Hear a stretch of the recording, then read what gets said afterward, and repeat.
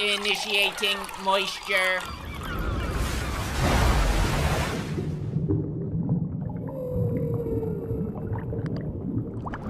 Welcome to the moistmeter. Today we're taking a look at A Quiet Place Part 2. Typically when you hear of a sequel being made, you roll your eyes and you go in there kind of excited but expecting it to be worse than the original. And especially when it comes to a horror movie sequel, you're 100% expecting it to suck fat asshole, just some straight dog shit.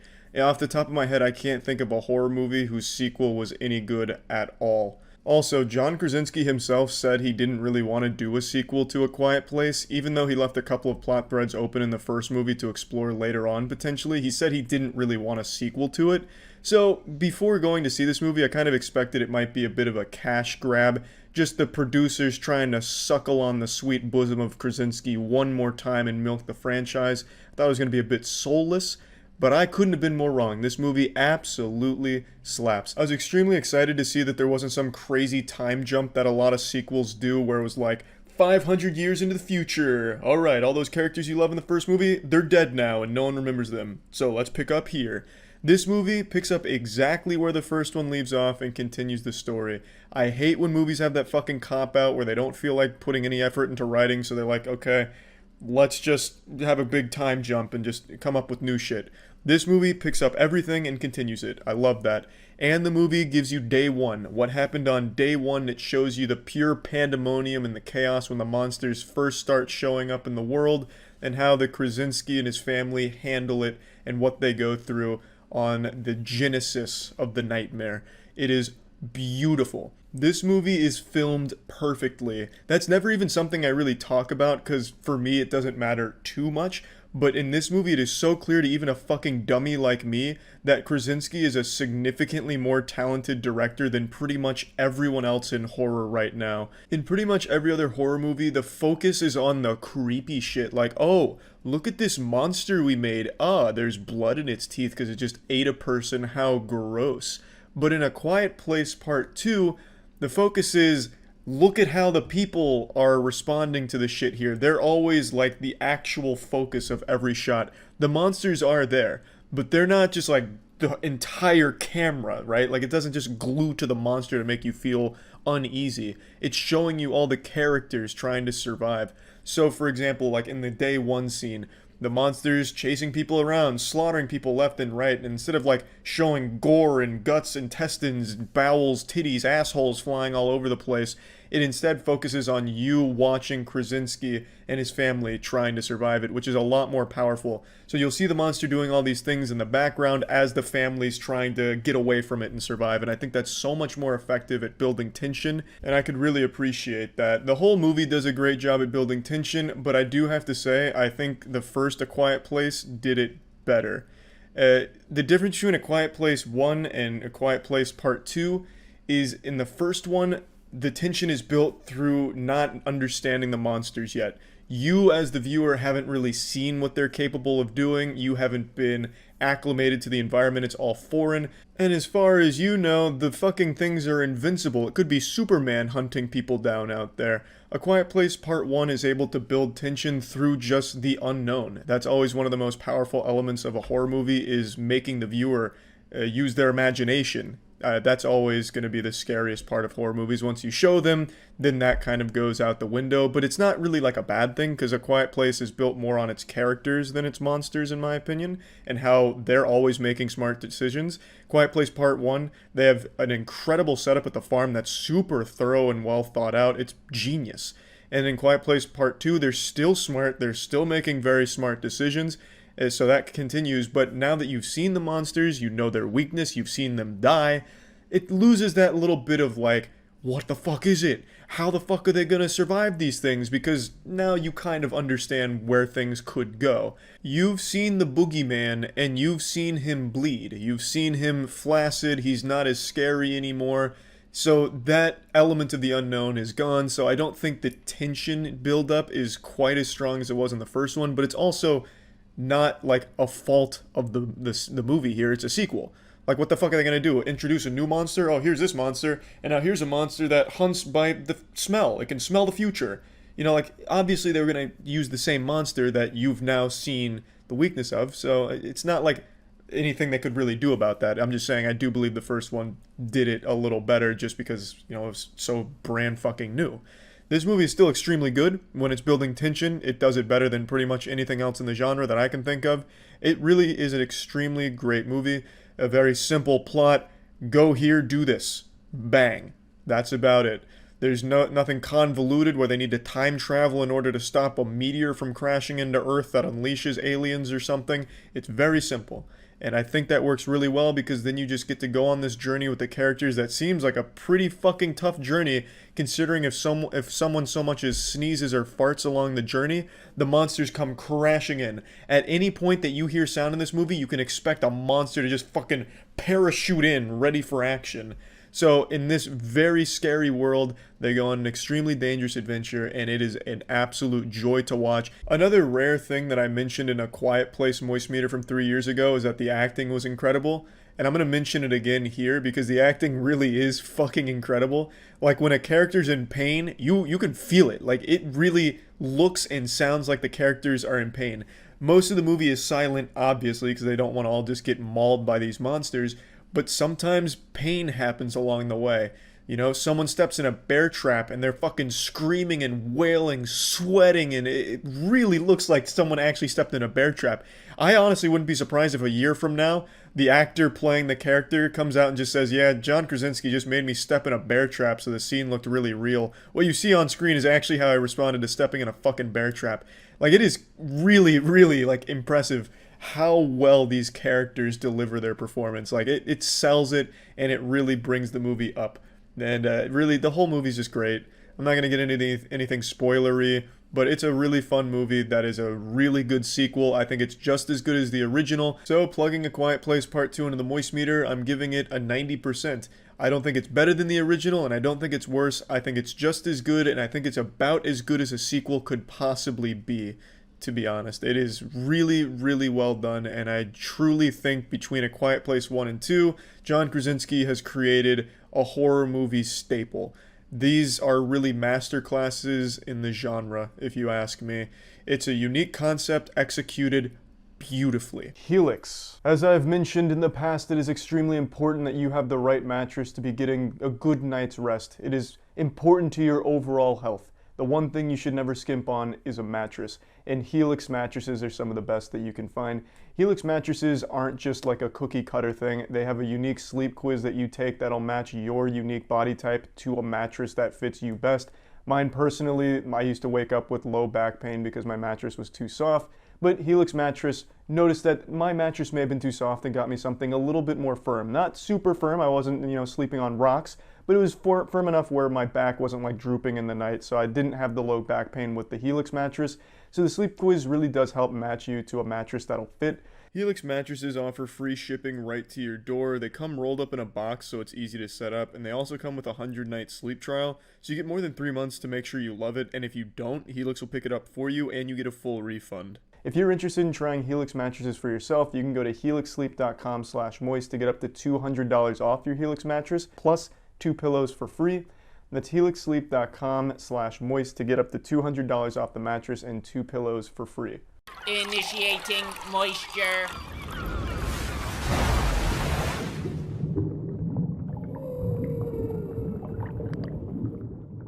When the Aladdin trailer dropped, the entire internet, myself included, took a fat shit in their nostalgia pants. They were disgusted with what they've done to the movie, and they were all saying how awful it was going to be. I admit I was one of those people. I just saw Aladdin, and it wasn't nearly as bad as the trailers made it out to be, nor was it as bad as I expected it to be.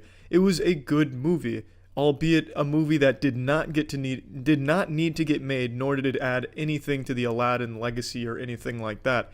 The movie on its own would be a pretty damn good movie if Aladdin didn't exist already, because it is not as good as the cartoon in any way, in any department. Now, the big thing everyone hated about Aladdin was Will Smith as the genie. He looked like shit. He did not look like the genie. He looked like really bad CGI from a weird moment in Power Rangers. It just didn't work. He did not work as a blue genie. However, in the movie, it does. He does a decent job. The blue genie still doesn't look good. It still looks like ass. It looks like a fucking cardboard cutout that's animatronic. It looks bad. It looks like a really low budget CGI blue genie for Will Smith. I didn't care for that. But when he wasn't the blue genie, when he was just Will Smith as the genie being himself, he was a good character. In fact, he's probably the best character in the entire movie. And that's not to say that when he's a blue genie it's shit, because those songs, those moments when he is the genie, the bluest cosmic powerful genie there is, those songs and those moments are the best part of the movie. This movie is lacking enthusiasm, it's lacking energy that the original had, because you can't translate a lot of what made the original so special and powerful into something live action. It just doesn't work. Take, for example, Jafar, who was the weakest part of this movie. In the original Aladdin, he is outstanding, and everything about him is cool, scary, intimidating. He's a great character. In this movie, he's a joke. He's like a fucking cringy edgelord bad guy. It's awful. He's not a good character. And I don't think it's the actor's fault or anything. It's just you can't translate that kind of character one-to-one in this movie. For example, he's carrying a fucking snake staff the entire movie. That's goofy. That's not scary. That's not imposing. That's not cool. It's goofy. That's like something a 4-year-old would think would be awesome for a Halloween costume. It doesn't work. In the cartoon it does. The movie a lot doesn't. You can't have that kind of energy for the musicals, like, for example, The Prince of Ababwa. You can't have that kind of incredible musical performance like in the original in this live action. For example, when they say, strong as 10 regular men, it's just Will Smith saying that line. However, in the original cartoon, you got like fucking 10 men flexing and shit, and it's really cool to look at, and it's a really quick moment, and it's really nice. Everything in the original is just done much better than this live action. It was never going to live up to that. Now, Will Smith doesn't even come close to Robin Williams. He never had a chance. There was never any possibility where that came to unfold. However, he does a good job, and like I said, he's my favorite character and probably just all around the best character in the movie. When it's not Will Smith in the scene is boring. The scene has really weak dialogue with almost no energy. It's delivered by like a high school thespian group. It just doesn't go over well. It's not because the actors aren't talented. Whoever plays Jasmine, Naomi Scott, she does a great job. It's just the writing and the characters you can't take from Aladdin, the cartoon, to Aladdin with real people. It just doesn't work. It doesn't feel right. And I feel like the director just didn't understand how to keep that enthusiasm and energy.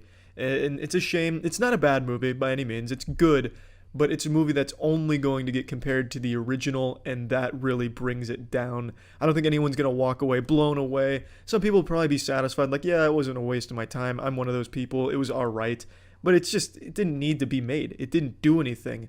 It was useless, and it just was weaker than the original, as it was always going to be. So I don't see the point in making this movie or why it exists, but fuck it, it's out there now.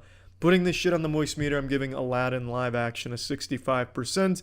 It's cute, wholesome, visuals are good. I forgot to mention that. The visuals and the costuming I thought were really good, albeit some of it better than other points. There's some weak CGI moments like the genie, as well as some background shit. But overall, it's pretty beautiful, honestly, as you would expect from something as big budget as this.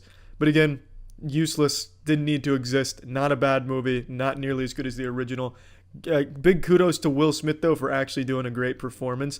Quite the fucking plot twist. I don't think anyone's going to expect him to actually be good in the role, but he does a really good job. No Robin Williams, but not too bad. That's it. So yeah. Initiating moisture.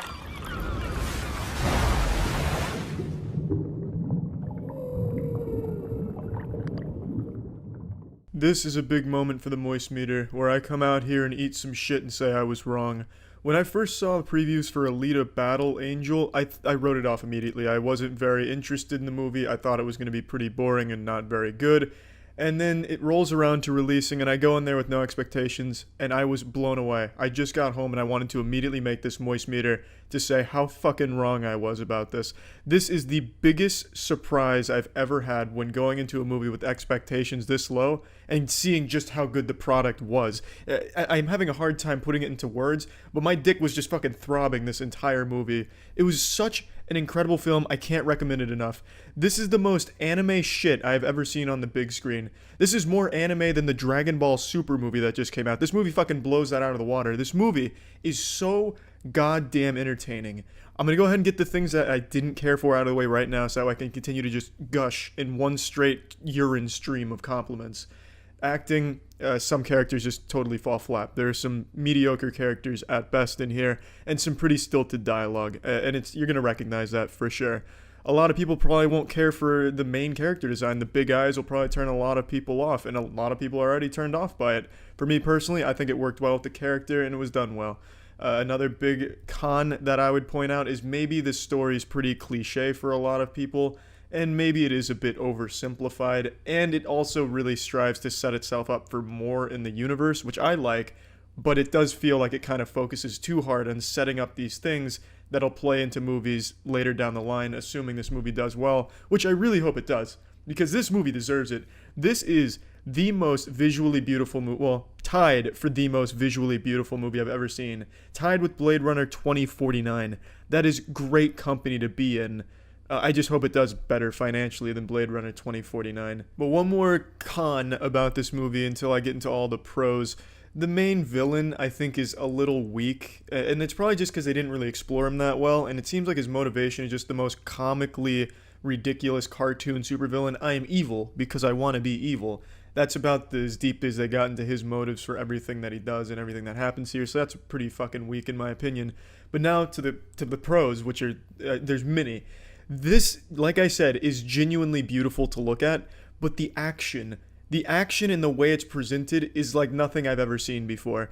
The choreography here is beautiful with moves I couldn't even fucking imagine that makes kung fu movies look like amateurs. It's so flashy, and it feels like so impactful. Every haymaker Alita throws, it feels like that would break some bones, fuck shit up, cause some explosions. Every scissor kick, extremo mode, turbo mode kick that she throws feels like it would just slap the fucking head off a rhinoceros.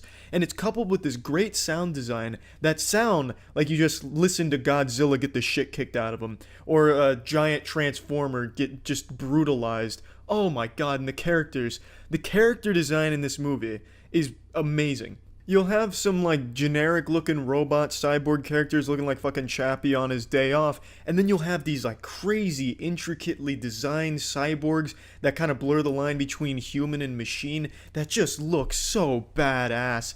Just so incredibly fucking cool. If you've seen Red Line, which is that poster I have behind me, it looks like some of the characters look like Machine Head from that movie, which is a very big positive because I think that's great character design. Every character in this movie that isn't just like a normal human looks fantastic and is so fucking cool with these great weapons. There's a like fucking extendo go-go gadget claws that shoot out and just eviscerate opponents, and they have this incredibly fun sport, and that's something that I want to talk about. This shit is so like early 90s Extreme Zone that the movie has this like brutal sport that is played for entertainment that used to be a common thing with, like, you know, Spy Kids goes extreme in the video game world.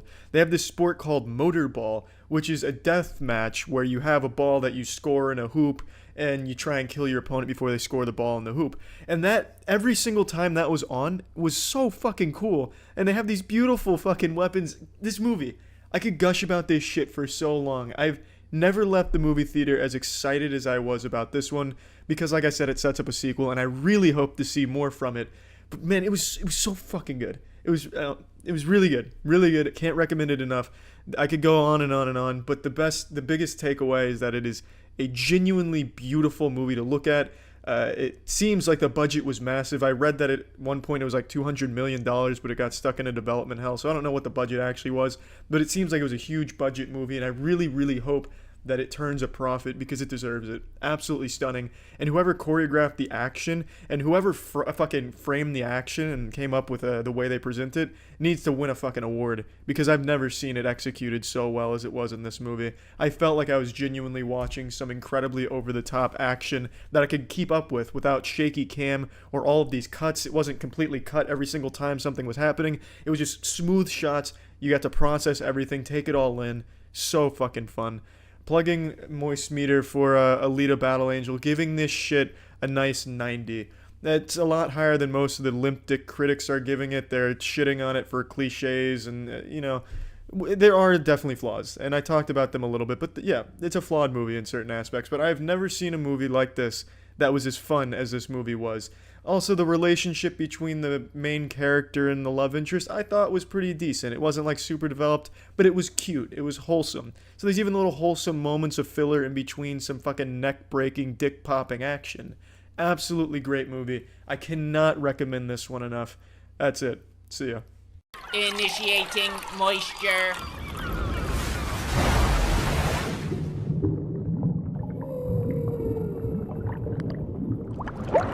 Welcome to the moistmeter. Today we're taking a look at Amnesia Rebirth, the latest Amnesia game. For those of you that have been on the internet for a while, got some seasoning on your nuts, you'll know the name Amnesia because back in 2011, Amnesia Dark Descent was the biggest game on the internet. Every Let's Player was playing it. If they weren't playing it, pitchforks were raised, wondering when the fuck they were going to play it. The YouTube audience was demanding everybody play this game. It was, and still to this day is, probably one of the most influential modern horror games to come out. It inspired an entire wave of similar games, and in a lot of ways really jump-started horror games as just a staple of gaming. So with a reputation like this, you would expect Amnesia Rebirth to have some big shoes to fill, and unfortunately, I don't think it does. I thought the game was pretty disappointing, and I didn't have huge hopes going in because I didn't like A Machine for Pigs, which was the previous Amnesia game. So right away, the best part about the game is its narrative. I believe that's where all of the attention to detail was, that's where the focus of the game is. It wanted to tell a compelling story with interesting characters, and I do think it succeeds there. And especially in the voice acting department, all of the voice actors in this game absolutely crush it. The main character especially, whoever voiced the protagonist here, one of the best vocal performances I think I've heard all year. Really incredible stuff from the whole cast, but in particular whoever voices the main character, Tassi. Especially towards the end of the game, I'm not going to give any spoilers, but the game starts, she's pregnant, and as she's going through labor, I actually felt like I was listening to a woman going through labor. I wouldn't be surprised to learn Frictional Games waited 9 months to deliver those lines from her while the real voice actress was giving birth. They just snuck a microphone in there and had her record those lines while she was giving birth because it was so incredibly convincing. And throughout the entire game, you could hear the pain, you could hear all of the emotion in the voices of the characters. Really solid performances all around.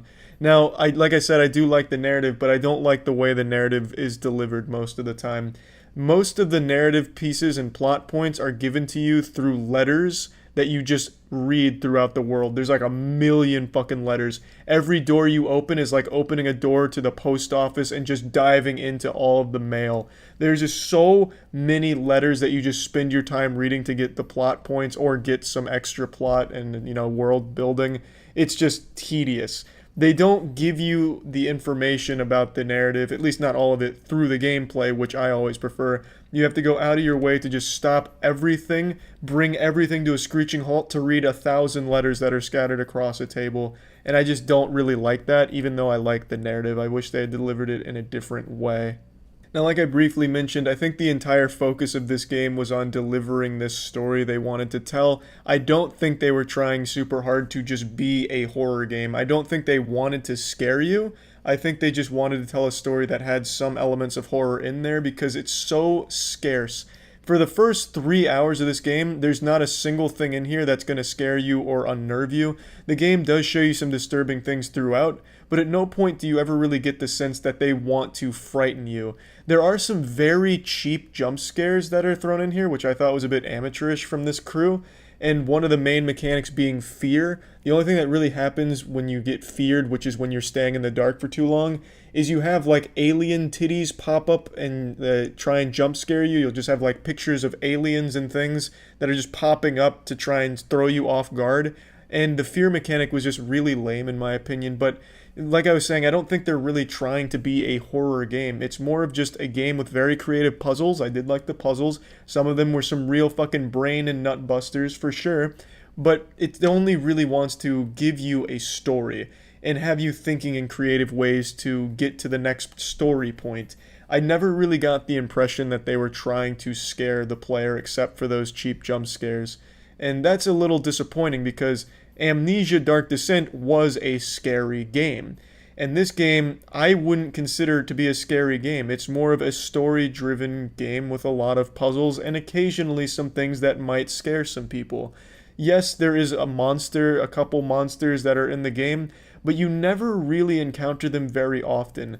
And it's just really slow paced. And the last hour and a half of the game is a lot, more intense, a lot more full throttle, but throughout, you're just never really Unless you have a phobia of sand or old wooden structures, you're just not going to really be on edge and on the edge of your seat like, holy shit, at any moment I could just all of a sudden piss in my pants and shit everywhere out of a big scare from this game, or, this tension is building. You never really get that impression, which to me I think is extremely disappointing. I don't mind the slow pacing, and I did like the story, I did like the characters, I didn't really like the way it was delivered, but the most disappointing thing is just the lack of actual fear in the game. I guess I was just really expecting this game to go hard, just throw a full fucking meatball in your face, the gloves come off, and they try and once again reignite the horror genre like it did 10 years ago, a decade ago. But it really doesn't want to be a horror game, I don't feel, and if it does, then I don't think they succeeded in that regard.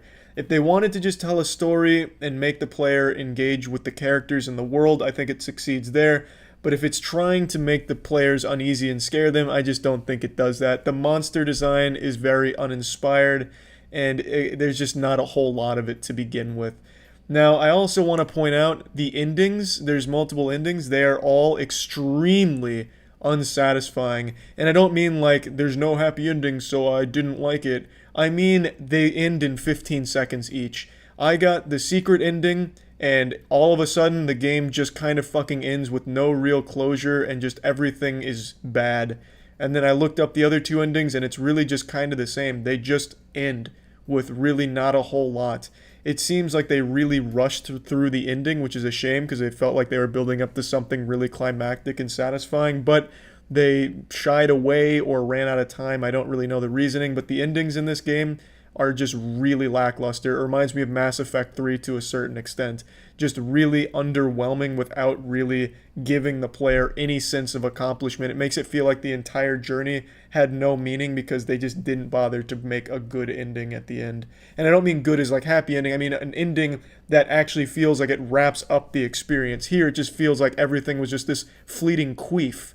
It's just, I don't know, there was a lot of things so disappointing about this game, but I could never call this a bad game because by no measurement is the game bad. Visually, it is really gorgeous. Some of the environments are truly breathtaking. A lot of the more otherworldly elements that exist in the game are great. Everything looks wonderful, sounds wonderful, all of it's top notch. I love a lot of the creative puzzles that you'll encounter, especially regarding its physics, because the physics in this game are absolutely wonderful. You'll be throwing rocks to break boards across the room to solve a puzzle. You just think in creative ways, and it's very creative puzzles and stuff. But if I was to sum up the experience with Amnesia Rebirth in a single word, that word would be boring. The game is just boring. It's not very fun. So plugging Amnesia Rebirth into the moistmeter, I'm giving it a 60%. Again, it's not a bad game at all. There's definitely a lot to like about the game, but there's also a lot that I disliked about it. And I really just can't help but be disappointed with it, to be honest. And really, that's about it. So yeah. This episode is brought to you by Raycon. Initiating moisture.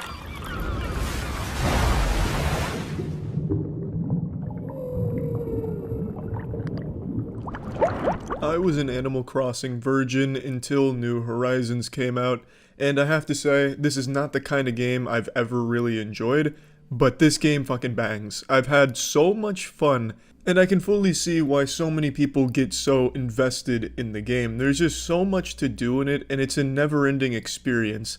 Now, for me personally, I found most of the fun to be sharing the experience with others. I streamed a lot of Animal Crossing at twitch.tv/moistcritikal, and the most fun would be when I opened up the floodgates and let the stream come in. I'd march right up to my airport staff, I'd say, "Orville, unlock that door."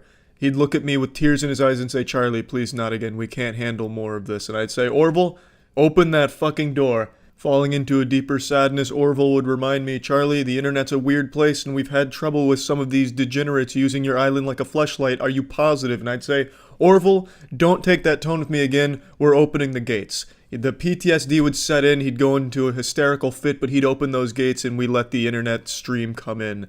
And I basically turned my island into a sexual paradise. Basically, I turned my island into OnlyFans. And it was a magical experience. The community came together. I'd hire some of the people to water some of my plants while I was out fetching some wood so I could build another chair. There was just so much to do. The amount of things you can do in Animal Crossing is astonishing, honestly.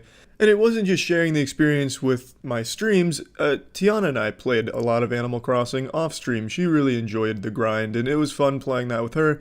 So I think this is a game that fits extremely well for anyone looking for a really laid-back kind of game, or just a casual game to play with someone that's really not even a gamer. Because there's a lot to do. You can decorate your house in all kinds of different ways, decorate everything on the island, customize so much shit. You can terraform your island into multiple different ways. You can have fucking waterfalls running through your shit. You can really design something truly unique and fun.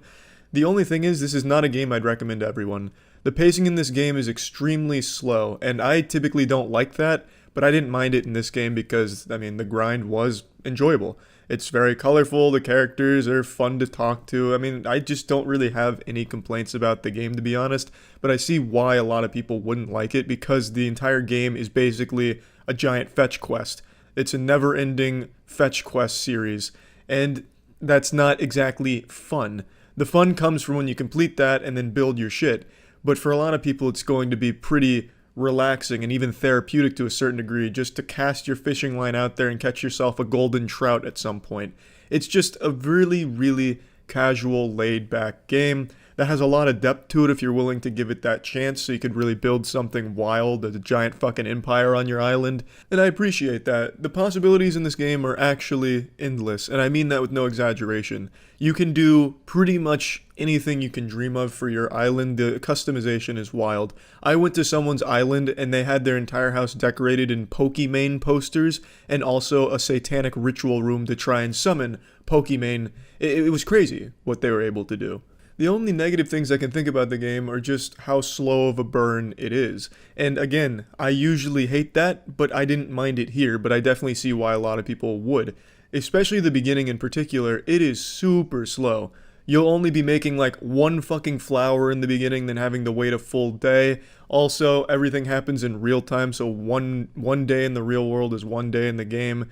The only way around that is changing the time on your Nintendo Switch, which full transparency, I did. In fact, I time traveled 40 years into the future just to see what my island would look like. So I traveled to the far off future of 2060, and let me tell you right now, Tom Nook is an immortal. He might be a vampire, I'm not quite sure. Maybe the Fountain of Youth exists on the island. There's no real telling, but in 2060, it was identical to 2020, so a bit disappointed there. I was hoping, all the characters would have like graying beards or something, look like some fucking wizards out of a Tolkien novel, but that didn't happen. What I'm saying is, if you're going to play this without time switching, which a lot of people consider cheating, I don't see any problem with it. It's just progressing in the game at a different pace, at your own pace. Since it is a personalized experience, I don't see anything wrong with it, but there's a lot of people that take issue, and if you're not going to do that, you're going to be kind of bored for like the first 3 days because you're not going to have a whole lot of shit to do. It's very limited in what you have available to you in the beginning, and it doesn't really open itself up until you start really getting shit cranking, like in a week maybe. And that's not a bad thing either, because maybe for some people the experience will be, hopping on the game for an hour or two a day and just doing some chores, getting some things set up, and then the next day the buildings are complete, and then you go from there. It's going to be different for everyone, and I really think it just offers a lot to just a casual experience that's really customizable. So, plugging Animal Crossing New Horizon into the MoistMeter, I'm giving this bad boy a 90%. I really didn't expect to like this game, but I ended up really liking this game. So yeah, that's about it. It's time to talk about Raycon again. I've recommended these bad boys plenty of times by now. I use them for the gym. I think they're fantastic when it comes to anything active. They're wireless earbuds. But let's face it, most gyms are closed right now, and you're probably not going to be going to the gym unless you're trying to weather the apocalypse. That's no excuse not to work out and be active, though. You can do all kinds of bodyweight exercises, calisthenics at home. And if you're going to be doing those, you're going to need some boner jams blasting. So you got to get some Raycon earbuds. They sound just as amazing as the other top audio brands, but they come in at half the price. The everyday E25s are the best model, so I still recommend that one. It's 15% off if you click the link in the description, so if you're interested in Raycon at all, feel free to click the link for 15% off. Initiating moisture.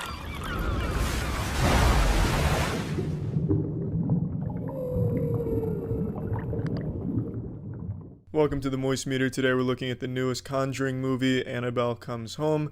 Now, I didn't know this, but I just looked it up. Warner Bros. Was locked in a $900 million lawsuit with the person who originally wrote the stories that The Conjuring is based off of, and the only way Warner Bros. Was going to avoid paying $900 million to this guy for copyright shit was if they proved ghosts were real.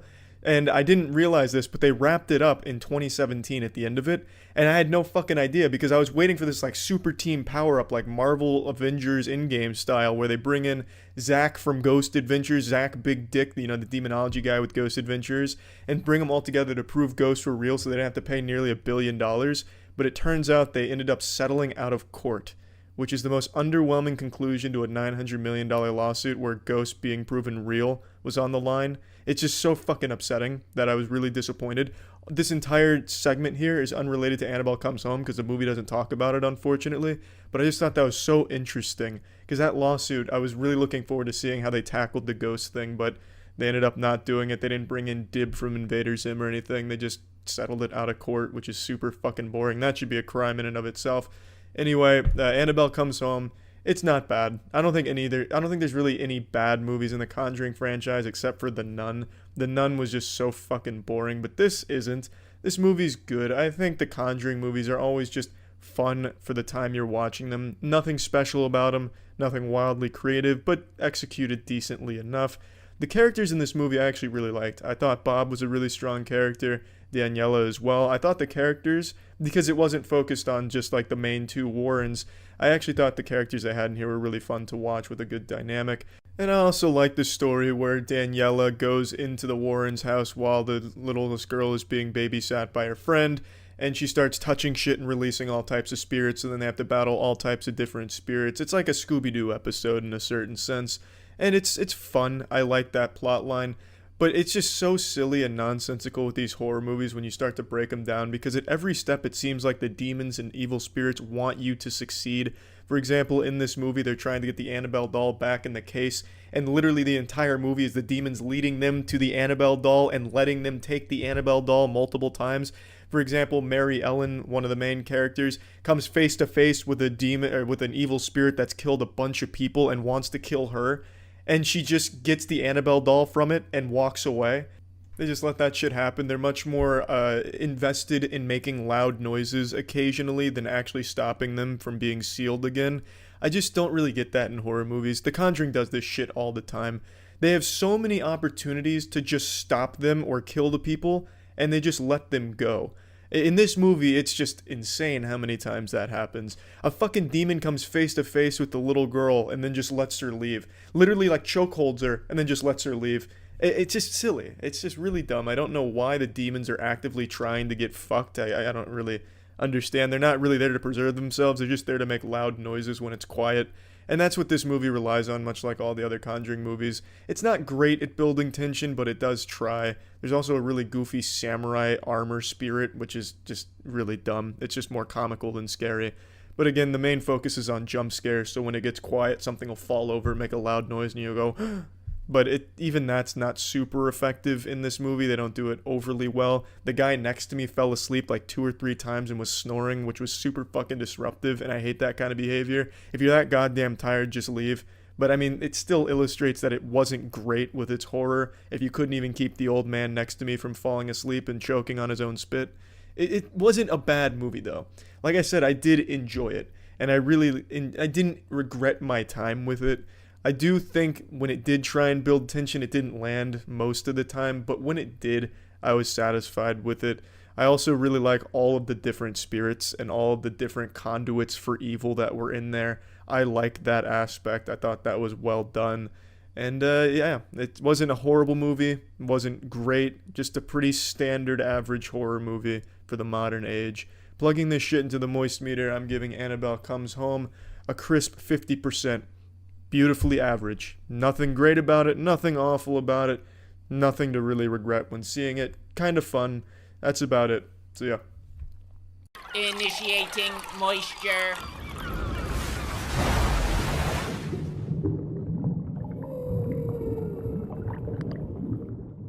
Welcome to the MoistMeter. Anthem fucking sucks. Spoiler alert. I needed to get that out of the way right away.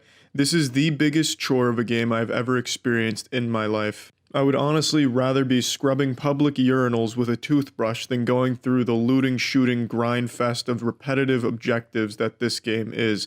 And it's not even really a game, it's borderline unplayable with its loading screens. Angry Joe posted this tweet that illustrates exactly what every mission is like. More loading screen, more time in loading screen than an actual game. That's unacceptable for a modern game. It's completely fucking broken.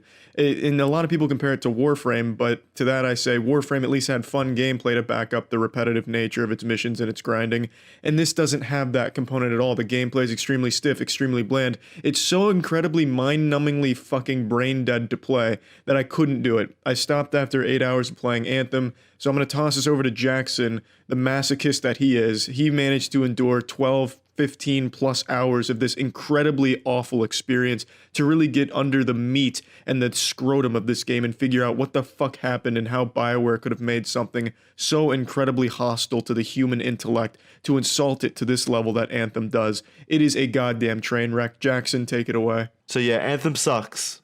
This is without a doubt one of the most unenjoyable AAA games I think I've ever played. Between this and Fallout 76, I think I'd take Fallout 76 because at least it was fun to make fun of that garbage with friends. I want to get the biggest rebuttal of criticism I've noticed online out of the way first. You hate EA, that's why you hate this game. You wanted it to be bad. I really didn't. This is the kind of game that should appeal to me. I love looter shooters, especially ones with so-called shared online experiences.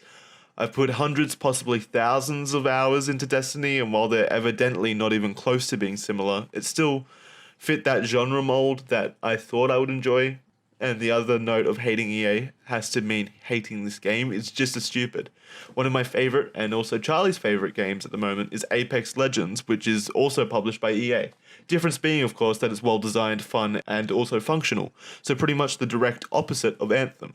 I'll get my main piece of criticism of the game out of the way first, and this is one Charlie briefly touched on. It's the loading screens. No one game has had this many loading screens. This game has a very clear fetish for loading screens. I'd wager you're going to spend about 2 to 3 minutes on each loading screen, and that wouldn't be a problem to me if it was just one loading screen each time you played, but it's not. Currently, it takes about 3 loading screens on average before you get to any actual gameplay. So there's a loading screen to their social hub, which is called Fort Tarsus. This is pretty much, well, not their social hub, their gameplay hub, which is where you go around and select missions and talk to vendors and stuff. So there's a loading screen to get into that. Then there's a loading screen when you hop into your Javelin to customize it for the mission. So that's to change your weapons, your armor inscriptions, change the color of your suit. Then there's a loading screen to hop out of that into the mission selection screen, which is where you can rally up with your friends and choose a mission or free roam or whatever you want to do. Then there's an absolutely massive loading screen into the actual game world, which is where you run around and shoot, the general game. And so once you get into the game world, if you're lucky as I was, you're going to spawn into a mission in progress, which means the game will give you about 20 seconds to fly to your teammates, which most of the time it's just not possible as they're on the other side of the map, before it teleports you to them. This is just fancy talk for yet another fucking loading screen. This makes the game roughly 1,000 times more frustrating to play because it gives me time to think on each loading screen about how much of a joke this game is and how I should be playing other far better games. Now that you've slept through the loading screens or done your taxes or whatever other time-consuming task you can find to do while you wait, you'd at least expect the gameplay to be worth the wait, right? Well, to a certain degree, the actual gameplay and gunplay isn't bad. There's a fair amount of variety in abilities and skills, and while most of them amount to nothing more than slight stat boosts to specific damage types, it's not a horrible system, not something that I can outright pinpoint as being bad. What is horrible is the goddamn mission design. Never have I experienced such an uninspired and lazy mission design in any of these types of games. Each mission, and I mean each and every mission, boils down to kill enemies, listen to cheesy one-liner from a character you feel nothing but contempt for, go to a new area to kill the same enemies in, listen to another snarky line, and then protect a beacon or something ad nauseum until the mission ends. It's always some mixed match of this formula. That's it. The enemies are all the same, they're all incredibly lazy and boring to fight. It's not fun. The combat itself works, but that doesn't make it fun. My other major gripe with the game is that the story is nothing special. Every character feels like they're putting on this weird stage performance with lots of overacting that really takes me out of the experience. None of the characters are remotely likable. The antagonist of the game shows up for about 5 minutes of screen time and does something, mustache-twirlingly evil in that time. So we know he's a bad, menacing guy that we must defeat or kill, whatever. But not much else is discovered there. There's a sufficient amount of world building and lore, I suppose, but I'm not really a fan of how they deliver that to you. All in all, it feels generally uninspired and dull, much like the rest of the game. There is a story here though, and I would wager it lasts about 8 hours, but probably more, with how much they managed to lengthen the game in the middle with an absolutely ridiculous quest line that gates you off from finishing the story by forcing you to do a checklist of World of Warcraft-esque mission objectives. Things like repair 3 friends, open 15 loot chests, kill X amount of enemies in this specific way, etc. Very boring questline, obviously to lengthen the main story time to something more respectable. The endgame revolves around doing the same missions over and over again in this game's hardest missions, which are basically just longer normal missions with a boss at the end. The bosses don't have any interesting mechanics, they're just bullet sponges who sometimes run away and then you have to wait around killing ads before they show up again. I really don't know how this game took 5 years to make. Yes, games are hard to make, and I fully understand there is a lot of passionate and talented developers at BioWare, and I really don't like saying this, but I didn't see any passion or talent in this game. This game feels wholly like a game that was developed entirely within a boardroom. And even worse, it feels like those boardroom members actually took up the keyboard to code this shit, because I had so many bugs and disconnections, it was remarkable. This ranged from funny, goofy visual bugs where a teammate would spawn without a head, to frustrating tear out my hair bugs like I would miss an entire cutscene because of a crash, and I'd never be able to watch the cutscene again without YouTube kind of thing, to pure rage because after 5 minutes of loading screens, the third and final loading screen would hang up and get stuck at 95%, and I'd have to Alt F4 and restart the game and go through the previous 2 long-ass loading screens only for it to happen again. God damn it, this game is barely functionable. So yes, I don't know how this game took 5 years to make. This feels like a game that took 18 months at the most to make, especially with how little loot there is in this game. In a looter shooter, this is one of the worst offenses you could make. Each gun type has about 3 models, and even the highest tier of weapons use these models, just with skin and color differences. There are only about 3 suits for each javelin in the entire game. The javelins being the suits that you jump into to fight, the big Iron Man looking things. And as far as I can tell, there's only 3 suits for each of them. One is given to you at the start of the game, so it's just the vanilla suit that you get. The second is a pre-order bonus, so you have to pay for that. You have to pre-order the game to unlock it. The third is bought with in-game currency, so the gold that gets given to you through missions or whatever. The amount of gold you need to unlock that is rather large, so it would take some time to unlock the third suit. So that's kind of cool, I guess. So yeah, 3 suits to make yourself visually different from everyone else. That's apparently the best they could come up with their 5-year development time. I honestly cannot think of a single good thing apart from maybe the soundtrack, and I would be fully prepared to score this game under a 15% on the moistmeter if it weren't for the sometimes nice visuals as well as the nice soundtrack. But again, they're nothing remarkable or great. They're just elevated above just being average because everything else in this game is genuinely trash. I could keep going on about all the flaws in this game, but I don't think there's enough hard drive space at YouTube HQ to host a video of that size, so I'll keep it short. The game is bad, it's unenjoyable to play. I wanted desperately to do anything else other than play the game while I was there. And that sucks because BioWare used to be one of my favorite developers. Alright, so putting this on the moistmeter, and this is the first time I get to do this, putting this on the moistmeter, we're giving this one a 20% with a strong recommendation not to buy this game until some serious work is put into it. But even then, I don't think they can really patch out the issues this game has. It just suffers from a clear lack of passion and, at times, talent. Anyway, that's it from me. Yeah, thanks for watching, and we'll see you next time. This has been Jackson and Charlie at moistmeter HQ.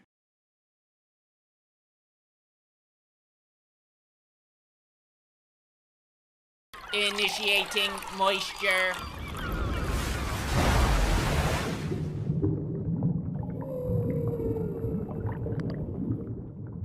Welcome to the moistmeter. When it comes to online reviewing of shit, it's basically a battle royale, except we're the undisputed unanimous winner of this battle royale. The moistmeter is the king, the only one you can trust, and today we're turning our omniscient gaze towards Apex Legends. It's the newest condom tossed atop the pile of condoms known as the Battle Royale genre, and this one's made by a developer that I have a lot of respect for. This is made by Respawn of Titanfall fame in collaboration with EA. I don't know if EA helped. They might have just farted in the office and called it a. I'm really not sure what role EA's played in it, but it's published through EA, who nobody likes, no one has respect for, me included, but I'm happy to say that it is a good Battle Royale game. At the time of recording this, I have 12 wins and about 15 hours worth of gameplay. I'm basically the fucking Shroud of Apex Legends, if Shroud didn't also play Apex Legends. Now, I don't know if this is something Respawn really was passionate about making, or if EA just shoved their micro dick down the throat of Respawn and forced them to abandon Titanfall to make this one. There's really no telling, but Respawn made a quality Battle Royale product here.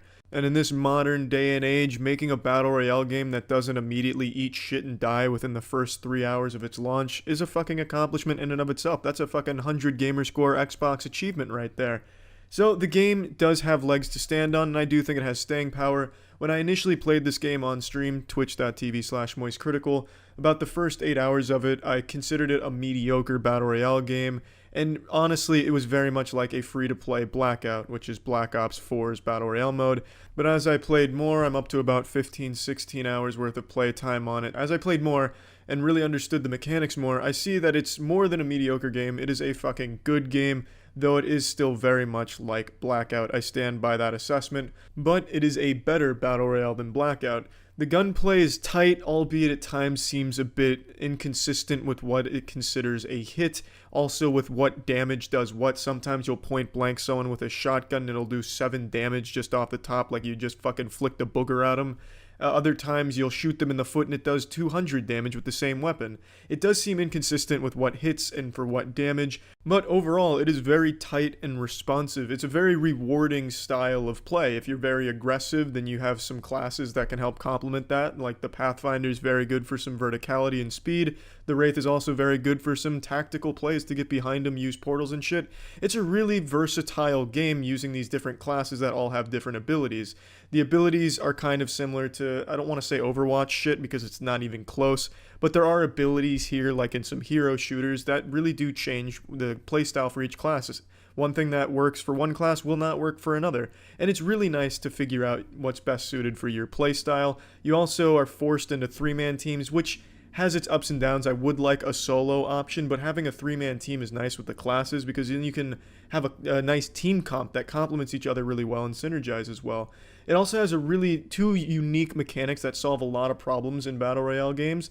The biggest one, the one that I'm a huge fan of that Apex Legends does, is the pinging system. The pinging system allows you to mark an enemy, mark a location you think you guys should go, mark an item you think your team might want, mark where you think a good bush to take a piss behind is. It's a system that allows you to communicate with your team if you don't have a mic, and it's also showing exactly where you want them to look instead of just giving a vague assessment when you're with your boys on Discord, like, hey, there's a man eating a chocolate bar right behind that barrel on the left side, and then everyone's fucking confused because what barrel are you talking about? Here, you ping it and they can see the ping and know exactly what you're talking about. It is a great system that I think every Battle Royale needs going forward. It is a game changer. Another great system it has is they have a respawn mechanic, and it's a really well thought out one. When you die, you go down. If you get killed while down, you leave behind a banner that your team has a little over a minute to claim. If they claim that banner, they can take it to a respawn location and they can revive you. It takes a couple of seconds for that to go through, so you're out in the open in this respawn point, and they can another team can take you out, but if no one does or you outfight them, you can get a teammate back. And it's a really great system if you had an unlucky drop and you get fucked in the ass because someone got a better drop than you. And you can just come back if your team's carrying and it's good to go. It is a great system. Both those two systems are beautiful and really, really work well in this game. Now let's get to some shortcomings in the game. Some of the weapons are just utterly fucking useless, just absolute unmitigated garbage. It's weapons that you should never pick up at any stage of the game. If you were fucking starving in the desert, you came across the Mozambique and you could break it apart for water, just don't even fucking do it. These weapons, such as the Mozambique, do no damage at any range and are just completely fucking useless, and you're better off using your fist or spitting on the enemy.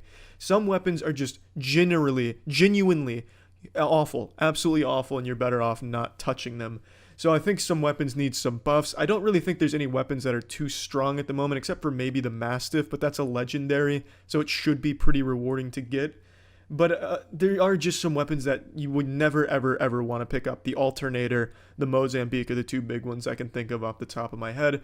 And there's also some classes that lag behind the others, some that are just significantly less useful in any composition, such as Caustic.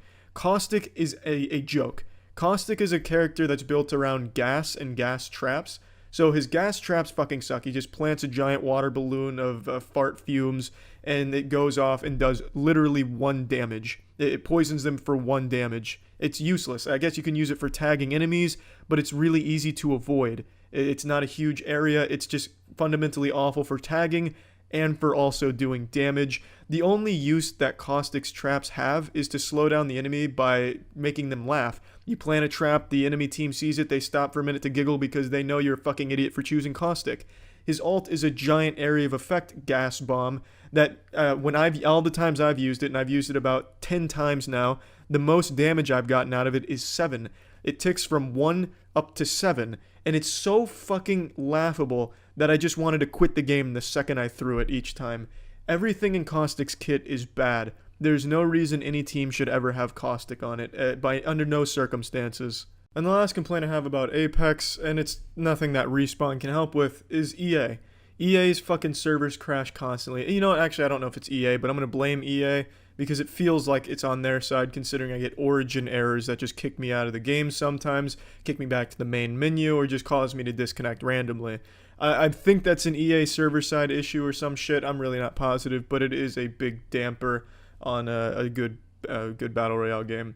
Let's go ahead and plug this shit into the moistmeter. I'm giving Apex Legends a 75%. I really do think this is one of the best battle royale games out at the moment. It is extremely well done, and in 2019, it's something to celebrate that a game comes out and it actually fucking works for the most part. This game runs very well, works very well, and it's a very well-made game, which is rare in this day and age where everything's fucking early access beta. This is a full release battle royale, and it feels like it. It really feels like it. It is a good game, very, very much worth playing if you're a fan of the genre.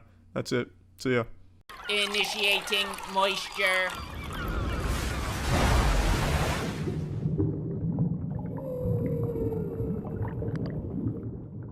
Welcome to the moistmeter. Jason Momoa is a big man, but I'm about to be an even bigger man when I admit I was wrong about this movie. This is a movie that I took a fat, steamy shit on well before it ever came out, based on Aquaman being a pretty boring character, pretty shitty in the Justice League movie, and the promotional posters they released for this movie looked like middle school Photoshop. So, needless to say, I thought it was going to be a big old pile of shit, and it wasn't. Not at all. This is the second best DC Universe movie behind Wonder Woman.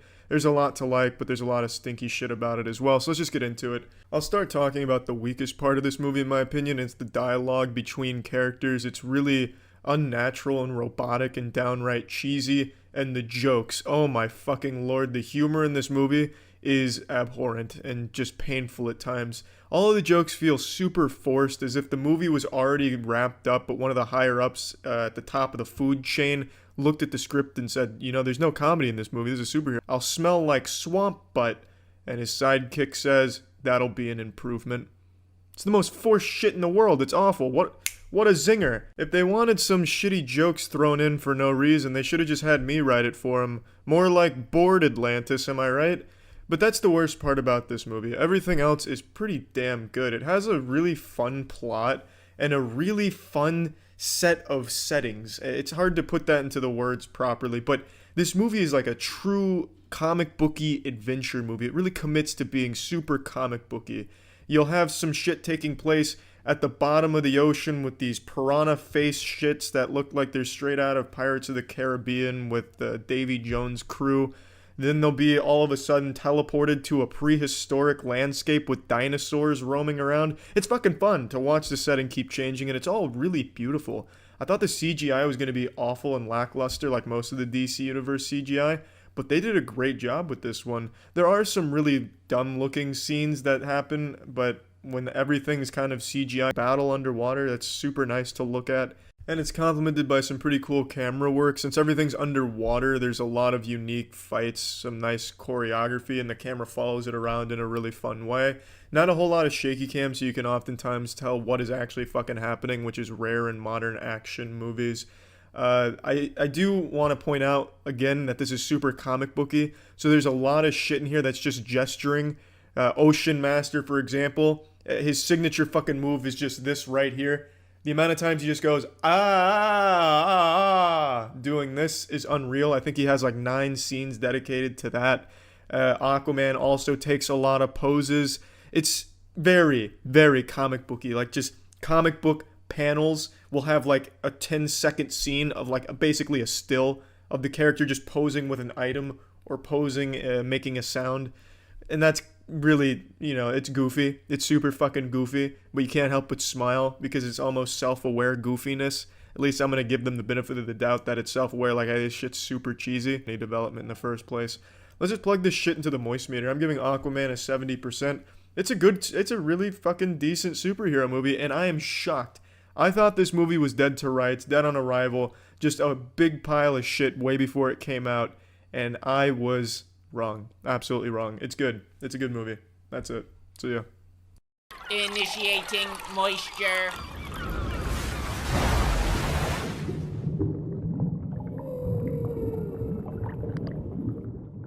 Welcome to the Moist Meter. It's me, the avatar of Greece, the unshowered specimen of pure filth. Over 24 hours without a shower, feeling real stinky, delivering another anime Moist Meter, this time for Attack on Titan.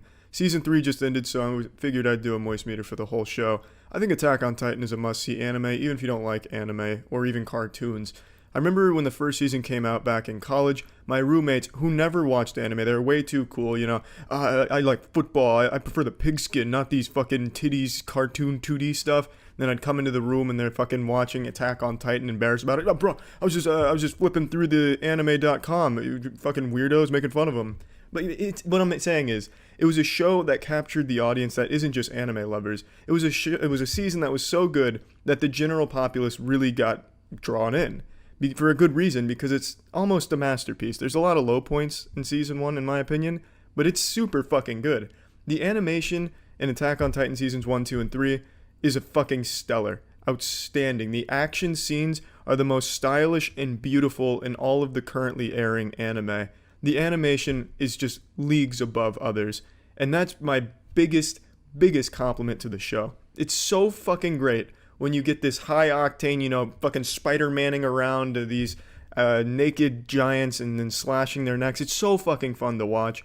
And on top of that, the show has a fucking interesting story to tell, a really interesting story to tell. It doesn't always tell it very well, but the story is good enough, and they do a good enough job to keep me fucking scratching at my neck like a meth addict going through withdrawals, waiting for more answers to the questions it proposes. You always want to learn more about the universe in Attack on Titan and about the characters. I don't think all the characters are that great. I even think the main character, Eren Yeager, is a bit underwhelming. He does a lot of sulking and, self-pity. Oh, fuck, my dick's so small, I have to keep the lights off because girls will laugh at it. I'm just not good enough. Why was I chosen? I'm not worthy. And then I'll have like a eureka moment and get inspired. It's 3.5 inches of steel and bravery. It's enough penis for any girl. I am the one. I can do this. And then he goes and does his job. There's a lot of that, and I don't care for that much. So I think he's not a super great character overall. But there are a lot of good characters in here. I think Captain Levi, for example, is a fucking great character. Well-rounded, super fun to watch. It's a really good show overall. And a lot of those, pinky out, anime, Puritan nerd, soft dick in hand nerds like to criticize Attack on Titan and think anyone that likes it is some type of Cro-Magnon who has poor taste. But I don't understand why. The show is just really good. Even if you don't like anime, it's a really good show. Even if you don't like a good story, the action is really good and worth it to sit through the story. Now, that being said, there's a lot of exposition in the episodes, and that's kind of a negative. Even though I love the story, it's a bit of a negative because Season 3, for example, the one that just wrapped up, there was so few action scenes in here it was almost insulting. It seemed like it kind of forgot what kind of show it was. There's entire episodes where it takes place in 3 rooms total, just talking back and forth. It's not exactly filler because you learn very important details about the characters of the story, but it's not super fun to watch either. You're just being lectured. It's like you're sitting in a college classroom learning about microbio or something.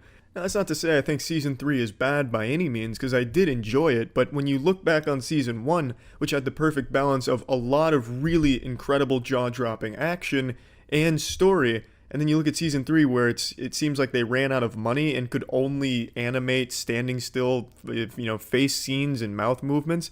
It's sad. because you want more action, and there is some, and when it's there in season 3, it's still really good.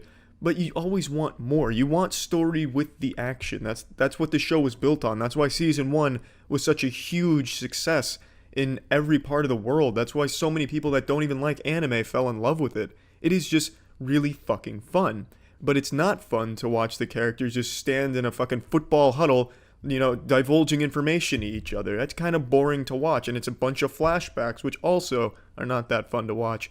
Season 2 also kind of fell victim to that, not as badly. I thought season 2 was pretty strong, even though a lot of people disagreed.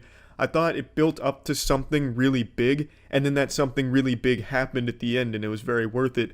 Season 3 felt like it was building up to something really big, and then it just ended. It ended on a very slow episode. It ended on a cliffhanger at the end of the episode, which was kind of just upsetting, because I hate that kind of shit when you leave a cliffhanger like that, especially on the back of a boring episode. That's just kind of a slap in the face. But, and I understand why, because they divided the season in half. It's coming back in 6 months. I get it. It's not the end of season 3. It's season 3.5's coming up, but still, why? It's just not a very interesting way of concluding season 3, and a lot of season 3 was just not that fun to watch. The story's great, though, so learning more about it's always nice, but there had to be a better way of going about that instead of animating full episodes where nothing fucking happens except talking. But overall, I think Attack on Titan is an absolute must-see. It does a perfect balance of despair and hope. You get to see some really, horrific things, and you get to see some really impressive reactions from the characters that seem so lifelike. The facial expressions, the voice acting, all of it really sells the emotion of the show and makes it a very dark and sad story, and a very interesting one at that. And the action, I can't express enough how much fun it is to watch the action in here. And it's so beautifully animated. The sound, the music, the soundtrack, so fucking good. Iconic, even. So let's just go ahead and plug this shit into the Moist-Meter. I'm giving Attack on Titan as a whole an 85%. I think it's a must-see. And I really wish seasons 2 and 3 took some notes from the first season, which was executed so well. Because seasons 2 and 3, in my opinion, just weren't even close to as good. They're still good. I still enjoyed them, but they couldn't hold a candle to season 1, the beauty of it, the grand scale of things, all the fun of it.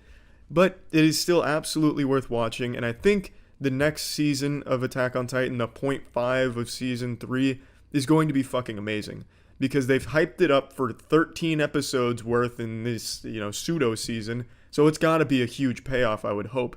So I'm excited for that, and I absolutely think Attack on Titan is a show you need to watch if you like anime, and even if you don't, because it's really fucking good. So yeah. Initiating moisture.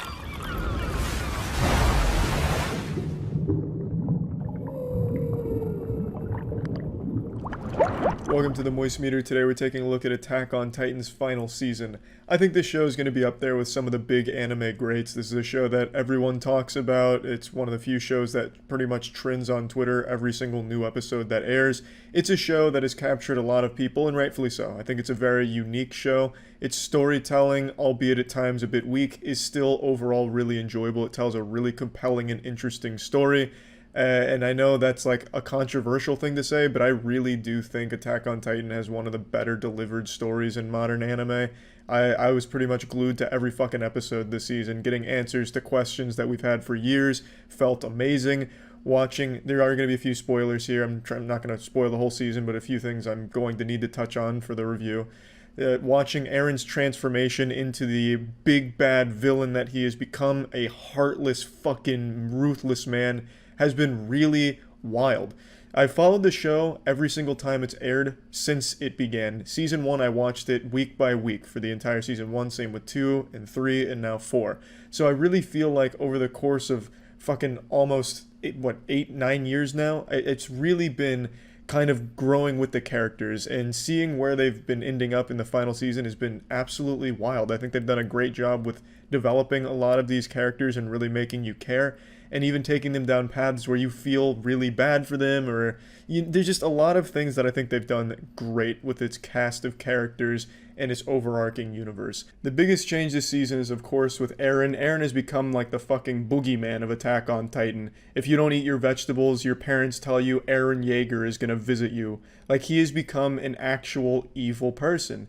He's done some fucked up shit, murdering children for the sake of furthering his own goals. It's absolutely a huge change from the character that we've grown to know and love over the years. But I think it's a change that makes sense. I really think Eren ending up where he is right now is a natural development for the character. So I'm totally fine with him becoming a fucking cult leader of the Jaegerists, leading this crazy militia and that's doing their own thing, going against the grain here and going against their island. I'm trying not to get too deep into spoilers, obviously, but it's very huge change from the old Eren, and I think it's done really well. And I think it's very brave to take your main character down this path because you risk people not being satisfied. You risk people being turned off by it because they love the character how he was. So the fact that you've evolved him into something different is a big risk that I think a lot of shows are afraid to take, but I'm glad Attack on Titan does go down this path. There's a lot of moving parts to the Attack on Titan universe, and I like that. I really like how they balance all of these things and they deliver a really compelling narrative. And on top of that, Attack on Titan has really great action. Every time Levi's on screen chopping up Titans, it's fucking beautiful. He's doing some crazy acrobatic maneuvers with his mobility gear going fucking wild. The show, I think, just has it all. There are weaker moments in the series. I can't in good conscience say that this show is perfect because the only thing perfect is anything Brendan Fraser is in, and Brendan Fraser does not appear in this series, so I can't say that it's perfect and flawless because there definitely are moments where you'd roll your eyes, or maybe you just get confused, or maybe the exposition dump goes on a little too long. Attack on Titan does have a few episodes where it is pretty much just exposition between two characters, or even just in the head of one character. There's a lot of moments in the series like that might turn people off if they're not drawn into the universe. But I really think overall Attack on Titan is an extremely solid show that lives up to the hype that it receives. I don't think it's overrated by any means. I know there's a lot of those big fucking Twitter hipsters. It's overrated. In fact, you should be watching this show that was made by a 4-year-old in Microsoft Paint. This is the better anime. I know there's a lot of that shit, but I really think Attack on Titan is up there with the hype. I don't think many people will be let down by the show. If you start it and get to the final season, I think there's a big payoff in watching where it is all going. I've really been blown away by the final season. I think it's been great. A lot of people were whining about CGI. The CGI is in Season 4 more than previous seasons, but it's not bad CGI. It's not janky Nintendo 64 cutscenes. It doesn't take you out or make you puke or make it any worse or anything like that. It doesn't detract from the enjoyment.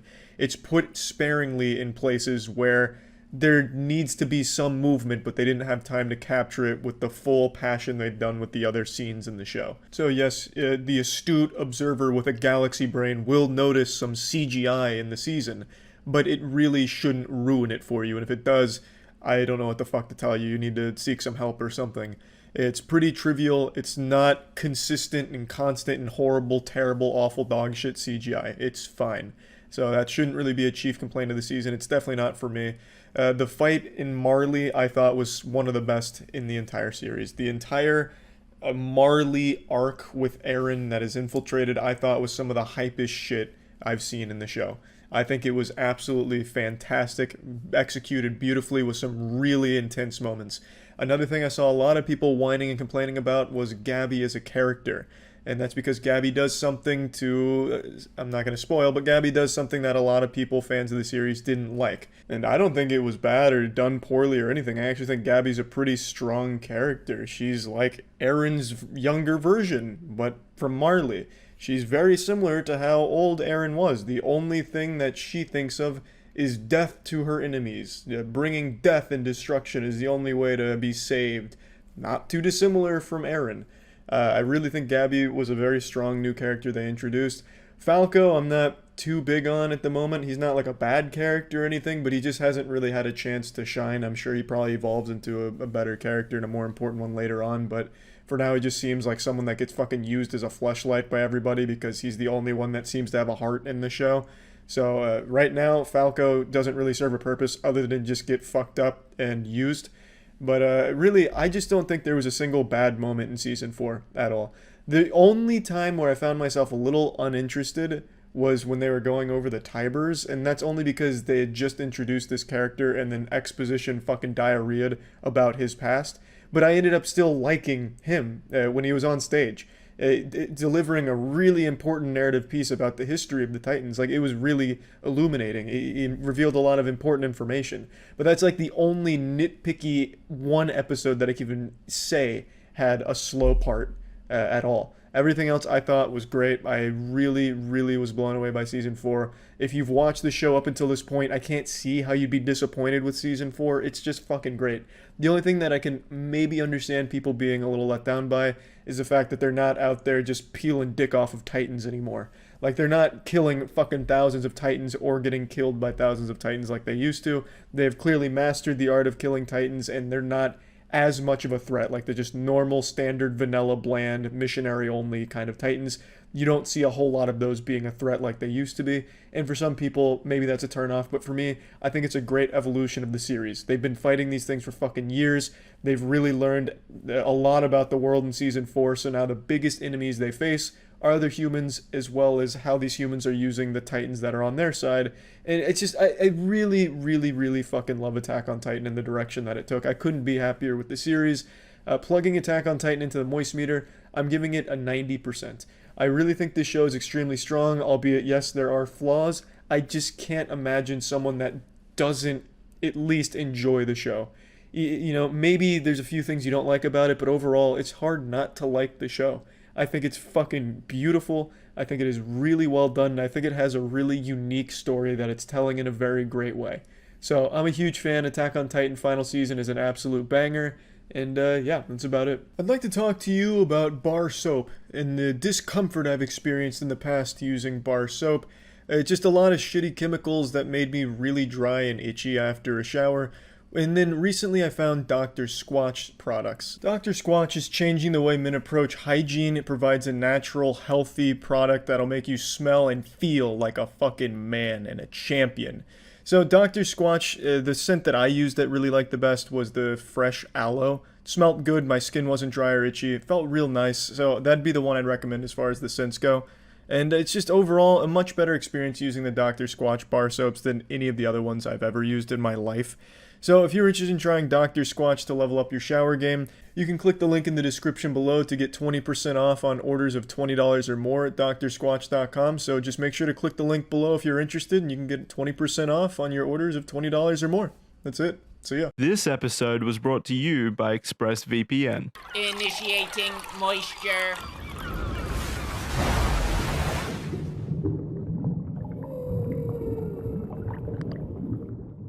50 years from now, your grandchildren will be asking you if you saw Avengers Endgame in theaters, and the answer that you'll give them is most likely yes, because everyone, their grandmother, I'm sure people are even bringing corpses to the movie, everyone is seeing this fucking movie. And for good reason. It's 11 years in the making. This is the final chapter to 11 years of incredible innovation. I don't care about your opinion on superhero movies. They are nothing if not innovative. They are fucking impressive. It's nothing else. What they've done, what the MCU has done, has never been done before, and it was done extremely, extremely well. I absolutely loved Infinity War. I'm not a huge superhero fan. I don't, count the days till the next superhero movie drops or anything. I don't have posters or body pillows, of superheroes or anything. But I do appreciate them when I see them. They're always pretty decently enjoyable. And Infinity War blew me away. I was extremely excited to see Endgame. And I've got to be honest, it's not as good as Infinity War.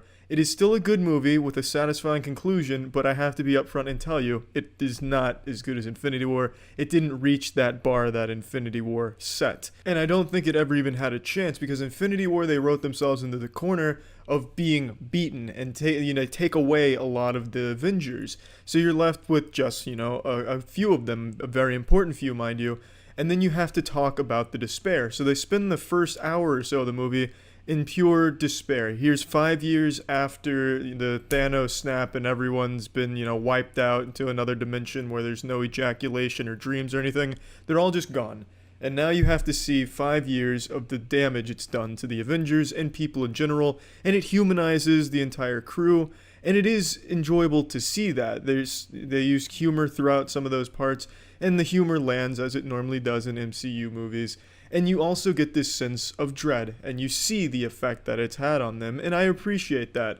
However, that tone goes on for far too long. I'd say the first hour and a half, maybe even up to 2 hours of this movie, is just pretty uninteresting and a bit of a letdown. Their solution to the problem, I can't spoil anything, though I would like to because this is where most of my complaints are. The solution to the problem is a fun one. However, it's way past its welcome in the movie. It goes on far too long with far too little happening. And then at the end you get a very satisfying climactic battle, as you would expect.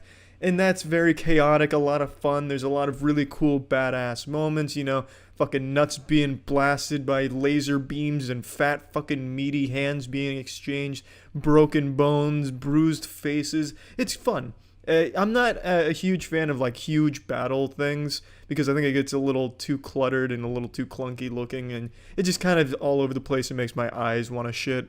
But in this movie, it's done very well. I enjoyed the last hour-ish, maybe a little less. The last 45 I thought was absolutely spectacular.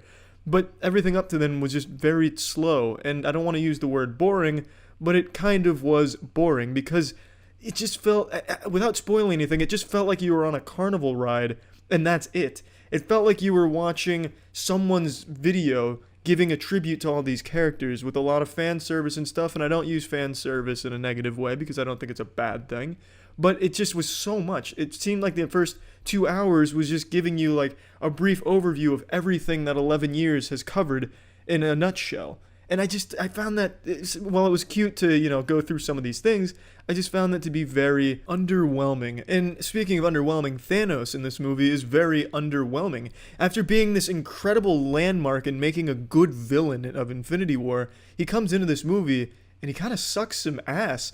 Like the first half of it, he's just like this emo sulking teen. Yeah, I did my destiny. I'm totally fine with whatever. Let the darkness come. Ugh. I thought he'd start fucking reading poetry out of his book that he has Pierce the Veil lyrics etched into. It was depressing to see him utilized this way. He wasn't the same incredible villain from the last movie. Towards the end, he picks up and he's a little bit better, but even then, he's not like this imposing, well-rounded character. And I guess since this movie's not supposed to be a self-contained movie, this is a movie you're supposed to go in having seen Infinity War and hopefully having been on this 11-year ride with them. So I can understand them not making him again like a fully fleshed out great character.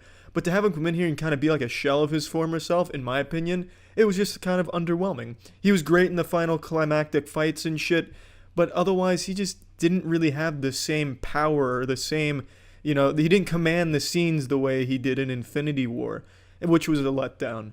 The movie is not bad by any stretch of imagination. I'm just pointing out the things that I found to be underwhelming for a conclusion of this magnitude. I think it was an absolutely great movie. I did enjoy it.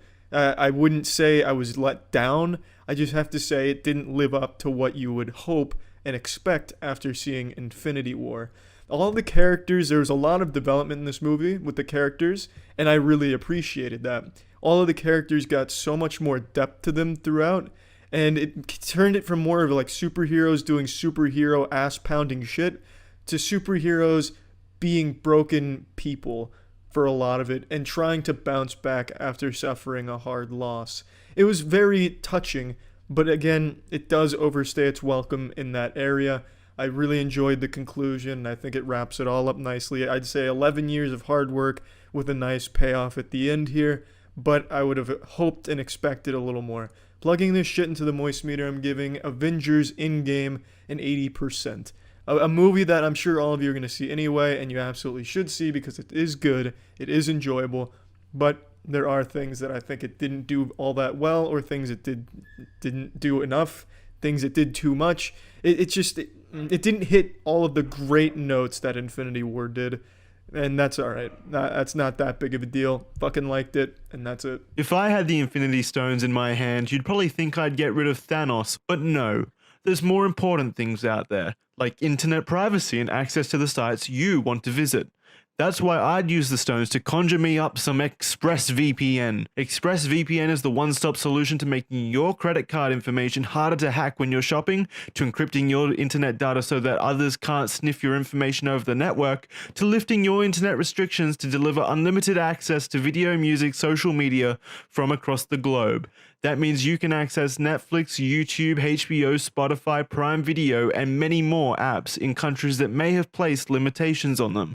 ExpressVPN has the fastest speeds, which means you'll be able to explore the unfiltered internet in style and safety. The ExpressVPN treatment doesn't end there. They also have apps for every device: Windows, iOS, Android, Mac, Linux, your routers, and more. It's easy to use, just one click and you're connected. There's a reason this is the #1 VPN service as rated by TechRadar.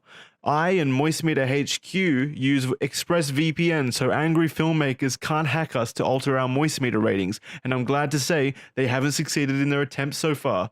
We also use it frequently to watch movies that may or may not be available on Netflix in some regions. Right now, you can get ExpressVPN for less than $7 a month with a 30-day money-back guarantee. Take back your internet privacy today and find out how you can get 3 months free by clicking the link in the description. That's expressvpn.com/moist. So you can take back your privacy today with ExpressVPN. This episode is brought to you by Raycon. Initiating moisture.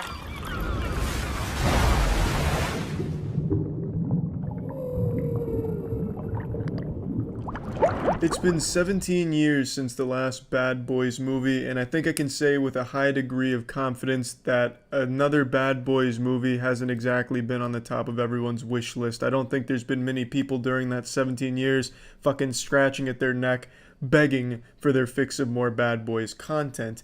Now, that's not to say that the first two movies in the Bad Boys universe were bad or anything, because they certainly weren't.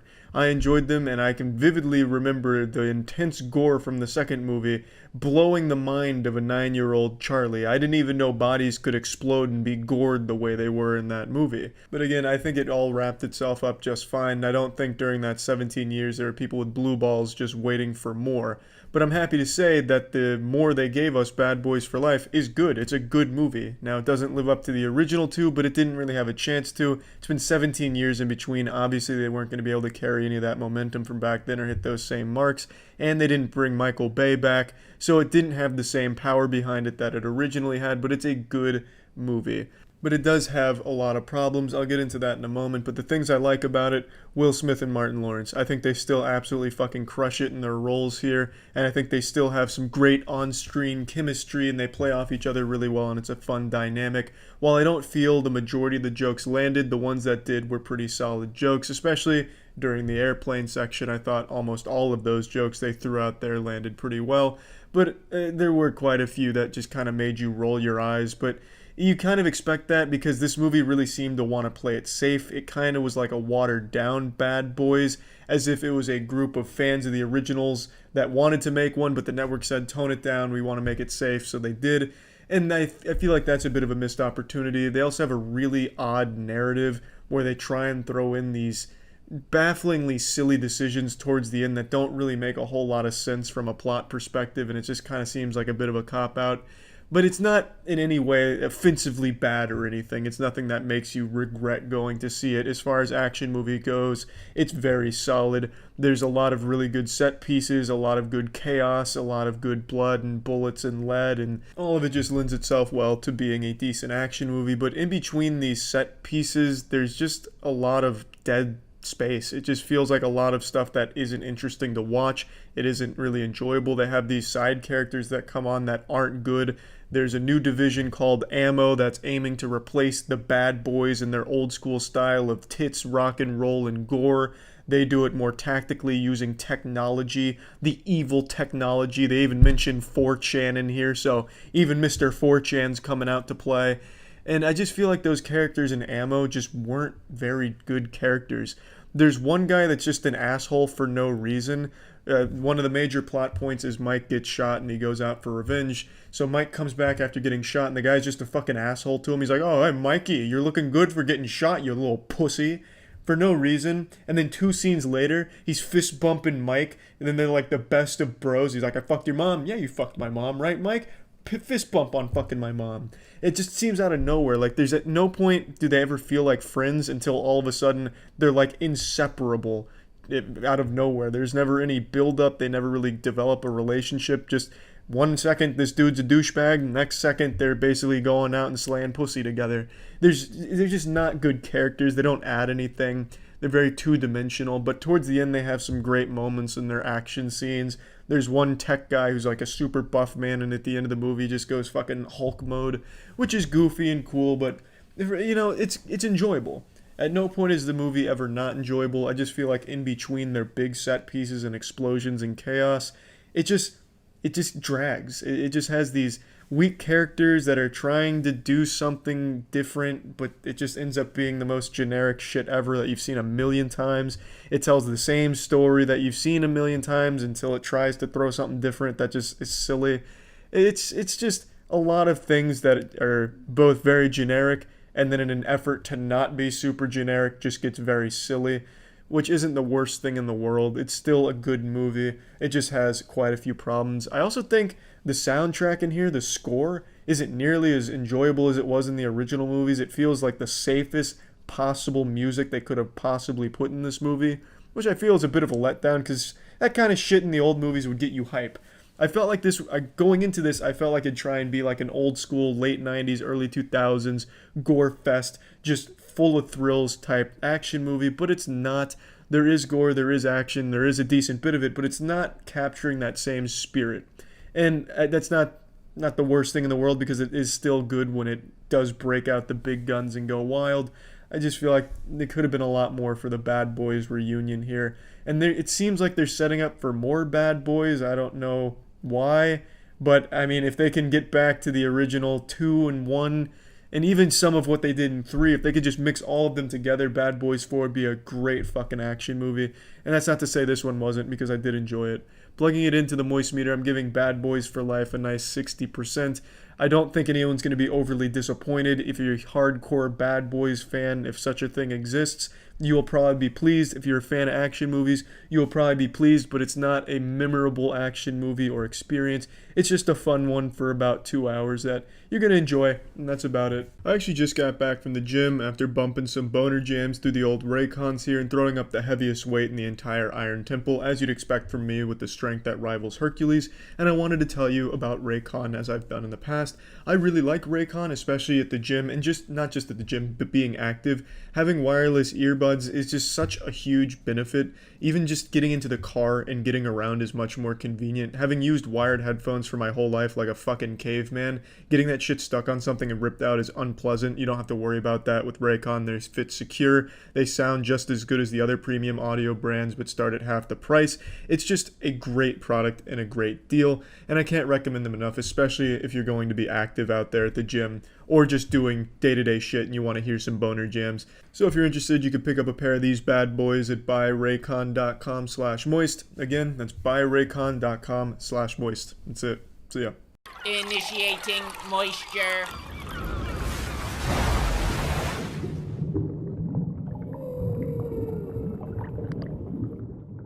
What's fucking Black Mirror fans? Welcome to the Moist Meter, and today we're looking at Bandersnatch. Everyone's talking about this movie, so I made sure to check this shit out, and I absolutely don't regret it. I'm not a big Black Mirror fan, it was never my cup of cum, but I definitely was kind of excited to see this one after all the praise it's been getting, and goddamn does it live up to the hype. I really fucking enjoyed Bandersnatch. Super different from anything I've ever seen before. It's not like an entirely unique concept. There's games that have done it, as well as some shorts that have also done the whole interactive movie that changes with your decisions. It's like Telltale games done right in a movie format. It is super fucking fun, and I thought it was going to be just kind of gimmicky. I thought it was going to be, you make these choices, and in the end, it really just doesn't matter. And to a certain extent, that's accurate. The whole thing preaches the illusion of choice and how you're never really in control. I appreciate that theme, and I think it plays it beautifully. Now, if you're like me, an elite ultra turbo gamer, you've been hurt by bad story-changing decision games like Mass Effect, where your decisions don't matter. You know, you make all these choices throughout the course of 3 games, and in the end, the only difference it makes is the color socks Commander Shepard is wearing in the final cutscene. So I know you've probably been hurt by that like I have, but this one does it so well, and the choices you make give you an entirely different viewing experience. And there's nice little Easter eggs that I'm sure haven't even all been discovered yet. It's fucking fantastic how well they've done this. The entire narrative of the story weaves into the choice making. The whole act of choosing your own adventure is woven into the narrative beautifully and becomes an integral part of the experience. All of the characters are so well done. There's no bad characters in the entire movie. Fuck, I just really enjoyed this. There's almost nothing I can shit on here except for a couple of the choice playouts are kind of goofy. Sometimes you'll choose something and what you get is extremely silly. Like you'll choose drink your coffee, and instead what he does is he busts the fucking coffee mug in his hand and then throws shards of glass at his father or something. Sometimes you don't understand what's going to happen when you make that choice, which I guess plays into the you're not really in control, which is cool. The whole fucking movie is just really good. I really enjoyed everything about it, honestly. Fuck. It's hard for me to just start talking about this without spoiling anything. I think it's going to be very difficult for anyone to really properly review it, completely spoiler free, but I'm going to do my best and just let you know, this shit does decision-making narrative expertly. The few complaints I do have, though, are it kind of starts off a bit slow. It seems like the decisions you're going to be making are trivial ones that don't matter, and there's also a lot of hand-holding in the beginning. For example, you'll make a choice and the game will immediately end the movie will end and tell you to go back and make the other choice. I didn't quite like that, where it'll tell you you need to make another choice and force you to, which I guess really isn't that big of a deal because you're probably going to go back and make the other choice anyway, unless you're fucking speedrunning Bandersnatch. Really, I don't think the interactivity of this movie will be something that changes the game or anything. I feel like it really only works with this because the whole story was created around it, and the actual viewer interaction of the movie is played into the narrative of it. It calls attention to it, and you become a participant in the story. In fact, you become pretty much the villain of the story, the puppet master, which is fantastic. They've done a great job with that. And I don't really understand a lot of the complaints saying that it's overly gimmicky and it offers nothing, because this offers a lot more than most, start to finish movies, which is every fucking movie. I don't know why I'm putting that in a category. This offers almost what a video game does, which is extra hours of entertainment on top of what you've already experienced. And that's gotta count for something. I really enjoyed watching Bandersnatch and playing through multiple different endings. It was a lot of fucking fun, although some endings were better than others and some were just kind of dog shit, to be honest. It was super fucking enjoyable, very unique, and a great experience I'd recommend. Plugging this shit into the Moist-Meter, I'm giving Bandersnatch a 90. Actually very fucking good, and I didn't expect it to be as good as it was. So fuck yeah, good shit. See ya. Initiating moisture.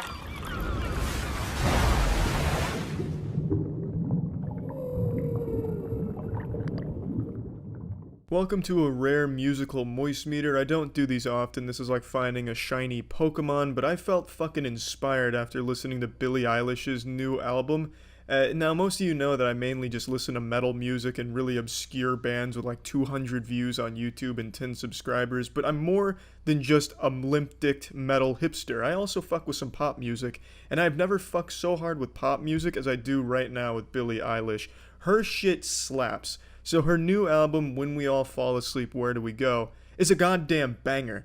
That shit tickles my butthole from start to finish. There's a couple songs I don't care much for, but for the most part, that entire album, an absolute joy to listen to. She's got a very unique sound and a very recognizable style that really goes, I wouldn't say against the grain, but really is different from most of the shit you hear in the modern formulaic pop world. Modern pop is kind of like a hemorrhoid, and Billie Eilish is the preparation H healing it. I fucking loved the entire record, but I'm gonna go ahead and say the ones that I didn't really care for, I wasn't a fan of like the overly melancholy and slow songs like 8 or Listen Before I Go or I Love You. I don't think they were bad songs, but it's nothing I'd go back and listen to again. It just felt pretty, safe and something I've heard a million times before. Now, everything else, however, is very different from the shit I was used to from the pop world. My favorite song on here is Bury a Friend. That shit's a goddamn banger, and the music video is fucking nice, too. That song gets stuck in my head so often. It is so good. I just really like that goddamn song. I love the horror undertones to it, and I really enjoy the beat and the vocal melody on top. The whole goddamn song is a masterpiece in pop. I also think Ilo Milo is a sleeper hit on this album. I haven't really heard anyone talk about that, but that shit bangs as well. I really, really like Ilo Milo. Like, the beat in that song sounds like something you'd hear in a 2007 YouTube tutorial, like 009 Sound System. It has like that same style of beat, but with really fast lyrics and a much faster beat. It's a very interesting sound that's pretty nostalgic. Even though it's a new song, it elicits a feeling of nostalgia and erection. It's a great goddamn song. I really like Ilo Milo. When the Party's Over is probably one most of you are familiar with. It's the one where she has like the black tears running down her face in the music video.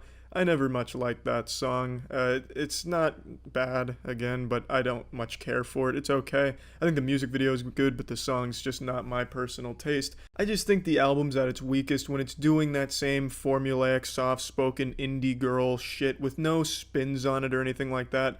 For example, Zanny kind of starts that same way, but then it takes it in a different direction with a really big bass, a huge hit, and a nice hook, and it kind of goes in a different direction. But some songs don't do that, and they stay down, the same shit we've heard a million times. You know what I'm talking about, I just want you in my wet dreams, that kind of shit. And that'll go on for a whole song, and it's not bad. I don't think it's bad sounding. It's just not my personal cup of tea. I find that just to be very by the numbers and safe. But I think overall this album hits like a motherfucker. Bad Guy, Zanny, Wish You Were Gay, Bury a Friend, Ilo Milo, My Strange Addiction. All of them so goddamn good. Some boner jams that I will no doubt be bumping for a while. So let's go ahead and plug this shit into the Moistmeter, giving Billie Eilish's When We Fall Asleep, Where Do We Go a 75%. I don't often do Moistmeters for music, and I don't plan on making it a habit, but I just listened to this album, and goddamn it, I wanted to talk about it, because this shit is really impressive. For the first time in a real long time, I am a big fan of a modern pop artist, so fuck yeah.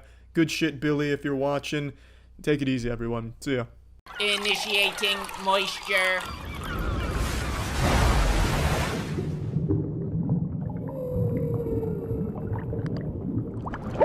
Welcome to the Moistmeter. Today we're taking a look at Biomutant. Before getting into it, yes, I know this game was made by a small team. I don't know how small the team is. Every time I looked at chat, the number would change. 20 people made this game, Charlie. No, actually 15 made this game. No, really, the team was actually composed of 6 people, and 2 of them are in high school.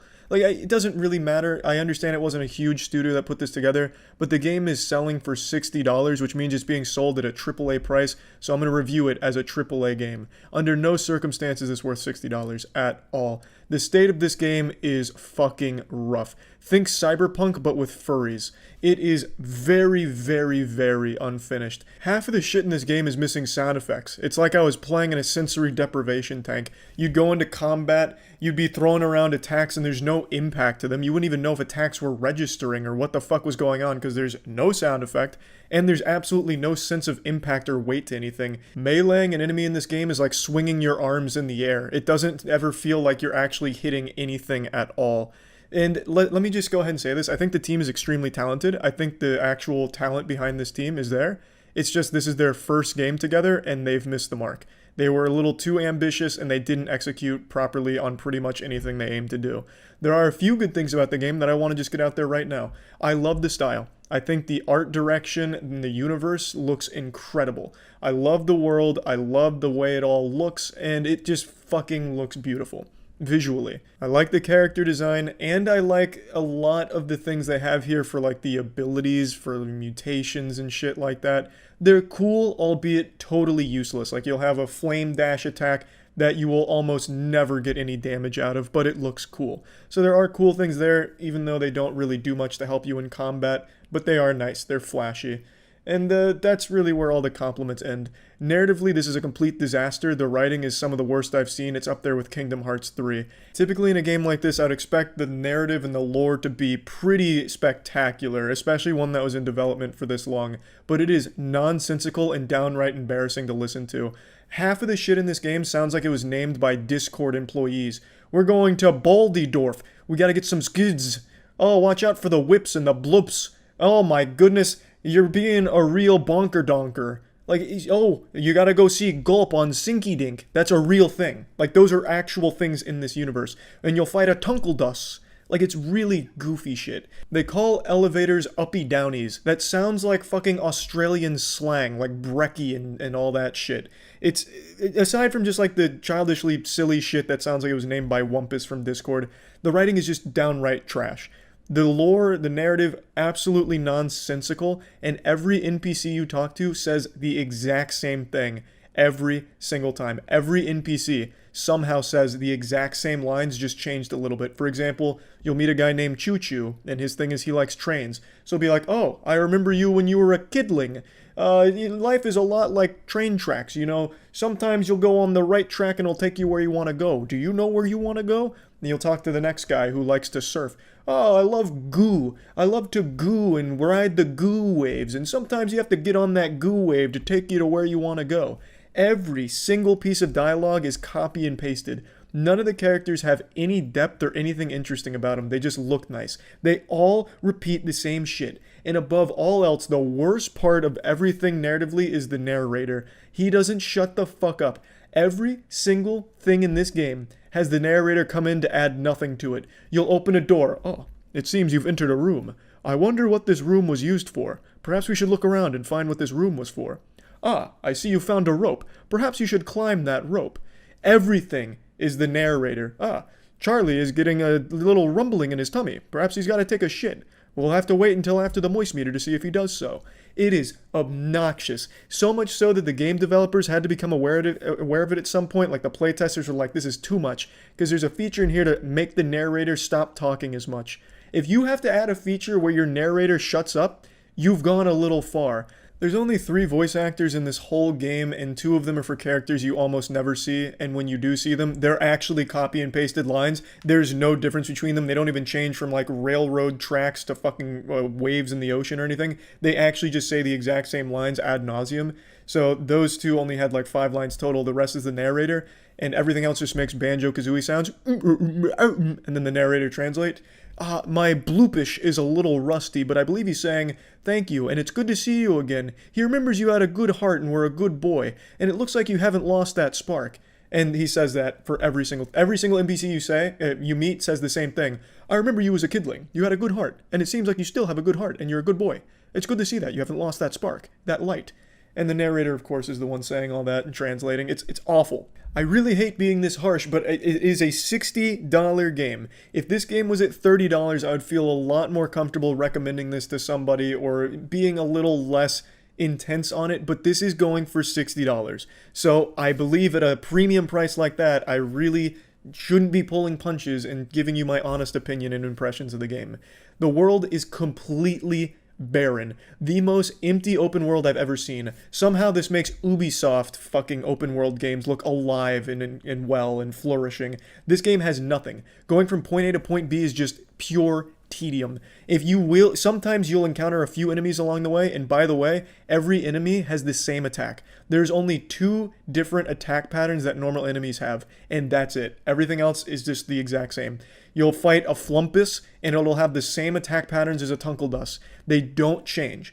The appearance of the monster changes a little bit, not even much, but a little bit, but their attacks are exactly the same. It's crazy. There's not even any variance to the attacks. And the boss battles all play out almost exactly the same. So, again, I'm getting sidetracked, but the world is empty. Sometimes you'll have those little fights. Sometimes you'll see NPCs in the world, and if you talk to the NPC, if you make the mistake of talking to one, all they do is say, oh, I remember you as a kidling. You were a good boy. You seem to still be a good boy. And then your only option is just say goodbye. So you just go up to someone just to say goodbye. There is no life to the world. It's beautiful to be in, but it sucks ass to traverse, and there is nothing to do in it aside from doing the quests. And some of the side quests genuinely just don't even work. Some of the side quests just straight up don't function. And the main quests are mainly fetch quests. Almost every single main quest is go here, collect 5 of these 5 of these gups, 3 of these pyro sticks, and bring them back, and I'll make your submarine shoot infinite ammo. Go over here, collect 5 of these squeebs, and I'll make your mech shoot infinite ammo. That's mainly all of the quest lines, and then you go fight a boss. It's horrible. The quests aren't fun. Nothing makes sense, so it's not like the narrative is being pushed forward or you're learning anything new, because all of the NPCs have memory loss, it seems, so they'll just keep telling you the same shit over and over and over again. It's like every single NPC in this game is just a clone of each other with a different skin suit on. In a single instance of talking to an NPC, he will repeat your objective 20 times. And not even in different ways. He'll be like, okay, you need to go here because of a world eater. In fact, I think you actually need to go here because of a world eater. Alright, now that we've finished all of this up and you have a good heart and you're very light on the light side, which is, it's very good to be shining so bright as the sun, I think you should go over here to fight the World Eater. All in like one dialogue instance. It's wild. It's like at no point did they ever even try with the writing. It's the genuine bare minimum. It's so dumb. Fuck, narratively it's dumb. But let's get to like the actual combat and the RPG elements. There is like level ups that'll give you stats. You can put plus 10 to strength when you level up, and you can get some mutations. And like I said, some of them are very cool and flashy. But at no point does it ever feel like it changes anything. I put all of my stats into strength, and my melee did less damage than my guns, which had absolutely no benefits to them. I didn't put anything into guns or making those more powerful. Everything went into my strength for melee attacks and critting, and that was my weakest part. By far. It feels like stats don't do anything except for health, which just gives you more health. Everything else seems so underwhelming, as if nothing changed. From the time you start up the game to the time you end it, you don't feel like you ever got stronger. You just got more useless shit that you can use, such as spitting acid on the ground that nobody ever stands in long enough to get poisoned. At the very least, though, the combat is flashy. You can slide around shooting and switching weapons and doing some combos, and there are some flashy things to be done there. But it doesn't feel good because the combat doesn't feel good. Everything's so floaty and, again, lacks impact. It's like every single attack you do just goes straight through them like you're fighting ghosts. It's not like there's even physical beings in the game. It's all like a spiritual journey. It's wildly unfinished in the worst possible ways. It took me 8 hours, just over 8 hours, to complete the game start to finish, doing only mainline quests and a couple of side quests early. So it's not like there's a lot of meat to go through if you're just doing main quests, and the side quests I did accomplish sucked. It was you pass through a small village and you kill 5 people, bang, you're done. And that's another thing. The world scale, like the world is big. Like there's a lot to this world in terms of size, but when you actually go through it, it's mainly just grass. If you do encounter a village, it's 4 houses. 4 small houses makes up a village. And a village in particular that keeps pumping into my mind is Blumbidorf, however you say it. It's a village of 4 buildings and 4 people. That's it. So it's just, there's nothing to do except just doing the main quests or just trudging through these boring side quests. And most of it, of course, being fetch quests. It made me very disappointed. I didn't know much about this game going into it, but I left extremely disappointed because I know how many people were looking forward to it. They followed the development for years and were extremely excited. And to see that the state that it's in and the price tag that it has is just gotta be extremely sad for the people that have pre-ordered it and stuff. Because I do believe the team wanted to deliver something special. The passion is undoubtable. They seemed extremely excited about their world and their lore that they spend the first hour and a half doing nothing but telling you it. A literal exposition diarrhea dump. They just drop the entire world's lore on you, and they just seem to really love it. And that's great, but the pacing sucks. They just dump thousands of lines of lore on you in the very beginning of the game, and that really sets the tone for the rest of it. After an hour of the game, you've pretty much experienced everything. Every enemy fights the same. Every fight goes the same. All the main quests are the same. Fetch these things and then come back. It's just sad. It's really a lot of wasted potential, which I know a lot of people are talking about, but it's true. It's in a bad state right now, and the final product is under no circumstances worth your $60. Plugging Biomutant to the moistmeter, I'm giving Biomutant a 30%. Unfortunate because the team, again, I do believe wanted to do something special, but they've missed the mark here. I do believe the team is going to deliver great games in the future. They're clearly a very talented group. This one just wasn't on the mark at all. And yeah, that's really about it. So yeah. Initiating moisture.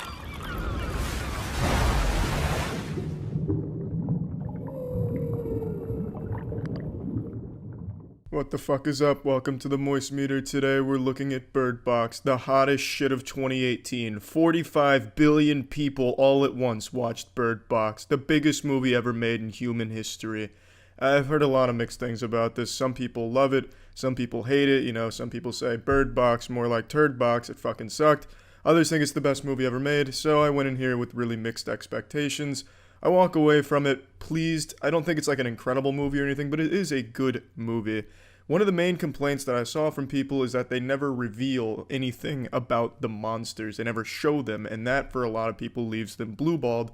Me personally, I like when the horror movie, and I wouldn't really consider this a horror movie, but I like when the movie doesn't show the evil presence. Yeah, the human imagination, your own individual interpretation of the monster is going to be far scarier than anything they could put on the screen. So I definitely like that they didn't blow their load and show you some bad CGI Babadook-looking motherfucker. It looks a lot better when there is nothing shown from the monster and leaves it mysterious and up to the viewer's interpretation. So the movie is about monsters that are invisible, that you can't see them, they're never shown, that when people see them, it compels them to kill themselves. And it's only ever hinted at how it does it, and I think that's exactly how they should have done it. The movie then focuses on Sandra Bullock and a crew of characters surviving in a post-apocalyptic world where everyone's killing themselves, and the people that haven't killed themselves are insane people that think that the monsters are an enlightened being. They're basically Rick and Morty fans, forcing everyone to open their eyes and watch Rick and Morty. And then it's just about survival and Sandra Bullock learning to become a mother and learning to love. And it's really not bad. It's clever with the devices it uses. Sandra Bullock uses fishing line to get around so she can find her way back by holding on to it, perpetually blindfolded because they cannot go outside and see because they'll get killed. It's a quiet place, but with seeing instead of hearing, although it's not quite as clever as A Quiet Place. However, this movie has a much better ending than A Quiet Place because, like I said in my moist meter, that one, I didn't really care for the ending of that movie. Fucking pumping the shotgun, and then it turns out the weakness of the monsters is the most obvious thing you would expect. That for some reason no one in the universe thought of. I'm not here to rant about The Quiet Place's ending. I just think since everyone's making that comparison, it's appropriate to talk about it and acknowledge that this one absolutely has a better ending. The whole movie, though, throughout is pretty good. It drags a lot in the middle. There's a lot of just dead space, in my opinion, that really just didn't need to be there. There's a lot of loose ends that were never tied up, and if you break it down, there's a lot of plot holes. For example, the guy, it has like a 5-year gap where you're watching something in the present, you go to the past, and in between is 5 years of nothing that's explained, and somehow the dude is still absolutely fucking massive, looking like a goddamn linebacker, despite them constantly struggling to find food and survive. A lot of other plot holes as well, but nothing I think is too bad. I fucking take that back. There's some birds in a box, as the title of the movie would indicate, and they play a pretty crucial role in the film, but these birds are fucking indestructible. They're made out of adamantium. These birds get everything shy of getting hit with a sledgehammer directly. They get fucking drowned. They get falled on thousands of times throughout the Sandra Bullock and her children's journey. They get stepped on, they get lost, covered in dirt, suffocated, and yet they're still alive at the end of the movie to go play with their bird friends. It's unreal. These are the strongest birds in existence. There really is a lot of plot holes, but that one's definitely the biggest one that most people will be like, are you fucking kidding me? Now, most people are bringing up fan theories and shit. I'm not exactly going to toss my condom into the ring of fan theories about this movie because I don't like to dive into spoilers, but I'm just going to say, and this is a bit of a spoiler, I really don't subscribe to the idea that the monsters are a metaphor for social media.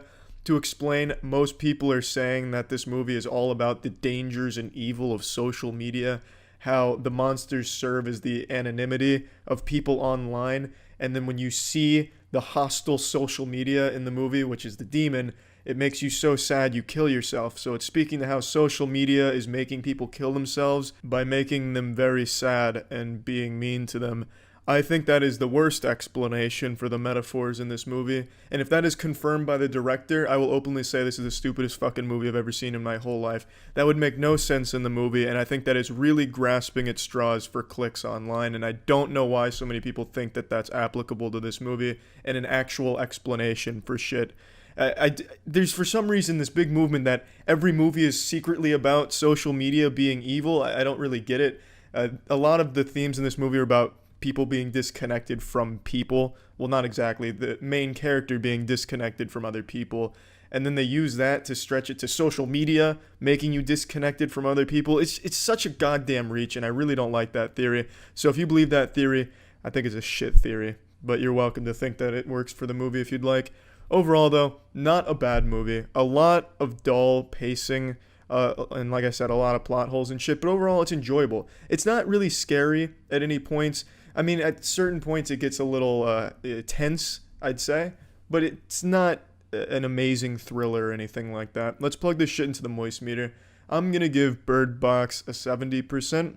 I always enjoy when a movie does try to be different and it's smart with its gimmick. The gimmick here being you can't go outside and see. And I think they did it pretty well for the most part when they did venture outside, how they combat the universe they're in. Overall, I thought it was clever, but dragged and didn't always be clever. There was a lot of dumb shit that happened as well. Probably worth seeing though. Doesn't live up to all the hype, but not a bad movie. That's it. See ya. This episode was brought to you by Surfshark. For 83% off a 2-year plan, visit surfshark.deals/penguin. Initiating moisture.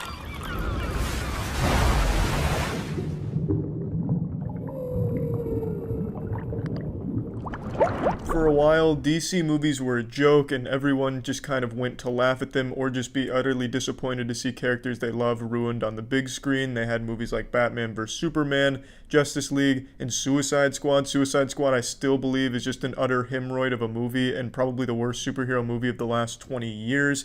Just truly abominable work for quite a while. They went on this impressive streak of just terrible movies. But now they've really started to turn it around. I don't know who the fuck they fired at DC headquarters, but great decision in that department because the movies they've been pumping out have been pretty much bangers, and Birds of Prey is another good movie into this hot streak. It's not great. It's not as good as the other DC movies that have come out recently, Aquaman, Shazam, and such, but it is a good movie. The best part about this movie is the decision they made to bring the team behind John Wick to do their action scenes for this one. That was extremely smart because that's the best part about Birds of Prey is the action scenes. The action scenes are so beautifully choreographed with really exciting set pieces, and every action scene has its own unique style to it. It's just really enjoyable, so huge props to the John Wick action choreography department for what they've done here because it absolutely shines in this movie. In particular, Harley Quinn. She's the most fun to watch in a fight because she's constantly flipping around and shit. It looks like Cirque du Soleil. She's doing like fucking head spins like in WWE, and then she's like breakdancing on top of people's heads to snap their neck. It's some crazy shit, and it's really enjoyable to watch. The second best part about Birds of Prey is their decision to totally distance itself from Suicide Squad. I expected this movie to be a disaster because it's following the worst superhero movie that Hollywood has ever puked out, Suicide Squad. I thought there'd be a tight connection. I thought we'd be seeing a lot more of Jared Leto's despicable performance as the Joker. But then immediately, they let you know you're not even going to see him. You don't even see a fucking snippet of him. You don't see a fucking reflection of him. Which is great. A great decision because he was terrible. Even DC divorced themselves from Jared Leto's Joker. Which is the smartest thing they could have done. The movie immediately picks up after Harley Quinn and Joker break up, and it's about her dealing with being alone now, being her own woman and coming into her own identity instead of just being the sidekick to the Joker. And they explore it pretty well. Margot Robbie does a good job both in the emotional side of things and the quips, I suppose, even though I think that's really tired. They do way too much of that, and I think it just becomes oversaturated. It's overblown. You're fucking blasting my ass with constant Harley Quinn isms, and it's just too much at a certain point. But when they were doing the emotional stuff, I felt like she delivered a great performance, and I just couldn't be happier that it doesn't have a tight connection to Suicide Squad. I am so glad we don't have to deal with anything that movie tried to do or set up, and let's just totally fucking forget that it ever happened, like X-Men Origins Wolverine. Those are the two best parts of the movie by far. The things I didn't like about the movie was the narrative. The narrative is simple. There's nothing wrong with the narrative. You know, a pickpocket steals a diamond. She's a kid, and now that diamond was really important, so everyone's after the kid, and they're after Harley Quinn because they want to kill her because they don't like her. Simple stuff, but I don't like the way they delivered the narrative, especially in the beginning, because the movie started out with, here's some shit going on, and then Harley Quinn, as she's narrating, breaking the fourth wall, says, wait just a minute, you don't know what's going on. Let's rewind a week so I can tell you what's going on. I was, queefing in the bathroom, and then I ordered this burrito taco, and wacky stuff. And then it catches itself up, and she says, wait, just a minute, here's a character you don't know. Let's back up 4 days and tell you about this character. And then you watch that shit, and then it catches back up. Wait a minute, it's just fucking frustrating at a certain point, and it gets a little convoluted. It's unnecessary. I think it just tried really hard to be a bit wacky, which absolutely cost it in the narrative department. There's really nothing wrong with it, and I really like the characters they introduced, Canary, Huntress, and especially Ewan McGregor as Roman Sionis. I really enjoyed Ewan, at least for the beginning part of the movie, because he was really fucking feeling himself. He was clearly having a lot of fun just being this hammy character, cartoonishly evil. I'm surprised he didn't have a handlebar mustache that he was twirling for half the movie, because his shit was just comically overbearing evil. Like, he peels people's fucking faces off, and then he was gonna let someone go and then peels their face off because he didn't like the snot in their nose. It's some goofy shit, and I love the way McGregor played it. I thought it was super enjoyable. He was great, but towards the end of the movie, they just never gave it a rest. And so it just became a little too much and a little again, the same problem they had with Harley Quinn, just too fucking much of what made them good. It starts to make you want to roll your eyes, which is a shame, but still, I enjoyed it. There's nothing wrong with the movie fundamentally. I don't think it's like a bad movie, but there's absolutely some things that I think are flawed with it, mainly in its storytelling and just in the way they handle the humor, because I think the comedy just doesn't land all that often. It tries to do that XD random shit from like a decade ago where she's obsessed with food. Like, oh, this is the perfect egg sandwich. An egg sandwich so great it'll make your mother shit her pants. Oh, no, I didn't get to eat my egg sandwich. I lost what I truly love. Damn you. Shit like that. I don't care for that. And that's like the main way they do humor in this movie. I don't think the dialogue for comedy is strong. But during their action scenes, they throw in some physical comedy, and I think that works. So that might be the John Wick team again, who knows? But anything involving physicality in this movie, I thought worked beautifully, including the comedy that they wove in to their action scenes. There's one more thing I feel I need to mention when talking about this movie. It's not like the Charlie's Angels reboot, where in the Charlie's Angels reboot, literally the first fucking scene is some misogynistic asshole saying, women can't do half the things a man can do. Can a woman make a car go fast? No, only the calloused grease hands of a man can do that. Just misogynistic shit like that. Birds of Prey isn't that kind of movie. It doesn't do those kind of things. Yeah, the main villain is a misogynistic asshole, but he's also a fucking guy that you're supposed to hate who peels the faces off of people and has no problem killing kids. It's not at all like Charlie's Angels reboot, which is good. So plugging Birds of Prey into the moistmeter, giving this a fat 70%, I think it's just an all-around enjoyable movie where the best parts of it is the action, and luckily there's a lot of action, and yeah, I really did enjoy it, which is I didn't expect to, just because of how bad Suicide Squad is, but I was pleasantly surprised, and great decision to bring in the John Wick team. Fuck yeah. The internet can be a scary place. You don't need me to tell you about that. I don't need to gather you around the campfire and tell you internet horror stories or anything. But I think it's worth noting, how can you protect yourself? That's why I want to talk about Surfshark. Surfshark is a very robust VPN. I'm sure all of us are familiar with VPNs these days because they're pretty much a necessity at this point. We all know the privacy benefits, the security benefits. Surfshark helps encrypt all of your data sent over the internet, so it protects your messages and everything in that regard. But also, aside from just the security benefits you get using a VPN, you're also able to help yourself in the entertainment world. Let's say Netflix has region locked your favorite show to a place you're not in. You can use VPN Surfshark to change your location to that area and watch that show. No hassle, it's simple, it's easy, and Surfshark VPN is extremely robust. It also comes with a whitelist feature, so that way it doesn't accidentally block something you want to access. You can always whitelist whatever you want, which is a great feature that I really appreciate. So if you're interested, you can go to surfshark.deal/penguin to get 83% off a 2-year plan plus 1 extra month free. That's surfshark.deal/penguin for 83% off that 2-year plan and a free month, baby. This episode of MoistMeter was brought to you by Crunchyroll. Initiating moisture.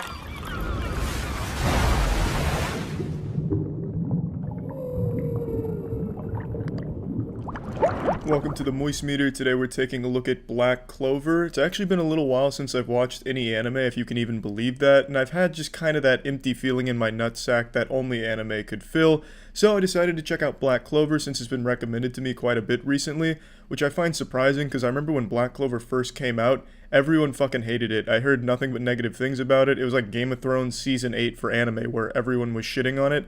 So to see that it's turned around in such a big way, at least online, was surprising. So I definitely checked it out with an open mind and open legs, just spreading my cheeks ready to accept whatever I was about to watch.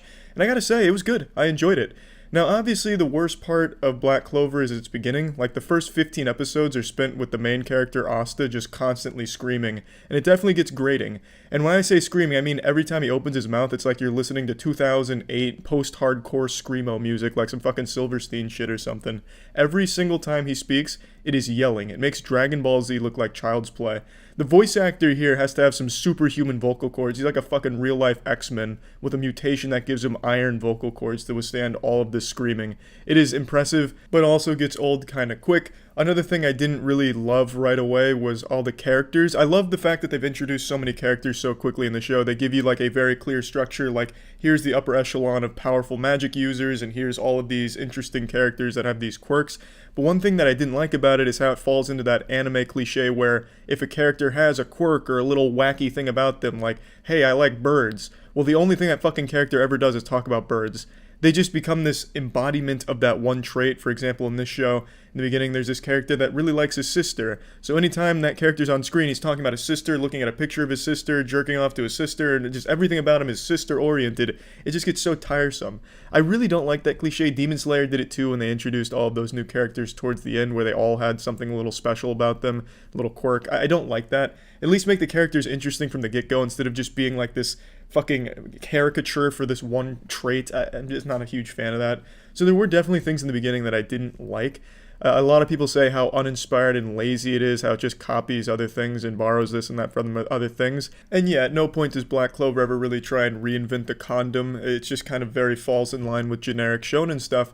But it very unapologetically makes it the most shonen shit ever, just very geared towards action and really unrelenting cutthroat pace, which I think is fucking great. It takes all of these incredible things from the genre that you just like to see. Yeah, they're not the most creative or the most inspired, but having all of these elements from all of these other shows come in here, I think is really fun. It's constantly ramping up the stakes. It's constantly getting more powerful as, the power just continues to escalate. The tension continues to escalate. It's just a lot of really fun moments. There's just so many highs in this show that happen so often, it's hard not to enjoy watching it. Yeah, again, it is not the most creative of things ever made, but I don't think it needs to be either. It's not trying to make the wheel better or anything. It's just trying to take everything, put it in here into a nice, compact little fucking soup, and feed it to you. And it's a delicious little soup. I think it's a lot of good moments and a lot of really cool shit. And I really love the animation during its fights. I think it gets very creative in that regard. I like the way they portray a lot of the magic fights and a lot of the character interactions when it comes to combat. So I don't really have an issue with it not being a totally unique concept or unique in pretty much any area really, because it just takes all things that we enjoy and puts them into this one big pot here, this nice little cauldron of just shonen shit all packed in here. And it is enjoyable. And like I said, the beginning's not great. The beginning isn't the worst thing in the world, but it's not fucking great either. It is kind of a chore to get through the first 15 episodes, but after that, it really finds its stride. It really hits its highs and it keeps going. It doesn't stop. Like I said, the pacing in here is great because it is constantly just full throttle, nuts to butts, just a ton of good action and shit. The characters also get better as well. The characters, you start to grow on you. You start to learn little nuances about the characters and, their relationships to one another. So the characters also get better. They don't stay just like this 2D cardboard cutout of, well, here's one wacky trait. This girl really likes to eat candy, and that's all she'll ever do is just eat candy. There's a lot more to it than that. So it does get better.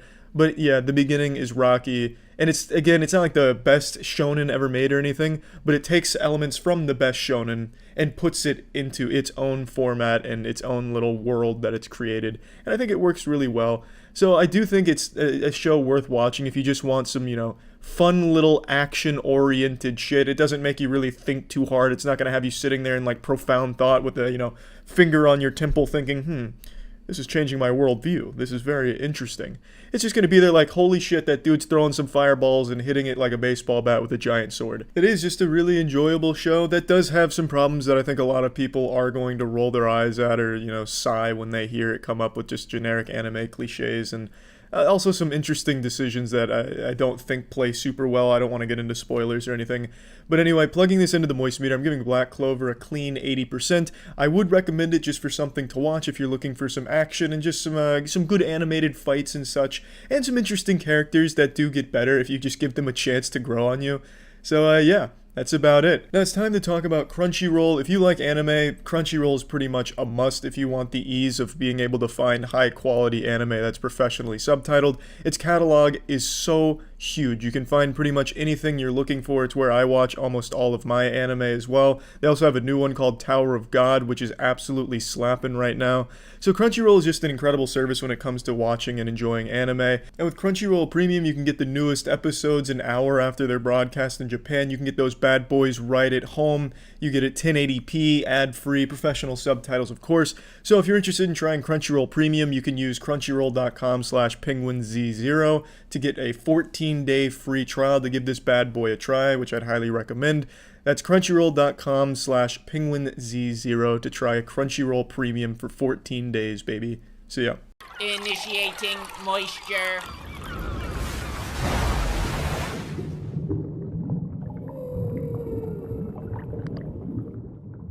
Welcome to the MoistMeter. Call of Duty is a franchise name that's been inducing vomit in the mouths of men and women everywhere for the better part of the last decade. The games they've been pumping out have just been absolute dog shit, truly atrocious. However, kids still very much enjoy them. They still send kids to bed with wet dreams with them imagining the next Call of Duty title, and then those parents of those children have nightmares about all the money they lose when it comes out. So they've been financially successful. They still do really well, so they keep pumping that shit out. I wasn't excited for the newest one, which is Black Ops 4, until I played the beta for its Battle Royale mode and was blown away. But how is the full release? Is the full release good? Is it worth it? Yeah, it's pretty fucking good. And the best part about Black Ops 4 is they just got rid of the campaign. Some brave hero, some brave warrior stood up in the Activision headquarters and said, you know what? Enough is enough. Our campaigns suck, asshole. Why are we doing this? No one likes them. And then they all applauded and said, you know what? Harrison's right. We're getting rid of this shit. The Call of Duty campaigns have been a joke for the last 8 years. A fucking horrible joke, a B-movie joke, a Tommy Wiseau joke, a fucking joke that they got tired of telling. Eventually they said, you know what, we're tired of telling the same joke, let's get rid of it. And I'm so happy they did, because this game is so much better because it doesn't have a bad campaign tacked on. So Black Ops 4 only has the multiplayer game modes. It has Zombies, Battle Royale, which is the Blackout mode, and then the standard multiplayer everyone's used to. Zombies is great. They made some questionable decisions like removing Juggernaut, but overall, it's still a very good zombie experience that you've come to know and love from Treyarch. Really well done, and I have no complaints there, except for maybe taking out a couple of things that I don't quite understand the reason for. The multiplayer, which is the standard competitive multiplayer you're used to from COD franchise, is good. I'm not personally a huge fan of the formula, but it's functional. It works well. It does what it aims to do. It's like a condom. You know what you're getting when you put it on, and it's safe. There's nothing that's going to blow you away. There's nothing that's going to have your jaw on the floor with your testicles right next to it by how good it is. But it's safe. It's normal. It's what you'd expect. So there's no complaints there from me either. It's not personally my taste, but I can recognize it is objectively well executed. It's clean. The biggest complaint with multiplayer is the spawns. The spawns are objectively awful.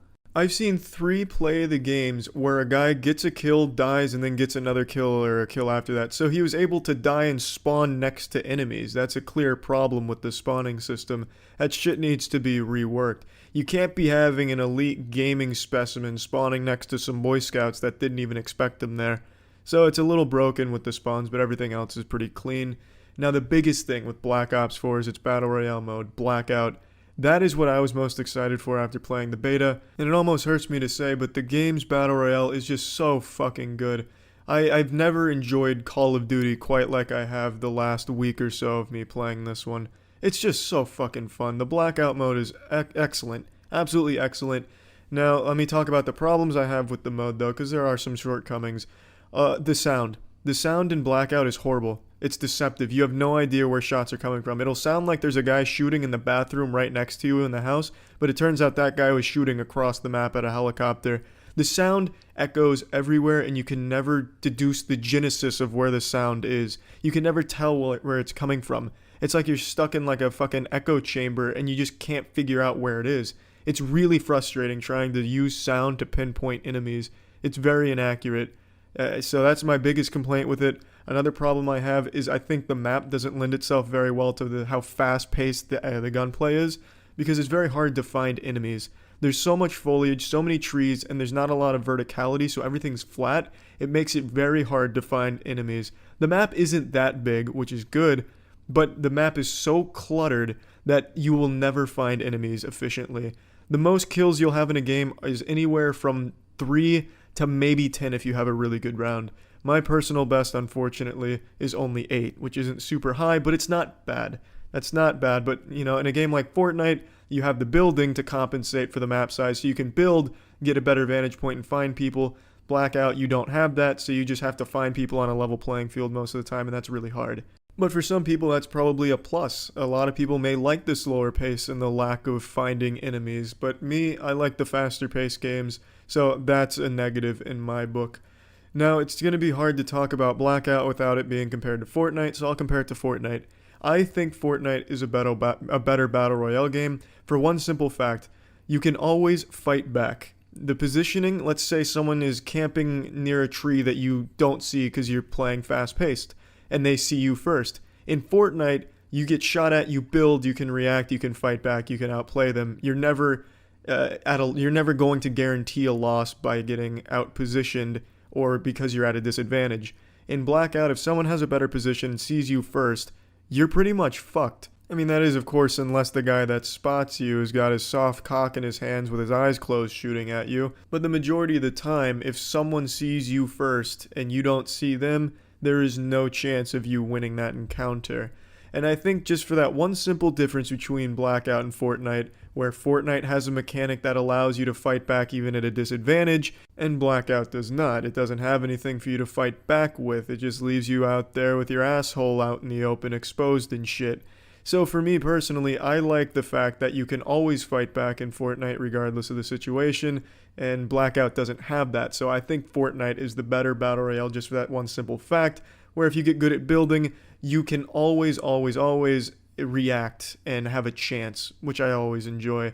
So I do think Fortnite's the better Battle Royale, but I think Blackout is the second best Battle Royale by a wide margin. I think it is just barely worse than Fortnite because there's just one simple difference between them, but it is so fucking good that I can't recommend it enough. It is so much fun. I've been having a whole lot of fun with Black Ops 4, which I didn't expect. I didn't expect I'd ever like Call of Duty again because they've been so uninspired and shitty, but this is just so good. Let's plug this shit into the moistmeter. I'm giving Black Ops 4 an 85%. It is just really good. I have so few complaints about it, and the complaints that I do have aren't game-changing. It's just there's simple things that should be tweaked and fixed that I think would make this an even better experience, but right now this is probably the best multiplayer game that's on the market. That's not free to play. It's probably the best retail AAA game out there at the moment. If you're into multiplayer games and shooters, it's definitely worth picking up. It's a lot of fucking fun. See ya. MoistMeter was brought to you by Amazon Music. Sign up for free below using our referral code. Initiating moisture.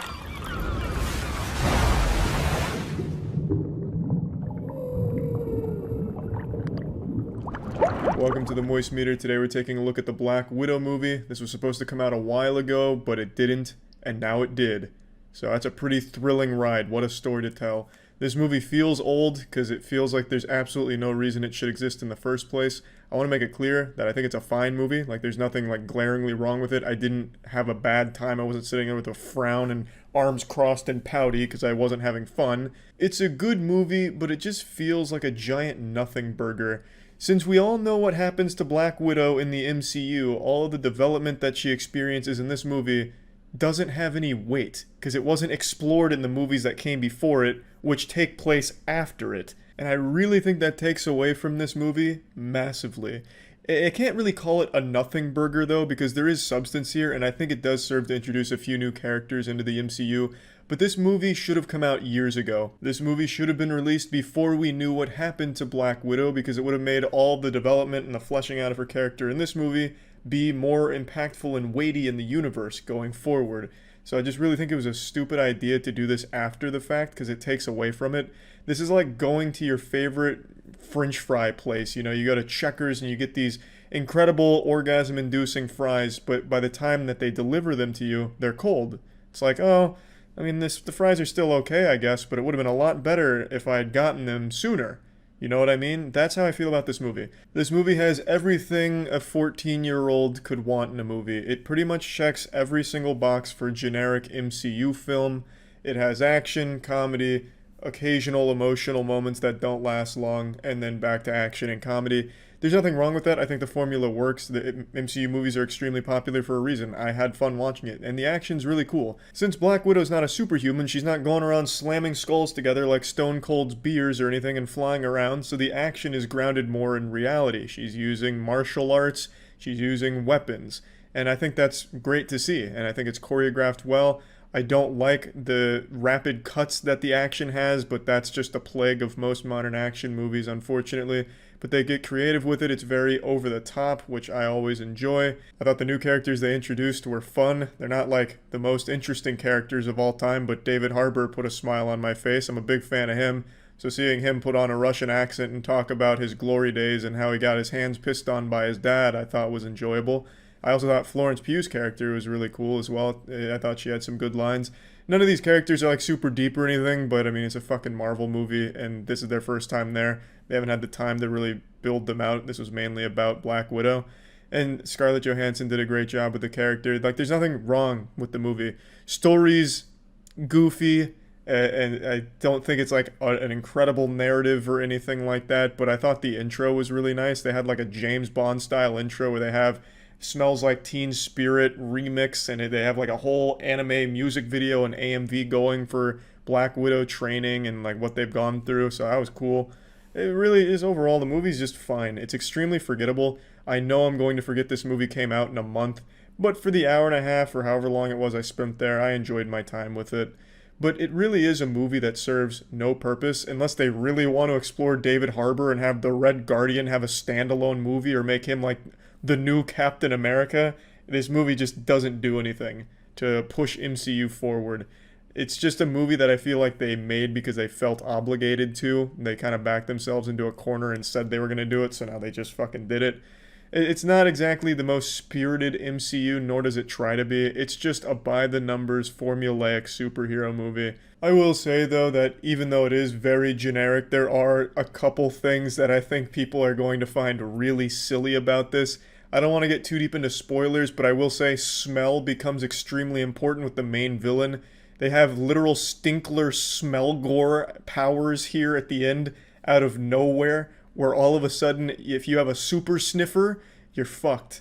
Because the main villain, he's like a smell sorcerer. He's got all kinds of stink, and using that stink, he might have some kind of secret abilities, which gets pulled out of nowhere, and it's so dumb that I couldn't help but appreciate it and the absurdity of it. Also, Taskmaster's in this movie, but they do absolutely fucking nothing.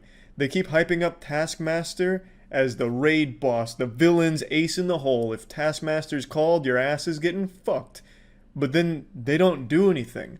Every time they show up, they're unsuccessful in their mission. They just don't succeed a single time. And the character doesn't say anything. They just don't do anything at all with Taskmaster. And I think that's a really big missed opportunity because Taskmaster as a character I think is great. And they completely blow that opportunity here. So that's just another thing I wanted to point out. Plugging Black Widow into the Moist-Meter, I'm giving it a 70%. Like I said, it's an enjoyable way of spending some time, but I think most people will forget this movie came out in a month, if it even makes it that long in people's memories. It's just very generic. And knowing where the story ends up with the main character, Black Widow, takes away from this massively because all of that development that they try and get in here in this movie doesn't translate to a movie that's already come out that tells the end of that character's story. So just doesn't even really make sense why this movie even came out, but it is out there. So if you just want to see some mindless action, it might be worth checking out. But that's about it. See ya. Initiating moisture.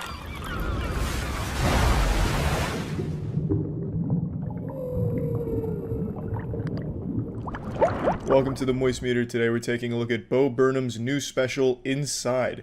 This is an extremely impressive piece. It's all done by Bo Burnham himself. The filming, the editing, the music, all of it soloed by Bo. Fucking incredible stuff. It's often been said that Bo Burnham has the strength of 10 full-grown men, but with this special he's proved he also has the talent of 10 fully trained producers. When I first heard what this special was about in a nutshell, where it's just Bo Burnham in his room alone with a camera, I expected it to look like a video I'd make where I just sit here fucking limp dick in hand talking to a webcam like a $5 production, but that's not at all what you get with Inside. This looks like an entire full-blown production, lights, camera, and crew, but it's not. It's Bo. He uses extremely clever shots, it's framed beautifully, and it's really rapid too during the songs. There's always a lot going on with him changing backgrounds on the fly using pedals, or just having a lot of different lights going on at different times. He makes so much happen with so little.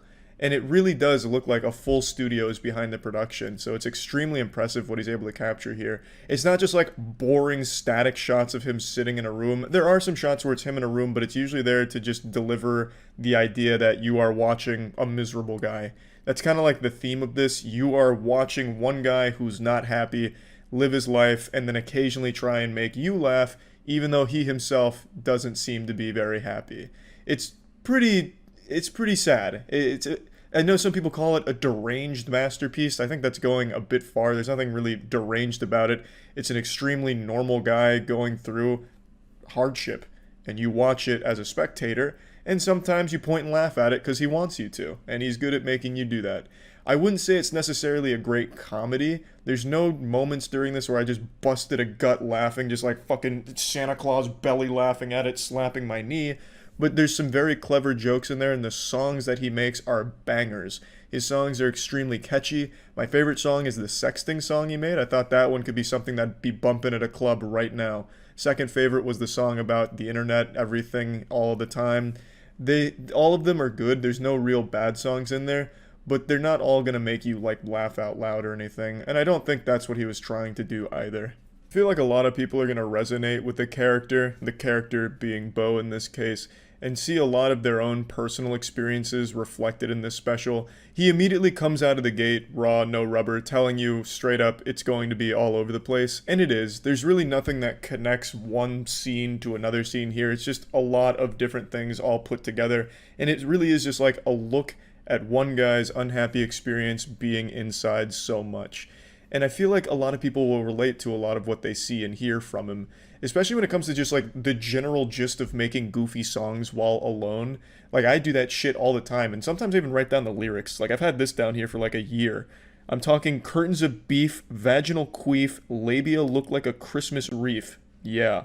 Like I write that shit down because I just come up with like dumb lyrics sometimes and then just put it down. And I feel like a lot of people do that. The name of that song was Ass and Titties or some shit. I don't remember what I was calling it. But yeah, I just feel like a lot of people will see this and be like, oh yeah, I get that. But I also feel like a lot of people will watch it and completely miss the point or just not be super interested in it. Because like I said, it is all over the place. There's not like a story to be told here where you follow a hero's journey to slay a dragon and fuck a girl in the ass or something. Like it's just a very matter-of-fact look at a guy who's very upfront with how unhappy he is throughout the entirety of it.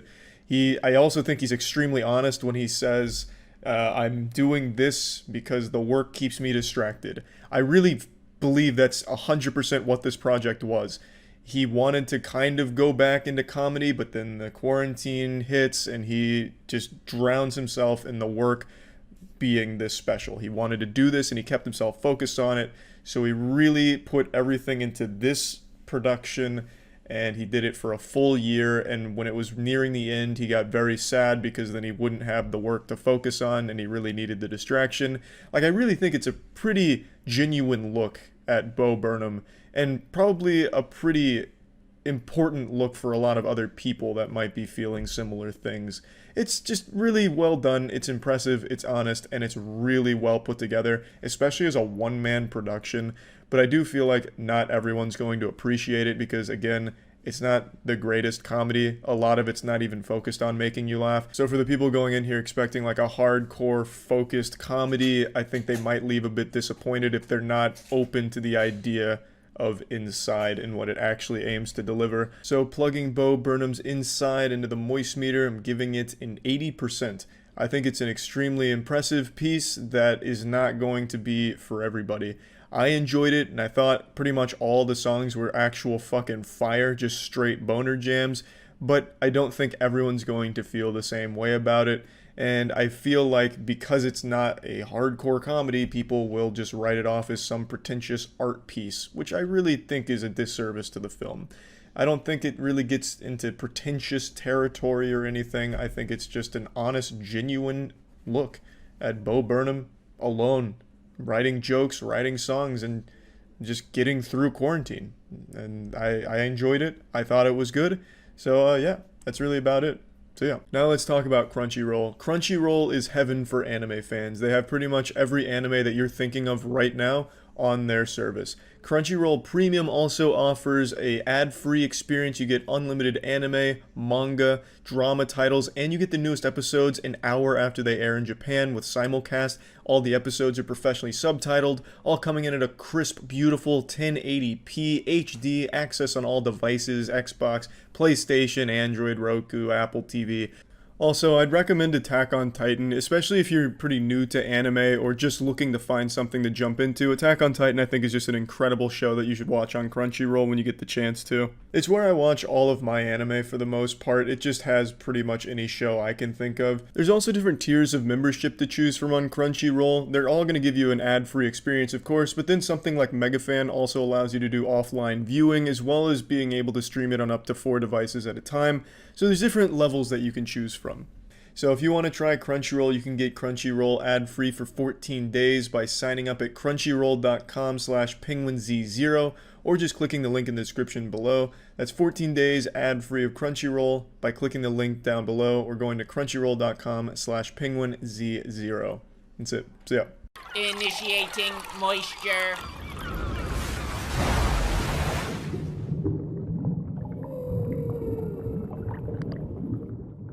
Welcome to the MoistMeter. Today we're looking at Brightburn. That's the evil Superman movie. I fucking love that concept. An evil Superman movie that's R-rated and ultra-violent and gory. And this movie really delivers on that front. This movie does not pull any punches. It's about child Superman becoming evil and just murdering anyone at all. Just becoming this cartoonishly evil character using his incredible godlike powers to just annihilate human beings. And when I say annihilate, I mean that in the most literal definition of that word. This kid does not hold back. There's a fucking scene where he causes a man to explode as if he just swallowed 10 drums of gasoline and then stuck a match up his asshole. It's just this huge, bloody, gory explosion, skin, guts, intestines flying all over the place. And there's just so many of these like unnerving, gory moments.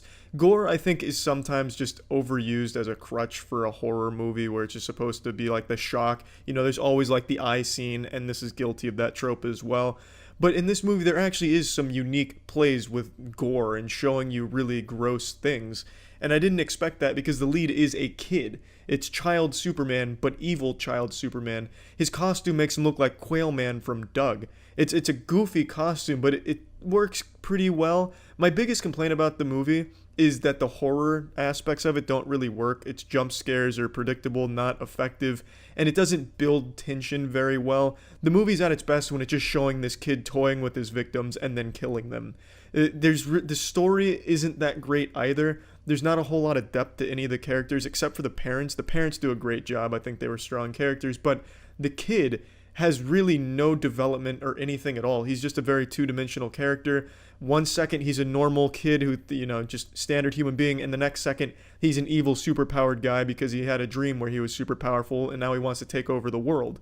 And there's really no development, there's no conflict, there's never a battle within himself like, hey, I used to be a kid that loved his parents, now I'm evil, maybe I should think about this. There's never any of that until the end of the movie. Has a moment of self-reflection, but it's kind of shitty and ham-fisted because throughout the entire movie, they showed none of that. He didn't do anything that even resembled doing something good. It was all just the most evil path he could have taken. So I think it was a little silly to try and all of a sudden at the end reel it back and make it seem like, hey, he's still just a kid trying to figure himself out. No, you've established he is just straight evil in all possible ways. You made that really fucking clear when he started murdering people who gave him a Jolly Rancher flavor he didn't care for. The kid just kills anyone and everyone for no reason at all. There's like a fucking phase montage of him just causing devastation across the world for no reason. Collapsing entire shopping centers because they were sold out of Yu-Gi-Oh packs. He just kills everyone and anyone. There was never a moment throughout this movie where he struggled with what's good and what's evil. He committed to just being evil. So I thought it was silly that at the end they'd try and make it like, oh, maybe he's good. Because it just didn't work at all.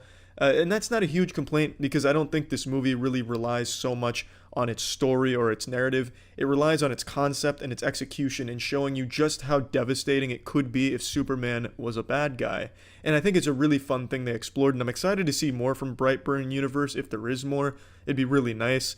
So let's plug this shit into the moist meter. I'm giving Brightburn a 70%. I wish the narrative was better. I wish it told a better story. However, I think it did just enough. It gave you the premise and it showed you a lot of cool shit about him becoming the ultimate evil.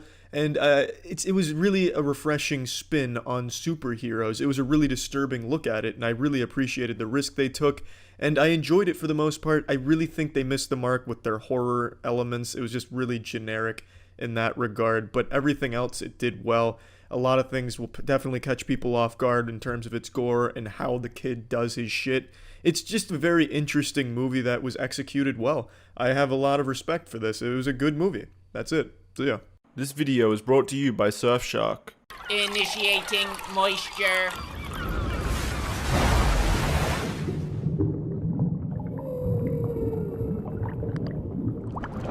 Welcome to the Moist Meter. Today we're taking a look at the highly anticipated masterpiece, Bugsnax. Bugsnax is to the PlayStation 5 what Halo was to the Xbox. It's a fucking system seller.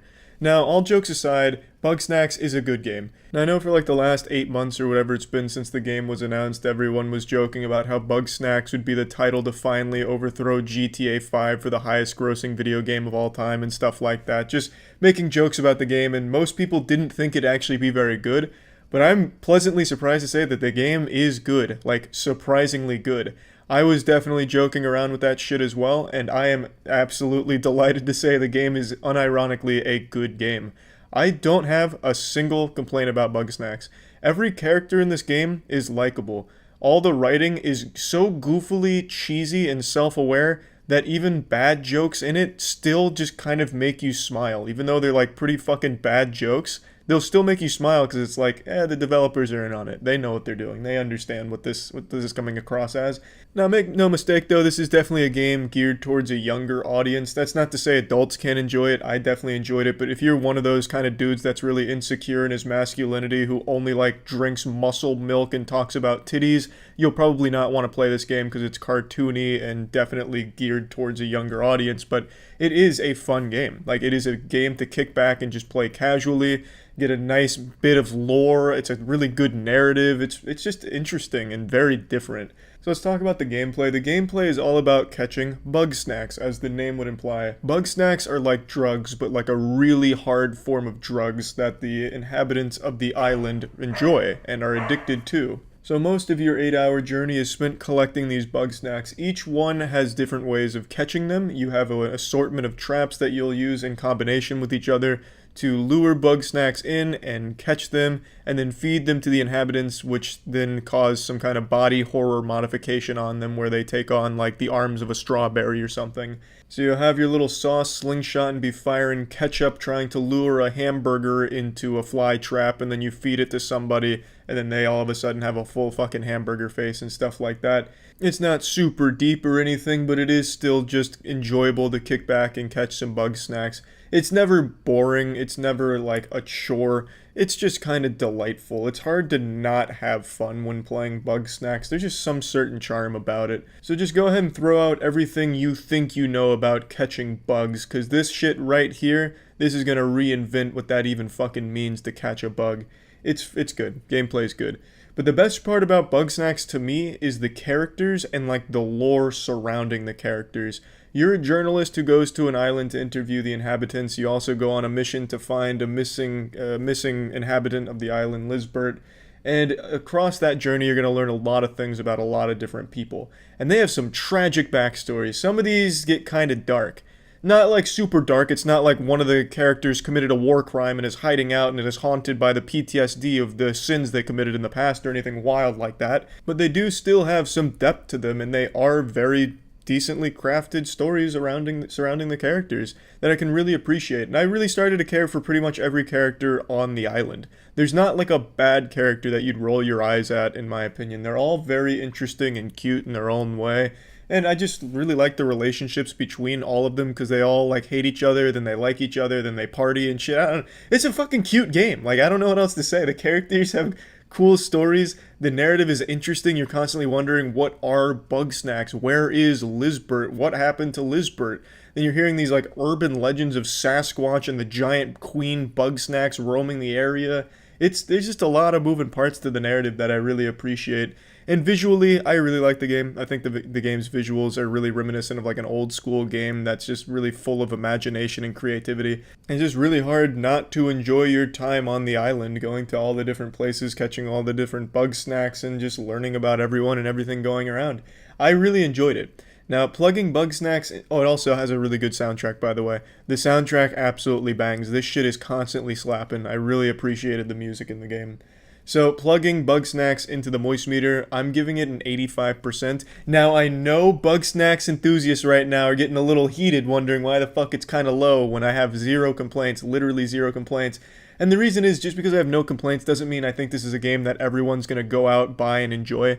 I definitely think there's going to be a large portion of people that just find the game boring or uninteresting. I wasn't one of those people, but I can definitely see that because the gameplay is not the most engaging thing in the world. You move around pretty slow. Getting from point A to point B does get a little tedious, but for me, that was just part of the little adventure and the fun. But for other people, that's going to be more of a hassle than anything, I imagine. So I really liked it, and I think it's a good game. But by no means is it a flawless, perfect game that everybody should play and everybody will enjoy. So that's how I'm justifying the 85%. But I will say, it really caught me by surprise because I was expecting nothing of Bugsnax, but I got a lot more than I expected. And the speedrun for this game, they have a great speedrun 80% route. Really fucking fun route. I really like the speedrun here. So that's also something to keep in mind. Good speedrun game. And yeah, that's really about it. So yeah. I've said it before and I'll say it again just in case you weren't listening to me and being stubborn. VPNs are essential for the modern day internet. So let's talk about Surfshark VPN. Surfshark VPN is an incredibly powerful VPN with robust tools that give users plenty of options in how they want to explore the internet safely and securely. There's also a 30-day money-back guarantee just in case you're not satisfied with it. You can try it for 30 days, get the money back. You can use it on unlimited devices. You're never going to be chained down to just one device using Surfshark VPN. You can keep everything protected. It also has clean web technology which allows you to just explore the cyberspace securely. No ads, tracking, phishing, malware, anything like that. Everything is private, secure, and you never really have to worry about your data being leaked to places you don't want it going to.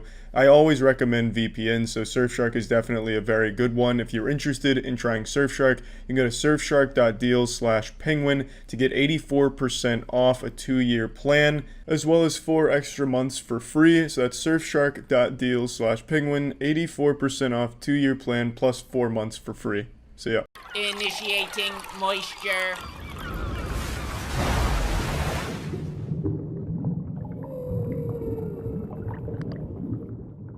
Welcome to the moistmeter. Today we're looking at the new Transformers movie. Cue Michael Bay explosion followed by 2 robots fighting each other that look like 2 fucking Coke cans getting wrapped up in a washing machine. At least that's what Transformers used to be, and now Bumblebee is changing the formula.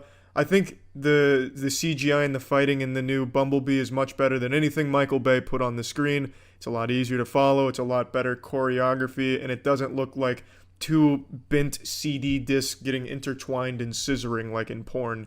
You can make out what's happening, and there's also some nice G1 shit from Transformers in here, which is nice as well, and that's all the compliments I have for this movie. I don't know how the fuck this movie is getting so many glowing reviews. I have to wonder if we watch the same movie. There is nothing special or unique about this movie. Everything in this movie is incredibly generic, but it is better than the Michael Bay shit. But that's not much of a compliment. That's like me saying the last pee I took was clearer than the pee I took before that one. It's still piss. You know what I'm saying? One of them's just a clearer form of pee-pee. It's not that big of a compliment to say it's better than Michael Bay shit, but it is. It absolutely is. That doesn't mean it's worth 98% or whatever incredible score it has on Rotten Tomatoes. There is nothing, genuinely nothing unique about this movie. It's heartwarming at times. Yeah, it's got a wholesome story. Oh, fuck yeah, it does. But it's a very generic one with some very not good writing. The characters are not well written. The dialogue is not good. The comedy that they tried to put in here, for the most part, is not good. There's one good comedic scene with Bumblebee, and everything else is just so incredibly formulaic, expected, generic, cliche. John Cena's cool. I'm a big John Cena fan. He was, well, they kind of made him super not cool, but he's a cool guy. If you're watching John Cena, I like you, I respect you, but, you know, your character in this movie's a little weak. I'll give you an example. At the very end of the movie, John Cena says to Bumblebee, "Hey, soldier," and then does this. To which Bumblebee goes, like, that's not cool. That's uncomfortable, man. That's not even, like, cheesy, you know, cool. That's just bad. The movie's not good. It's not. This is the first time in a long time where I completely disagree with, like, the major consensus behind a movie, where everyone says this is like the 98%, an A++, such a good movie and shit. I wholeheartedly disagree. The dialogue between the characters is so weak and so out of, like, a 90s Nickelodeon TV show, I just can't even imagine anyone relating to it or thinking it's well written. So I'm going to assume that nobody listened to this movie. Maybe the theater played it muted. Just like Bumblebee. Bumblebee was a decent character, but Bumblebee's always been the same character throughout every single movie, and he's no different in this one, except he's a pussy. The entire movie, Bumblebee is a pussy, except for the very beginning and the very end. Everything in between, he's this pussy that's afraid of his own shadow, and it is cute at times, but it's not that cute. It's tiresome. I really don't understand what people are seeing in this movie that I'm missing, apparently.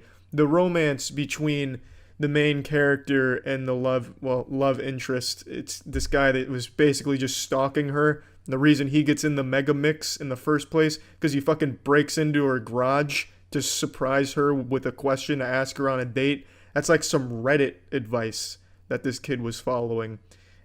He turned out to be an alright character, I suppose. He was relatable to some people, I could see, but it's not like a good chemistry between them, and there's so many complaints I could give about this movie. The relationship between Haley Steinfeld's character Charlie and Bumblebee is really well done, and they're able to convey a lot of emotion with Bumblebee pretty much only using his fucking eyes, and that's impressive, and it was super cute. But there's so much in this movie you'd have to overlook to really enjoy it and not roll your eyes half the time.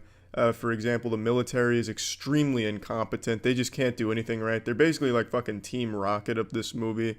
No decisions they make are really well thought out, it seems. There's also a lot of, well, not a lot of, but there's a couple times where it seems the editing fucked up and they just didn't care to fix it. Example being in the final fight between Bumblebee and one of the main Decepticons, he gets his arm blasted off. Well, it gets knocked off. And then in the exact same scene, that arm is back on him with no explanation as to how he got his arm back. It's literally, it gets knocked off, and then during the fight, the arm is back on him. It made no sense, and it made me feel like they just took out like half the fucking scene and forgot to show the arm coming back on, or they just didn't care. That's not a huge deal, but it's enough to be jarring and make you think that you're a fucking idiot or going insane because you just watch his arm get destroyed, and now there it is, right there, like some type of incredible magic trick. Anyway, though, let's plug the shit into the moist meter. I'm giving Bumblebee a 60%. It is not this incredible reinvention of the Transformers series everyone's hyping it up to be. It is a heartwarming movie with a ton of flaws, but it's enjoyable, but there's not a ton to like here. It is a step in the right direction, though, if they're going to continue pumping out Transformers movies, because this one has some great action that is a lot easier on the eyes to follow, and a heartwarming story. That's it. See ya. This episode was brought to you by Manscaped. Initiating moisture.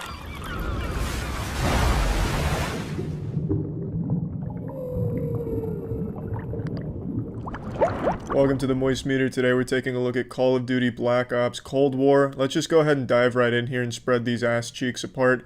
I'm going to divide this into 3 sections: campaign, multiplayer, and zombies. Campaign is actually really good. I know for like the last 5 years, everyone says the campaign to Call of Duty is actually good this time around, and then I play it and I totally fucking forget every single character's name the second after the credits roll because they're not very good. This year, it is actually very good. The campaign was super fun and actually very different from previous entries into the franchise. So it's not long. I'm going to go ahead and tell you right now, there's only about 4 hours worth of glory here before she blows her load, so you're not going to get a whole lot of content out of the campaign, but you get like 4 to 5 hours of actually really enjoyable content. Now, it's actually probably closer to 5, maybe 6 if you do every side quest, but if you're just going for like the core story, you can blast through it in like 4. It is really fun. It's very different in the way that there's side missions, which I don't think Call of Duty even knew existed until this game, and it is really fleshed out. They have a compelling story with interesting characters, some that you'll recognize, and it's just super well put together. It's well written, it's beautiful to look at, the cutscenes are thrilling and great. There's really only one downside I even have about the campaign is sometimes you have to get on a turret for those boring-ass static turret sections that every shooter has, but I mean, every shooter has them and they're always boring, so it's nothing like unique to this game. I just wish they had done away with that shit. But what they did actually get away from, and the best decision Call of Duty has made in the last 10 years in terms of its campaign, is getting away from doing those tedious fucking missions where you just stand in one place and defend it for 10 minutes from waves of enemies. There is nothing more mind-numbingly boring. The only challenge there is not falling asleep during those sections of those games. It is so fucking awful. And you know exactly what kind of objectives I'm talking about. In old Call of Duty campaigns, every mission would have 1 or 2 sections where you and your team were ordered to go to this fucking abandoned computer in this dilapidated warehouse full of syringes where you have to download the Applebee's menu onto a flash drive. You have to sit there and defend it as it downloads slowly from 0 to 100%, defending it from waves of enemies. And it's terrible. It's absolutely awful. You're just sitting there, snot leaking out of your nose, drooling, praying any wave will be the last one until you're finally done from that purgatory, that fucking hell. In this game, there's not a single one of those that I can recall. I take that back. There is one that I can recall, and it only lasts for about 2 minutes, and it's at the very end of an extremely good mission, so I forgive it. I am so glad there weren't very many of these. It was such a refreshing breath of air. It is so nice that in this game they actually prioritized just delivering a full nuts to butts narrative and high action combat experience, and I really appreciate it. And not every mission is the same, run and gun, shoot and titties all over the place. There's actually some stealth missions that are really well put together and kind of like almost a pseudo open world at one section where you can like go explore and find some other shit. Really, every mission has places that you can explore, find information that'll give you a new side mission that you can pursue at the evidence board. It's just really good and surprising. There's one section, I'm not going to spoil anything, but there's actually some very interesting elements at play here, so I really like the campaign. I really did, and I was super surprised that I did. I didn't expect it at all, and it lives up to the hype. The campaign in Cold War actually fucking bangs. And now we move into the multiplayer where things get real dirty. I'm talking this game is a dirty asshole when it comes to multiplayer. It's not fun. I like the gunplay in Modern Warfare. I thought that was at least a little different, and even though it prioritized, or you benefited more from slower gameplay in it because the maps were fucking dog shit, this game takes it way back to the basics. Like, it feels like I'm playing a Call of Duty game from 8 years ago. It is the most generic Call of Duty has been in a long time. The gameplay in the multiplayer, like the actual gunplay and all that, is so generic. It's painful. It is so bland. It's like biting into styrofoam every single time you play a match in multiplayer. I didn't like it, like, at all. There's really no compliments I can give it. There's only 8 maps in the whole multiplayer or some shit like that. There's just not a lot of content when it comes to the multiplayer gameplay. The dirty bomb shit that they added, that's not fun.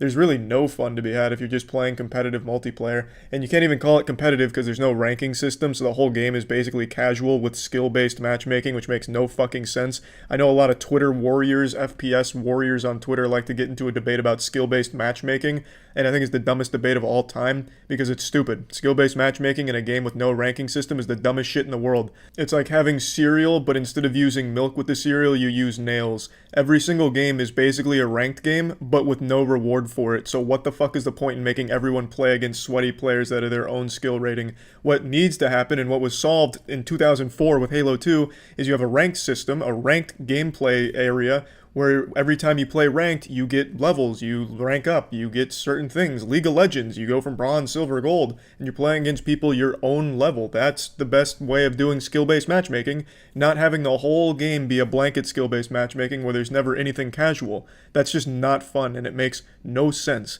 Even casual players can't really enjoy that. See, what happens in a game, like let's take League for example, if you join into a casual game as a shitty player in League and you get stomped and paired against challenger players and your whole entire existence just gets blasted wide open by them, what you'll likely do is go to a ranked game mode where you're going to play against people in bronze division, play against people your own level. So basically then the bad players will play ranked because they're playing people their own level instead of going into casual. It's a problem that solves itself.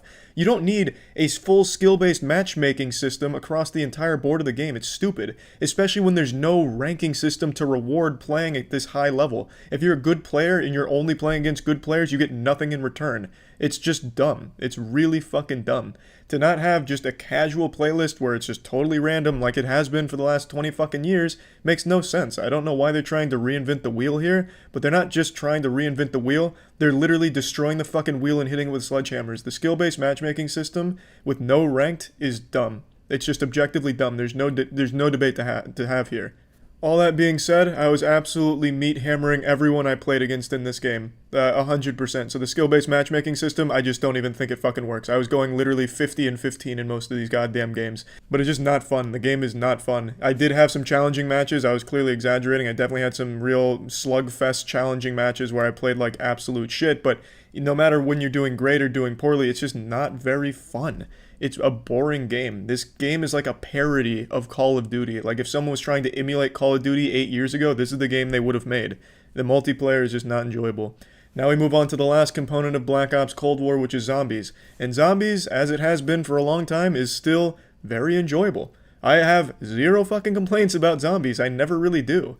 The gameplay, the game mode is just really fun. And I do like this lore they build up, their Easter egg. I really just like pretty much everything about zombies.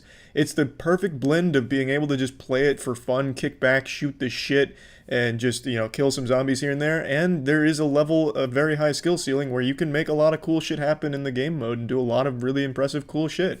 Zombies still bangs. I have no complaints about it. It's a little bit different from previous entries, but it's not overly different. I don't know why people are going wild about how big the changes are, because, I guess I'm not like a hardcore zombies guy. I don't really notice any massive sweeping changes to zombies. It's still just as fun as I would have expected it to be. And yeah, that really covers it all of zombies. If you like zombies in any of the other games, you're going to like it here. If you didn't like it in any of the other games, I don't think it's going to win you over here, but it's still just a good time, I'd say. So, taking all of this into consideration, plugging Call of Duty Black Ops Cold War into the moistmeter, I'm giving it a 70%. And 70% you're probably saying is kind of low, because I really like the campaign and I like zombies. The only thing I didn't like was the multiplayer. But you have to understand, Call of Duty is built around its multiplayer. That's really what most people play it for. No one really plays Call of Duty for the campaigns. That'd be very silly. I don't think a single person like that exists. Maybe I'm wrong, but this one just happens to have a great campaign there. It's not very long, but it's still a great campaign. And zombies is just a fun mode to kick back with friends on, but I don't think anyone's buying Call of Duty for zombies either. When someone buys Call of Duty, I imagine it's for the multiplayer, and the multiplayer here is just not very good. It is really bland and very boring. And that's really just about it. It's holiday season, and you know what that means. It's time to trim the sacred bush, and the only way to really make sure that the job gets done efficiently and safely is by using Manscaped. Manscaped.com has all of the products that you need to keep yourself looking your best, feeling your best, becoming a real man. And when it comes to trimming your balls, your stinky, putrid balls like mine, you need something that is both powerful and isn't going to rip your entire dick off. And that's why they have the Lawnmower 3.0, which comes with skin-safe technology so you're not accidentally hurting yourself, eviscerating yourself down there, and it is extremely efficient at what it does. I've never had an injury with it when prior I had a couple injuries using other devices. So far, the Lawnmower 3.0 has been taking good good care of me. And you can also get the Perfect Package Kit 3.0, which comes with some anti-chafing ball deodorant and moisturizer, so you ain't stinking down there. Really, Manscaped just has everything you need to be your best. So if you're interested in trying Manscaped products this holiday season, you can go to manscaped.com/moist to get 20% off and free shipping. That's manscaped.com/moist for 20% off and free shipping. Initiating moisture.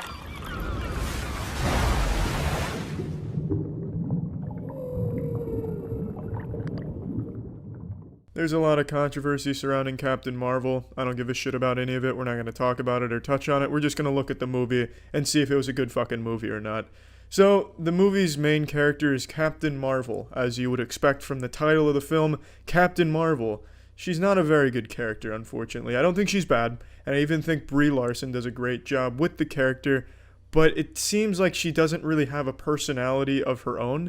There's nothing memorable about her as a character. Her powers are pretty fucking cool, and I think they did a great job of showing how strong the character is physically from a powers perspective, at least at the end of the movie. Up until then, it was very lackluster with its action and showing Captain Marvel doing shit.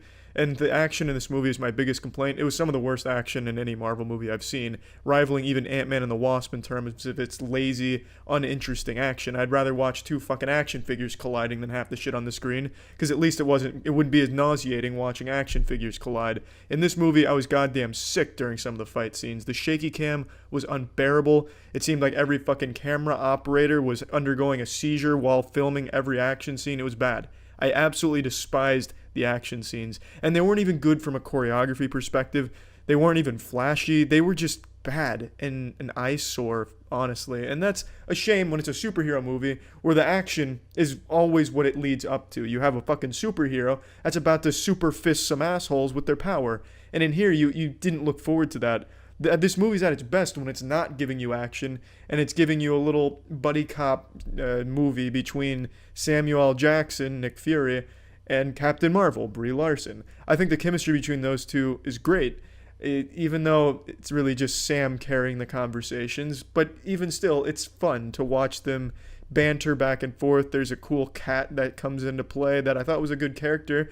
I thought the cat was just going to be a gimmicky bullshit thing, but it turned out it was a character that I liked and I thought was used well. From a story perspective, it's as cliche as it gets. This is the most cliche superhero movie I think I've ever seen in my life. This is like some mid-90s Saturday morning cartoon level of cheese. And not that that's necessarily a bad thing, but everything this movie does has been done before and done much better by other superhero movies. I think Wonder Woman is a stronger character than Captain Marvel. I think they're very similar in terms of how they were portrayed in their movies, but Wonder Woman was significantly more interesting, significantly better of a character than Captain Marvel. I also don't like the gimmick of the main character suffering from amnesia, not knowing her past, so then you slowly piece it together as to how they got there. I don't like that. Just start with all the knowledge out there and then give us some fun. I don't like where the character's drastically weakened and we have to go a whole movie getting back to where they were at the very start or figuring out how they got there. I don't like that shit. That's a pet peeve. I don't think they do amnesia poorly in here. It's not well done, but I don't think it's bad. It's just very generic. They very slowly piece the puzzle pieces together, and oh, what do you know? The most expected outcome is what you're left with. The story is incredibly predictable. The villain's incredibly predictable. Honestly, there's nothing in this movie from like a narrative perspective that's going to capture anyone's interest. Now, this is not to say that it's bad, because it's not. It's just so average, expected, predictable, safe.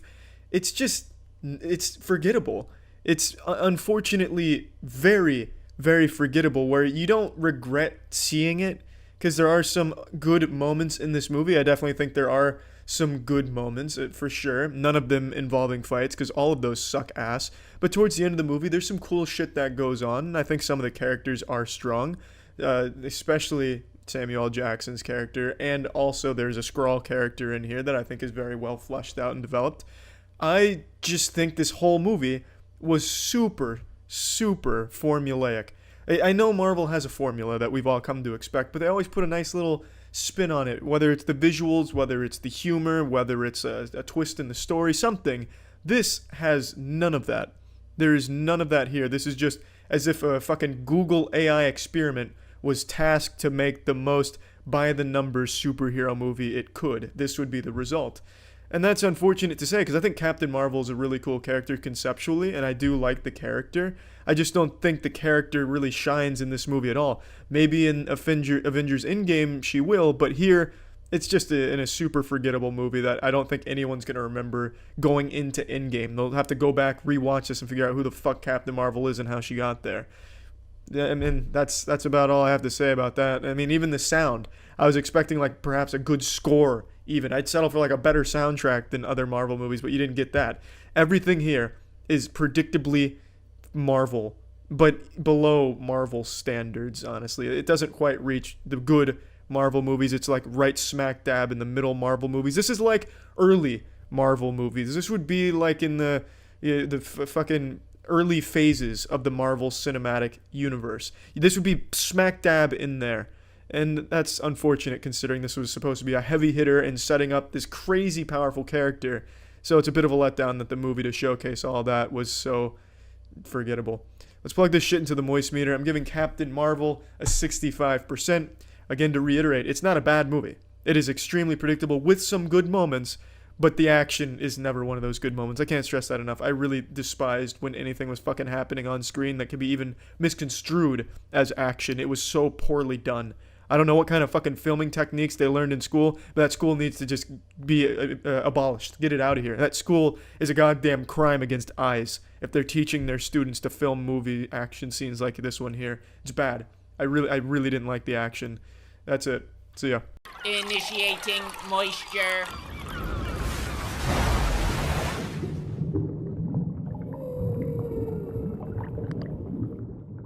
Welcome to the Moist Meter. Today we're looking at the Castlevania Netflix series, which is a series that had no right being as good as it turned out to be. This shit had all of the makings of a greedy cash grab, a soulless, passionless project. For example, like taking Avatar The Last Airbender and making it live action, just taking the biggest, fattest, stinkiest diarrhea shit all over the legacy of it. That's what this sounded like. It was quietly announced in 2017. No one really had many expectations going into it, and Season 1 turned out to be fucking great. And Season 2 just released, and I think it's equally as good, but it has a lot more problems. The first of which being the number of episodes. Season 1 has 4 episodes, but it felt huge. It felt like a lot went into them. Season 2 has 8 episodes, and some of the episodes feel entirely pointless and filled with just dialogue to pad for time. My guess is they had around the same budget for Season 2 as Season 1, but Netflix wanted 8 episodes instead of 4, so they had to stretch it out artificially. So you get some weird dialogue and some odd pacing, but that's not too big of an issue because everything else kind of makes up for it. Castlevania has a really compelling story and characters, an interesting plot. It takes Dracula, it takes the evil, and it humanizes it, and you can almost feel for them and the cause. And all of the characters are really interesting and well thought out characters, except for a couple who are just comically evil, like a bad vampire Viking who's just this naughty bad guy who likes to think about titties and fuck ass with his penis and kill things and drink blood. But other than that, all the characters, they're very interesting, well-rounded, and they have sad backstories, and the show gets really dark. The show gets really gritty and paints humanity in a very negative light. It's not a happy show, but sometimes they try and ham-fist happy jokes into it, which really just doesn't fit the overall tone. Like I said, I feel like it just pads for time with some stilted dialogue. But I like that it gets that dark and it gets super violent and gory. You'll have people's skin being melted off and being flayed alive, heads flying all over the place, gore galore. It's different. It reminds me of like the late 80s, early 90s wave of anime where everything was ultra violent. Everything was shockingly edgy, but in a good way. Like, you know, edgy has this connotation where it's always negative. Oh, it's edgy? Ooh, I'm going to stay away from that. But sometimes edginess can be super fucking fun to watch, and I think Castlevania, in this case, is good. It's good edginess, and I do think there is edginess for the sake of it, but it fits the show's tone well, and the animation in this show is second to none. This is by far the best American-made animation since The Last Airbender. I can't think of anything else that even comes close. It's so smooth, it's so fucking crisp, and it's lovely to look at, beautiful at times, but there is an issue I have, and it's during the fights. Sometimes it just gets really choppy, as if it's like a bad connection in an online FPS. It starts to like lag. So you'll have Belmont throwing a punch, and then it starts to like slow down as it's about to make impact, and then it makes impact, and then all of a sudden it jumps frames, and now the thing's flying across the room. Like, it feels like you were watching a PowerPoint presentation, but some of the slides in between were missing, so then you're just left to kind of fill in the details in your head. And it doesn't happen with every fight, but towards the end of the show, it starts to really show. It gets really choppy during some of the action, which is very odd, and I do think it just comes down to, well, they had to stretch it out for 8 episodes this time instead of 4, so they couldn't really focus too much on that and make it as smooth as it was in season 1. Also, another thing, during the fights, the sound is super off. You'll have someone getting hit with a sword, and it sounds like someone just shot a spitball at them. The sound just doesn't match up with the actions you're seeing. So you'll have a guy throwing a punch and getting hit, and it sounds like someone took a wiffle ball bat to a rock outside. It's just weird, and it's jarring, and you'll notice it for sure. But that's like my only big complaint. It's the only one that I can really think of. The show is super fucking good. I honestly can't stress enough how much I like the fight scenes in this show. They're so beautifully animated, one, except for when it gets choppy, and two, they're super different. They seem like super well choreographed. One of my big problems with like anime fights and cartoon fights is it's always kind of the same formulaic shit. Here's my big move, and then villain, here's my big move. Oh, we clashed. Here's a bigger move, here's a bigger move. We clashed again, but I have the biggest move. Oh, I've beaten the villain. And the fight lasts all of like 2 minutes, and in between there's always this talking, like they'll throw a move and then stop to talk and like have some idle chit chat about Tinder dates or some shit during the fight, or the power of friendship, and then they'll get back to it for another 10 seconds. Castlevania just gives you a fucking ton of action.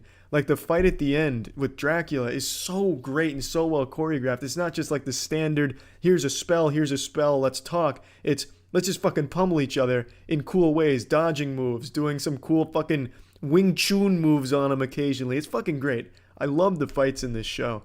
Let's plug this shit into the moist meter. I'm giving the Castlevania series an 85%. I think if season 2 was less episodes, 4 or 5, like season 1, where it could be more focused, more smooth, I think it would have been even better. It could have got rid of all the filler and shit, but it's still a fantastic fucking show, even if you're not a fan of the Castlevania series. So yeah. Initiating moisture.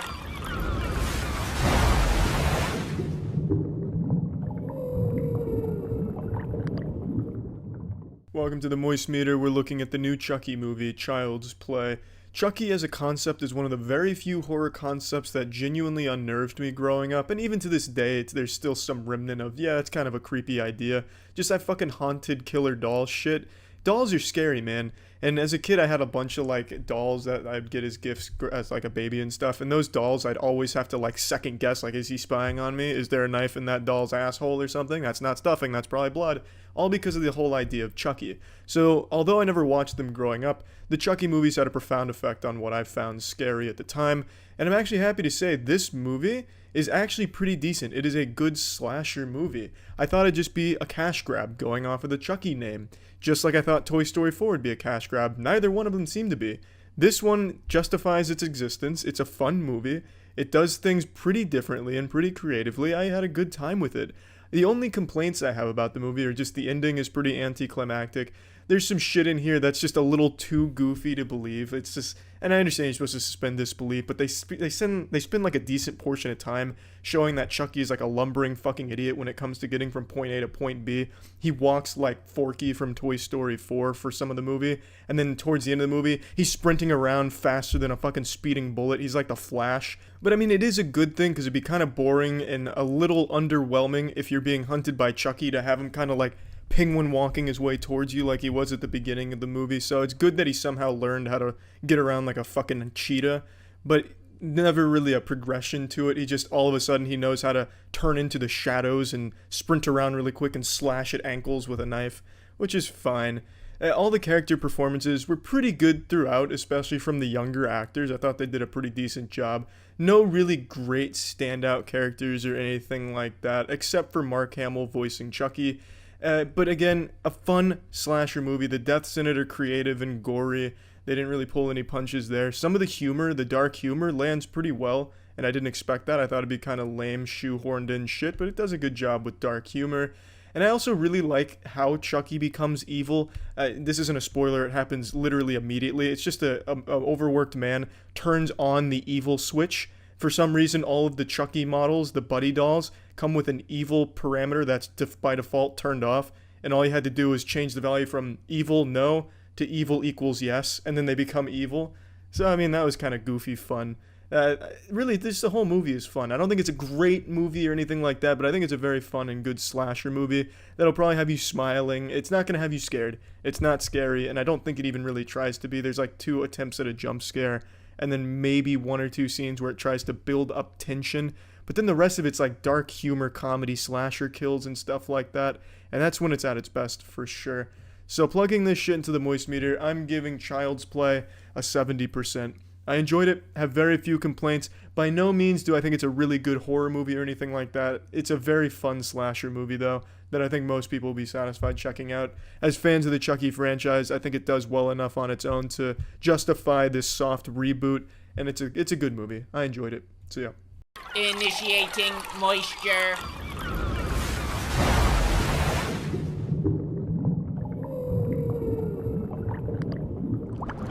Welcome to the Moist Meter. Today we're looking at Code Vein, otherwise known as Anime Souls, Weeb Souls, Waifu Souls. It has many different titles, but one thing it definitely is a very, very anime Dark Souls inspired game. Nothing wrong with that. I think the game overall is very fun. So let's rumble. The biggest difference between this title and others in the genre is its emphasis on story. Most games that fall into this really put not much focus on a story. Yeah, they're there, and they're definitely good if you go out of your way to find the story elements. But this one is much more about a narrative that you follow, meeting characters developing, solving mysteries, and it's a lot of fun. Even though oftentimes it's extremely cheesy, it's not a bad thing, but this is genuinely some of the most anime shit I have ever seen in my life. There's a main character named Yakumo, and every time he even so much as hears a fart, he goes into this long monologue about what his friends mean to him. I shit you not, there's a scene where he takes out an onigiri, takes a bite of it, and then says, "Oh, I see you saw me eat an onigiri. Well, I'm not exactly hungry, but it reminds me of my friends. My friends and I used to love eating these together, and there's not a goddamn thing on this planet I wouldn't do for my friends. I'd go to hell and back for my friends, then back to hell if they wanted me to. I'd stay in hell and jerk off in hell if my friends wanted me to. My friends mean everything to me. Friendship. The power of friendship." I can see why that would be off-putting to a lot of people who don't want to hear ramblings about the power of friendship, and there's a lot of big anime titties that jiggle around a lot. So if you're really not into that whole generic anime plotline dialogue and style, then there's not a lot here for you narratively.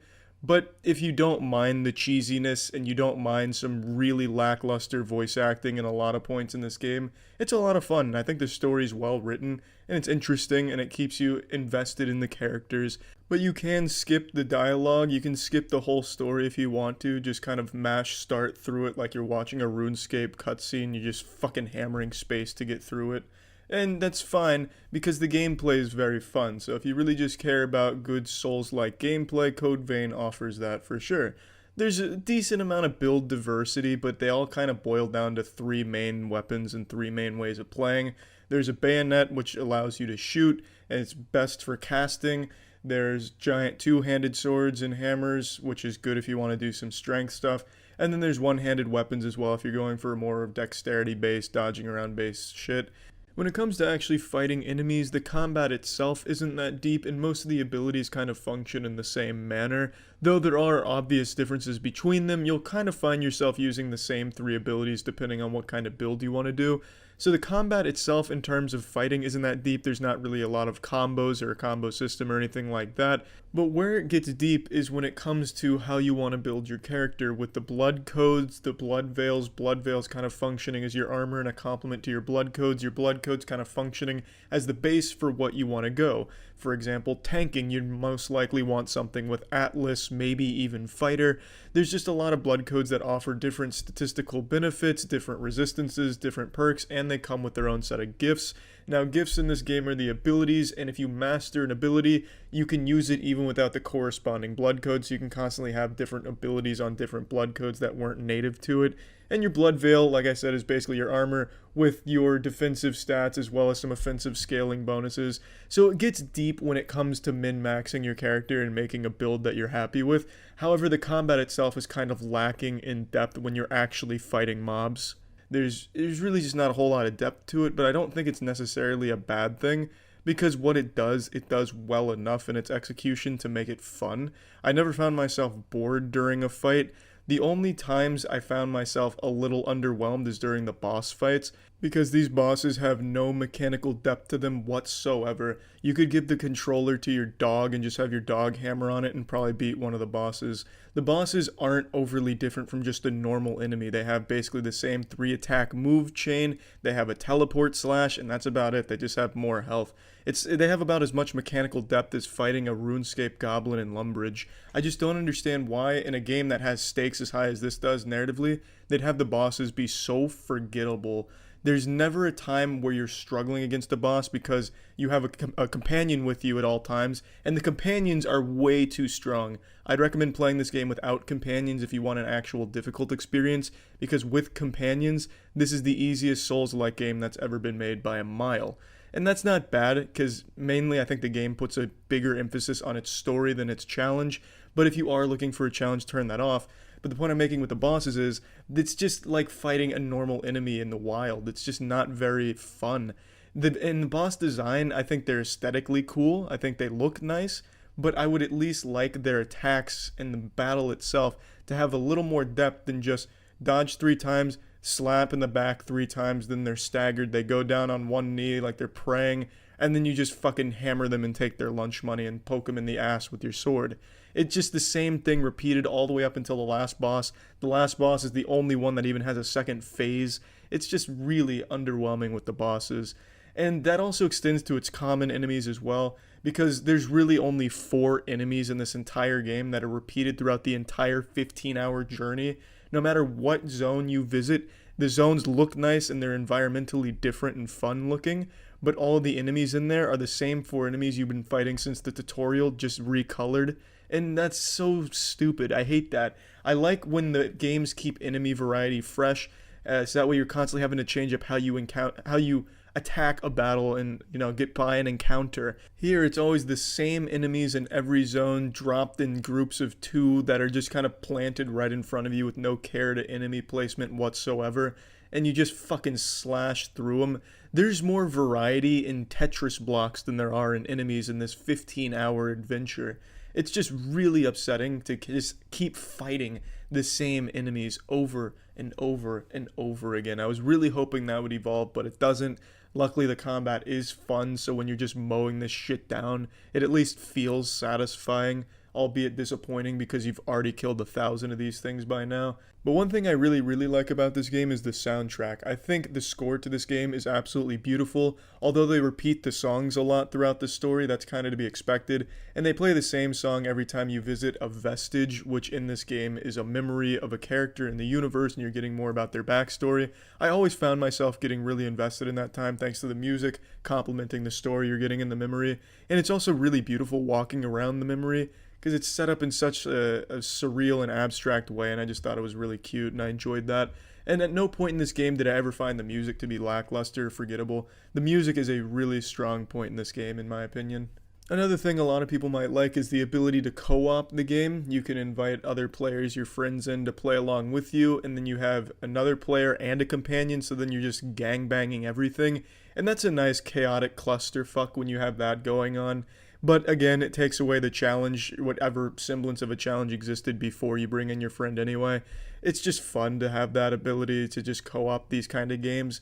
Now, while I think the game is pretty flawed on a technical level, and there's a lot of things I feel it definitely could have done better, I really did find myself enjoying the game a lot. I really enjoyed the charm of the characters in the universe and the story. I loved the unapologetically anime storyline and writing and just feel of the game as a whole. And like I said, the combat never got tiresome. I did try and switch around builds a few times, although I always settled on going back to just a giant two-handed approach.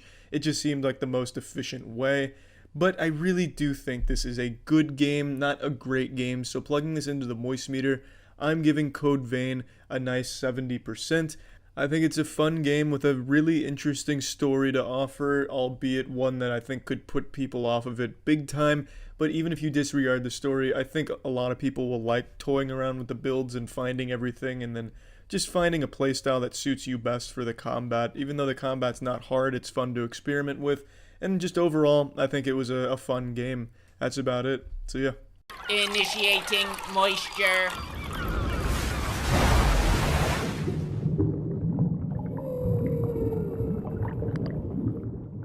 I wasn't expecting much from Crawl, and the interest in this movie is about as low as it can get. There's more interest in getting a fucking ingrown toenail than there is going to see this movie, and that's actually a shame because the movie's pretty damn good.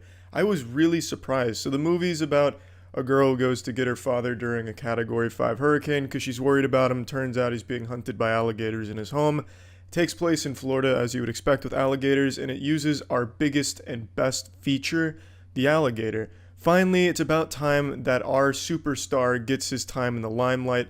The alligator is what Florida's known for, albeit I think it's kind of blown out of proportion. I personally don't see a whole lot of alligators. I don't battle them. I don't fist fight them going to the store or anything. But I couldn't help but pump my fist in celebration seeing him on the big screen. And I'm really happy to say that the movie is pretty good. I didn't expect anything. Again, I really thought this was just going to be a stinker that I'd forget. But I liked it. It does everything that it wanted to do. It does it well. It does jump scares, but it's not a horror movie. It's more of just like a monster movie, a monster escape movie, survival. And it's really well done. It's a very short movie, so it focuses really hard on delivering all of the beats it needs to hit. You know, build tension, keep ramping up the stakes. You know, instead of just one alligator, there's 50 alligators. Pretty much anytime you see water, it's safe to assume there's 3 alligators having an orgy in that water in this movie. There's a lot of bloody scenes, a lot of people dying and getting ripped to pieces by the alligator. The CGI is super fucking good. It looked like real alligators that they fucking trained like dogs to be in this movie, but it's CGI and it's really convincing. So that was really shocking because I thought it was a lower budget movie that would be kind of shitty looking, but nothing about it is shitty looking at all. Hurricane looks believable, the violent scenes are pretty brutal, just the whole movie is a really effective package. A couple of complaints I do have though, I think the dialogue's ass, the dialogue's super cheesy. I also didn't think any character except for the main girl was well acted. It seemed like the dad was like this unbroken Terminator who just didn't feel pain. His nerve endings were seared off and just couldn't feel anything because he was getting the shit gnawed out of him like he got bit 1,000 times by alligators. He was a fucking pincushion for their teeth, and he didn't really like. He screamed a little bit, but then he like forgot about it. He's like, oh yeah, that's right. I don't feel it anymore. He's just all of a sudden he was this like super tough guy, and I guess adrenaline and all that, but I never really got the feeling that that was even a human being. It was more of just like a machine pretending to be human sometimes when it got bit. Still a good character. That's not like a big deal. He was a cool character, but you know, as far as acting like you're getting attacked by alligators goes, his performance was kind of weak, or he's just saying like ooh ouchie as he's getting tossed around by an alligator. That goes for a couple other characters as well. There's some police officers that get fucking brutalized and they're just kind of underwhelmed by it too. But still, that's not like a massive complaint because that's not the focal point. It's all about survival, and I think the characters do a great job of portraying that desperation and that need to survive. A couple of the decisions they make I think are really silly. A little bit of a spoiler here, so forewarning. There's a helicopter that flies overhead, so the girl breaks a flare and waves it in front of her window, but the window's got water covering the entirety of it, so there'd be no way for the helicopter to see that, because it's fucking underwater already, and then the glass breaks, there's alligators in there. But overall, they didn't make the stupidest choices. There's a couple of plot holes, and I feel like there was a couple of ways they could have escaped much earlier on in the movie that they just didn't bother even trying. But that's just, you know, you gotta suspend your disbelief for something like this in that regard. Overall, though, I was really invested in the characters. I didn't think they were the strongest characters, but it was enough to make me root for them and make me want to see them get that fat victory royale against the alligators. It's just a good movie. I wasn't expecting to care about it. I thought it was going to be a shit show, but I enjoyed it. Did a great job at everything it wanted to do. Executed well. Plugging the shit into the moist meter, I'm giving Crawl a nice 70%. Things it could have done better, but for the short experience you get, it's a very concentrated one that's fun, and I like that. I appreciate that. It didn't strive to be anything above its genre. It knew exactly what it was and what it wanted to be, and it did it really well. That's about it. So yeah. This episode was brought to you by Shudder. Initiating moisture.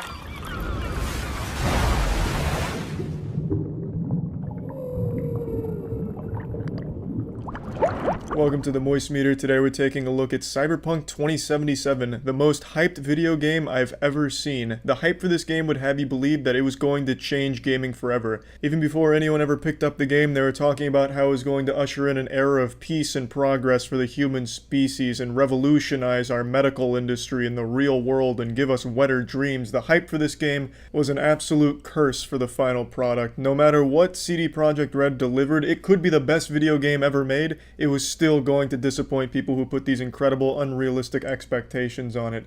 But now that the game is finally out, the question begs to be asked, does it live up to the hype? Has gaming truly evolved? Have we entered this new, enlightened era for our species thanks to Cyberpunk 2077? God bless Cyberpunk 2077? The answer is no. This game never stood a chance at reaching those expectations, but that's not to say the game is bad. In fact, it's a good game. I'd even go as far as to call it a very good game. But there's a lot of problems with it, the biggest of course being its performance. I have to talk about that right away.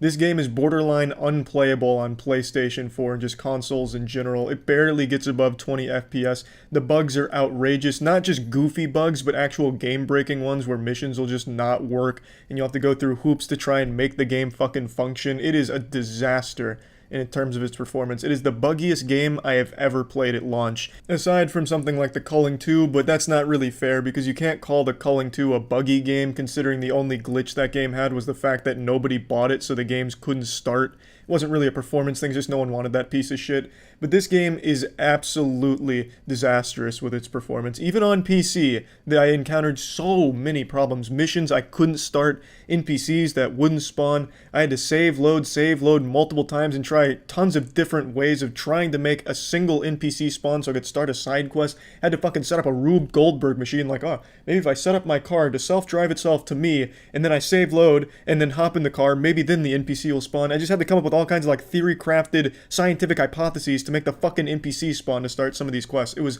really frustrating. There's a genuine problem with this game and its performance. It doesn't really run that well. Even on like the best settings on the best PC, you're still going to have FPS drops. You're still going to encounter so many glitches. It's crazy. I am actually shocked at the state that this game is in on launch.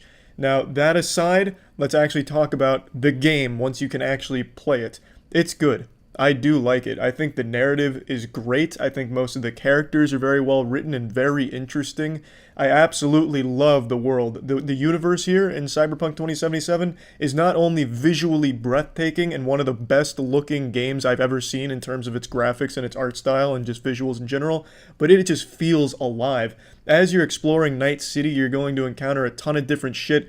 People asking for help. You know, there's a dude out there who's burnt his dick trying to get a dick augmentation, so now you have to drive him to the clinic so he can repair his penis before it burns itself off. There's just so much to do, and there's just so many things to encounter and just explore in the world. It really does feel alive. It's not like you're just wandering around a barren wasteland with no one in it, nothing to do, and just putting fingers up your asshole as you wait for the next side quest or main quest. There's just tons of tiny things you can do around the world, and I really appreciate that. The universe, the world, it is absolutely 10 out of 10 in that department. Great. The game is beautiful to look at. The design choices are great. I love the aesthetic of the game. I can't talk enough about how much I enjoyed that. And to complement all of it, you have great soundtrack. Every fucking song in this game is a banger. It really is. I didn't hear a single song that came on that I was like, damn, that shit is stinky. It's not good. I was always like, fuck, turn that shit up. I don't care if I get DMCA'd on Twitch. That's a great fucking song right there. The soundtrack in this game is so good. The score is great. They crushed it in that department as well. But now, we're going to get on to some of the things that I think are a bit of a shortcoming for it, even aside from just the massive glaring problems with performance. I think the gunplay is super stiff. I think it's clunky. I think it feels like it's straight out of 2009. It is not the best gunplay. It's not tight. It's very floaty. I just didn't really find myself liking the gunplay that much. And the guns themselves I think are cool and pretty imaginative, but the main differences between guns are just stat changes. You'll get different categories of weapons, but it doesn't really change that much because every weapon kind of functions the same.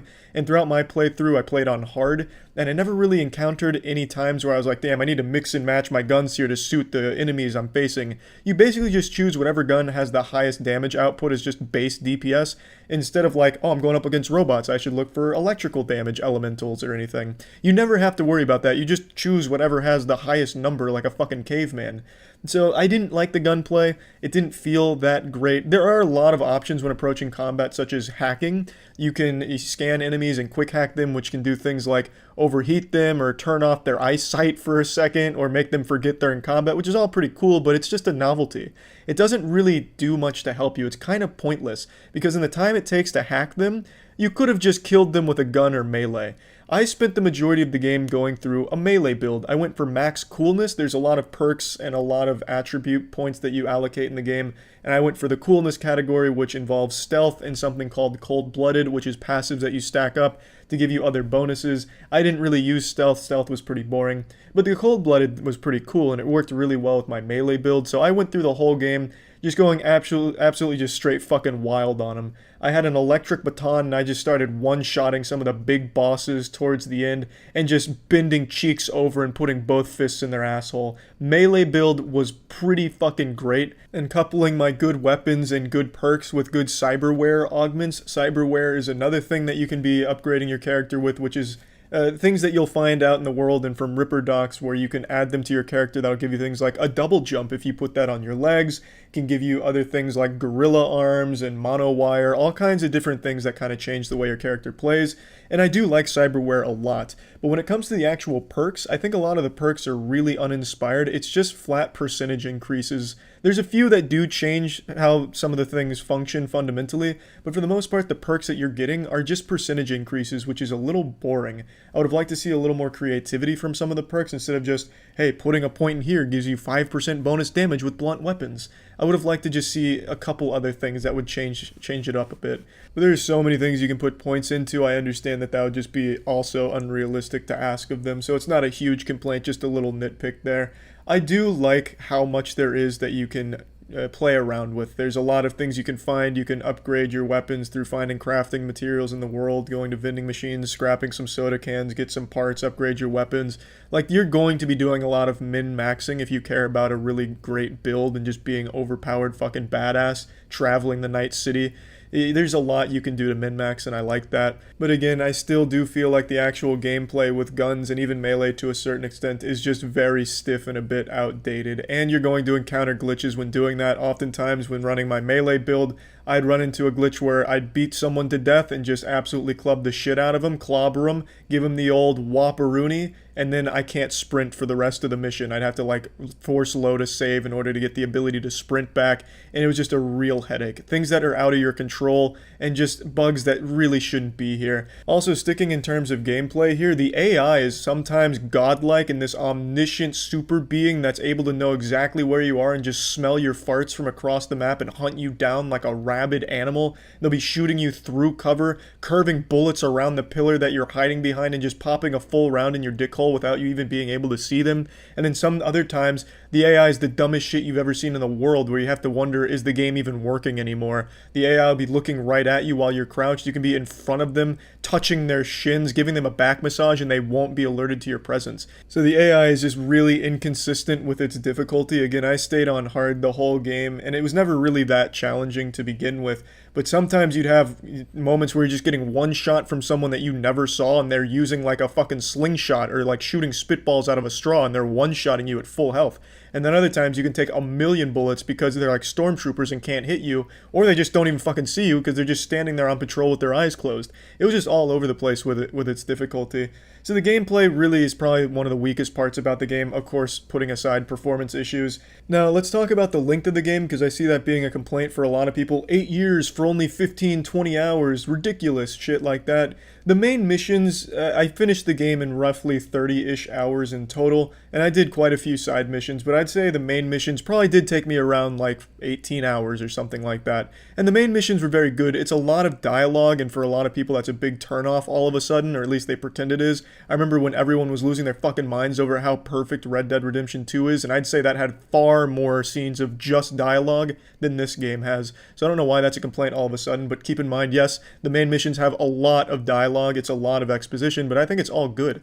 I think it's all well written. When it's not glitching out, because oftentimes during these fucking cutscenes and during the dialogue, you'll have people shouting a million lines at you because the dialogue's overlapping, so you have 9 conversations going when you're trying to get the fucking narrative fed to you, so you have no idea what's going on, so you have to reload in order to get the actual lines delivered at the right time, as opposed to 9 lines overlapping. But again, that's just another fucking bug in this game. That happens way too often. When you're actually getting the narrative, though, I think it's good, it's well written, it's engaging, the story's good, the plot's nice, and the ending that I got, I thought it was a happy ending. I got a very happy ending, but it was a bit weak. There were a lot of things that were unresolved, and from what I saw of the other endings, none of the endings are all that great.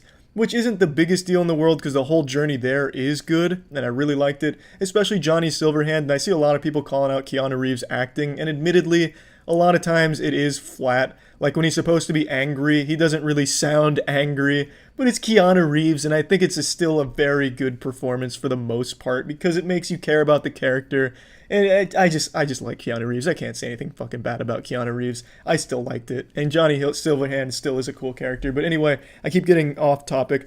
The narrative is good. The main missions are good, but mostly dialogue. You will be just mainly experiencing dialogue when doing main missions, and yes, there is about 18 hours worth.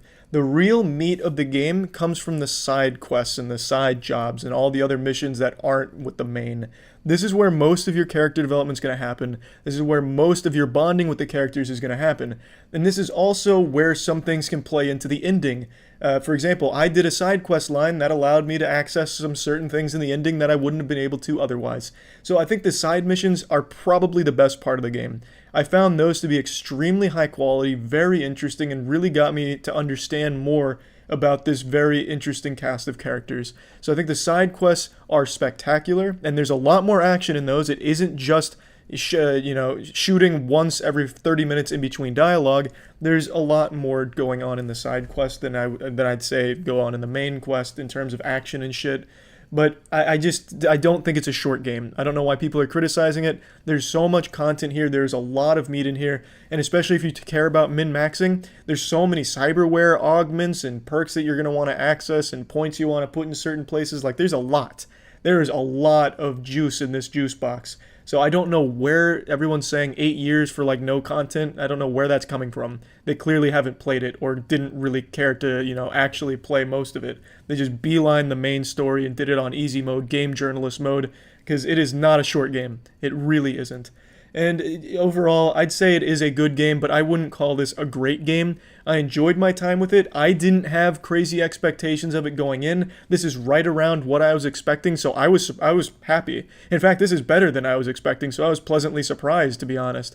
So plugging Cyberpunk 2077 in the moistmeter, I would be giving this game an 80%, but I genuinely just can't justify it being that high when it's in this broken of a state. So I'm going to have to give this game a 70 because there is actual game-breaking problems with it. It is borderline unplayable on some consoles. Like, that's not acceptable. They should have put this baby back in the oven and given it more time to cook. Should have marinated a bit longer to iron out the bugs. I know everyone hates delays and people fucking called in sick to work for a month just to play it, but they should have fucking delayed it again because there's a lot of glaring issues with this game. So I think a 70% is right in line with what it deserves in its current state. Hopefully all those problems will get solved down the line because I do think it is a good game that I do think a lot of people would like if they weren't getting so frustrated with all of the broken parts of it.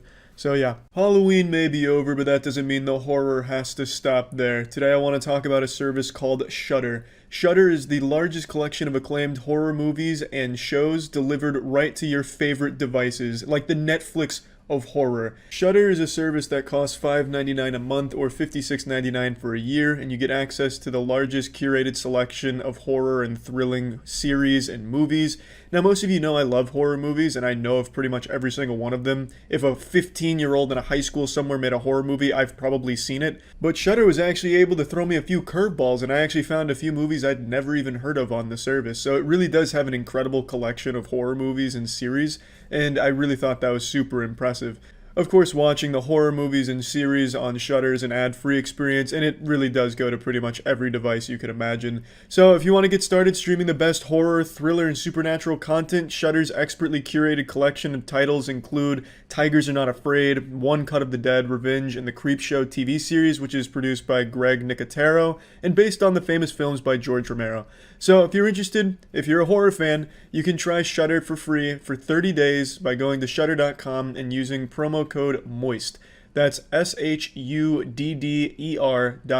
using code MOIST for a free 30-day try. That's it. See ya. Initiating moisture.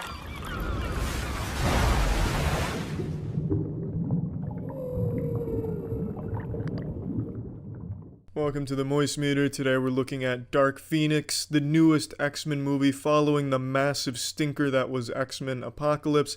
This movie's not a whole lot better. Is it a great movie? No. Is it worth 20% on Rotten Tomatoes? No, it's not an abominable, terrible piece of shit or anything like that. It's just this underwhelming, forgettable movie. It's just not a whole lot of great things going for it, but it's not the worst X-Men movie either. It's a movie that you'll go there, you won't be overly entertained where you're shoving popcorn in your face on the edge of your seat ready to ejaculate, nor will you be falling asleep with your eyes open watching it. You'll walk out of the theater and then kind of just forget all about it. It's tough because they wanted to follow the Dark Phoenix story, which is a hard source material to adapt. It'd be a lot and it was never going to get close, and it doesn't get close. The whole movie feels extremely uninspired and everyone going through the motions like, hey guys, we gotta shoot something. Can you come on to set? We'll just make it up as we go. Who gives a fuck? The script is awful. The dialogue's the most cliche, generic shit ever. Charles is showing you your past. I will show you your future. And then they even use the most overused fucking line in all of movies. Your emotions make you weak. No, they make me strong. Verbatim, that's one of the biggest lines in the movie. It's just awful.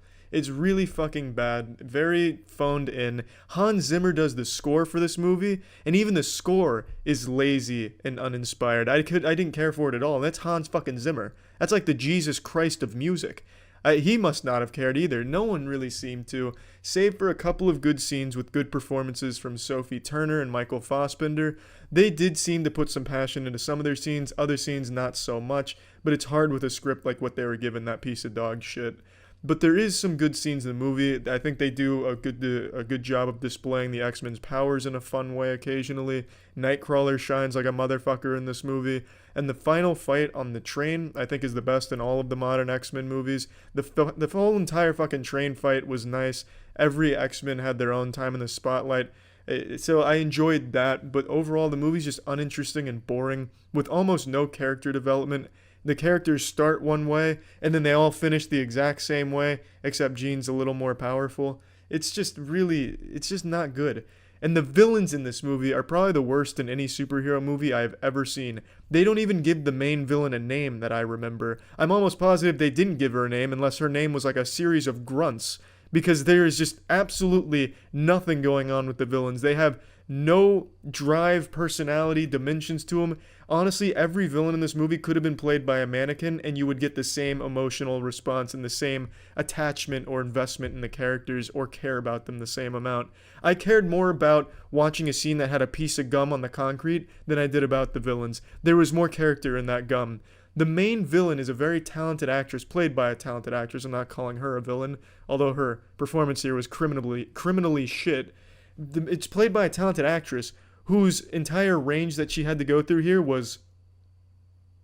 That's all she had to do. I can fucking do that. Let me play the main villain. You don't even have to pay me very much. I'll do it for the fucking love of the sport, just to get on the big screen. It was just an underwhelming, horrible attempt at villains. And their motivation is the most cliche shit in the world as well. They want to come to Earth and take it over. Spoiler alert, sorry, I didn't want to ruin it for you guys, but it's that bad. It's genuinely that bad. It's like a storyline I would come up with playing with my action figures on the side of the bathtub as a kid. It's just very lazy. Very, very lazy, uninspired, boring, and that leads the audience to feel the same way. So plugging this shit into the moist meter, I'm giving the new X-Men movie Dark Phoenix a 30%, and I'm giving it a 30 because that fight scene at the end really is very nice. Visually, they do a great job with the X-Men's power. I have to fucking defend a low score because I think most people are thinking it's probably deserving lower or maybe higher, I don't know. But the thing is, there are good moments. There are moments where I can see someone wanted to try, whether it be the actors in some good scenes. There's even some good scenes between the Beast and Charles Xavier. There's a lot going on sometimes, and then other times it's just bad high school theater performances where nobody really cares, including the writers and production team. Not great, not the worst X-Men movie. There was potential, there was at points an attempt with good scenes. Probably not worth seeing though. That's it. See ya. Initiating moisture.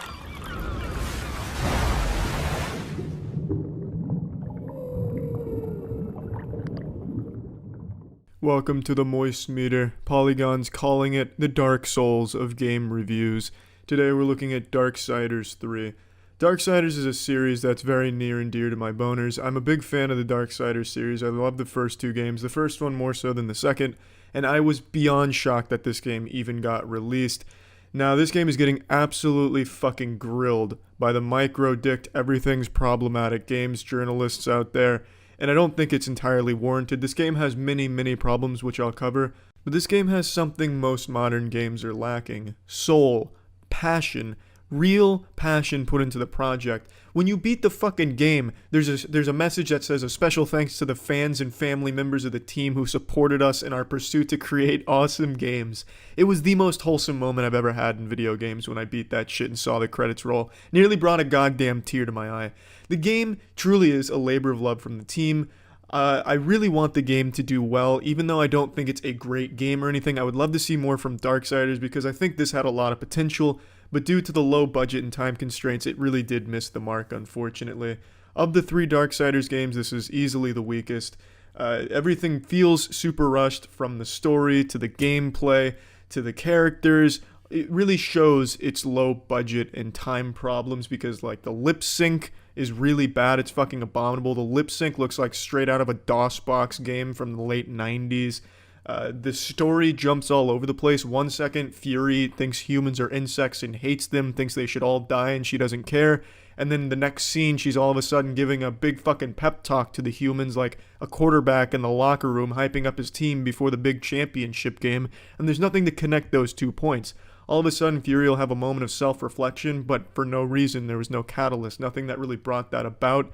I think the team had a clear direction they wanted to take this story, but they couldn't get there. They couldn't flesh it out and develop it because they didn't have the time or the budget to do so. So instead you get these jarring transitions and nothing really connects. Also, the gameplay gets really clunky. The dodging is really picky with what they consider a perfect dodge and also what is even a dodge to begin with.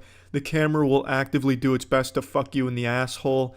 The lock-on scarcely works, and when it does, it's not super helpful. It makes it a little bit more confusing when there's mobs. When there's mobs, you may as well just give up, start praying, because it all boils down to luck if you're going to survive the encounter. The game's difficulty is super high, but not like a Dark Souls way, like all the game journalists are saying, like this is Dark Souls meets Darksiders or whatever the fuck. It's nothing like Dark Souls. The only thing that has in common is they're both hard games, but Dark Souls is hard but fair. Darksiders 3 is hard but unfair. There's no chance in some of the encounters when you get to them for the first time because there's nothing you can do about it. You wouldn't expect it. You'll just get jumped from someone around the corner and they'll two-shot you because almost everything two-shots you. A fucking enemy could fart on you and it'll take out half your health. And there's really just nothing you can do about it. You just have to sit there and get fucking beef stewed and stink-faced by the enemies because the dodging doesn't really work and there's no blocking. But all of this being said, all of these negatives, Darksiders 3 has this undeniable charm about it. It's a very old-fashioned kind of game from a time when games didn't have like a meta to stick to, where it wasn't only big budget titles that had to play it safe, where everything was just by the numbers, no risk taken. It comes from an era of games where developers would just throw a bunch of shit at the wall and hope something stuck. And that's when Darksiders was originally born, and it still has that charm from back then. And I really appreciate that. The world is very nice. I think the art direction is fantastic, and it does have a good overarching story to tell, even though they didn't have time to flesh it out and really make you care all that much. It still has an interesting story to tell, not as good as the previous two, but still good. I liked most of the characters. The dialogue at points got pretty fucking bad, though. The dialogue really tried to make Fury kind of edgy, but she just kind of came across as like an asshole edgelord. And not just her dialogue, pretty much all the dialogue in the game is not super great. There's some good lines here and there, but the strength of the writing comes from just the story and building the world. And I really appreciate that. I thought the boss design of the 7 Deadly Sins was spectacular. I thought each boss looked really fucking cool, with a fun little move set and gimmicks to them. While the gameplay wasn't super tight, it was enjoyable at points. When it worked well. It's at its best when you're only fighting one enemy. When you're one-on-one, you can get some cool moments and a good fight out of it.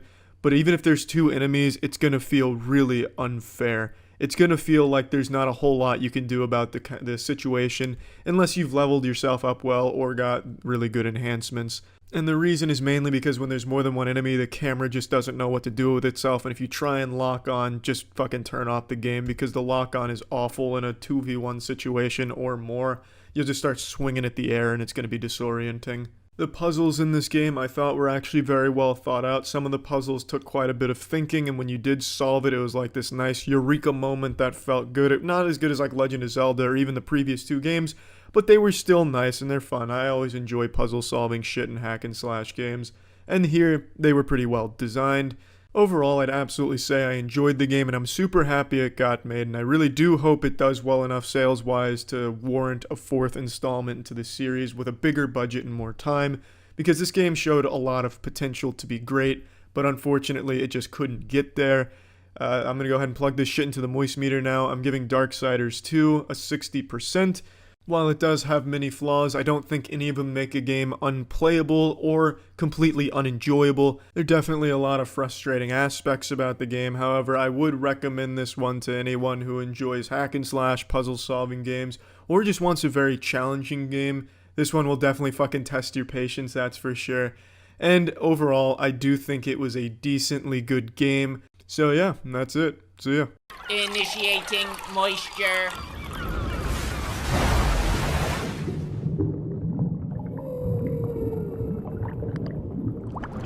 I finally fucking finished Death Stranding, and now I'm left confused, and yet enlightened. I feel as though Kojima's brilliance has allowed me to achieve nirvana. I feel like I now have a higher appreciation for the finer things in art. I feel as if my farts smell better to my nostrils now. Because this game transcends anything you could possibly envision for a video game. This was one of the most tedious chores I've ever taken on in all 25 years of my time as an elite top-tier gamer. Let me get the best things out of the way: the story, the setting, the aesthetic, the writing. Though everything that's not gameplay is good. I'll expand on that in a minute, but let me just vent about the gameplay. Credits just rolled, and I need to tell you how fucking awful this gameplay is. Now, I already know saying that has triggered a fucking Winter Soldier response in some commenters that have their pinky out and finger on the trigger ready for a Reddit comment because I didn't appreciate the high-quality art. My American brain couldn't comprehend things that weren't bang bang shooty shooty, as Kojima says. Let me justify this position. No matter how you spin this gameplay, it is boring. At no point can this gameplay even be misconstrued as fun. It becomes tolerable at a certain point, but at its core the gameplay is deliver packages from point A to point B, and it's typically the slowest and longest journey possible. I had deliveries that extended 4,100 kilometers, and I had to approach some of that shit on foot due to batteries running out, lack of generators, or just the mountain being too high and not having enough supplies for it, because you couldn't prepare for a fucking journey that long. You'd have to take breaks, break it up. It's boring. It becomes tolerable with the shared universe where you can use other players' bridges and roads which help you get from point A to point B. That's fine. But it's never fun. It's never enjoyable. It's always just a means to an end to get to great cutscenes and great writing and characters. Never do you revel in the gameplay and just take time to just appreciate the walking, the being an Amazon delivery man, being a fucking post-apocalyptic postman with a fetus in a pickle jar. It's never enjoyable. It's so slow. It's boring. Now, I streamed this entire game at twitch.tv/moistcritikal. You can see that I did everything possible to make the game more exciting in its gameplay, to make it faster, more fun. I spent 4 fucking hours setting up an elaborate network of zip lines, which is the fastest form of travel, from every major location in the game, or so I thought. From the entire middle of the game, I spent setting up zip lines to make the travel between them faster, because this game is all about backtracking and delivering packages of fucking bricks from person to person. Excuse me, hologram to hologram. You deliver sperm and eggs. You deliver some trivial shit. You deliver pizza, porn magazines. Yeah, sometimes it's goofy, but oftentimes, not oftentimes, every time it's never fun. The goofiness is never enough to make the boring tedium fun. It's so insufferably, frustratingly boring, and there's so many anti-fun mechanics in this game for no reason. For example, the recycling mechanic could have been totally just done away with. Half of the mechanics in here and features seem so arbitrary and just there to slap the player's face with Kojima's penis and make it take longer for no reason. It just seems like it's there to be punishing for the sake of punishment. To give you an example, if you want to build a road, it takes a substantial amount of materials, metals for example. In order to get those metals there, you have to individually bring those briefcases and packages full of metal to it. You can use cars to help, but it's going to take multiple trips. It is beyond agonizing. You feel every yard traveled with those packages going to one of the auto pavers for a road, and then you probably don't even use the road because you progress past it, but then you'll get 20,000 likes from other players that have used your road and benefited from your hard work, the fucking sweat of your brow, the blood, sweat, tears, and cum you poured into getting that road built for them to go viral on the Death Stranding social network. It's just not fun at any point. It's more fun to spit on your window and watch it slowly fall to the bottom. There's more fun to be had when you sneeze into a tissue. There's more action when you're shaking a protein shake or mixing something in a blender. Not saying this game really needs action. I'm totally fine if there was no action at all, but there is, and it's bad, by the way. When there is shooting shit, it's not fun. It's straight out of 2006 mechanics. But it doesn't need action is what I'm saying. But there's more engaging gameplay in a visual novel than here. This gameplay is just there to punish you and be tedious for the sake of tedious. And I guess what everyone defends there is that it's relaxing or calming, or you just don't get it. It fits the world and the tone of the world. Who gives a fuck if it fits the tone of the world if it's not fun? And it's definitely not relaxing because the vehicle driving mechanics betray you oftentimes. Shit has a mind of its own. If you take one of the bikes off-road, for example, that shit controls like a grocery bag being picked up by strong wind. It is impossible to go where you want to go half the time when you're out of the map, and there's so many fucking rocks. There's a million rocks. This is a technical marvel in the amount of little rocks that it throws in your way that your fucking vehicles will pinball off of if you make the mistake of taking the road less traveled. It is unbelievably frustrating. I could vent for hours about how not fun it is, and it wants to be not fun. And yes, I can see why people could find it relaxing if they want something to fall asleep to. This game would definitely help with your insomnia, but it's still, no matter how you spin it, never, ever fun. And it's by design. Now, this being a video game, that's a huge problem. It's a fucking game, not a movie, but it should have been. This would be a masterpiece if there wasn't a game attached to it. This is a great movie that unfortunately has a shit game on top of it. Everything else that's not gameplay is superb, spectacular. I love almost every character in here. Yes, there's cheesy dialogue, but when there's this many lines of dialogue, obviously there's going to be some stinkers. But a lot of them happen with Fragile. Fragile's lines often get really comical. She has a line where she goes, "I may be fragile, but I'm not fragile." And then she says verbatim, "Everything you've heard about me is true, except for the lies." So yeah, there's some like, I'm 14 and this is deep kind of shit. But, you expect that from a game that has this much in it. So that's not a complaint. I love the characters and I love the writing. It has such a fascinating story. It has so many nuanced details to the characters and what goes on. And there's certain things you can do when you're in your private room. There's a lot of options available to you. There's just so much in it. Aside from gameplay that is so great. But unfortunately, that fucking gameplay is still there. Like a pimple on the face of a supermodel. Like 1,000 pimples on the face of the world's best looking supermodel. Graphically, this game is absolutely awe-inspiringly gorgeous. The settings you visit, the certain areas you go to, some of the, without spoiling anything, some of the certain enemies you encounter, some of the BTs, some of the, pretty much everything in this game is gorgeous and its design is flawless. The villain, Higgs, he looks great. It's just so beautiful to look at, an absolute marvel. But then there's that gameplay. There's that gameplay that you know, this 20 minutes of great cutscenes, this 20 minutes of interacting with the characters is about to be fucking ruined when I have to go make this delivery because some old bitch over in the middle of nowhere wanted to have this plastic fork delivered to her and I'm the only man for the job. And also the music in this game bangs. The soundtrack is so great. Every time a song comes on, it is a joy to listen to, absolute pleasure. But then there's the gameplay. You hear that song, but you're still playing the game, so now you're conflicted. Shit, I got shit gameplay, but great music. Fuck, if only the gameplay wasn't here. I'd rather just listen to the jukebox.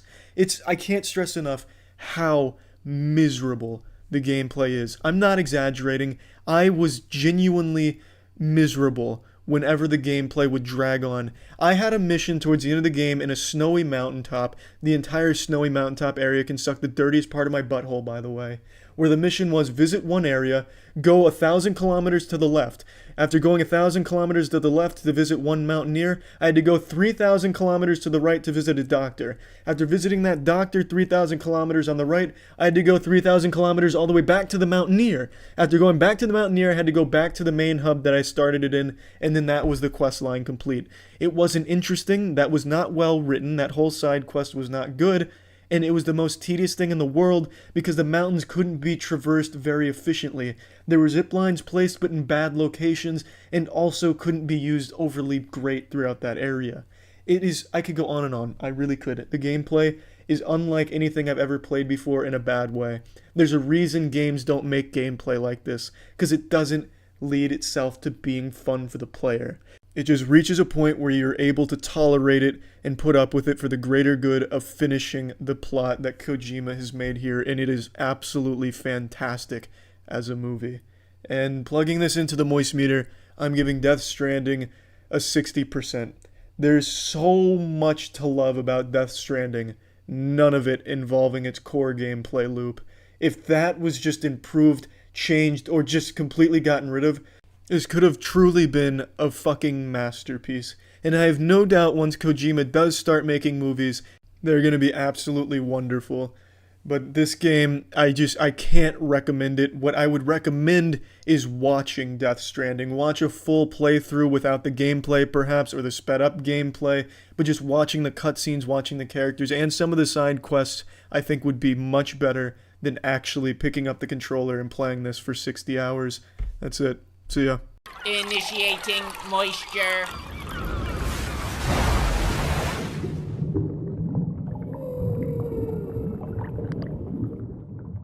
Welcome to the moistmeter. Today we're taking a look at Deathloop. It's from Arcane Studios and they just don't fucking miss. I'm a big fan of the studio, even their lesser big projects like Dark Messiah. And I was pretty excited for this game, and I'm happy to say I wasn't let down. But I do want to get out right now and just pull my pants down and hit you with something. This is not a 10 out of 10 game. I don't understand how any publications are giving this 10 out of 10. It is very far from perfect, but it is still a very fun game. Let's get into it right away. What is the biggest problem with this game? It's the AI. The AI is the worst I've experienced in a AAA title in a long, long time. The AI only does one thing. When the AI is alerted to your presence, they just stand still and shoot at you and maybe take cover. It's rare they will, but sometimes I've seen them take cover. It does happen occasionally.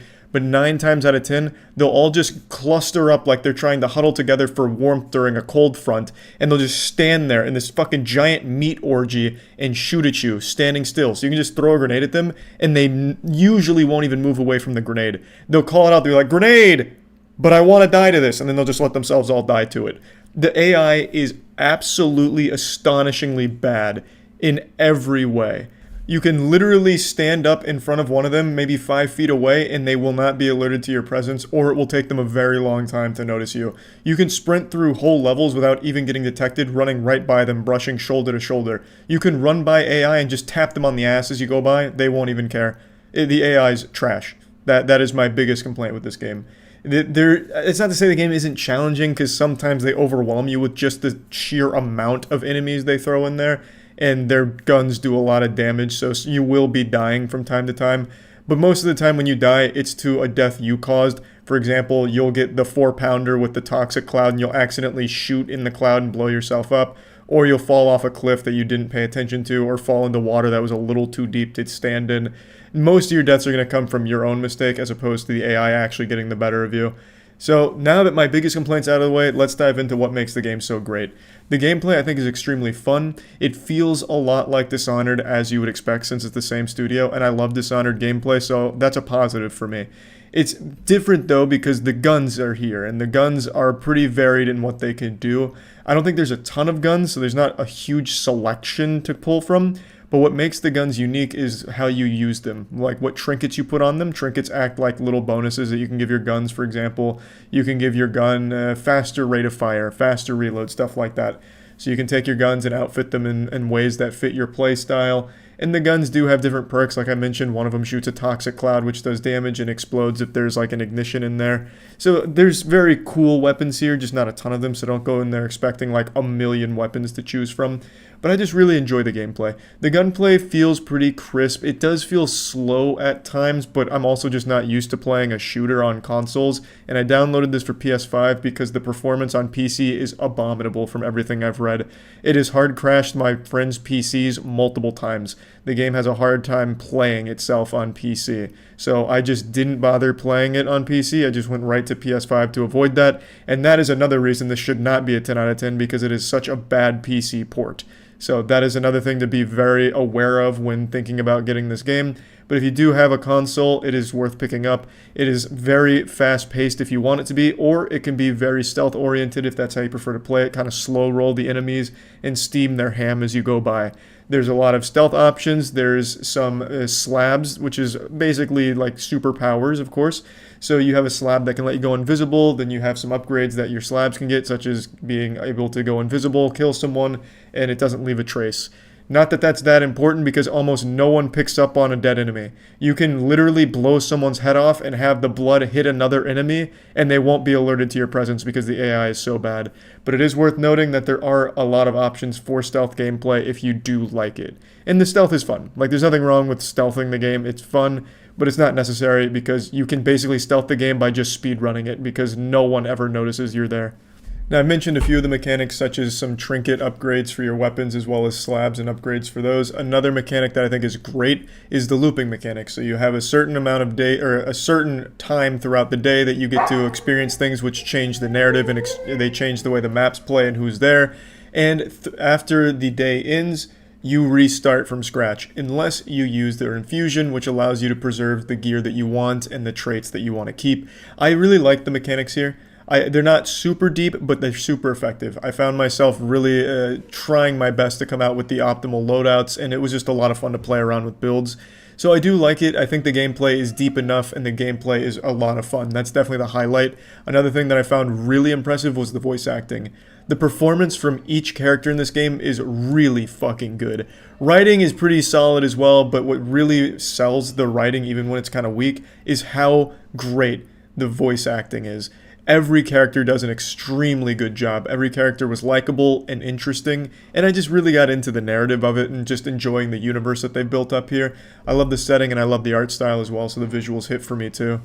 Now, the focal point is obviously on the campaign here, going through the narrative and taking out your targets in creative ways and piecing together the story, as well as like finding out your targets' daily routines and coming up with the optimal time to take all of the visionaries out.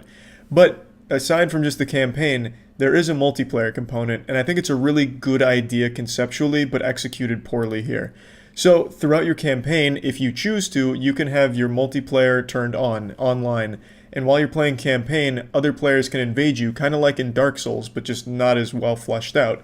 So when you get invaded, it's another player-controlled character playing as Juliana, who's trying to stop you from breaking the loop, and then you engage in a PvP situation with that character, as well as the NPCs in the world. And I think it's a really clever mechanic, if only it worked 90% of the time. At least 90% of the time would be great.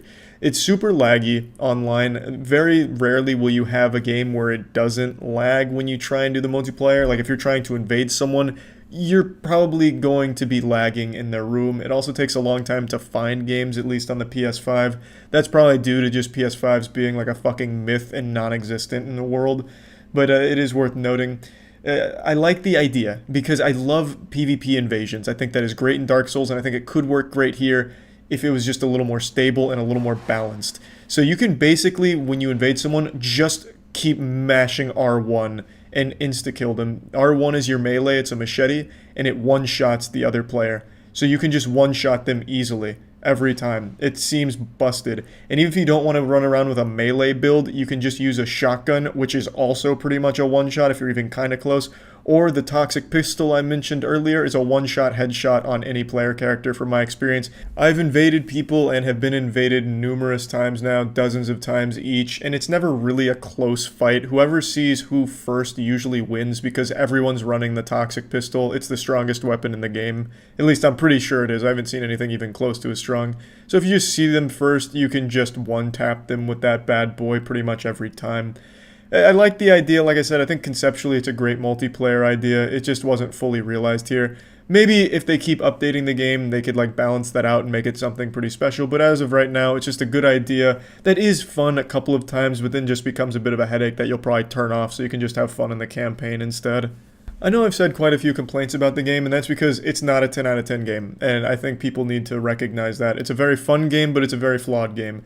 I really enjoyed my time with it, and I am still playing it because I have fun with it. There's a lot of creative ways of approaching combat, and I like the Arcane Studios formula when it comes to high-octane gameplay. I absolutely love that shit. So I enjoy the game, but I think it's important that you recognize the flaws, which is why that's why I've went pretty hard on them. So plugging Deathloop into the moistmeter, I'm giving this bad boy a 70%. I think it's a fun game to pick up if you have a console. I wouldn't recommend it on the PC till they fix the PC version because from what I've read and from my friend's experience, it is almost unplayable most of the time. So that's about it. So yeah. Initiating moisture.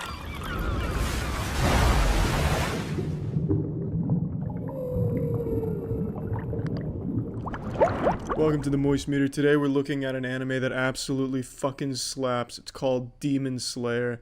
Even people who aren't fans of anime will find things to like about Demon Slayer and have probably heard of it because episode 19 was such a huge trend on the internet for a little while because of how beautiful the whole episode was. The entire show is that good. This season was made by a very talented studio called Ufotable, and even from episode 1, it was clear that they were coming with the condom off and nipple clamps on. A whole lot of work went into this season, and the passion really shows. The story revolves around a young man named Tanjiro, whose sister had been turned into a demon, and his whole family murdered by a demon, and now he's on a quest to turn her back into a human. And along the way, he becomes a demon slayer, fights all of these incredible demons with these really cool powers, meets a lot of really cool characters, and just overall, it'll have you smiling with a semi-chub in your pants.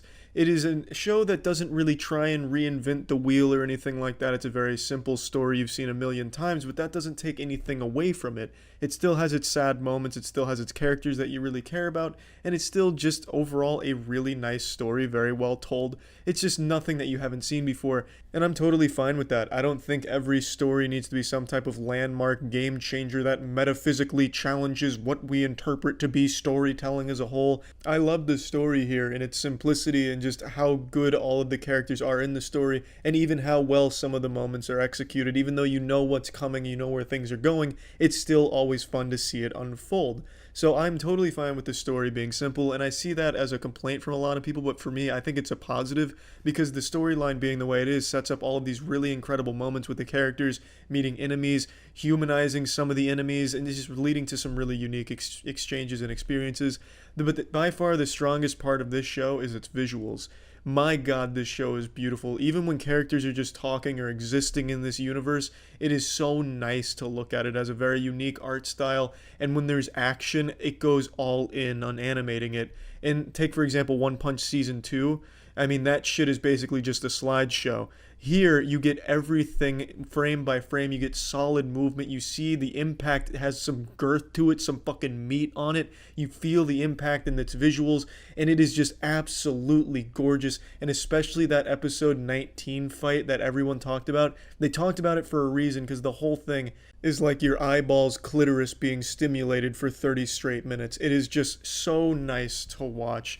And that's most episodes. When there is a fight, it's a treat. It is so fucking gorgeous. And that's very rare in anime these days, because a lot of the fights either rely on CGI to do the whole fight for them and it looks like straight asshole out of the PS2, or they do what One Punch Man Season 2 does, and they do basically a shaky cam and a still image to try and get the idea of a fight out there.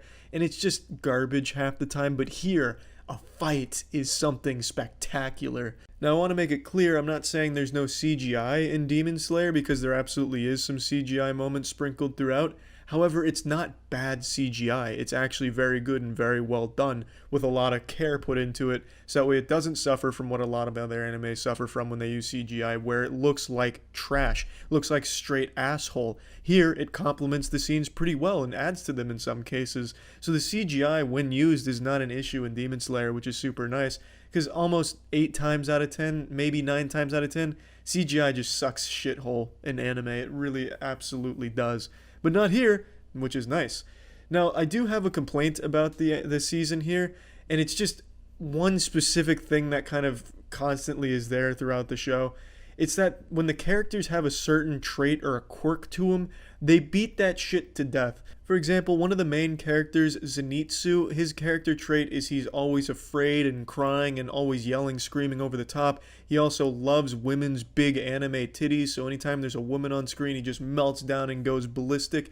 And yeah, it's cool the first couple of times it happens, but then you realize anytime Zenitsu's on screen, he's going to be doing that shit, just crying and screaming and going ballistic every single time he's on screen. After a while, it just gets so grating and tiresome. You just want a break from him being that embodiment of the trait. It's very rare where he is a badass, and there is moments where he has some badass shit with his thunder breathing, but you want more of him just being more mellow and more of just in line with the other characters, instead of just this over-the-top committing to the personality quirk. And it's not just him. When they meet the other main characters, they all have their own personality trait. Like, there's a love character, and every single time you see something from this love character, it's her saying, oh, that person is so cool, I think I might love them. Oh, I just love the way this character does this. Oh, I think I might be in love with them. There's another character that's supposed to be a forgetful one and zones out, and anytime you see him, the character's just going to be looking up at the sky. Oh, look at that bird, I wonder what kind of bird that is.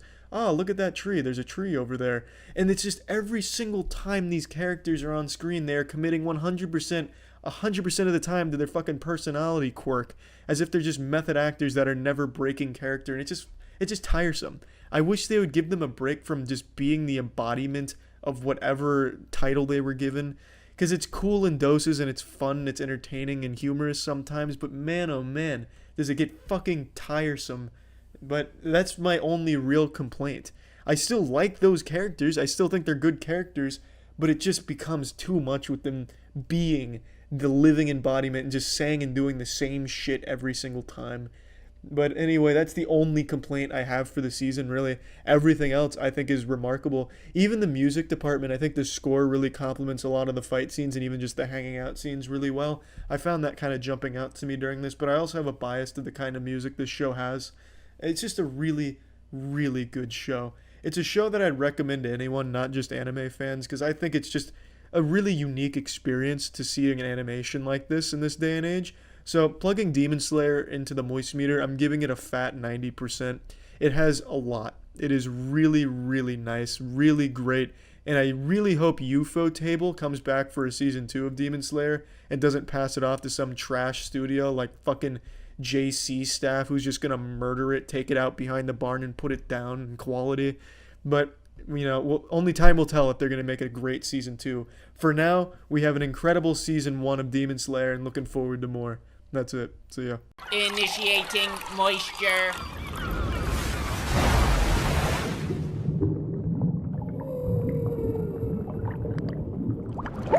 Holy shit. The Demon Slayer movie absolutely slaps. I had high expectations of this movie going into it, and they were exceeded. Let's just get right into it. So first of all, as you would expect, the movie is absolutely beautiful, just truly stunning animation. The first 25 seconds of the intro, I thought I went into the wrong theater because it looked like it was live action. The shit was gorgeous.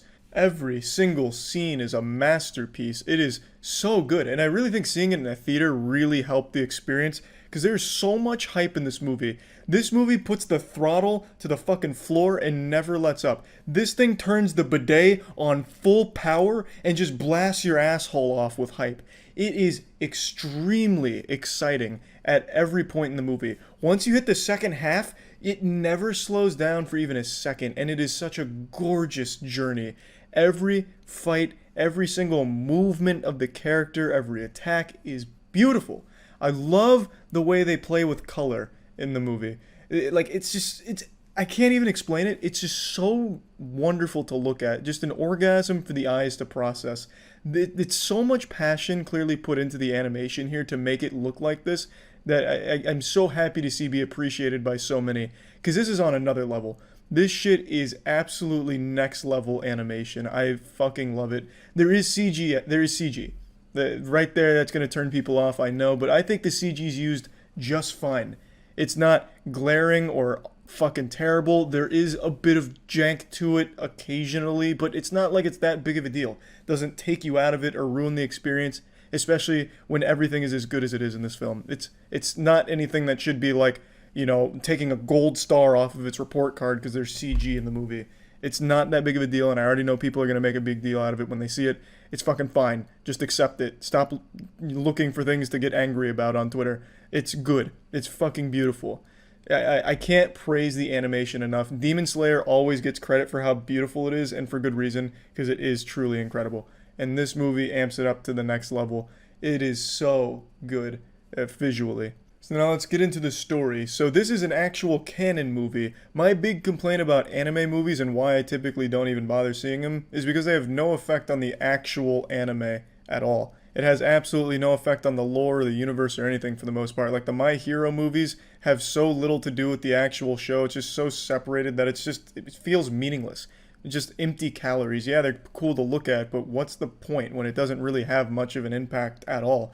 This is extremely important. Everything that happens in this, it picks up right where the season ended off, and it continues the story, and then it gets you to the next point where it's clearly going to pick up on the next season. All of it is very important, canon, a very meaningful journey that has a lot of weight to it with a lot of important shit that happens, and I think that's extremely good. Because then it doesn't feel like you went on this journey that'll never be talked about or referenced or have any impact on the show. You got to go through this beautiful adventure and get to see where it all leads into the next season. It's great. So the story covers like a small arc in the manga, and I think this was the right call. I am so glad they decided to just condense that arc of the train into a movie instead of just making it like 5 or 6, 7 episodes in a season. I much prefer this because I think it worked really well. Yes, there wasn't a whole ton of time that you could devote to building up the Rengoku character, but I think they did an incredible job with the amount of time they had. By the end of the film, you fucking loved Rengoku, and you got to see a Hashira going all out. So I think they did the right thing here by taking that and turning it into probably one of the most hype anime movies I've ever seen. It was so enjoyable. So I don't think it was a bad call. I know some people said they'd prefer if they had just made it like in a season, made episodes for it to build it more, but I think this was much better.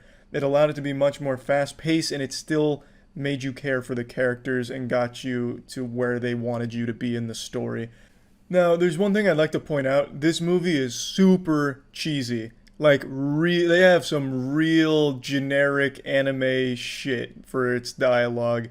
And now, Demon Slayer is an unapologetically shonen series. It never really strives to be something like deeper or more like, outside of the shonen realm. So it's not like a big complaint for me or anything. But I mean, this dialed that shit up to like a fucking level 100 here. The raid boss of generic shonen dialogue.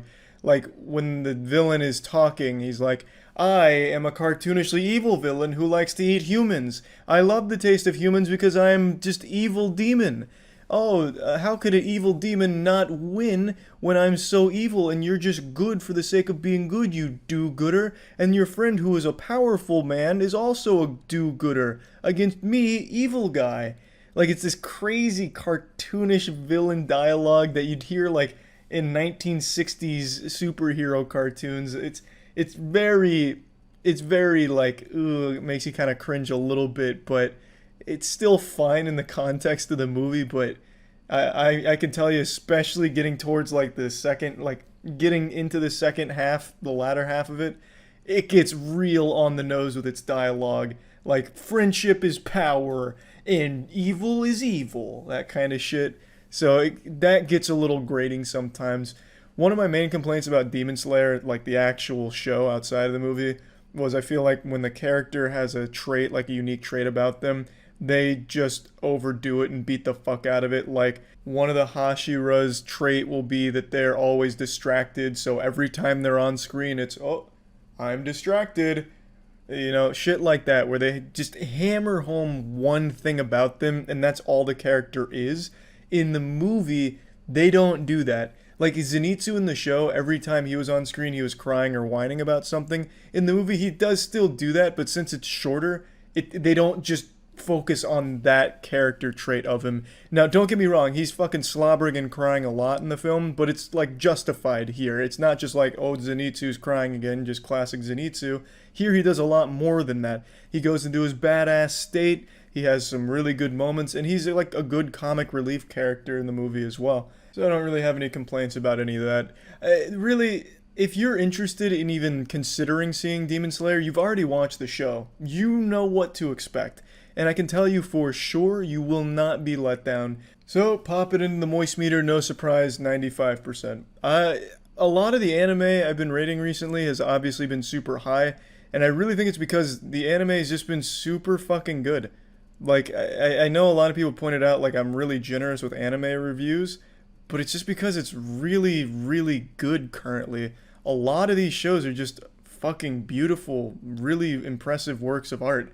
And Demon Slayer is absolutely no exception. They went all out here, and it paid off. It's a wonderful film. It's really good. I really, really enjoyed it. Plus, when it comes to anime, if I don't like it, I just drop it. So I never end up moist metering anime I don't like in some way, which is why I haven't really had one that I've rated fucking lower than like a 60. I just wanted to get that out there since this is another anime review, which is a fucking high mark. I just don't have any complaints about it. There's easy things you can pick apart, because like I said, it's very unapologetically shonen, but you already know that going into the movie. It's Demon Slayer, and then it's a Demon Slayer movie. You know what to expect, and they deliver in a big, big way. It's incredible hype, it's incredible fun, so if you like Demon Slayer, you're gonna really enjoy the movie. That's about it. So yeah. Initiating moisture.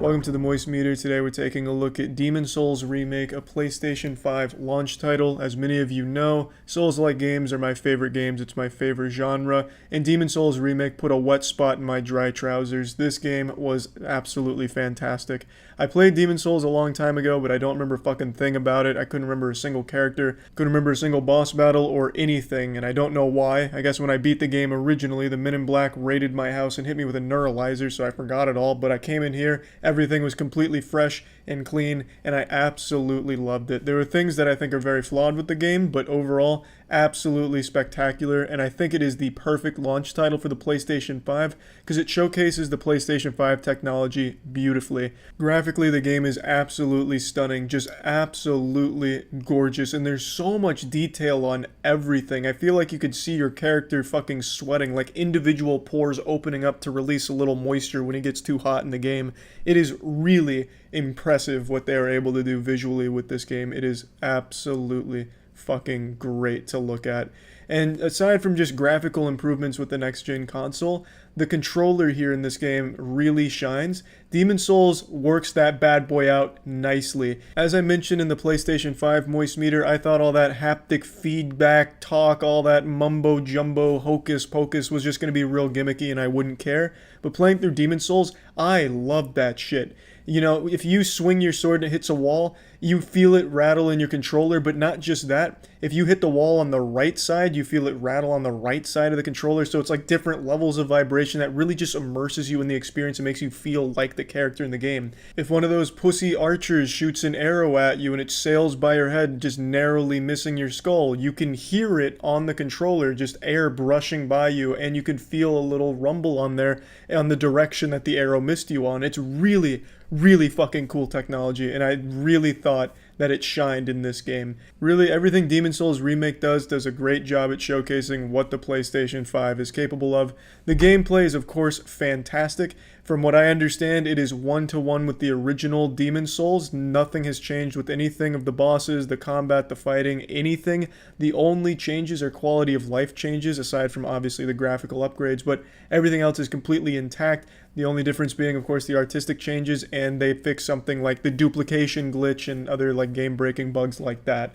Other than that, it's exactly the same as it was in the original game, which I think is a good thing because the gameplay is still super fun. It is still outstanding. There's still a lot of cool builds you can do. I understand that magic builds really rule Demon's Souls. I went with a full strength build using the Dragon Bone Smasher, which is basically just Demon's Souls' version of the Moby huge 3-foot dildo, so I was slinging that meat around, and that was a lot of fun. The game was very difficult in the beginning because I chose an extremely hard path. I went from Zone 1 right into Flame Lurker path, and using blunt weapons and just caveman clubs and shit, playing as Officer Greg, my character, in that zone is a nightmare because everything resists that kind of damage. So, I mean, it was fucking tough, but the struggle was worth it because when I finally did beat Flame Lurker, it felt incredible. It took me somewhere in the realm of 15 or 20 tries, and I finally got it in a run with the Crushed Great Axe. It took me 76 hits and like a full 15-20 minute slugfest, blood, tits, and cum everywhere, 20 minutes, full focus, 76 hits to finally beat the Flame Lurker, and it was a triumphant moment. I just felt on top of the world. The game was just so fun. And it wasn't a hard game after that. Like, once I beat Flame Lurker, it never really got to that level of difficulty again, because then I just started steamrolling with the Dragon Bone Smasher, but it was extremely fun. I love the gameplay. Absolutely love it. A complaint I have about the game, though, is the camera really betrays you super often.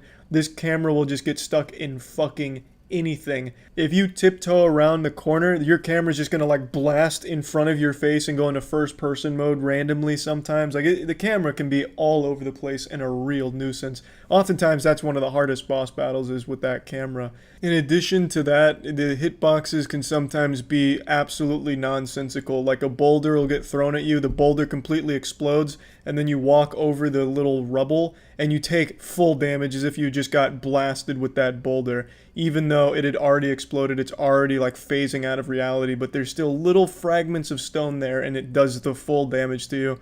There's just some weird hitboxes in the game, which can definitely be frustrating sometimes. And the last real complaint I have about the game is there's so many sections here where it's just tight corridor fighting. So Demon's Souls doesn't have bonfires, by the way, so you're not getting like checkpoints or anything throughout the mission, and you don't use Estus, you use grass that you have to farm for. It's a consumable healing item, which is a bit of a headache, but it's not the biggest deal in the world. It frustrated me a little bit, but it only added more to the challenge and the scarcity of the resources and options you have for healing. But the thing with the tight corridors really just got on my ass cheeks, just grinded that shit.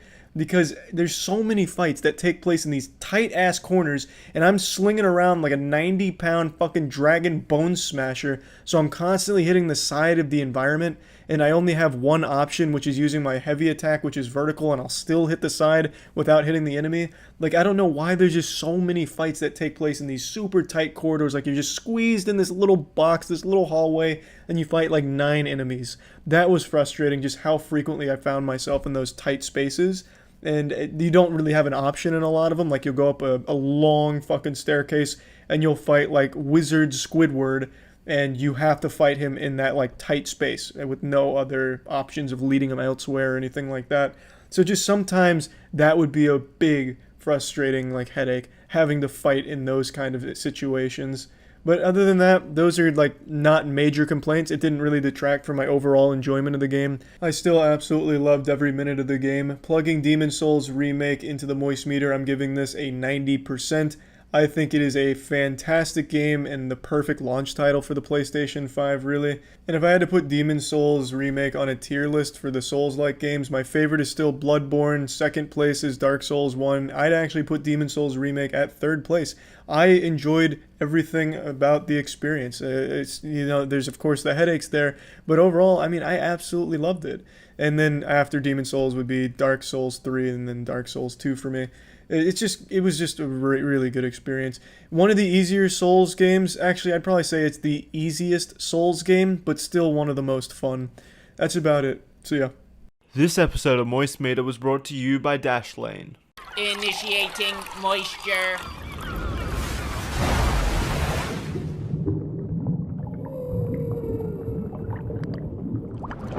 Welcome to the moistmeter. Today we're taking a look at the Destroy All Humans remake or remaster, whatever the fuck you want to call it. The lines between what these words even mean is so blurred right now, so whatever it is, it's just an upgraded version of the 2005 original game with some quality of life improvements and just general overhaul to bring it into the modern age. And just like Battle for Bikini Bottom, this remake absolutely fucking slaps. I loved the game in 2005 and I love the game again in 2020. I think games like this are just timeless. They will always just be fun. Destroy All Humans was a game that was built upon just goofiness, going around, blowing shit up, anally probing people, and it's just as fun in 2020 as it was in 2005 when I didn't even know what an anus was. So let's just talk about the visuals right off the bat, since that's the main thing that's been upgraded and changed from the original, and I think the visuals look great. They look more modern, they look more sleek, and I think the characters look wonderfully awkward. Like the characters in this game, the models look like real sex dolls. It's pretty baffling, and I think it fits the entire vibe of the game super well. They all look really oily, like really greased the fuck up, and I like it. I think it looks great. And the game, just as a whole, as a package, I think visually is nice looking. It's cartoony, it's colorful, everything looks great. And this game's more than just a nostalgia boner. If you've never played Destroy All Humans and you get into this game, you'll probably still enjoy it by today's standards. It's just a good time. You play as an alien with a bad attitude who comes to Earth ready to just kill all humans, blow some shit up, and avenge his fallen comrade. It's set in the 1950s, you witness some of humanity's fucking dumbest people in the world, and the writing is timeless. The writing is still applicable today with everything going on in the world right now. A lot of the jokes are still really good jokes, and the fucking dumb people in here mimic the exact dumb people in the world right now straight out of Facebook. It really just goes to show you, the world may change, but the stupid fucking idiots in it stay the same. The writing in this game I thought was actually extremely good. There was a lot of good lines in here that put a nice smile on my face, and I just really enjoyed every single moment when characters were talking. Crypto when he's talking and making jokes and just being a general asshole to humans. Pox just giving general overviews of things. I just enjoyed it. It's not like the best writing in the world or the best jokes, but they're just fun, goofy little jabs, and I thought it was just a really enjoyable time just listening to the characters interact. But the gameplay is really the meat of Destroy All Humans. You get a little sandbox, a nice tight contained area. There's not like some grand thing to explore. You're not going to be going fucking 50 minutes straight end to end on the map. It's a very small map, compact with a lot of shit inside of it. And you don't have a whole ton of options when it comes to weapons and ways to approach.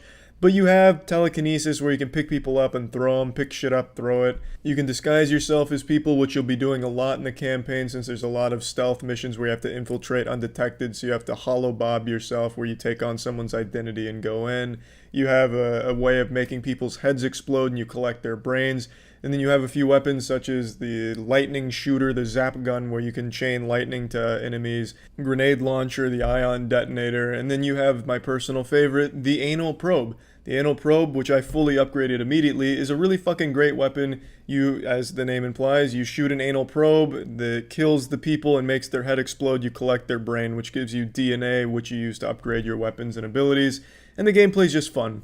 While there's not a whole ton of ways to experience the game and play around with it, it never really gets boring just blowing shit up and attacking people on the streets and shit. It's just a genuine good time.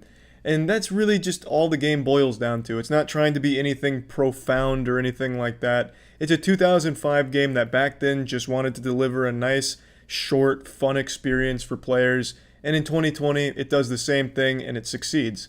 I enjoyed it start to finish. The missions are fun, the writing is fun, the objectives are fun in the missions where you disguise yourself, as a town mayor. And you have to convince the people that the alien that just blew up the fairground wasn't actually an alien. It was actually just like a small rodent that was blasted with gamma radiation. The town eats it up, they go wild, and they re-elect you, shit like that.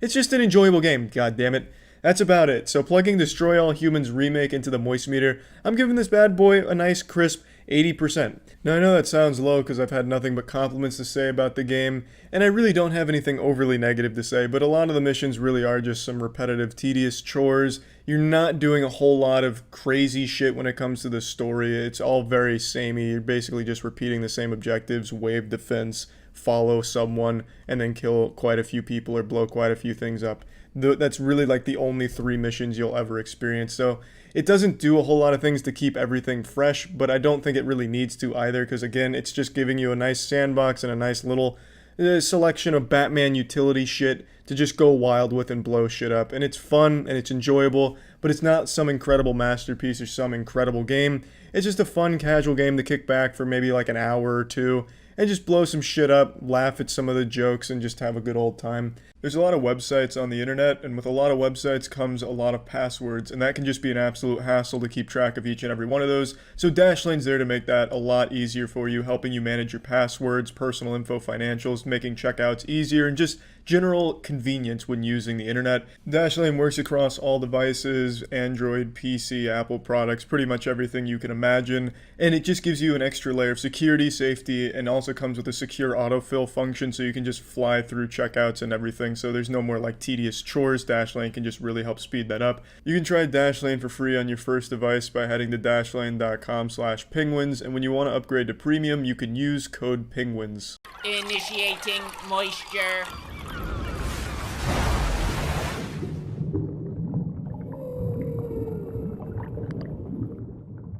I'm a huge fan of the Devil May Cry series. I've played every single game, including 2, and I even like the DMC reboot, and you can hold my 6.5-inch penis, because the game is good. The gameplay is very good in that game, and it's a game that shouldn't be taken seriously, and as long as you don't take it seriously, there's a lot to like about it. With that out of the way, let's look at Devil May Cry 5, the newest entry in the franchise.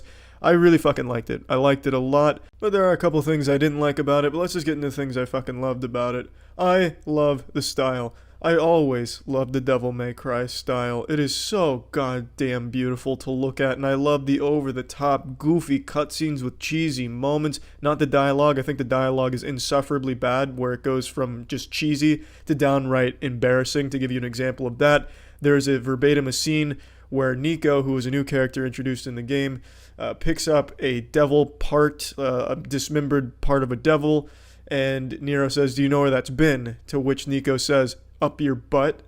I mean, like, that's not cheesy. That's not like tongue-in-cheek. That's not like so bad it's good. That's holy shit.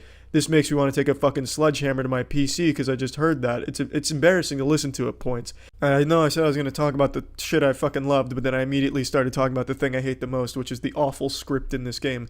Anyway, I love the visuals in this game. They set up some beautiful set pieces, nice environments, and the cutscenes are glorious. With such goofiness, such over-the-top testosterone badass moment, a fucking van flipping over the goddamn mystery machines, flipping around, Nero's flipping around, shooting demons, fucking farting on demons. It's great.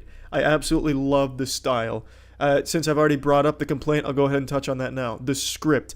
The dialogue in this is insufferably bad. It's not like a self-aware bad, at least it doesn't seem like it, at least not throughout. There are moments that are very clearly self-aware, but like Nico, for example, her entire character is built around awful dialogue. She's my least favorite character in the game, my least favorite character in any game I've played recently. I couldn't stand listening to her. She could have been a cool character. I like what she does with the making the arms, the driving the mystery machine, being like this crazy driver, this loose cannon, a wild card. I like that about her. But every time she spoke, it was embarrassing. Like, I felt like a fucking idiot playing the game. All of the characters just have super shitty dialogue. Another example is V, who's another new character whose entire shtick is reading edgy poetry from a book, and it's always the same poems: ripping, tearing the flesh, the mother earth, the mirth. It's silly, but it's not like the self-aware, fun cheesiness we've come to expect from the Devil May Cry series, where it seems like they know that it's silly, and they want us to know that it's silly, so we're all in on the joke. And here, it feels like we're not in on the joke, and they've committed so far to the joke that it just becomes fucking awful.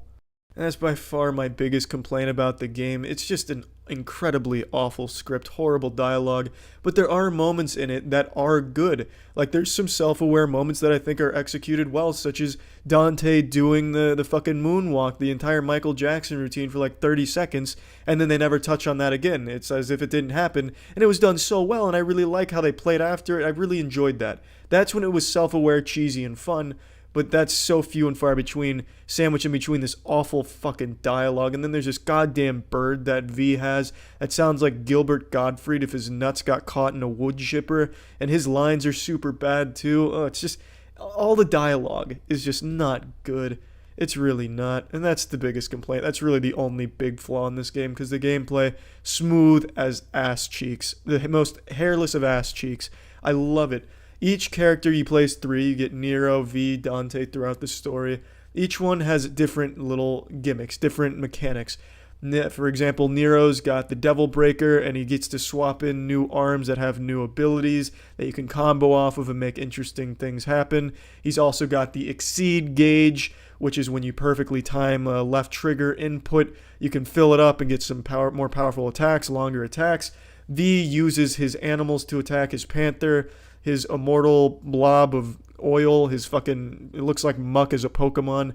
You get your bird, well, it doesn't look like muck at all. It's just a giant fucking glob of oil. It's invincible. You get a panther, that, and then the bird. And that's cool the way they attack together with the synergy. And then Dante gets to seamlessly switch in between weapons and stances and guns throughout his combo, so it's real flashy. The gameplay is absolutely superb. Perhaps some of the best in the series, honestly.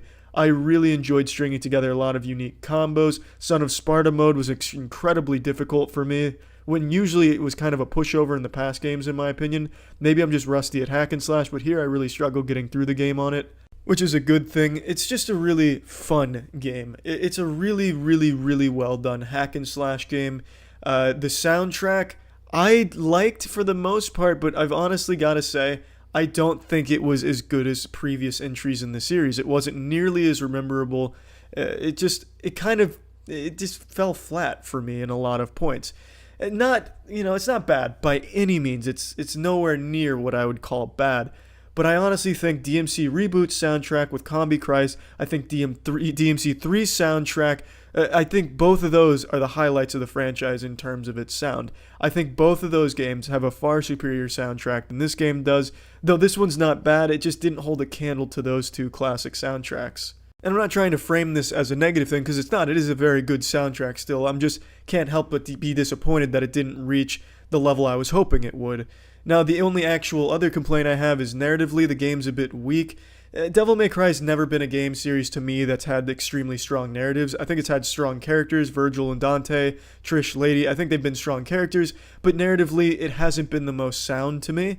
And in this game, narratively, it's also pretty fucking weak.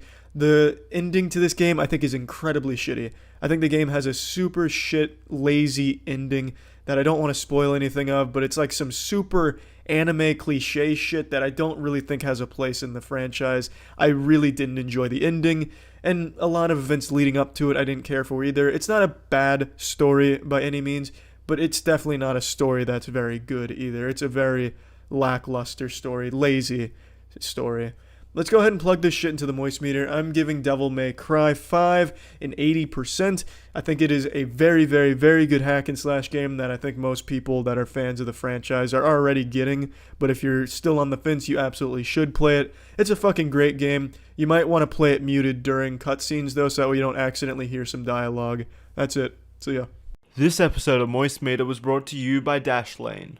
Initiating moisture.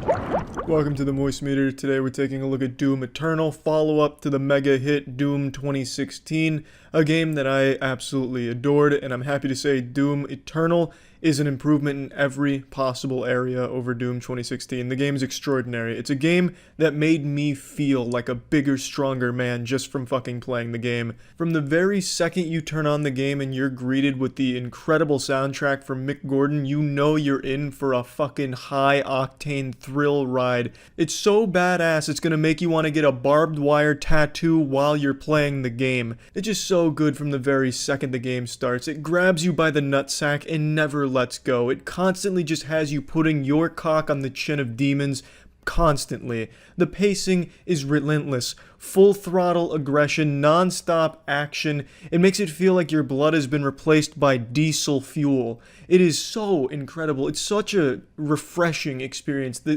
FPS gameplay is so crisp, so smooth. The movement is magnificent. There's so many new mechanics this time around too. It's a lot deeper than Doom 2016. A lot of weapon variety and a lot of different purposes for each weapon, so you'll be constantly switching in between weapons during a fight because you're going to be mixing and matching what works best against what enemy. Let's say you need armor, well maybe you'll use the flame belch and then hit them with a blood punch so that we get like this fat fucking pinata explosion of armor drops. It's so good. There's a lot more strategy to it, a lot more depth, and it's a lot more fluid. It just feels incredible. When you go through a Slayer Gate, which is a really challenging optional arena that you can do, and if you beat it, you get a key, which unlocks a powerful weapon if you collect enough of those keys.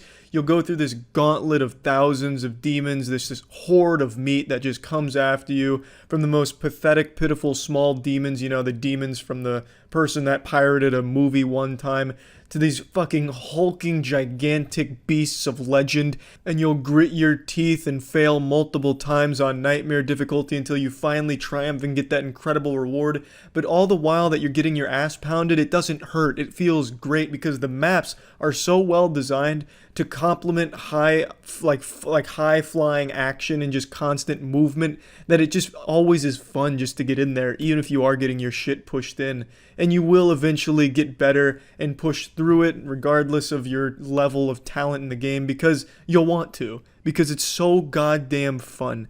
It is just so enjoyable. And I also like to say the narrative in this game I actually really enjoyed.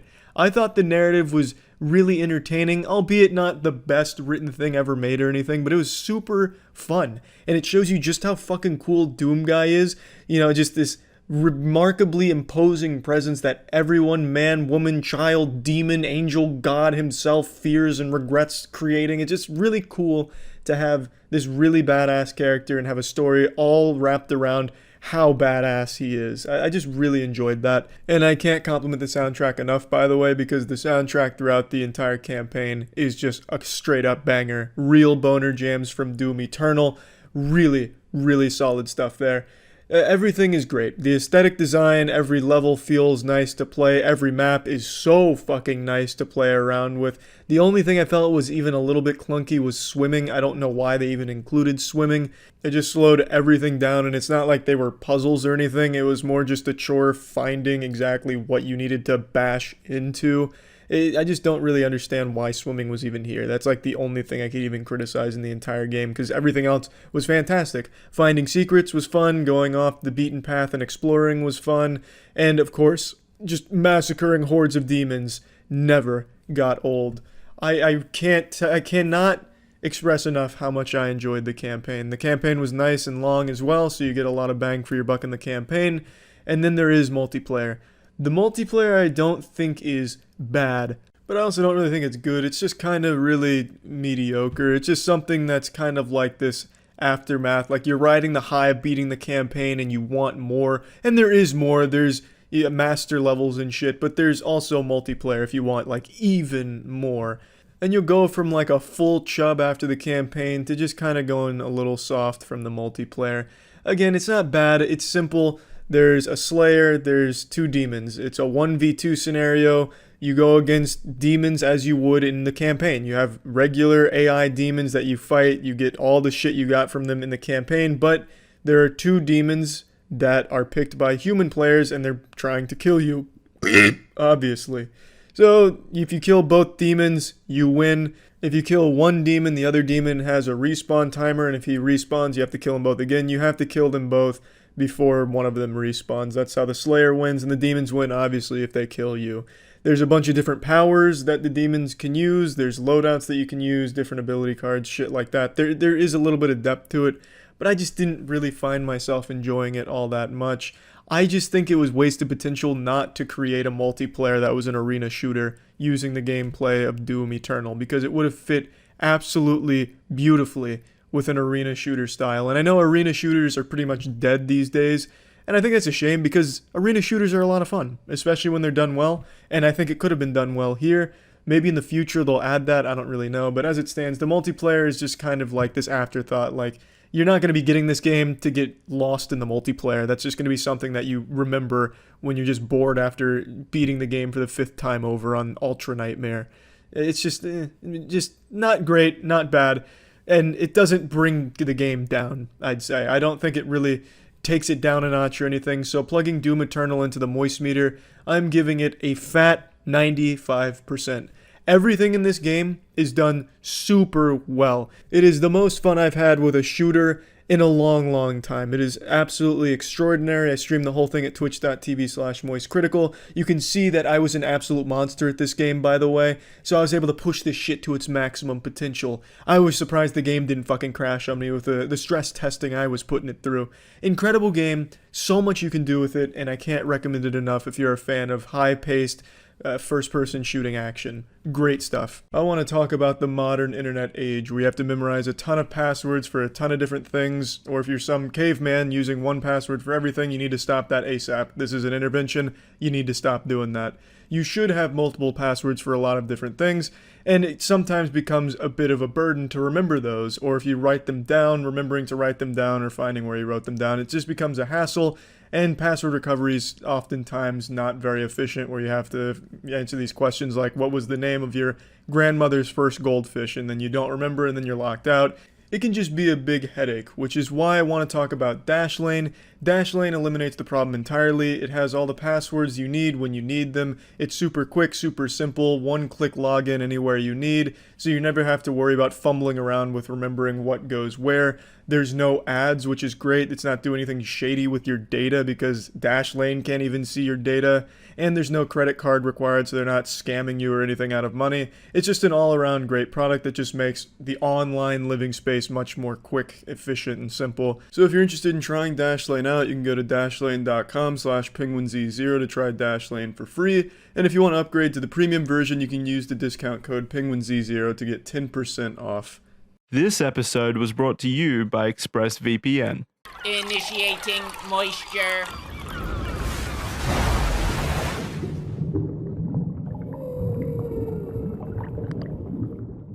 When it comes to seeing movies alone, I'm not shy about it. I don't think it's that big of a deal. However, seeing Dora the Explorer alone was a whole new beast because the ticket attendant laughed at me when I told her I wanted one for Dora at 6:45. And that's never happened before. When I see a movie that skews for a younger audience, like Toy Story, there's shit there for adults to like. Adults go see Pixar movies, and I saw it with Tiana, but Tiana was not in town, so I was seeing Dora the Explorer alone. And I guess this was very different because Dora the Explorer has no adult fans at all. Like My Little Pony and shit used to have the fucking greasy ass, neck bearded 30-year-olds and shit like that, but Dora the Explorer never quite tapped into that market. So when she laughed at me, it really hit me like, fuck, I really am going to be probably the only person there that's this old, 25 years old, and doesn't have like a kid or something with him. I'm going to be that goddamn weirdo. And I'm probably going to be sitting in a row of children that are going to be laughing at Dora jokes, and then they'll look over at me and see his fucking stoic statue of an old man. And that's exactly what happened. I sat in a row of children, and the jokes in Dora the Explorer didn't really make me giggle or anything, but did those kids have a good time? I'll tell you what. No doubt those parents told their children to eat their vegetables or else they'll end up like that 25-year-old dude that was watching Dora the Explorer alone in the movie theater. Anyway, the movie's not bad. It's serviceable. Dora is more like Lara Croft meets Eliza Thornberry. She goes on a big old adventure. There's some CG that doesn't really work very well, but when you're a child, you're not there looking for the smoke and mirrors trying to figure out how the magician did the trick. I could clearly see kids liked it since I sat next to a whole goddamn school bus full. So it's definitely good for children. So if you have a kid or something and they're, wanting to go see a movie, I guess this works. I'd say just go take them to John Wick 3, open their eyes early. But this, I guess, gets the job done for kids' entertainment. If you're an adult, strap the fuck in, because this thing gets embarrassing to sit through. Dora sings a lot of songs that are not good or like fun to listen to. She sings like a poo song. She calls it the poo song. It's, we dig a hole, put the poo in the shit hole, and there goes your shit. Then you wiggle your finger to it. I don't know. It's not good. And I felt genuinely like ashamed of myself to be sitting there by my lonesome. But if you're a kid, you're probably going to have a great time with the new Dora movie. There are moments that are like decent. Like, it is an adventure movie. They solve little puzzles and stuff. Some of the characters aren't horrible. The actress that plays Dora, I think, does a great job. The actress, I don't remember her name. I think it's like Isabella Moner. She does a really good job with the character. Dora the Explorer is a little after my time, but I would occasionally fall asleep and then wake up to the odd Dora the Explorer episode coming on the TV. So I at least am familiar with the character and the shtick. And I think she does a great job. The movie really crams every Dora reference possible in there. And I guess that's great if you want to clap and go crazy when you hear your favorite line repeated. I just don't have a whole lot to say. I just kind of feel a little bad about myself, to be honest. Let's just plug Dora the Explorer into the moistmeter. I'm just going to give this bad boy a nice even 50%. If you're an adult, you're not going to like it. There's not a whole lot of fun to be had in here, unless maybe you're fucking hammered, perhaps. If you have a child or you have like a nephew or something that you're going to the movies with, they're probably going to absolutely love it, judging by how the audience reacted to it. It's not the worst movie I've ever seen in my life, but man, it's not like Toy Story or SpongeBob, where it's for kids, but there is a lot for adults to enjoy and appreciate as well. This doesn't have that. This is entirely 100% for children, and I guess it does well in that regard. Does anyone know what incredible online safety and blazing fast speeds with uncompromising privacy and access to the internet means in Spanish? Trick question, it means ExpressVPN, and it means the same everywhere you go. ExpressVPN is an incredibly useful tool that gives you unfiltered access to the internet while also securing your connection and encrypting your internet data, and it does all this without sacrificing on speed. With ExpressVPN, you have server locations in over 90 countries, so you'll never have to worry about missing out on Netflix shows that just aren't available in your country. Just pop that VPN on and watch anything you want. This is the #1 VPN service rated by TechRadar, and for good reason. It's easy to use, just connect with one click, and it works on every main device. Windows, iOS, Android, Mac, Linux, router, the list goes on. You might be thinking this is just too good to be true. It must cost an arm and a leg just to even Google ExpressVPN. Nope, that's free. That's kind of how Google works, but also it's less than $7 a month with a 30-day money-back guarantee to use ExpressVPN, so it's about as cost-effective as it can get. I use ExpressVPN personally to watch It's Always Sunny in Philadelphia on the Irish version of Netflix, something I couldn't do on the Australian version, and the process was quick and easy and awesome. Take back your internet privacy today and find out how you can get 3 months free by clicking the link in the description box, expressvpn.com/moist. This episode of moistmeter was brought to you by Crunchyroll. Initiating moisture.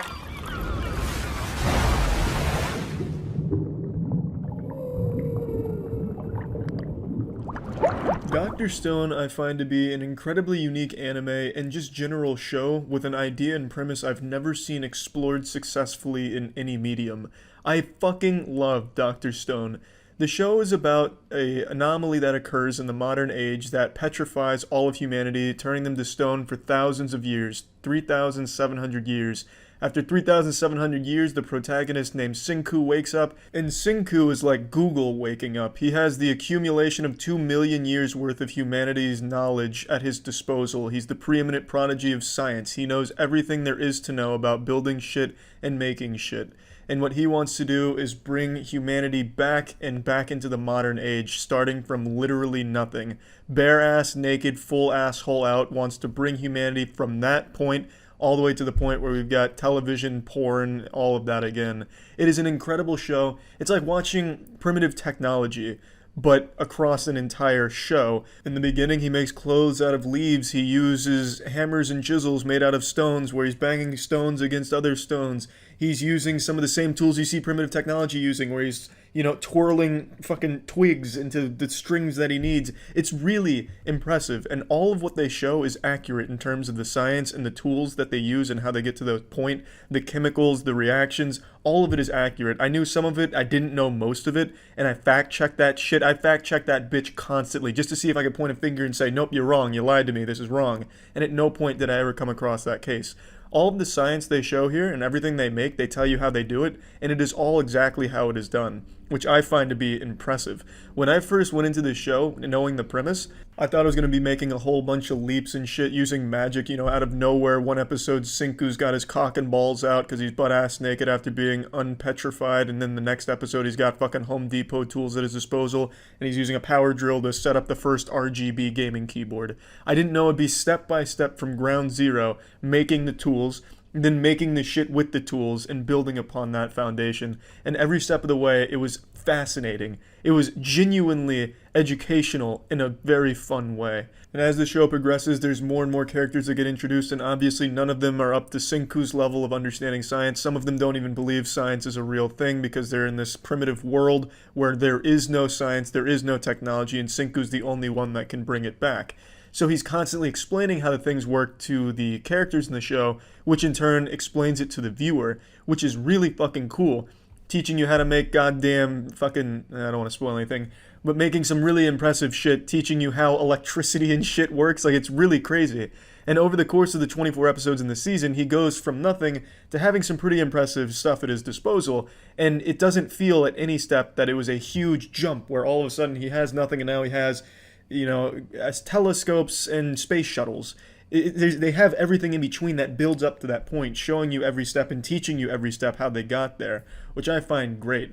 It's never slow, it never drags, there's constant inventions, constant shit going on. I think the villain is also really well realized. I think it's a really cool villain. There's really nothing I didn't enjoy about this show. I can see why some people wouldn't like it and maybe find it boring, because it really is a show that is mainly about building characters and building shit, inventing things, and some people may not care about that. It's not like other animes in its category where you got constant sword battles, you got ass cheeks going against assholes in these constant fights, and there's a lot of action. That isn't here in Dr. Stone. There is action and there is scenes of fighting, but it's very scarce. It is mainly about these characters interacting with science, discovering things, and building things, all of which I think work really well in the context of the show and make it really thrilling and fun, and at times just downright gorgeous. If I had to nitpick one complaint, though, I felt towards the end of the season, things got a little bit too fast-paced, if that makes any sense. What I mean by that is they'd spend 5 episodes collecting one mineral or one chemical that they need for an invention. But then towards the end of the season, if they needed to invent something they didn't have it, it only took them an hour or one scene to get it immediately and bring it back, and then they made the invention, whereas that same task took them 5 episodes previously. So it just feels like at some point they just disregarded a lot of the grunt work that they were showing and a lot of the explanation that they were giving. Kind of like what Game of Thrones did with travel, where it took an entire fucking season for an army to march, and then in season 7 or 8 they could get there in literally 2 scenes. And I get why they kind of gloss over those scenes of them gathering what they need and explaining exactly how everything works. They focus more their explanations on the things that are extremely important in the show, and towards the end they just kind of gloss over a lot of the stuff. And I don't mind it that much because it would be kind of boring just to watch them go do more gathering that you've already seen, and then another explanation for something that you probably didn't really need to know because it's not going to be the most important component in the show or anything. So I get glossing over it for time. It's not that big of a deal, but it is something that does break the show's established rules of it's a lot of work to get these things, and here's how it all works. At some point you have to accept it's not a whole lot of work at a certain point, and they don't need to explain everything. And that's fine by me. Plugging Dr. Stone into the moistmeter, I'm giving it a nice fat old 90%. This is probably my favorite anime of the year, but I imagine it'll be kind of divisive for people who either aren't into anime or only into a certain kind of anime, because it is very different. It is an extremely unique show. Some of the characters aren't overly unique in the genre, but overall the show itself has its own very niche identity, and I think it's great. I really, really enjoyed it from start to finish, and I can't recommend the show enough. Really fucking good stuff. Now, during streams when anime gets brought up as a conversational topic, they always ask me where I watch it, where I watch my anime. I've always watched anime on Crunchyroll. I find Crunchyroll just to have the best catalog of anime. Pretty much anything that comes out is going to be on Crunchyroll, and almost immediately as well. Dr. Stone, Fire Force, Demon Slayer, all of it just right there. I don't have to search the web endlessly waiting to try and find something that works. Crunchyroll not only works, but its catalog is just so massive you can pretty much find any anime you've even been moderately interested in watching. There's also Crunchyroll Premium that lets you watch all anime totally ad-free, and let's be honest, no one wants to sit through an ad when they're watching a show. Also with Premium, you never have to worry about the quality being anything less than superb, top-of-the-line, state-of-the-art, glorious 1080p, chakra vibrating levels of quality. Also, with Crunchyroll Premium, you get the anime an hour after it airs in Japan, so it's quick, and the subtitles are professionally done instead of just a small team of high schoolers getting together to subtitle as a hobby. It's fantastic. So if you're interested, you can use crunchyroll.com/penguinz0 to get a free 14-day trial for Crunchyroll Premium. Crunchyroll.com/penguinz0 if you're interested in the Crunchyroll free trial. And yeah, thanks again. See ya. Initiating moisture.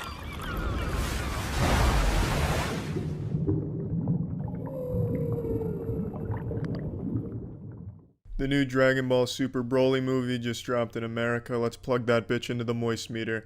So, Dragon Ball is a series I grew up with. I fucking loved it. I was watching it before I had any hair on my nutsack or in my asshole. Now I'm fucking covered in it. But while I was watching this movie, it made me feel like there was no hair down there again. It made me feel like a kid on the edge of my fucking seat. Come on, big muscle man. Punch him in his big muscly abs. And then rip at his nipples and really milk those milky milk tank pecs of his. Really get after it. Power up and scream.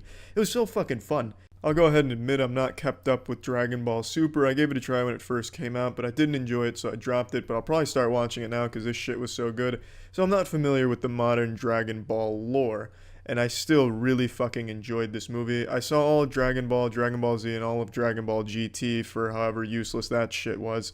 And I still really fucking love this movie. I loved the original Broly movies, and I like what they did with this one. They completely changed his origin. Well, not completely, but they retconned most of his origin, which is a good thing, because his origin previously was really fucking goofy. Like, he was just damaged because Goku cried a lot when he was a baby, so then the crying really makes him sad and mad at the same time.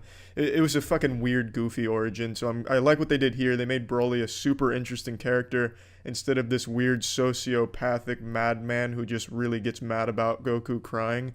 So I like that. They made the character really cool. He was always cool, but they made him like an actual interesting, cool character, not just like a two-dimensional ab machine. I also like every other character in this movie, too. I really was surprised by how much I enjoyed the shit that wasn't fighting. I went into this thinking only the fighting would be fun, but really everything was good. Even like the little wholesome moments between the characters, the way they got along and the little jokes they'd crack. It was all just wholesome and enjoyable. And the fights were fucking spectacular. Some of the best I've seen in anime, actually. I don't know if Dragon Ball Super, the show, has this level of quality, but if it does, holy shit. The fights were absolutely spectacular to watch. The second you thought the fight was winding down, there'd be like just some filler dialogue like, I have big muscles, you have big muscles, and I'm going to scream about it, and we're going to sit here for 2 minutes and just talk. It didn't happen. There'd be maybe like a quick exchange of a sentence or two, and then bang, right back to jerking dicks into assholes. It was fucking wild.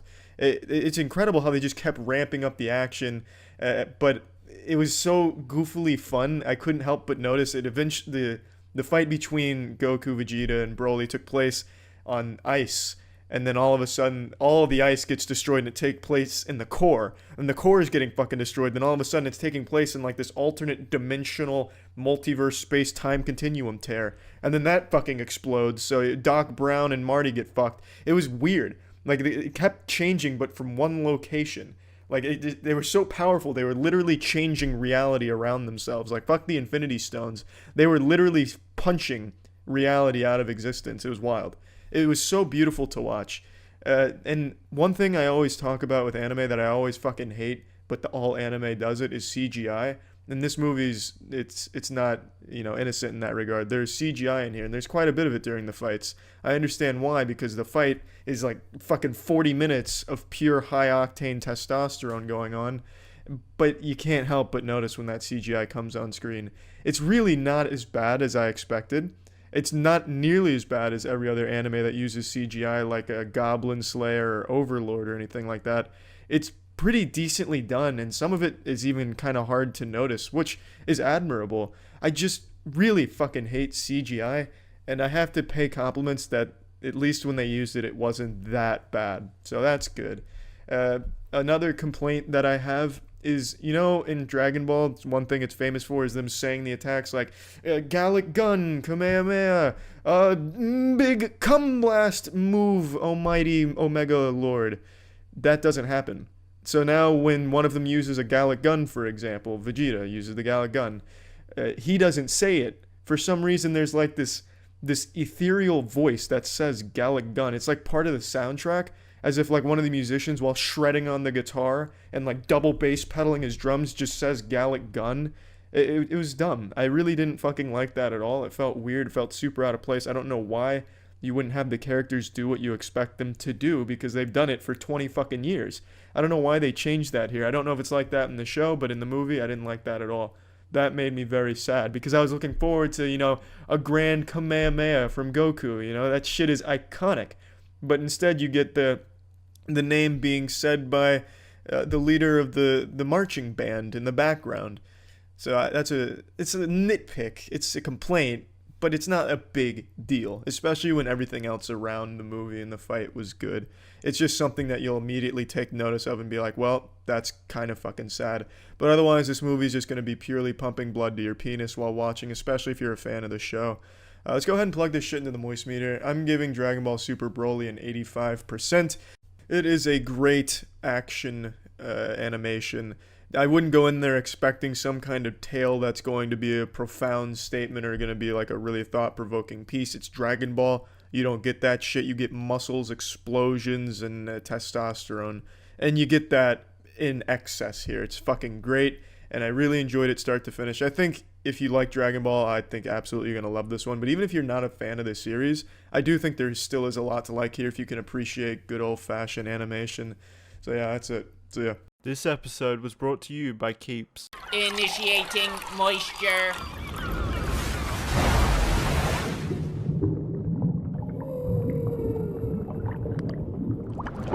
Welcome to the Moist Meter. Today we're looking at Dragon Ball Z Kakarot.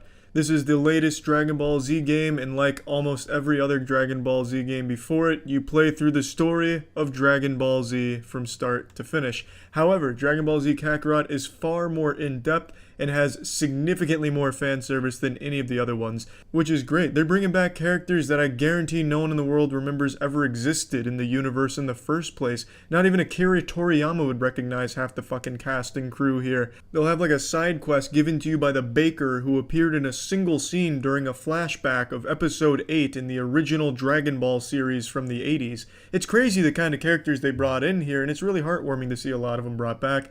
But I don't think their side quests they give you are all that enjoyable. Most of them are just fetch quests. Hey Goku, it's good to see you after 40 years. Can you find me some fresh deer meat, 3 tissue boxes, and a lawnmower? I'm working on a new invention. Just the quests themselves aren't very fun from a gameplay perspective, but it's really cute to do them and then get that character's soul emblem, which is basically like a little trading card with the character's face on it, a little token with their face on it. I'll get into that in a minute. The soul emblem mechanic in the community board I think is a really cool, interesting mechanic they brought in. But yeah, it's not just bringing in fan service characters, they bring in literally every element from Dragon Ball Z's main story arcs. Even the filler episodes such as Goku and Piccolo driving, it's here. It is a really deep dive through the entire arcs with all of the fat trimmed off it. It's a really nice summary of everything, and it's really enjoyable to just sit through and rewatch it again, kind of. Like, even just not playing the game, watching it is a lot of fun, because you get all of the same story elements, all of the same cheesy dialogue, cheesy writing, and power-ups and shit. I was so fucking invested in this. By the time I was able to gather the 7 Dragon Balls in the open world, I damn near made a wish myself for extra inches to my height. I just got so invested in the story and the game. It was cute. I felt like a little kid again going through all this nostalgia shit. And I will say, if you're not a fan of Dragon Ball Z, I don't think there's a whole lot here for you in terms of the story and everything. Most people are just going to find it overly cheesy and just silly. But for fans of the series, it's exactly what you want from a Dragon Ball Z story. It covers everything, it doesn't leave anything out except for a couple of trivial things and a couple of small changes, It's just great. I really like what they've done with the narrative, and it's a lot. There's a ton of cutscenes here, and I don't think all the cutscenes look very good. A lot of them are kind of Jump Force-esque, like Jump Force meets PowerPoint. It's just very still image shit, which is a little underwhelming, but it's fun. I do enjoy it. Like, come on, how can you not love these fucking grown men constantly trying to make each other angry to power themselves up? Like, Goku, you're not angry enough, get angrier. Come on, Gohan, that's not nearly angry enough. You fucking kidding me? You look like a pussy out there, not angry. Think about that time you saw an opinion on Twitter you didn't agree with. Remember how mad you were then? Get that mad now to defeat Cell. Come on. It's fucking awesome. It's so great. And that's definitely my favorite part, is just reliving all of the Dragon Ball Z nostalgia, because I haven't seen all of the arcs since I was fucking 11 years old now. It's been a long time, and it was a really nice refresher on all of it. And I know that's not unique to Dragon Ball Z games, of course, because all of them cover the exact same shit and all hit the same beats, but Kakarot, I think, does it the best by just getting everything in it. So yeah, definitely probably the strongest part of this game. The gameplay, I don't think, is anything overly different from what you're used to from Dragon Ball fighting games, except for Fighter Z, of course. It's exactly what you're expecting. A lot of spamming B, timing, dodging, instant transmission behind someone. A whole bunch of the same old, which isn't a problem because it's the tried and true formula for Dragon Ball fighting games. You know what to expect. You get pretty much the exact thing you're expecting. They have a super ability level up deal where you collect orbs in the world or through battle or through the story, and you're able to upgrade your different attacks, different supers, get new abilities and new bonuses that you stack on your characters. So you can switch things out, change things around, but the gameplay at its core is exactly what you're expecting from a Dragon Ball Z fighting game. Now, one new mechanic that I mentioned a moment ago that I really like is the whole soul emblem and community board. The community board is something that they brought in here where there's different categories where all of your soul emblems can fit into. For example, every main character has a soul emblem, Goku, all of them, and they each come with different values for each different category they can be in, like Z Fighter, training, they all have different numbers. And you put these soul emblems in the board, and as you match other characters in the community board, you get bonuses. Some bonuses give you bonus XP, some give you more damage, all kinds of different bonuses that you're able to unlock by putting new soul emblems in there that you get from the story or through the side missions. And I think that's a lot of fun to keep amping up your power, making yourself more powerful, making the grind easier. Maybe you want to collect more items in the world or get more money. Well, then you'd overload some of those categories that give you those bonuses with some soul emblems that fit there, and then you can give them gifts that increase it further. I just found that system to be very nice and just kind of a cute little twist that was able to just amp the gameplay up a little bit more for me and add a little bit of strategy and preparation. Now, the open world is something that I know a lot of people are curious about. I don't think the open world really adds all that much to this game. It's kind of just barren. There's not a whole lot to do. There's side quests in there, sure. But I don't think there's anyone that's going to go wild over the fishing mechanics you can do in the open world, where you just slap a fucking butt plug in your ass as Goku and dangle that shit in a river and wait for a fish to bite, and then you bring it up and kick it down. It's not overly fun to fish. Hunting is equally as unfun, where you just go around sticking your whole entire fist up a deer's asshole to get its meat. There's also dinosaurs that you key blast and then you get dinosaur meat. I don't think anything the open world has is overly enjoyable. The random encounters and the villain encounters aren't very fun either, because it's just the same repeating 3 or 4 enemies. So you just keep fighting the same shit in the open world and getting very trivial rewards from it, so it's never worth the investment. And they also have these orbs floating around every area, so you can collect all of these orbs and apples and onions. But that's not exactly what I give a fuck about in Dragon Ball, is collecting apples and onions. I just want to be beating some ass and getting a goofy story. So it's just, I don't think the open world is all that great. It is big. There's a lot to explore. There is a ton of shit in the open world. And there is a lot of side characters, of course, scattered throughout it. But it's just not... It's not very fun to just go around doing the hunting and fishing and shit like that. There's just not a whole lot of value there. But if you want to talk about pure size of it, it is impressive with how big it is. I wasn't expecting that. Now, the game will take you anywhere from 30 to 40 hours to complete. It took me just under 30 hours to beat it from start to finish, and that was without doing all of the side quests. I did a ton of them because I got kind of addicted to getting soul emblems, so I'd bring like the Ginyu Force back with a Dragon Ball Wish just to get their soul emblems, which was fucking tedious as shit. But just doing, all the side quests and everything, like 100%ing this game, I could absolutely see it take anywhere from 40 to 60 hours. There's a lot of content in the game, but I don't think all of it's good. I know everyone always likes to, brag about how long a game's playtime is. $60 and you get 50 hours worth of entertainment out of it. It's great. But I don't agree with that. I don't think that's a good selling point. Yeah, you get 50 hours, but are all 50 hours good?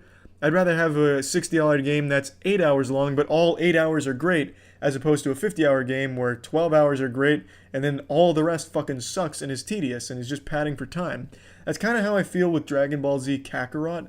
A lot of even the main story missions are just fetch quests. Hey Goku, we're in the middle of a filler arc, so do you mind going and getting some meteorite that crashed in the middle of, the fucking Cell Games arena somewhere over there? Oh yeah, just use your senses, you'll find it, it'll be fun, bring it back.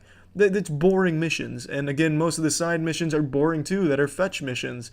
It's just, I don't think there's a whole lot of value in the game's length when it's mainly padding from a lot of the missions. Now, not all of the story missions are fetch missions. In fact, I'd argue less than half are, but there definitely are too many, I'd say. The majority of the missions, you're either going to get an immediate fight or immediately going out to fetch some shit.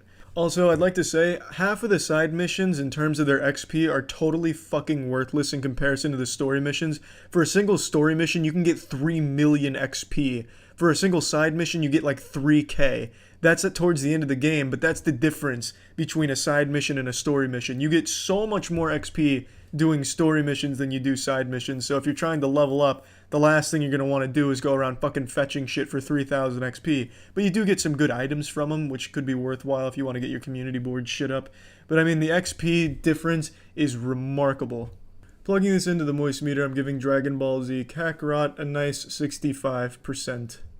While I do love the story and all of its cheesy, goofy goodness, if you're not a fan of Dragon Ball already, there is absolutely nothing for you there. I imagine most people get turned off by it.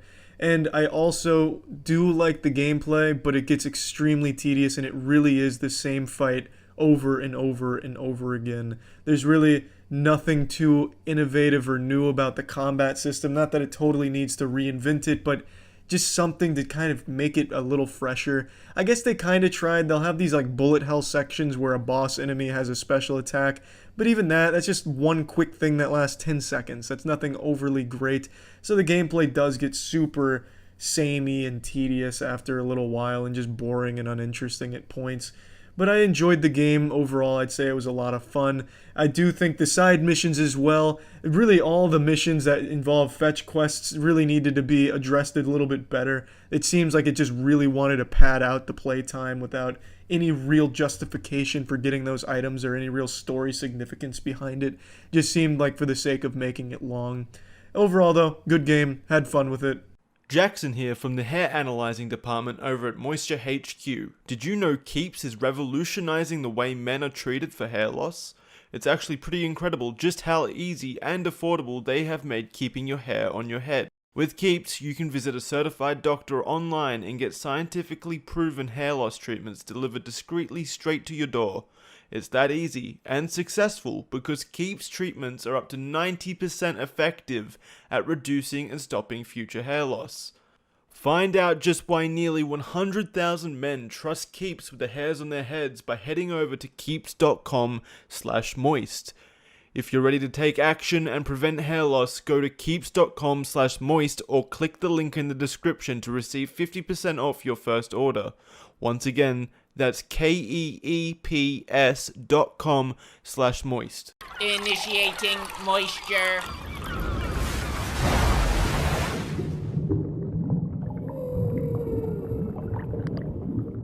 Welcome to the Moistmeter. Today we're taking a look at Dune. I'll be honest and upfront right away. I've never read the books, so I don't know anything about the Dune lore. But I did see the 80s movie when I was a kid, and I don't remember fuck all about it. I just remember those giant worms. So when the new Dune movie was announced, I wasn't exactly pumping my fist like, yeah, more worms, let's go baby. You know, I wasn't going wild, but the trailer looked very cool and was enough to capture my attention and make me pretty excited. And I'm happy to say, god damn, this movie is really pretty. Like, visuals in this movie are on another level. Like, shit. And it has Hans Zimmer complimenting the visuals, so when you're watching this movie, you're getting like this goddamn euphoric sensation. It's like a Redditor who found atheism. Like it's you just go into like a whole nother state. It's like, Jesus Christ, I didn't even know movies could look this good. On a visual and audio level, it's a goddamn masterpiece. It's 2.5 hours and every single scene is beautiful. So yeah, definite 10 out of 10 from the visuals and soundtrack department. I hope your eyes are ready to come. Now let's move on to the narrative. So this is supposed to be a franchise starter. This is part 1 of hopefully 2. And with that in mind, I think it's great. If we never see a part 2, goddamn, then this movie serves no purpose. That's my biggest complaint. This movie feels like it is only the very beginning. There's no like conclusion, it ends abruptly. There's no depth to some of the characters. They just kind of go off screen and then you don't see them again for the rest of the movie because it's only part 1. I imagine they'll be more important in part 2 and you'll get more depth to them. So with that in mind, I'm excited for part 2, but if we don't get a part 2, then everything in part 1 is completely just worthless. Like I said, there's no conclusion or closure. It just goes, full throttle, nuts to butts, and then all of a sudden, bang, we're pulling out. And then you would expect the next episode to start and pick up where we left off, only that next episode isn't confirmed yet. So it's a movie that solely exists to set the stage for the next movie, which is fine because it does a great job of that, and I'm super excited. But it's a little worrisome that the second one isn't confirmed yet, because if it doesn't ever come out, then this movie doesn't really have a reason to exist, because the movie is all foreplay, just getting you sweaty and ready to finish in the sequel. In other franchises, the first part that puts it all in motion feels like a complete package sometimes, where it's like, okay, I got an entire experience out of that, and it set the stage going forward. Dune is not like that. It's not like a standard 3-act movie. There is no Act 1, 2, and 3 in Dune. It is all just Act 1. And when it ends, it starts to show you what Act 2 is going to pick up on. Take, for example, Infinity War. Infinity War gives you like a climactic fight between the Avengers and Thanos, and then it has a conclusion that ends on a cliffhanger, and you immediately know that it's going to be picked up on with the follow-up movie. Dune doesn't have that. There isn't like a climactic battle where the main character's fighting off against the main evil or anything. There's no big climactic moment that you engage on and then have like a cliffhanger. You're just going about like this entire intro and then it just ends. And you don't even know if there's going to be a sequel to pick up on it where you reach the climax and everything. Like I said, it all just feels like just Act 1. It's an incomplete story and you can feel that, which is fine if there is a part 2. So you don't really get like a full satisfactory experience out of it, but you know that there's more to it. And that's what makes me excited for a sequel, if there is one. But if there isn't, then this movie doesn't really give you a whole lot other than just a visual spectacle, which is fine too, because like I said, it is truly beautiful. I think the narrative is great. They feed you so much information so quickly that it can be confusing sometimes, but it eventually started to piece everything together. I got a little bit lost in the sauce with all the visions that Paul was having, but the actor playing Paul, Timothy, last name, I can't pronounce his last name, but Timothy fucking killed it as Paul. Everyone did a great job in the movie, and I was really invested in the story. Like, they introduce all these politics, they show you how the world works, introducing the spice and how important that is. Just a really fucking cool setup, and the way that I feel about this movie is going to be entirely dependent on if there is a second part ever made. Because if there isn't, then I'm probably not going to look back super fondly on this movie other than just the boners that I popped while looking at it because it's so beautiful. And that'll be about it. But if there is an Act 2 and they land it like they did with this one, this is going to be one of the best fucking 2 sci-fi movies I've ever seen, because I fucking loved it. I really did. I just feel like it's a little hard to really say like this is a fucking masterpiece when it just doesn't feel complete, because it's obviously just setting itself up for more. So if the more doesn't come, this all just doesn't work super well. But I really liked it. And just to give you a further example of what I mean, one of the main characters that's advertised in all of the trailers for this film is only in the last 15 minutes of the movie. They're hinted at throughout some visions, but they're only actually in the movie in the last 15 minutes. That's when they're introduced. Obviously, they're going to be more important in the next one because they're a very important character. But yeah, that's really my only complaint, and it's only a complaint because the second movie isn't confirmed. If the second movie was confirmed, then I'd be wiggling my finger up here like, okay, can't wait for more. But the fact that that's up in the air is a little scary for like this movie, because this movie only works if there is a second one to follow it up, because this is all just like blue balls and it needs the second one. You know what I mean? But like I said, it's a really enjoyable movie. I had a lot of fun watching it. I would like to point out two other things that I thought were very silly. The fucking shields in this movie are worthless. This isn't a spoiler or anything, but the characters have shields, right? Like all the warriors and everything, they activate a shield, and it's supposed to be like good defense. But I swear to God, it's like they're wearing paper. It does nothing. It doesn't stop knives. It doesn't even stop like fucking someone flicking water on them. It doesn't do anything. The shields don't do shit. They'd be better off being naked. It's terrible. I don't even know why I have the shields in the first place. There isn't a single scene in this movie where a shield saves someone. There is one scene, and I had to make note of it, where a shield does help a ship once because it gets hit by debris and the shield blocks it a little bit, so then the ship only starts spinning. But that is the only time a shield is ever useful here. Every other character, when they're stabbed, it just goes straight through, like butter. It almost makes it easier for them to get stabbed, it seems. So yeah, the shield's silly, and there's a lot of cheese to the movie, at least in a couple of places. Like, the dialogue's really well done, the writing's great, but there's like a couple of cheesy moments where, you know, when they land on Arachnus, a dude with bagpipes just comes out of the ship to introduce the higher-ups. It's like, hey, these guys are really important. Check out the bagpipe guy, the dedicated galactic bagpiper. So he just comes out of the ship ripping on the bagpipes. And it's like, oh, that's a little odd. But yeah, I mean, it's not like a complaint. I just wanted to point out those two things, that was a bit strange. But yeah, anyway, let's plug Dune into the moistmeter. I'm giving it a 90%. I really did like it. Now, obviously, I won't feel that way about the movie if it turns out Warner Bros. Puts the kibosh on the whole thing and just says, bah humbug, there'll never be a Dune 2. Then obviously that would change how I feel about this movie, because it's an incomplete story and you can really feel that. So it's entirely hinging on if there's a second movie to complete the story. They do a great job of setting everything up. I had a lot of fun watching it. It is so beautiful. I can't stress that enough. And Hans Zimmer, per usual, crushes it on the score. It sounds so good. Like, it's a really good movie. I really enjoyed it. That's about it. So yeah. Initiating moisture.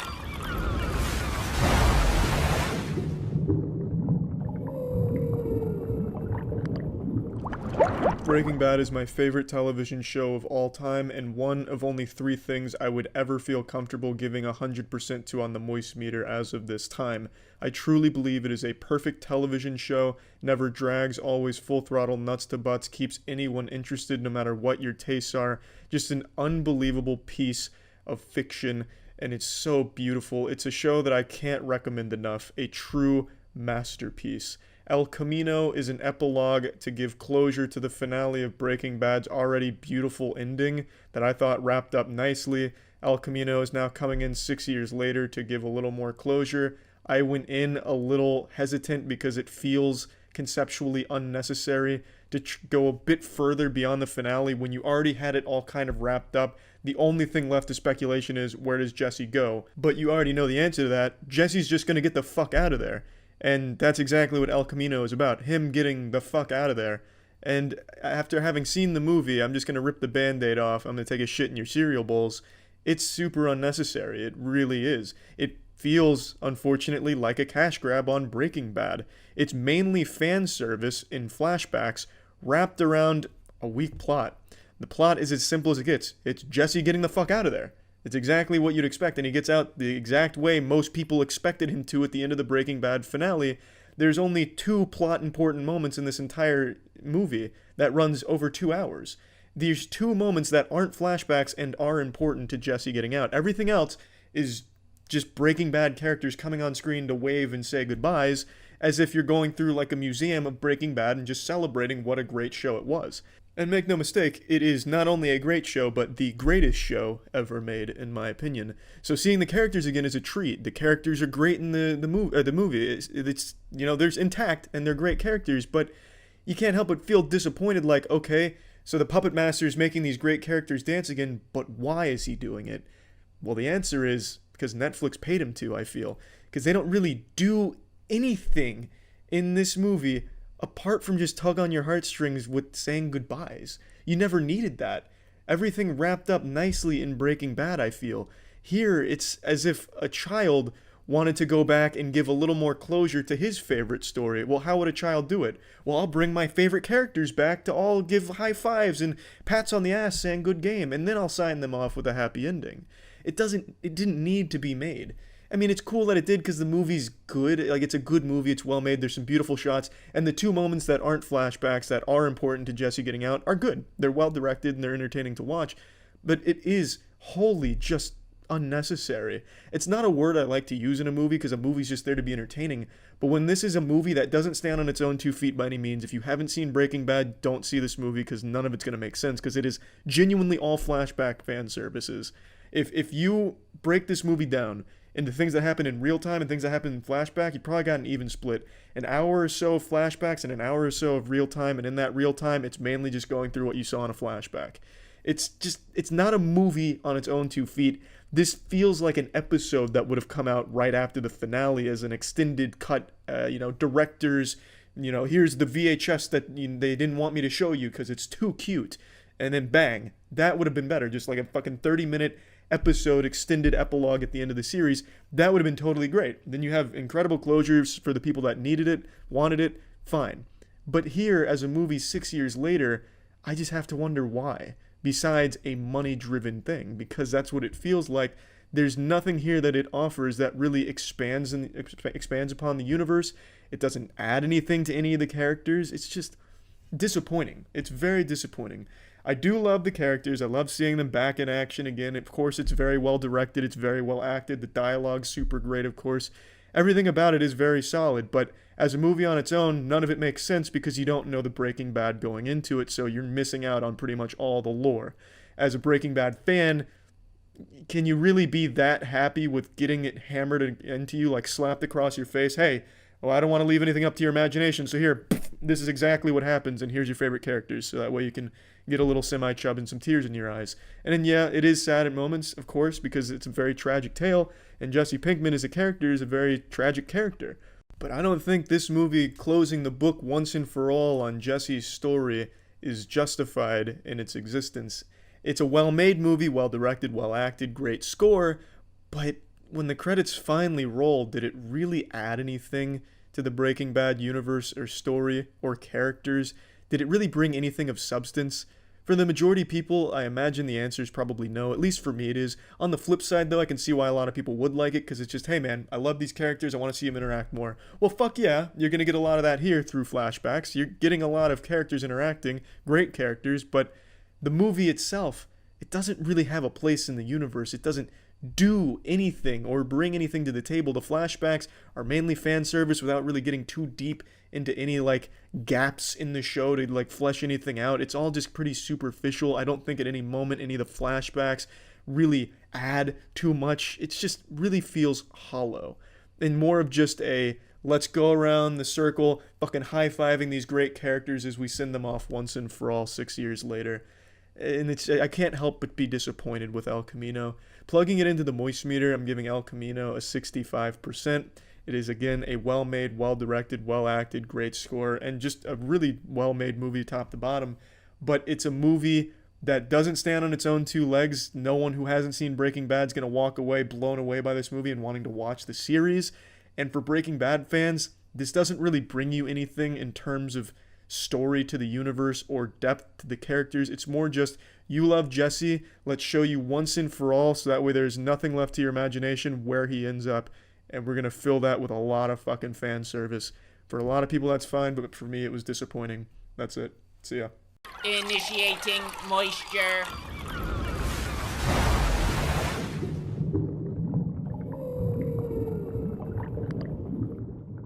Put that dick away. No, I'm just kidding. Take that dick back out. It's the Moist Meter. Today we're looking at Escape Room, a movie that delivers exactly what you'd expect based upon the trailers. It delivers goofy B-movie mediocrity. It's a movie that's very clearly inspired by The Cube, and also even takes a couple condoms out of the top drawer of the Saw series. It's a mashup of the two, but it's not done super well. But there are some good scenes, and at some points it does get clever, but overall it just doesn't succeed where it wanted to, and it has such a shitty ending. It's so different from what the entire movie leads you up to believe is going to happen at the end. It's as if it's an episode of Kim Possible to finish this shit off. It ends exactly like Unfriended 2, The Dark Web. It makes no sense for the movie, and it's there to like set up a franchise or something that I don't think is going to happen. It's going to fucking flop harder than Universal's Dark series, or what the fuck they called that, the Dark Universe or some dumb shit. It was unnecessary, and it completely took away from everything else. Not that everything else leading up to it was super great to begin with, but it sucked the little bit of moisture out of all of that even. Now, I do like the premise of this movie about 6 strangers getting mysterious invitations to compete in a $10,000 escape room. Turns out the escape room's sinister, starts killing them, and they have to win to survive. I think that premise can lead to a lot of memorable scenes, memorable rooms, and puzzles.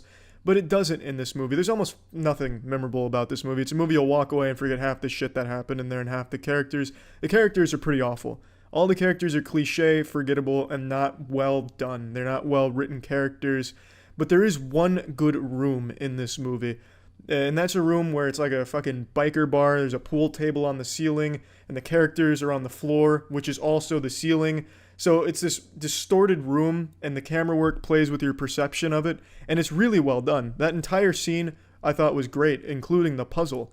But none of the other ones are that good, except for perhaps the room where there's a psychedelic scene where the whole room and camera work and characters start melting, and it really does make you feel disoriented. I also thought that was pretty well done. The movie, I want to say, is not bad. It's not like a fucking train wreck or a diarrhea explosion on the screen. It really is not bad. The ending is horrendous. I'm going to just throw away the ending when I say the movie's not bad, because it's truly just a huge disappointment and completely useless. But everything before that really isn't horrible. Now, I do think all the characters were shit. I think they're all super cliche. But it is still fun to watch them participate in the escape room and work well together to solve the puzzles. Even though a lot of shit happens that makes no sense, if you just excuse all of that, you can have a lot of fun. I'm plugging this shit into the Moist-Meter. I'm giving Escape Room a 45%. It's almost a completely average movie at that nice 50% mark, but man, that ending knocks it off of that. It could have been a 50%. You almost had it. But holy shit, whoever wrote that ending really fucked you on that one. Your report card's not looking good from the Moist-Meter there because of that. It is probably worth watching drunk or with friends or something like that, or if you like escape rooms, perhaps. But it's not an amazing movie. It's The Cube, but for teenagers who don't like gore or to think real hard. And that's about it. So yeah. Initiating moisture.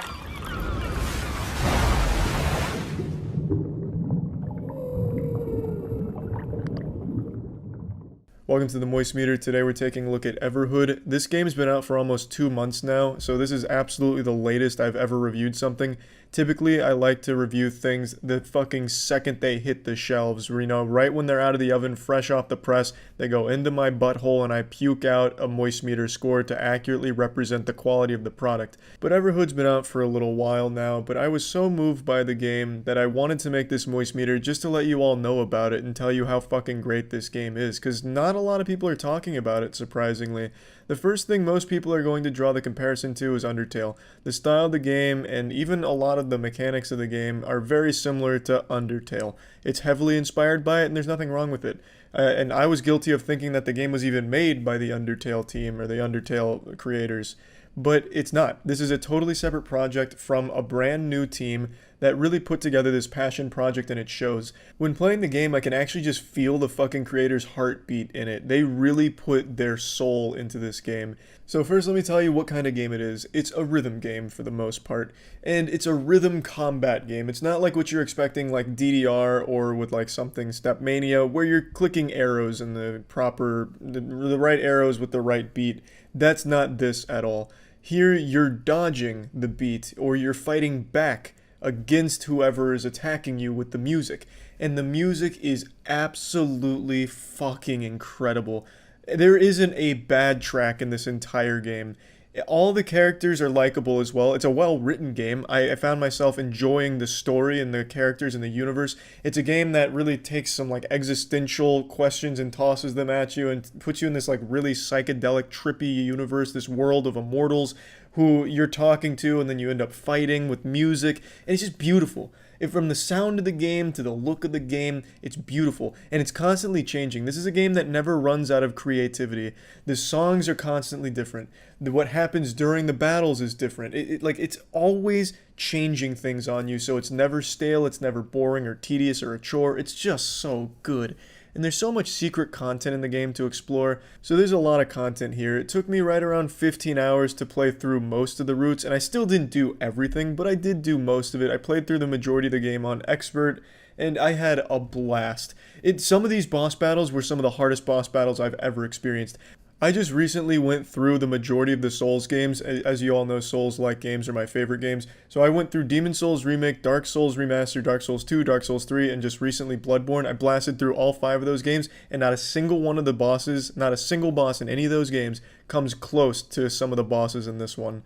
This shit was brutal. Fucking wacko mode shit in here, so there's definitely a challenge. It's not a game that you're gonna come here and fucking steamroll or anything like that. I could really suck this game's dick for a long time. I just really loved pretty much everything about it. I mentioned that you could really feel how much care and passion went into the game, and I'd like to just give you an example of that. For one of the routes, you get to this stunning, like this visually stunning conclusion. It's getting all trippy, psychedelic, time is slowing down, speeding up, you're crashing into the fucking sun, going faster than light while you're having this rhythmic battle with beautiful music playing, and then you finally reach a very satisfying conclusion. Or so you think. And then it goes into an even more exciting and even more thrilling sequence where you're now battling against fucking God himself, the fucking time wizard, you're becoming time. Like, it's just so good. And then once that all wraps up, then you get a really satisfying epilogue where you get to meet with the characters again and go through certain things. I'm trying not to spoil anything because there is a narrative here and it's good. I enjoy it. And then after all of that, after you've gone through this massive adventure, then you kind of get to hear the developers talking to you. The developers showing their appreciation for you playing their game this far, because it's long. Like, it's not a short game.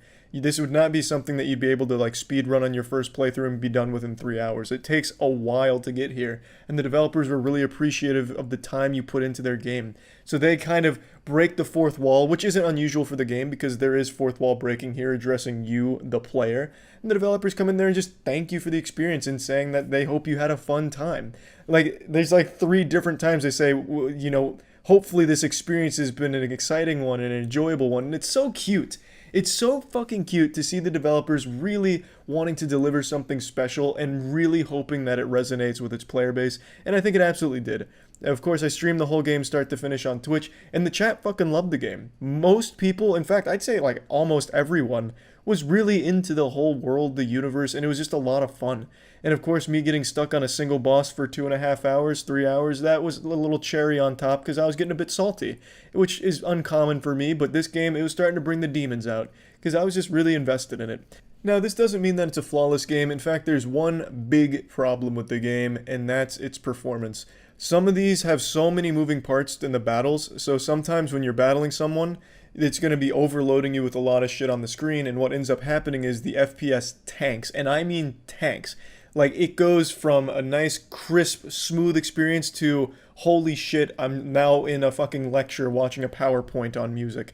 It gets bad. The performance hits hard, and the only way to reset that is to restart the game. I think there's like a memory leak problem or something, but it's noticeable during some of the more intense bosses, which is a shame because then you have to restart and go back and start from the beginning, which sucks. You know, like there's no way to sugarcoat that. It fucking sucks. But I think that's just due to this being like their first big project, so they're still learning how to optimize things. So you can't really hold it against them that much, but it does bring it down a bit. And another thing that I think a lot of people should be aware of, this game has a ton of flashing lights and a ton of moving parts. I definitely think this would be an epilepsy warning for anyone that wants to try the game. And the game itself gives you an epilepsy warning in the beginning, but really take that one in because they mean it. That's a hard warning with epilepsy. So just those 2 things I think are definitely worth noting as far as like potential complaints go. But overall, I loved my time with Everhood, absolutely adored the game, and I'm giving this bad boy a 90% on the moistmeter. Fantastic, and I highly recommend it to anyone that likes rhythm games or just like a fucking fun, different, unique little experience. Like, there's really nothing I've played like Everhood except Undertale, and I'm not a massive Undertale fan, most of you know that, but I'm a huge Everhood fan now. So I just wanted to make this moistmeter, even though it's really late to the game's release, because I really enjoyed it. So that's about it. So yeah. Now let's talk about Raycon earbuds. As I've mentioned many times in the past now, I love these when it comes to doing active things such as running, which I've been really trying to get better at. Been doing about a mile every couple days, and when I do, I use Raycon earbuds to keep my shit pumping, keep me motivated listening to those boner jams, and there's no wire to get in the way and impede my ability to sprint with the best of them. So Raycon wireless earbuds I think are just really important when it comes to being active in the world. Raycon earbuds give you 6 hours of playtime, seamless Bluetooth pairing, more bass, and more compact design for a comfortable noise isolating fit. So if you're trying to break from screens and don't want to feel completely unplugged, wireless earbuds from Raycon are the best way to bring your favorite content with you wherever you go. Raycon earbuds are premium wireless audio devices, but they come in at half the price of the other premium audio brands without any compromises. So Raycon wireless earbuds are just a really great option. They come in a great range of colors and patterns and a variety of fit options. So if you're interested in trying Raycon wireless earbuds for yourself, you go to buyraycon.com/moist for 15% off the purchase. Buyraycon.com/moist for 15% off, or just click the link in the description. That's it. See ya. This episode is brought to you by Raycon. Initiating moisture.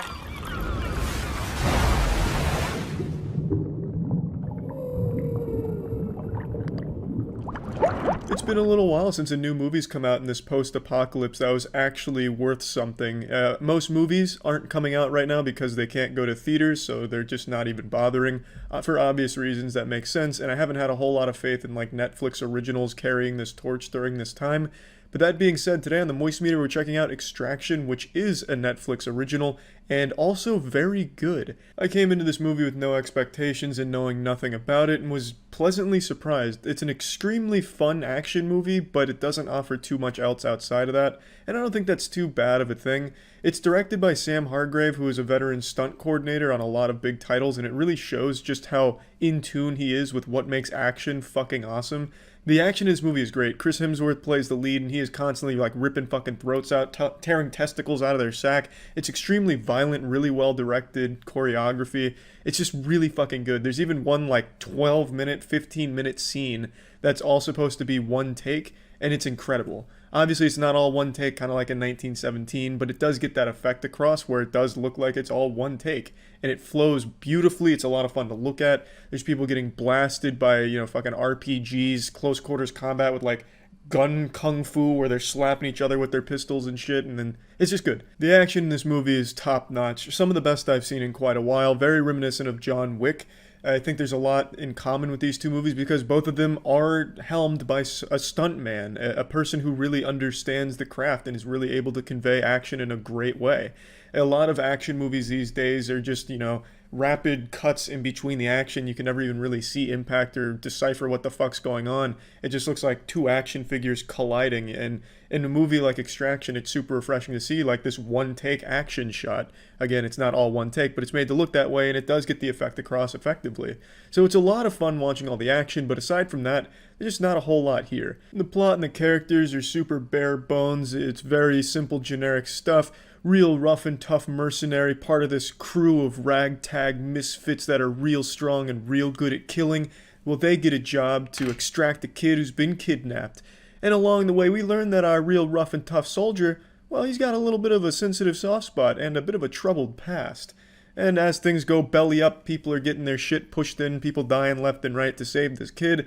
It's just generic stuff, and it's not that big of a deal because that's clearly not the focal point. I don't think it was coming out here to tell some incredibly riveting tale that's going to have you move to tears or rethinking life as you know it or anything like that. I think it was really just looking for an excuse to get all of these fucking awesome set pieces and action shots out there, which it succeeds in beautifully. So I don't mind that the plot is just super generic stuff, but if you're not just like a huge action movie fan, I don't think there's a whole lot for you to enjoy with this movie, but if you do like just some super nuts to butts, full throttle, high octane action, this movie's got a lot of that, and some of the best I've seen in a while. It is really good shit. I will say though, despite the characters not being super deep or all that interesting, Chris Hemsworth really sells his performance. When he's badass, he's really fucking badass. When he's emotionally vulnerable and crying a little bit, you can feel that. It's like watching a tier 3 sub to a streamer finding out she has a boyfriend. Like, you can really feel the raw emotion. So he really does deliver a great performance, despite the characters not being super well written for depth or anything like that. So hats off to him there. And again, it is just really a super fucking entertaining movie. The only other complaint that I could really say about it is there are some things that seem rushed. Like, there's really obvious CGI moments that just kind of take you out, like, what the fuck was that?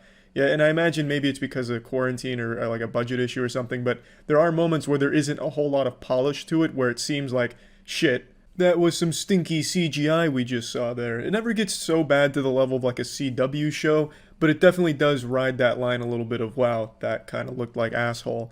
Plugging extraction into the moist meter, giving this bad boy a nice crisp 75%. I think it is extremely entertaining, especially for anyone that just wants to watch some high quality action, and especially with not a whole lot of shit coming out right now. I think the movie is a very refreshing taste because it just has so much of that just really enjoyable shit. You can just shove popcorn in your face at home watching Chris Hemsworth tear people in half and beat people to death with other people's bodies. It's crazy shit. It's really good action and a really enjoyable movie. Yeah, that's about it. I'd like to talk about Raycon now. I've talked about Raycon a ton of times before, and it's always important to remind you of just how efficient it is to have high-quality wireless earbuds, especially during this lockdown we're under. Again, I always recommend working out at home calisthenics. Just because you can't go to a gym's no excuse not to be physically active, and when you're doing that, you've got to have some wireless earbuds to get those boner jams popping without getting in the way with wires and cords dangling all over the place. The best model Raycon offers is the Everyday E25s, which I would highly recommend. Raycon sound just as good as the other top audio brands you know, but come in at half the price. If you're interested in trying Raycon for yourself, go to buyraycon.com/moist to get 15% off your order. That's buyraycon.com/moist for 15% off. See ya.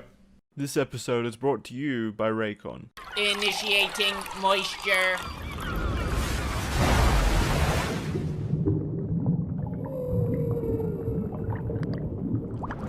Welcome to the Moist Meter. Today we're taking a look at Fall Guys. Fall Guys is just an outright joy to play. Just an incredibly pure, fun game. Just a game to get the friends together over Discord, talk some shit, butt chug some Miller Lights, and just go wild. It's just raw fun. I'm talking SpongeBob, F is for friends who do stuff together, U is for you and me. N is for anytime you get a win, you feel like a fucking champion of the Roman Colosseum, that you're better than everyone else in that fucking lobby, just slapping children around in the obstacle courses. Everything about the game is just extremely enjoyable. So the game is a battle royale of Mario Party minigames. Battle royale has to be one of the most stale genres around right now, and this just completely turns it on its tits. It is just a super casual game to just kick back on, put a big goofy smile on your face with your friends, and just get rowdy out there. Now, there's a ton of maps and modes in here, but not all of them are great. The vast majority are. There's only a few I can think of that I genuinely just don't enjoy playing on, and I'm pretty sure most people agree. It's the one where you're matching fruit. One of the mini games is a fruit goes on a screen after 15 seconds. There's a bunch of platforms, each representing a different fruit, and you have to stand on the one that gets called out. It's not challenging, it's not fun, it's not chaotic like the other ones. You can just group think, you don't even need to be paying attention. You can just go where everyone else goes because it's really hard to fuck this one up. Whenever someone loses on the matching fruit mini game, I think less of them as a person. And then there's another one that I think is actually the worst one, which is just some diarrhea dog shit. It's called Hoops-A-Daisy. It's a team game where your team is jumping through randomly spawning rings and you get points for those. It's just pure RNG, and it's just not a fun one at all. And it's not like this is a super competitive, cutthroat, slap your mother kind of game that's gonna have an esports career up there with League of Legends or anything, but it is still frustrating to get fucked by bad spawns in this one. But that's something I also want to mention. Even if you're getting your cheeks spread on every minigame and losing in the first round every time, you're still having a good time experiencing that, because this game is just that fucking fun. Where even if you're just getting slapped off the map by like the wipeout obstacle courses, it's still fun. Like, you're still laughing and enjoying it. It really is just one of the most pure fun games I've played in a long time. There's multiple rounds. Each round eliminates X amount of players until a final round, and there's one winner. It's, like I said, a battle royale of Mario Party minigames and obstacle courses, and it really is as fun as that concept makes it sound. As long as this game continues to add new maps, new modes, and minigames and shit, this will always be an extremely fun game. I don't see this being just some kind of one-off fad for a month or some flavor of the month shit. I really think this game has extreme staying power as long as they're willing to put the effort into making more maps and more modes and shit. And I don't think it should be that hard, right? I mean, goddamn, you could literally just copy Mario Party 4 minigames and just throw them in here with a little twist or something. It's an incredible concept that I can't get enough of. When I was watching the game, I thought it looked nice, but I didn't think I'd really get into it. But once I started playing, holy shit. I was fucking balls deep in this. I was ready to start fucking getting sweaty on it, looking up meta strategies for each Mario Party game to be the optimal gamer here, like a truly gamer glunk gladiator that doesn't lose at Fall Guys. It's just really fun. It's fun to do well in, it's fun to do shitty in. It is just, when you fire this game up, you know you're in for at least a good time, even if you're terrible at it. And it's really kind of hard to be awful at it. You're always going to do at least decently, I imagine. Now, there's not a whole lot of gameplay mechanics. There's run, jump, dive, and grab. Grab is never really used for anything other than fucking up some people, which is always fun to just grab someone's ass and give them like a wedgie and make them fall off the map. But that doesn't happen too often because you can break out of grab pretty quickly. And you never really use grab to pull yourself up onto ledges, which you can do. There's only one map I can even think of where that's even viable. So the grab isn't the most useful thing, but it is a fun tool to have to just kind of grief other players if that's what you're looking for. But going forward, I'd like to see grab have a few more applications in some of the minigames, as opposed to just being a meme tool to kind of just cock block somebody in the round. Everything else has its purpose. Jump, obviously. Jump and dive, obviously. Sometimes your character will just fall for no reason, like their shoelaces get tied together and you'll just be running and fall forward for no fucking reason.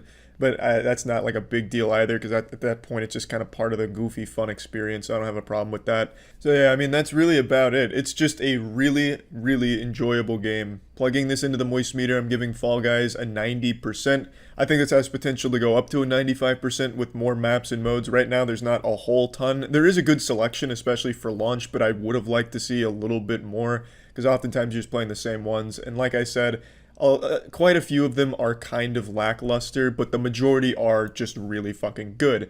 There's a couple more I didn't mention. I don't really like the tail mini games. I think the tail ones are just kind of shitty too, because the optimal strategy is just sitting doing nothing with a couple fingers up your ass while everyone else is just chasing each other around, and then maybe the last 40 seconds of the round, then you join the fray and steal the tail at the end and run. So there's a couple that I just don't really like, but overall, I love the selection here, and I love the concept, and every time I fire this up, I'm having a great fucking time. So yeah, I would highly recommend Fall Guys if you're just looking for some good old goofy fun with your friends, or just even playing alone, it's still a good time. Once again, ladies and gentlemen, it's time I bend you over and give you the truth. Getting yourself a quality pair of wireless earbuds is extremely important, and Raycon is some of the best you can find. Raycon is the same amazing audio quality you're used to, but it starts at half the price of the other premium wireless earbuds. Raycon is an extraordinary option for anyone that wants to stay active and still pump those boner jams, as I've talked about many times in the past. That's the main purpose I use my Raycon for, is when I'm working out or doing any kind of cardio or anything active. I like to pop in the Raycon earbuds and just get wild. It helps me get a couple extra reps in there. It doesn't ruin anything by having a wire dangling that I accidentally rip out and hurt myself with. It's just convenient, works well, sounds great. Their everyday E25 model is still their best model right now, so I'd highly recommend those as well. So if you're interested in getting yourself a great pair of wireless earbuds, I'd recommend Raycon. You can go to buyraycon.com/moist to get 15% off your order. Clicking the link in the description works as well. So again, if you're interested, you can go to buyraycon.com/moist for 15% off. That's it. See ya. Initiating moisture.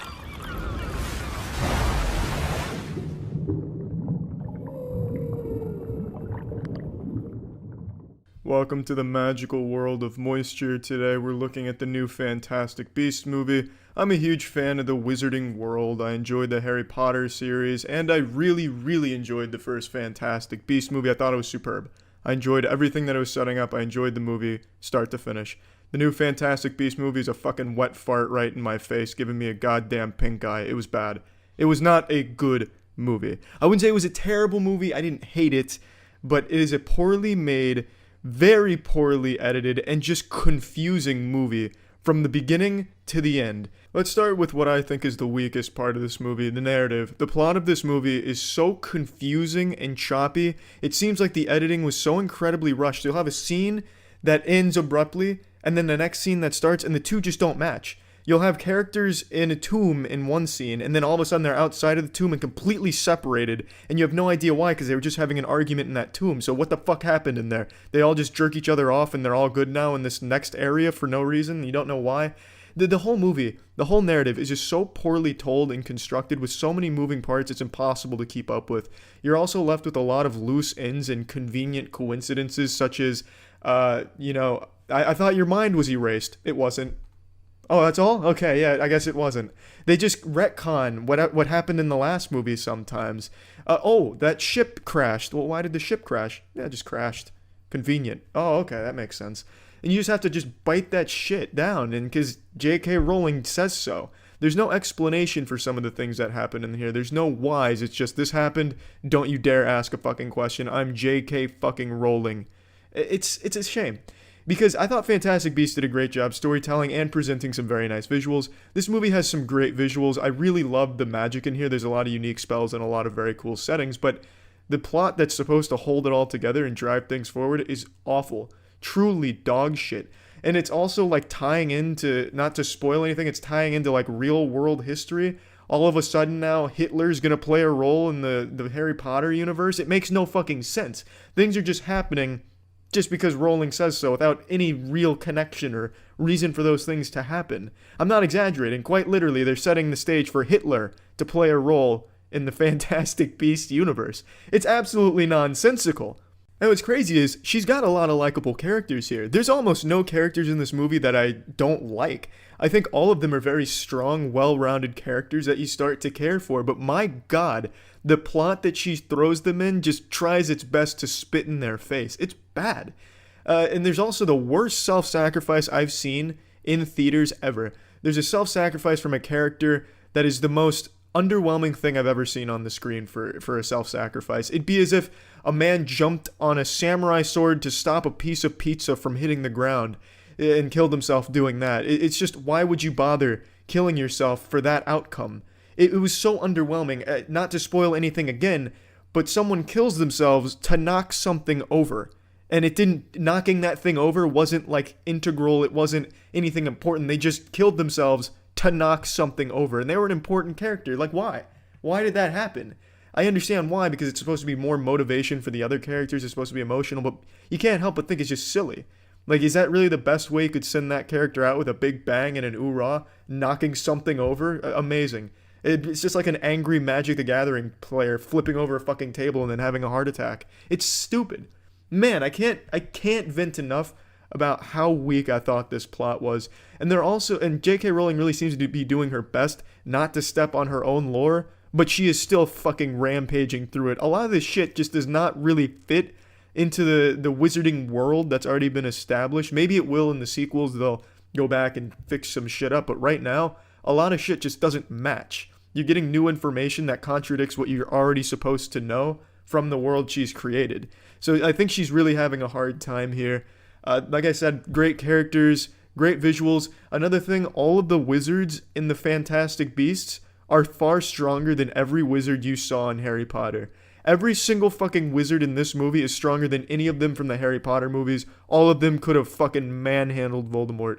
In Harry Potter, they use 2 spells, basically, ad nauseum. Fantastic Beasts, they're using a spell for everything. They can peel cum out of penises from 2 miles away, and then use that to figure out what human being is going to be born from those sperm cells. It's incredible. The magic they're using here is so far beyond everything we saw in Harry Potter. And I don't know if that's a good thing or a bad thing, because I think since Harry Potter takes place later on, the magic should be a bit better there as it gets refined and improved. But I don't mind, because I like seeing it in the Fantastic Beasts movie. I also much prefer the setting of Fantastic Beasts. I mean, honestly, the movie, aside from the narrative, the plot, isn't bad. It's not like a bad movie. I don't regret seeing it. But man, it's so disappointing coming from Fantastic Beasts 1, which I liked, and pretty much all of the Harry Potters except for Goblet of Fire, which I all thought were very strong, excluding Goblet of Fire, obviously. This one is just such a disappointment. A lot of it is just utterly pointless. It seems like all of it is so trivial in the world that even setting up for a sequel seems like all of this information is useless, that none of it really has much of an effect. It's just such a shame, in my opinion. We're going to plug this shit into the moist meter, giving the new Fantastic Beasts movie a 40%. Like I said, I don't regret seeing it. I did enjoy the visuals. Another thing that I forgot to mention, the action has so many lazily put together cuts and chops, you cannot keep up with it. The very first opening with the escape and the chase is damn near impossible to look at. There's so much flashing lights in your face, you feel like you're at a rave. It cuts in between each line that is spoken, or each scream, or each yell, or each action. You cannot put that shit together. Your mind's going to try its best to make sense of what's happening, and it's not going to work. The movie is just really bad when it comes to showing you action or anything really moving, because it cuts so many times. It's stupid. But like I said, don't regret seeing it. It's the worst movie in the wizarding world. I think it's even worse than Goblet of Fire. But even still, visuals are fun, and I really like the universe, and the characters are good. But I wouldn't consider this a good movie. Let's see ya. Initiating moisture.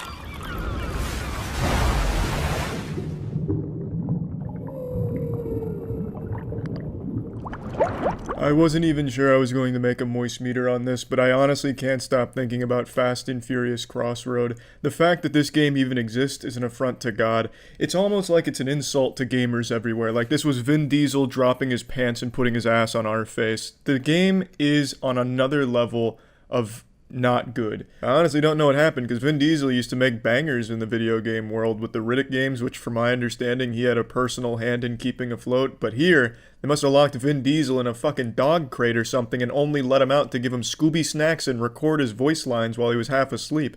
There is no passion in this game from anyone involved in it. This game is as bare bones as it possibly gets at its absolute best. At its worst, this game is a joke that they published for $60. There is 2 hours of gameplay in this game and about an hour's worth of cutscenes in total for $60. You would get more value out of $60 if you dropped it into a fucking volcano. If you took $60 and set it on the ground and waterboarded it with acid, that would be a better use of $60 than spending it on Fast and Furious Crossroad. Fucking spend $60 on non-nude OnlyFans on the impossible chance that you actually get a date out of it is a better use of your $60 and a healthier use than spending it on Fast and Furious Crossroad. Now, like I said, there's only 3 hours of campaign gameplay, but what I've neglected to tell you, the special sauce here, there's a multiplayer component as well. Unfortunately, I won't be able to cover the multiplayer component because there's only 8 fucking people on the PC that played this game when I had it. In total, there was 26, according to the charts that I found. 26 total people bought this on the PC. I was one of those stupid fucking goobers that bought this game. I knew it was going to be bad, but I thought it was going to be like an entertainingly bad game that just, it had a mission, it just wasn't able to execute on it or something. This, the only mission it had was to make you feel like a fucking idiot for buying it. I don't understand what happened here, but regardless, I couldn't play the multiplayer component, so I can't review it. I tried numerous times, and the most I ever found were 2 people who were also streaming the game at the same time I was, and we tried to coordinate a little get-together, but you need 9 fucking people in the lobby to start a multiplayer match. So the fact that we got 3 wasn't good enough. We still needed to triple the turnout here. It's like the world's saddest Sweet 16 that we tried to organize. Nobody wanted to show up because the game is way too expensive for what you get. It's a piece of shit. It's terrible.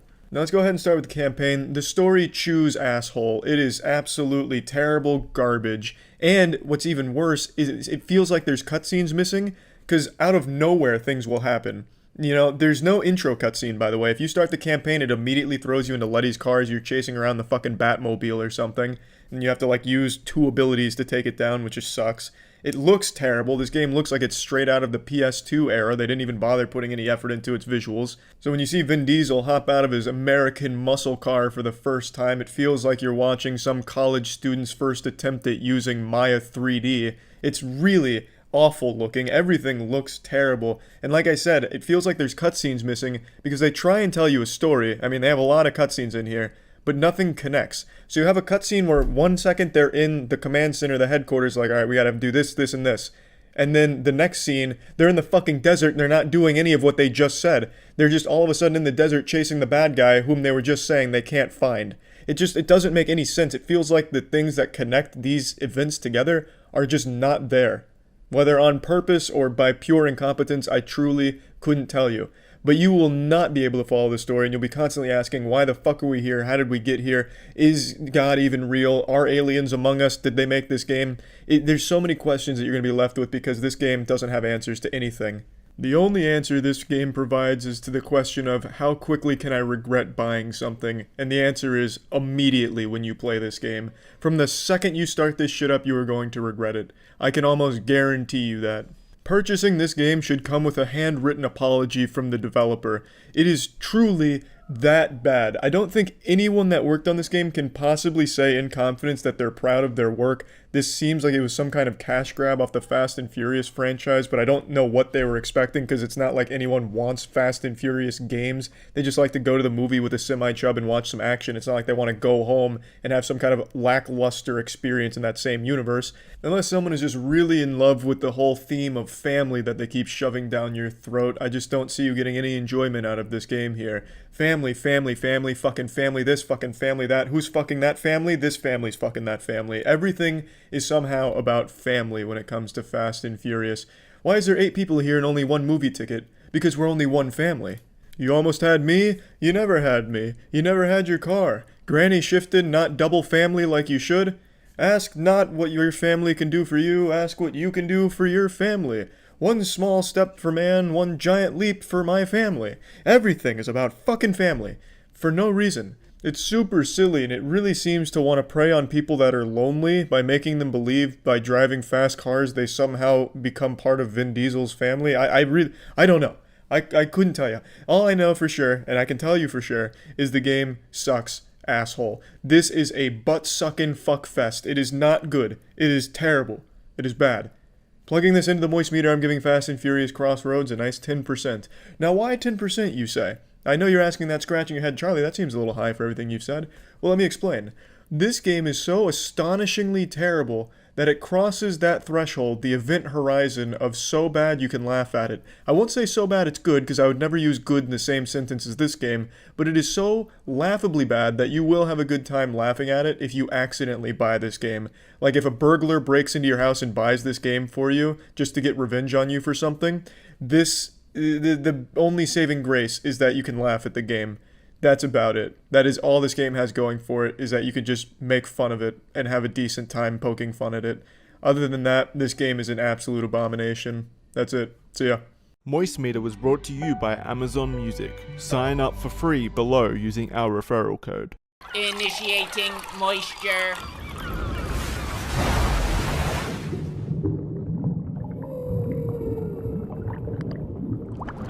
Welcome to the Moist Meter. Today we're taking a look at Fast and Furious 9. This is a franchise that's known for family and fucking, and it welcomes you into the fucking family with open arms. Fast and Furious 9 follows the exact same pattern the previous 4 or 5 have, where it's just extremely silly and over the top, but unlike the previous entries in the franchise, I think this one really misses the mark.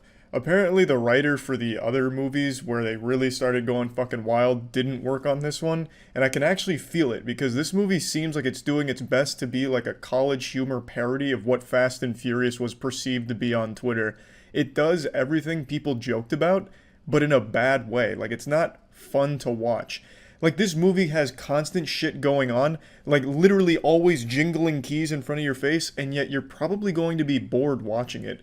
There is no tension in this movie and no stakes. Watching this movie made it feel like I was watching a child play with action figures and Hot Wheels. It just, there's no weight to anything. There's characters that'll just get thrown through fucking cars and metal billboards and shit, and they won't even react. It's like everyone's just made out of adamantium.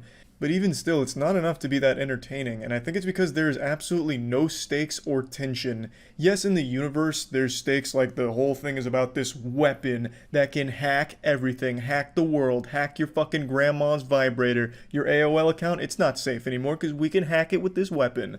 So, like, there's stakes in the world, but when you're watching it as an audience member, you know that nothing's gonna happen to any of the main characters at all. They make it very clear. Like, there's just no... at any point, any moment where you're like, wow, I wonder what's going to happen next, or wow, how are they going to get out of this one? Because they always get out of it in the most cartoonish way possible. There are scenes where Dominic Toretto is like holding two full-grown men in body armor up over his head and like plowing them together like he's the Hulk. He's just throwing them over the railing. Like everyone's like a balloon animal to these characters. It's so weird. Like it's not like enjoyably weird or silly though, whereas the other Fast and Furious movies have been. And I think it's because they really wanted to just keep one-upping themselves with the craziness, but now they have nowhere to go. So that thrill, that shock factor of, oh my god, they're fighting a fucking submarine. Holy shit, Godzilla's here. Dominic Toretto's gonna have to beat his ass using cars and family. Like that, all that like fun and craziness, I think is gone. I think it's lost that magic. This movie just didn't even really feel like I was watching Fast and Furious. It felt like I was watching something soulless. Like they were just parading around the corpse of Fast and Furious now. And I don't think that's the fault of the cast. They seem still very passionate about the series, and they definitely gave it their all and, you know, put a lot of effort into it, even though a lot of times I think the dialogue betrayed them, because the dialogue was super fucking goofy and there was a lot of it. So it didn't really help them or their characters to have them constantly talking about the same shit. And so many times when watching this, I just had to scratch my head and be like, are you fucking serious? That doesn't add up. Like, even setting aside, like, the, you know, suspending disbelief of, like, cars fucking flying, literally, like, Batman hooking themselves and flying across a ravine or getting magnetized to a plane after they jump off a cliff. Even setting that aside, just some of the shit that happens, just, it's so childish. Like, there's plenty of times where the bad guy could just execute the entire family. Like, there is a time where one of the henchmen is about to pull the trigger and kill one of them, and for no reason at all, the big bad guy just shakes his head and says no. Like, this is a character we've never seen before. He has no affiliation with his family. He's just a guy with a lot of money that wants to rule the world, and he wants them dead. He wants them dead more than anything else. If he had fairy godparents, he would ask them just to execute that family instantly. But right when he's about to pull the trigger and just kill one of them right then and there, he just shakes his head inexplicably saying no. And then he leaves.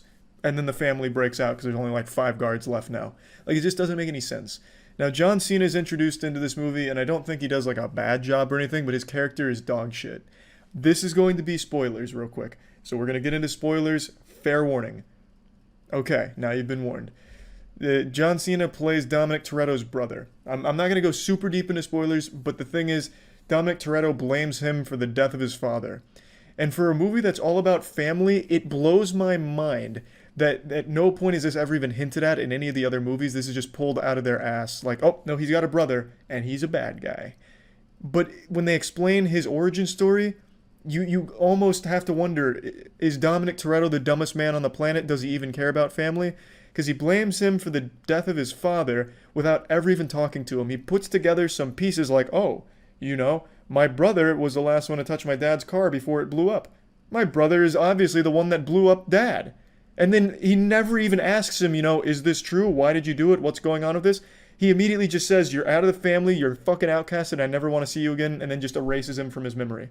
Like, for a man who's so big on family, you would think he would at least talk to him about it and, like, ask, you know, did you notice anything wrong with the engine? Like, you know, was there something else going on here? Instead of immediately jumping to, my brother killed Daddy.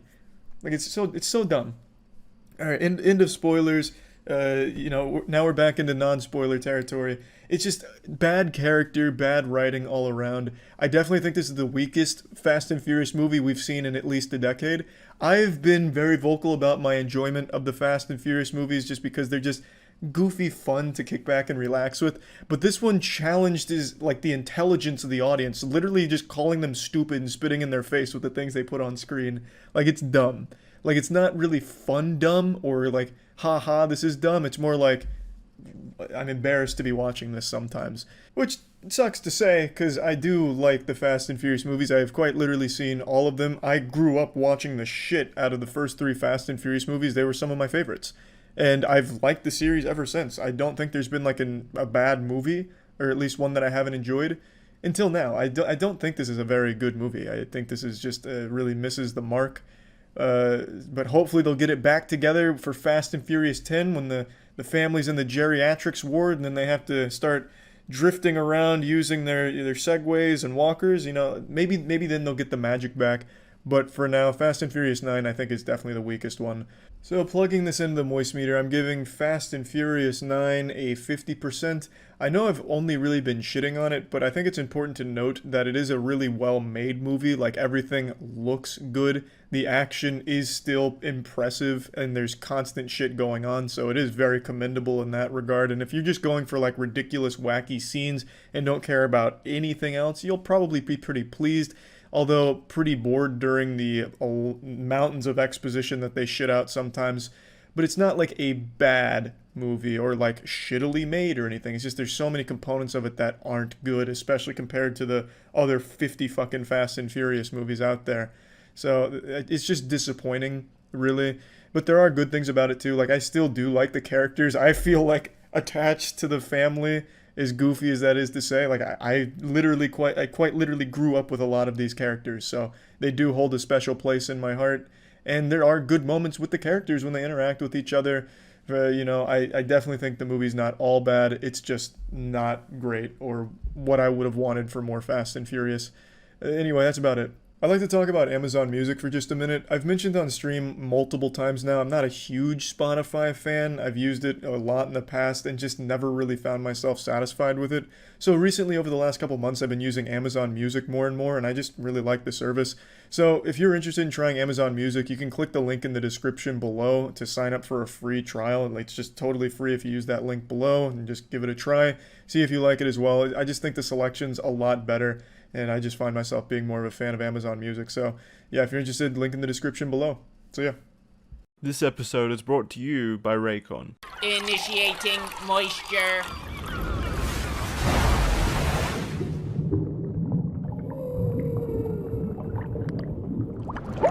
Welcome to the moistmeter. Today we're taking a look at Final Fantasy VII Remake, a game I've been looking forward to for like a fucking decade, it feels like. I don't know how long it's been, but I remember like PS3 trailers that would leak, and I'd scour game forums like I was a fucking archaeologist trying to clean some finds off and find the diamonds or the truth. And, I'd go on GameFAQs and I'd find posts like, hey, look at these real screenshots from Final Fantasy VII Remake. These were in an old computer that was thrown away in a dumpster outside Area 51. It's real. So I've been keeping up with this shit for a long time, and having it come out is super special. Final Fantasy 7 through 10 are among my favorite games ever created, and I think they are timeless masterpieces. You can still go back and enjoy them today. They've stood the test of time. I replayed them like 8 years ago, which admittedly isn't the most recent replaying, but still. Great games, and I'm happy to say Final Fantasy VII Remake met my expectations for the most part, and in certain cases even exceeded them. So let's obviously start with the narrative. Final Fantasy VII Remake is extremely true to the original. It only covers about 15% of the original's content because this is part 1, and it does it beautifully. Now, it only covers that 15%, but it expands it, and it's not all just filler. I was worried it'd be mainly just tedium and filler, and yes, that is definitely present, especially with a lot of forgettable nonsense side quests where you'll kill 5 rats in the middle of nowhere because some guy's trying to piss on a cactus and doesn't like the rats bothering him, or you'll be in a town and you'll have to go find a magic vending machine that you show an orb to, and then it gives you a bottle of hot sauce. So there's definitely some garbage side quest shit here that's just for padding, and especially when it comes to some of the puzzles, even during the main quest, it just seems like tedium for the sake of tedium. But other than that, the story and the actual expansions and new shit they add here is excellent. In the original, it only took about 6 hours to be done with everything Midgar had to offer. In this, it took me 28 hours. I fucking streamed 16 hours straight just now and beat the game because I was just so engrossed in the adventure and the characters. There is so much more character development and character growth, and you really care more about the characters in this game than in the original for the 15%. I'm not talking about the entirety of Final Fantasy VII original, of course. I'm only focusing on the Midgar arc. This gives so much more character depth to the characters that were present in that beginning chapter. It is excellent, and I don't know how you could even make an argument for the opposite. There is so much more you do with the characters. There's a lot more going on with them that you get to experience. I'm trying not to spoil anything, but you go on special missions for some of the characters, learning more about their motivations, what they're like. It's just a lot more, especially for Biggs, Wedge, and Jesse. It's just great. I absolutely love a lot of the new shit they put in here. I don't love all of it, but for the overall, I'd say most of the new additions here fit very well. And the fact that it is so true to the original and its main story points is great because you get to see those incredible moments brought up to the next level, brought into the 22nd century because this game is so fucking beautiful and visually stunning that it just seems so far ahead of everything else. Like the cinematics in this game and a lot of the choreography during their fights, especially towards the end, is jaw-dropping. Really incredible stuff with a great soundtrack that just slaps asshole. This shit is banging constantly. The soundtrack in this game is nothing but straight fire bangers that make you want to slap your mother. It is incredible work that really amps up the cinematics here. But seeing all of those moments from the original taken to this level of care and passion and seeing them unfold, it's just an absolute joy. Now, while we're still talking about narrative, I have to say I absolutely understand why people towards the end of the game may have been very turned off. And it's also where I have a lot of problems with where the narrative goes too. With no spoilers, the game does get very, very Kingdom Heartsy. A lot of the stuff it does is very reminiscent of some of the shit Kingdom Hearts does, and I can absolutely see why it would leave a sour taste of diarrhea in a Final Fantasy fan's mouth. That being said, if you're not already a Final Fantasy fan or haven't played the original, I don't think you're going to have a problem with the direction this game goes. And I actually really like the idea behind the direction that they're taking Final Fantasy VII. I actually do appreciate what they're trying to do. I just think the execution is weak, and they may not have made the best decision only focusing on such a small portion of the original. Again, with no spoilers, I don't want to get too deep into it, but I do like kind of the idea of what they want to do. So I can respect that, but the execution, especially with some of the stuff they throw in at the end, is just weird. It just seems very messy and could get very messy and silly going forward with the next parts that they add for Final Fantasy here. Now, moving on to gameplay. The gameplay is not turn-based combat, which disappoints me. I'm a fan of turn-based combat. I think turn-based combat is timeless, like I said. The shit still works. It's fun enough. It's not always fun, grinding in turn-based is never fucking fun, but grinding in general in most games isn't fun. It's not in this one either, but the combat's enjoyable. The combat's flashy, it's fluid, it works well, and it is fun to fight good bosses. Although, unfortunately, when playing through the game on normal, most of the enemies, even just trash mobs, are very spongy. They just take so much damage and so much time, a lot of effort just to dispel 4 fucking squids that fly around or 3 seahorses that spin in a circle. It takes a lot of fucking time because they take so much damage. Even if you're just perfectly exploiting weaknesses, constantly going for staggers, it's still just a time investment that becomes a slog towards the end. I don't have a problem with the gameplay itself, mainly just the enemies make it not fun. I don't think it was necessarily difficult, it was just tedious and became a chore to go through fights from point A to point B. Some of the bosses were fun, but others were genuinely just sponges that you'd have to wait for a damage phase or a vulnerability phase with nothing else to do. So, I do like the combat though. It's fun to switch between characters, queue up a bunch of different abilities and have them work together, exploit weaknesses. It just takes a while to actually kill something when doing that. Of course, the combat's very deep. There's a lot of depth to the combat and preparation for fights. Obviously collecting tons of materia, different links, different build, well, not really builds, but different ways you can organize your characters and your parties to do different things. It's just, there's a lot of depth to it, which I can absolutely always appreciate. Now, another thing I will say is there is some pacing oddities in this game. I won't even say it's bad pacing because it really doesn't feel like the pacing is shitty or anything. It just feels very odd at times. And it's not the biggest deal in the world, but it's something I felt was worth noting. I want to say, I really like the fucking voice acting in this game. It's not like the best voice acting of all time. It's not like stellar. You're not going to be jerking off really like, oh, these characters are fucking real. The voice acting's really selling me or anything.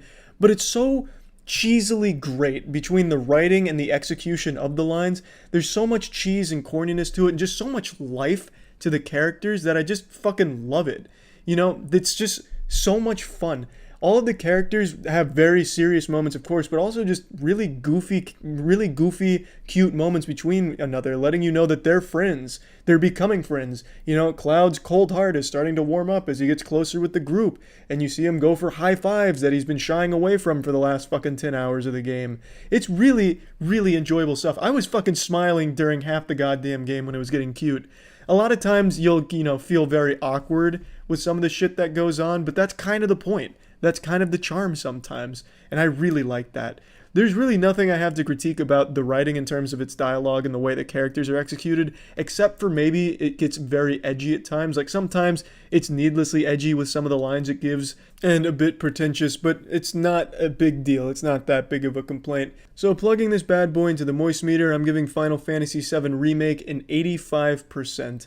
There is a lot of problems here, and there is a lot of narrative things I didn't agree with or appreciate that makes me very worried for its future going forward.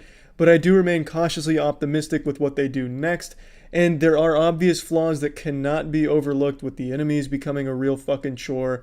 There's just clear tedium and padding for the sake of padding, you know. It's clear that they wanted to stretch this out as long as possible, especially when it comes to like some motorcycle shit. There's like a fucking motorcycle thing towards the end that lasts like an hour, like a straight hour that you cannot really speed up no matter how fucking great you are. It's just, there is genuine padding that is just blatant. But all of that considered, the game is extraordinary, and I had an incredible time with it.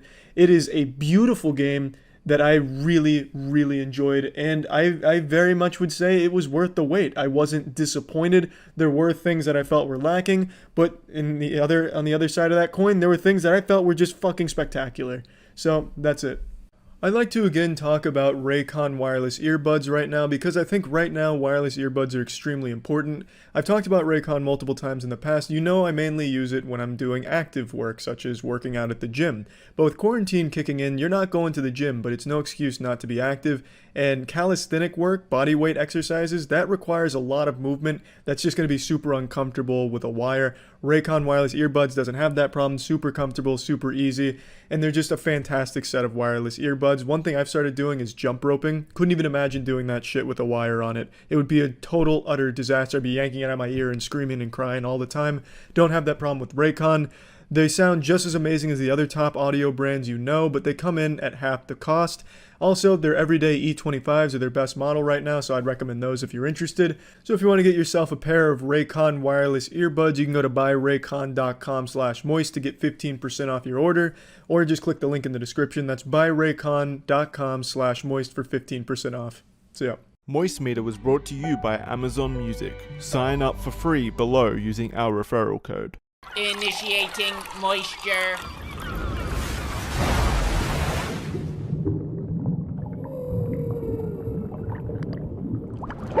Welcome to the Moist Meter. Today we're taking a look at Free Guy, the new Jacksepticeye film. Jacksepticeye was able to get some big stars attached to this project, such as Ryan Reynolds and Pokimane, and I think it's a really fun concept that was executed really well. Now, setting aside my jealousy and envy of Jacksepticeye, I found this movie very entertaining. I was on board right away with the concept. It focuses on an online video game like GTA Online, but without the 12-year-olds telling you they fucked your mom or screaming for you to follow their TikToks and shit like that. It's this GTA-style game, fucking chaos, pandemonium, death, guns, titties, all, going wild out there. And then there's one NPC who over time starts to get bored and begins to become sentient. And then he becomes this badass on the game and then a badass in the real world because people are taking notice. And then it starts to get into some real world repercussions and some things that happen outside of the game. And all of them I think are explored really well. And I think the main thing that you need to accept going into this movie is there's going to be moments that'll make you feel a little weird. There's those classic gamer-isms in here. I heard the word noob 4 times in this movie, and that's the first time I heard the word noob since 2009. So that was both nostalgic and sent me down like a fucking PTSD Winter Soldier episode. So yeah, just make sure you go in there with an open mind and open cheeks and just let it ass blast you with a little bit of fun, out-of-touch gamer shit. You'll have a YouTuber or a streamer, maybe Ninja is even in this movie, don't want to spoil anything, but maybe Ninja says something like, he's poning, he's an NPC and he's poning. Might be in there, not to give anything away. But I think that it doesn't take away from the movie when there's obvious parts where someone who wrote it has never heard of a video game in their life. There's nothing wrong with that, because overall I think they nail the theme and they really capture what they wanted to here. It's just a fun, feel-good movie. Ryan Reynolds, of course, is playing Ryan Reynolds as he has for the last few years, and I love that. I like Ryan Reynolds. It's really hard not to like Ryan Reynolds. I just really enjoy Ryan Reynolds' work. It still puts a big smile on my face, a big goofy grin every time I'm listening to Ryan Reynolds crack some jokes. I think he's just really enjoyable to watch, and that is the case for this movie as well. I would be fucking disappointed if I went to a movie that had Ryan Reynolds' name on it and he wasn't playing himself. If they had him like dressed up in a costume like he's playing Captain Ahab or something with some, actual serious role, I'd be upset. I'd be mad at Ryan. I'd be like, what the fuck is this? You've wasted my time here. You're not Ryan Reynolds, you're Captain Ahab now. I wouldn't like that. So I like that he just keeps playing himself, because I think that's a really fun character to watch on screen. It's great. And it was the case here for sure. I enjoyed most things about this movie. I don't really have any complaints. I think there's a lot of moments in this where it's like, oh, that's doesn't really make a whole lot of sense, but it doesn't need to either in order to get the point across. There's no reason to come in here and start poking holes into the Free Guy condom, because it's not trying to be more than just a fun, feel-good movie, which I think it absolutely nails. But I will say there are a couple parts of this movie where it actually seems like fanfic, like a wet dream that a gamer would have back in 2010. A big plot point is a particular stream. I'm not getting into spoilers, but at one point in this movie, every single human being on the planet is tuning into a stream of this game and something going on in the game. And that was a little wild to me. Like, even the news, every news channel they're flipping through, it's like, in Free City, the video game online, you can see blue shirt guy taking a shit. This is incredible. Like, for some reason, this video game is so popular that everyone in the world is watching it on their phones at all times or playing it themselves. That's not like a complaint or anything. Obviously, it's not going for like a super realistic movie or something, but it was kind of wacky to see. Nothing wrong with that. Anyway, it's a fun movie. I think the humor lands a lot. Not every joke is a gut buster, it's not going to be a side splitter every moment, but I think it does comedy very well here. I think Ryan Reynolds always nails the comedic aspects of his film. And I think the main things that it wanted to do, it accomplished. It's a fun movie. It's engaging. When there is action in the video game world, I think it's done really well. The action's super cool. It blends like modern gameplay stuff with just shooting with like some old school stuff. So you'll see some Easter eggs from beloved games and properties like the portal gun. I'm pretty sure that was in the trailers, so that's not a spoiler. So you'll see things from other games that'll make you point at the screen and go like, I know where that's from. And then they'll use it in a cool way. So it's just a fun movie. No real complaints from me. I don't think it's like a must-see or anything, but I think it is just an enjoyable, fun, adventure, comedy, action movie. Plugging it into the moist meter, I'm giving Free Guy a nice, clean 85%. That's about it. So yeah. This episode was brought to you by Raycon. Initiating moisture.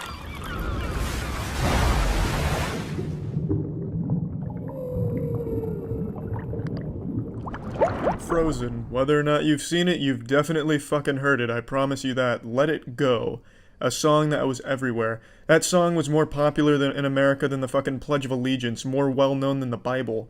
Let It Go was a fucking phenomenon. And I'm happy to say in Frozen 2, there's nothing that's going to reach that level, so you won't be absolutely ass-blasted by the same song ad nauseum and everything ever.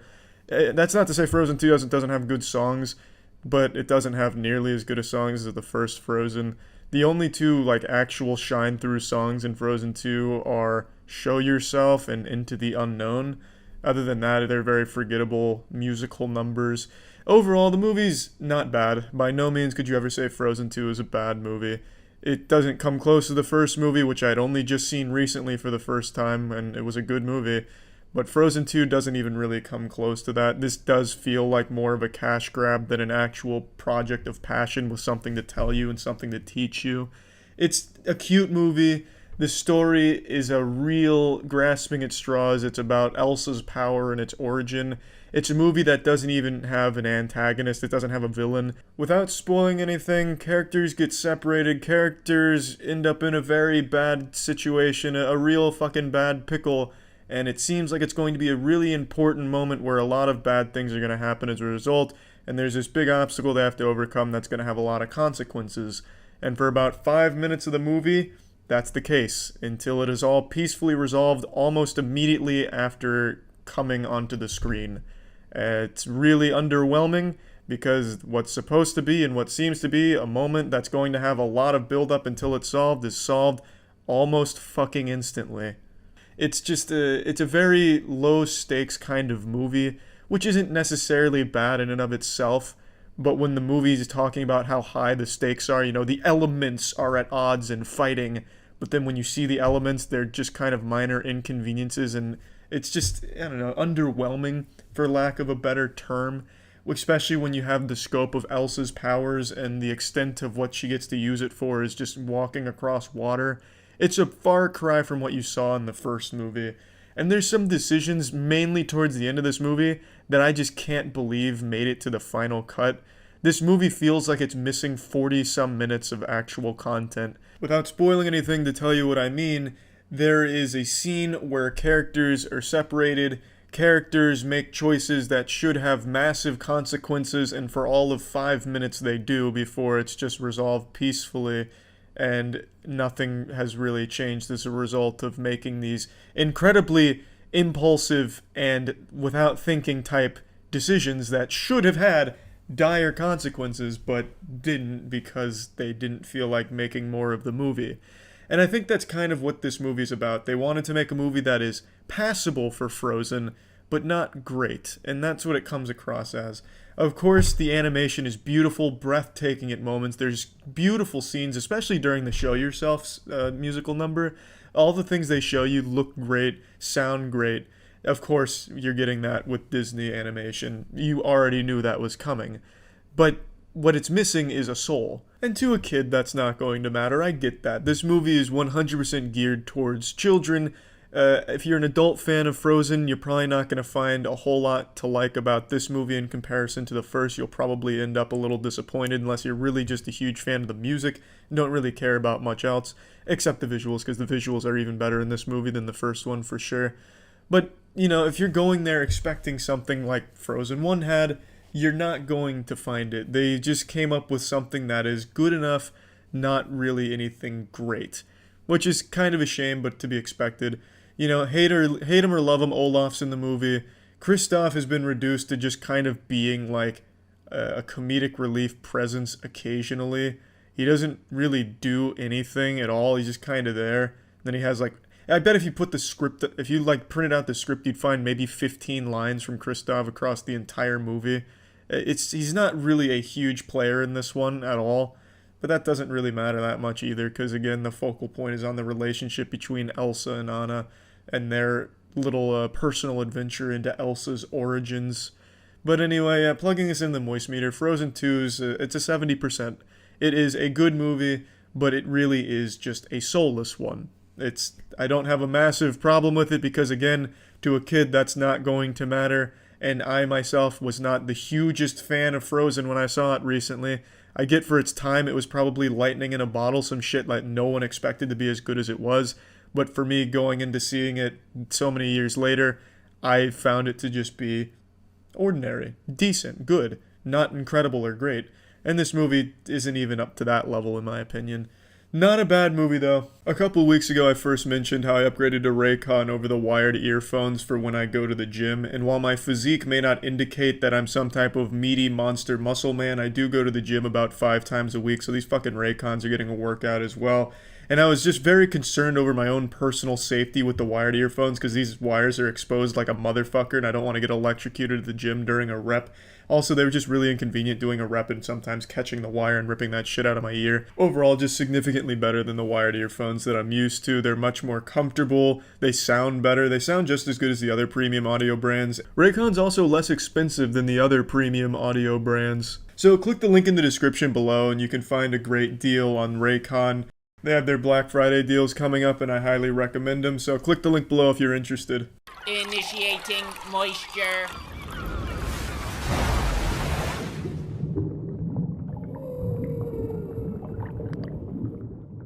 I watched the first season of Game of Thrones years ago and I didn't really care for it, so I never went back to it. And I also hate that idea of, oh, you have to just watch, 80 episodes before it really gets good. Just, get through the first 80 episodes and you'll like it. Well, fuck you. At that point, you're just convincing yourself you like it because you put so much time into it. It's not worth watching 80 episodes of something you don't like just to start to get fucking Stockholm Syndrome into liking it. So after watching season 1, I never touched it again all those years ago until now. Jackson recently, made a very convincing argument with season 8 rolling around to catch up and watch all of it. So Jackson twisted my arm and my cock to watch all of Game of Thrones and catch up.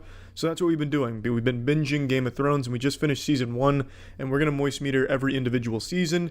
And I'm happy to say I'm pleasantly surprised. I don't remember what I didn't like about Game of Thrones all those years ago, but I'm happy I've gone back to it. So Jackson and I are going to do this together. I'm going to give my thoughts and he's going to give his, because he's a fucking expert in Game of Thrones. This man studies Game of Thrones like it's a fucking college course in the history of Game of Thrones. He knows everything about it, inside and out. He could probably tell you every little piece of George R.R. Martin's colon if you asked him. This man has done his homework, so I wanted him to help me with this to really give an accurate moist meter score for season by season. My thoughts on season 1 are it is extraordinary in set design, costuming, and acting. It is so goddamn impressive what they've done here. Every scene really feels like it fits in the time period, all the costume, even the way they speak, all of it just sounds so fucking appropriate for the time period. Not that I, lived back then or have a fucking crystal ball that I could look back in the past on and see how it actually was, but I feel like this is probably how it actually fucking was. I feel like there's a time traveler on staff here that's really making it super accurate. It's crazy. It's absolutely insane what they've done for a TV show. This is the kind of shit you can't even capture in movies half the time, and they're doing it beautifully in this show. It's really good. Second to none. I can't think of another show that reaches the level that this does with its set design and costuming. Acting, there's plenty of other shows with great acting, even though this one is really good. But those two things, the set design and costuming, is beyond anything else on TV. Now, I want to get into a couple complaints. The thing I really didn't like a lot about season 1 was the sword fighting. The actual action scenes I thought were super lackluster for the most part, save for a couple of good fights here and there. But when there is action, it's pretty childish. It looks like you're watching two kids playing with toy lightsabers. They'll throw one sword swing, they'll block the sword swing, then they just both stand there looking at the swords, and then all of a sudden one guy brings his sword down on the other guy and it's over. It's really underwhelming, it's really boring, and it looks really, really bad. Because, someone throws a sword, he blocks it, and then now the guy's just standing there like a fucking statue. He's not moving, his swordsman blocks it, now his fucking brain shuts off. Just standing there like a mindless zombie who then gets killed. It's really not well done. I'm hoping they get better throughout the next couple of seasons, but for season 1, it was really bad watching the actual sword fighting stuff happen. And also, I didn't like how, and I'm assuming it's because of budgeting, they'd have these big landmark battles, where they capture Jaime Lannister, and they don't show you anything. They just, all of a sudden, here's Jaime Lannister, and they tell you what happened. They don't show you anything. And I'm guessing it's because of budgeting, but that still can't help but be disappointed. Another complaint I have is the show overloads you with characters. They give you so many names that they expect you to remember just by saying it one time. And that wouldn't be too bad if the names were a little easier to remember, but because they give the whole title, Turbo Virgin House of Clan Weeb, and then they'll never mention that entire title again. They'll just mention him by, Turbo V or something. It makes it hard to keep track of the characters.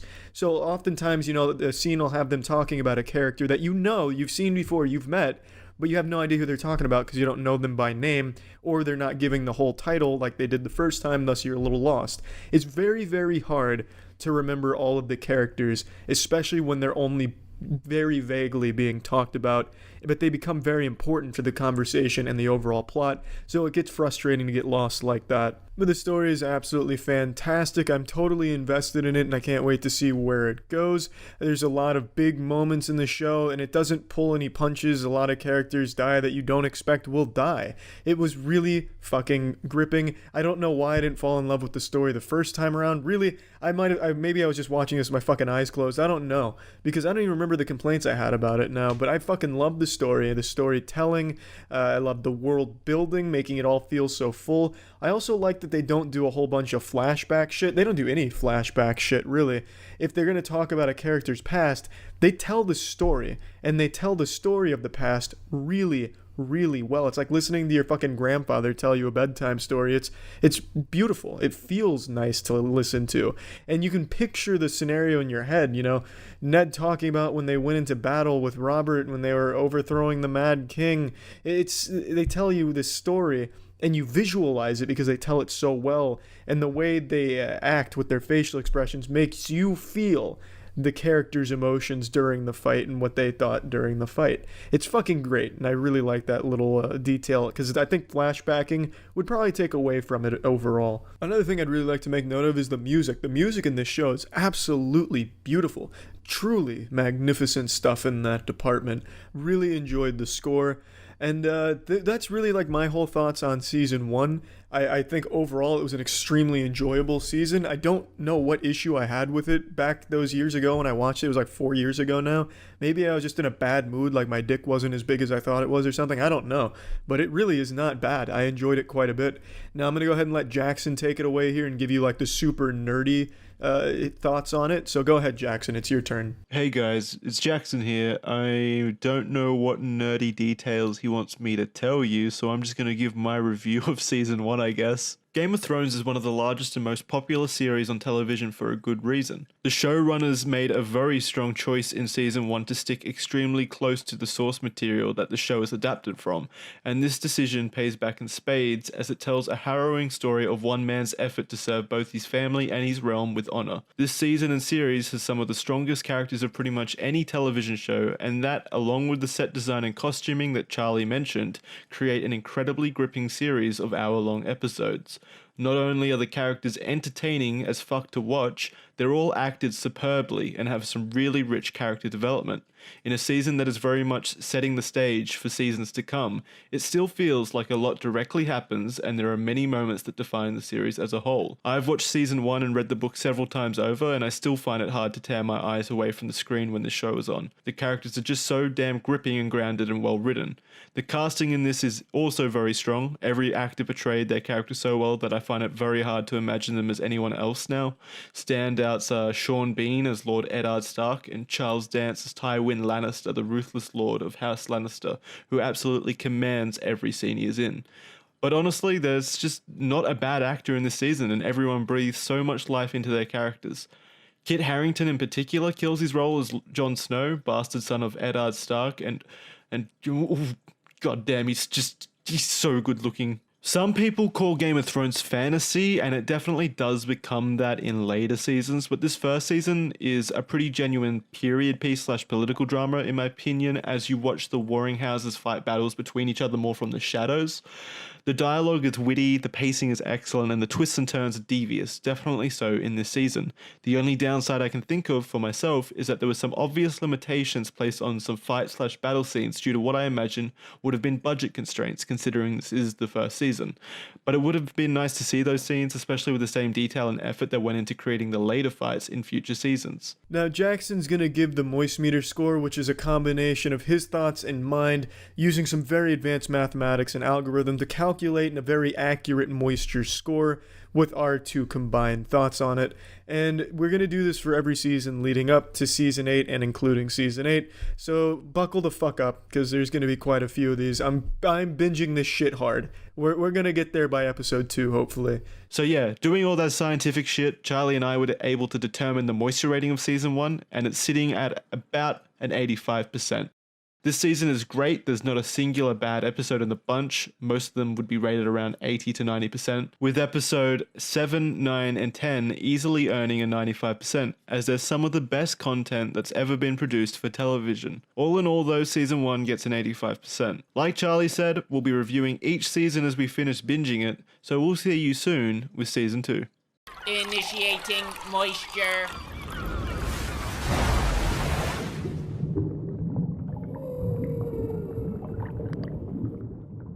Welcome to the House of Moisture. Today we're looking at Season 2 of Game of Thrones. Just finished that shit, and I gotta say it's a bit of a step down from Season 1. Now the storytelling, characters, writing, acting, all of it's still top-notch. There's no complaints there. However, I know the budget for the season was bigger than the first one, but it looks significantly worse. There's a lot of shitty CGI just sprinkled here and there throughout the entire season. Like, it starts off with like a pretty shitty CGI wolf that's threatening Jamie while they have him captured. And then, like, the next episode, they have a panning shot of King's Landing where Shay's looking over it, and King's Landing looks like a PS2 cutscene. It looks like shit. There's so much bad CGI, and those are two easy examples right from the beginning. I don't know what happened. I don't know where the budget was spent. Maybe the actors demanded more since the show got so popular so quickly. I don't know. It certainly didn't go to its visuals because that was pretty lackluster. But it's not that big of a deal. It's not enough to make your penis go from super hard to super soft. It's really not huge, but it's definitely something disappointing to see.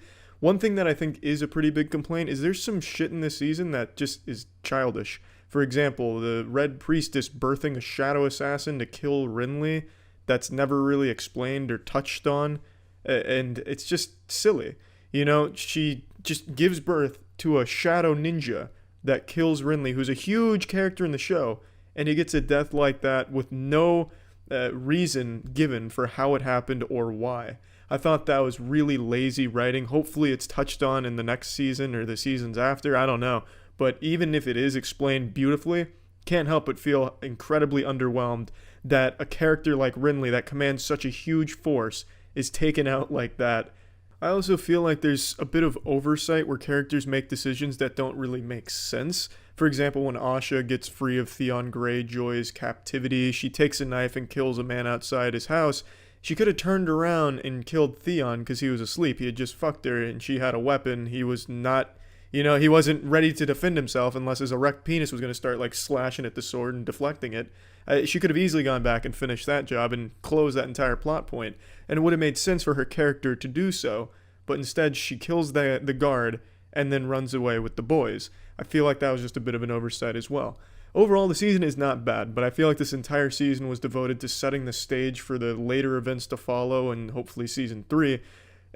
And not that that's a bad thing, but it makes for a pretty stale season. I feel like there wasn't a whole lot of substance that really transpired in the season. You got introduced to a few new characters. I really like Jaqen. I think he's a really silly but likable character. Jaqen's the man who was at the mountains camp. He's the guy who talks like a pretentious fucking anime-loving Redditor. A man asks a girl for a name, and the girl give man own name of man. Man want girl to unname man. But then he also goes and, like, kills people super efficiently. So it's goofy, badass shit, and I thought it was just really fun. I thought he was a cool character.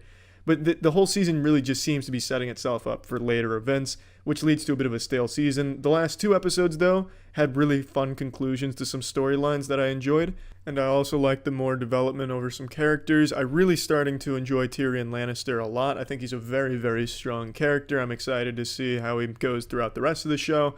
But like I said, I can't help but be let down. I think it is a bit of a step backwards. Season 1 not only set the stage, but delivered on some really key plot points that really felt huge in the season. Season 2, I don't think really has anything like that aside from maybe Theon Greyjoy's betrayal.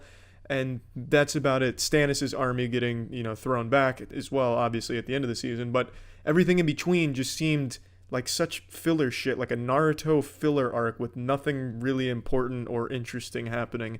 It was very slow, and I didn't care for the pacing all that much. I still enjoy the characters talking to each other and shit like that. The entire show is basically just game of passive aggressiveness. Every time a character talks to another character, it's nothing just fucking passive aggressive threats, which is, fun. It's good fun.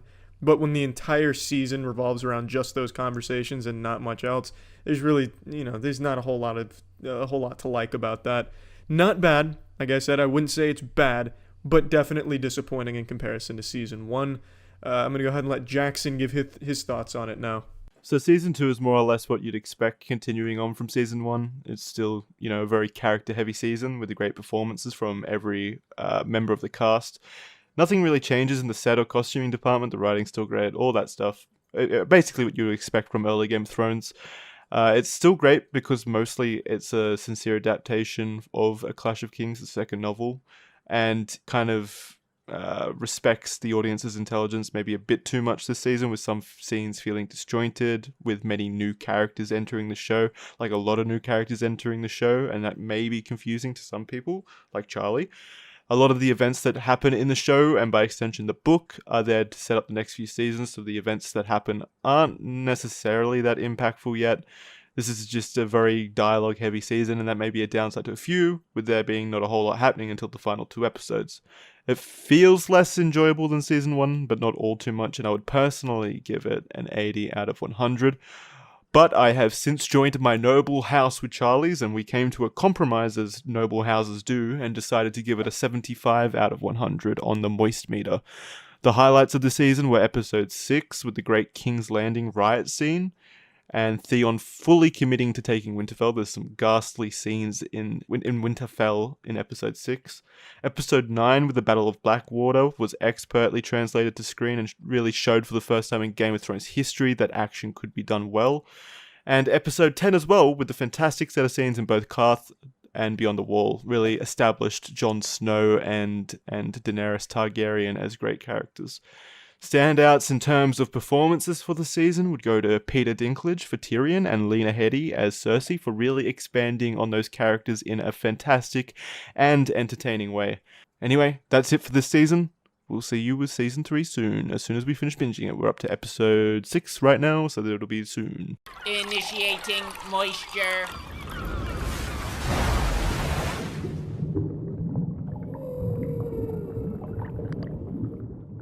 Continuing to blast ass through Game of Thrones, we will now be looking at Season 3. Just finished that shit, and it was significantly better than Season 2 in all possible areas. All of the plot lines seemed a lot higher stakes. Everything seems to be coming together into like a big orgy of madness, and it's a really, really fun story that I'm completely invested in now, even though I was before, but even more so now. Some characters I cared about died in the season. Very surprising with the Starks at the Red Wedding. Fucking great betrayal. Everything in the season really felt impactful. That will echo throughout the rest of the series, no doubt. And I really like that. That's what Season 2 didn't have until the very end.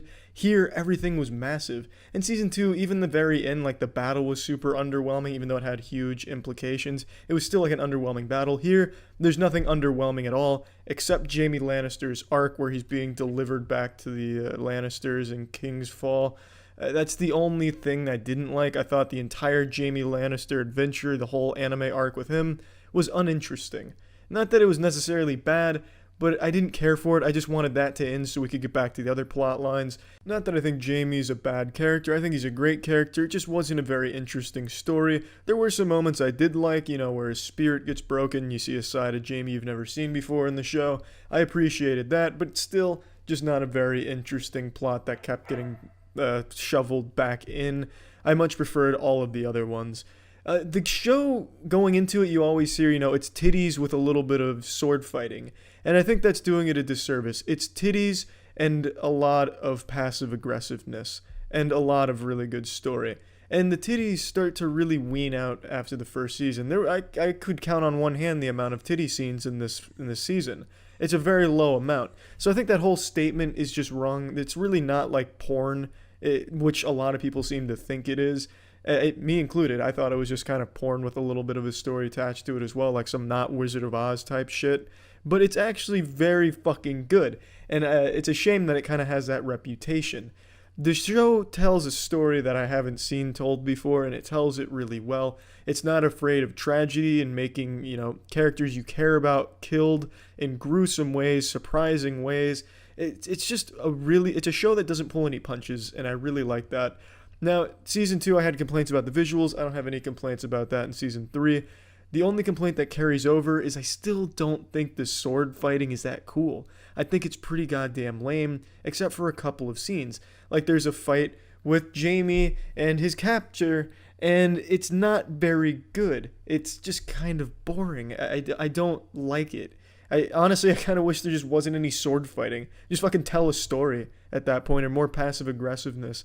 This sword fighting just kind of makes me roll my eyes sometimes, but not all of it's that way. There is some really good fight scenes as well, but for the most part, just not very interesting in that department, if you ask me. That's not the show's strong suit. The show doesn't, it's not John Wick of Thrones. It's a show that aims to tell a really riveting, old school style story, and it tells it like nothing else. It's fucking great. And season 3, I think, is better than both the first and second season. It got very dark, Theon Greyjoy getting tortured, and you feel bad for him, but you kind of feel guilty for feeling bad for him because all the bad shit he did at Winterfell. There's just a lot to like about the season. Daenerys is becoming this beacon of justice and righteousness, and the dragons are cute and shit. I really, really enjoyed season 3. I'll toss this bitch over to Jackson now to give you his thoughts. I just want to let you know that season 3 is one of the strongest series of Thrones, and I think that's because it takes a whole lot of story threads and it delivers an emotional set of events that really just resonate strongly. It really makes you feel for what your favorite characters are going through, and it's really just improvements all around. So pretty much everything positive we've said about Thrones is approved upon. The cinematography, the visuals, the writing, the acting, all really start to come into their element this season. At this point as well, it starts to become easier to understand the politics and intricacies of the world building while still being surprised by the events that happen, which is a very important thing because you don't want to be confused, but you want to feel like stuff that happens has merit behind it happening. So now you don't get confused, but you still don't see what's coming unless you've been spoiled, at which point you probably have already heard of the infamous Red Wedding, which is one of the most emotionally charged moments in the series and television in general. And it's something I was really looking forward to being adapted to screen, and it blew it away. All of my expectations were delivered with the Red Wedding.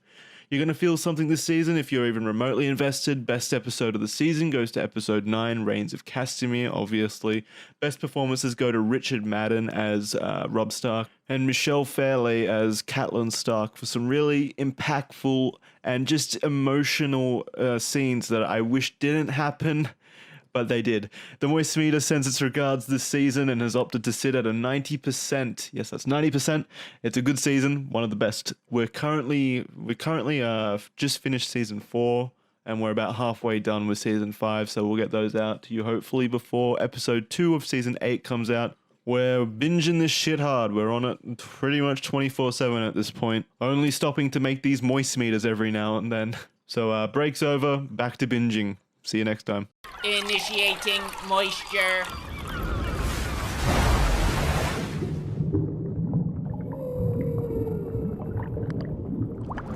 Welcome to the Moist Meter. Today we're looking at YouTube superstar internet sensation Will Smith's new movie, Gemini Man. Gemini Man is about Will Smith versus Will Smith. And honestly, I don't know why people are shitting on it as hard as they are. The movie's fine. I mean, there's a lot wrong with it, obviously, but if you're coming in here looking for a silly action movie, god damn it, you're getting the silliest fucking action movie you can find these days. It's unapologetically silly action, and I fucking love it. Apparently the script for this movie is over 20 years old, and you feel every goddamn year on that number, because this feels like something 20 years ago, and that's a good thing to me.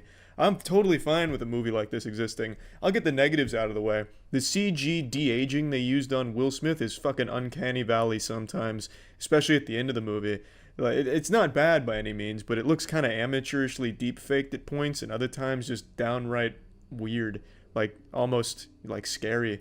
It just, I don't know, sometimes I feel like the render might have gone wrong or something. The technology was kind of fucking up, mixing up ones and zeros, and all of a sudden you got Will Smith's face looking like fucking Will Arnett sometimes. I don't know, shit just got wacky at certain shots and certain angles they took.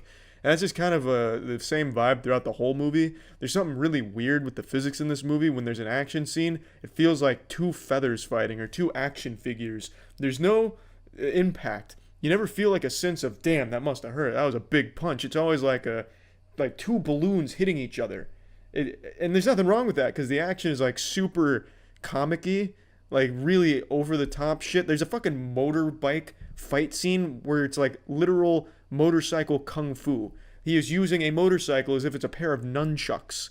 It's really cool, but anytime he gets hit by that motorcycle, when Will Smith hits Will Smith with that motorcycle, it's as if he just got hit by a foam bat. It never feels like it does any damage. I mean, at one point, Will Smith V2 gets shot by Will Smith V1, and Will Smith V2 has no injury from it. So even the bullets aren't packing a punch in the movie. But that stuff aside, shit's super entertaining. There was motorcycle kung fu, for God's sakes. They're using Wing Chun with a motorcycle. How is that not enjoyable? That shit is super silly fun, and I love that. There's nothing memorable about the movie. The script itself, it's kind of dog shit. The dialogue, it's not great by any means, but it doesn't fucking need to be when you have cool action scenes for no reason. That being said, there's not like a whole ton of action scenes. This isn't like exploding with just full throttle over the top testosterone, adrenaline pumping action or anything. But when you do get action, it's super satisfying. But again, the physics it's weird.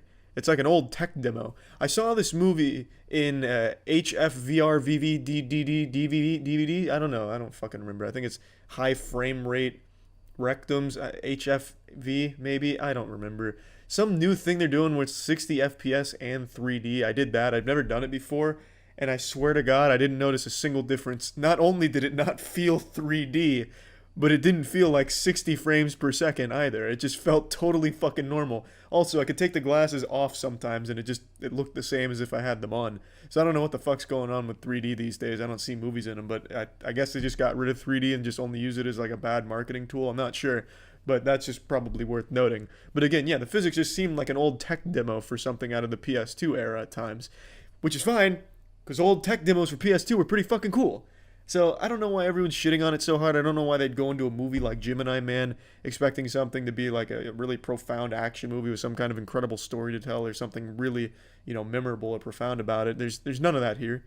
You're not going to find that here. But Will Smith versus Will Smith. Will Smith is a good actor. Will Smith's a fun actor. He's got some good lines in here sometimes in between some shit dialogue. He's got some real good action in here sometimes in between a shit story. I enjoyed it. There's some useless characters for sure. There's like this Russian character they bring in who only exists to be in like a bathhouse, almost naked, to just say a couple lines and then waddle away on his sandals with bad posture. He's never touched on again in the rest of the movie. I don't know what purpose he served. Maybe it was just like the director owing a friend a favor, so he tossed him in there. I'm really not sure about that whole entire arc. But that's there. Doesn't need to be, but it's there, and I don't mind it because fuck it, it's still kind of enjoyably goofy. It's a fun movie. I really did enjoy it. I can see why people wouldn't like it if they went in here expecting more than what this movie's even trying to offer. Plugging Gemini Man into the moist meter, I'm giving this bad boy a crisp 40%. I enjoyed it. I think it's worth seeing if you're just looking for a little movie to shove some popcorn in your face to. Just chill, watch some cool action, look at some weird physics and, yeah, I guess high frame rate maybe if you see HFRVR or whatever it is. I didn't notice a difference, but maybe I'm just a fucking idiot. I had fun. That's it. So yeah. This episode was brought to you by Manscaped. Initiating moisture.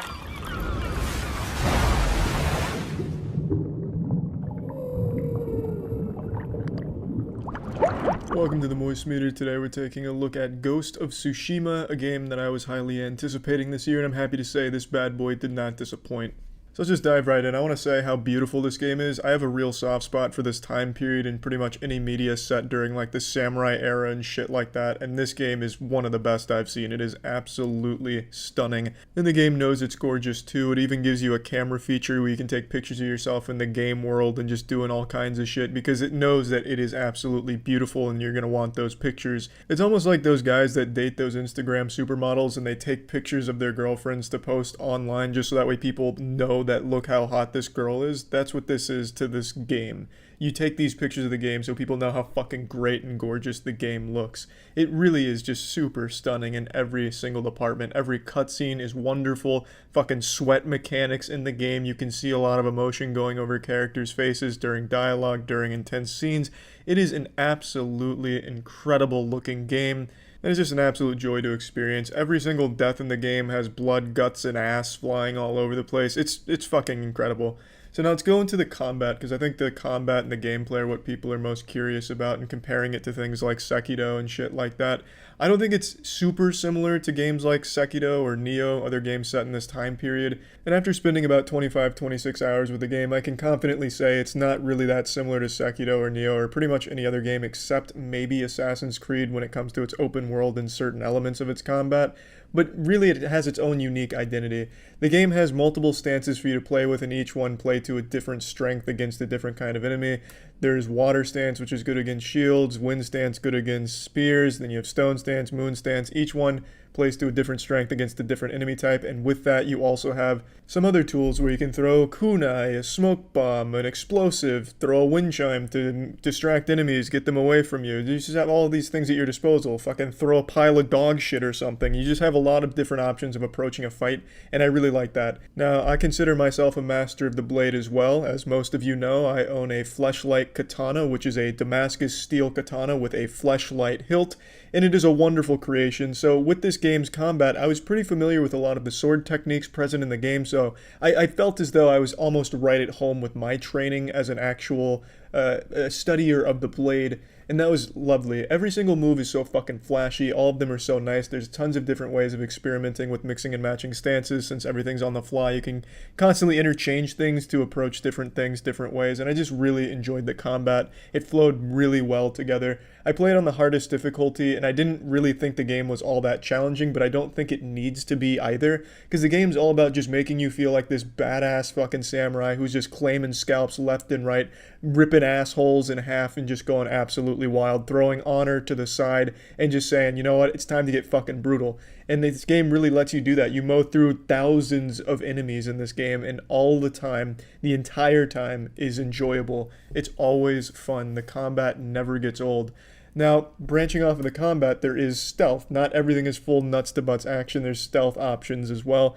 And I don't have any problem with the stealth. The stealth is functionable. It's serviceable. It's not the best, because I think the AI is too fucking stupid, even on the highest difficulty, to figure out how to even play against stealth. Because you can actually just assassinate someone right in front of their friend and they won't even be alerted to you. You can assassinate 2 people right in front of 3 people, and those 3 people won't even notice those 2 people are dead. They don't even recognize a dead body on the ground. They will literally trample over a dead body without being alerted, or, hey, something's wrong here. How long has this dead body been here? I was just talking to this guy. Wait, what the fuck? That's fine. Probably just the wind. The AI, when it comes to stealth, is absolutely fucking stupid. The stupidest shit in the world. You could hit them with an arrow, and they still wouldn't be alerted that there's an enemy nearby. So the stealth, I think, actually puts the game in easy mode, because you can approach everything with stealth and just be totally fine and have no problem at all. But it takes a lot of the fun out of the game. I'm not even exaggerating. You can actually just be staring at an enemy as they stare back at you in some kind of romantic exchange, and they won't recognize that you are there. You can do pretty much anything in this game through stealth and have no problems at all or any struggle, because it is just that easy to stealth through this game. So I didn't do a whole lot of stealth, only when it was absolutely necessary, and that's a big complaint I have. A lot of the missions have a lot of hand-holding, where you have to play the mission the way they want you to play the mission. If it encourages you to be stealthy, you have to be stealthy. If you're seeing it auto-ends. If it wants you to go through a certain path, you have to go that path and can't find your own way there, or else it auto-ends. You have to stay in this very tight tail area, where if you branch off, you have like 10 seconds to get back before it auto-ends. I don't like that. I don't like taking that freedom of choice away from the player to approach things how they want to approach them.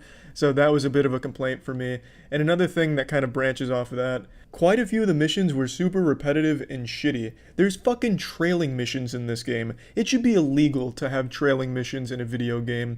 Trailing mission is when you have to slowly follow an NPC as they just very mindlessly and slowly walk their way from point A to point B, making stops along the way to jerk off or, have a picnic or whatever. You just have to sit there and wait and wait. Half the time they're not even talking. There's just nothing going on. You're just trailing them, and it's so fucking boring. And there is a lot of those missions. There is a fucking ton of those. It was too many, way too many trailing missions in this game. They're just genuinely not fun.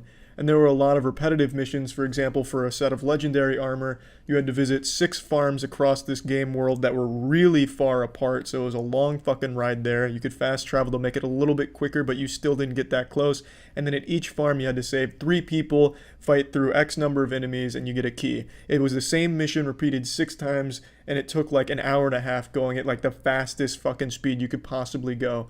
It just feels like a lot of it was there for padding, and I didn't really enjoy some of those missions, especially the trailing ones. Now, this brings me to the writing. The writing in this game, I think, is absolutely great. I think it is absolutely a wonderful story where even the side quests feel really impactful to Jin's development and the characters in the game world as a whole. The side quests, I felt, were fucking great. Not all of them had a really satisfying conclusion at the end of their plot line, but most of them did, and it was a lot of fun to experience the story, the individual story of some characters that you come to know and love. I really enjoyed a lot of the side quests, even off like the main characters' side quests. The legendary armor and skill set pieces, those side quests, also were great. They gave you a bunch of lore, like historical lore about these figures in history and what they used, and then it's all about finding those items. So you're learning about these characters and you're exploring these unique areas, you know, sometimes leading to a boss battle, sometimes just learning more about this shit. And I just found it really fun. Everything I felt was written with so much care and passion, and all the characters I thought were really well-rounded, nice characters. There wasn't a character I felt that was just outright shitty or not developed. Your core cast of characters all kind of just keep evolving and you start really caring for them by the end of the game. It was a really nice story with an absolutely beautiful conclusion, perhaps one of my favorite in recent memory. This game wraps itself up so nicely, and I just loved everything about Acts 2 and 3 going towards the end of the game. I loved its narrative, I loved the way it told the story, every set piece it had you experience as the leaves fall down during a climactic battle. It's just wonderful. Truly fucking wonderful. This game's score is also great. The music is great. I didn't think it was like the biggest standout. I loved this kind of music and I thought it was really good, but it wasn't something like a masterpiece, but it was very good. Worth pointing out. Now, I want to get to my biggest complaint about this game, and the biggest complaint anyone will ever have about Ghost of Tsushima: the camera. My god, the camera is atrocious. It is absolutely fucking abhorrent. The camera is like battling a demon in and of itself. It is fucking terrible. This game tried to like reinvent the wheel when it comes to combat. There's no lock on to enemies. Instead, you have to directionally input Jin towards the direction you want to attack with the people on it. So it has this pseudo auto lock on feature that it thinks it knows where you want to go, but it doesn't always get it right, and the camera can't always follow. If you have a fight indoors, you might as well just turn off your PlayStation at that point. If you're fighting indoors, just fucking pull the power cord, because it's going to be a headache and you're going to just die. The camera cannot fucking work half the time. It has a mind of its own, and it is terrible. The camera often will betray you, and it really fucking sucks, because all it needed to do was just follow the same thing that most games have done for a long time for good reason, which is, in an action game like this, give you the player a way to lock onto a character so you can choose where you want to go instead of having the game guess where you want to go. It led to so many frustrating encounters when there are multiple enemies on the screen. The camera itself got fucking confused and didn't know where you were even wanting to look. It was a mess. The camera was absolutely terrible in my opinion.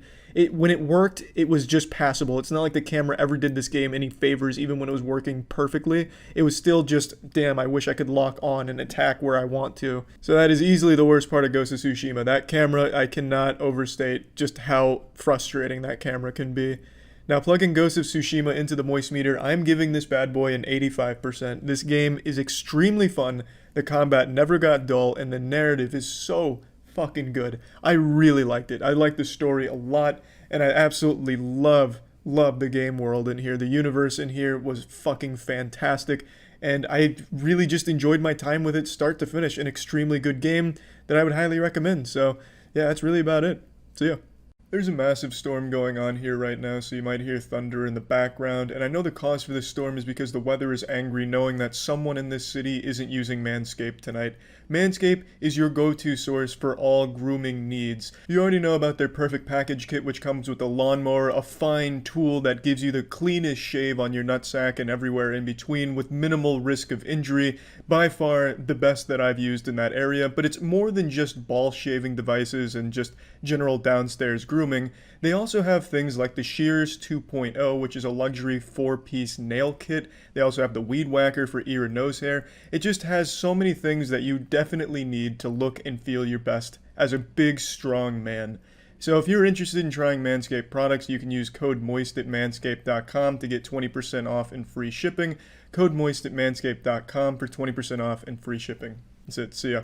This episode is brought to you by Raycon. Initiating moisture.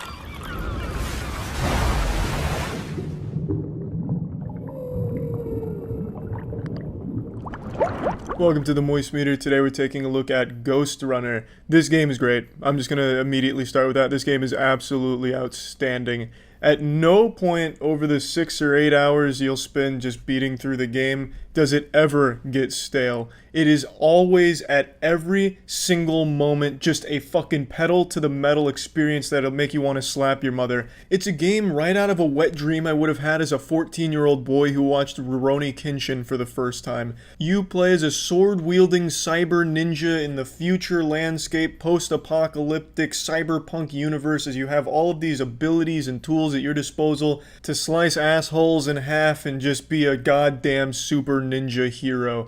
And that is absolutely fantastic. Even just traversing the world is a joy. It reminds me of like Titanfall 2's movement to a certain degree. It is so fluid, it is so crisp, and it's so enjoyable. Even when you're not just running around circumcising the bad guys with your sword, just getting from area to area is enjoyable in and of itself. It is just fun. While running off a ton of shit, dashing into a slide to build up extra momentum, and it just feels fucking fast. Like, it feels like my hair was blowing back just moving in this game. So even when you're not engaged in combat, you are still having a good time just getting around the area. And it does have a pretty strong narrative. I wouldn't say that it's great or bulletproof or anything like super special, but it's an effective narrative. It makes you interested, makes you care, and I think it delivers the narrative in a fun way where when you're getting a lot of exposition, you're also doing things at the same time, like jumping around in the cyberspace, doing a little platforming and puzzle solving occasionally. Like, it's still fun, even just getting fed exposition in this game. Yeah, it's certainly predictable at points, but it is a good narrative and it gets the job done. And the absolute bread and butter of this game is its combat. My fucking god, the combat is glorious. It's not easy. This is not an easy game by any means. You're going to be fighting a lot of enemies in a lot of locations and going up against a lot of different things with unlimited ways of getting through them. I can only imagine how fucking great the speedruns for this game are going to be. There's so many tools at your disposal and so many options for approaching a fight. It's going to get absolutely wild, I imagine, when it comes to speedrunning this game. You can jump around on walls, you can freeze time and dodge a bullet, you can deflect a bullet. There's just so much to do when approaching a fight, and it is always so satisfying after getting your cheeks clapped, your asshole spread open 20, 30 times in a single section against the enemies, to just get that one beautiful, perfect run where you go through 6 different enemies with all kinds of different approaches to it, where you're not just gonna like beeline and just start hammering left click. You have to really think things through. Like, you're gonna jump in the air, you're gonna freeze time, dodge a bullet, then slide, slice their legs off, go to the next guy. There's just, it's so good. It's so good. Imagine Doom Eternal made a wish upon the 7 Dragon Balls to be Genji from Overwatch. You have this incredible blend of Doom Eternal and this cyber ninja fantasy. It is, oh, so good. It's just so fun. I really can't suck this game's cyber cock enough about its gameplay. They absolutely crushed it. At no point was I ever, mad about a death or anything. Sometimes, you get that brief burst of shit, but then you realize, yeah, that's my fault. The game is extremely fair. It's always your fault when you're getting slapped around, and then you get to overcome that challenge and pull through with something beautiful. And it is always so rewarding. And the game visually, I think, is great. I love the visuals in this game. I'm a huge fan of the aesthetic. And now on to just a couple minor complaints, like there's nothing huge. Since the game is so fast, I felt sometimes some movements and some inputs didn't fully register. For example, I'd accidentally cancel something and get fucked for it. And also when it came to platforming, I'd feel like sometimes I wasn't wall running when I thought I should be. Like, I'd have this incredible plan in my head, and the second I go to execute it, I, for some reason, don't get a wall run off, and then I just plummet and die. Or maybe I made a big jump and for some reason I didn't grab up onto the ledge even though I landed like right on the ledge. He didn't pull himself up for some reason. He just dropped like a fucking rock on the ledge. And I'd be like, well, why the fuck didn't he pull himself up? I've done this a million times and I pulled myself up every other time. Why is this one different? And I think it's just occasionally some of those things would happen, which is a little frustrating, but it's not the biggest deal in the world because you're going to die a million times anyway, and respawning is instant. You just press R and it's immediately right back in the action. If there's loading screens, some things like that would be a lot more frustrating, but since it's so quick, it's not that big of a deal. and it didn't happen super often anyway. And that was also the case when I was going to like right click to like lasso myself up to something. It would be blue and I'd right click and it just wouldn't go off sometimes. So just occasionally things like that would happen. But anyway, plugging Ghost Runner into the moistmeter, I think this is an easy 90% game.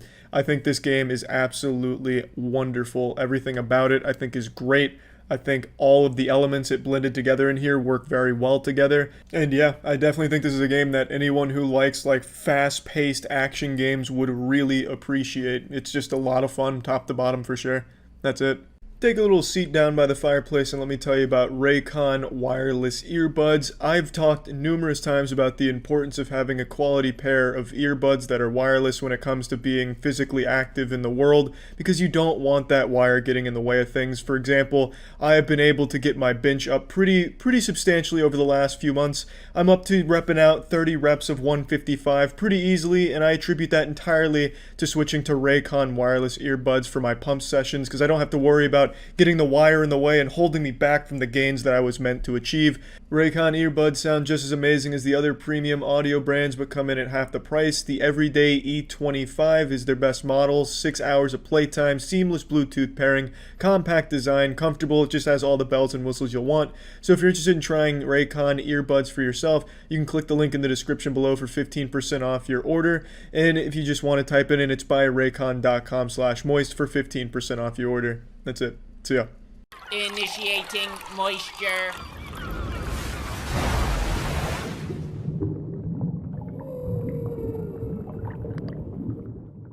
Welcome to the moistmeter. Today we're looking at glass. And before we start this, I'd like to talk about forgiveness, because I think it's very important to this movie. Forgiveness is something that it's often hard to do. In my case here, going into this movie, I had to forgive one particular sinner, and that is the director, M. Night, shitting on your childhood. He committed a very high-level sin by absolutely butchering the Avatar movie to an insulting level, literally dropping his trousers and taking a fat fucking wet fart and pumping it into the mouth of everyone that liked Avatar. It was a disservice what he did to all of humanity with that movie, and I still have not completely forgiven him. I loved Split. I thought that was a fantastic movie, but it wasn't enough to earn my forgiveness. So going into Glass, I had to come in here ready to forgive. And I feel like I did. I mean, I liked Unbreakable, I liked Split, so I was very excited to see how this whole thing wraps up. And it's, well, I don't think anyone's going to be completely satisfied with the movie. There's a lot that it does well, and a lot of stinky shit about it. I'm going to get to the stinkiest shit right now. The ending. The last, I'll say like 35 minutes of this movie are absolutely abominable.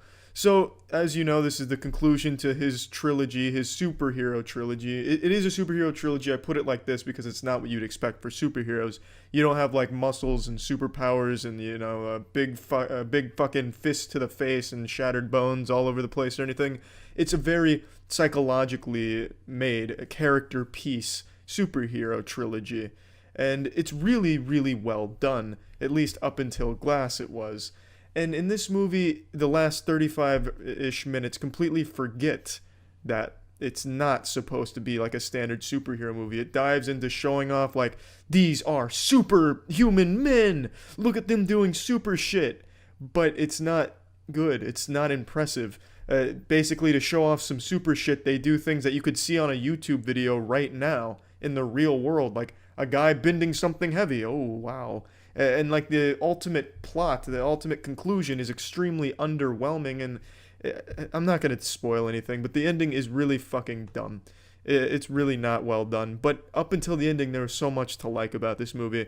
The opening with David Dunn, I thought was really great. It showed David Dunn, what he's been doing for the last 19 years since Unbreakable, and it felt right for the character. He was an enjoyable character to watch. And Bruce Willis, I didn't think gave a great performance or anything, but it almost looked like he tried again, which we haven't seen in a fucking decade. That's rarer than a Sasquatch sighting, seeing Bruce Willis put effort into a fucking movies in these days.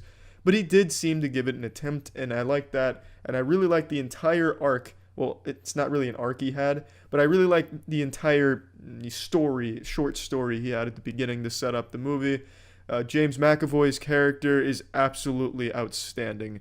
An incredible character across the board. He plays a myriad of different characters. They're all convincing. They're all really great. Not all of them super fleshed out, but they're not all supposed to be. Some of them are supposed to be just like fucking wild, like holy shit, what the fuck is that personality doing within this man? And then Samuel L. Jackson's character Glass is probably one of my favorite villains. I think he is just an incredible villain. And in this movie, he's actually pretty good until the end. They fuck him in the ass. He was so fucking good up until the end. Most characters were. All of them just really kind of got fucked by the old M. Night at the end. Now, to just sum up the plot, since it's going to be important to talk about that in this section that I'd like to talk about in the moistmeter. In a nutshell, there are 3 superhumans, well, almost superhumans. No one's entirely convinced, and no one really knows about their existence, that they're actual superhumans or anything. And they all get brought to a psych ward where the lead doctor is trying to see if they're actually superhumans or just delusional. She believes they're delusional, and it really is super well done. I enjoyed everything in the psych ward because they used really clever ways of making the audience even question if they're actually superhumans. Do they actually possess these powers? Are they what you think they are? And I really enjoyed that whole arc. And the characters did a great job of, trying not to believe it, believing it maybe. It's really great how they toyed with that. But there's a lot of plot holes that happen throughout this whole thing. And the biggest one that I didn't think about at the time, but I saw some people mentioning, and I was like, holy shit, that's a really great point, is this entire psych ward has the worst security in the fucking world. It's like they're guarding a Blockbuster. Back when Blockbuster was popular. Actually, no, it's like they're guarding a modern Blockbuster. No one's going to fucking go there except to shoot up heroin. So it's not going to have great security. They don't put much emphasis on the security here, which I guess could make sense since they're not entirely convinced that they're actual superhumans or anything. So why do they need all the security? But even still, it's laughable. All of these people, each of their cells has like no guards. And there is a guard, like one guard stationed every night, and they just fucking leave sometimes for 40 minutes just to go talk or, smoke a cig outside or talk to the janitor. These people just completely left unattended to, free to do whatever they'd like. And they have, in their rooms, they have like glass objects and shit. They have pictures, they have tables, they have all kinds of things that you wouldn't expect a prisoner in a psych ward to have because it's dangerous. Now, the biggest plot hole is James McAvoy's character is held at bay with lights. They installed lights that would flash anytime he had a dangerous personality take the stage, and it would make him switch to a safer one, which is a really clever mechanic. I thought that was a really good way of keeping the guy in there and not letting him roam free and break out and go crazy and shit. But the thing is, since they're equipped in these rooms with so much shit at their disposal that they really shouldn't have, all he had to do was cover his eyes so he didn't see the flash. He could have used fucking anything. He could have used his fucking hands to cover his eyes. But for some reason, anytime he tried to escape, he was just looking at it like super fucking wide-eyed like a deer in the headlights, and then obviously changing personalities as a result, so he couldn't get out. But all he had to do was cover his eyes and just walk out. Because there's A, no guards, and B, they have so much shit. There's a lot of plot holes, but that was the biggest one that I thought was definitely worth mentioning. I hope that doesn't get into spoiler territory or anything. I don't think it's a spoiler since it's not overly important that there's lights in there. But really, that entire arc of the psych ward I thought was well done, excusing the plot holes. And the movie just really loses itself towards the end. Another thing that's worth mentioning, this movie has almost no soundtrack, which is odd, because the first 2 movies had a really nice score. There's almost nothing here. Occasionally there's something that sounds kind of nice, but that's very seldomly used. Not a huge complaint again, but something worth mentioning. Overall, I couldn't help but be disappointed by this, and it's probably just because the third act was as bad as it is, because I really did enjoy everything leading up to it. So let's go ahead and plug this shit into the moist meter. I'm giving Glass a 60%, and it was hard to settle on a score because the last act is extremely stinky, but there is a lot to like, and I think a lot of the characters are really well done, as well as a lot of the build-up, but there's no payoff, and there's a lot of really lazy cop-out shit that's just hard to believe that that's how it ends. But anyway, that's it. See ya. Glass, honey. Both one word, but so much difference between the two. For example, Glass may have been a horribly disappointing tool of the M. Night Shyamalan empire. Honey is instead an innovative tool designed to help save you money at various internet checkouts. That's right. This free tool lets you save money when you're ordering things like pizza, movies, clothes, video games, and more. It really is one of the best tools available on the internet that makes a legitimate difference. I've personally, and I know Charlie has too, saved money using Honey on a regular basis. It even lets you price match and analyze the trend of the prices and choose to get notified when a price hits its lowest so that you're always saving the most money possible. Did I mention it's free? Head on over to joinhoney.com/moist to get the money-saving Honey for absolutely no cost now.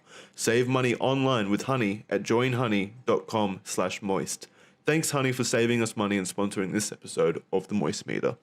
Initiating moisture.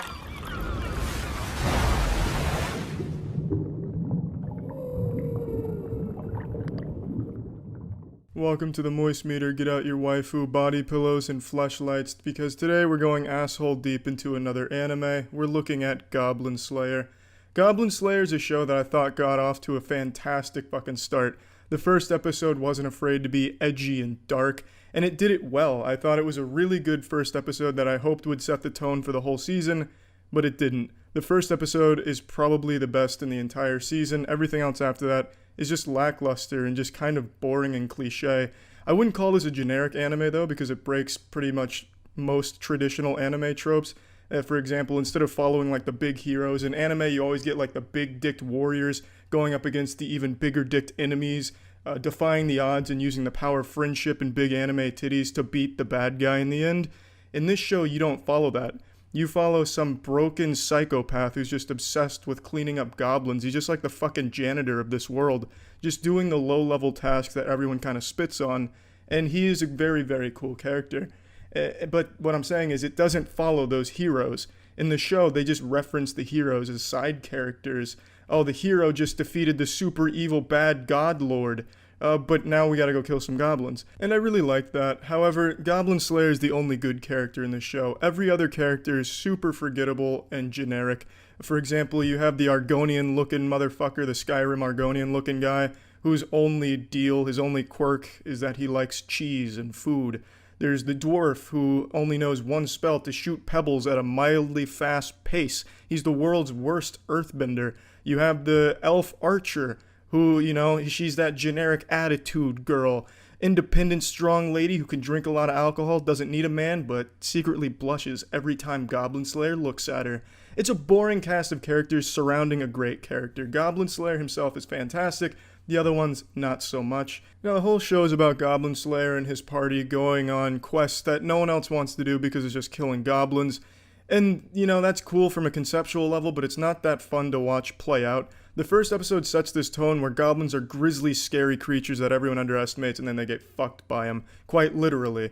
And then after that, they kind of just become background enemies. Like, they're not terrifying anymore. They never do anything too spectacular until the end again. And it just becomes a vehicle for Goblin Slayer to develop. I understand that, but that doesn't make it super fun to watch. It is nice sometimes, though. Like, there are some scenes where the goblins are terrifying and they do some crazy shit, but it's never anything that matches the first episode or anything even close to that level. What I do appreciate, though, is Goblin Slayer isn't a great warrior. He just really understands goblins, knows how they think, and can outsmart them every single time with just better strategy. I fuck with that hard. I thought that was really cool. Instead of him just being this overpowered, muscular hunk of a monster, just fucking brutalizing goblins by squeezing their fucking eye sockets into oblivion, he just outsmarted everyone with good strategy, and that was cool. But still, the episodes aren't good, and they also rely heavily on CGI in the beginning. Thank God they stopped using so much CGI towards the end. I guess some hero at the office stood up and said, you know what? This is enough CGI for one anime. CGI in anime fucking sucks, guys. Let's put the brakes on this and actually just get rid of it for the rest of it. So about halfway through, it just stops using CGI, so thank God for that. Now, I've been kind of shitting on the middle episodes in between the first and last two, but they're not all bad. It serves to humanize Goblin Slayer. He starts to open up more and starts to learn to feel, because he's like a husk of a man, and through his quests with his party, he starts to learn to be human again. So it's nice to watch that character develop, but even still, the episodes just don't play out in a very good fashion. Just really not a lot happens, especially when the first episode sets the tone of, these goblins will fuck your shit up if you don't know what you're doing. They start to become bumbling fucking imbeciles again in between. And the strategies that Goblin Slayer employs aren't all that clever every time. Sometimes his strategy is, hey, shoot some rocks at this one and I'll shoot some fire. Well, you know, I could have fucking figured that one out. A 4-year-old with his Lincoln Logs could have probably devised that plan as well. Overall, though, the show's not bad. I did enjoy it, and I think the last 2 episodes are extremely wholesome with a really nice payoff. So let's just go ahead and plug this shit into the moist meter. I'm giving Goblin Slayer a 65%. It's a show that's probably worth watching, but don't expect the first episode's tone to carry over through the whole series, because it absolutely doesn't. It seems like it loses its way. I don't know what it's like in the manga, I don't read that shit. But here it really seems like it got almost afraid to be the same way it was in the first episode, which is a shame, because if it could have kept that tone up, it could have been something special. But anyway, not a bad show. That's it. See ya. Initiating moisture.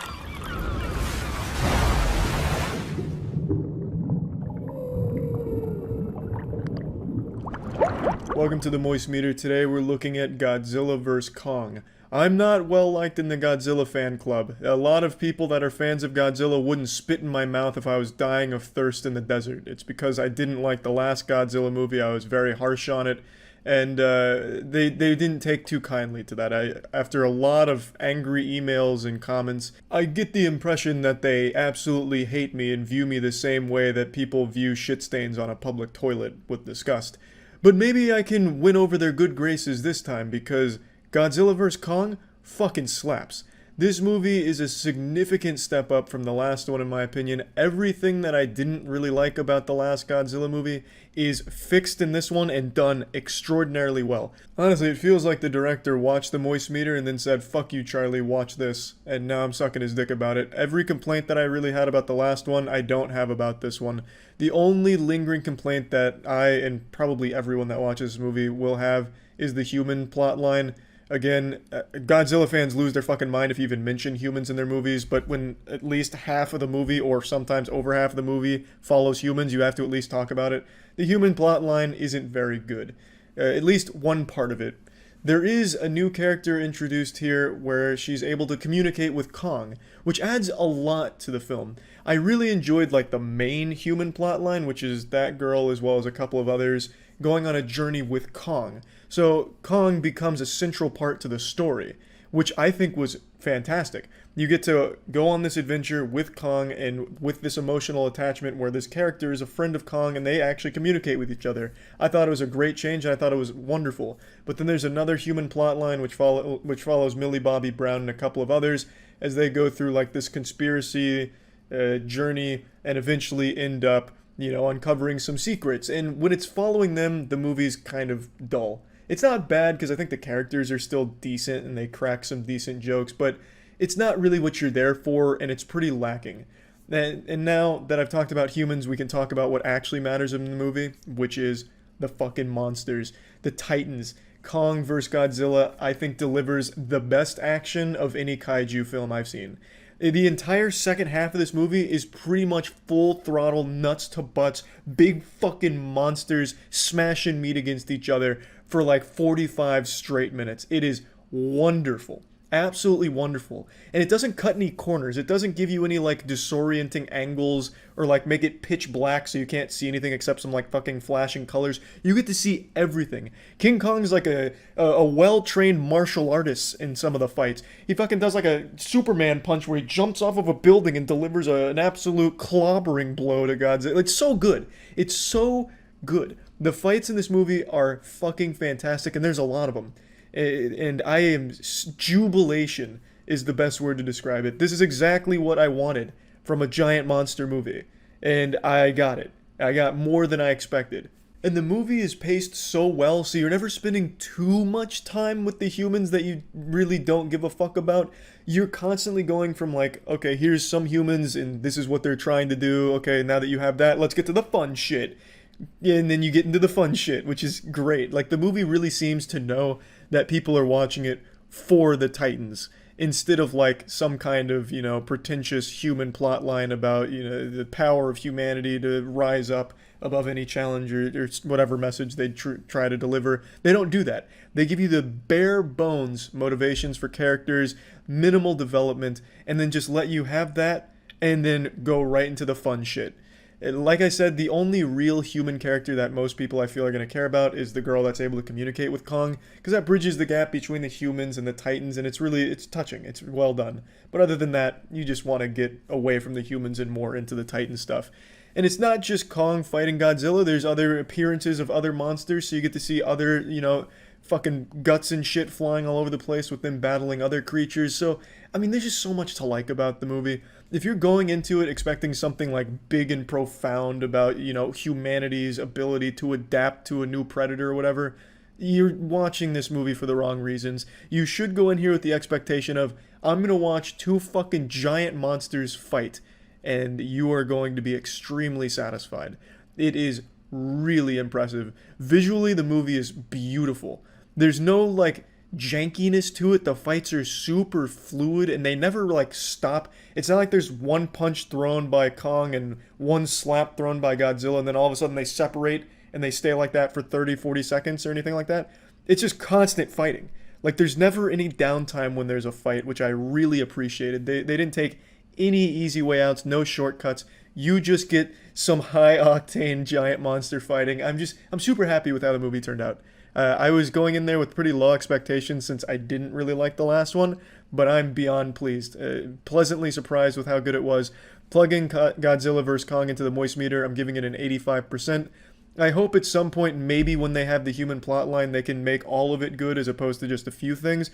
But I think they're taking steps in the right direction. I didn't think anything the humans did in the last movie was good. Here, at least, there's definitely improvements there. And that's the only thing it's lacking on. It is nailing everything else about, Titan combat. It is absolutely fucking crushing it in that department. But since at least half of the movie is following humans, you need to at least make sure that that's brought up a little bit more to be able to be, something even more incredible. But as it is, I think the movie's really good. It's really fun, and I think that's all it wanted to be. It was just a fucking fun movie, and it nails it. If you're using the internet without a VPN, you're using the internet wrong. VPNs are a necessity these days, so I'm going to recommend Surfshark, as I have over the last few months. Surfshark is a wonderful VPN, and there's just no reason to just be sharing your data with everyone so willy-nilly. VPNs help keep your data private.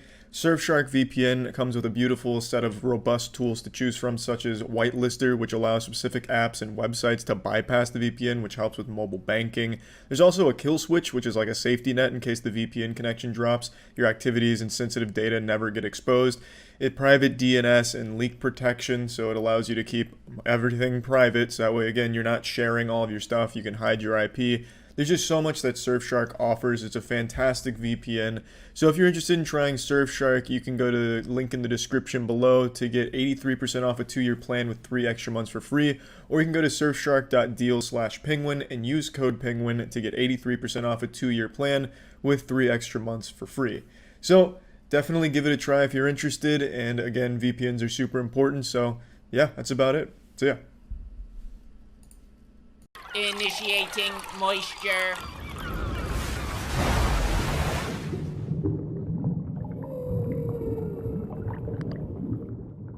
Godzilla King of Monsters is more like Godzilla King of Raves. There's more flashing lights in this movie than any club or any fucking music festival I've ever been to.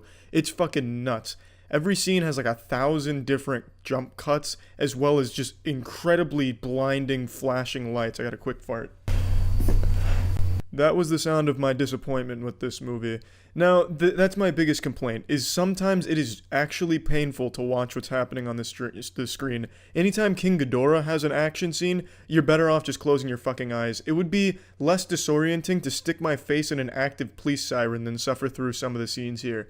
The lightning is actually blinding. I don't know, maybe it was the movie theater I went to, something was wrong with the screen of just making it intense, and it wasn't just me. Tiana was recoiling in her chair. She was fucking audibly groaning anytime that happened, and she was turning her head away. The people next to me were covering their eyes during some of the scenes because it was that bad. It is actually painful to watch some of the scenes in this movie, and I've never experienced that before. The scenes aren't bad. Visually, the movie's pretty fucking good. There was a lot of really good visuals, and when the fight scenes didn't have King Ghidorah, or King Ghidorah wasn't using lightning, and spoiler alert, anytime King Ghidorah's there, lightning is banging all over the place like fucking Thor's coming in. But when that wasn't happening, it looked beautiful. The monster design I thought was superb. There's these beautiful destroyed cities, landscapes, this ancient city they find. All of it looked lovely. I enjoyed the visuals when there wasn't a lot going on. When stuff would go on, it was just an incredible amount of cuts that were enough to disorient you already, coupled with flashing lights that I cannot believe didn't make you sign a waiver before seeing this movie that you're about to maybe have an epileptic episode. It's nuts. I've never seen flashing to this degree anywhere, even in fucking clubs. It's crazy, and that's my biggest complaint. As well as that, I have another huge complaint. Every character that's not a monster is bad. The writing for all the characters is bad. The dialogue is insufferable at times, cheesy fun at other times, but there is no good characters. There's no good moments with any human characters. There's a lot of plot holes and a lot of things that just don't make any sense. You just have to say, you know what, fuck it. It's there because it's, it's gotta be. It's just not a very good movie. When there is a monster fight and you can deduce what's happening without vomiting, it's a pleasure, a joy to watch. I absolutely love it sometimes, and then hate it the majority of the other times because it does get actually hard to look at. The story really isn't something that should be a huge complaint because it's not the focal point of Godzilla, at least it shouldn't be, but here the story's the main juice, the main meat of the movie, and it's so bad that it is a big complaint. Because honestly, just give me something to set up a bunch of monsters fighting and then show me the monsters fighting. That's all you needed to do. But they bog it down with these dumb plot lines and narrative choices, and the characters' choices don't make any sense, and none of the characters just work. It's just, they just shouldn't have bothered with the story. Honestly, it should have just been like a Apex Legends. There's no story. Here's just what you want. Just good gameplay. In this case, good monster fighting that doesn't make you vomit or shit your pants because it's so disorienting. Plugging this shit into the moist meter, I'm giving Godzilla King of the Monsters a 30%. Nothing in it really works except for the visuals sometimes. And there is a couple of the cheesy moments that I couldn't help but enjoy, because that's kind of what Godzilla was about. Cheesy moments, fun kaiju action, and it does have that occasionally, but it's very sparsely sprinkled into this movie. It's kind of just a shitty narrative, shitty characters wrapped around something that makes you close your eyes half the time because it hurts. And that's why it's just not a good movie. That's it. So yeah. Initiating moisture.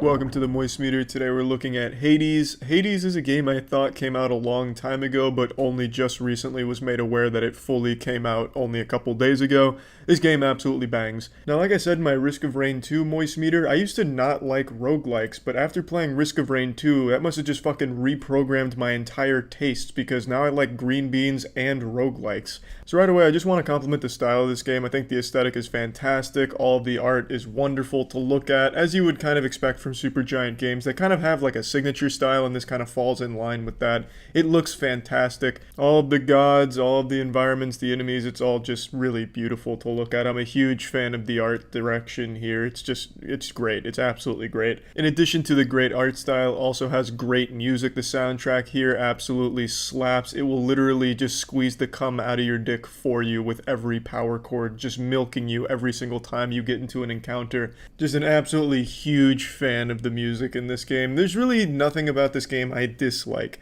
I'll just go ahead and say that right now. I can't really think of any negative aspects of the game, except for maybe its auto-aim with controller, which I'm pretty sure you can turn off. I was just too fucking stubborn to on stream. Sometimes that would just get like messed up on itself, where it'd have you like looking in directions where there's nobody there unless you're fighting like invisible fucking enemies like ghosts or something. It would just be kind of a battle to get auto-aim to go where you actually want it. But like I said, I'm pretty sure you can turn that off, and I was just being too stubborn to even bother trying. I like a real man, I just went ahead and rubbed some dirt in my asshole and just put up with it, and it really wasn't that bad. It would just be sometimes like if I tried using a bow and tried to line up a shot with an enemy, sometimes it would just jerk itself to the right or left of the enemy out of nowhere, as if I just got hit with a really strong gust of wind that knocked me off balance. But like I said, even though that's not always great, it is an option, I'm pretty sure, so it's not like a huge complaint or anything. That's like the only negative thing I could even kind of nitpick about this game. It is just really really good. So like I mentioned, it's a roguelite game. You're trying to escape from hell. You're trying to go from the bottom floor all the way to the top level, going through hordes of enemies along the way, getting power-ups through different gods that you'll interact with. I also really like the lore. This game's got a pretty strong narrative. Its cast of characters is super interesting, and I think they're very well written. Every single time you die, you're advancing the plot, and the narrative itself is pretty fucking well put together. I found it very interesting and learning about the escape, and every single run's going to be different every single time. All of it just plays wonderfully into each other.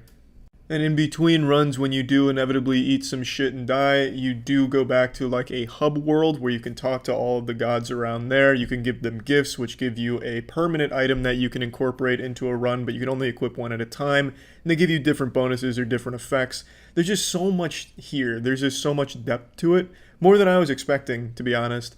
You have renovations you can do to the area, which can give you other kind of bonuses and power-ups. There's darkness that you collect that can also give you other power-ups for your runs. There's weapons to choose from to take on your runs. It's a lot to do. There's a lot to digest and there's a lot to explore. And it's just a really, really fun game. The replayability here is super high. It'll probably take you like 12 or 15 hours just to get one successful escape run going. And then you still have like another 24 hours worth of content to just keep exploring and keep going into. It's just so much shit here. Every single door has a whole new set of toys to play with and a whole new layer of depth added to the game, whether it be narratively, bosses changing and adapting, getting stronger, you getting stronger, more keepsakes to choose from. It's just all so rewarding and it's just such a fun game. So many potential builds, so many high risk, high reward play styles and boons to go for. Boons being, of course, the power-ups you get from the gods.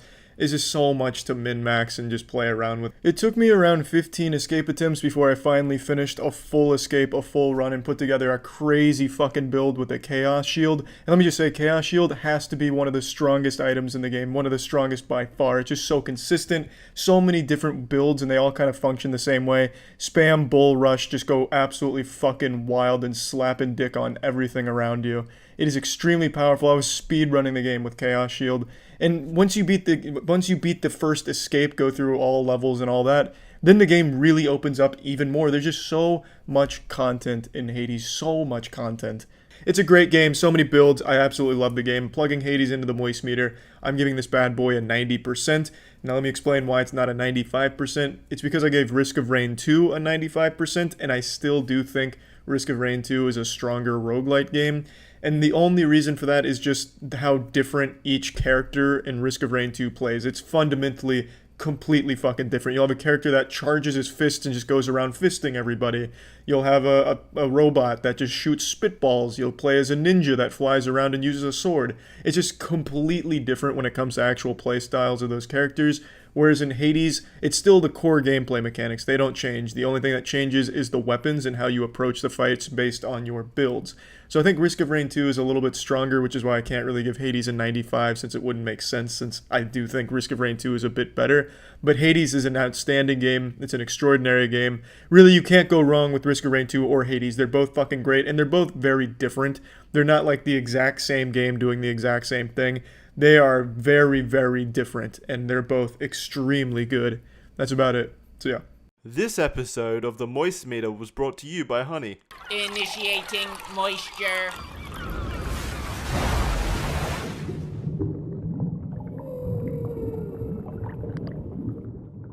Welcome to the Moist Meter. Today we're looking at the new Halloween movie. As it gets closer to Halloween, we've been blessed with some extremely scary content from the internet from shitty YouTubers left and right, but now we get graced by some Hollywood horror, by a little soft reboot of the beloved Halloween franchise. I went into this not expecting much, but I'm a huge fan of slasher films, and I was pleasantly surprised by how great of a slasher this movie is. It's a lot of fucking fun. And one thing I want to say right away, John Carpenter, who did the score for this, absolutely fucking killed it. It's got the iconic Halloween soundtrack, and it's got a lot of other great shit here. It's fucking great. The score of this is fucking great. Carpenter annihilated it.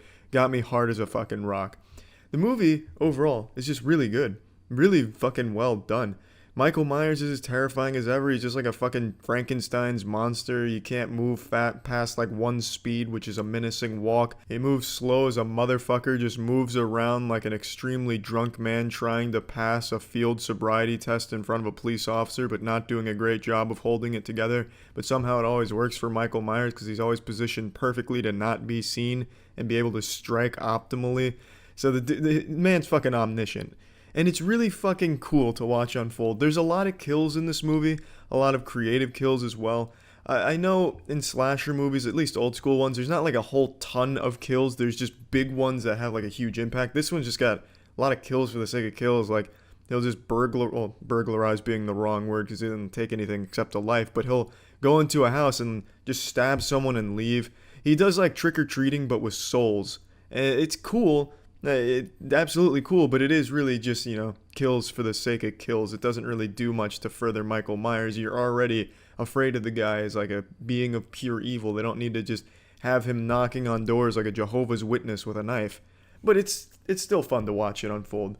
And it's really fucking cool having this dynamic between Jamie Lee Curtis and Michael Myers where she's gotta fucking execute him, and Michael Myers, he just exists as like a killing machine. You don't know if he really even gives a fuck about Laurie, who's Jamie Lee Curtis's character, because he doesn't say anything, which is really fucking cool. I thought they'd absolutely blow the load here and have Michael Myers talk, but he doesn't, and I'm glad they didn't. So you've got Jamie Lee Curtis and then Michael Myers, who God knows what the fuck goes on and what his motivation is, and Jamie Lee Curtis is this paranoid survivor of his, and she has one purpose in life, which is to kill him, so she's raised her daughter to be just like an assassin as well, and her daughter resents her for it. All of the characters in here are fucking great, in my opinion. The only character that I'm not 100%, go team on was Karen, who was the daughter of Jamie Lee Curtis. I thought she was just kind of a boring character who didn't really bring much to the table. It seemed like kind of a phoned-in performance. She had one cool scene where she fires one bullet, and that's about it. But other than that, she doesn't really contribute much, and she doesn't really seem to give much of a shit about the whole situation. But overall, the movie is really well done. It really is. There's some really fucking cool scenes here, very well shot. The framing on some of them is something I took big notice on because I really liked how you'd have to guess where Michael Myers was in the vicinity because you knew he's not going to be like fucking hiding under the bed or something because the man can only stand up straight like a fucking corpse that's somehow standing up straight. So you're always guessing where the fuck is he standing, what is he doing? But there are a few complaints I have about this movie, and they mainly revolve around horror cliches, which is stupid characters. Jamie Lee Curtis, for the most part, is a very smart, competent character making smart decisions. But until the end of the movie, then she makes the stupidest fucking decisions I've seen in a while. So, not to spoil anything, but she's like a doomsday prepper, prepping for the Michael Myers nuke that she believes will inevitably occur, and it does. And she's created like an underground bunker. Well, spoiler alert, you see it in the trailer, so don't worry, it's not that big of a spoiler. Michael Myers comes knocking on her door, and they're hiding in the bunker. And Jamie Lee Curtis's plan is to start shooting him through the bunker so that way he knows where they are. And then she starts yelling at him from down there. Like, what the fuck was her plan? All she did was give away the position where she's hiding her daughter. Also, when she's hunting Michael Myers in the house, she has a weapon, a good weapon, and then she's looking around for him, and she has good ideas of where he is. Like, she'll find a closet with, like, blood on it because he was bleeding.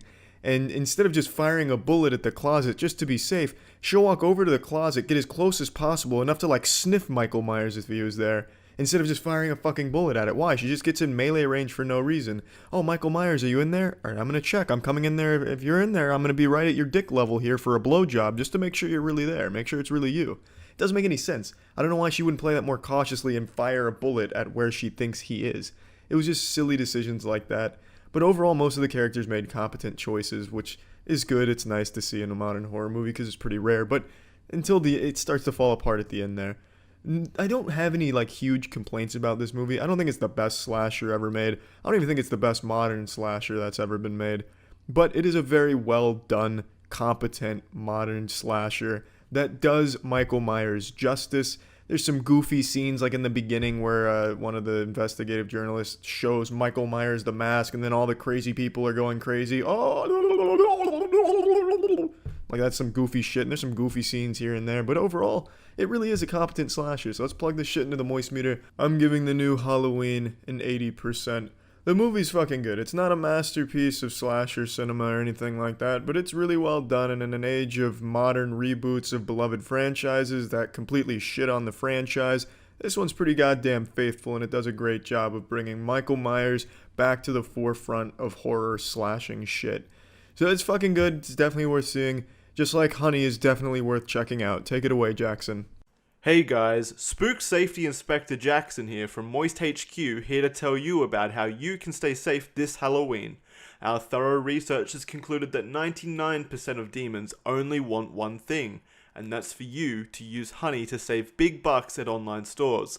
So why don't you download that money-saving miracle right now to keep those spooksters happy? With Honey, you save money at nearly every online website, and it does this by relentlessly trying every known coupon code at checkout to give you the best deals. The best thing about it? It's absolutely free. Every individual here at Moist HQ can attest to its money-saving potential. It works at all the places we've tried, but some great examples are Amazon, Best Buy, and GameStop. The money saved with Honey adds up, so get on it today. So to stay protected from the gremlins of the dark and the Freddys and Jasons of Scaryville, be sure to go to joinhoney.com/moist. That's joinhoney.com/moist to save your soul by getting Honey for free. And remember, at the end of the day, Jamie Lee Curtis didn't need an underground bunker to stop Michael Myers. She just needed honey. Initiating moisture.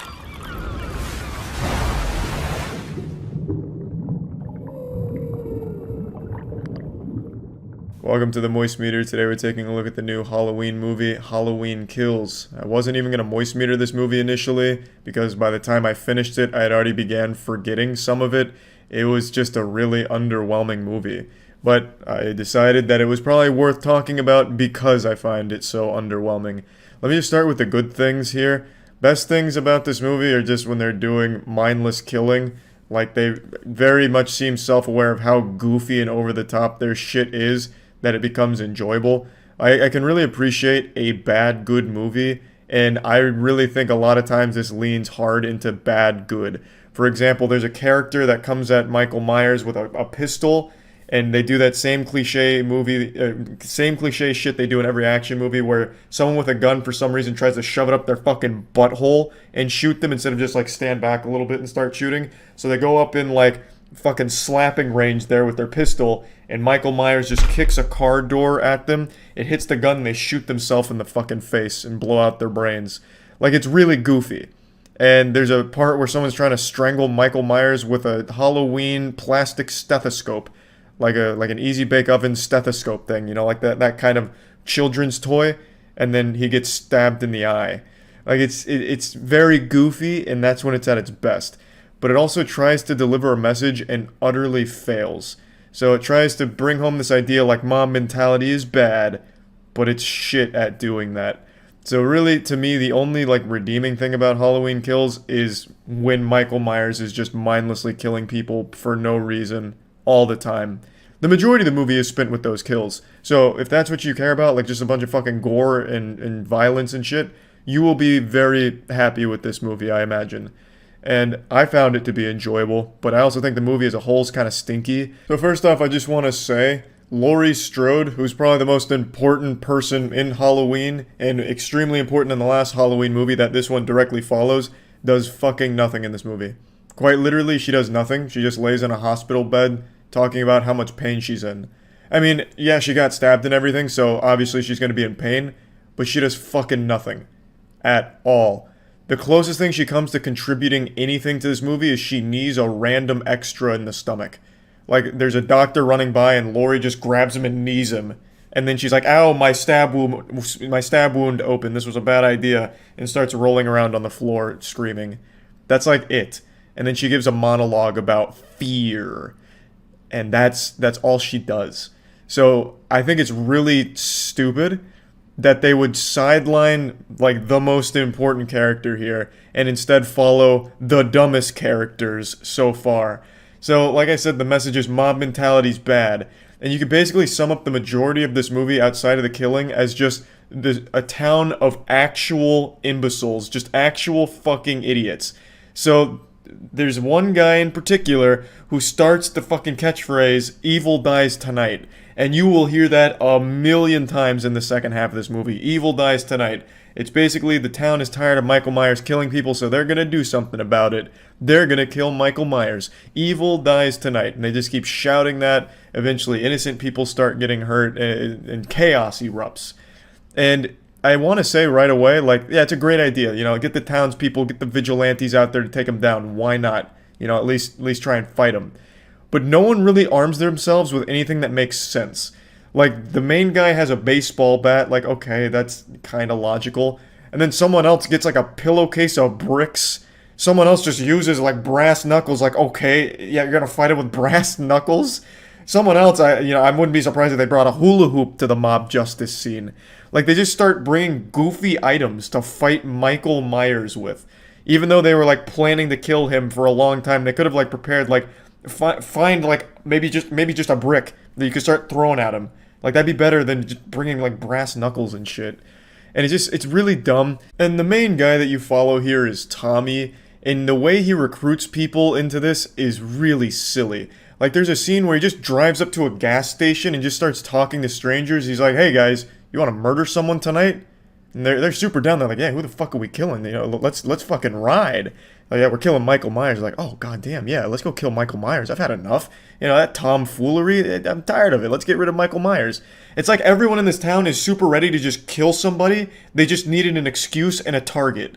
It's so weird to me. Like, they don't do a good job of building their message that mob mentality is bad. And maybe Michael Myers isn't just a really scary guy, he represents a very scary thing, which is fear itself. They do a horrible fucking job with it. So I really think everything aside from just Michael Myers killing people is really poorly done. And I really don't think it's great. Like, it's not like he's doing anything creative, he's just randomly stabbing people all the time. Like, there's no real tension that builds in this movie.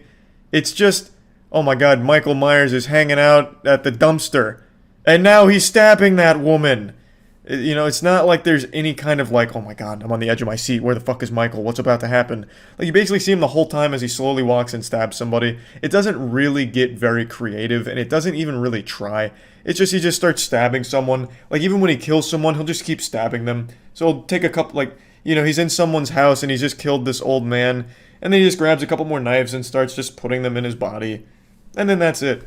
Like it's goofy, and that's enjoyable to me, but I really think it's just poorly done. And they really try and go hard on gore, but they don't do that well either. It's like everyone here is just a balloon of meat waiting to pop. Like, there's a guy who jumps from a building, and when he hits the ground, it looks like he fell into a jet turbine. He's just like fucking minced meat all over the place. And that's basically all of the kills here. They just explode into guts. Like, off of anything. If he's strangling someone, they just fucking explode. So it's not exactly like the most riveting action and gore. It's just kind of like, hey, here's a lot of gore. And like I said, I enjoyed it, but I also don't think like it's super well done either. And I feel like this movie has no payoff at all. Like, it is so desperate to be unpredictable that it becomes, I guess unpredictable is the wrong word. I'm not trying to spoil anything, but this movie has no payoff. You go on this adventure and you get nothing out of it except for like some goofy kills and some silly moments. But I don't really think you walk away like overly impressed with the movie either. I liked 2018's Halloween movie. I had a good time with that one. I thought that did some like fun stuff. And again, I don't think it's a perfect movie or anything like that, and I still think the original Halloweens are better. But this one I just feels not great. Like, it's really not. It's a pretty underwhelming movie with really stupid characters. And so let's just plug this into the moist meter. I'm giving Halloween Kills a 40%. I've been pretty harsh on the movie, but like I said, overall I did enjoy it because most of it is spent with Michael Myers just going on a killing spree, and I think Michael Myers is a cool character. I don't think he's as cool in this movie as he has been in other ones, and I think they actually do a disservice to the Michael Myers character by the end of it. But I still did enjoy watching Michael Myers be menacing, and like the things that he does along the way were entertaining. So overall, I wasn't like completely like this was a waste of my time, but I also wasn't super happy that I spent an hour 45 watching it either. So yeah, that's about it. So yeah. This episode is brought to you by Raycon. Initiating moisture.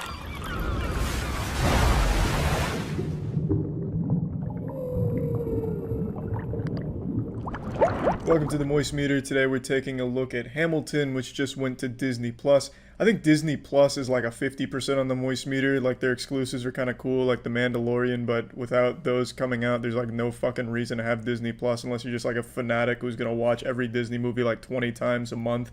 There's just not a whole lot on there, but I think bringing Hamilton there was really cool. That's unique content to Disney Plus, exclusive, and it was nice. I'm not a guy who likes plays. I've only seen a handful of plays. The biggest one I've seen is Phantom of the Opera, and I thought that was straight ass cheeks. I just didn't really enjoy it, and I didn't really have high expectations of Hamilton going into it. I know it has a lot of hype around it.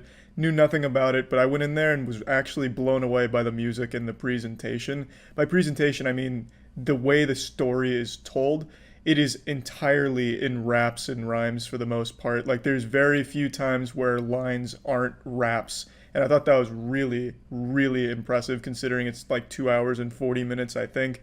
So that is a lot of fucking bars that are being spit constantly. I genuinely can't understand how the actors could even remember that many lines and to actually get it that accurate. Like every single rhyme is right on beat. Everything is fucking perfect. Unbelievable. Absolutely unbelievable. Hats off to every actor, every cast member involved in this production, because it really is super impressive what they were able to accomplish on that front. So yeah, the music, the most important part of the musical is extraordinary in this, and I was expecting it to be like every other musical where all the music just kind of sounds like the same. I really feel like, and this is probably just me because maybe I'm just not a musical guy, but I feel like the majority of musicals have like the same formula for the songs, and they just don't really deviate from that established formula. So it just feels like a Red Hot Chili Peppers album where every song just bleeds into the next one and you don't know where one song ended and the next one began.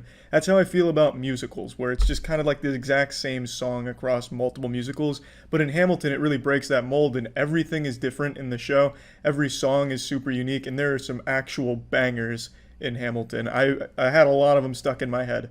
It's really impressive. The musicals in here, the actual musical numbers are really, really good. And the acting is fine. It's not something that I even really paid attention to too much in Hamilton because I felt like I was more just watching a concert than a story, which isn't a real complaint, but I don't know what the goal of Hamilton is, whether it's to tell you a story or just feed you some great music. If it's to feed you a story, I don't think it really succeeds on that front because oftentimes it's not showing you anything. It's telling you the story. It's like an audiobook reading the story to you through their great music. There's not a whole lot of stuff going on visually that's portraying a fight or, what they're actually even rapping about. It's just them rapping it. And that's not necessarily a bad thing because the music is so good, but it does feel more like a concert than an actual story. Now, obviously there's a story here and the lyrics tell the whole story, so you do get a narrative, but you're not watching a narrative. You are listening to it. That's not to say that the visuals or anything are bad or the acting or anything is bad. It's just plays a secondary role to just the music. I think the costuming looks very nice. I really appreciate that. And even the set, I thought the set was fantastic, and I especially love in the middle of the set how it spins around and shit. So you get some cool effects during some certain moments, but it's not like that's really utilized to show you a story. For example, they're talking about a battle, but you don't really see a battle, you just see some dancing and them rapping about what's happening with the battle and stuff like that. And I just feel like maybe there could have been more there where they actually show you some of the things they're rapping about as opposed to just telling you, hey, this is how it happened, this is what's happening, and this is what happened as a result of this, instead of just letting you see it on the stage. But again, maybe that's just me. I'm not the most seasoned veteran when it comes to watching musicals, so I don't fucking know.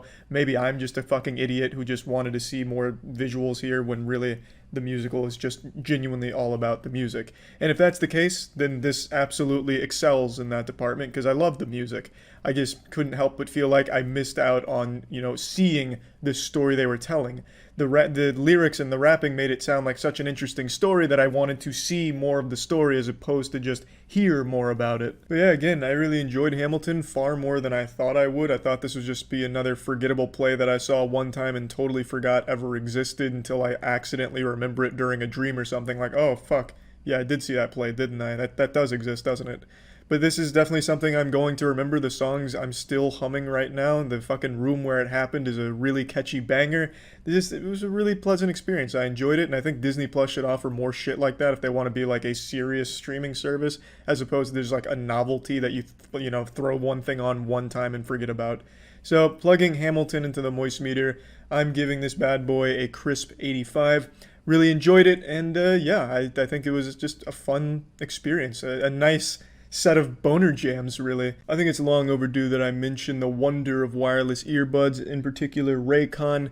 As I've mentioned many times, I've used Raycon when I'm working out, just staying active in general, whether it's running around for cardio or lifting weights. Having the wire dangling around is just a real nuisance, and often you just do a rep and accidentally yank that shit out anyway, which sucks. So I think having a nice set of Raycon earbuds helps with that, their best model being the everyday E25s. It's just a nice snug fit, it's not going to fall out on you, not going to get in your way. It's the same amazing quality from other premium audio brands, but coming in at half the price. So if you're interested in trying Raycon earbuds for yourself, you can go to buyraycon.com/moist to get 15% off your order. There's a link in the description.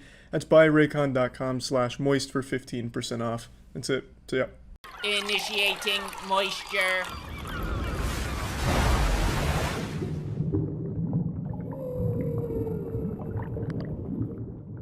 Welcome to the Moistmeter. Today we're looking at the new Happy Death Day. It's not as good as the first one. I don't mean to come out of here, you know, hitting you with the naked man, giving you the goods right away. I'm not trying to come out here guns blazing, but I am disappointed with the movie, and you should know it's not as good as the first one. It's really not.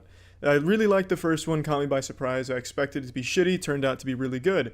This one, it's not. It goes in a completely different direction. The first one was more about a self-aware pseudo-horror slasher movie that was just kind of emotional and fun. This one is entirely nothing to do with anything horror or slasher related and is more about science romantic comedy. And that's a huge step down in my opinion, but it's not like they do a bad job with it. In fact, Jessica Rothe really fucking carries this movie. She's absolutely fantastic here. She sells so well the emotional moments in this movie as well as just the fun.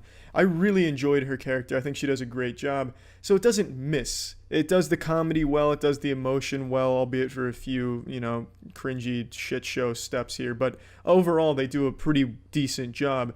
It's not that much fun to watch in this scenario where the main focus is this romance and then science. To sum up the plot, she gets stuck in another time loop and she wants to get back to another dimension because she's accidentally transferred dimensions. She used to exist in the Berenstain Bears, now she's in the Berenstain Bears and wants to get the fuck out. And then she has to go about getting out of there. And it's mainly about her learning these algorithms and telling these people how to get her back. It's really just a lot of science that, you know, if you start picking apart the plot, it makes no fucking sense at all. But it's not that big of a deal because you have to suspend your disbelief for a movie like this anyway. But what the first one had that this doesn't is that ambiguity of who is the killer. She's being hunted. Who's doing this? Why? And this doesn't have that. It just says, oh, there's a killer here that sometimes kills her, but 9 out of 10 times in this movie, she just kills herself. Albeit she does it in creative and entertaining ways because it's self-aware shit, like she goes skydiving in a bikini and then just fucking explodes on the ground in front of her bitchy sorority friend. So, I mean, there are entertaining moments in it. Like I said, it does the comedy well, and there's a lot of emotional moments that it does really well too that I can't touch on without spoiling it, but it's just kind of a letdown to not have any of the first one's fun little slasher mystery guessing shit.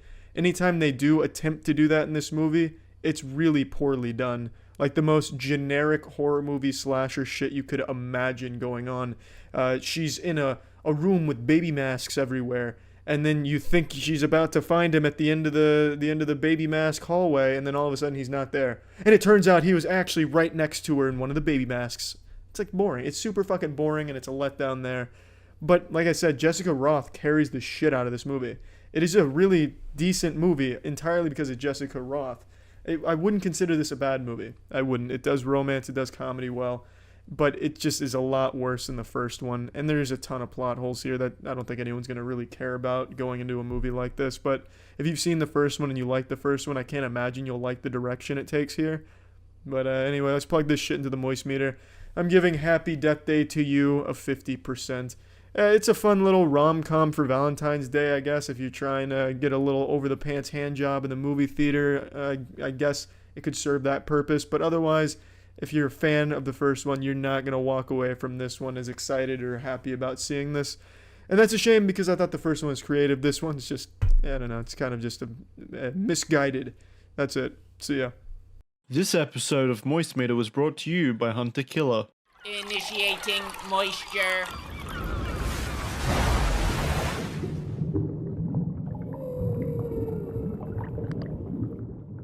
You've no doubt already read how bad Hellboy is. I'm here to tell you, it's pretty shitty, but goddammit, I can't recommend it enough. It's unapologetically edgy, gory, and goofy. The movie genuinely sounds and looks like it was written by a bunch of 14-year-olds jerking off in like the basement of their parents' house, drinking alcohol they're not supposed to have, but they stole it from their dad from under the bed in his secret stash. And they just started like writing what they thought would be edgy, and then they made it into this movie. And there was a certain charm to this movie. There's nothing good about the writing. The writing sucks some of the fattest asshole I've seen in quite a while. The one-liners are the worst I think I have ever heard in any big budget movie. Fucking Power Rangers had better one-liners. And speaking of Power Rangers, the CGI in this movie gets really shitty at points. Like the main pig demon looks like straight fucking ass cheeks. An actual Power Rangers villain costume it seems like they got for him. But all that being said, I really enjoyed this goddamn movie. I would recommend it. The movie is so stupidly edgy that it takes on a life of its own as like almost self-aware, but it's clearly not self-aware type of edgy movie. The humor never works. It's not even so bad it's good in the humor department, but the edginess does.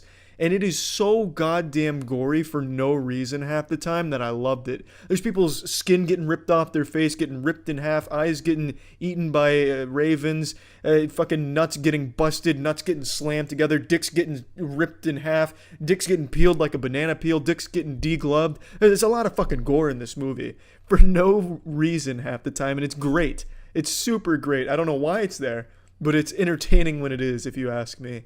I would never consider this a good movie. I would certainly not consider this a good movie in any department, especially editing. Shit just kind of happens out of nowhere for no reason all the time. The characters suck. They're not developed well. You don't like a single character in this movie. But god damn it, when the action unfolds and you got arms and limbs flying all over the place, cum and blood, tears, all of it all over the screen, it's really enjoyable. I don't know why people are shitting on that aspect. I thought that was really good. They're like, oh, yeah, the gore made it boring. Bullshit, the gore made it boring, you pussy micro dick. The gore made it tolerable, made it really, really comedic sometimes. This shit was entertaining when it was happening in that area, but it's not good. I'd say it's a so bad it's good movie, but it's really not bad in the visuals department at all. Yeah, there's definitely some bad CGI and some questionable decisions throughout, but it has a really nice aesthetic to it and a nice tone to its visuals that I think complement it really well. There's some slow-mo scenes that just, the slow-mo just seems weird. There's something wrong with the slow-mo, like the slow-mo fucking broke during rendering, but they didn't fix it. So there's definitely some glaring issues, but visually it's nice to look at. There's some demons that come out that are really genuinely cool looking shit. And most of the action scenes are cool, even if at times hard to decipher what exactly is happening. I think the movie has a certain charm to it that I think fans of Hellboy can appreciate at least. If you like the original two Hellboys, which I do, you can still appreciate this one even though it's totally different. I think it's very, very different in all possible ways to Del Toro's Hellboy vision, but I don't think that's a bad thing. I really don't. I think it's really fucking adorably odd what they've made here that I appreciate it. Plugging this shit into the moist meter, I'm giving Hellboy a 30%. Like I said, it's not a good movie, but it is a movie I'd recommend. I was thoroughly entertained. Except anytime Hellboy tried a one-liner or anyone tried to make a joke. That's when I'd roll my eyes and want to, get the fuck out of the theater because it was really, really bad. If they're going to do a sequel like they hint at in this movie, they need to just fire the team that came up with the comedy because it was awful. And also fire the editors. And fire the person who wrote the story as well. And then maybe you'd have something going for you. That's it. See ya. Hey there, folks. Jackson, Chief Investigator of Water-Related Murders here. Have you ever wanted to solve a murder? Right now, there's a new service hot on the streets that lets you accomplish that very thing. Hunt-A-Killer is a fantastic murder mystery subscription box that is delivered to your door each month, weaving an interesting storyline on a monthly basis that constantly evolves along with your investigation. This thing is perfect for all kinds of nights. Game nights, date nights, or even the lonely nights that us grizzled detectives are used to. I've personally thoroughly enjoyed the fun that comes with Hunt-A-Killer, and would wholeheartedly recommend it if you're into true crime or even if you just like a good puzzle. The immersion of the game is really impressive. It's almost like an escape room in a box. You'll have to track suspects' movements, listen to audio recordings, link documents together, solve codes and ciphers, and even let the deep obsession with the case tear at your relationships, ending your long-lasting marriage. And just like any good detective, you can even keep all of the evidence from the crime as a makeshift collectible. This is also an exclusive club with only 200 lucky detectives being allowed access each day, but luckily for our listeners, Hunt-A-Killer is letting every listener get in on the action. Plus, you can get 20% off your first box. If you're as good as a detective as I think you are, you'll be able to trace the deal back to huntakiller.com/moist and use code MOIST at checkout. Once again, that's huntakiller.com/moist to get this awesome monthly subscription box that is genuinely a lot of fun. You've all heard of cold cases before, but this isn't a cold case. This is a moist case. Initiating moisture.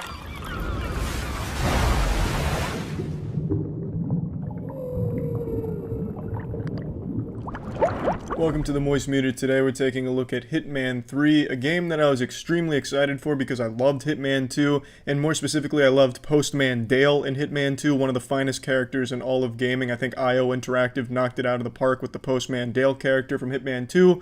Unfortunately, Postman Dale does not make a reappearance in Hitman 3. I'll just go ahead and hit you with the cold water right there right away. So don't go in expecting more Postman Dale content, which is a shame, but it's not the biggest deal in the world. So let's just get into this right now. I'm going to let you know I was pretty disappointed with Hitman 3, not just because of the absence of Postman Dale, but the game is just really a carbon copy of Hitman 2. There is, I think, only a single new gadget or even really new feature in the game, which is the camera. And the camera's pretty cool, especially when it comes to a great mission where it's basically like Knives Out, where you're solving a crime while going about trying to kill your target. It's really a great mission.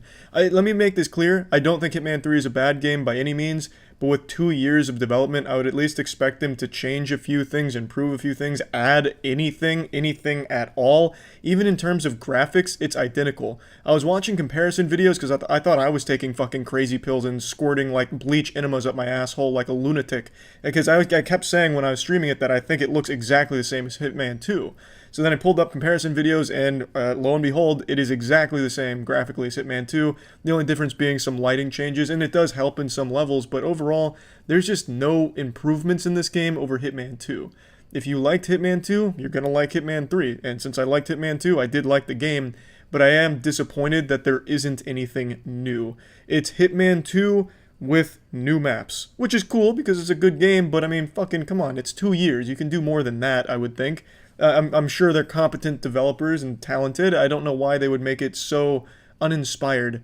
And the story is not good. But I don't think anyone's playing Hitman for the story, but just want to make that clear. The narrative, kinda dog shitty. But setting aside that disappointment at the lack of changes or anything added to the game, it's still an enjoyable experience that I had fun with. The maps they added are really cool maps. I think pretty much all of them are interesting with a lot of great ways of approaching them. Some of the main story kills, because on my first playthrough I just kind of did like the main story kills, like the main pathways to killing your target. Some of them were bad. Like there's one where you overload a guy's brain, but since there's no like great animation, all that happens is he gets a nosebleed and they say he's dead, and then everyone goes about their business. So it's really just not much of a payoff for that one. But aside from that, most of the main path kills are pretty cool and really enjoyable with a great payoff. But there are a few like that are a bit of a stinker. Some of the maps are absolutely beautiful though. There's no bad maps. There's a couple maps that kind of got on my nerves a little bit when it came to navigating them because I thought there was just like a whole bunch of fucking nothing in them, just empty space. But going back and revisiting them after doing the main path kills and going for more goofy assassinations, I found a lot more fun on them. There's no bad maps here. I want to make that clear. So going into this Hitman 2 DLC, expect some quality maps on it. There's really nothing here that's going to make you roll your eyes and not have any fun. And I specifically pointed one out early on, which I compared to Knives Out. I think that was a really creative one. I enjoyed that a lot, even though I felt it dragged a little bit. I really did enjoy that, and the characters in there. There was a lot of them. There was like an interview you conduct. You get to be your little fucking Sherlock Holmes and live out your detective fantasy with a lot of options of approaching things. That mission, I think, is probably the best one in the game, in my opinion.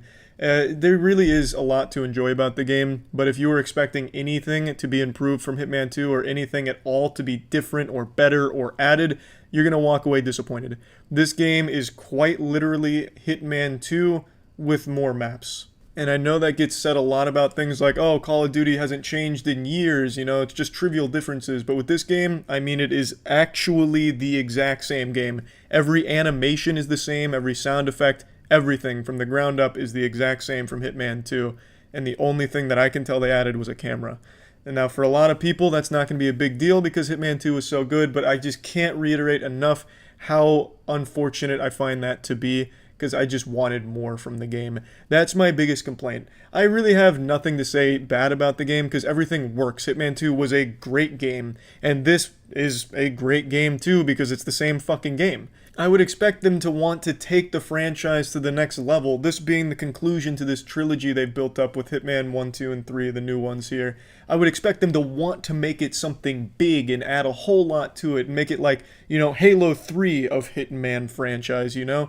But they didn't.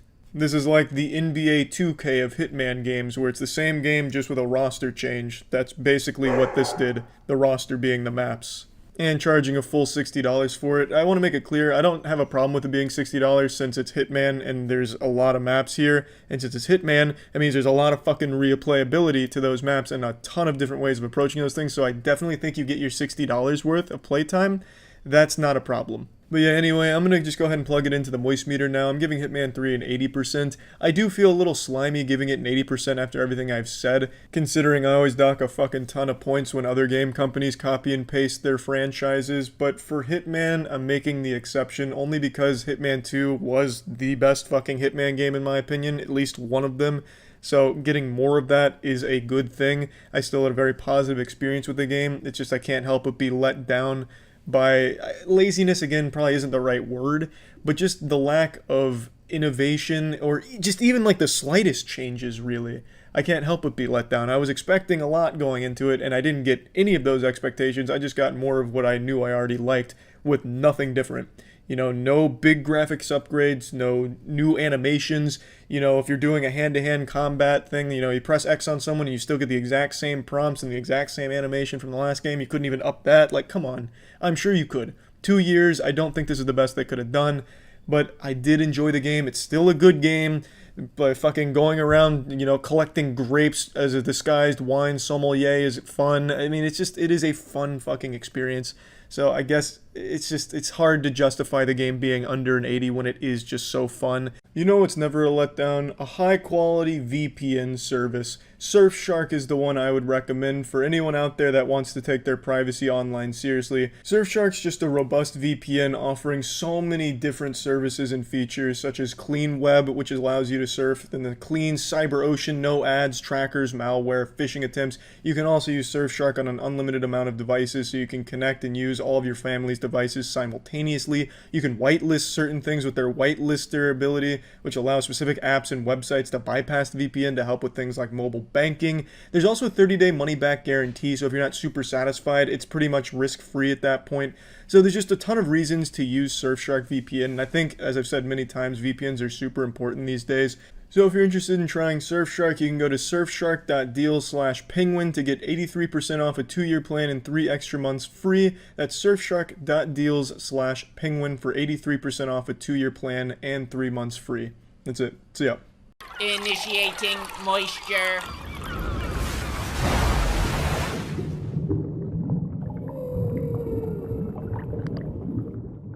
Hobbs and Shaw. It's exactly what you would expect after watching the trailer. Stupid, over-the-top, fun. It's exactly what you get. Fast and Furious has cemented itself as the go-to series if you want to just go. You don't want to think hard, you just want to see some shit explode. You want to see some nice ass in your face being shaken around a little bit when a nice song's playing. And you want to see testosterone overflowing, big meaty hands being thrown, fast fucking cars. And that's what you get with Hobbs and Shaw. And in this movie in particular, it's like some superhero shit. They honestly should have just dropped Fast and Furious and called this like DC's Hobbs and Shaw. It'd be one of DC's only good movies. It's just like an actual superhero movie. The Rock plays basically the Hulk, Jason Statham plays basically the Hulk, and Idris Elba plays Super Idris Elba. The characters are goofy, over the top. It's a constant, bickering back and forth between The Rock and Jason Statham, Hey, fuck you, man. No, you couldn't fuck me with a dick that small. My ass is too big for your little dick. Oh, you take that back, Hobbs. My dick's 10 times the balls your dick once had. It's just that throughout the whole movie with a little bit of family undertones, becoming brothers and good friends and stuff like that. It's cute. The plot's nothing to really think hard about. There's a virus that bad guys want to use to kill all the weak people in the world, and then it's just a full throttle action. My complaint with the action, though, is it's edited super poorly. There's at least 30 cuts per action scene until the last hand-to-hand fight. The last hand-to-hand fight in this movie is by far the best part of it, but up until then the editing was jarring. I know shaky cam's kind of the staple when it comes to action movies like this, but this was on another level. Like, it was that scene in Taken 3 where Liam Neeson jumps over a fence with 17 cuts in 3 seconds. It was that for every fight scene. It was disorienting for the most part. And I'm exaggerating, it wasn't every fight scene like that, but the majority of them, you had a hard time telling exactly what was going on, who was getting thrown, who was getting punched, and then at the end they cleaned it up and it made for a really nice final showdown. But the action was still good enough that it was still fun. You could still tell for the most part. I do have to say, Idris Elba, for a superhero, didn't really use any of his super shit. When you first meet him, he has these eyes that tell him everything about the opponent, predict their every move, know how to dodge it and everything. He uses it then and then doesn't use it again until the very end of the movie. In fact, after the first time you meet him, he doesn't do anything super except get his ass beat until the end of the movie. It's kind of underwhelming as a villain who's being hyped up as this genetically or mechanically modified human super species, and then he doesn't do anything with it except get slapped around by the other two dudes. That's a bit of a complaint. I thought he was kind of a weak villain. But I like the overarching plot of this whole group of people that just want to bring the human evolution to a massive increase. It wants to modify all the humans with all this shit. I think that's a cool premise. But the main thing you're going to care about is the action. There's a lot of action. It's fun. It's good, stupid fun. Exactly what you'd expect. But at some points, it's just downright lazy. I have to point this out because this shit made both me and my girlfriend just pretty fucking upset. Like, it's a bit of a nitpick, but it's noticeable. Towards the end of the movie, there's a scene where the main characters are getting surrounded, and it's midnight. It's pitch black, no sign of sun at all. And then The Rock yells, and then a flame line gets drawn in the sand. And then after the flames go up, the entire scene changes, and it's broad daylight, like it's 2 p.m. in the afternoon.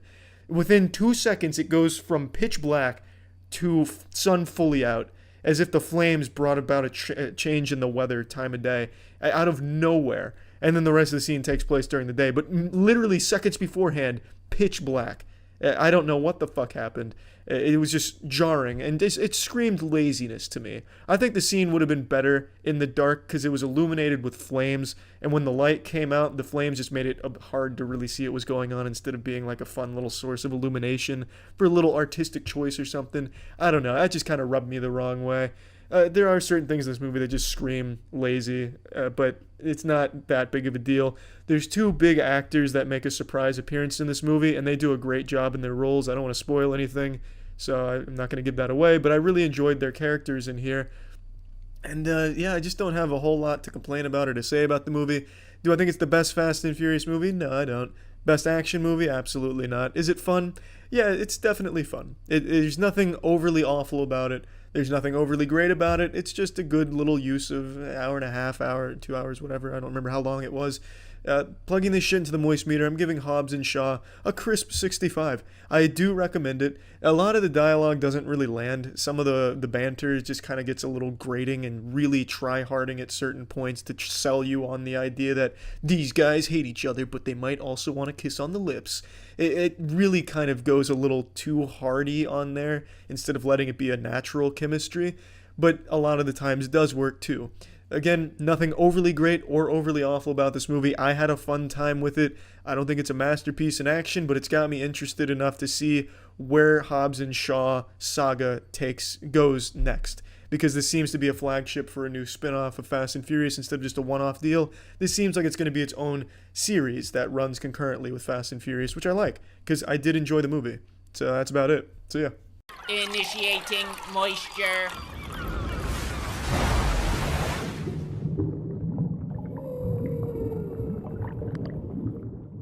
Welcome to the world's first mobile moist meter. Join me today as I review Holmes and Watson while also briefly reviewing the 20-hour road trip from Pennsylvania to Florida. That's a fat fucking 0%. Fucking sucks. But it gives me time to get my thoughts out about this stinker of a movie. Holmes and Watson is Will Ferrell and John C. Reilly's new movie. It's fucking horrible. It's really bad. It's just not good. Yeah, I mean, it's fucking shitty. Every joke falls flat. There's, for some reason, some very ham-fisted modern political references throughout the film, even though it's set in Sherlock Holmes period, like the 1800s and shit. They made Trump jokes. It was like these really bad references to modern society and living. Like there was a whole joke about selfies. It's all really bad. No joke lands. The concept is nice, but very poorly executed. John C. Reilly's the only redeeming quality of this film, and even he sucks asshole in this movie for the most part, save for one line that made me slightly exhale from my nostrils and my asshole puckered a little bit. It's just not a good comedy at all. Most modern comedies are shitty, but this one is to the next level. It's far shittier than I expected it to be. Tiana nearly fell asleep watching it. There's just not a whole lot to say about it. It's a bad comedy, bad movie. Plugging that shit into the moist meter, I'm giving it a 15%. The only reason it's not a 10% is because John C. Reilly made me exhale slightly that one time, and I guess that's something to put on the back of the Blu-ray box, I suppose. Definitely not worth seeing. A big fucking stinker for Christmas Day release. Santa Claus must have thought all of America was naughty when he delivered us this movie. That's it. See ya. This episode was brought to you by Surfshark. For 83% off a 2-year plan, visit surfshark.deals/penguin. Initiating moisture.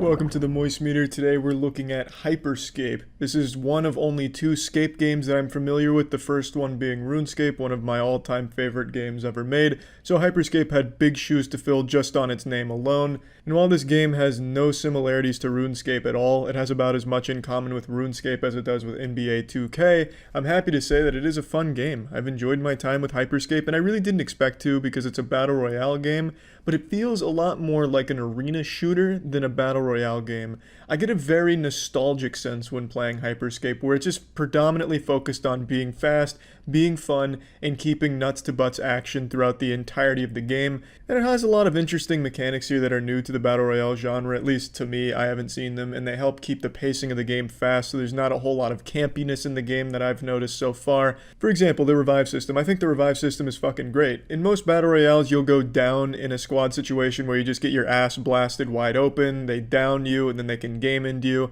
and then you're either fucked or you have to wait for your teammates to find a respawn beacon and bring you back that way, which is all just very slow, and it's a lot of just waiting around with your limp dick in your hand for your teammates to revive you. In Hyperscape, that's not the case. If you get killed, you're killed. I mean, you just get fucking sent to the Shadow Realm, but then you get to hop around as a ghost, and you can still feed your team intel, you can wander around the map, and still give your teammates valuable intel, and if your team is good enough and getting kills, well, you can get revived that way, because when you kill someone, when someone dies in Hyperscape, they drop basically a respawn beacon where a dead teammate can plant their spirit and you can be revived on that. So it rewards aggressive play, where if you're getting a lot of kills, it doesn't really matter if a teammate goes down because you're always going to have an option to revive them on top of those corpses, which I think is really great because it rewards that kind of high kill mentality where you're constantly going out of your way, fishing for kills and picking a lot of fights, and I like that. It keeps everyone playing aggressive in the game because it's the safest way of playing the game as well. My main gripe with the Battle Royale genre right now is it's just fucking boring. It's 30 minutes of just collecting loot, doing absolutely nothing except sticking your fingers up your asshole and playing with your G-spot, waiting for any amount of activity to happen while you tediously trek through from point A to point B. Sprinting is extremely slow. It just feels like you're playing as a character who sprained both of his ankles, so you're going nowhere fast. And it's just 30 minutes of nothing for 30 seconds of fun. And you might not even get that 30 seconds of fun. You might just get third-partied when you finally find another team to fight with, or you might just get killed from behind with a team you had no chance of even seeing. I just find the Battle Royale genre to be boring. But in Hyperscape, it solves these issues that I have with Battle Royale genres by rewarding the aggressive play. Teams that play aggressive are the teams that are absolutely going to win. You can't really camp your way to a victory. When zones collapse in this game, everything in the zones is gone immediately. All the cover, everything is gone from that zone. So you don't even get any kind of advantage from camping shit out in a zone and maybe playing it super slow. It's just constant full throttle action, and I really can appreciate that. And teams that do try and play campy like they're playing fucking Warzone hiding on rooftops, it doesn't do them any good because there's so many movement options. There's teleport, there's slam, there's a ton of jump pads all over the place, so it's very easy for teams to access those roofs and just punish anyone that's trying to camp and snipe or some shit like that.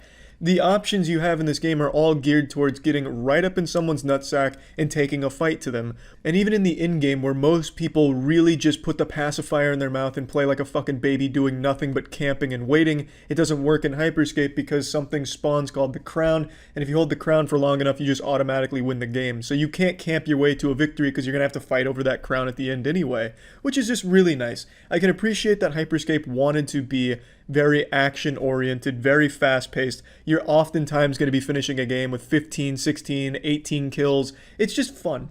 But that being said, it is a very casual kind of game. This is just a game that's fun to kick back, play for like 2 or 3 hours, just have some fun with your friends, and be done. I don't see this game really having a competitive future, to be honest, but I don't think it needs to. It fills the niche that I think Battle Royale really needs, which is just one that's not taking itself overly seriously. It's just, hey, look, this has all the tools to play aggressive, go frag out, get some fat fucking kills, big fucking dubskis. There's not a whole lot of time in between games, so you're getting into games quickly. The games are quick, and there's not a whole lot of just sitting around waiting for shit to happen in the match. It's just a lot of high-octane fun. The only thing that I often had a problem with this game is just the bugs, which I imagine won't be present when the game fully does come out. There was a lot of fucking bugs. Like, there's really bad ones where sometimes you just can't even reload your gun. So you have to fucking drop the gun and pick it back up again before you can use it. Oftentimes, when you're reviving someone, it would just drop for no reason, which in a clutch situation really makes it frustrating. So the bugs are rampant in the current build of the game right now, but I imagine as time goes on, that's all going to get fixed if they give this game the proper care. And I think it's just a very casual, fun shooter. I don't think there's going to be anyone getting overly sweaty about Hyperscape. I think it's always just going to be something to hop on if you're looking for a good time and a fast-paced shooter, which is really refreshing for a fast-paced shooter. Another thing I also didn't really like about the game, I don't really think that integrated stream feature where your stream votes on what happens in the game. To give you a little background on that, if you're streaming Hyperscape, your viewers can vote on the event that happens in the game. Events in the game are something like low gravity or infinite ammo, and it's voted on by the people watching.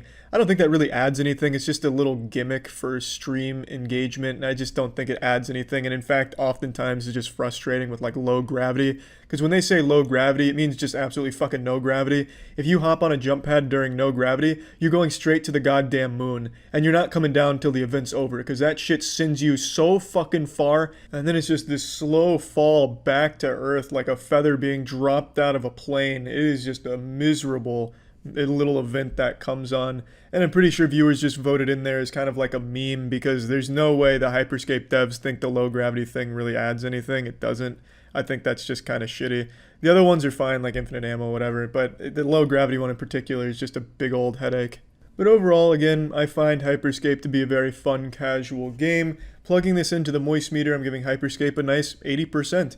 I don't know if this game really has a competitive future. I don't think it really needs to, because it fills this niche that really needed to be filled. An actual fucking fun battle royale game that is unapologetically aggressive and fun by its very nature, giving a similar experience to something like a Quake in certain aspects. Just a fun game. A fun shooter overall, with some problems right now that I imagine will be addressed going forward. But anyway, I think Hyperscape is fun for anyone that likes a fast-paced shooter. I've talked about how important VPNs are in the modern day multiple times, but it's always good to remind you just how important they really are. So I'm going to talk about Surfshark VPN again. I'm seeing a lot more often on Twitter people saying they don't care about their own privacy online, and I just don't get why. What's the point? With everything on lockdown, let's be honest, most people are just spending most of their time on the internet. Well, what's the point in just browsing it as is? Use a VPN so that way there's no prying eyes, there's no one collecting your data. Surfshark VPN comes with so many tools to make it easy to use. There's also features if you're worried about it interfering with mobile banking. They have like a whitelisting feature so you don't have to worry about that, which works great for mobile banking.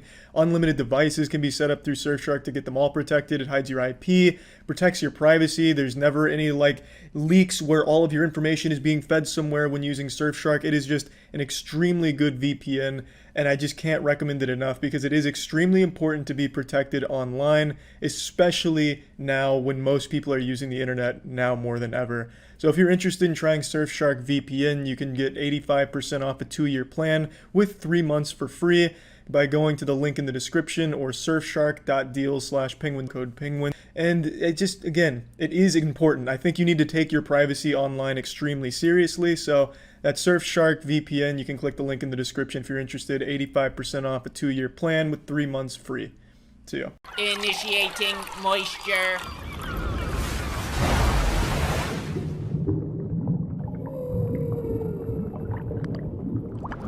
Welcome to the moistmeter. Today we're taking a look at Invincible. I knew nothing about this show or the comics that it was based on. I initially thought this was a superhero cartoon for kids because it reminded me of something you'd see on Nickelodeon back in the day on Saturday mornings or some shit like that. I thought it was just a simple show to capitalize off superhero hysteria, just a little Weenie Hut Jr. show for your children to enjoy, but I couldn't have been more wrong. This show absolutely slaps, and it is far cry from for kids. This is a very dark show, and they say fuck, and it's extremely gory, like to a degree that I haven't seen that often in cartoons.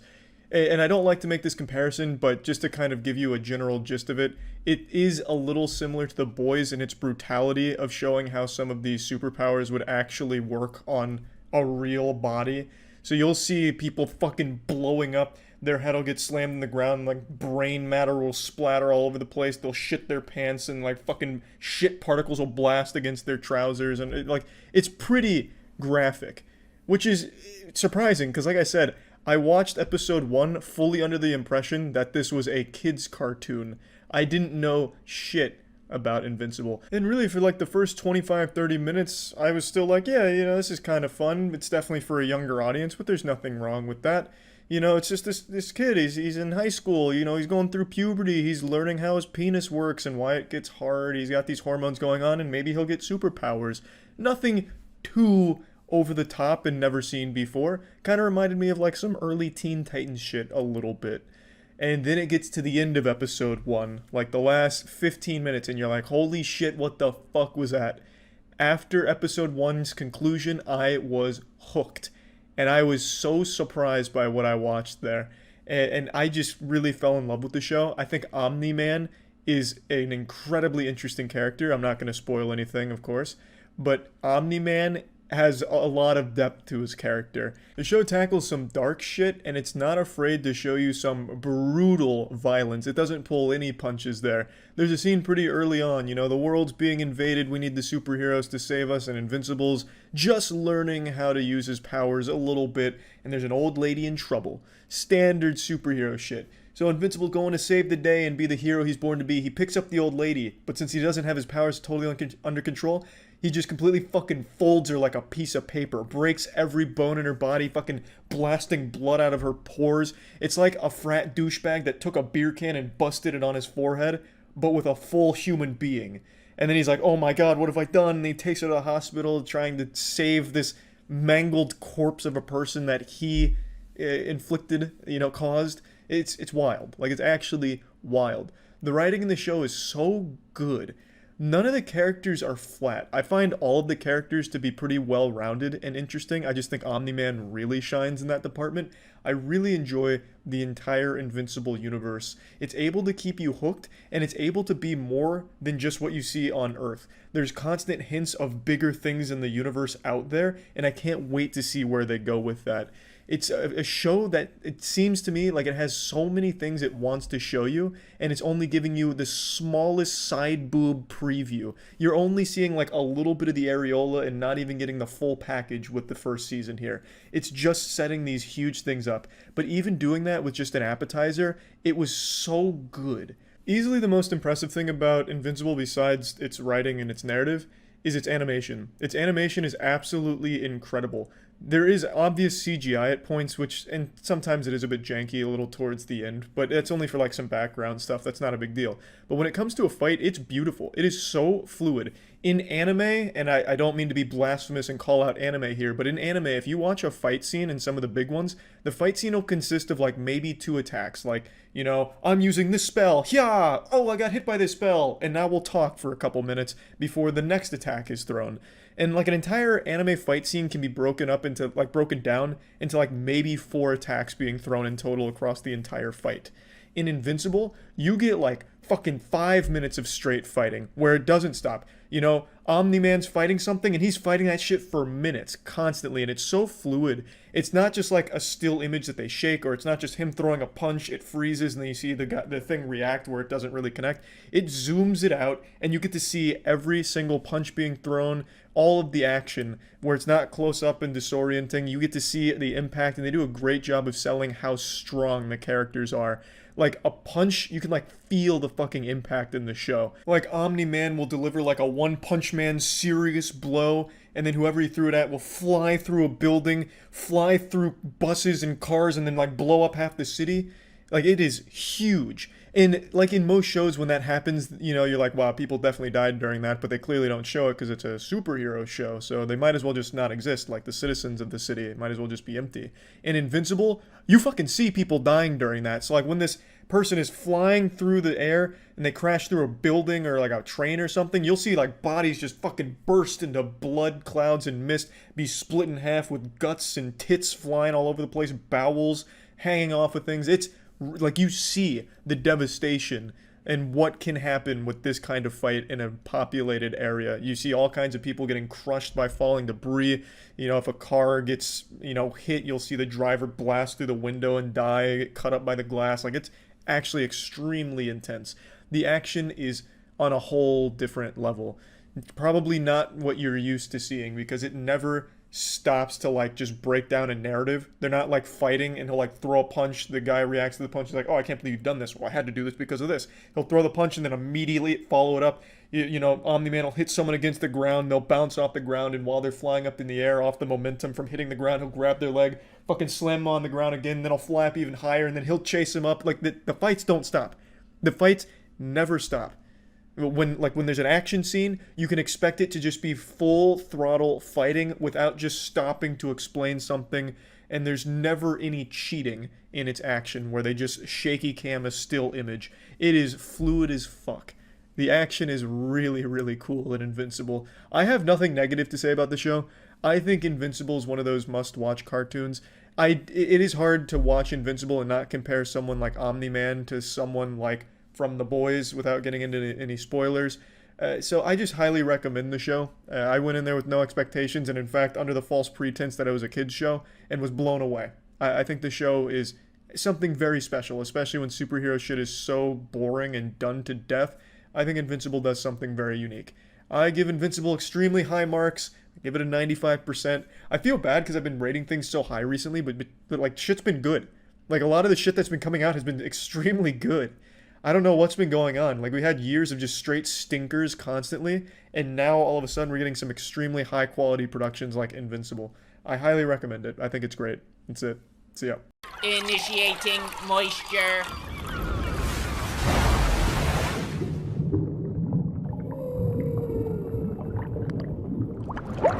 There's a very popular trend in modern horror movies where you make them suck as much shit as possible and they're just entirely forgettable.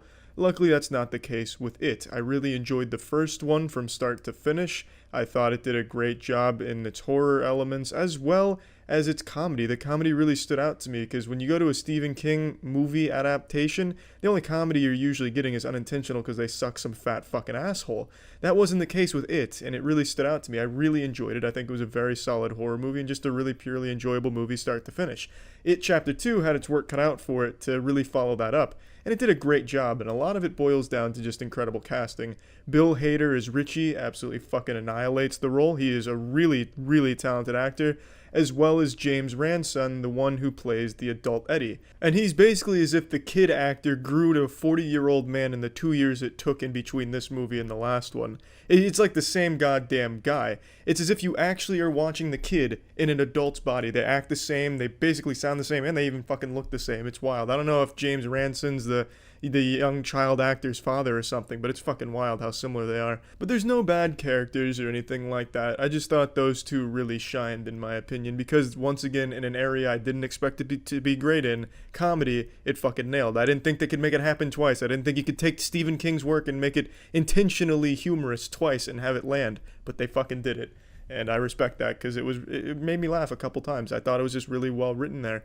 As far as the horror elements go, I actually think they're weaker in this movie than the first one, and I didn't even think the first one nailed horror to a certain degree. It did it decently enough, and it was violent and brutal. It wasn't afraid to be brutal. This one's not either, but there's really less tension. This is like a fucking 3-hour movie, and at no point did I really feel them build up anything and then have it pay off or lead to something like scary or shocking. There were a few scenes where you could see them going in that direction, but they'd break it up with humor, and the joke was good, but, you kind of took away any kind of suspense or tension building, or it just didn't build the suspense very well, or it was just kind of unintentionally humorous, such as like the old woman. I think that scene, most of you know what I'm talking about, it's kind of goofy.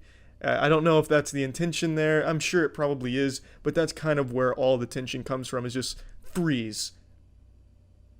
Bang. Kind of. Like a really light bang. It's not even like fully committed to a jump scare or something like that. So I thought the horror was even more lackluster this time around, but it was still just as brutal and still as enjoyable. And most of my complaints come towards the end of the movie, because up until then, it's actually a pretty character-driven piece. You have all of these characters going through their own little adventures, battling their own demons, their own obstacles to overcome, trying to find themselves, remember things about themselves, really discover who they are as, a loser. That's what they call themselves in the movie. If you haven't seen it, I'm not just insulting the fucking characters or the actors or anything. It's just a self-discovery piece, and it's really enjoyable to watch, and it does a good job with its themes, I'd say. But it's kind of a double-edged sword, because you have them going on this mission of finding themselves and what they want to be, what they're hiding, what they've forgotten, and you don't really put a whole lot of horror into it. Yes, in all of their situations, Pennywise is there kind of fucking it up and making them face it head on, trying to bring out the fear. I get that, but it's just not very effective. It's far more emotional, I'd say. And also in some of these arcs, the CGI hurts it. Like, there's some downright goofy-looking CGI moments where, you're sitting on a bench and all of a sudden you got, like, a fucking CGI kaiju lumberjack wielding, like, some type of World of Warcraft item as a fucking weapon coming at you. And it looks kind of like a video game cutscene. It's not believable. It's just really silly. And that's a little disappointing, but if it was going for silly, it nailed it. And it's hard to tell, because the movie is self-aware in certain places, but then you have this whole thing that's kind of like, this is supposed to be scary, but it's not. And that comes out pretty hard at the end, which I'll talk about in a minute. I'll get into spoilers just to kind of make my point, and I'll let you know well before I get into there, but I'd really like to get that out. Another thing I really appreciated about the movie is that it wasn't afraid to shy away from being brutal again, like the first one. I always appreciate that, because in a lot of modern horror movies, even if they are R-rated, their idea of being brutal is, here's some severed arms and here's some severed legs. They don't really show how it gets to that point or what goes on. It shows you all of that shit, and I guess I can appreciate that to a certain degree, just because most modern horror movies are so pussified, just very pussied. They're just not, they don't have any bite to them. At least I think in its deaths and brutal shit, it goes kind of hard in that department. And I really just don't have a whole lot of negative things to say about this. The comedy landed when there was elements to try and make you creeped out. It sometimes worked, though it never really felt earned with enough tension built up for it. But it was always fun to see. I think the It franchise has a unique advantage where it can show you all types of fun stuff. It's not locked into just like paranormal shit where a chair is moving weirdly or somebody's possessed and they're walking around like fucking Frankenstein's monster, hands out. It shows you a lot of cool shit. You have a clown just fucking with you and showing you some really cool shit, and I really enjoyed that, even if it wasn't all that scary. Now, at the end of the movie, now I am going to get into spoilers, just a few spoilers, forewarning if you want to avoid that. The end of the movie gets downright very silly to me. I think the CGI with Pennywise the spider doesn't really work all that well. It looks like some low-budget Dead Space shit to me. I didn't think that was very intimidating, and I really don't like that trope of, you know, he's been omniscient this whole time, and now all of a sudden characters can kind of sneak around to the side of him while he's distracted slapping at a wall. Yeah, this entire movie, he knows everything going on everywhere about every single one of these characters. Now, when they infiltrate his lair at the very end, he has no idea where they're going or what's going on. That makes no sense. That's when he should be strongest, right? And if he can't, like, read their minds like he has been able to, all he had to do was, like, out of his fucking peripherals, he would have seen people sneaking around to his right and maybe acted sooner and stopped them in their tracks. It's just a horror movie trope, I suppose. And I also thought when they defeat him, it looked extremely easy, and it's something he should have expected, because it's kind of what they fucking did in the first one already. They basically just defeat him by insulting him. Hey, your dick's small. You're just a clown. You're just a small clown. You're a clown, you're a clown, you're a clown. He starts shrinking and shrinking. Oh no, you're hurting my feelings. I'm big, no. And then they crush his heart, and that's the end of it. It's underwhelming. And I know that's how, I understand it follows the book a bit. I didn't read the book, but I understand that this shit happens in the book as well. So I get it, but, you know, as when they were younger, you can excuse it because it's kids doing it. You know, it's very different when you have 40-year-old men and women doing it. Like, you're a clown, you're small, fuck your stupid dumb stuff, and he's shrinking. It's just a little goofier, and it really wasn't that threatening at the end, in my opinion, especially after, you know, you have 2 movies to build up a final showdown, and you get it like that, where it just ends up a roast, really shitty roast. Just kind of underwhelming. That's my only, like, actual huge complaint, just because I felt that was just not very good. But putting that aside, let's plug It Chapter 2 into the moistmeter. I'm giving It Chapter 2 a nice 80%. I think it is a very enjoyable movie with a lot to offer anyone. It has a very long runtime, but I think it's warranted. I think there's enough substance in the movie. I think nothing really feels overly rushed, and I just really enjoyed it start to finish. A very solid horror flick that's surprisingly humorous. That's about it. See ya. Initiating moisture.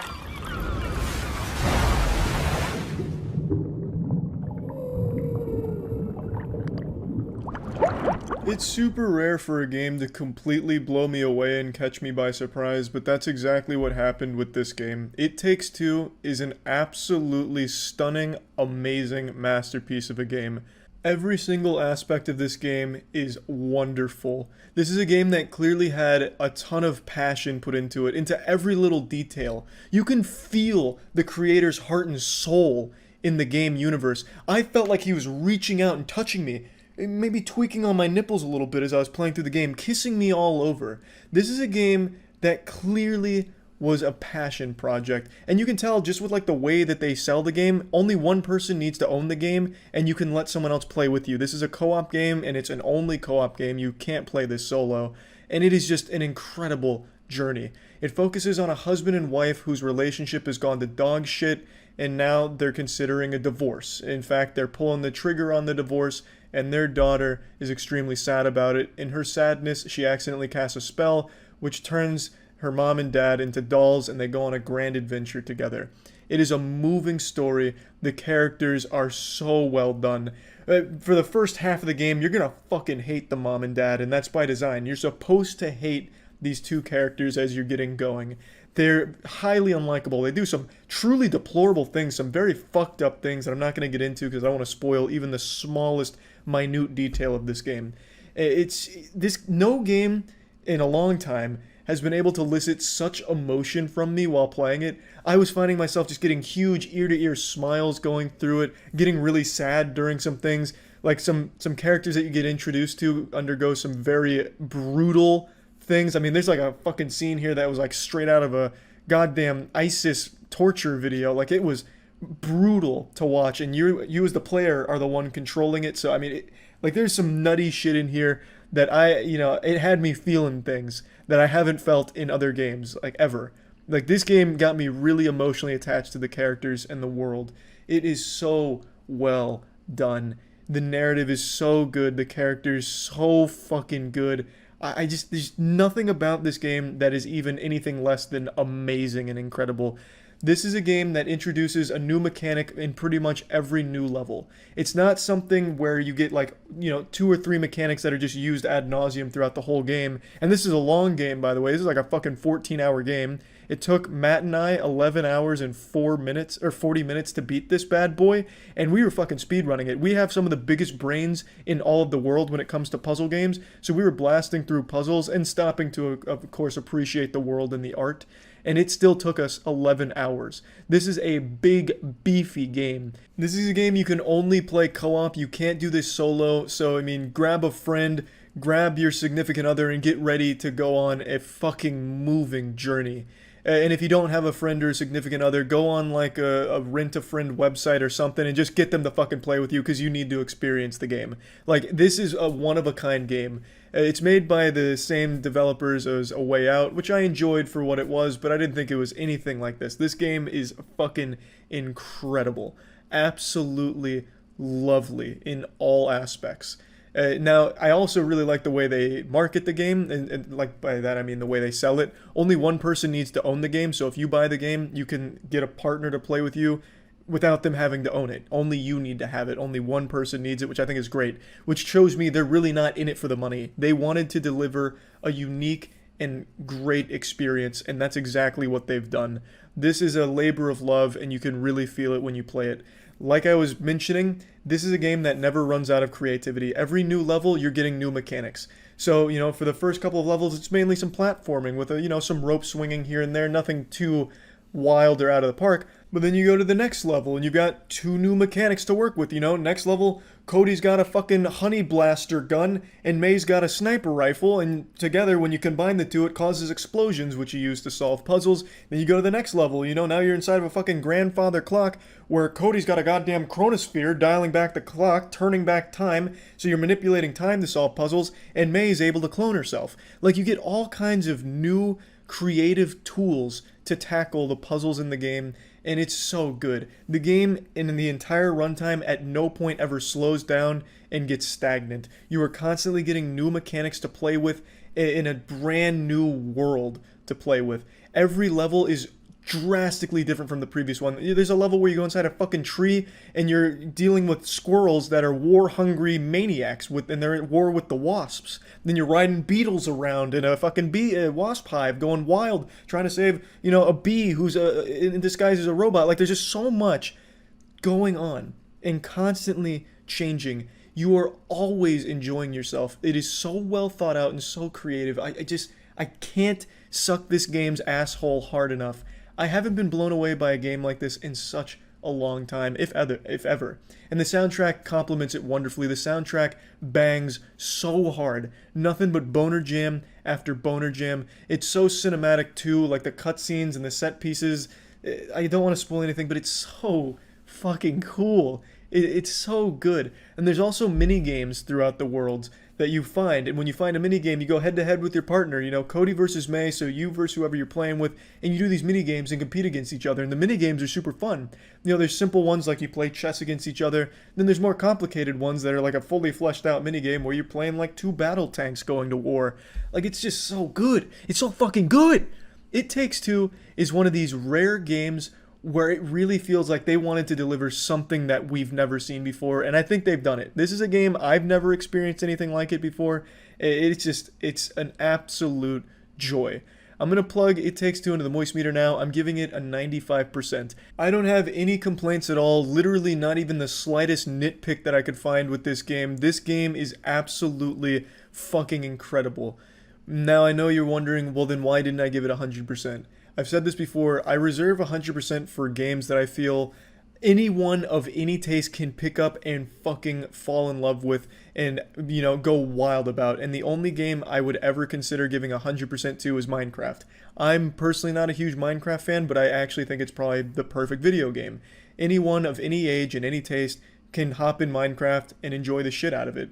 I don't feel the same way about It Takes Two. It Takes Two is going to be someone or some people looking for a narrative experience, a creative world, platforming and puzzle solving. There's a lot of people that are going to be not enjoying the game. I totally understand that. But I really do feel like the game is pretty much flawless. It's just a game that's not going to be for everyone of every taste, which is the only reason I'm not giving it 100%. But this is as close as I've ever come in the history of the moistmeter. This game is just, it's so good. Like, if you watched Matt and I stream it, you know on my stream, I was going absolutely wild. Like, I would take every opportunity to suck the fucking soul out of this game's dick. I fell in love with this game. This is a game that I genuinely think I will always think back on with a smile on my face. It's going to be one of those rare games where, like, 50 years from now, I'll still think about from time to time and just be like, yeah, that was a golden age of gaming thanks to It Takes Two coming out that year. Like, shit, the game is, I absolutely loved it. Like, you know, as you can probably tell, I'm a huge fan of it. I really am. And it's not even a genre I really like platformers I'm not too big on these days, and still loved it. Still absolutely loved it. So, highly recommend it if you have a friend or a significant other that you could play with. And I really think most people would probably enjoy the game as well. So, that's about it. There's been a golden rule most people follow these days, which is never settle for less when it comes to your mattress. It's something you're going to be using every day for a long, long time, which is why I'm going to talk about Helix mattresses. Helix mattresses are absolutely fantastic. They're catered to your body type. So you take a sleep quiz, which tells them exactly how it is you interact with a mattress, and they match you with the best possible mattress for your body. So for me, I sleep on my back. Sometimes I'd wake up with lower back pain because my mattress was a little too soft, and then taking the sleep quiz, I got matched with a mattress that was a little bit firmer for me, and now I just don't have that lower back pain in the morning anymore. Helix mattresses are super comfortable and just a really, really great option. So if you're looking for a new mattress or just want to upgrade your mattress, you can definitely check out Helix. You can go to the link in the description below to get up to $200 off your Helix mattress, or you can go to helixsleep.com/moist to get up to $200 off of your Helix mattress. So yeah, absolutely give them a try if you want a better mattress. That's it. See ya. Initiating moisture.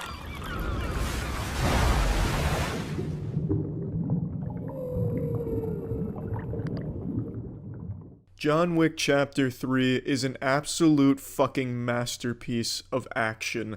It's probably, in fact, it is my favorite action movie of all time now, which is no easy title to have taken with The Raid and Dredd. But it beats both of those movies, and by the way, some of the Raid actors are actually in this movie. Just letting you know that the directors are aware of how much action fans love The Raid, and they took those actors and put them in a movie that's even better than The Raid. It's incredible. Also, if you haven't seen The Raid, highly recommend it. The movie in the action department is some of the most fun I've ever had in a movie theater. The entire crowd was getting involved and laughing with some of the action. And I say laughing with because this movie is very self-aware at some of the goofiness of its action. It fully embraces that to give you the most enjoyable deaths and the most creative action sequences of all time on the big screen. And the setting is constantly changing. It's not just gunfights in a back alley or a warehouse. It's fights in a barn. John Wick gets 3 kills using a horse to kick people's skulls off. Everything in this universe is a weapon for John Wick. I'm surprised he doesn't start using fleshlights for weapons like I do. In fact, if you're watching this, Keanu, or director of the John Wick series, please let me come aboard and I'll give you some fleshlight action sequences for Mr. Wick to use in the next movie. It's just so good. And it even reminds me of Jackie Chan a little bit, how Jackie would blend fighting and comedy into one and make a really unique comedic moment. John Wick does the same thing, where it uses its action and uses comedy at the same time at points, and delivers some really fucking gut-busting moments. It's a lot of fun, and you're not laughing at those moments, you're laughing with them. It's very clear that they're using that fight for a joke, and it works 100% of the time. The comedy, even when it's not the physical stuff, the comedy in the movie is well executed. Some jokes don't really land and are pretty just flat, but for the most part, the comedy works because the characters are so nice, and just every time they try and tell a joke with fighting and stuff, I think it worked every time. Because a lot of movies don't do that anymore. You'll have just really serious, dark, and gritty shit, and John Wick has some real gory, fun shit, but it's not afraid to also have some really goofy Looney Tunes fucking shit happen when a fight breaks out as well. It's a lot of fun. The fighting is genuinely second to none. The action is unmatched. It has no equal in the medium. The story is also, it's good, it's serviceable, there's nothing riveting about the story, but John Wick takes place in a really interesting universe, so the story doesn't have to be great as long as it can just take you on a little fucking amusement park ride through its universe, which it does. It has you going all over the world, meeting some really cool characters, but overall the story's not that great. The story's a bit goofy, but the story's just there to give John Wick more targets to blast the ass of, so in my book that's fine.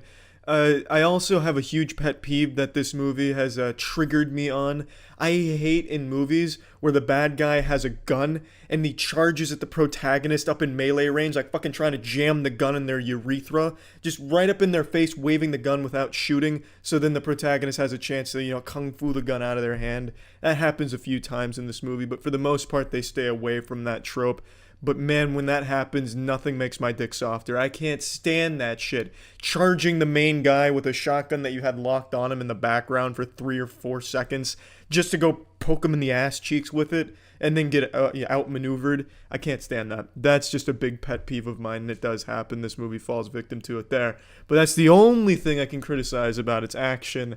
So let's go ahead and plug this shit into the moist meter. John Wick Chapter 3 is getting a 95%. I highly recommend everyone go see this movie. If you haven't watched the other 2 movies, you don't really need to, I guess, to see this one. Though you would be doing yourself a big favor to watch the previous 2 because they are also very, very, very good. And this movie plays a lot into some references to the previous movies, as well as continuing the storyline.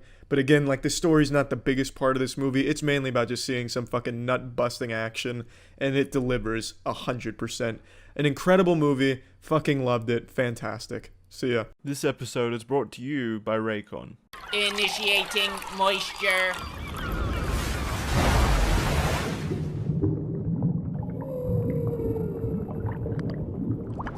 Welcome to the Moist Meter. Today we're looking at 2019's most controversial film, Joker. I've already made a whole video talking about the drama and controversy around this movie, so I'm not going to go too hard in there. But now that I've seen it, I'd like to at least say I don't think this movie is going to incite violence and inspire children to light libraries on fire or take a shit and smear it over a cross or anything like that. I don't think this movie glorifies chaos, mayhem, or violence in any manner whatsoever, and I just wanted to get that out of the way. Now let's talk about the movie itself, which is absolutely fucking extraordinary. I went into this not expecting much. The first images I saw of Joaquin Phoenix's Joker costume made me laugh. I thought he looked like a meth addict cosplaying as a 1980s Jack Nicholson Joker without a lot of effort behind it. But man, was I blown away by this movie. I gradually got more interested in it as more trailers came out, but even still, I didn't expect it to be as good as it turned out to be. From start to finish, this movie is just a masterpiece, an absolutely incredible character piece. It's all on the back of Joaquin Phoenix's performance. It is superb. I'm not a guy who nitpicks acting. I'll go scene by scene. Oh, I didn't quite like the eyebrow expression he did there. I certainly wouldn't make it. That's not real. My immersion's broken. Fucking horrible acting. Movie's an F. I'm not the kind of guy that really grades actors that harshly on their performance. If it's really bad, I notice it. If it's really good, I certainly notice it. And in this case, it's above really good. This is on par with Heath Ledger's Joker from The Dark Knight, and that's huge. I really just think the Joker is just one of the all-around best written villains that we see in movies occasionally. I just really love the character, and I love what each actor was able to bring to it. The Heath Ledger Joker interpretation and Joaquin Phoenix's are 2 very different characters, so you can't exactly compare them, but Joaquin Phoenix's is just so mesmerizing to watch on screen. It always makes you uneasy, but you never really know where he's going with it. He rides the line of madness fucking incredibly. He fucking tap dances on it. It's so incredible to watch the transformation from the start of the movie to the end of the movie. It was just an incredible ride, and it's all because of what he was able to do as an actor. Now, that being said, I think some of the direction they went with showing him going crazy is just a little goofy.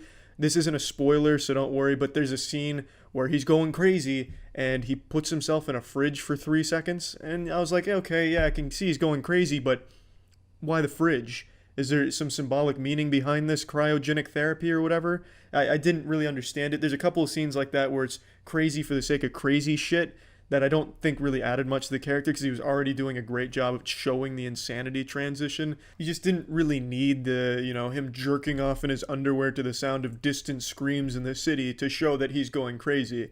It seemed, really reaching there when they were already fucking nailing it. And that's the only actual kind of complaint I even have about the movie. It's not even a complaint, because it's not like it really bothered me. I just thought it was unnecessary to the character. This movie as a whole is just so fucking good. The score is another thing I'd really like to point out. This movie's score is fucking incredible. It adds so much to the already extremely tense scenes. And, oh man, I'm really trying not to spoil anything, and it's hard to talk about a lot of the things I want to talk about without getting into spoilers as to how he ends up as the character and what he does as the Joker when he gets to that transition. But I just love all of what it builds up to. It's not just, there's a lot to it. It's not just you taking it at face value.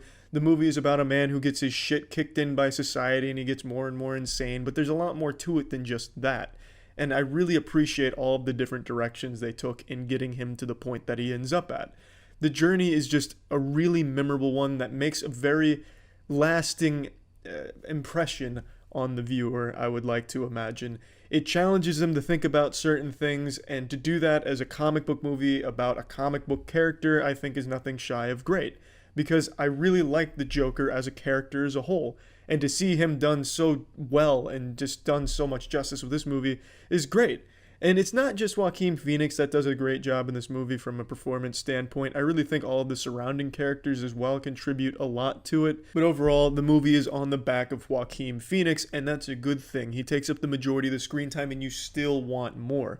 And he has this really good Joker laugh. Joker laughs are just super embarrassing these days because they've been done to death, especially after Heath Ledger's. You had YouTube flooded with people doing Joker laughs. The roommate walks in the video, shit like that. So hearing a Joker laugh in this day and age, it makes you kind of want to roll your eyes. But Joaquin Phoenix, his play off of Joker's iconic laugh is probably my favorite, even more so than Heath Ledger's.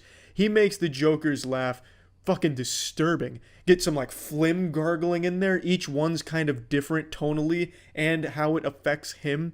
They make his laugh like a disability, and it's really unique. And I just really enjoyed every time he did his fucking laugh in this movie, which is a lot. So you get ready for that. But there's nothing I didn't like about what Joaquin Phoenix did here. Every time he fucking moved and grooved where he's dancing, doing the fucking stanky leg, everything shy of breakdancing in this movie. I enjoyed it. Now, something I'm sure a lot of people were concerned about based on what I was reading before it came out, I just farted a lot, is that people were afraid the movie would be boring and focus way too much on just good acting instead of being entertaining. Even though I think the two can go hand in hand often, I can see their point. It might get boring just to watch him laugh in front of a mirror for 2.5 hours. Yeah, I get that. But at no point is the movie ever boring, nor does it drag in any certain parts, in my opinion. I think everything in the movie really works and keeps everyone on the edge of their seats. And there is action in the movie. There are certainly scenes of action, but there's not a lot. They're used very sparingly, but when they are there, they're extremely intense. They're very, very tense situations. And that's great. There's just a whole lot here. I don't think anyone will be bored in this movie, but if you're going here expecting action, you're not getting John Wick. You're not getting Ip Man. You're getting a character piece that's all about this really well-written villain that you are watching fall into madness, fall into this really dark place. So plugging Joker into the moist meter, I'm giving this movie a 95%. Now, I know comic book movies and shit, everyone's so tired of adapting comic books into shit, and, I don't think the trend's dying out anytime soon, but I'm really fine with comic book movies, especially unique ones like this and The Boys. I really think comic books shouldn't be shit on just for being, cape hero shit and, all that garbage. I really think there's just so much unique stuff you can do with these properties. So I'm totally fine with more comic book movies to come. and especially if they're like the Joker and the boys. But this movie was really, really good. Much better than I was expecting, and one of the very few times that when a movie is hyped up to be like an incredible performance from an actor, it not only matches that, but exceeds what you're expecting from the actor. An incredible movie. Really fucking good. And that's it. I'm sure most of you have noticed, but I usually use wired earphones, but what most of you don't know is they're semi-rotten and the left side's wire is completely exposed. So I decided it was time to upgrade, because especially at the gym, I think that shit's probably a hazard. Gonna shock myself at any moment and ruin my rep and probably just bust my fucking ass open. So I decided to go wireless, and I got Raycon wireless. And so far, this has been fantastic. My muscles are getting bigger thanks to not fucking around with the wire at the gym, and just overall a very positive experience so far. So what are Raycons? Raycons are wireless earbuds co-founded by Ray J, and they're stylish, comfortable, come in a variety of patterns and multiple different fit options. And unlike their competitors, they're coming in at half the price of the premium brands, and they're far more discreet and stylish. You don't have the little stem hanging down your ear when you're wearing a wireless earbud. And the sound quality is just as amazing as the other top brands you're familiar with. The newest model is the best one by far. 6 hours of playtime, seamless Bluetooth pairing, more bass, and a more compact design, which gives you that nice noise isolating fit. So if you're interested, there's a link in the description below for 15% off your order. Initiating moisture.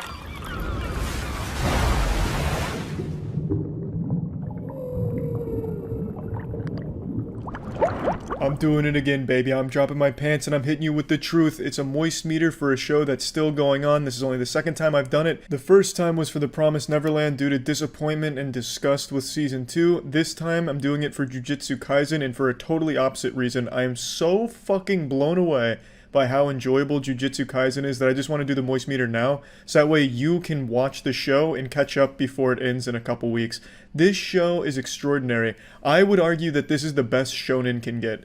It is every episode better than the last. The action is absolutely beautiful. The visuals in this show are outstanding. You know, a lot of times when there's action in a show, it'll typically be like 2 frames of action and then just the camera moving around or they stop to talk. In Jujutsu Kaisen, you'll get 30, 45 seconds, minute, 2 minutes of just pure high-octane, nuts-to-butts action, full throttle. It never slows down when there's a fight, and there's so many fights. Like, imagine Demon Slayer episode 19, but stretched across the entire show. Like, every single episode of Jujutsu Kaisen is just as good as Demon Slayer's episode 19, which fucking blew up Twitter when that episode aired. Demon Slayer is still incredible, still a huge fan, but I would say Jujutsu Kaisen in the action department is even better. And now, I'm not just a fucking caveman who likes to see, you know, fists flying and titties all over the place. I can also appreciate good characters, which Jujutsu Kaisen has. Now, they're not the deepest characters. I don't want anyone to be misled here. You're not going to go in there, hear a character's backstory, get a tear in your eye, and then have, like, a moment of self-reflection on your own life. It's not, like, the most thought-provoking, deep shit.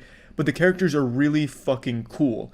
Every character is so badass. They each have their own cursed energy techniques and all this shit. In a nutshell, the show is about curses and the people that fight curses. And the users of cursed energy all have their own unique traits, and they're all fucking cool. Like, one of the characters is a goddamn panda that just beats ass, has multiple attacking forms. It's like some shit out of Tekken. It's just, every character is so fucking cool. My favorite character is Todo, who's just this massive, muscular meatball monster man who just loves women with a big ass, and he believes that any man that likes tall women with a big ass are like his best friend. And he's just fucking cool. Like, everything in this show, like, I don't know how else to describe it. Mappa is the studio behind the animation, and they've just done an incredible job of making every single aspect of the visuals just incredible. Every single fucking frame is a masterpiece in Jujutsu Kaisen. I don't know how they do it, because they're not even, like, compensating with CGI, or if they are, it's not noticeable. I haven't noticed any fucking CGI whatsoever. Like, it's crazy what they are doing with Jujutsu Kaisen. If you haven't started it yet, you absolutely should. If you like action or shonen, it's super good. I really do think it's as good as shonen can be. Every episode has some crazy fucking battle in it, it feels like. There's only like a couple episodes I can even recall where there wasn't a huge fight that broke out in there. I mean, it's so good. Like, it's so fucking good. Again, I don't want anyone to go in there expecting some kind of narrative masterpiece that's gonna have you, like, fucking blown back in your chair, hanging on every word and every breath. But the story's fine and the pacing is good enough where it just gives many excuses to have a ton of fucking characters encounter each other and just put dick in ass and go full on. So I have no problems with the narrative. I've seen a lot of people complain about it, how it's like simple and predictable, but who gives a fuck? Like, it doesn't matter if it's simple and predictable if it's executed well, which I think it is, and it allows so much cool shit to happen. Like, there's nothing I dislike about Jujutsu Kaisen at all. It's also complemented by a really good score. I think the soundtrack to the show is really fucking hype.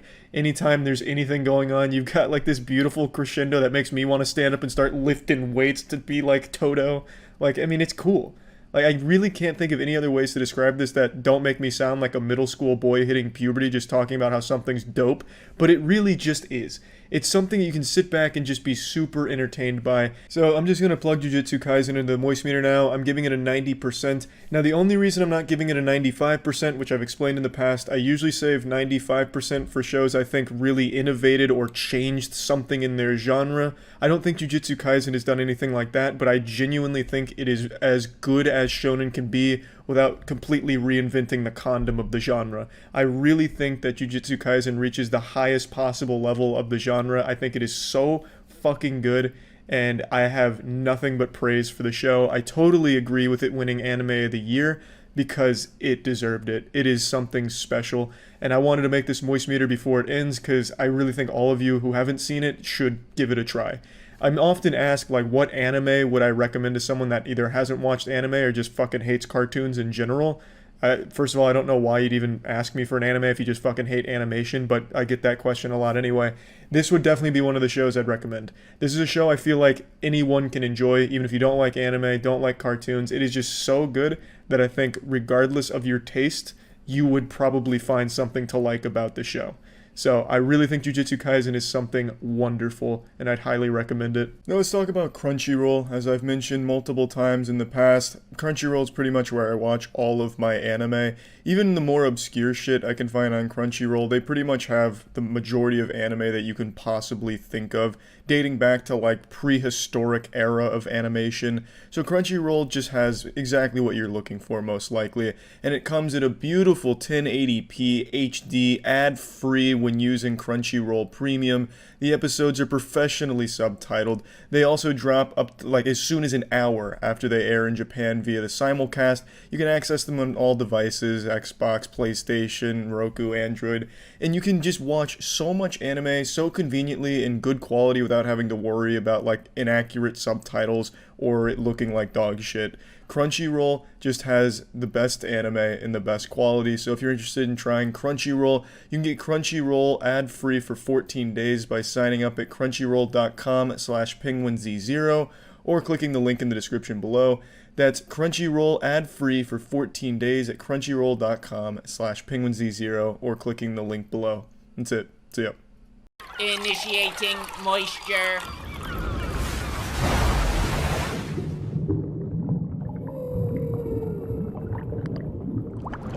Welcome to the Moist Meter. Today we're looking at the Zack Snyder Justice League. This Snyder cut has been released and I can't fucking believe it. I thought it was just like an Alex Jones conspiracy that DC fanatics were holding on to, something that didn't exist, like the fucking fountain of youth for DC.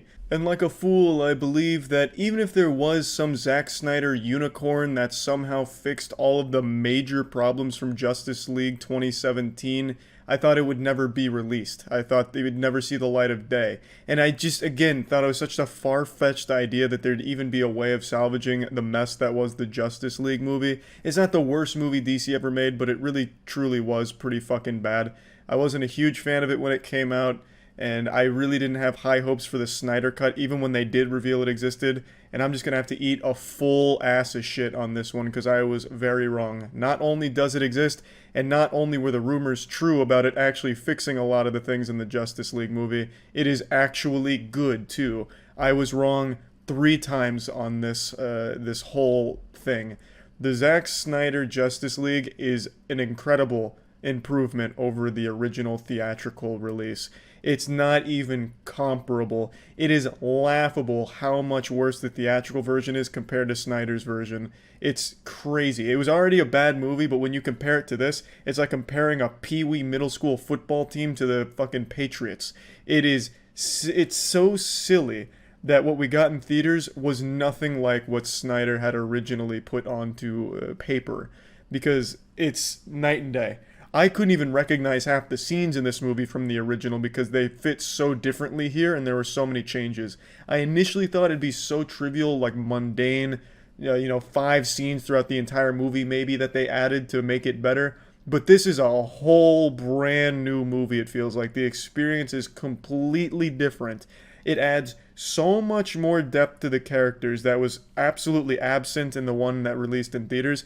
Each character actually has a story this time and makes you care about them. Cyborg is a good character. Flash, good character. Steppenwolf actually has character to him now instead of just being some goofy villain that looks silly. He looks badass, looks like something right out of fucking Doom, and he actually has a little depth to him. It really did solve the problems Justice League had and made it better in every possible area. It is objectively an improvement in every category except one: runtime. And this isn't a problem I necessarily have, but this is a 4-hour movie. So you're getting double the Justice League, so you would hope they'd fill it with things that matter, and they did. There's not a whole lot of times throughout watching the movie where I was getting bored or felt like things were dragging. After the first 2 hours, I didn't even realize 2 hours had gone by. I was just really invested in it, and shit was just flying. They did a really good job of keeping the audience interested throughout this extremely long runtime, which is impressive. I've seen some people say that this movie would be better if it was just 2 movies, kind of like Avengers, Infinity War, and Endgame. That shit would not work for this movie. If they divided that in half, you would be left with the wettest fart of a first half, because the first half is spent entirely setting up the characters and setting up the stakes. There would be nothing, there'd be no payoff, there'd be really nothing that you'd look back and be like, yep, that was fucking great. You would look back and be like, man, I just watched setup for a movie that isn't out yet. You'd feel like your time was wasted, and you probably wouldn't want to watch the second part. It works as a 4-hour movie because it spends so much time building these characters up. It's like you're watching 4 or 5 episodes of a TV show you really like back to back to back. It's well done, and I'm shocked to say that. I don't think it's the best DC movie that's been made, but compared to the one that came out in theaters, it's completely different in all the right ways. But there are still problems with the movie. For the biggest complaint I have, it's the CGI. I don't know what it is with DC. I don't know if they're just really trying to nickel and dime CGI artists and the departments that make their CGI, just trying to get like the best bang for a small buck. But there are times where the CGI is again laughable, a problem other DC movies, including the theatrical release of Justice League. Every time the Flash would move in the original Justice League, he'd turn into an absolute fucking wet noodle. It was goofy and weird. There was a lot of bad CGI in that movie, and that is present here. So I guess it didn't fix everything, but most of it.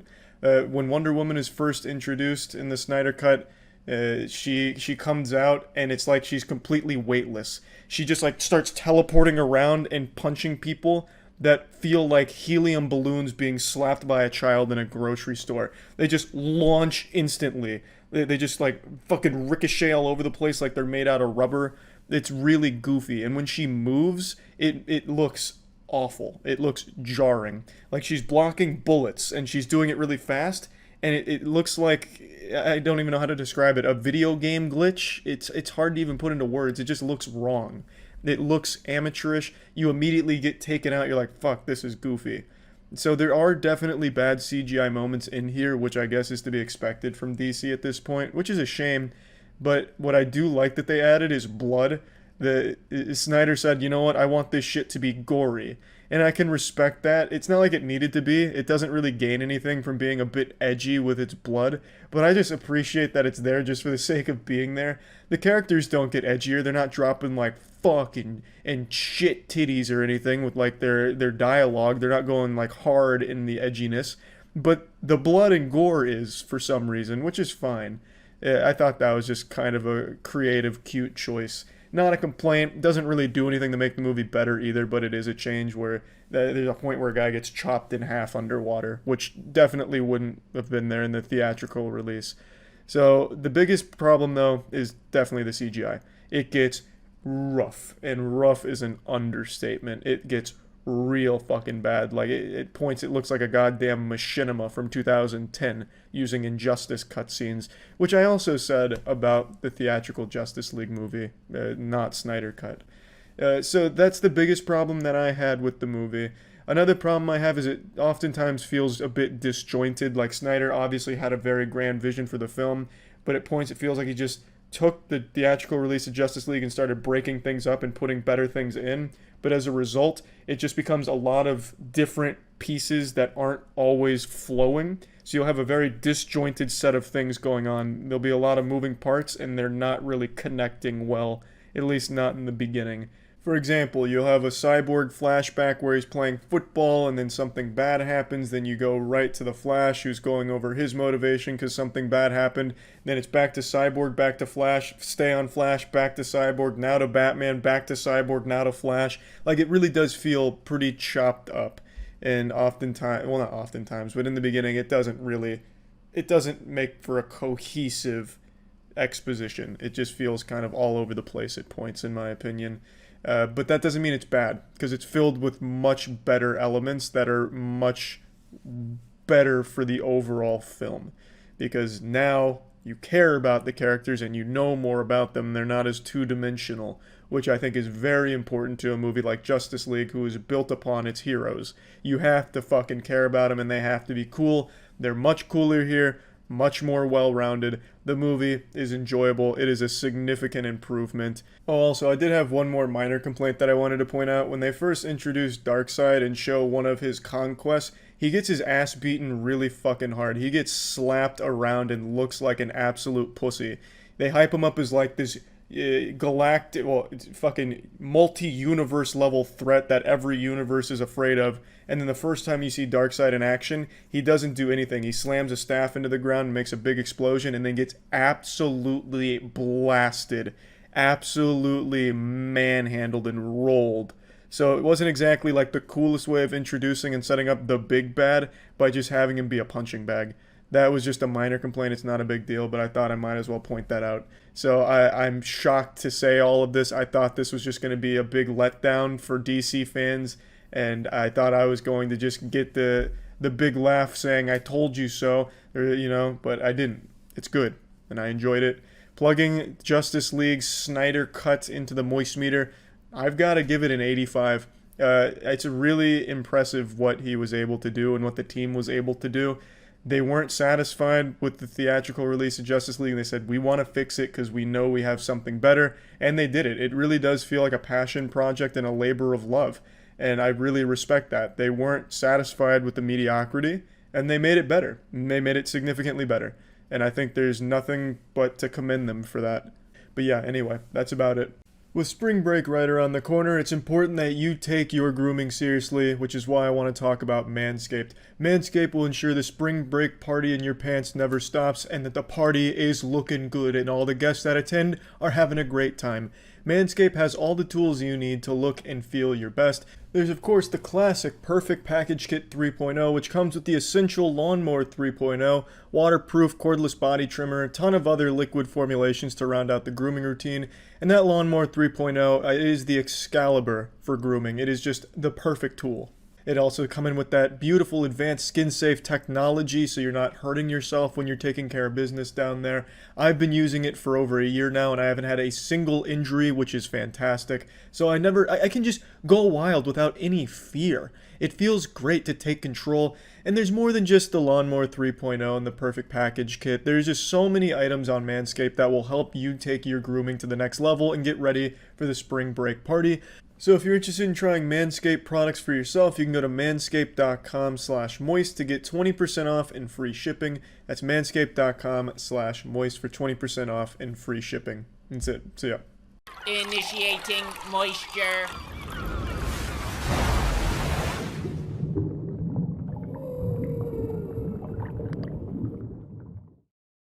The moistmeter has become synonymous with friendship, big titties, and light. All things you might also know from a series called Kingdom Hearts. I'll go ahead and say right now, I haven't played every single Kingdom Hearts games that spans across fucking 15 different consoles. You know, the PSP, the mobile game, the Game Boy Advance game, the TI-83 game, all of these different Kingdom Hearts games all span across so many different consoles. It makes it hard to play them all, and for some reason, all of them are super fucking important to the overall story. So I had to do my homework before playing Kingdom Hearts 3, so I watched a bunch of big Kingdom Hearts YouTube video explanations, a bunch of hours of content to take in, and it's overwhelming, but I thought I had a pretty good handle on it until I played the game. Now, I'd really like to start with all the things I liked about the game because I overall think it's a very good game and I had a lot of fun with it. So, before all of you big-dicked Kingdom Hearts enthusiasts get it behind your keyboard at the helm, ready with your Kingdom Hearts Bible in one hand, cock in the other, all semi-chubbed, ready to rumble, telling me how, because I didn't play thousands of hours of content across all of these consoles, I couldn't possibly grasp the magnitude of their ingenious storytelling. Let me tell you what I liked about the game. Because obviously, as you can probably tell, I didn't like the writing, I didn't like the story. But what I liked is the gameplay. The gameplay felt fluid, the gameplay simple yet fun, it keeps it fresh with all the new keyblades, the second forms that they go into, and it's all very flashy and beautiful to look at. The attraction ride attacks, always fun. It's always nice to see them come to life. I really didn't often skip them because it was just really fucking fun. It was great to look at. They were integrated really well into the combat. It was all seamless. There was just a really flashy, fun combat experience that wasn't too deep, but was deep enough to make it interesting. I ran a very strong magic build that basically spammed thunder, and yet I still had a great time mixing that shit up as well. I also need to mention the soundtrack. The soundtrack is absolutely beautiful throughout the entire game. Every world has beautiful work done in that department. The score, fantastic. Some of the best. Honestly, some of the best I've heard. The main theme, it's no simple and clean, but it is still very good. I also really liked most of the sets. I think the set pieces in the game were great. The boss battles were really fucking cool, if oftentimes confusing due to so much shit going on at the same time. It was still fun, and it never really felt like everything clashed too hard. You could always pretty much tell what was going on, even in the most chaotic circumstances. I just really had a good time with the combat. Every time that you got to do some combat, and unfortunately it wasn't all that often, the game is comprised mainly of cutscenes. It's about 80% cutscenes to 20% gameplay. But when you were doing the gameplay, it was really rewarding and enjoyable, and there was a lot of different items that you could mix around, and just a good fucking time. And I wish there was more gameplay to be had going across the story. You could obviously go out of your way, do some secret bosses, do some grinding and shit like that, and get more gameplay out of it, but if you're just straight shooting the story, your time is mainly going to be spent watching movies that you've already seen. Now we're going to get to the criticisms I have of the game. And it's not the overabundance of cutscenes. I really don't mind that the game was broken up into so many cutscenes. It's a lot of content, and if it could tell a really good story, I would have loved it, but it didn't. Now, the biggest complaint I have is the worlds.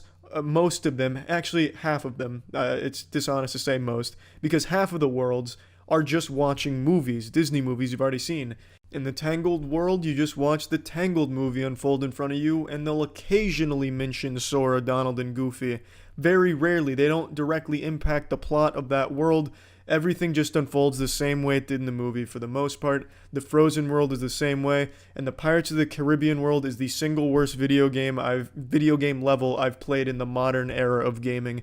It is miserable. It's comprised entirely of underwater segments and ship battles that are so primitive it's laughable. Mobile games have deeper ship combat. And it is insultingly long because you watch the entire Pirates of the Caribbean at World's End movie, the entire fucking movie, and that even has the audacity to send you on a mission where you collect 300 crabs from an island.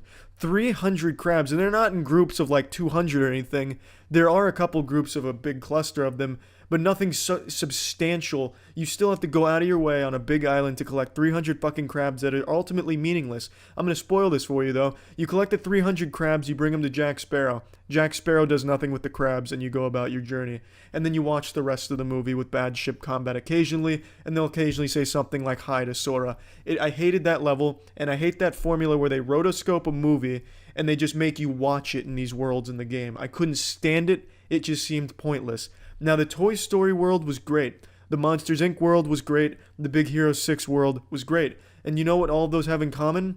The characters from Kingdom Hearts actually play a role in the narrative that unfolds in those worlds. It had its self-contained narrative, and it was fun. It was enjoyable. You get to go out of your way and have fun with these characters in a new adventure that you haven't already fucking seen before, and it was great.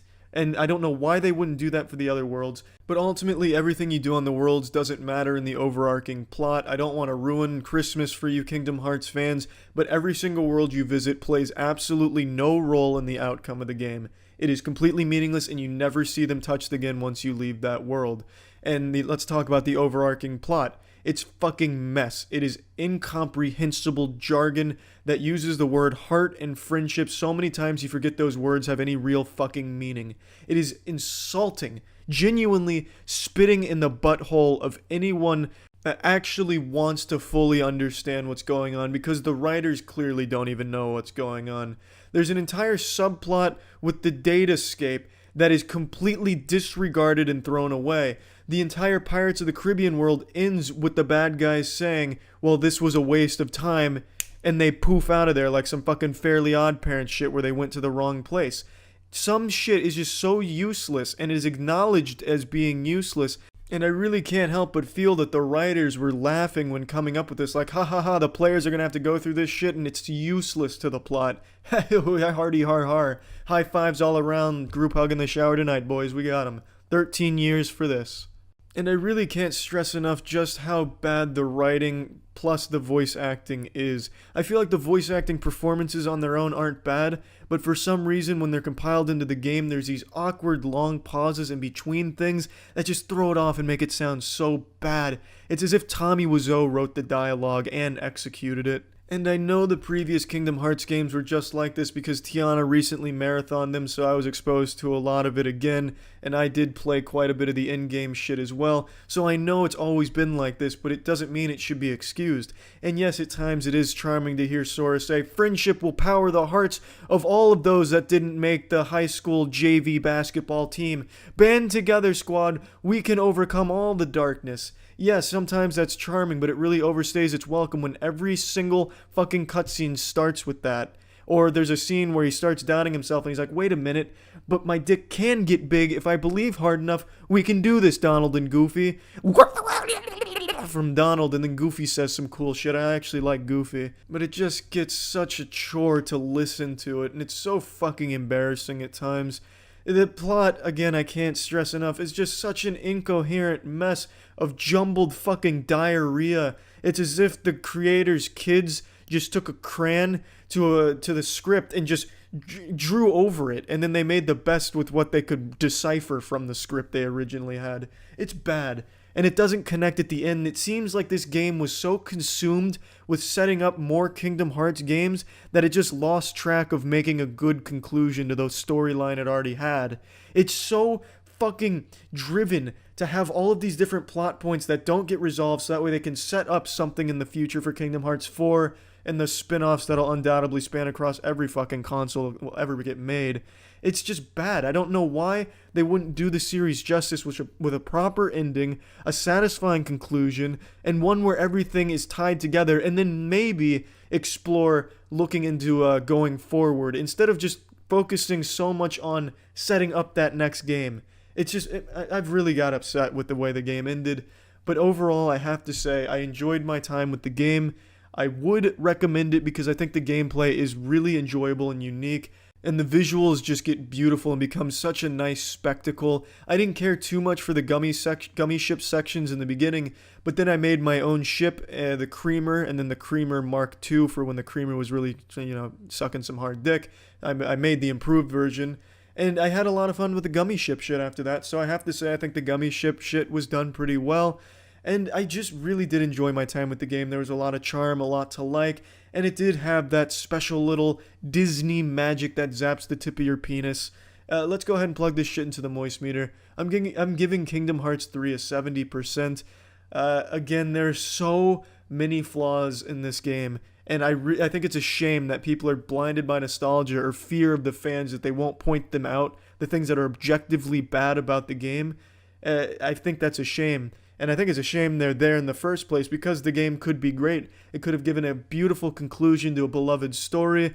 albeit a very confusing and convoluted mess of a story. They could have worked on making that clearer and better, but they didn't. Narratively, it is a disaster, but overall, I think the game is fun if you just want to go in there, shut your fucking brain off, and just have some mindless fun with the combat in some familiar settings in Disney property. So that's it. See ya. Initiating moisture.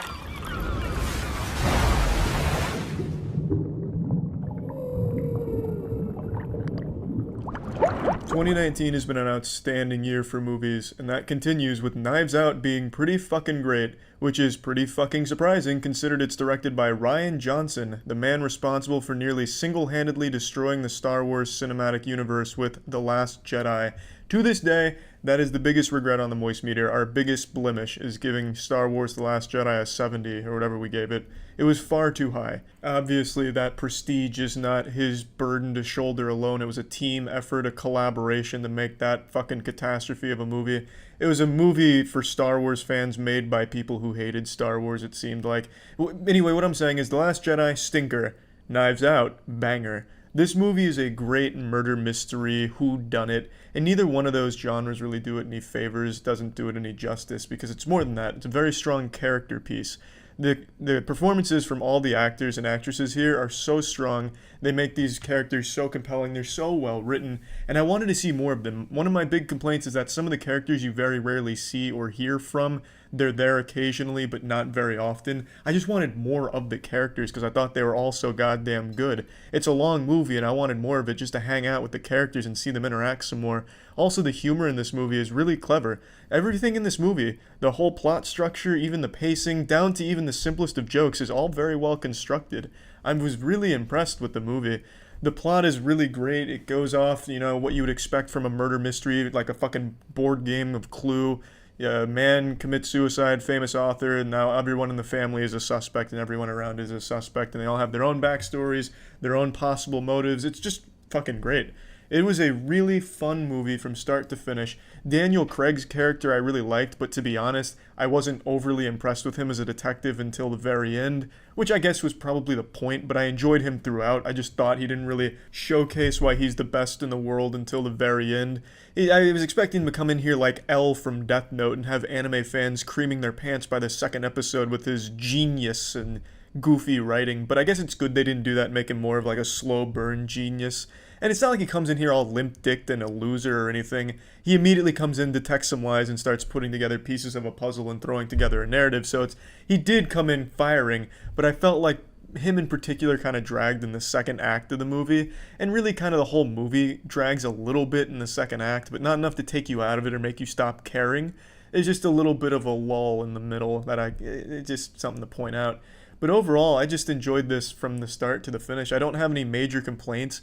There's a plot hole in this movie that I didn't really think about until the very end, so I guess that's probably good. Everything they say and do, all the characters' decisions and everything makes sense in the moment, but by the time the credits roll, I think most people are going to pick apart one scene in particular in the very beginning. I don't want to get into spoiler territory, and this is a movie where it's hard to talk about some specifics without spoiling anything, so I'm just going to avoid that entirely. But there is a pretty glaring plot hole, in my opinion, that takes place pretty early on. But aside from that, I can see a lot of people being put off by this movie's main difference from the rest in its genre. In whodunits, the main thing is challenging the audience to come up with their own conclusions as to who killed the person or the people and why, and it feeds you a bunch of information throughout, and you're constantly building a narrative in your head. They did it. That's the man jerking off in the bathroom, and he's the one that did it. And it's the audience members that are kind of playing along in this game. It's very interactive. This movie doesn't really do that. This movie is very willing to share with you the most important parts of the whodunits very early on in the movie. And it's hard to talk about exactly what it does without spoiling it, but for a lot of people, the challenge isn't going to be getting fed all this information and coming up with how it all transpired. It's more a matter of seeing how it all played out, why it's happening, and exactly what it leads to, the overarching plot. It's hard to talk about without spoilers, but there is a main difference between this movie and most other whodunits that I can see people being a little put off by. But I very much enjoyed it, and I thought it made it a lot more fun in the genre. Plugging this into the Moist Meter, I'm giving Knives Out a fat 90%. I think it's a great movie start to finish. I enjoyed it, and I'd recommend it. And that's it. See ya. Initiating moisture.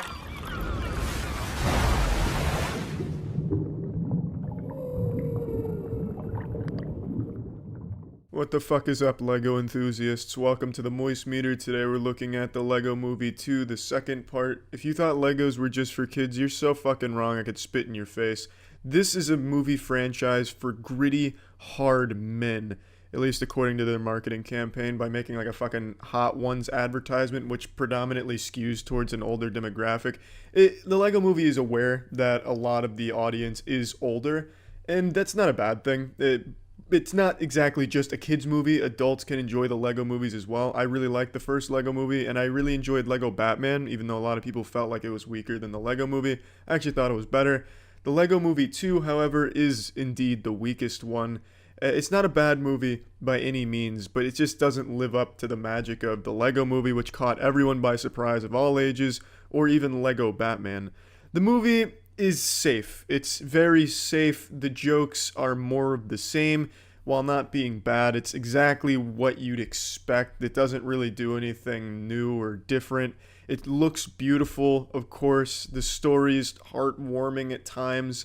The characters are lovable. The movie gets very meta with real-world references to shit that a lot of people will probably pick up on and have a little inside joke giggle about and a little nostalgia boner about.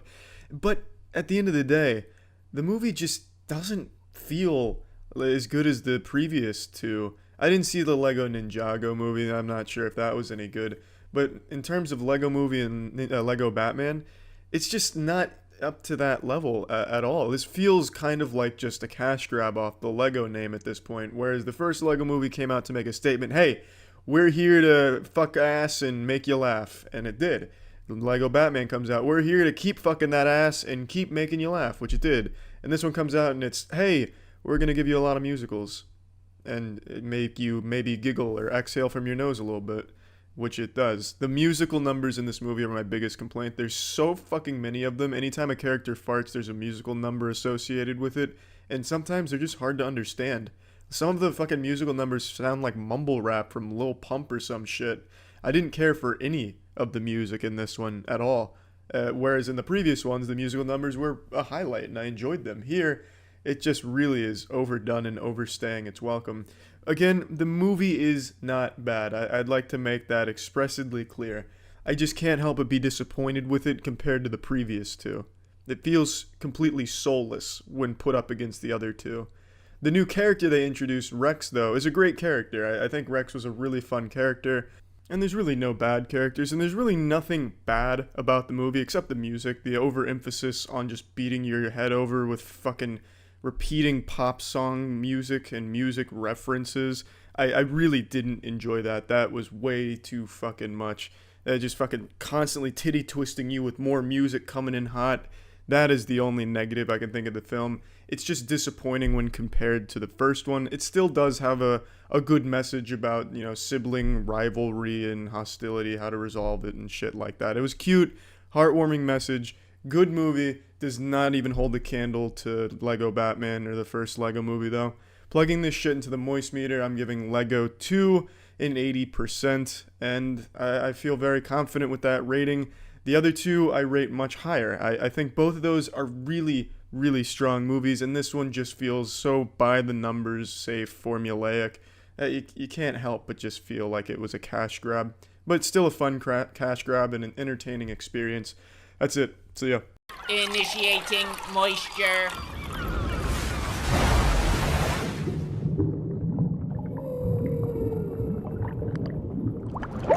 Welcome to the Moist Meter. Today we're taking a look at Little Nightmares 2. I was a huge fan of the first game, so I was pretty excited for this one, but I had absolutely no idea that it was coming out anytime soon, so that was a pleasant little surprise from Santa Claus just dropping this bad boy off. And I gotta tell you, I was very happy with it. I was very pleased. I think the game is just as good, if not even better in certain cases, than the first game.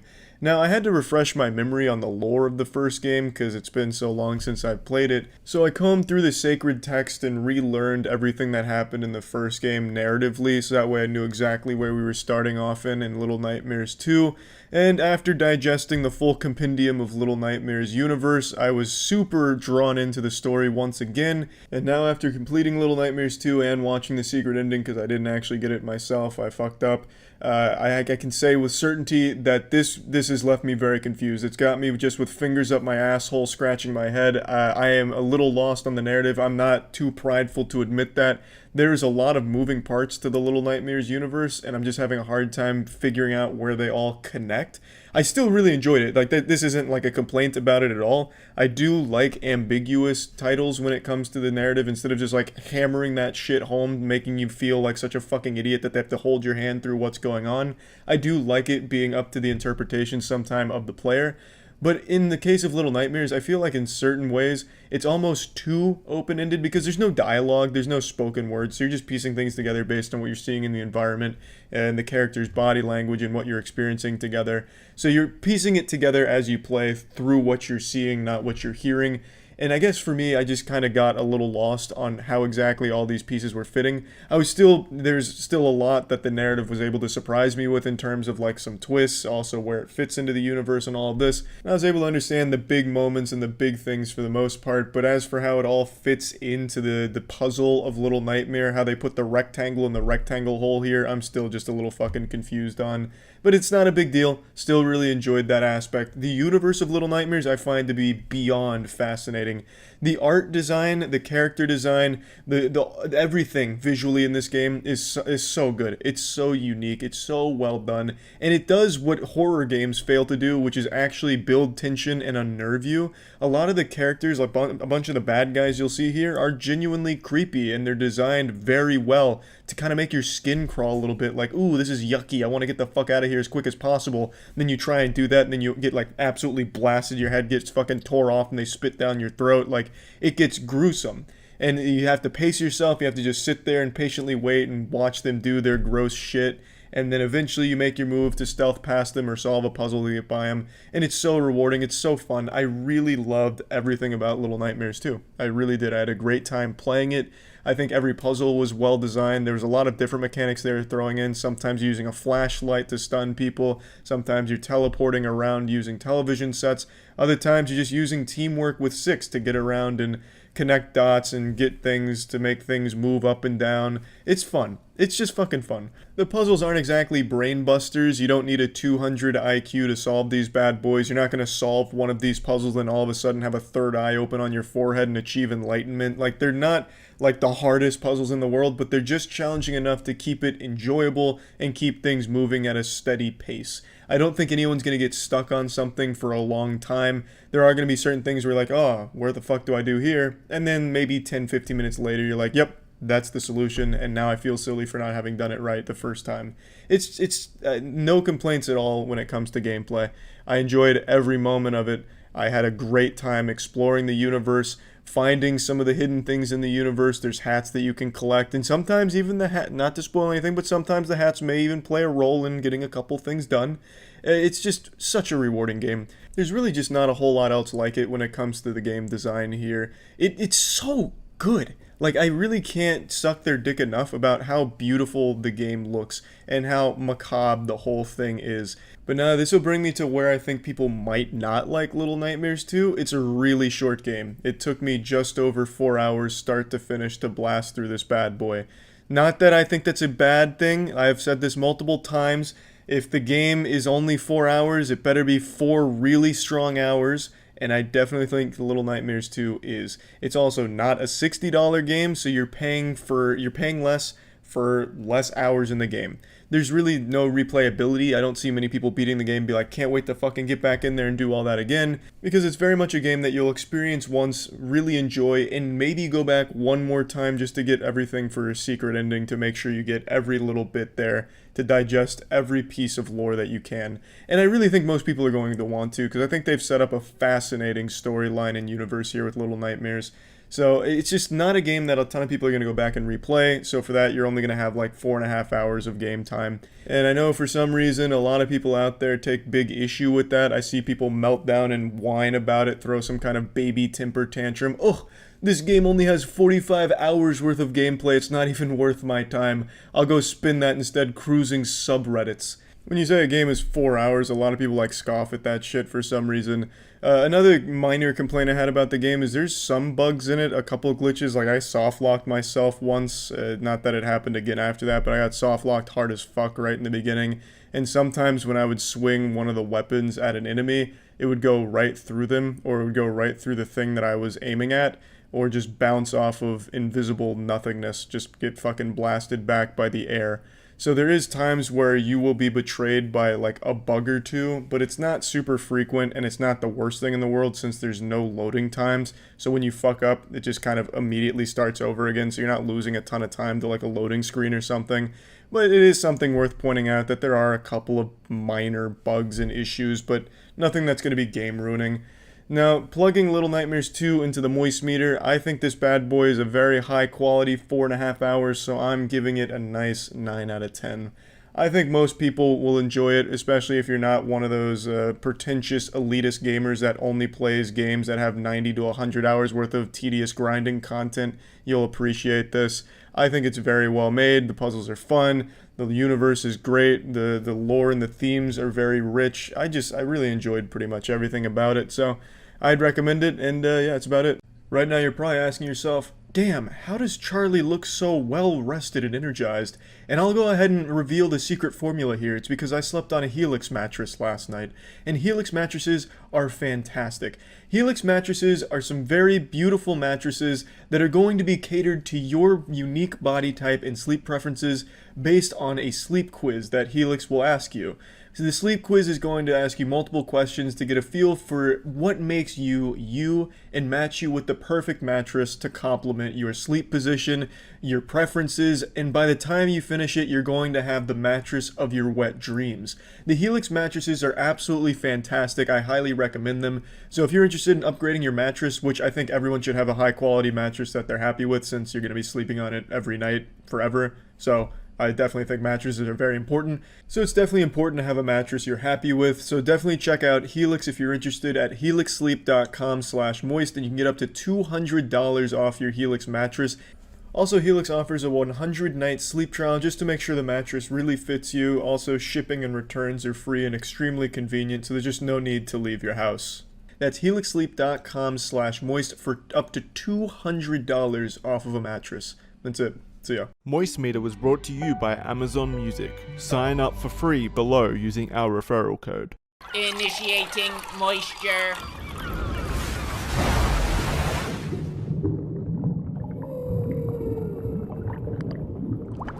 Welcome to the moistmeter. Today we're taking a look at Loki. It's extremely hard for me to get excited for anything Marvel related these days because we've just been inundated with the content for so long now, just constantly fisted with superhero shit, so I don't really get like giddy for the next big Marvel release. Not because I think they're bad or anything, I always do enjoy them when I watch them. I'm not one of those like aggressive Twitter users that are irrationally angry about Marvel stuff where they'll march into like 8th graders Avenger themed birthday party and just slam their fist into the cake and spit in their face telling them that it's bad movies. Like, I do find them enjoyable, they're just forgettable, and there's just way too much of it. I still haven't even finished Falcon and the Winter Soldier, but Loki I always found to be a very interesting character in the universe, so I definitely did want to finish this one. And I'm glad I did. I enjoyed it. I found it to be unique in the way that it introduces an absolutely major thing for the Marvel Cinematic Universe going forward. I don't want to spoil anything about this, because if you're going in here not knowing anything, I think it's going to be a lot better. I knew nothing about where this was heading, nor did I have any expectations, and I think it was better that way. I thought this was just going to be some kind of cash-in where it's like, you know, here's Loki in the past. He's pretending to be D.B. Cooper. Watch him fuck ass and eat pussy. But it wasn't really like a cash-in at all, I felt. This really seemed like they had a great idea for the character and how to progress the series forward. This wasn't just like a throwaway show. It really had huge implications on the entire universe of Marvel, I feel, in the Marvel Cinematic Universe. And I respect that. I think they did it in a very bold way. I liked it quite a bit, to be honest. Of course, there were some things that were pretty weak about the show, which I'll get to in a minute. I want to start on a positive note. I really liked a lot of the new characters they introduced here. I think they introduced an extremely great villain too, by the way, but I don't want to spoil anything there. So I'll start with the new characters that I really liked. So obviously well, I probably can't even say my favorite character because that would probably be a spoiler too. So I'll start with my second favorite character, Owen Wilson. My fucking boy Owen Wilson is in this movie, in this show. Wow. He crushes it. I fucking love Owen Wilson. I've always liked him as an actor. I think he's just charming and fun to watch. He plays a really cool character named Mobius, which is the name of a Yu-Gi-Oh card too, and just an awesome name. And when he's in any scene here, it's hard not to just like him. He just has like this sage wisdom about him and like this swagger that's just cute. Probably a weird word for it, but I don't know. There's something about Owen Wilson playing Mobius here that I just really appreciated. I thought there was a lot of chemistry between him and Loki, so they'd banter back and forth, and it just felt pretty natural. And I could really respect that. It felt like actual conversations that two pretty smart people would have, where both of them are trained liars and both trained to pick apart lies. So it's like this battle of intellect that, you know, you'd watch as two Redditors duke it out in the comments. I just really liked Mobius. I thought the character did really well. I thought in the last episode it was a little, I'm not going to get... It's kind of hard to talk about this show, to be honest, because if you don't know what it's trying to set up, even talking about it's a spoiler. So I won't. But yeah, Mobius is great. Another thing I really liked about it is a spoiler. Jesus Christ. The show's good. Yeah, I really like the narrative. Okay, this has a lot of things that I like. It has like a super secret organization doing some very big things that may or may not involve time. And I've always had a very soft spot for that. It oftentimes leads to really convoluted plot lines, but here I think they do a good enough job with it as a plot device. So I liked it. I also liked a lot of the visuals, but not all of them. Sometimes it really felt like it was unfinished at certain points. This is going to get into a couple complaints. There were times when watching this where I was like, man, that just doesn't look that good. Especially for something as huge budget as a Marvel production. It was like, wow, that kind of looks like ass. Like, there were definitely some moments throughout this where I was like, Jesus fucking Christ, what happened here? Who's using Maya in the college courses right now to make this? You know, it felt off sometimes. And the fighting was bad. Almost all of the action was pretty bad. There were very few times... Like, this is one of the rare Marvel shows where the action is not going to be the highlight.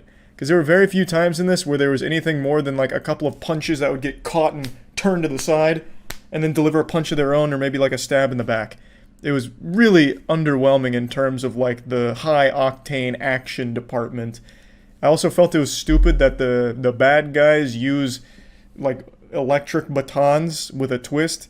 You would think with the kind of crazy technology this organization has, they would have the idea to use like projectiles because it's significantly more efficient, but they're just using like these 2-inch fucking wet noodle floppy dildo electric batons, and then they're surprised when it's a pretty highly inefficient weapon against most people.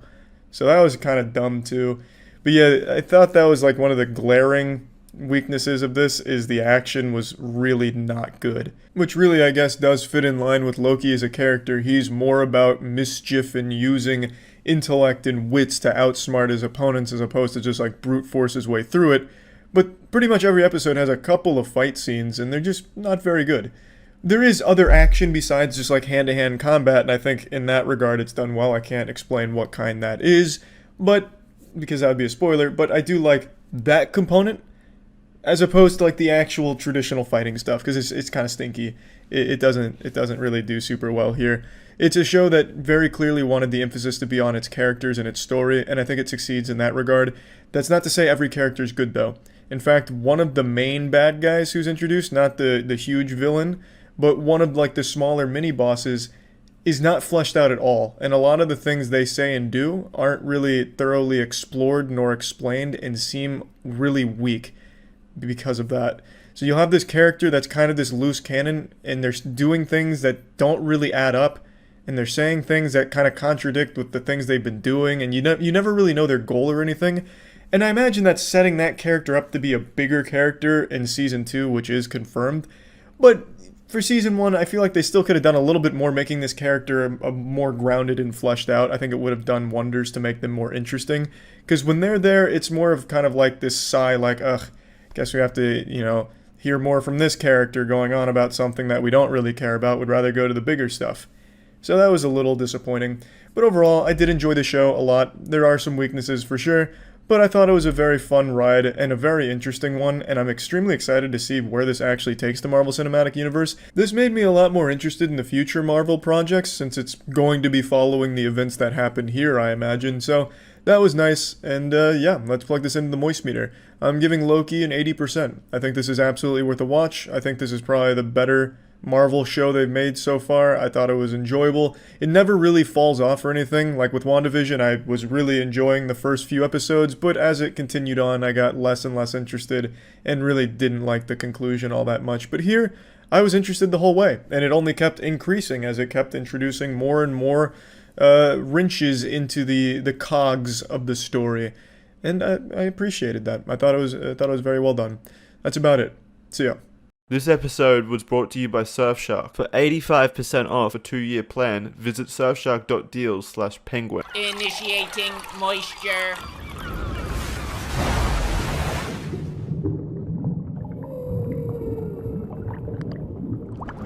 Welcome to the Moist Meter. Today we're taking a look at Lovebirds. I actually didn't know what this movie was by its title alone. It wasn't until I actually looked at it that I recognized it from trailers that played in movie theaters back when you could go to movie theaters, if anyone even remembers what the fuck a movie theater is by this point. So I was familiar with it once I saw it, but the name alone, it didn't ring any bells to me. Because it was just a generic rom-com kind of trailer. The trailer was super formulaic. It was just very forgettable. However, I think Lovebirds going to Netflix instead of movie theaters was much better for the movie overall, because the movie's barely an hour and a half. If you turn it on and then go take a shit, by the time you're done shitting and come back, you'll have missed half the movie. And it doesn't do anything unique. It's a very generic rom-com, a plotline you've seen a million times. You know, this couple's going through a hard time in their relationship, and during this hard time of struggle, they find themselves wrapped up in something terrible, and now they look guilty, but they're innocent, and the only way to prove they're innocent is by solving this crime that they're involved in. And there's nothing, crazy about that. They're not trying to reinvent the condom or anything with its plotline. And if you took the time to go see this at a movie theater, driving there, waiting in line, buying the ticket, waiting at the concession stand, fighting over urinals, and then sitting down to watch this movie, you probably would have been disappointed and felt like you could have spent your time better anywhere else. However, it going on Netflix and being able to just flick this on and enjoy it conveniently at your home, it is absolutely great for this movie, because the movie's not bad or anything. There's a lot of good jokes here, nothing that's going to make you bust a gut, bust a nut laughing or anything like that, but it's a well-written comedy movie. The movie is entirely carried by the talent of their two leads, Kumail Nanjiani and Issa Rae. Hope that's how you say their names. They're fucking great in this movie. The banter back and forth between them is great, and they are the highlights of this movie. Without them, this would have been just entirely forgettable. In fact, everything that's not those two on screen just isn't very good, but those two are absolutely wonderful. They are the entire lifeblood of this movie and the only reason this movie's pretty good. That being said, if you did see this in a movie theater, I think you'd still be disappointed just because it is so short with not a whole lot in it. And like I said, it's not like a movie that's going to have you slapping your knee and going wild with jokes, but there's definitely some giggles to be had in it. And just the convenience of being able to flick it on at home for something this short and this easily digestible, I think is just a great thing for the movie and just in general. So I don't have a whole lot of complaints about the movie. At times it feels like they just tried to rush along a plot, but really the plot's really only here to frame banter between these two. This movie seems entirely structured so these two can just get as many jokes in as possible, which I think doesn't really hurt the movie, but as an actual movie with a plot and shit, it doesn't make a whole lot of sense. And especially towards the end, they did this fucking speed run through exposition just to wrap it up quickly, which I can also appreciate so it doesn't overstay its welcome. I don't have a whole lot of things to complain about here. If I went to a movie theater, I'd probably be a lot more disappointed, but it was just a positive experience watching this at home casually. So plugging Lovebirds into the moist meter, I'm giving it a crisp 65%. It's definitely something that I think you could enjoy just from the comfort of your couch, having some fun if you're just looking for some shit on Netflix or something to just idly watch. Probably a good option, decent movie. And yeah, that's about it. The internet can be a dangerous, confusing, and scary place, and today it's pretty much a necessity to have a VPN to use to peruse the internet freely and safely, which brings me to talking about Surfshark again. As I've mentioned before, Surfshark is a very robust VPN with a ton of very interesting features. One in particular that I like is the whitelist feature, which is great for mobile banking, and as you would expect, it encrypts your data so that way nothing's ever exposed to eyes you don't want. Your privacy always secure, as well as hiding your IP whenever you're going to any internet place anywhere. It's also great for region-locked content, so on Netflix where certain options are only in certain regions, you can use Surfshark to VPN to that region and watch that content. For example, I personally use Surfshark to watch It's Always Sunny in Philadelphia since I needed a VPN to get around the region lock, and I wanted to watch a few episodes since I've heard so many good things about it. So just a ton of uses, and like I mentioned before, having a VPN in this day and age is pretty much a necessity. So if you're interested, you can get 85% off a 2-year plan with an extra 3 months for free by going to surfshark.deals/penguin using code penguin. There's a link in the description if you're interested. That's 85% off a 2-year plan with an extra 3 months for free. And yeah, that's about it. So yeah. Initiating moisture.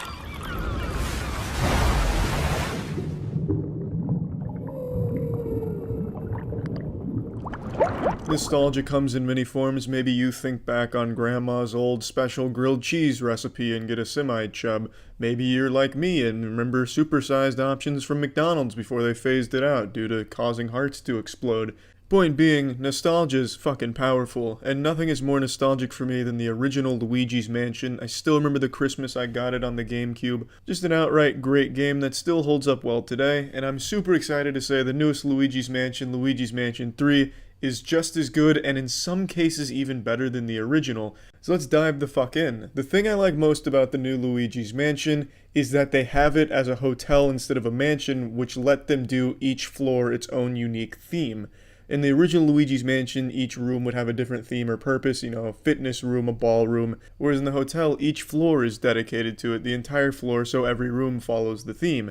For example, there's an entire room or floor that's dedicated to just being a full-blown movie studio that has you with a really cool boss battle at the end on camera.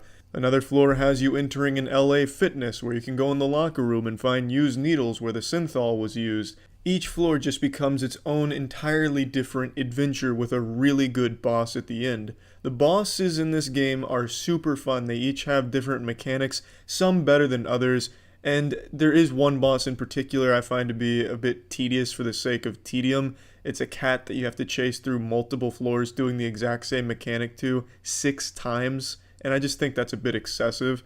Not that it's a bad fight, but it doesn't change. You're just hunting it across these floors. So I didn't care for that boss, but every other one, for the most part, was a really memorable and enjoyable boss that not only looked good, but had some fun mechanics to play with.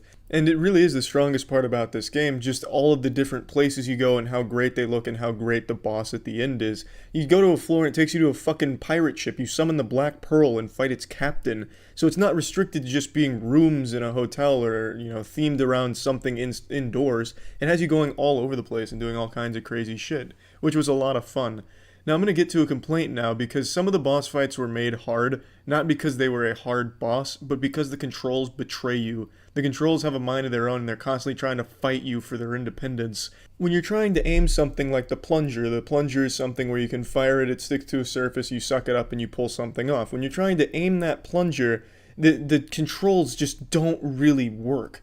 They don't lock on to what you need them to, and they'll have you spinning all over the place, and this is where the camera angle kind of fucks you as well, because you can't really tell where you are in space or exactly where you're aiming. So then you just get confused, you end up firing the plunger straight behind you or throwing it out your own asshole, so it doesn't really go where you need it to during a boss fight, which became painfully tedious during the last boss. The last boss has you firing bombs into a mouth, and you can't find the mouth half the times because it won't lock on, so be fucking firing bombs like you're doing it with your goddamn eyes closed, because for some reason, it won't target properly. Now luckily it's made a little easier by being able to use the bumpers for the things that you'll need to aim, but even then it's still not great because when you spin around it does it so violently and you can never really quite tell where you're looking, that it ends up still just being very wonky and just not great. There's also an entire level where you're in a water raft, and the water raft controls are abominable. Has you spinning around like you're drunk on a fucking Ferris wheel. It's just confusing sometimes with how the controls work, but it's not the biggest issue in the world, it's just something that becomes frustrating during certain parts of the game. But that aside, those are my only real complaints with just the occasionally frustrating controls with a camera paired with a camera angle that doesn't really do you any favors with figuring out where you are in space. Other than that, the game's fucking great. The majority of the game will have you solving puzzles, which are actually pretty cleverly designed. They're not just surface level baby shit. Has you thinking like a real strong scholarly man. And there's a lot of things you can find, some rare jewels hidden throughout the world. And you have a lot of different things to tackle these puzzles with, so you'll be using a lot of them between the plunger, the dark light, and Gooigi. Gooigi's this sidekick that you fart out. He's basically just a cum clone of you. So then you control two Luigis. Gooigi can squeeze through gates and holes and shit like that. So there's just a lot of different ways of approaching these puzzles and a lot of things that you'll have to be thinking about when attacking them. It's a really fun game. And it just feels great to be back in the saddle again with the old Dyson in hand sucking on some ghosts. And the game's also not super short or anything. It took me just under 10 hours to beat it, and that was without going through and finding most of the things hidden in the world. And it does have an online mode, but I didn't find it to be that enjoyable. The online mode basically just has you and some teammates going through rooms, clearing them of random ghost mobs. I didn't find it to be all that enjoyable from the couple of games I played, but it is an option if you just can't get enough of sucking up the ghosts. So plugging Luigi's Mansion 3 into the moistmeter, I'm giving it a nice 90%. I think if you own a Switch, this game is a must-have. It's a lot of fun, a really, really cute and exciting adventure, and I just really fucking loved it. That's it. So yeah. Initiating moisture.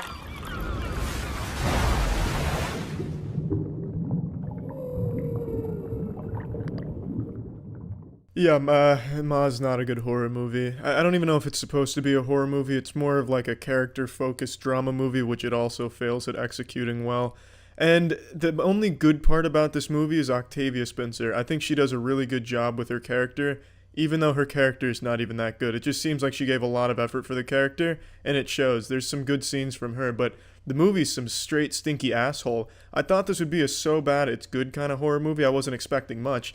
But it's just a so bad it's boring horror movie, or whatever kind of movie it wants to be. I still don't really know. It's like high school drama meets a little bit of attempt at horror at the end, maybe kind of. Like that was kind of a little bit of an idea they had. It just doesn't work in any level. The writing is horrible. The kids' dialogue, like the high school kids' dialogue is nuts how bad it is. It's impressive how bad it is, if I'm being honest with you. It's like an old man went on Twitter and just searched lit in the search bar and then just took all of the slang and all the lines he could find under that in Twitter and put it as the dialogue for the characters here. It just doesn't work. It feels wrong. I know I'm getting kind of old now, but there's no way people talk like this or make these kind of decisions. It's nonsensical at points. For example, they're partying at Ma's. That's not a spoiler. You see it in the trailer. That's the entire point of the movie. I'm not spoiling shit. Don't you get on me. Put that limp dick back in your pants. Not spoiling it. And now, spoiler warning, this will be a spoiler to demonstrate just how dumb the characters are. Probably the dumbest I've seen in a horror movie or whatever, in a fucking general movie in a long time. This is a spoiler. But if you're going to Ma for a plot or anything at all, you're definitely going for the wrong reasons and should probably save your money. I'm doing you a favor. Ma pulls a gun on one of the kids that goes to their house. The first time they're going to her house, she pulls a gun on him and tells him to get naked. He does. And then she laughs and she says it's just a joke, but the gun's real. And the kids are like, oh, she's just kidding, but she really did pull a gun on him. Ha ha ha, good one, Ma. And then they go back to partying. And then they keep going to Ma's house to party. And then at some point they're like, Ma is so fucking crazy, we should never go to Ma's house again. 2 scenes later, they're back at Ma's house and she's being crazy as fuck again. Yeah, we should stop going. No, let's go party at Ma's. And they go party. With no explanation as to why they're all of a sudden okay with her stealing and being crazy and pulling guns and shit. It makes no sense. These characters deserve to have bad shit happen to them because they're so fucking dumb. It's laughable. It's honestly just laughable. And it has this element of trying to make you feel bad for the main character. And they kind of do that in a decent way. And it's only because Octavia Spencer portrays emotion very well. The writing for why her character is the way she is not good. There's nothing well written in this entire movie. The only thing that works is by accident that they cast Octavia Spencer, who is good with this material and makes it work sometimes. It's just a shit movie all around, though. In every area, it's not scary. It doesn't even attempt to be scary. It's not disturbing. It doesn't attempt to be disturbing, really. At least I can't tell. Tiana couldn't tell. I don't think half the theater could tell because a lot of the times they were just laughing. And when I say the audience is laughing half the time, I don't mean at the comedy in the movie. There is comedy in the movie, and it's not bad. Sometimes the comedy's pretty damn good. But I mean during the parts where it's supposed to be, you know, a bit disturbing or a bit spooky and scary and maybe even a little unnerving. That's when people were laughing the hardest. Because it's the most cliche generic attempts possible, that you almost have to feel like it was made ironically by the directors. But it's not, because the rest of the movie makes it clear that there's really no self-awareness with just how bad of a horror movie this is. It just doesn't work anywhere. As a teen drama, it doesn't work because it's supposed to be like, oh, new kid. New kid's gonna get picked on and stuff. Nope, new kid's already the most popular kid in school, and now she's drinking and partying. Okay? The drama is she likes a boy. But you know what happens? The boy also likes her immediately, so there's never any drama there. The only character that has any depth or any fleshed out anything is Octavia Spencer's character. And that's it. And it's still poorly done. It's just a shitty movie, man. And it's so goddamn boring.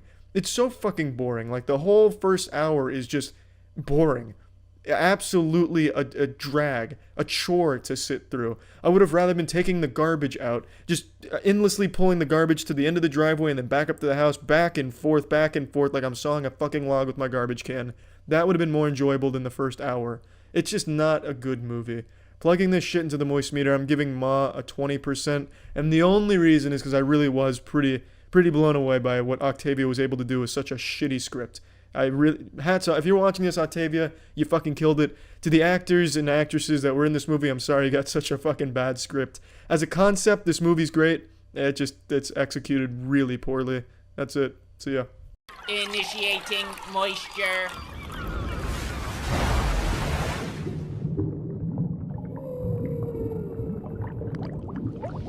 Welcome to the Moist Meter. Today we're looking at the new Maleficent, Mistress of Evil. It's weird, Maleficent's one of the very few Disney movies where critics felt confident enough in their 3 inches of usable penis to come out and just openly shit on and tear apart in their reviews. And that's very uncommon and uncharacteristic of these pathetic worms, because usually they'll suck the ass of anything Disney related. They're usually not overly harsh on Disney movies, but for some reason Maleficent was where they finally rallied their flags and started shitting on it openly. And now for Mistress of Evil, they're doing the same thing and openly shitting on it, just being super hard on the movie, which, I mean, it'd be great if it made sense, but to me it doesn't. Maleficent's not exactly the Disney movie that I think's deserving of this kind of bukkake session. It's not bad. The first one I enjoyed quite a bit, and the second one I enjoyed even more so. Well, not even more so, but just as much, for a different reason. I don't understand why it's the subject to the critics just annihilating it. It's very strange to me. Maybe it's just pent-up aggression from not being able to give honest reviews in some movies because they get funding from some of the studios and don't want to look bad or offend fans. But I really don't see what critics hate about the movies. It's the first one, for example, had a very fun twist on a classic story we've all heard and seen in the animated version. It's an alternate telling of the story that's really visually pleasing, as well as being pretty goddamn dark for a Disney fairy tale. It's something unique, which is significantly better than the lazy fucking rehashes of the same story with a one-to-one recreation of the animated to live action like Lion King and shit like that. I much prefer a unique twist on it or a new creative vision of the story. Mistress of Evil admittedly isn't as good as the first one in the department of telling you a unique story to the universe. This one doesn't really have the same type of emotional levels that the first one did, nor does it really try to. The emphasis on this one is more about fear and war, which is very unique to a fucking Disney classic fairy tale, and I like that. By the time the credits roll in this movie, fucking 10,000 humans and 10,000 fairies have all perished brutally. I'm talking straight murder. The fairies get vaporized like they'd been caught in an atomic bomb testing facility. It goes pretty goddamn hard for a PG Disney fairy tale movie. Now, one complaint I have is Maleficent herself, Angelina Jolie, really isn't a big part of this movie. She's very rarely on screen in this movie. She's like Godzilla in the Godzilla movies, where he's barely ever on screen. It's just kind of a letdown, because I think she's a great Maleficent. I think she fucking kills it. So to really not have her as a very big presence in the movie, I think is a bit of a misstep, but it's still fun. It's still well made. The story admittedly isn't the most complex or the most surprising with its twists and turns or anything, but it's unique enough to the universe that I still very much enjoyed it. I don't have a whole lot of complaints about this movie. All I have is nice things to say about it, because I enjoyed it. I felt like I was watching more than just a passionless retelling of something we've seen already 1,000 times that Disney for some reason just keeps fucking whipping with the whip over there with Mickey Mouse and forcing it to dance on screen for more money from China and from, you know, the coming of age people that haven't seen the animated versions. So to see something that has a different twist and does try and be unique in an already existing IP is something I'll always respect. And I think both Maleficent movies do a good job of that. I don't think anyone's going to be bored with them because they move along pretty fast and they are kind of hardcore. They do kill characters, which I don't see a whole lot of in movies for kids these days. I mean, I understand it's a kids movie. You're not going there expecting blood, tits, and rock and roll flying around. But to actually kill off important characters and to kill them off in the way that Maleficent does, it's pretty rare to see. So I like what they've done with the Maleficent 1 and 2. Maleficent 2 I think is a bit weaker than the first one, but it is still just as visually pleasing, probably more so, especially when it comes time to the battle and the war. It's a really nice spectacle of this red mist that's just vaporizing the fairies, as well as some combat between them. Then there's some like really anime moments, you know, arms go out and then all of a sudden spells are flying out of her hands. I half expected to hear the Evangelion theme song to come on half the time during the fight. Before I forget, there's one thing I want to mention. There's like 5 or 6 times you think the movie's just about to wrap itself up, like you would just hit the climax and now we're about to come down towards the resolution, and then it doesn't. It keeps going, which isn't necessarily a huge complaint, but it's really odd that they'd have like these really hardcore emotional moments that you think are about to just be like the deciding end of where this is going, and then it keeps going. I don't know, it kind of threw me off a couple times. Not that it's that big of a deal, but it's just something to make note of. They really wanted to, you know, tease you over there with that little foreplay, that little hint that it's coming. Oh, kidding, it's not coming yet. We've still got the stamina. It's just, from start to finish, I did enjoy the movie, and I think Maleficent 1 and 2 are a nice addition to the established property that they're spinning off of. I think they justify their existence, and they seem like a passionate retelling of a classic tale, and I like that. So putting Maleficent Mistress of Evil on the moist meter, I'm giving it a nice fat 70%. I would recommend it if you're a fan of Disney movies or fairy tales in general. I think it's a fun movie, and usually these kind of movies I think are very forgettable, but with Maleficent, at least in the first one's respect, it's a movie that I think about a little bit because I did like what it did, and I like the universe it created, and Mistress of Evil really goes in hard and doubles down on that universe. Doesn't really add a whole lot to it as a whole, because I feel like the first one kind of wrapped itself up nicely enough that the second one didn't need to be made, but it had a story to tell and it told it well, and I enjoyed it. That's it. So yeah. This episode was brought to you by Manscaped. Initiating moisture.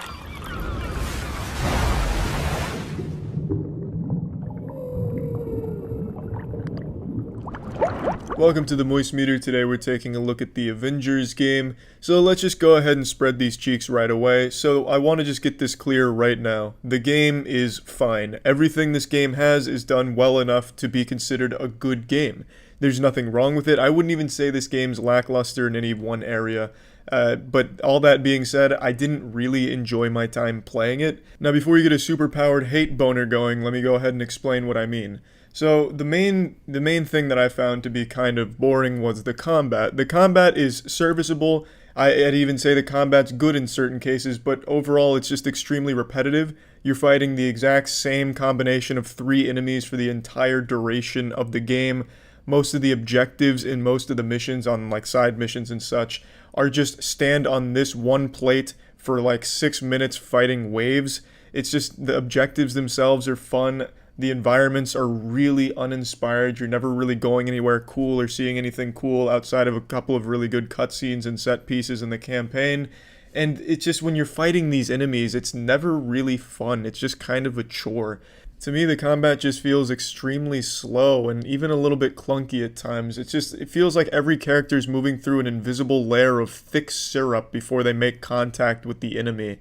And when you do make contact, it sounds like you just hit them with a wet noodle. The sound design sounds like something out of Looney Tunes, like it's just stock sound effects. There's not like a huge impact or a real satisfying effect or anything. It just seems pretty underwhelming when you do start comboing somebody. Now there is versatility to the combat. There's a lot of ways to mix and match combos and do certain moves and stuff that do make it pretty flashy and cool at times, but overall, it really loses its fun pretty early on. There's multiple skill trees that you drop points into to unlock new moves and different abilities and different ways of approaching fights, but even when you do have almost all of these, it still feels exactly the same as it did within the first hour of gameplay.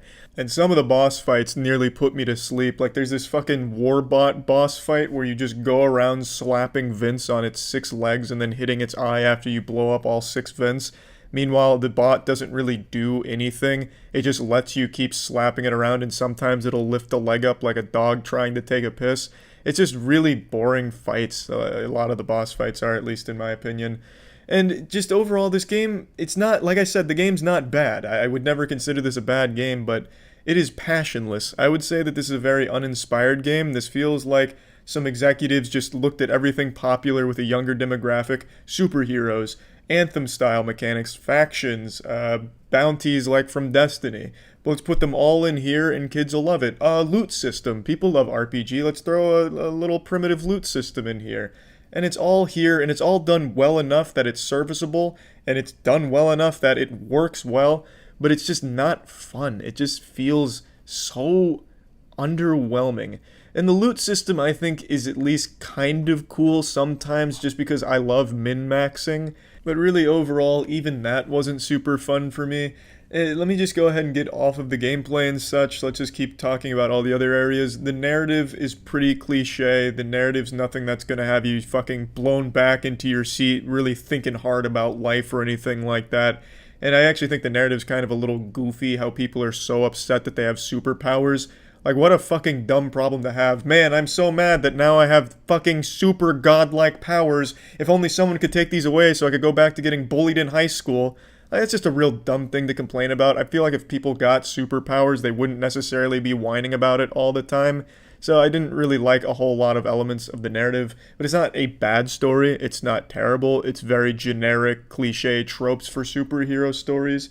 And it's nothing terrible, you know what I mean? It's not horrible. It's just a little eye-rolling. And the dialogue, the writing is like the cheesiest, most by-the-numbers dialogue ever written. This actually feels like the dialogue was written by an AI that watched every superhero movie ever made and then just took bits and pieces from each one, line by line, and threw it into this game.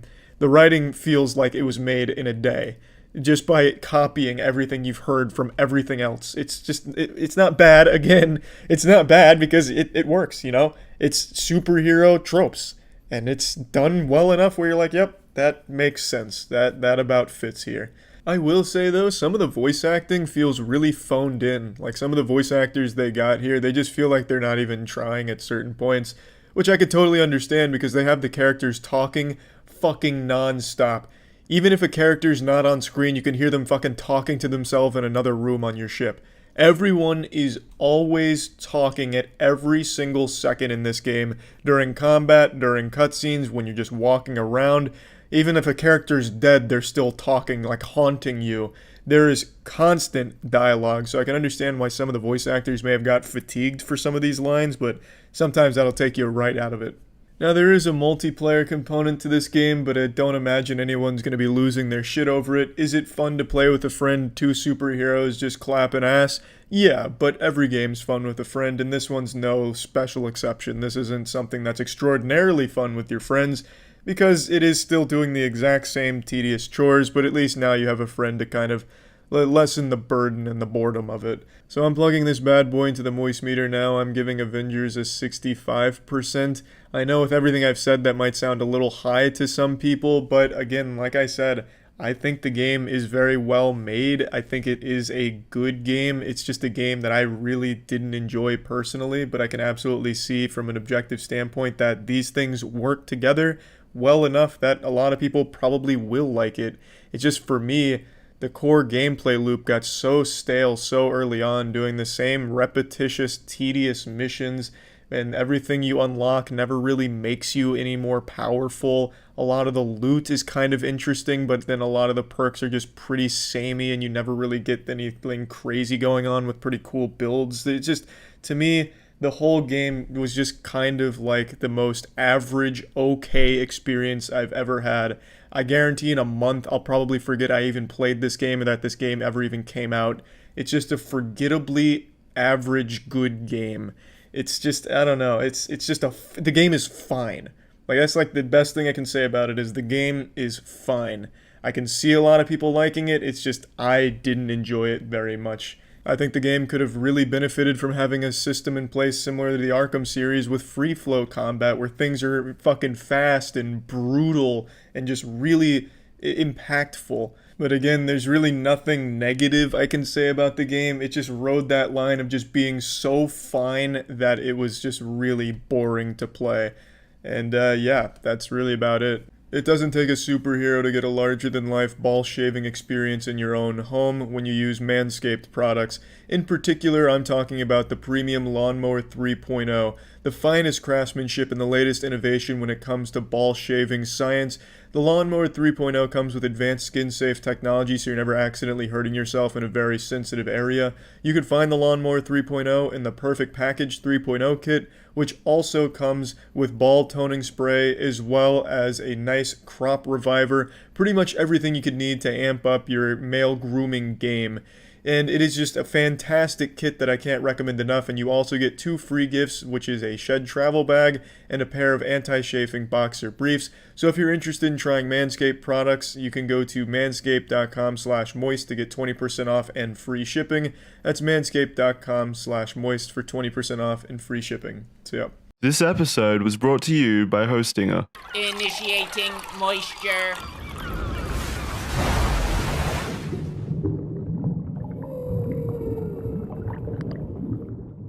I loved the original Men in Black, and I'm in the small group of people that also enjoyed Men in Black 2. I didn't think Men in Black 3 was all that strong, but again, not bad. So, Men in Black International, I wanted to be good. It's not very good. Chris Hemsworth and Tessa Thompson share the screen again. You'll know them from Thor Ragnarok, and this movie's basically Thor Ragnarok in black, but significantly worse in every single category imaginable. In fact, the only thing it has in common with Thor Ragnarok is those same 2 actors are in this movie. And they still have great chemistry. That's the only compliment I really have for this movie. Chris Hemsworth and Tessa, they have good chemistry on screen, but the writing in this movie is so bad, you're not going to appreciate it or care at all. The comedy attempts in this movie are really bad. The humor in this movie just doesn't land. Almost no one in the theater was laughing, and this movie tries really hard with like rapid fire attempts at making you giggle and, side-splitting comedy, but at no point will you even crack a smile, I imagine. It's just not good. This feels like a really passionless attempt at making a Men in Black movie. Like, they knew what elements made Men in Black, and they just kind of wanted to try the same thing, very haphazardly throw it together with no actual care. So, like, they knew jokes needed to be in there, but they didn't feel like actually writing jokes, so they just came up with the most obvious bullshit attempts at something that could almost be misconstrued as humor and threw it in here. It's just really a shame because Chris Hemsworth is really good at comedy, as we've seen in Thor Ragnarok and Thor as a character in general. And here he doesn't get to utilize that at all, despite that being his entire character in this movie. His whole character is being this silly, goofy, party-hard, comedy wisecracker, and none of his jokes are entertaining in even the slightest. It's just really bad. The action is also shit. Visually, the movie's pretty good. I like a lot of the weapons they show, the vehicles and the scenery. I like some of that. But the action is really bad because the action is kind of stand still and shoot like you're playing a Time Crisis stand-up arcade game at Dave & Buster's. There's really no depth to it. There's also 2 villains in this movie that you feel like are going to have a big role in it, and then all at once are forgotten immediately with really no importance at all, despite the whole movie leading up to them being a big deal. They're just kind of thrown away. Like, it's the fucking Game of Thrones level where they just forget about shit. It's just bad in every department. I mean, the story is rough. The only cool thing about the story is at the end. And the big conflict at the end resolves in literally 3 seconds. It's all just resolved within a matter of seconds. This whole movie just kind of concludes abruptly. It's just bad. I mean, the movie's just not good, man. And it's a shame because I really like the universe of Men in Black, and I really think they could do a lot of cool shit with it, but they just are not. The first Men in Black is still far and away the best one they've made, and I don't know if they'll ever even get close to that. I think one thing that they're missing in every Men in Black movie is that idea that the Men in Black it's just another day. Like in Men in Black 1, Kay goes throughout the entire world-ending scenario stoic, just treating it like another day on the job, another 9 to 5, just can't wait to get it over with. Whereas Will Smith is freaking out the whole time, and it's this nice, this nice disconnect between the veteran, the seasoned veteran, raw, no rubber Kay, and Will Smith, who's new on the job, freaking out like, hey, the world's about to end. He's got a sense of urgency. Kay just treats it, monotonously, and that's a great thing, and I think that's what all of the movies have been missing since then.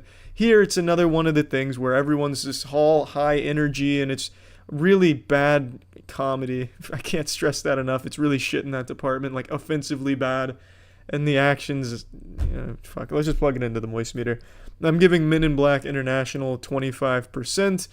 I like Tessa Thompson and I like Chris Hemsworth, but their writing in this movie is really bad, so you can't appreciate them on screen together very well because of the shit that they have to say and what they have to present on screen. It's just not good. Nothing about this movie is really good. It's not worth seeing, even for the most die-hard Men in Black fan or a fan of action movies or a fan of comedy. I don't think there's a single group of people this movie appeals to and will please.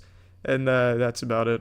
Anyway, here's Agent J with some big intergalactic news. J's for Jackson in this case, not Will Smith's character from the first movie. We don't have Will Smith on the moist meter, we just have low-budget ass Jackson here. Hey guys, Jackson here to tell you about the best and most affordable way to host and even build your own website.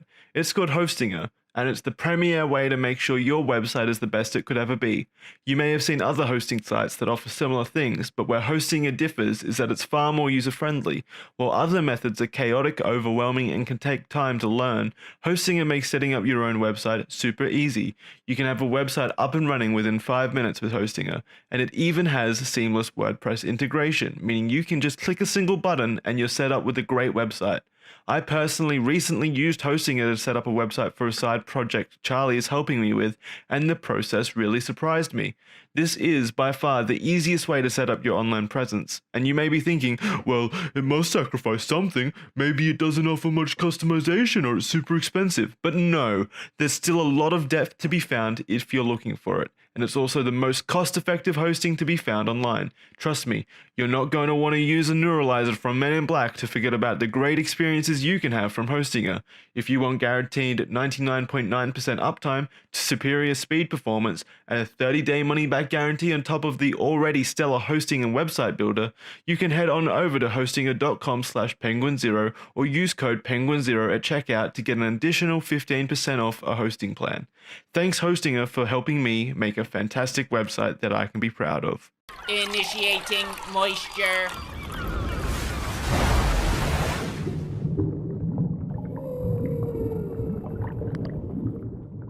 Seeing Midsommar was a genuine waste of time, and it actually sucks saying that because Hereditary is what I consider one of the best horror movies of the last decade, and this is a movie from the same visionary that brought us that. But Midsommar is just a fucking stinker. From start to finish, it's just bad. The best parts of this movie are the cinematography, which is absolutely spectacular. The cinematography is superb. And the acting. All of the characters are really well portrayed, and I actually cared about the majority of the cast. Those are the only two good things about this movie. Everything else just doesn't land. It tries to tackle themes of like grief and relationships. However, in terms of grief, the grief portion happens in the first 20 minutes and then is forgotten immediately. It's not really woven throughout the plot, at least not effectively. It just really misses on all of the themes it goes for, and that's not even that big of a deal in the grand scheme of this movie in terms of its problems, because everything else fucking sucks too about it.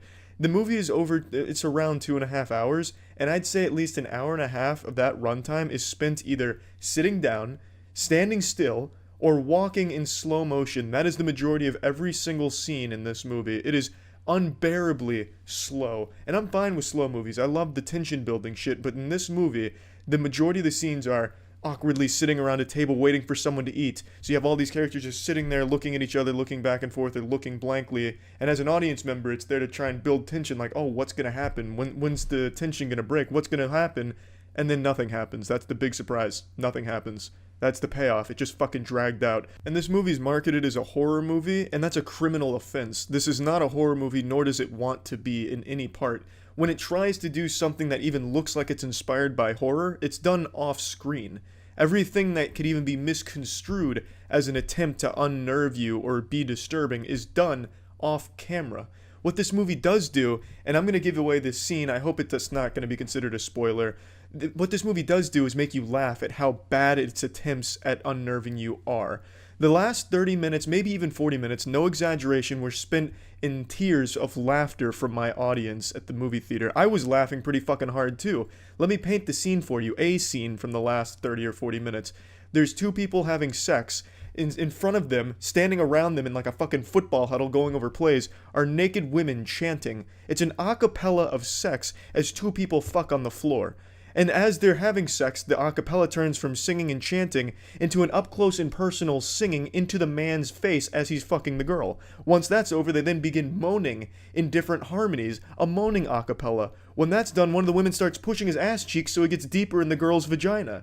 And this scene goes on for, no joke, at least 10 minutes of uninterrupted just goofiness. And I believe it's there to make it like an unnerving thing, like, oh man, this is the big payoff. This is the crazy shit that's going on. Look how crazy this cult is. How disturbing.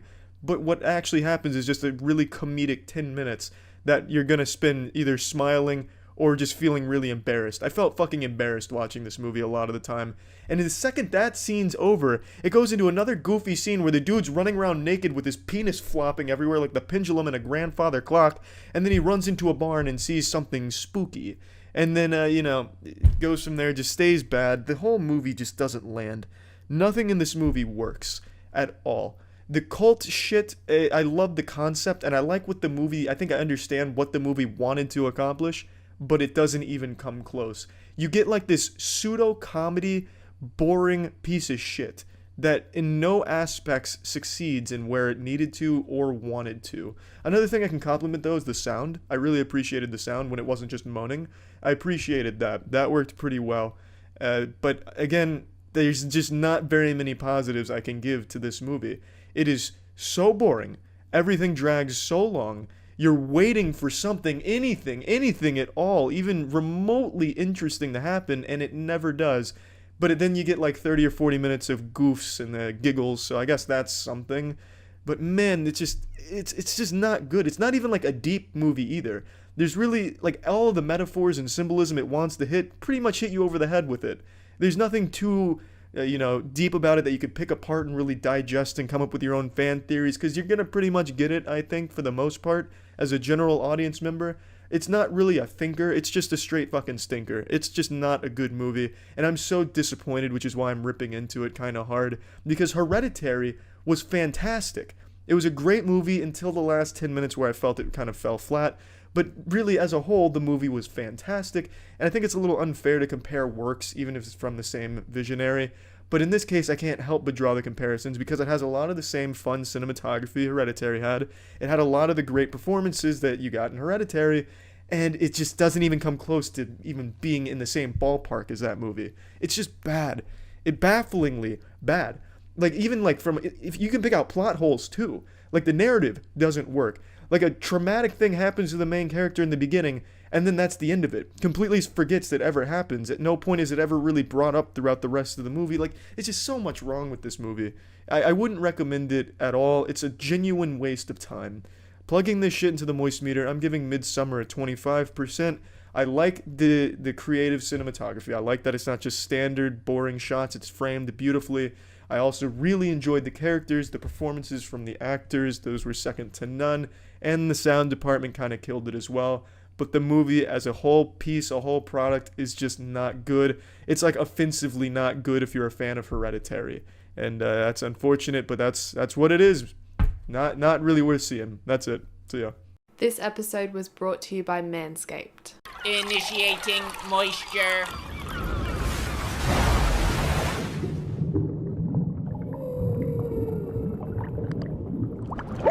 Welcome to the Moist Meter. Today we're taking a look at Minecraft Dungeons. As I'm sure you all well know by now, and I'm sure you've already left an angry comment about it before, I don't like Minecraft. I never have. I've given it plenty of tries, and I've just never really gotten into it. It's just not a game for me, but I totally understand why people love it as much as they do. That being said, I wasn't even going to play Minecraft Dungeons, but when I did take a look at the trailer, I realized that it's not like Minecraft at all. The only thing it has in common is the same enemies, same style. That's about it. It's a totally different game. There's not even like a single crafting element to this game at all either. So in a nutshell, Minecraft Dungeons is like if Dr. Seuss made a Diablo game. It's a family-friendly, kid-friendly take on the ARPG genre. It's very simple. There is some depth to it, but it's nothing that's going to have you min-maxing like a motherfucker trying to come up with these crazy builds or anything like that.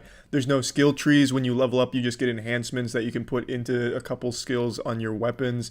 It's very simple surface level stuff, but there's nothing wrong with that. It's not trying to be some kind of hardcore Path of Exile competitor. It's just a simple, fun, easily digestible, short ARPG game. And when I say short, I mean short as shit.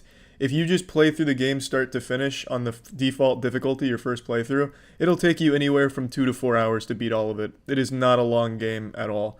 But there is replayability because there's a lot of randomized loot, randomized areas. There's a lot to explore to find all the unique weapons and unique items, and then there's artifacts that also play as kind of like a skill bar where you can use them occasionally off recharge. There's higher difficulties like Apocalypse being the highest, but the only difference in difficulties is how much damage you deal and take. It's just a matter of numbers being cranked up. There's no new mechanics introduced to make it harder or anything, so it's kind of lazy difficulty, just artificial bullet sponging. I'm not a fan of that, but in a game like this I can excuse it because it is just a simple game. It does feel like you're playing a Diablo mobile game to a certain extent. It doesn't look like it or anything, but it plays like this very watered down, very basic ground level ARPG, and I think that's what it wanted to be. Kind of like an introduction to the genre for people that have never seen a game like this before. One thing that stood out to me was the music. I actually really liked the music in this game. The music was really soothing, so I appreciated that. And then sometimes it had some kind of bangers in the background. Now, getting into something I do have a big complaint about, when I played through this game on my first initial playthroughs, I encountered so many fucking bugs with it. It was like playing a Bethesda game on launch. This shit was wild. So on mouse and keyboard in particular is when I noticed the most issues. For example, if you click on an archway above you, your character just completely freezes and you can't move. That happened to me 4 or 5 times over the course of the game. You can't move no matter what you do. Then occasionally when you try and like kite an enemy, or if you like click on some side of the, like one side of the screen, your character is going to go attack an enemy on the other side of the screen that you were not clicking. The character is like a mind of its own, like you're battling with a sentient being who's rebelling against you. I had so many problems playing this on mouse and keyboard initially just due to some very odd bugs I kept having happen. When I switched to controller, it was a lot smoother, but I still had that hang-up problem. Sometimes I would get locked into like a perpetual attack animation without touching any buttons on my controller. Sometimes my character would also freeze just for no reason in the middle of the air. Shit was just kind of buggy, like out of control. It also, from what I read, shipped with a bug where if you uninstalled it, it wiped your entire SSD. That's fucking hardcore. Like, Minecraft Dungeons is a pretty Weenie Hut Jr. style game, but that is some salty Splatoon level bugs right there. Wiping your entire SSD of all of the games you have on it and everything, that shit's wild. It apparently got fixed very quickly, but the fact that that happened at all shows that the game was kind of lazily programmed and optimized, at least in my eyes. But the game itself, when it's not glitching and having these bugs, I think is a very fun game. It's nothing that I think anyone's going to get super hard into. It's just going to be a casual, fun little ARPG. Collect some shit, go into the little cute Minecraft universe, and just play through some simple missions, some simple dungeons, get some cool little unique items. And the weapons are varied, the weapons are cool. They do have some neat enhancements on them. For example, your armor can have Snowball, where every second it's tossing out a stun on enemies. So you just have this fucking machine gun of snowballs stunning the entire mob in front of you. It's really, it is interesting. They have some good ideas there, but it's very simple, and I think that's what it wanted to be. So it succeeded in the areas it wanted to, so plugging this into the MoistMeter, I'm giving Minecraft Dungeons a 70%. I enjoyed it, and I'm not a Minecraft fan. This really doesn't have anything in common with Minecraft either. Like I mentioned, there's not even a crafting element. If you want to get unique items outside of finding them, you spend emeralds and you get random items. You can't craft anything, so a little odd that that's not even a part of this game's identity with crafting gear or something, but it is what it is. Not a bad game, and I had fun. It's time we had another talk about grooming. I recently shaved my dick, balls, and taint region. I actually explored down there a little bit to take care of that. And I couldn't even imagine grooming without using Manscaped products. I don't even know how I did it before. I probably would have sliced my own nutsack off by now if I wasn't using Manscaped grooming products. But aside from just the stuff that handles that region down there, they also just came out with something called the Weed Whacker, which is used for ear and nose hair. Like excessive amounts, you know, like the fucking creepy old guy amounts of like hair pouring out of your nose and ears and shit.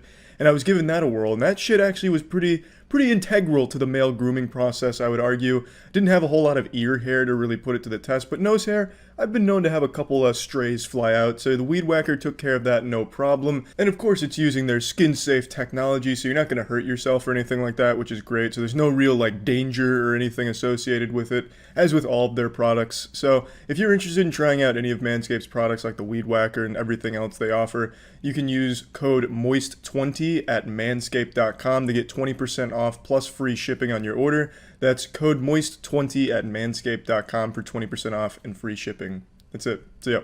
Initiating moisture.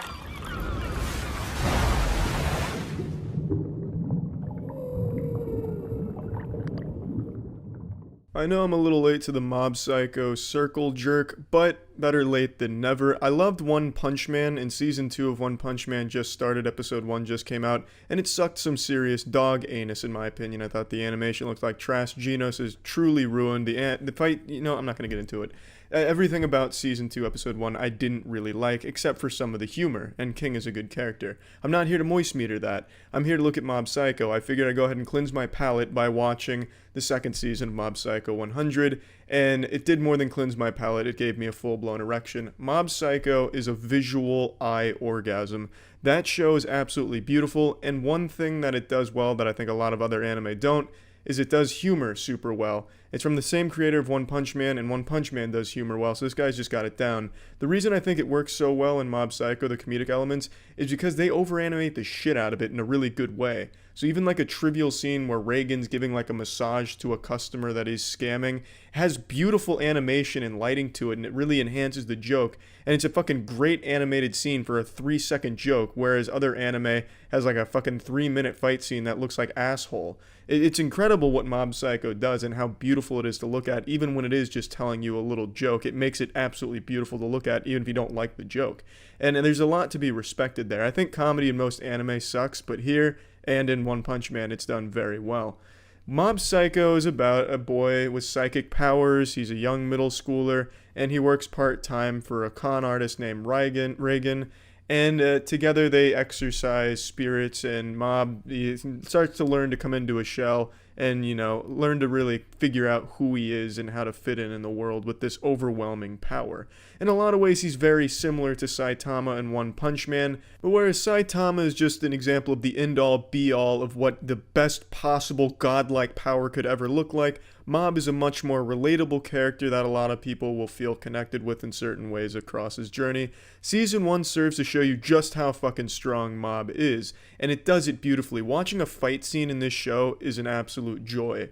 It's as if the 1980s aesthetic but fucked a rainbow, and then you could really, like Skittles, fucking taste it. You could see it. It was an absolutely beautiful eruption of colors anytime a fight happened. From the very first episode, they really show you just what kind of show you're getting into in terms of its visual design. It's a really unique aesthetic that works super well for the show that I have not seen in anything else in the animation medium. It's fucking beautiful, is what I'm trying to say. I absolutely love Mob Psycho 100's aesthetic, and anytime there's a fight, I'm overjoyed. And there's a lot of good supporting characters around Mob, some other psychics such as Hanazawa, who also has some really cool psychic abilities and good fight moments. Now, like I said, Season 1's all about just kind of showing you how strong he is and showing you that he's very awkward and it's very clear he's being taken advantage of. Season 2 slows down the pacing, whereas it was breakneck, dick-busting, psychic fights. It kind of slows it down to make it more of a growth for Mob, where he comes into who he is. It shows you evolving and changing and really trying to figure out his place in the world and what he wants to be. He starts being more independent, and it's very cute. There's a lot more heartwarming scenes in Season 2. It's a lot more of a slice-of-life anime for most part of it, and there's nothing really wrong with that. I don't think that's a bad thing necessarily, but to me the show's at its best when it's mixing comedy and nut-busting gorgeous action. For instance, anytime Reagan enters a fight, he has like a brand new special move that is so beautifully animated and entertaining to look at, like the fucking salt punch on a spirit, and it has like a slow, fade to like this attack screen that illustrates what the move is, how he came up with it, why he uses it, like a fucking WWE wrestler card. It's really cool. I love that shit. And when Reagan fights in the final episode of Season 1, everything there, I think, is when Mob Psycho is really doing its best work and when it's the most interesting. But I'm not trying to shit on Season 2 for going with a more humanizing route and slowing down the pacing, because it is a show where you really care for the characters and you like to see them grow. And it does have a nice, final battle segment. And they're in the middle. There's a fight with another character named Mogami, which is really beautiful as well. So really the show never loses its charm. There are some episodes that I feel are kind of weak. For example, when Reagan's getting exposed as a scam artist and shit. I didn't think all of that was really very interesting. But it always led up to a heartwarming moment or a fun payoff with a fight or something like that. Really, I don't have too many complaints about the show. So let's just go ahead and plug this shit into the moist meter. I'm giving Mob Psycho 100 a 90%. I do think if you like anime, it's a show you should watch. If you like anime, you've probably already seen it anyway. I'm fucking late to this one. I came in here limp-dickedly. But anyway, it's something I'd recommend. The shit's great. And you should definitely watch One Punch Man Season 1 as well. It's from the same creator of this show, but I'm sure most of you knew that as well. You fucking anime fans are damn near omniscient. But anyway, that's it. So yeah. Initiating moisture.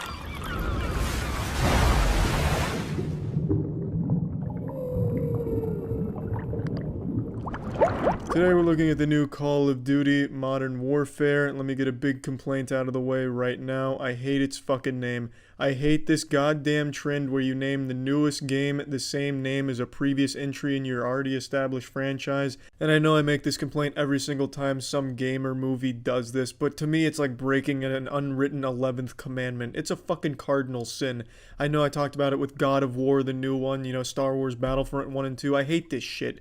I don't know why you're naming a new game the exact same title as an old one, and every single time those sad, lonely, limp-dicked enthusiasts and super fans of the franchise always defend it with that pretentious, artsy reasoning. Oh, well, you see, Charlie, it's actually a soft reboot of the franchise, so them making it the same title is actually kind of poetic, and it makes a lot of sense if you only watched Rick and Morty. It's just so fucking stupid.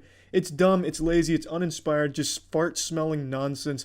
Name it anything but a name that already exists in your franchise. Change it up a little bit anyway. Call it Call of Duty Finger Family, Fingers My Family. I don't care. Just stop naming the games the same fucking title as something you've already had. And now pushing that aside, the game's super solid. And especially one thing that caught me off guard is how great this story is. I was blown away by how competent the story was. It was fun, it was engaging, the characters were well acted, the set pieces were fucking beautiful, cutscenes great, but the cutscenes were so good looking that it always lagged. It always caused frame drops. And it wasn't just me. I streamed the whole thing live at twitch.tv/moistcritikal. I stream daily. Come check that shit out and follow if you'd like. And everyone in chat would say when they played campaign, the cutscenes lagged their machines as well. So it wasn't local to just me. It's not a shitty computer. It's just the cutscenes look so great that technology hasn't caught up to their beauty, so it struggles. And one thing I need to point out is how short the campaign is. I played through on Recruit because I'm not playing Call of Duty to get like a fucking challenging experience that I'm going to remember, like some kind of profound uphill battle that I come out on top of with a sense of pride and accomplishment. I was just playing it for some fun, and I was there to laugh at the story because I thought it'd be bad, but I ended up really liking it and the characters. But it's super short. So on Recruit difficulty, I was able to blast through the campaign in just under 4 hours, and that was with taking breaks and kind of just fucking around with the game itself. So it is a short game, but it does tell a good story in that time, and it's well made, well rounded, and the missions are really, really cool. Not all of them. There's a couple really stinky ones where it's just defend this point for X amount of minutes from X amount of waves, and I hate that shit, just point defense for X amount. But when it's not doing that and you throw on the night vision goggles, busting down doors, making split-second decisions on whether you shoot the person or not, are they a bad person or not, it's just really fun and engaging, and I was really impressed with the story. I do feel at the end, though, the ending of the game is weak. There's a very huge plot hole. I won't get into spoilers, but one of the main characters does something that makes absolutely no fucking sense given the circumstances right before the game ends. But aside from that, the campaign being good, how is the multiplayer? Because that's what most people play Call of Duty for. The multiplayer is great in terms of its gunplay. The gunplay is so fun. It's nice and fast, very responsive. The guns feel nice. There's a lot of customization options. It's pretty fucking deep in that realm, and it is just always fun to run and gun someone down. But it is held back substantially by some of the worst map design I have ever seen in a video game. Out of the 10 multiplayer maps, that excludes ground war maps and gunfight maps, gunfight being the 2v2 game mode. Out of the 10 multiplayer only maps, only 2 maps are even playably enjoyable and almost well designed. Everything else is absolute fucking dog shit. And I'm not exaggerating. What is the big problem with these maps? Why do I think they're so bad? Why does most people agree that they're so bad? It's because they were designed to favor camping hugely.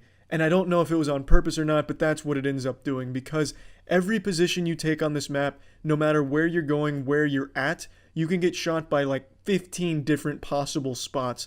You can get shot by 5 windows that you don't see and 4 different fucking hallways and alleys you don't see. and if you wanted to check each and every one before going, you wouldn't have time before you got blasted from some fucking obscure window that also overlooks you. Everywhere in all of these maps is constantly being able to be seen from pretty much anywhere on the map, which leads to people constantly just picking a spot and camping it. So playing fast, running gun, playing aggressive is punished in this game, and it's the map design that does it. The gameplay seems to want to be fast and in your face, nuts to butts, peel your urethra back, and just annihilate you with speed and intensity, violence. But you don't get to do that because the map design holds it back and makes you put on the condom and makes you slow down, or else you're just going to keep getting your ass extended. It's so frustrating, and the spawn system is awful, absolute shit too. It's so unfortunate because it hinders the game in such an important way. It takes away how much fun you can have with the guns, and it makes it just such wasted potential. They need to make a free DLC ASAP with good maps in them. Otherwise, this game is not going to last. These maps are driving people away faster than anything else, and it's for good reason. They are so bad. I can't even wrap my head around what they were thinking with these maps. It's just so overstuffed with all of these angles that everything looks at. You are never able to properly move around a map because you're just going to get gunned down from 5 windows. It's so dumb. It's so frustrating, and I can't complain enough about it.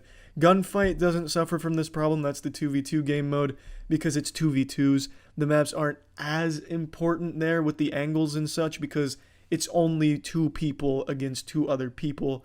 So you don't have to check 1,000 different spots and get gunned down in the process. You will have time to go through the angles.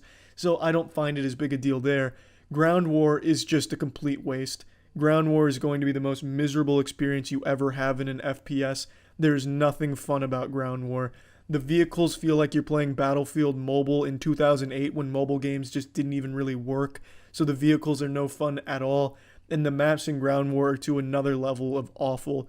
There's 2 Ground War maps, and they're both irredeemably horrible. The first one is the one from the beta. That's the one that has a mountain overlooking the whole map where the entire other team just sits with snipers going for their KD and phase montages. And if they're not doing that, they're sitting on that same mountain with tanks just spraying their fucking splash damage, hoping to get kills that way. It is such horrid design. There's no fun to be had in either Ground War map. The other one's all about verticality, so almost everyone's just standing on top of buildings, sniping down on you, and if they're not doing that, they're hiding in buildings waiting for you. Also, getting to the top of the building is extremely tedious because it's 20 floors, which you have to go up individually, and there's nothing there. So once you commit to going up, you're going from floor 1 all the way to floor 20, the fucking roof access, because there's really nothing else on those floors. It is such a shit map. Ground War, just disregard it, pretend it's not there, because it is horrendous. You will have no fun unless you like just standing still with your finger up your ass and sniping from a mountain across the map or on top of a building. That's not really my playstyle. I prefer aggressive and, really just a fast-paced playstyle, which this game really punishes super hard. So you have to adapt and be more campy and slow and cautious, which is a shame. This game had so much potential with this incredible gunplay, but their maps are so bad. I can't stress it enough. They're absolutely horrible. Plugging this into the moistmeter, I'm giving Call of Duty Modern Warfare a 70%. Strong campaign and extremely strong gunplay, but the maps just bring this down from a great game to only a good game. And in fact, I'm going to change my mind because it's 70s even still too high for how miserable the multiplayer gets on these maps. I'm dropping it to a 65. It is so frustrating. You can go 30-0 in this game, get a nuke, and still had no fun because you were just camping for it and you didn't enjoy it. I've had many times where I'm going fucking 45-5, and by the end of it, I just want to be done because it was no fun at all. It's just a shame that these maps make such a huge impact on how good the game is. They bring it down so far. That's it. See ya. Initiating moisture.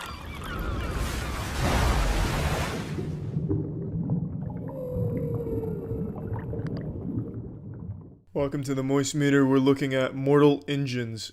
Yeah, so it's a big fucking letdown. I'll go ahead and let the come out of the condom right away. I'll spoil that. It's a huge disappointment.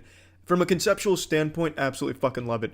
predator cities eating one another. They're on wheels, fucking Mad Max style, just eating other cities and other settlements. That's fucking great. Just gnawing them up, you spitting out the dick. It sounds fucking great and it looks great. Visually, this movie's fantastic, but you only see that one time. You only see some city-on-city cannibalism one time in the very beginning of this movie, and then you don't see it ever again. Then it becomes a pretty boring love story / revenge story with really, really weak characters and a pretty shitty plot that's just so fast-moving it makes no sense at all.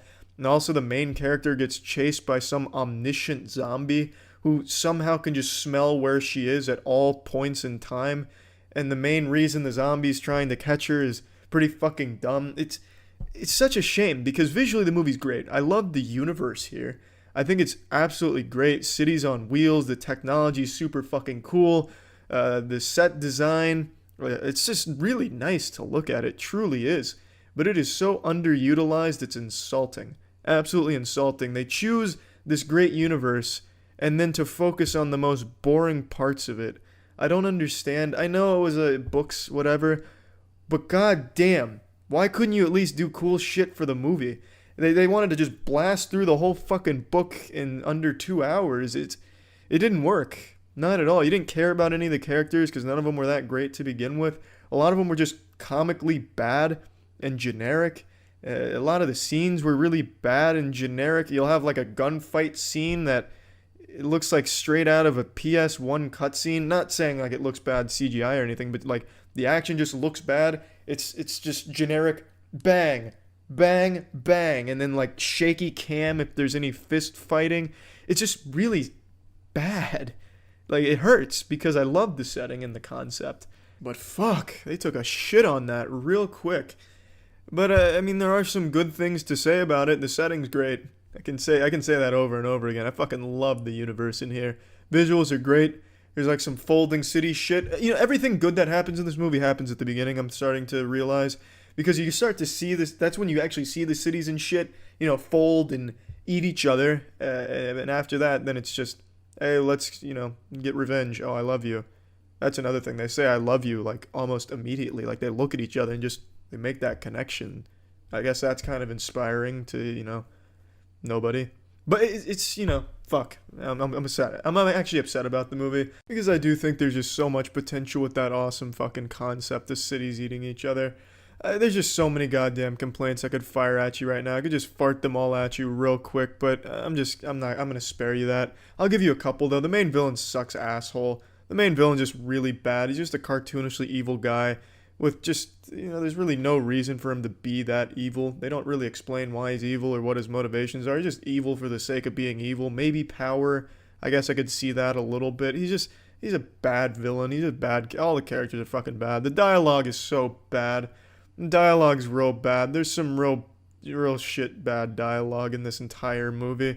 There's a Minions reference. They go to a museum and there's Minions there that they fucking shoehorned in there and just threw in your face.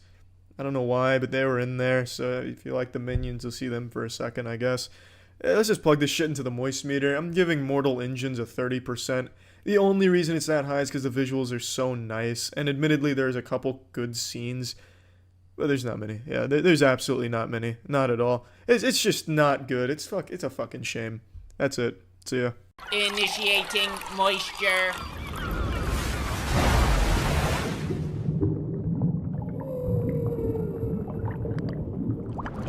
Welcome to the moistmeter. Today we're taking a look at the Mortal Kombat movie. Video game movies have a long history of sucking filthy ass, and this one to me seemed like it stood the best chance of at least being an enjoyable movie based on the trailers.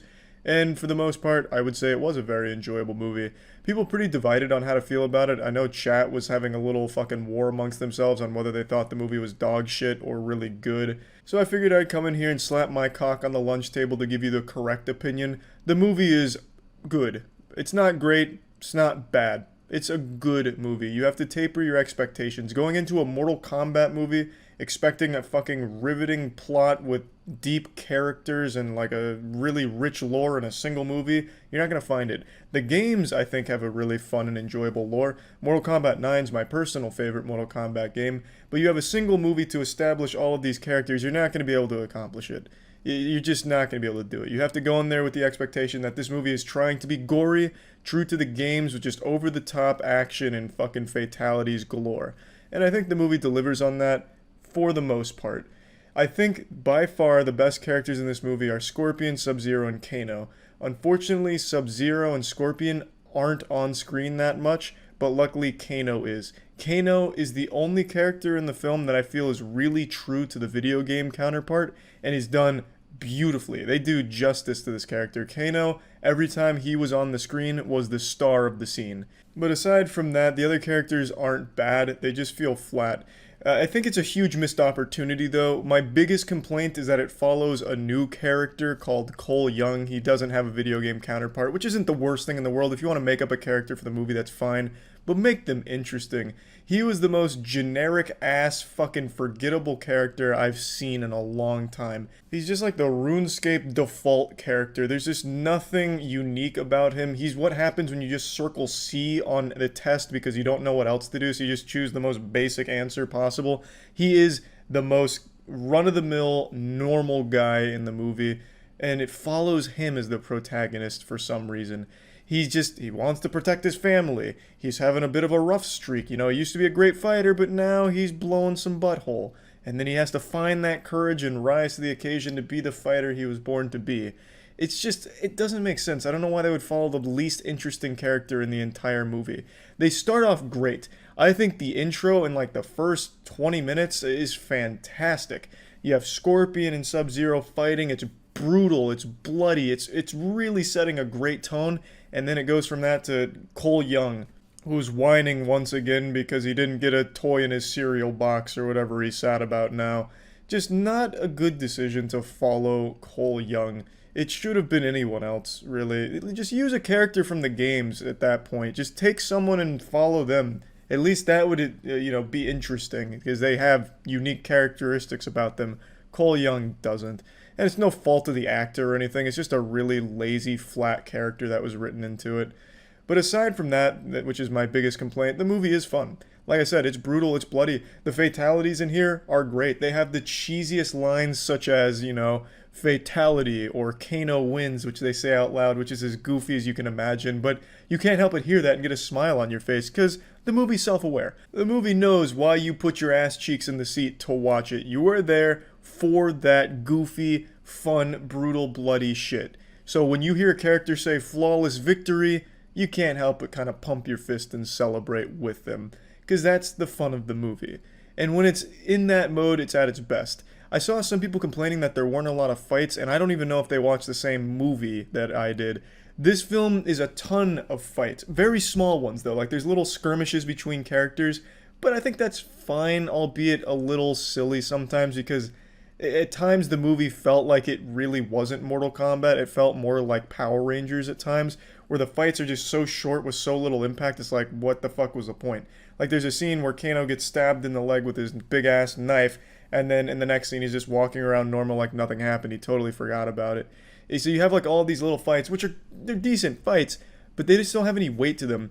And they're filmed kind of poorly. And I guess when I'm saying fights, it's really just little tussles, like 30-second bursts of action, which is sprinkled throughout the movie a lot, which I think fits the Mortal Kombat vibe. But again, they're not really filmed super well, because it's going that generic, awful trend of like, between quick editing and a bit of shaky cam, so the action's all obscured. It's a bit disorienting and a bit disappointing.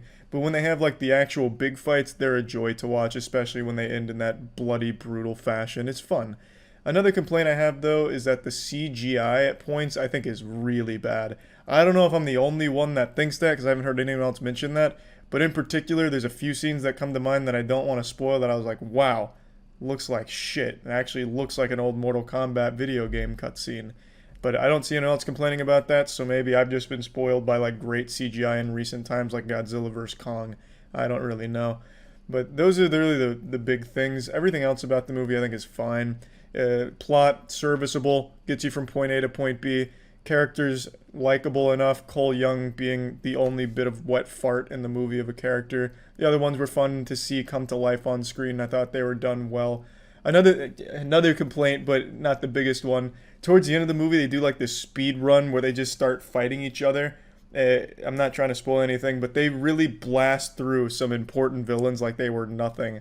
Like some classic villains get killed in a single shot, like a sucker punch or a single shot out of nowhere and just die instantly. That was a little underwhelming to see, since they were building all of these characters up for a climactic fight, and then you have a fight just end with like a single stray shot that kills them. That was a bit sad, but not the biggest deal in the world because you had already gotten so much action leading up to it, so it's fine. And the final fight makes up for it. There's really, like, I got what I expected. I got pretty much exactly what I was expecting, so I can't be mad at it. So just plugging it into the moistmeter, I'm going to give Mortal Kombat a 65%. You have to go into this movie with the understanding it's just supposed to be brutal, bloody fun, and for the most part it is. It's not always brutal and bloody, only really for the big fights does it even get bloody. The smaller fights, it's like maybe like a scratch or a bruise or something, but other than that, it's just like standard punches to the gut that are then blocked or something. But when it's at its best, it's doing great, and I had fun with it, so that's about it. So yeah. Initiating moisture.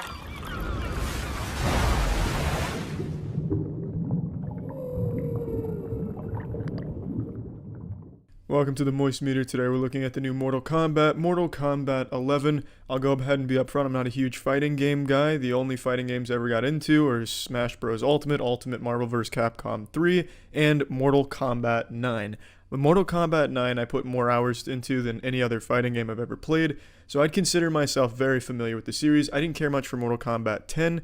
However, I'm happy to say Mortal Kombat 11 is a little bit closer to 9 than it is 10, though it is still slower than both those games mechanically, and I don't think that's necessarily a bad thing, because it's due to this slow pace that it opens itself up to a lot more innovation. I really enjoy the crushing blow mechanic. I really like what they've done with the fatal blow mechanic instead of just having an X-ray tied to meter. I think all of it works a lot better, far more intuitive, and leads to a lot more fun matches. Now, I'm going to go ahead and start with the story. No one really plays fighting games for the story, but Mortal Kombat's always had an interesting one in my perspective. This one's a big step back. The story is a convoluted mess in my opinion. None of the decisions by any of the characters really make any sense, and sometimes the story just feels like a Power Rangers episode. By that I mean they'll have the bad guy, the good guy, they'll square off, be like, Kano, I'm about to rip your spine out of your urethra and then fuck your asshole with it, and then you beat Kano in the fight. And then you just walk away. You're like, I hope you've learned your lesson now, Kano. Don't let me catch you being evil again. And then he comes back being evil, and then you do the same fucking thing again and walk away. Same thing goes for the villains. As a villain, you know, I'm about to fuck your asshole and then pull your spine out of my asshole, Johnny Cage. Then you beat Johnny Cage. I hope you've learned your lesson now, Johnny Cage. I'm evil. And then they walk away. They don't finish the job for no reason half the time. Like, the story could have ended in Chapter 3. You not only beat Kung Lao and Liu Kang, the evil versions of them, you just let them walk. You just get the fuck out of there for no reason. It makes no sense. It's just bad plot armor. And also the writing's really bad. All the attempts at humor do not land at all. It's not like self-aware attempts at humor. It's just bad writing, honestly. It is very pretty to look at. I think there's some good cutscenes in here with some really cool choreography. And there is some deaths, like, you know, halfway through the game, the tone shifts from being, I'm going to let you go with a warning, you know, your 7th warning in a row. It goes from that to putting a bullet right through the skull of Kano. So it does change its tone, which is good. I think it's much better in the later half of the story. And I'm critiquing this story really hard when no one gives a fuck about it, but the story just got under my skin because it was a big disappointment. I love Mortal Kombat 9's story and shit like that, and it was a big step back there. Moving on to the part people actually care about is the gameplay. The combos have never been better. I also like the roster a lot. I really like how a lot of the combos tie into each other and the way you're able to use the offensive 2-bar meter and defensive 2-bar meter as opposed to just 1 meter for everything. I like the way they've divided it up. I think it's a very clever use of the meter, and it makes it a lot more strategic. That's a word I use a lot in this game because it's far more strategic game than previous Mortal Kombats, in my opinion. The slower pacing makes it have to be more about tactics as opposed to, you know, out-comboing somebody. It's all about timing. You know, when are you going to use your breakaway from getting out of a combo starter? When are you going to use a flawless block and then punish? There's a whole lot of depth to the game. A ton of fucking depth, and the tutorial in this game is insane. The tutorial covers frame data, for God's sakes. I've never seen a tutorial as in-depth as this game has to offer. It's totally optional. It doesn't force you to go there. It doesn't hold your hand and take you for the lollipop or anything like that. It just gives you the option of learning everything you can about Mortal Kombat, how the gameplay is done, advanced combos, combo starters, even individual character training. There's a whole lot of shit in the tutorial, and it is incredibly well done. The online is also smooth for the most part. I see a lot of praise with the netcode. However, I have experienced laggy matches. Not overly often. It's not enough to make me, flip a fucking table and pee my pants, but it's enough to be a little bit frustrating, and I imagine that's just because it's launch day. The biggest complaint that I have, the story I complained about a lot, but that's really not a big part of Mortal Kombat. That's not a huge deal to me. What is a big deal to me is the overly greedy and borderline criminal microtransaction system this game has. The monetization in this game makes EA look like saints in comparison. So there's towers in the game, the challenge towers, and you actually can't complete some of those challenge towers without grinding for loot box item consumable shit to beat some of the challenges. They're downright unfair, anti-fun challenges to begin with, but not only that, they are actually impossible to beat unless you have perfect RNG and some loot boxes and get some of the consumable shit that you have to grind hundreds of hours for. Someone did the math. If you wanted to buy all of the skins in the game with to skip the grinding, it would cost you $6,440 to buy all of the unlockable skins without the grinding. That is absolutely absurd because the grinding is awful. Absolutely awful. This monetization in this game nearly ruins the entire game for me. This takes a big fat fucking shit in the cereal bowl for me. This is the most greedy microtransaction system I've ever seen, blowing Star Wars Battlefront 2 out of the water and anything else I can even think of. It's so goddamn disgusting it makes me want to puke. It should be illegal, the monetization method that Mortal Kombat 11 uses. Absolutely criminal.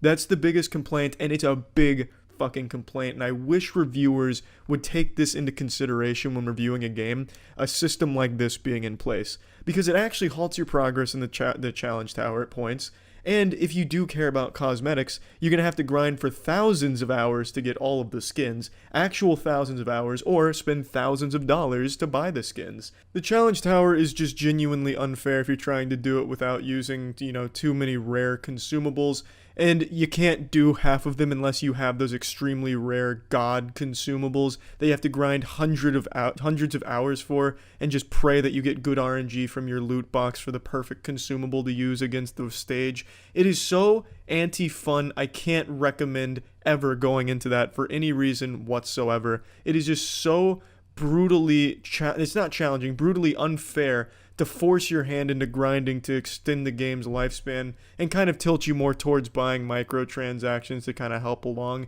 Even though microtransactions still rely on RNG in this game, so you still can't even pay for what you want. And that's mainly just for skins and shit anyway. You can't buy loot boxes, but it still makes you want to do that instead of grinding for the skins and shit the right way, because it is so unbelievably, unforgivingly, and unapologetically unfun.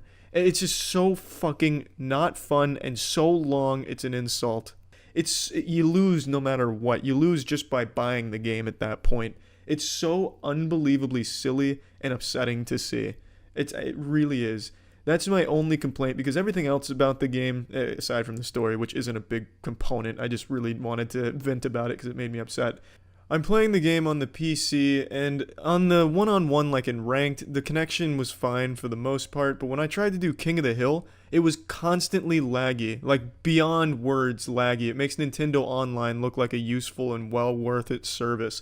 It was incredibly disgracefully laggy. There was crashes. The game would hang up and I'd have to force quit it. I don't know if that's universal to all platforms, but on PC, I experienced that every time I tried King of the Hill. But in ranked and just one-on-one, it was fine.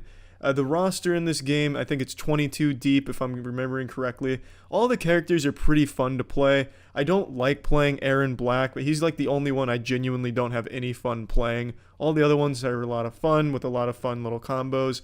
I don't know the bread and butters for all of them right off the bat. I haven't put too much time into the combos yet, but the ones that I do know and have mastered to a certain degree are really satisfying. Everything else about the game from a gameplay perspective, online, the characters, visually, soundtrack, all of that is top-notch, exactly what you'd expect from another Mortal Kombat game, and a really good Mortal Kombat game at that.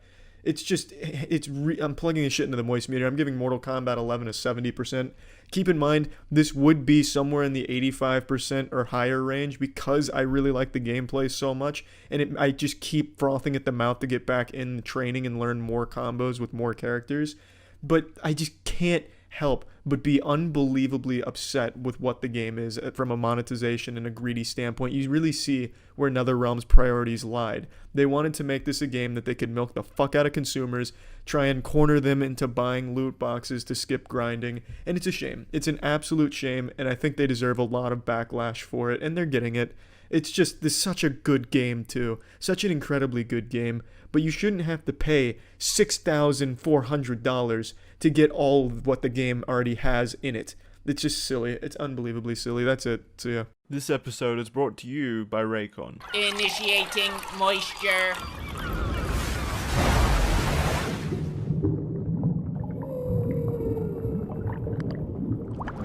Welcome to the Moist Meter. Today we're taking a look at Mulan, the latest victim in Disney's insatiable appetite to ruin their animated classics with mediocre live-action remakes. Now, Mulan has a lot of controversy surrounding it, but as always, here at the Moist Meter HQ, our top scientists like myself are able to separate the controversy from the actual product. And in this case, the product, the movie, is able to be bad all on its own, without any controversy. It's just not a good movie. It's baffling to a certain degree.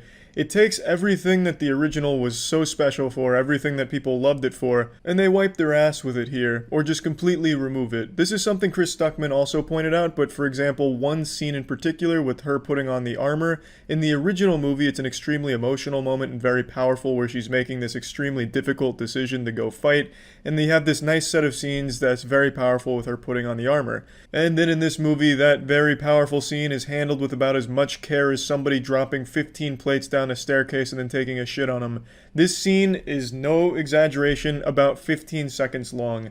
She grabs the sword, points it in the camera like some kind of fedora-wearing neckbeard, and then she has the armor on in the next second, and she just rides off. There's no emotion to it. That's the biggest fucking problem with this movie. There's really like no emotional weight of anything. This movie completely strips away all the charm, all of the emotion, all of the fun, all of the musicals from the first one, and you're left with just a very bare bones, very bland, mediocre imitation of the first one. I will say I'm glad that it's not just a shot-for-shot remake like Disney's done in the past. I'm glad that they at least try to do something a little different with Mulan, but they do it at the cost of ruining everything that made it such a good movie in the first place. This movie is like if everything was handled by AI that just doesn't understand human complex emotions. There's nothing here. It's this giant fucking nothing burger. It's like biting into styrofoam. When they try and do something that should be powerful in the moment, it's not. Everything feels really rushed, especially like that armor scene. There's a lot more like it, but the armor scene in particular really stands out to me because that's a scene that should be huge. There's so much at stake if she goes to fight. There's such a big implication there. There's so much that could go wrong. It's such a big deal.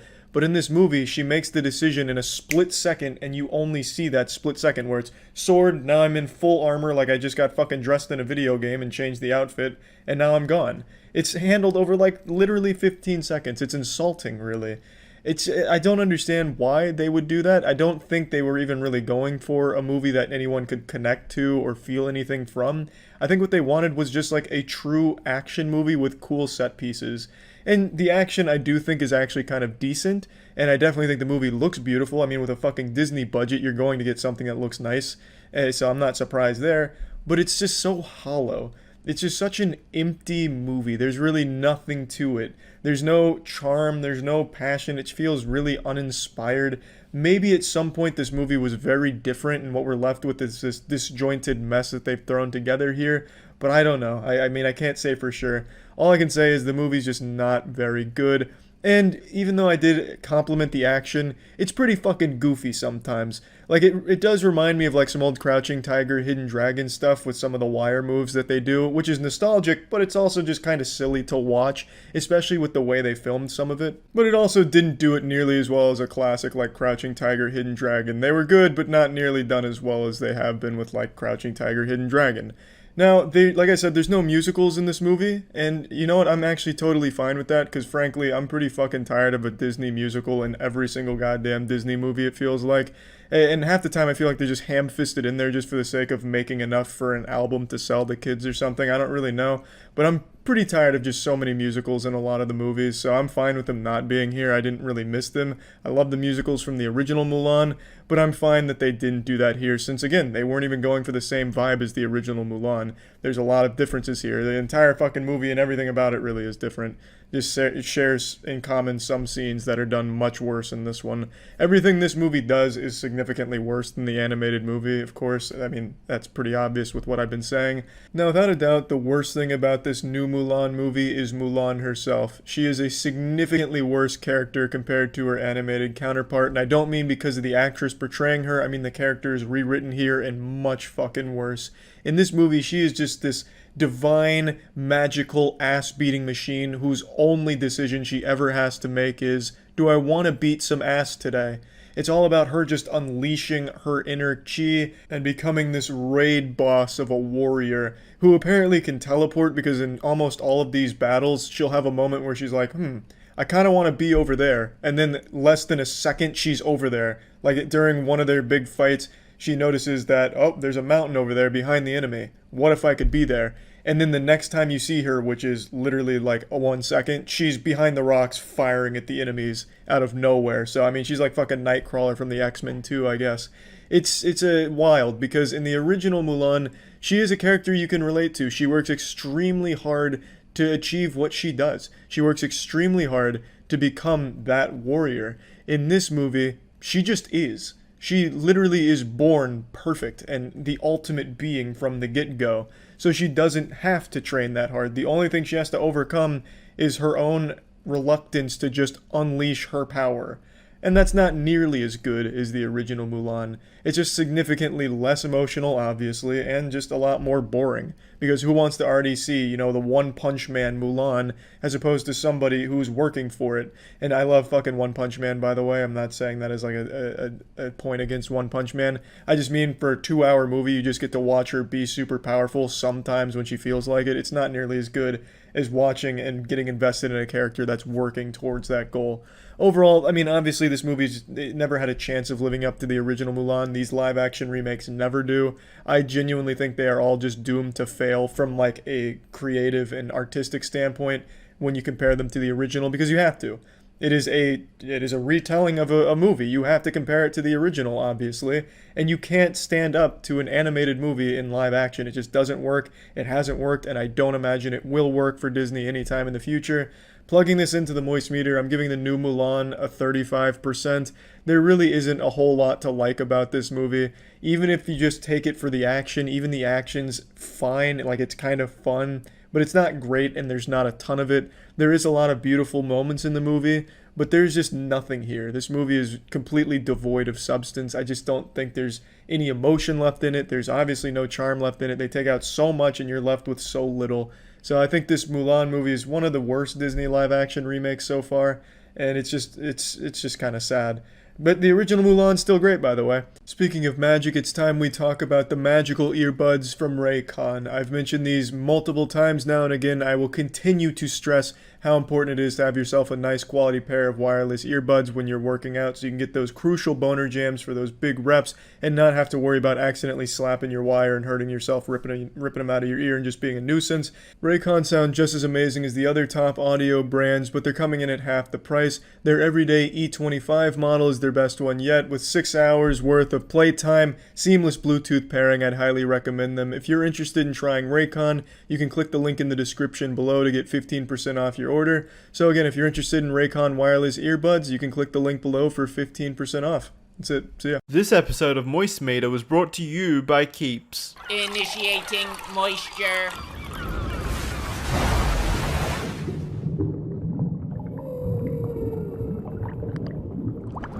Welcome to the Moist Meter. Today we're taking a look at My Hero Academia Heroes Rising. This is the second movie from the My Hero anime franchise, and the first one was great. This one's even better, I think. Now, it's not canon, And I'm of the firm belief if you're gonna make something that's not canon, just go fucking hog wild with that shit. I don't care if it makes sense, just make it fun and over the top as fuck. Bring in time-traveling space pirates. Have the main characters steal the fist of God. I really don't care, because it's not canon. Just make that shit memorable.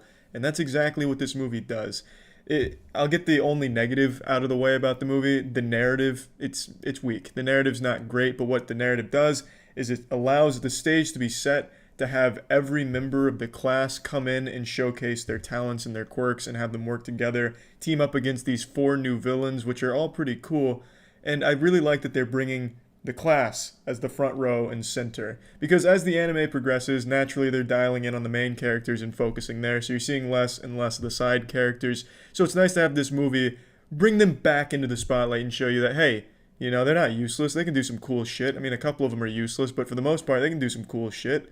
And that movie shows it, and I love that. But the narrative, it's not great. It's really not, especially towards the end. Towards the end of this movie, they are really pulling some fat shit out of their ass. They're going 2 fists deep and just yanking as much shit out as possible. It's really fun, and man, that final fight is super beautiful to look at, but it makes no sense. And when they try to explain some of the nonsensical shit, it's weaker than a 20-year-old condom. It is just, by all definitions, some ass pulling, which is fine because it's not canon, comes with the territory, and it just showed you some really fucking awesome shit. So it's not that big of a deal that they don't have a real explanation or excuse for why certain things happened. But I mean, fucking Deku and Bakugo died 15 times in this movie. Spoiler alert. When you see them on screen, their death is soon to follow, but they always get brought back because explanations. I mean, that's an exaggeration, of course, but it really is very silly in that department, which I think is fine because it's not canon. As long as it's cool, memorable, and just an enjoyable experience, I think it really hits the marks that it's looking for. I do think if you haven't seen the show, there's really not a whole lot here for you because part of the fun of this movie is seeing those characters that you haven't seen in like 2 fucking seasons contributing again, doing cool shit again, and I really enjoyed that. I felt like the gang was getting back together, you know, getting back on the ice, ready to play a couple more hockey games here in the big league. So that was really enjoyable. Another complaint I did have, there's 4 new villains introduced in this movie, but only 2 of them have any stage presence at all. 2 of them are just thrown away almost immediately. There's 2 villains in that group that I think had 3 lines of dialogue and 5 minutes combined of screen time. So I just kind of wasted on those 2 because I think they were really cool and I think their quirks were pretty interesting that they didn't explore at all. They're just kind of used as a little fleshlight and punching bag tossed to the side, which I think is a bit of a waste of potential. But the 2 villains from the group that did stand out really fucking stood out. They're really great, especially the main bad guy, 9. I think he was fantastic. Intimidating, menacing, and just a really great final boss fight. And that final fight lasts like 45 minutes. That's the bulk of this movie, is just the last fight, and it is beautiful every second of the way. And that's when all the heroes are really firing on all cylinders, doing some cool shit. I was very pleased with the movie. There is a lot you could pick apart, especially when you come to the narrative side of things and some of the decisions they made. But why the fuck would you? It's not canon in the first place anyway. So just let them have these explanations. I would have been totally fine if the way they excused it was at the end it was all a dream. I wouldn't have even fucking cared at that point. It was just a really enjoyable experience. The animation here and that final fight is gorgeous. Absolutely gorgeous. I'm a sucker for that kind of shit at the end where this climactic battle has like 9 different acts to it all over the course of 45 minutes, and then towards the final act they just cut everything and it's just ambient noise and music. I love that. I love that shit. Overall, very enjoyable. Movie was hype as fuck. Plugging us into the moistmeter, I'm giving My Hero Academia Heroes Rising a nice 85%. Very good stuff. And it right in line with the show. The show's good, movie's good, so it's nice that they are both good together. Neither one of them stinky, which is fantastic. Time we talk about something serious here, boys. Hair loss. Nothing to be embarrassed about, but it's also something you don't have to deal with. Statistics, and I'm not using these to scare you, but statistics say 2 out of 3 men will experience some form of male pattern baldness by the time they're 35. That is unacceptable, I say, especially when there's other options out there. I'm talking, of course, about Keeps. Keeps will help you keep that beautiful lion's mane looking beautiful. They offer actual treatments, real, scientifically proven effective treatments. None of that pseudoscience garbage you'll find on the internet about, rubbing motor oil in your skull to help with preventing hair loss. None of that. Real, actual, proven, efficient, effective treatments. Keeps treatments are up to 90% effective in preventing hair loss. You can also talk to a doctor through Keeps to get medication prescribed and delivered right to your doorstep. There are plenty of steps you can take using Keeps to help combat balding, male pattern baldness, hair loss, whatever you want to call it. There's steps you can take. So if you're interested and ready to take action, go to keeps.com/moist to get 50% off your first order. That's keeps.com/moist, or just click the link in the description. Initiating moisture.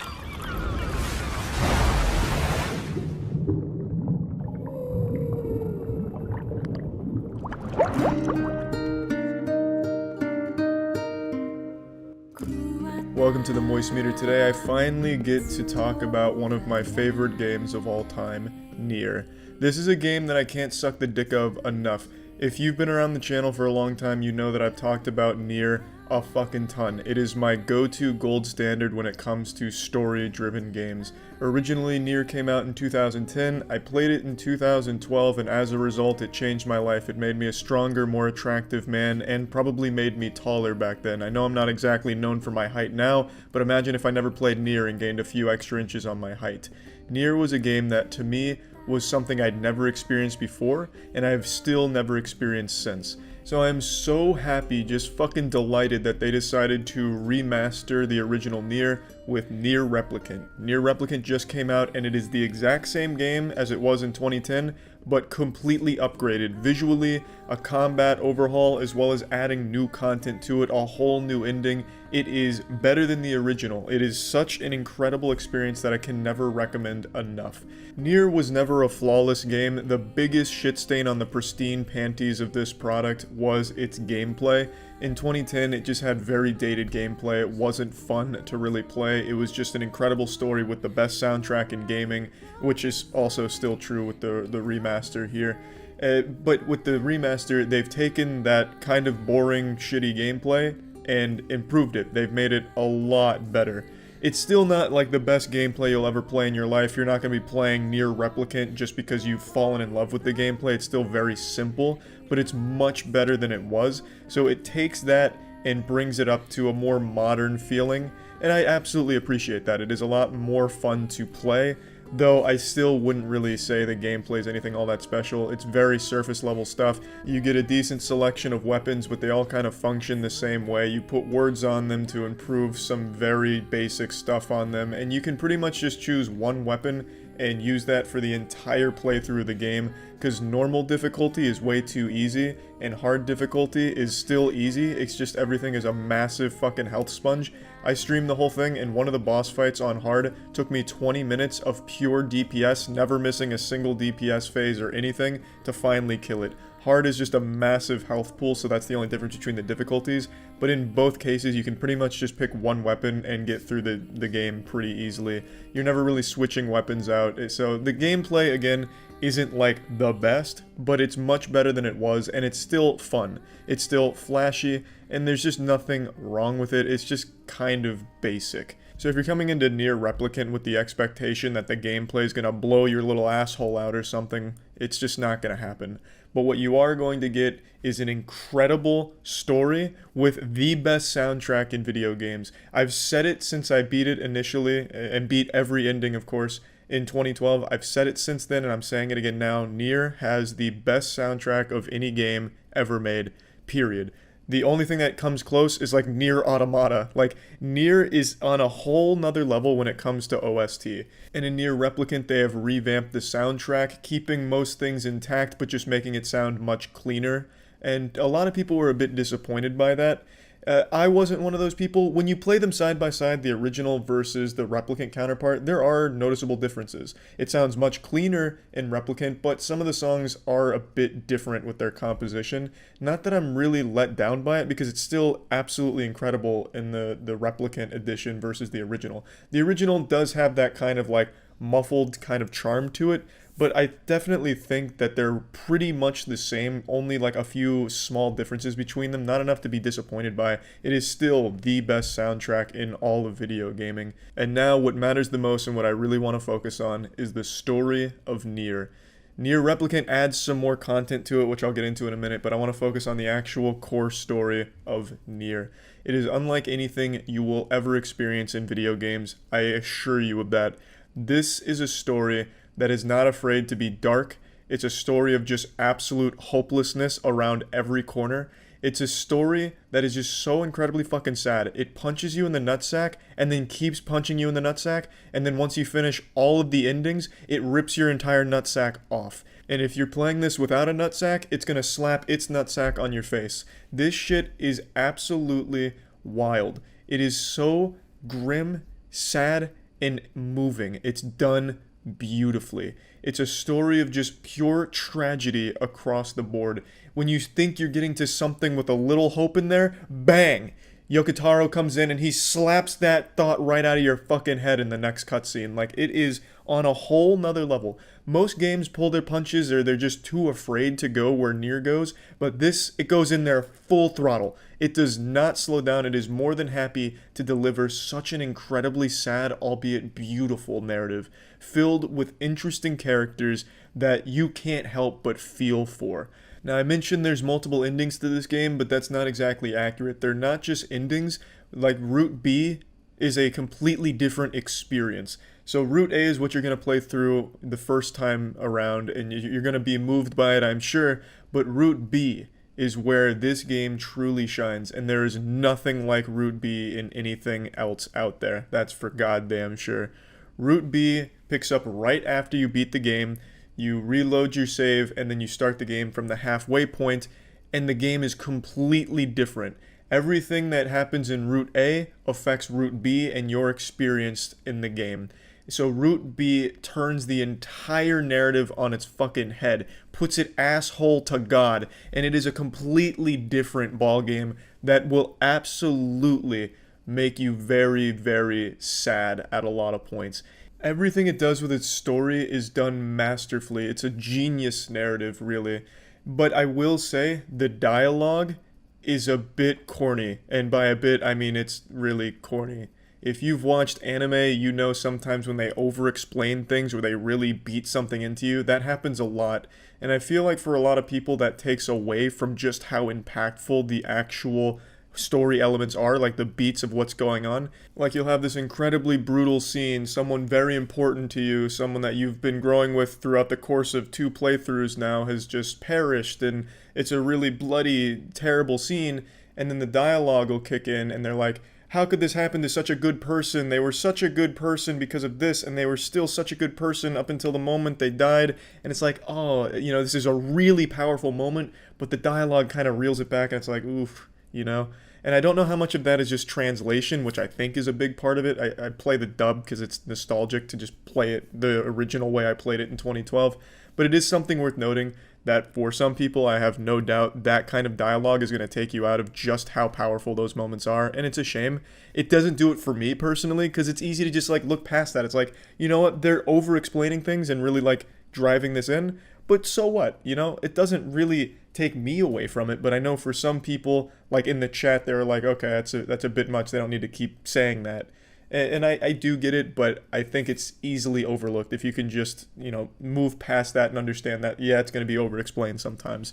No game has the balls to do what this game does. It is such an incredible adventure, a narrative masterpiece. This game is just truly special in everything that it does with its narrative, its universe, its world, and this is a really big world. There's a few games that come before this that tie directly into this called the Drakengard series. I personally am not overly familiar with the Drakengard series, only what relates to Nier, but you don't need to have that understanding going into this game. It pretty much feeds you what you need to know about the world, which is good enough. And then if you've played Automata, which I imagine a lot of you that are watching this have, because Nier Automata was a massive success that I couldn't be happier for, because Yokotaro really deserved to have such a huge smash hit. Most of you have probably played that. It doesn't really tie into Nier here. This takes place thousands of years before Automata, but you will recognize some things in this game from Automata. It comes way before it, but they do exist in the same universe. So I just want to let you all know there's a lot in this universe, and it's so wonderfully constructed. Now, I'd like to get to a couple more things because, again, the game's not flawless. There is a lot of dated game design that's still here in Replicant because they wanted to stay true to the original, and that comes in the form of like text-based adventures. There is one section in particular that is 45 minutes of only reading. So there's times in this game where they're not showing you anything, they're just putting words on the screen and you're reading a story. It happens in one location, even in the initial playthrough, where you're solving riddles and reading short stories, and then it happens again a bit later where it is 45 minutes of uninterrupted reading to explain to you a character. It's well written, like they're not poorly written or anything, but it's not exactly a great gameplay design, especially when the game is typically a very high action, fast-paced kind of gameplay. So it's just something that I thought I'd mention that just doesn't really translate super well to a modern game. The game is constantly changing genres throughout, which I think is great, keeping it fresh. But when it gets to the tech stuff, you can really see a bit of datedness to it. And the side quests are pretty bad. Almost all of them are like fetch quests. There are some exceptions, of course. But for the most part, they're fetch quests. Kill these things, get these things, bring them back, and that's about it. You get gold for it. So the side quests aren't very interesting.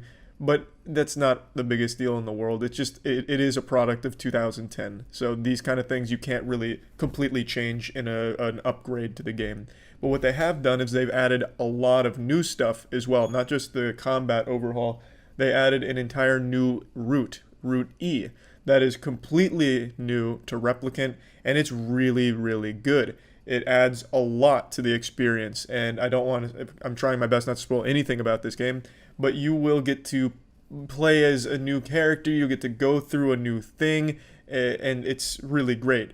They also add a new section that wasn't in the original Nier, where you go to a ship and you learn about a new shade, and they did add some new content to it. This is a much better version of the original Nier.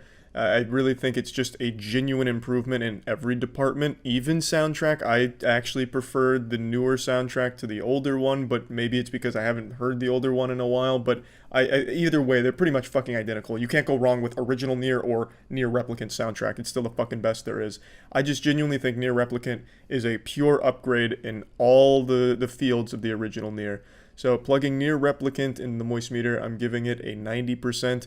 It's been over a decade since the original Nier came out, and still nothing has even come close to its narrative masterpiece. It is unlike any game you have ever played before, and I always recommend this game to anyone who likes story-driven games, because this does it better than anything I've seen. No game goes where Nier has gone, tackles some very heavy themes, very good characters, very, very, very good writing with its story. I just can't praise this game enough. I always recommend this, and I'm still recommending it. Nier Replicant is fantastic. That's about it. So yeah. Initiating moisture.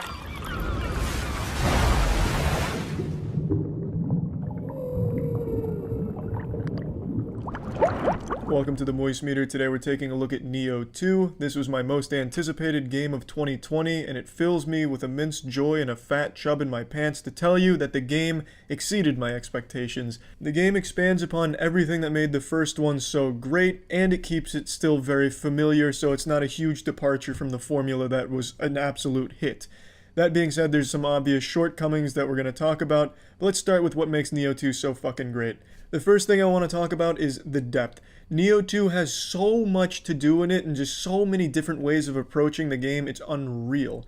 I put 36 hours into the game, streamed all of it at twitch.tv/moistcritikal, and I only scratched the surface of what Nioh 2 has to offer. I switched my build 3 times. I started with a magic switchglaive build, then I went into a bare naked badass axe wielding build, and then eventually settled on a ninjutsu build, all of which functioned entirely different from one another. The playstyle was constantly changing as the builds were.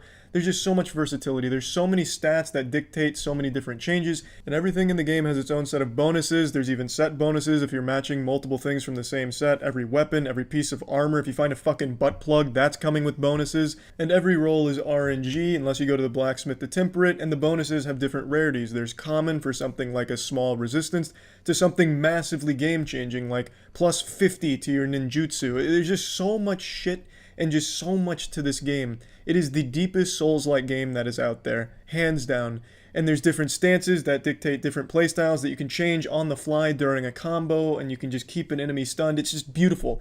The combat, the gameplay, everything in this flows so incredibly well. It's just always fun to experiment with different skill combos or a different way of approaching an enemy. And every enemy in this game hits like a fucking truck. Even if you're wearing full tank armor, you can get one shot by a basic enemy. If you find a caterpillar crawling around to decide to attack it, that shit might just turn around and bite your dick off and just end you immediately. And I think that's great. Puts hair on the chest of anyone that picks up the controller to play the game. You accidentally swing at a rock, well, it turns out that rock was a wall and it one-shots you. Shit is crazy, you gotta stay on your toes at all times. It's a fucking joy. I absolutely love everything about Nioh from a gameplay perspective, and the depth of this game, I really can't stress enough, is incredible. So many different ways of playing it, and I love it. Now, I want to get into a couple of its shortcomings. I hate the mission system. I think Nioh's biggest shortcoming is this mission system, and it's exactly the same as in Nioh 1. There's no changes to it. Everything, including the interface, is identical, with almost no quality of life adjustments for menus or anything like that. The inventory is still a convoluted fucking mess to manage. I just don't like the interface and the mission system. Those are probably the two biggest complaints I have about the game, and they're not even like a huge deal. It's just really tedious, traversing the menu, getting where you want to get. But I think what makes me dislike the mission system so much isn't from a functionality standpoint, because it gets you where you need to go. But it just makes it a little underwhelming at how it keeps taking you out of the action. So you'll finish an incredible mission and then you just leave. And then you go to a different location that maybe isn't as cool.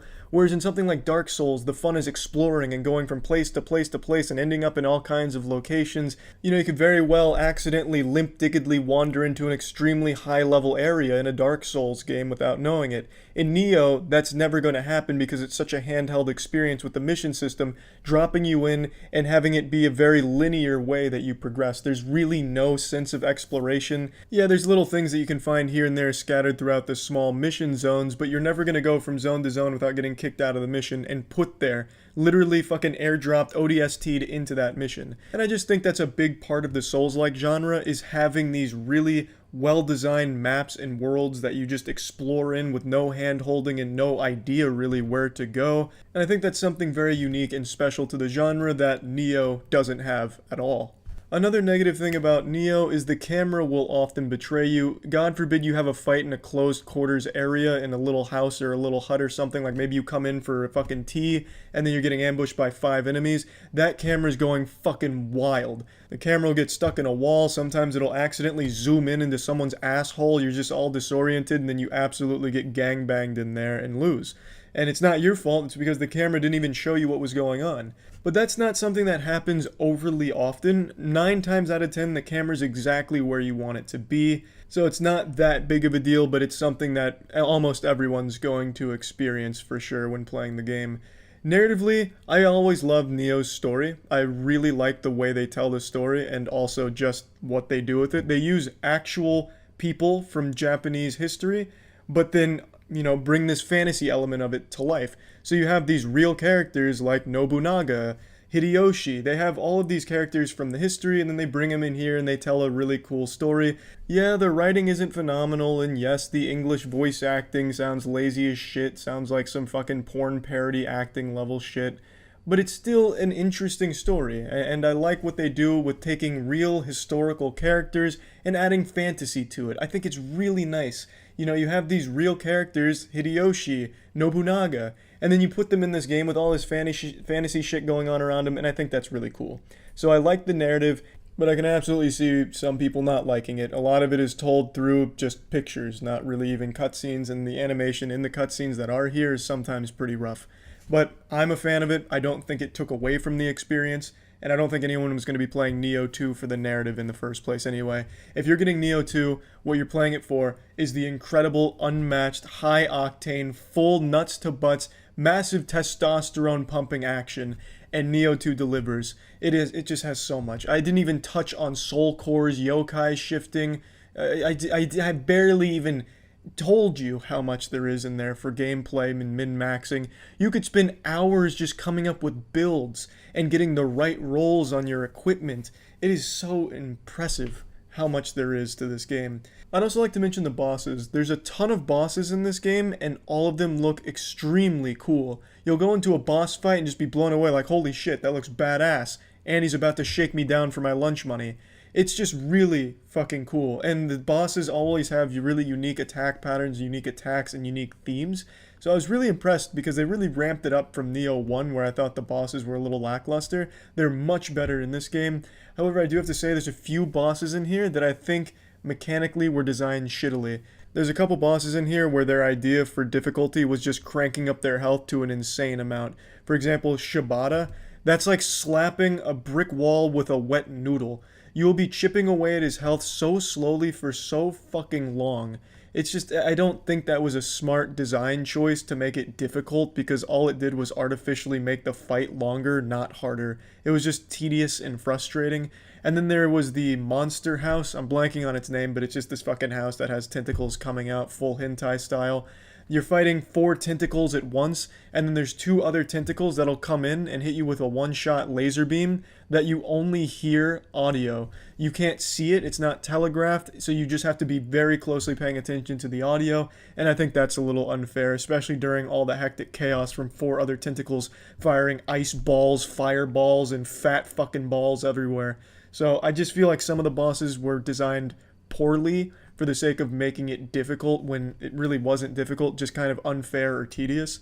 But otherwise, I think Neo 2 is an incredible fucking game that I can't recommend enough to anyone that likes Souls-like games, action games, or any games with a lot of min-maxing potential. There's so much to do in Neo. So plugging this into the moist meter, I'm giving Neo 2 a fat 90%. Super happy with how great the game is. Also, I'd like to apologize, I didn't stream the final boss kill because if you were tuning into the streams I was doing for Neo 2, twitch.tv/moistcritikal, my internet cut out when we were finishing the final boss, and it was 3 a.m., so I just went to bed and then I beat him the next morning. So just letting you all know now, that's what happened, and I'm sorry, it was fucking late and I didn't feel like restarting the stream and getting the computer all set up again. But anyway, Neo 2, great game, highly recommend, good shit. See ya. Initiating moisture.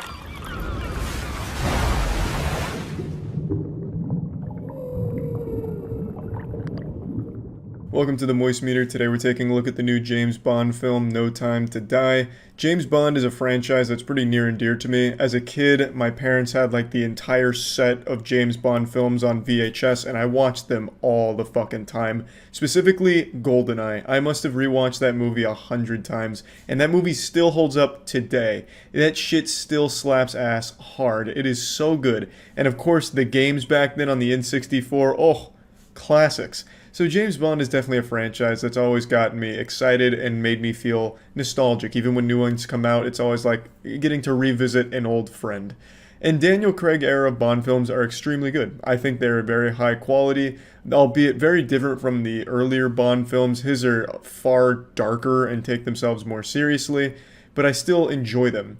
And this is the last movie to conclude that era of Daniel Craig as Bond, and I think the movie does a nice job of wrapping it all up. I think it's a satisfying conclusion, albeit not perfect by any means, but still a really enjoyable ride one last time with Daniel Craig as Bond.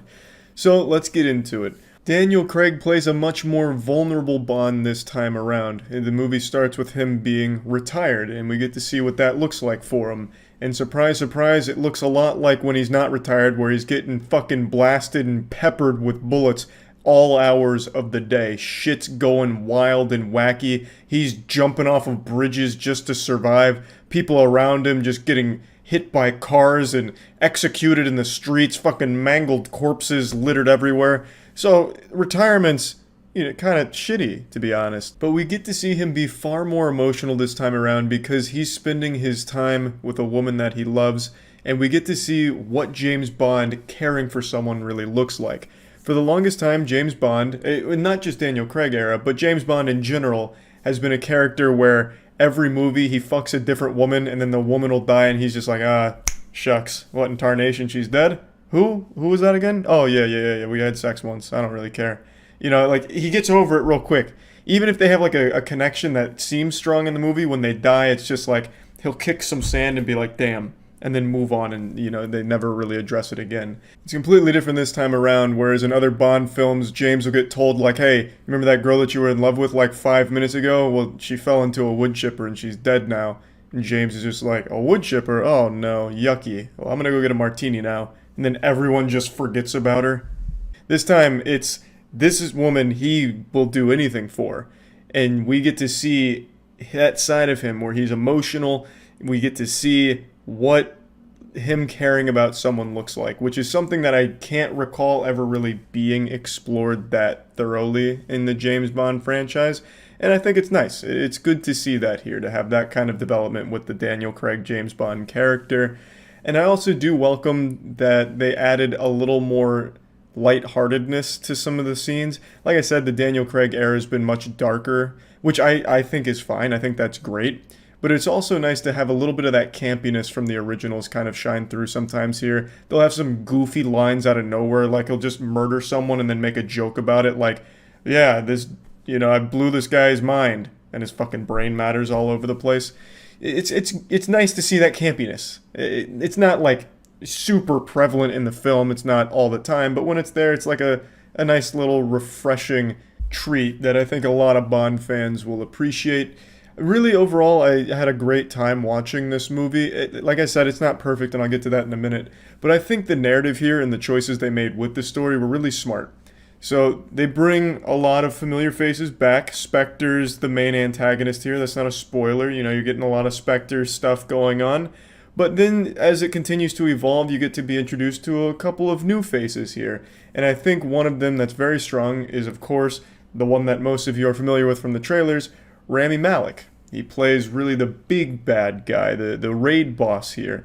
And I think as a character, he's a bit weak, but the performance from Rami really helps elevate it. The character, I think, is a bit silly at times. They really like plants, and they're not happy about stuff, so they're going to use plants to take their revenge and like hurt people because of plants. And with plants, it's just it's a little goofy sometimes. And I think some of the things the character does and says are very, very silly. I don't want to get into spoilers. I still think overall it's a villain that's pretty good. It's definitely a strong final villain, just a bit goofy at times.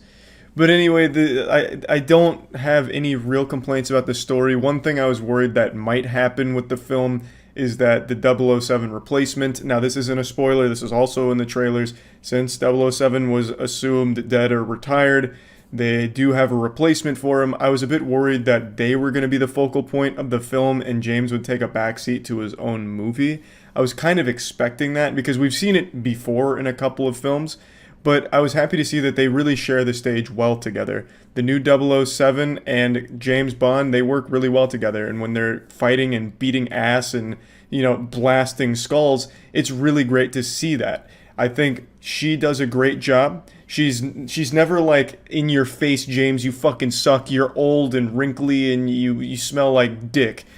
She's pretty respectful of him. It's like a playful banter between her and James Bond when they're on screen, and it evolves into a pretty solid chemistry between the two of them when you get to the final act. So I really thought they did a good job with her character. And one thing that this movie does extraordinarily well with is action. The set pieces here are fucking beautiful most of the time, and the action is great. It's really grounded in reality. There's nothing like outlandish here that happens, and it's never like hard to look at where it's jarring cuts that make it really difficult to see what's actually going on. It doesn't obscure the action. You get to just watch James Bond be a badass. You get to watch current 007 be a badass, and you're never like bored.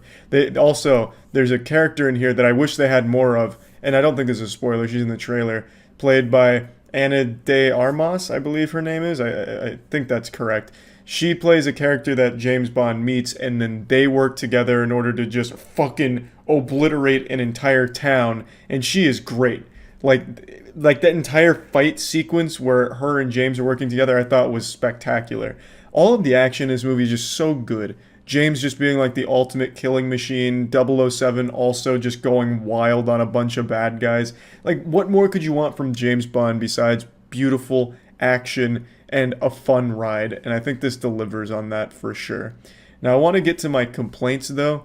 I think one of the big things that this movie kind of fumbles with is getting from point A to point B. Like, to me, sometimes it feels like things are a bit off, as if like things were cut together incorrectly. So you'll go from one thing to the next and nothing that really bridges that gap. It's hard for me to explain without getting into spoilers, which I don't really feel like doing for this one. It's just sometimes there's like a lack of reason behind things that happen, in my opinion. Like, maybe I missed it, like maybe I'm just too fucking stupid sometimes, but I feel like some of the plot elements here just don't add up. Alright, fuck it. Real quick spoiler warning, because this is the one that I want to talk about. So, spoiler warning, let's get that out of the way. Okay, and now I want to talk about it. So, one of the biggest things that happens at the beginning of the movie is James and Madeline, they're hanging out. They're enjoying retirement together. They're madly in love. They're making out. They're fucking and shit. And then he goes and visits the grave of Vesper, which is a character that you'll know from the previous Bond films. He goes and visits her grave, and then all of a sudden an explosion happens. The grave blows up right in his face. He gets sent back, and then he's dazed, and then getting hunted by all kinds of people, all bad guys after him. And then he goes back to Madeline and thinks he's been betrayed by her, so he sends her on a train, never to see her again. And then it's revealed in a big twist that she never betrayed him. It was actually Blofeld from Spectre. And my immediate question when this was revealed is, why? Like, he just randomly placed a bomb at that gravesite, hoping James would go visit it at some point, and then he did, and then finally this plan gets to spring into action. Like, what the fuck was the point? Is it just like an epic prank or something? And his explanation is even sillier. He's like, I knew you would suspect her. And then I wanted you to live in a world that's as lonely as the one you put me in. Because he abandoned the girl that he loved, thinking that he had been betrayed by her. And it's like, that's such a gamble. Like, you know, there's a very good chance he just would never go visit that grave. Ever. And there's also an even smaller chance that he would visit the grave while you also have bad guys nearby and a bomb that's been waiting there for God knows how long. You know, it could have been a dud for how long it must have been, just like collecting dust. It's very silly. And it's also dumb in retrospect because she even says, why would I betray you, James? And he never has an answer for it. So he never stops to ask himself, why would she betray him? He just immediately assumes she must have, without even considering the alternatives of maybe it was someone else, of the millions and millions of people that are hunting him. Maybe it was one of them that don't like him, as opposed to the girl that's doing everything for him, staying by his side, and then again asking him, challenging him, like, why would I do this, James? And he never even bothers to even like think about it. He's just like, yeah, I got betrayed, fuck. Can't trust women out here, I guess. Like, it's just a bit weird. Okay, spoilers are over. So to me, there's just certain things about the plot that don't work, they don't add up, and it just gets a little off the rails and a bit silly. It's also a really long movie. It's almost 3 hours. It's 2 hours, 43 minutes. So strap in for a long ride with this one. And also get used to seeing James just eat explosions. The amount of times like a grenade will go off in his goddamn stomach and he'll just get blown back and be like, yeah, that's fine. I'm good. Like, ears are ringing a little bit, but he cleans them out with his finger and he's back to normal, is shocking. You know, he's blown up in this movie constantly. Literally sitting on just dynamite, and he'll just be fine when it blows up. So also get used to seeing that, because that happens like 3 or 4 times in this one. But anyway, I really enjoyed it. Plugging No Time to Die into the moist meter, I'm giving it a nice 85%. That's a little high, I think, like maybe an 85%. I really enjoyed it, but there are things here that I don't think worked super well for the film. But overall, it's hard not to really appreciate what it did. I think this was a great finale to the Daniel Craig era of Bond. I had a lot of fun watching it, and I had a big smile on my face to see it all play out. And I know Daniel Craig has said he's really tired of playing James Bond at some point, or at least I read that. But he did such a great job with this one. I think he did it justice, and he really put it all on the line to give a great conclusion to a character that a lot of people really like. So I think the movie's good. I had a good time with it, and that's about it. I'm a man who values hygiene, but not just good hygiene, the best hygiene, which is why I use Dr. Squatch. Dr. Squatch has the best products to really take your shower game to the next level. They just provide you with high-performing, high-quality soaps that use natural ingredients with really great scents. The one that I've been using is the Wood Barrel Bourbon. This is my fresh one. I have a couple of these, and I've been really enjoying that one. It makes you feel like a man and smell like a champion. For a long time, I've used liquid soap, but ever since trying Dr. Squatch, it makes me not want to ever go back to that because Dr. Squatch is just the best bar of soap I've ever tried. So if you're interested in trying Dr. Squatch products for yourself, use code MOIST and click the link in the description below to get up to 20% off of orders of $20 or more. It's code MOIST and clicking the link in the description below for 20% off of orders of $20 or more at Dr. Squatch. Initiating moisture.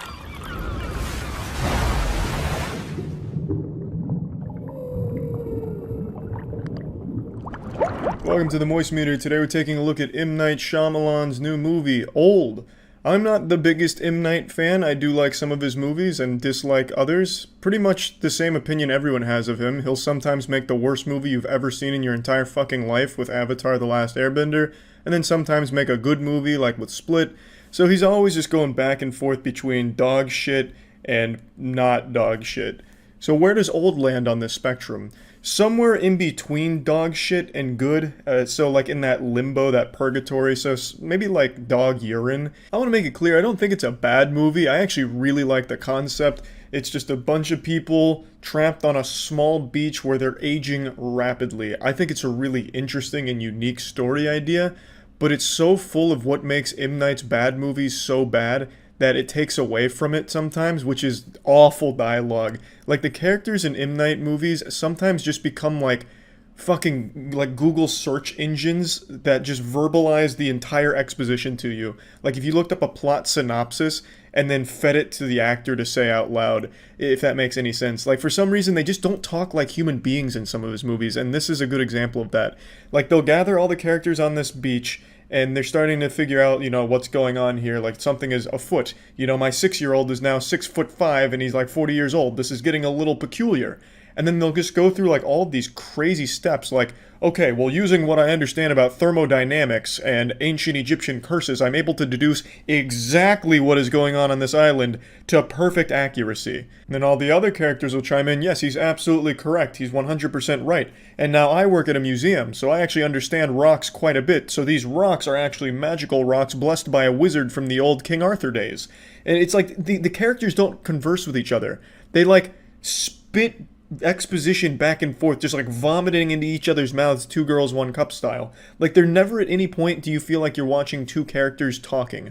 It's like a battle of who can dump the most exposition out of their mouths the quickest. But when they're not talking, I think that's when the movie's at its best, because you have a really like pretty disturbing premise of these people are aging fucking 50 years over the course of 24 hours. Like, they are aging quick, and I think that as a plot device is really interesting to most people. Like, some of these kids, they were 6 years old, and then in 5 hours, now they're in their 20s. They are physically 20, but they still have the mind of that 6-year-old. So it's a pretty fucked up situation. People die and start decomposing almost immediately. If they get like a broken arm or something, it starts to heal broken unless they set it. Like, there is a lot of disturbing things that happen with the premise, and I think it's a really interesting idea. And you're constantly wondering, well, how the fuck do they get out of here? Because they try the most logical stuff in the beginning, I'd say. Just leave the way they came, but they have an explanation for why that doesn't work. Maybe try climbing over the rocks. Well, they have an explanation for why that might not work. Try swimming away. Everything has an explanation for why this beach is really hard to leave. So you're always wondering, well, how the fuck are they going to get out? And I think they do a good job of creating tense situations, because there's characters on the beach that you might not be able to trust because they have something going on that leads to them maybe being a danger to everyone else in the group. So I think there's a lot of things that work in this movie, but a lot of things that take away from it too. Without getting too deep into the spoilers here, I think the ending of the movie it kind of falls apart. I like the idea he had with how to end it, but I think he was just too afraid to actually end the movie in like a good spot. So instead, like, writes himself into a corner, and the ending kind of falls apart, and it kind of throws away a little bit of like what actually the mystery of what was going on there. I just feel like there was just, at the end, so many, like, lucky breaks that it gets silly. And then to wrap up the way that it didn't match the rest of the movie, in my opinion. I can't really get into it without talking about spoilers, and I'm still debating on whether or not to do like a section of these moist meters for a spoiler talk so I can actually get into it. Haven't decided yet, so I'm not going to bother with this one. But yeah, overall, I did enjoy the movie, but it's far from like a great or perfect film. But I definitely think it is an entertaining one with some interesting things in it. Plugging old into the moist meter, I'm giving it a 60%. I feel like this movie would have really benefited from someone being there and just slapping the pencil out of M. Night's hand every time he went to write character dialogue. I think that would have really helped elevate the movie a bit higher and maybe play to its strengths a bit more. I really just think someone needs to go over the dialogue that M. Night writes and change it, make it work, because that is a seriously lacking element to his movies, I would say. At least recently. But anyway, I still think it is a fun movie to watch. Now I'd like to talk about Helix mattresses. One of the most important things you'll ever buy in your life is a mattress. I'm sure you've heard that a million times from everyone you've ever met, and it's extremely true. You're going to be sleeping on it every night, every single day. So it's extremely important you pick one that matches your body type, and everyone's body is different. For me personally, the old mattress I used was just a little too soft, so it led to lower back pain. And then I found Helix mattresses, which give you a nice, unique sleep quiz, which will pretty much match you with your ideal mattress, whether it's like a harder mattress, a softer one, just to fit your unique body type. And for me, I needed something a little bit more firm, and since then, I haven't had that problem. Helix mattresses are super convenient because they're delivered right to your door, just rolled up in a box, and it's just super quick to get them out. It basically unpacks itself. So that's really nice, so we don't have to struggle with that. Also, if it makes you nervous to buy something you haven't tried yet, Helix mattresses offer a 100-night sleep trial, so you get more than 3 months to make sure that you love it, and if you don't, they'll just pick it up for you and you get a full refund. So if you're interested in trying a Helix mattress, you can go to helixsleep.com/moist to get up to $200 off your Helix mattress plus 2 free pillows. That's helixsleep.com/moist for up to $200 off and 2 free pillows. See ya. Initiating moisture.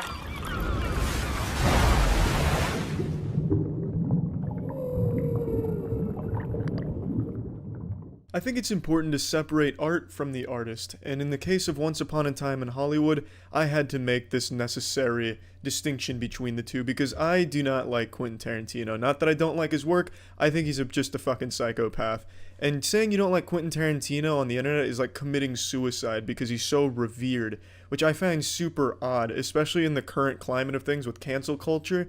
This dude has done everything shy of rape and murder one of the actresses on his sets. For instance, he strangles Diane Kruger in Inglourious Bastards to get a realistic-looking strangulation because he didn't trust the actor to be too gentle. He wanted to go hard to make it look right. He strangled Uma Thurman in Kill Bill. He spit on her.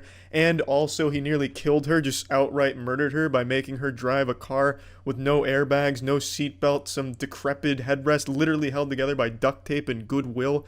Had her drive it down this fucking stunt course like Evel Knievel, and she got into a really bad accident that she still suffers from. The dude's a maniac. So I don't like Quentin Tarantino. His work, different story.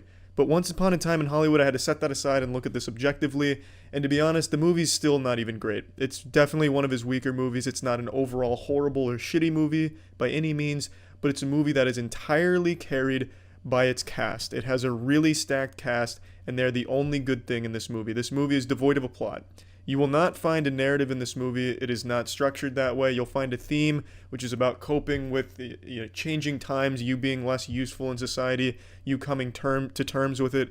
It's about the struggle of accepting that fate, and that's really just about it. Everything else is kind of just characters talking to each other. There's no overarching plot. There's nothing that drives the characters. There's really just not a whole lot here in terms of substance. That being said, there's a lot of cool shit in the movie too. I like the way a lot of the scenes are shot. I like the set design. It really does feel like you're watching an old movie. This doesn't feel like a modern movie in even the slightest bit. I really, really like when they got into like an actual old Western because the movie takes place basically around this character whose bread and butter was old Westerns. And he got a new role and they're filming it and you're getting to watch this old Western being filmed while you're watching the film from the outside. So you get to see them saying like cut and shit in the scene, and then it goes right back to the movie. So you're watching like a movie within a movie. It's very nicely done, and I enjoyed that. Brad Pitt, I think, was phenomenal in this movie. But overall, the entire first 2.5 hours of this movie, because it's nearly a 3-hour movie, is just uninteresting, boring. It's just not enjoyable. You'll have things that seem like they're going somewhere. For example, tension will start building up on a ranch. It's starting to build up, reaching the crescendo. You got your dick in your hand and you're ready to see anything at all happen in this movie, and then nothing happens. Walks away, end of plot line. You never see those characters again. Nothing ever comes of it until like the last 15 minutes. You have nothing. No plot lines get resolved. Really nothing happens. There's almost no conflict or tension past that point. There's just literal nothingness, a void of entertainment. It's supposed to be heavily reliant on comedy, but Brad Pitt is the only one who does comedy in this movie and does it well. He is the only character that executes it in a decent fashion. Sometimes Leonardo DiCaprio's character comes across comedic, but that's just because of how serious the character is, and I think they do a good job with that sometimes. But overall, the comedy doesn't land either, so it doesn't have that crutch to lean on either. The last 15 minutes, though, is spectacular. Absolutely spectacular. That was the only good part of the movie, and it was a really fucking good part. All the comedy works in the last 15 minutes.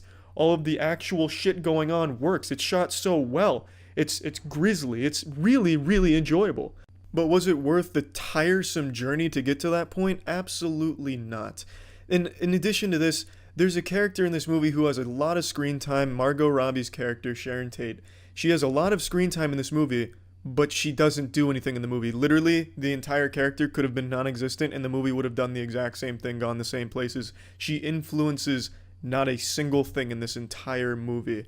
I don't understand what the purpose of her character being there was. I understand it's maybe working the angle for Charles Manson because Sharon Tate was an actual figure, but Charles Manson doesn't have a role in this movie at all. He's just kind of hinted at occasionally.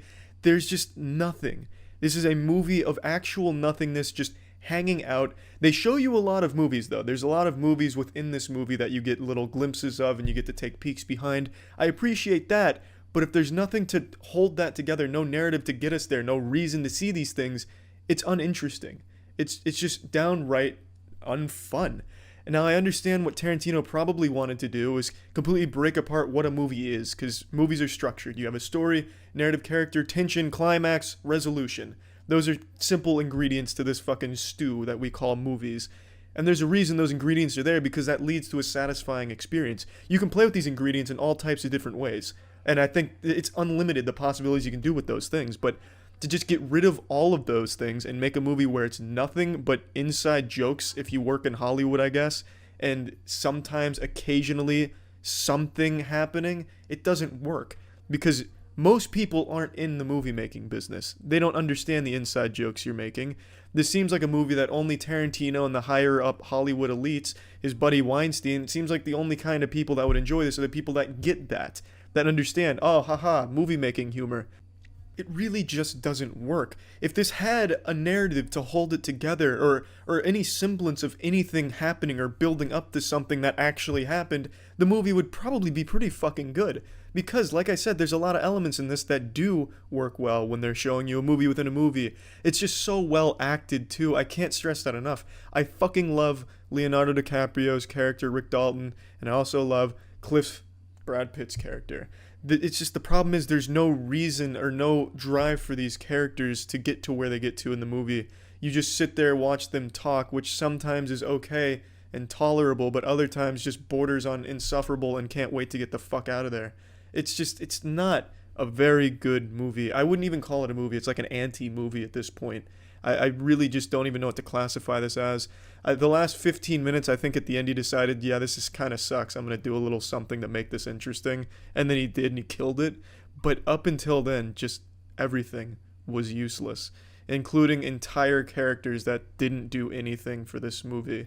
I just really can't stress enough how disappointing and just how outright robbed I feel of 3 hours. If you're going to do this like pretentious take on movie making, at least have the decency not to make it 3 hours long. At least make it something short so I don't have to sit there fucking finger up my ass waiting for it to end or waiting for anything to happen, and you're not going to give me that. You're not going to give me anything. You're just going to dribble a little bit of breadcrumbs occasionally and then slap them off the table. Nothing comes of it. At least make it short so I don't have to sit there for that long waiting for nothing. Plugging this into the moist meter, I'm giving it an even 50%. Now, I know that's really low for Quentin Tarantino, and the rampant, ball-sniffing Quentin Tarantino fanatics are gonna be up in arms. Oh, Charlie simply just didn't get the message. This simpleton couldn't derive the remarkable theme and message behind Quentin Tarantino's pristine work. Oh, a sterling job done yet again from Tarantino. Once Upon a Time in Hollywood is a classic. It's not. The theme isn't that deep. In fact, the theme is beaten into your skull pretty goddamn early on in the movie. It's not a deep movie. It doesn't want to be a deep movie. You can probably pick it apart and try and find some shit that I don't think the movie ever meant to represent, because, again, the movie is more of just a breakdown of what a movie is expected to be. I think it was meant to subvert expectations, to really change how you view a movie, kind of just be this anti-movie. And it just doesn't work at all. Maybe if the writing was better, I really don't know what would have changed it around, but it just doesn't work. It's an overall disappointing movie. I think there's a reason why movies try and tell you a story, try to make you laugh, try and really do anything at all besides just have you look at characters talk to each other, because it doesn't come across as fun. And also, it doesn't tease you with things that might happen, because that's just always a letdown. That's like me going up to you and saying, hey, here, look at this car. This car might be for you. It's your birthday, right? Maybe it is for you. It's not for you, and then you fucking drive away in it. That person's obviously disappointed. They're not, oh, that's great. He subverted my expectations. He got my hopes up, and then he got them down.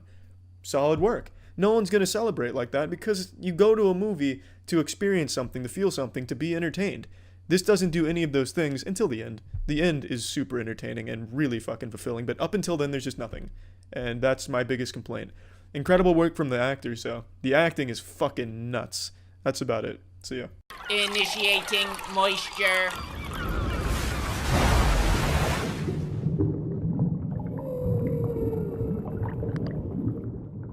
The first season of One Punch Man is an absolute fucking masterpiece in every department. The characters are well written, the comedy lands, the animation is beyond beautiful. Every fight scene in the first season of One Punch Man is truly outstanding, thanks to a lot of the freelancers that really worked on it and put a lot of passion and soul into it, leading to this incredible and very unique, very rare season of anime. Everything about the first season of One Punch Man is beautiful perfection.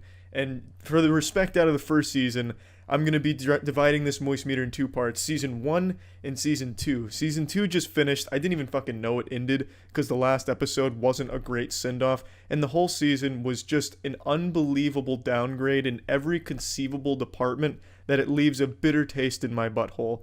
And the crazy thing about One Punch Man is the characters are so well written and the universe is so lively and fun that even though Season 2 was significantly worse than the first season in every way, it was still a good season. It was still enjoyable, which is fucking remarkable. So the difference between Season 1 and 2 comes down entirely to the studio that handled it. Season 1 had a whole bunch of freelancers work on it. They had a whole lot of new talent come in that really put their all into it to lead to such an extraordinary season. Season 2 was handed off to the fast food chain of anime called JC Staff. They do really suboptimal work, literally no passion. It's barely better than YouTube animators, and that's kind of why it's so bad. It's because the animation, if you can even call it that, half of the fucking season is just still images with a shaky cam. I swear to God, the first 2 episodes don't even have anything moving. It's just the camera with some fucking art they found on DeviantArt, fan art. It's fucking embarrassing, and it's really upsetting that Season 2 turned out the way it did. But before I get into everything wrong with Season 2, I want to talk about why you should watch Season 1 if you haven't already. Even if you fucking hate cartoons, animation, or even fun in general, you will still probably like the first season of One Punch Man. Even from a conceptual level, I think it is extraordinary. One Punch Man is about a man who is so incredibly powerful, the most powerful being that you could ever imagine in any form of media, and about his struggle to find fun, find a purpose. He wants to not kill things in one punch. No matter who he faces, no matter how strong, it always ends with a single punch.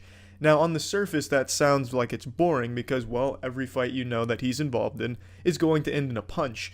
The way they make up for this is by letting him get his ass beat. Well, ass beat, he doesn't ever really feel anything. That's the purpose. He's kind of jaded.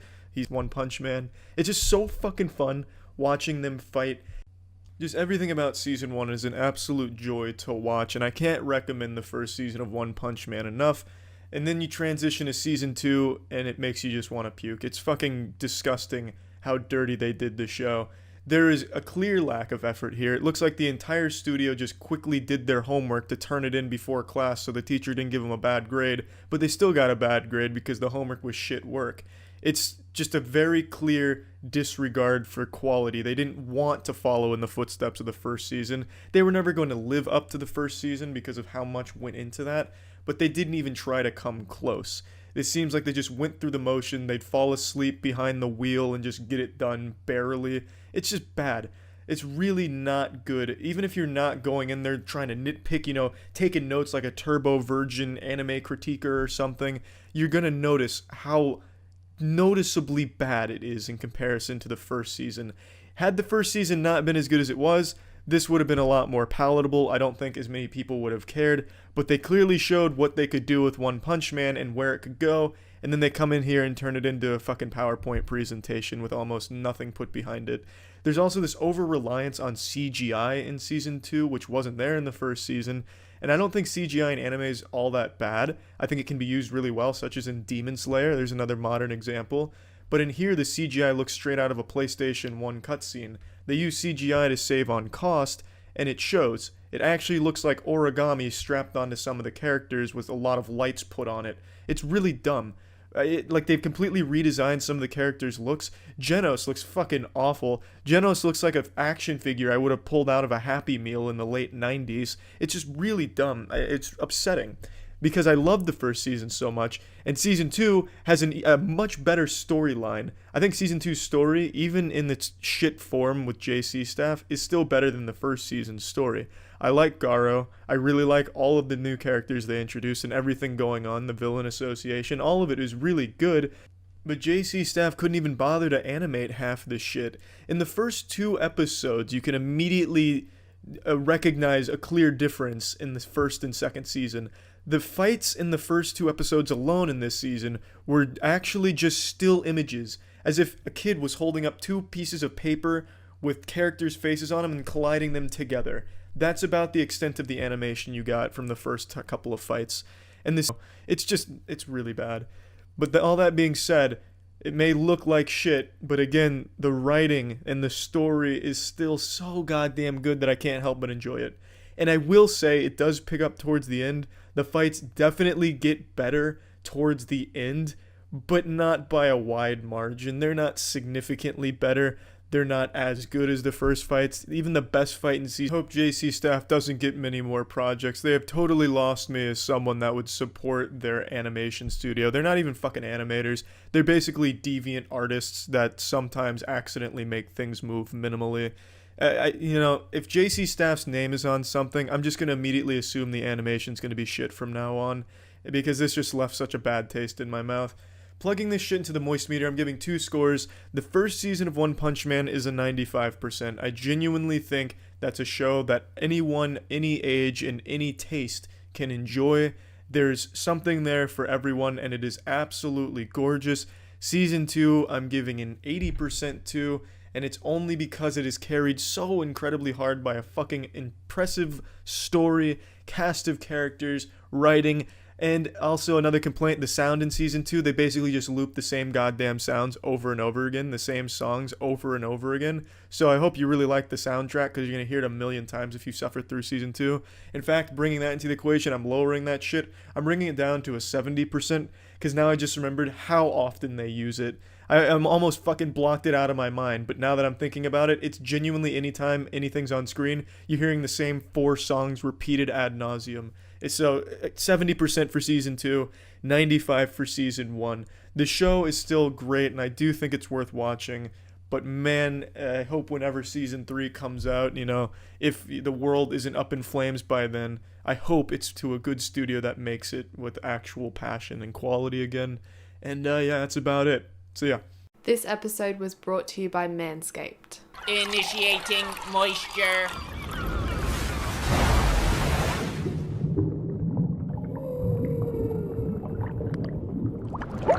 I just got out of the shower, which is why my hair looks like the girl from The Grudge right now. I saw Onward, Disney Pixar's latest animated movie. I don't have a whole lot to say about it because at this point, Pixar is just synonymous with quality. When you go to a Pixar movie, you know you're at least getting a good, well-made, and beautiful-looking movie. Those things all hold true for Onward. Though Onward, I would say, is one of the better Pixar movies of recent times, because at least this time it's a totally original story. I felt for a little while Pixar was just kind of rehashing the same shit over and over again, just turning in the same homework. And this time, it's a totally unique one. It's a story of two brothers whose father died long before this movie takes place, and at the 16th birthday for one of the brothers, he left behind a magical spell to bring him back for a day. But the magic spell goes awry and they only get his lower half, so they have his legs, cock, balls, and ass, and it's up to them to find a rare gem to power the spell to get the top half. And it's a kind of a really enjoyable adventure that's pretty emotional, I'd say. They go on a grand quest to find this. The older brother is a big gamer, nerd, Dungeons and Dragons jerking off kind of guy, and he leads them down this quest through mythology, magic, and just good times. It's an enjoyable movie, as you'd expect. I can say with full confidence you won't be bored with the movie. I will say the comedy isn't very good. Even in a theater that was filled with children, almost none of the kids were laughing. And I think that's because the movie tried a little harder to be more, one or two jokes, but mainly just focusing on a cool quest. Which is fine, but the jokes they had didn't really land with anyone, not even kids. So you kind of missed the mark on that one. But other than that, I really have no negatives to say about it. I don't think it's an extremely special movie, nothing that's going to reinvent the wheel or anything like that, but it is a very good one that's well put together in a world that I think is very interesting with all these creatures, elves, pixies, unicorns, dragons, there's that beautiful magic, baby. I'd also like to say the ending to this movie is extremely strong. I think the ending to this is probably the best part of the movie. It's really satisfying and it gives a totally different perspective to the entire movie, which I really appreciate. So the ending I think is absolutely great. And the whole movie, again, while the themes aren't anything totally unique, they're explored in a really nice way in a super creative world. And it's just an enjoyable quest. I wish they went a little harder on like the gamer shit. Like they slay a monster and then the older brother starts teabagging him and then references Halo or some shit. But again, it takes all of these gamer elements and puts it into a really wholesome, crafted adventure. This is going to be like the shortest moistmeter ever, but when it's Pixar, it really kind of speaks for itself. Like, you're going to see it if you like animated movies already. You don't need my seal of approval. I don't need to fucking stamp that for you. You probably already got tickets. This didn't really have like a marketing campaign. I think I only saw 2 or 3 trailers, so I didn't have an expectation really. Knowing Pixar, I kind of had a sneaking suspicion it'd be good, which it was, because somehow Pixar cannot make a bad movie. Even when they're telling the same story again and again and again, it is still enjoyable to watch that same story again and again and again. This is going to offend anime fans, but anime does the same thing, where you'll have like the exact same main character across like 50 different animes, and shit, half of those animes are still great and you still like the main character. That's what Pixar is able to do with animation. And this, again, is unique, although like the messages and the themes aren't. It does a creative spin on it, especially with the ending, that I really like. So plugging this into the moist meter, I'm giving Onward a big old 85%. I have no issues with the movie other than the comedy not making me ha ha ha and giggle real loud.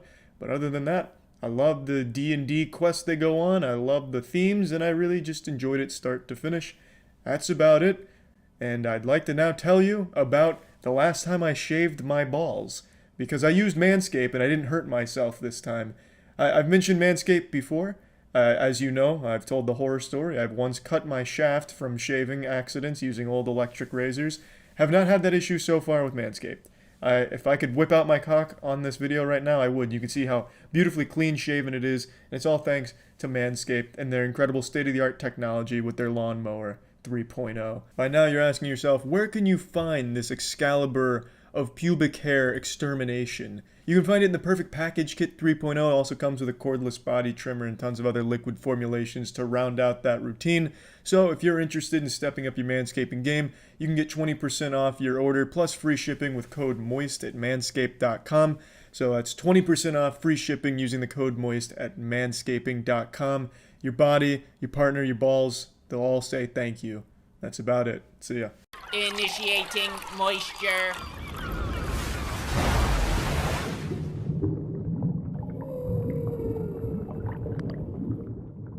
Welcome to the moistmeter. Overlord is an anime that's been recommended to me so many times I expected it to be some type of divine show, like the fucking Jehovah's Witnesses kept banging on my door promoting Overlord to me.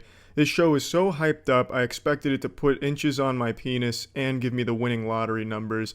And after finishing all 3 seasons, I binged them. I can safely say it was good, but it's nothing super special or anything. Following the recent trend in anime where every anime has to take place inside of a video game, this show takes place inside of a video game, kind of. So there's a power player in a very popular dive MMO that is giving one last oorah before the game goes offline. They're shutting down the servers and he decides to go back in and jerk off one final time because he spent so long on the game and he's so powerful, part of the best fucking guild. So as the servers shut down, he's still in, servers go off, and then he immediately gets transported to the real world variation of the game, and he becomes his character. So it's a little different than Sword Art Online, where the people are still in the real world, they're just stuck in a video game. Here he gets transported to an actual, real, unfamiliar world, but as his character and his guild comes with him. And they're all real now too. It's not a unique story, but it's a fun one, and I think it's executed well. I enjoy the characters, I enjoy the story, but this show has so many fucking problems, the biggest being laughably bad CGI. The CGI in this show is so fucking bad it makes Jimmy Neutron look new and innovative in the 3D department. I mean, somehow the CGI in this show is worse than Beast Wars and Jimmy Neutron, both of which came out in the early 2000s. It's laughably bad, insufferably bad, and it's used so frequently. Every single fight and so many other scenes that aren't even fights are relying on CGI. I know why, because budget constraints, but man, it's jarring and bad. Anytime anime uses CGI, it's always a disaster, and this show uses it fucking frequently.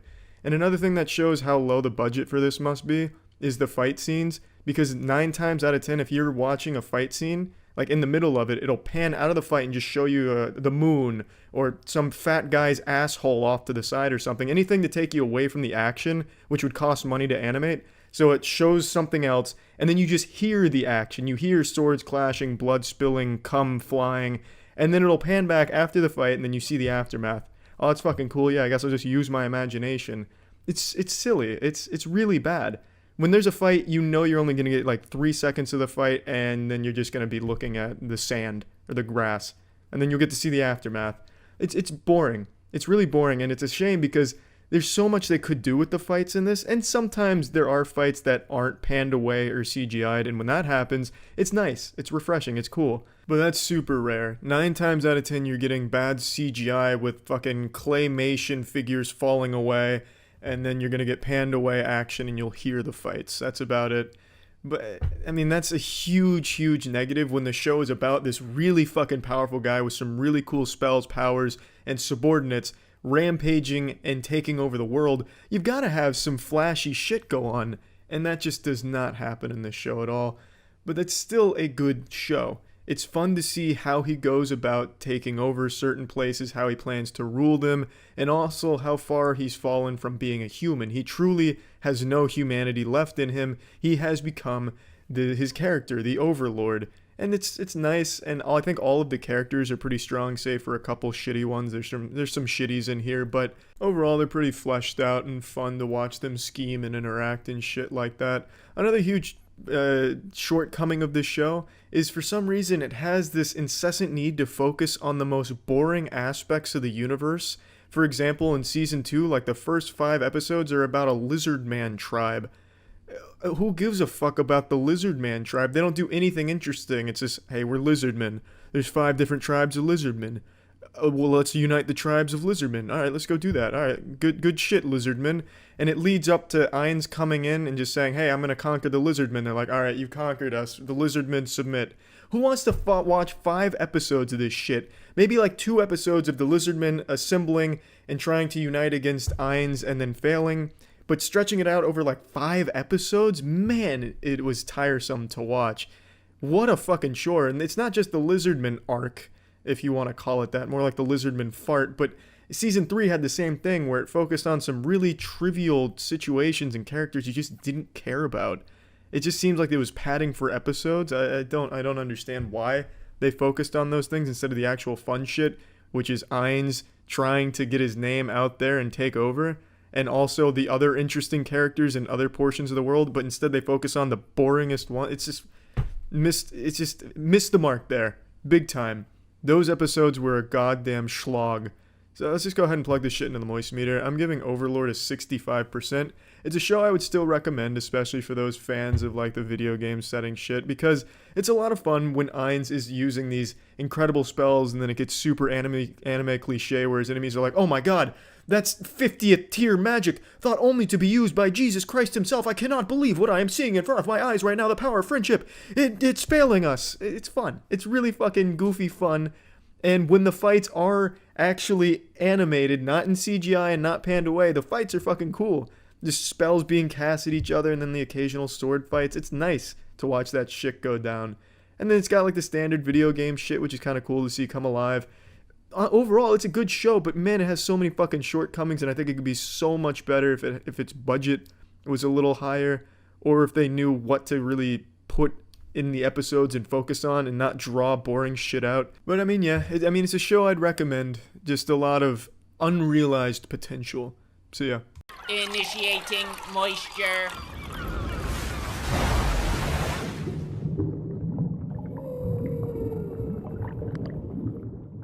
Welcome to the Moist Meter. Today we're looking at Overlord, which is the new Wolfenstein movie, or at least that's what the trailers make it look like. And I was ready to fucking spew my gamer gunk all over the place watching a Wolfenstein movie, but unfortunately it's not really like a Wolfenstein movie despite what the trailers show us. It's still a really good movie. I was thoroughly entertained, but the trailers aren't exactly true to what the product is. This is more of just a World War II movie that, you know, some Band of Brothers type shit, but it's very well done. It's beautiful to look at with amazing sound design, and there's also some monsters. Sometimes they're not really important overall, nor do they play that big of a role. They're not like the fucking quarterback of this football team of a movie, but it's nice that they're there. I really enjoy every time one of the monsters is on the screen. And unfortunately, that's the only thing interesting in terms of the narrative of this movie. It really is just super formulaic and generic in that department. You have the standard super nice guy who doesn't want to kill anyone or anything, and they tell a story about how he couldn't even kill a mouse. There's also generic love interest that isn't really explored, who has a brother that gets kidnapped, which isn't really important. Then there's this standard no-nonsense badass who eats nails for breakfast and pisses out motor oil, who's gonna jerk off all the Jerrys. He hates Nazis and just wants to fuck them all up. Just a generic cast of characters, but they're fun. They're there to, you know, push the narrative, the pretty weak narrative at that. But it's fun. It's an entertaining movie. It's a really colorful movie. It's beautiful to look at. And like the first 20, 30 minutes of this movie, I thought were fucking spectacular. I thought it was an incredible introduction, and I was really hoping it would keep that kind of pace throughout the entire film, which it doesn't. It really starts to drag in the middle and gets extremely fucking by the numbers and formulaic. But the first 30 minutes I thought were just fucking jaw-dropping and great to look at. The whole movie is great to look at, and the sound design is something I really need to point out because it's super fucking well done. It's hard to put into words because you'd have to see it to really appreciate it, but it's impressive. Almost to like Blade Runner levels of impressive in my opinion, but not quite to that level. It's just a fun movie. You would expect from the trailers, you know, maybe they go to a Nazi science facility, they get captured, and then they have to fight their way out through monsters and Nazis, you know, gore and guts flying all over the place, titties and rock and roll. You don't get that. You get war movie with a couple of monsters occasionally. There's still gore, not as much as you'd expect from like the grindhouse B horror movie vibe you got from the trailers, but there is gore and it's well done. It's just a fun movie overall, but can't help but be disappointed or misled by the trailers because they kind of promised you something that you don't get in this. It also kind of hypes up the horror aspect of this movie, but there's literally no horror in this at all unless you're easily disturbed by, you know, German language or perhaps like a moderately repulsing monster. There's really nothing to find frightening in this movie. I don't think anyone's going to go to bed with the lights on fearing for Nazi scientists breaking into their room at night and stealing their nightmares or something. There's just nothing scary. So to hype it up as a horror movie, I think is disingenuous as well. The story, like I said, super generic. I'll go ahead and summarize it in a nutshell here. This group is given the mission of destroying a tower near this town, And that's the whole story. It doesn't really get deeper than that. It's like, all right, boys, we're gonna destroy that fucking tower. Oh my god, that's a Nazi zombie monster abomination. Damn, that's scary shit. We're still gonna blow up that tower, but the fact that that exists is something that I'm going to remember. And we're still blowing up that tower. That's the whole movie. It doesn't really get deeper than that. Then there's like this really loose love connection between the main character and a girl that happens to speak English, French, and German in the town. It's just very uninspired, but I really like the concept of having the Nazi zombie monsters in there, and I wish it played a bigger role, and I wish that was like the focal point of the movie. Damn, we came here for Nazis, and now we're fighting demon spawns from hell that are also Nazis. We gotta fucking destroy everything. Let's just blow shit up and gore everywhere. But it's not it. That's not what you get here. It's a good movie. I was thoroughly entertained. It dragged a lot in the middle though, but the beginning and the end I thought were really very strong. And overall the movie was just a very nice one to look at and enjoy. So let's pop Overlord into the moist meter. I'm giving this bitch a 70%. Good movie. Definitely would recommend it. I absolutely think it's worth the time. And that's it. See ya. Initiating moisture.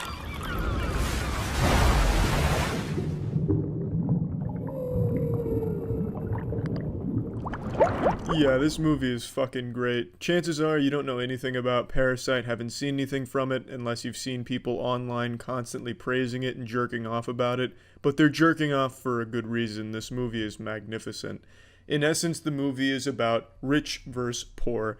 You have a less fortunate family and a very fortunate, very wealthy 1% family. And at some point, one of the children from the less fortunate family begins tutoring the daughter of the rich family and begins to brew a scheme to exploit them. The first half of the movie is spent setting up the difference between the two classes. They use a lot of humor during this period, and the humor for the most part lands. Some jokes fall flat, it could be a translation thing, but for the most part the humor's on point.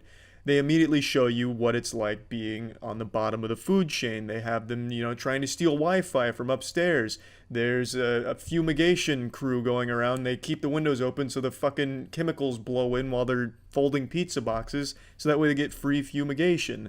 They are not doing well. They're just struggling to get by. There's drunk people pissing on their property, damn near using the drunk man's urine as a shower to save money on water. It is not a good living situation, but at some point, the son gets a break and gets to tutor a rich family for pay. When you see the rich family, it's totally different. It's beautiful. It's an incredible landscape, and quite literally the difference in their social status is shown just in the altitude of where they live. The less fortunate family lives in a basement. The rich family lives in a hilltop mansion.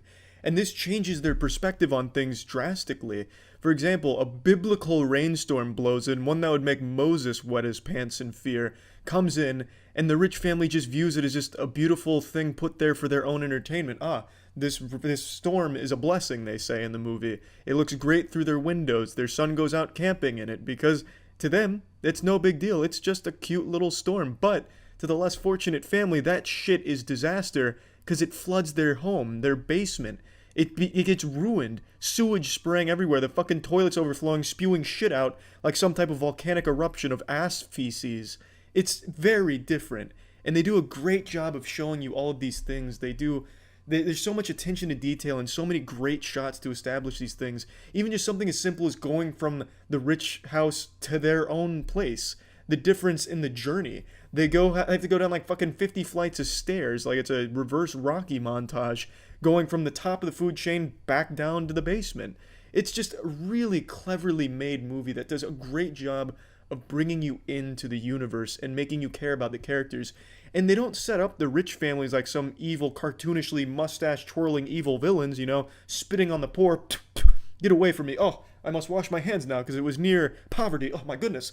I won't shit right for a week. I'll have to have 2 maidens wipe my ass. They don't do that. They actually have you care about that family as well. But it shows you the difference, even in the unintentional elitism. It is just so well crafted. I can't gush about this movie enough. The acting is on point as well. It's so good. I really, really cared about pretty much every character, and their performances were super fucking solid. What I imagine the biggest turnoff will be for this movie is it's entirely subtitles. Unless you speak the language, you're going to be reading subtitles the entire movie. So if you're unaccustomed to that, like if you don't watch anime, if you haven't opened your third eye and started anime yet, you're not going to be used to reading subtitles in a movie, I imagine. And for a lot of people, that's probably a turnoff. But I definitely think it's worth it, even if this is your first time reading subtitles in a movie, you know, going in a subtitle virgin, you know, the subs crew coming in. It's definitely worth it. This movie, it has such a clever story to tell. Its humor is great. And at the second half of the movie, there's a tonal shift, a huge turning point where it gets very dark and very serious, very real. And I didn't expect it, and it was so great. It's just this whole movie is really good. Plugging Parasite into the Moist Meter, I'm giving it a 95%. For me, it's tied for my favorite movie of the year, tied with Joker. I really can't decide which I like more. They're both great movies. Parasite, though, is something entirely unique that I haven't seen before. I'm unfamiliar with the work of Bong Joon-ho, the director of this piece. The only film I've seen from him is Snowpiercer, which I liked, but he has a whole catalog of bangers, which I'm probably going to go revisit or go visit for the first time after seeing this, because this was just such an incredible display of talent just across the board. Writing, cinematography, just everything. It nails it. It is a great movie that I can't recommend enough. That's it. See ya. Initiating moisture.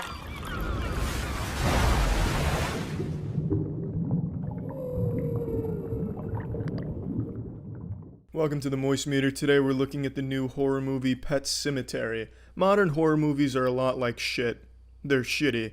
And Pet Sematary isn't that much of an exception. There's nothing unique about Pet Sematary. It doesn't do anything new. It doesn't do anything particularly well either. It's just a pretty bland, generic horror movie. It's based on Stephen King's book of the same name. Most of the complaints I see are from people saying all of the changes they made they weren't in favor of, and I didn't read the book, so I don't give much of a fuck about that. But what I can recognize about this movie is it's just a goddamn generic horror movie. But it does certain things well enough that it's better than most modern horror movies.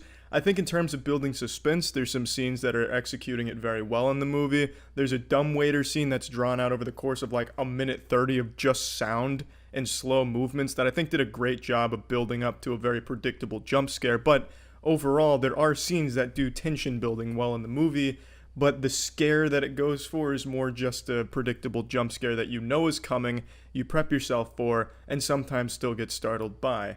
So I guess that speaks to, you know, some degree of talent to make you know a jump scare is coming and then still get you with it. But, I mean, the movie is, like I said, a generic horror movie. The acting's good enough. The acting's nothing wild. It's not like Hereditary level, but it's good enough. It sells you on some good performances from the main cast. Some of the things I like about the movie is the pacing. I actually think the pacing in the movie is pretty decent. It fits its overall dark tone, so I can definitely respect why it had the rather questionable pacing that most people are, you know, talking about. I think it actually fit the tone of the movie pretty well, so I don't have a problem there.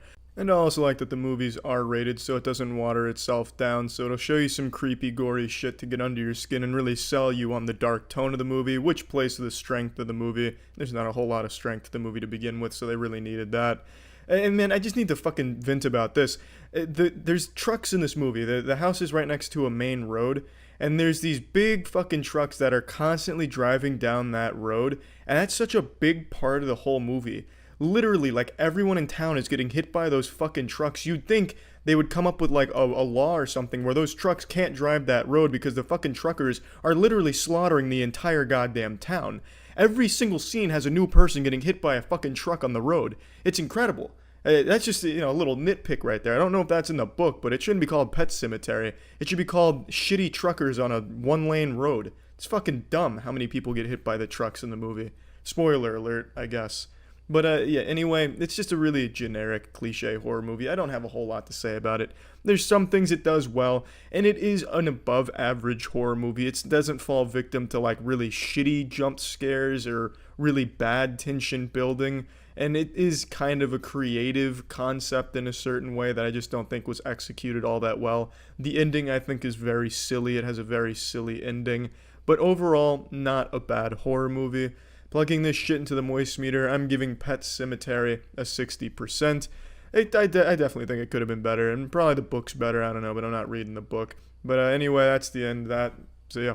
This episode was brought to you by Manscaped. Initiating moisture.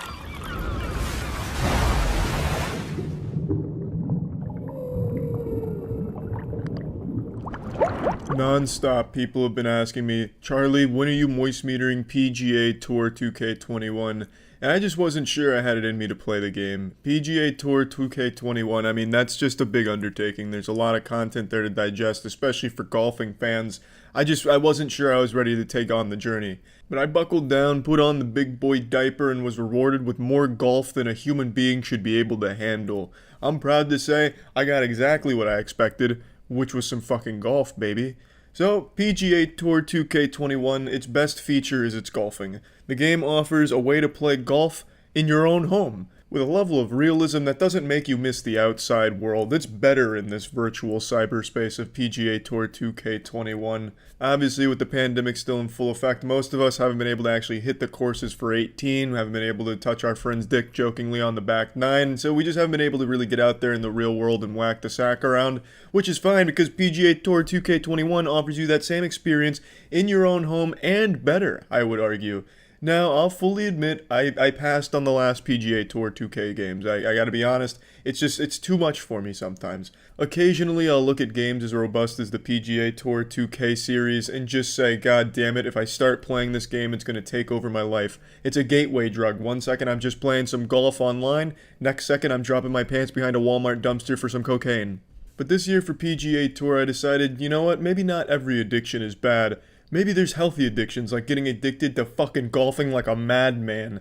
And that's exactly what's happened to me. I have been golfing non-stop. I can't stop thinking about golf. I'm wet dreaming about golf, and it's all thanks to PGA Tour 2K21's innovative mechanisms to make you really feel like you're swinging the club at Mach 3. Really make you feel like you're driving it down 350 yards easy. Parking that little bitch right there on the fairway, aiming right at the green, chipping it in for an easy birdie. Makes you feel like some of the best in the world. And with a character creator like this, where you actually have quite a bit of creative freedom, you can make yourself look like the best in the world. My character, who I began my PGA Tour 2K21 career with, is called Wile E. Shitterman, and Mr. Shitterman is perhaps going to be one of the most household names in all of golfing. Whether it's esports golfing or real-world golfing, I think Wile E. Shitterman has a very bright future. Now, I'm not going to lie to you, I'm not going to sugarcoat this. This game is not for pussies. This game has a very steep learning curve, especially if you're using mouse and keyboard and play with pro controls. And if you're not playing pro control setting, you're just not even golfing. Get the fuck off of my PGA Tour 2K21 game, please. This is not Weenie Hut Jr. This is a game for real, serious, competitive golfers. The kind of guy that goes to the golf course and sprays cologne on his golden watch just because he wants to smell like money. This is not a game that is inviting to a novice, a rookie who's never even played golf before. I would argue this is a game for only the elite golfers like myself to enjoy. Now, if you're playing this on mouse and keyboard, it is actually pretty difficult when you first start, because the motions have to be damn near perfect. You have to get the timing correct, and you have to get the up and down motions right on the money with no deviations, or else you're going to slice or hook the ball like a motherfucker, and that can be frustrating. Now, I do imagine it would be easier on a controller, but I'm no bitch. I started with mouse and keyboard, and goddammit, I mastered the mouse and keyboard. So, I enjoy mouse and keyboard, but it is a steep learning curve, and there's a lot of angles of attack you can take here. But when you're using mouse and keyboard, just know you're going to have an uphill battle compared to someone who's going to be using a controller, I'll tell you that much for sure. But it's still a lot of fun. Even when you're going 42 over par, you're still having a good time because, hey, you're out there on the green, baby. You're just putting around. You're getting some big drives. You're hitting the ball a lot. You know, you're having a good old fucking time. You can even drink while you're doing it. There's no laws in PGA Tour 2K21 that says you have to be sober while playing. There's just a ton of ways to have fun in this game, baby. When it comes to PGA Tour 2K21, fun isn't an option. It's fucking required, and you will be experiencing fun. And especially if you indulge in its multiplayer capabilities, because the multiplayer I had a blast with. I only played 2v2s, and I tell ya, I formed a special bond between me and my teammate. There's no voice chat, so we couldn't flirt with each other or really get to know each other very well, but just being able to play golf with a total stranger online was a serene experience. I've never felt so connected to a virtual man in all of my life. It was a wonderful experience. There's no voice chat, like I said, so they can't hurt your feelings or get mad at you if you're playing like dog shit, so that's another great benefit. But man, I tell you, the 2v2s in this game, wonderful. Absolutely wonderful. I really just don't have too many complaints about this game. I will say I wish they had utilized the video game medium a bit better, because it is just a golfing simulator, and admittedly the graphics aren't the best that have ever been created in the world, but it doesn't matter. What I wanted them to do, perhaps maybe for PGA Tour 2K22, is go harder. Don't just make it a golfing simulator where it's real world stuff. Let's get some fantasy elements in there. Maybe for PGA Tour 2K22 they introduce a story mode, a narrative story that is so complex it would make fucking Hideo Kojima's head spin. Perhaps a time travel experiment goes wrong and we're sent back to the long distant past, and all we have is our golf clubs, our caddies, and about 1,000 golf balls, and we have to stop Genghis Khan from nearly taking over the world. So we're fighting against Genghis Khan, then all of a sudden, wait a minute, Armageddon. So we have some fucking meteors coming in, and we still have these golf balls, and all we can do to stop it is hit enough drives at the meteor to break it up before it enters the Earth's atmosphere and takes us all out. There's just so many possibilities when it comes to golfing, if they're willing to go that hard. We introduce some mutants, you're not even golfing against human beings anymore. Maybe some intergalactic travelers are coming in because they want to play golf with Wile E. Shitterman, my created character, or whoever you decide to create. And there's just so many options, and I hope they explore that a little more thoroughly in PGA Tour 2K22 or something, or maybe just 2K23, wherever they decide to go. I really think they would benefit from introducing a story and incorporating a lot of other sci-fi elements, some fantasy elements, maybe some like dark drama shit as well, like maybe Wile E. Shitterman's wife has been cheating on him the entire time he's been on the PGA Tour. There's just so many things I think they could do and should do. But as of right now, as of this current moment, PGA Tour 2K21 I think is a fine golfing game, offering an incredible golfing experience. So, plugging PGA Tour 2K21 into the moistmeter, I'm giving this bad boy a nice crisp 80%. I don't have any complaints, but again, it's golfing. You get what you're expecting, I'll tell you that much. And you get enough of it. Fucking trust me, you get enough golfing. And I think that's the best part. That's about it. So yeah. I actually just finished shaving my balls and I got excited. I got like a sense of pride and accomplishment. So I wanted to talk about Manscaped because I of course used the Lawnmower 3.0, which is like the Excalibur for ball shaving. It's safe. Never have to worry about accidentally injuring myself. I could do it with one eye closed. It's just so convenient. It's ball shaving mastered. The Lawnmower 3.0 is an absolutely beautiful piece of machinery, part of the Perfect Package kit. And for a limited time, if you order a Perfect Package kit, you can get a nice pair of boxer briefs that come with advanced cooling technology, no chafing. And you can also get yourself a little shed travel bag. It's just a great deal. I highly recommend it for anyone that needs to take care of some male grooming, which can sometimes be a tedious chore. Manscaped makes it easy and safe, because I've definitely had injuries doing it. I'm sure most of us have, and I haven't had that problem since using Manscaped. So if you're interested in trying Manscaped, you can go to manscaped.com and use code MOIST to get 20% off your order and free shipping. That's code MOIST for 20% off and free shipping at Manscaped. That's it. See ya. Initiating moisture.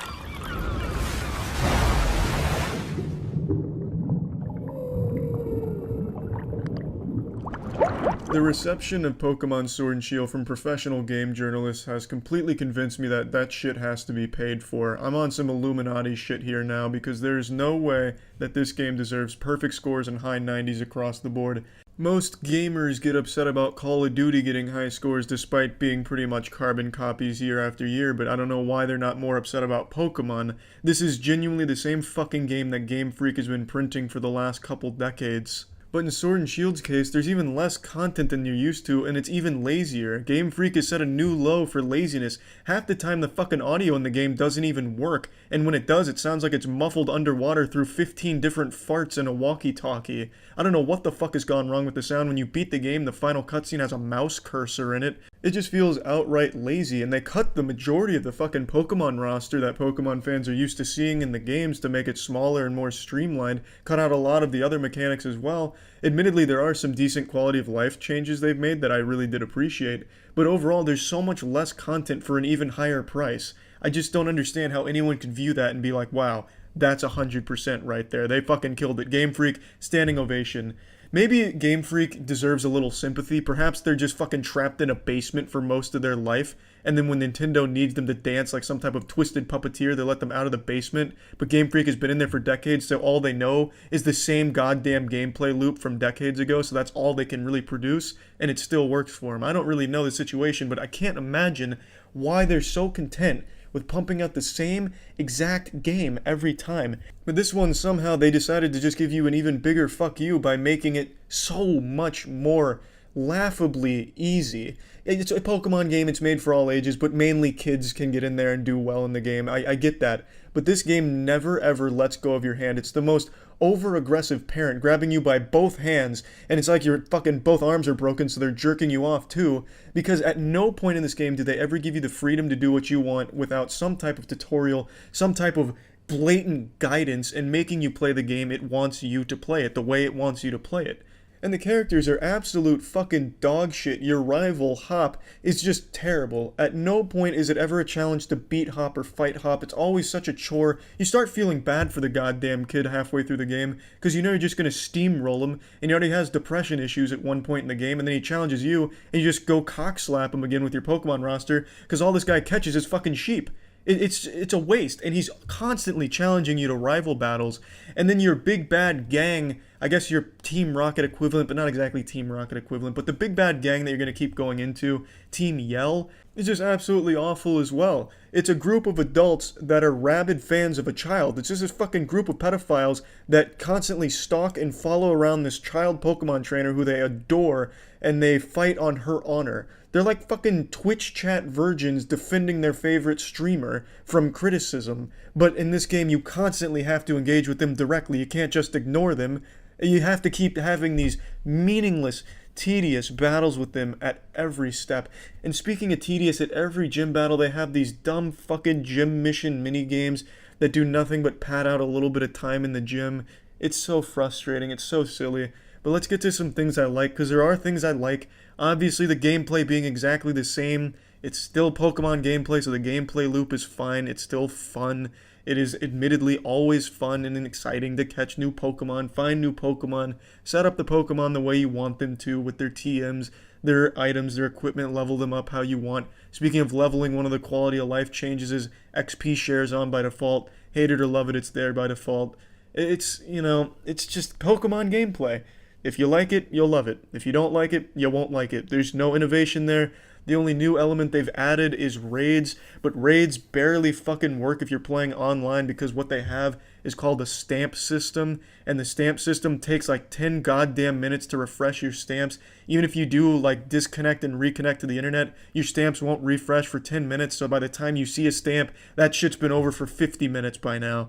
You're never gonna get into a raid consistently unless you're playing with friends. It's both a limitation of the awful Nintendo Online that for some reason they cannot make better. They just have this archaic system for online gameplay that I can't fucking stand.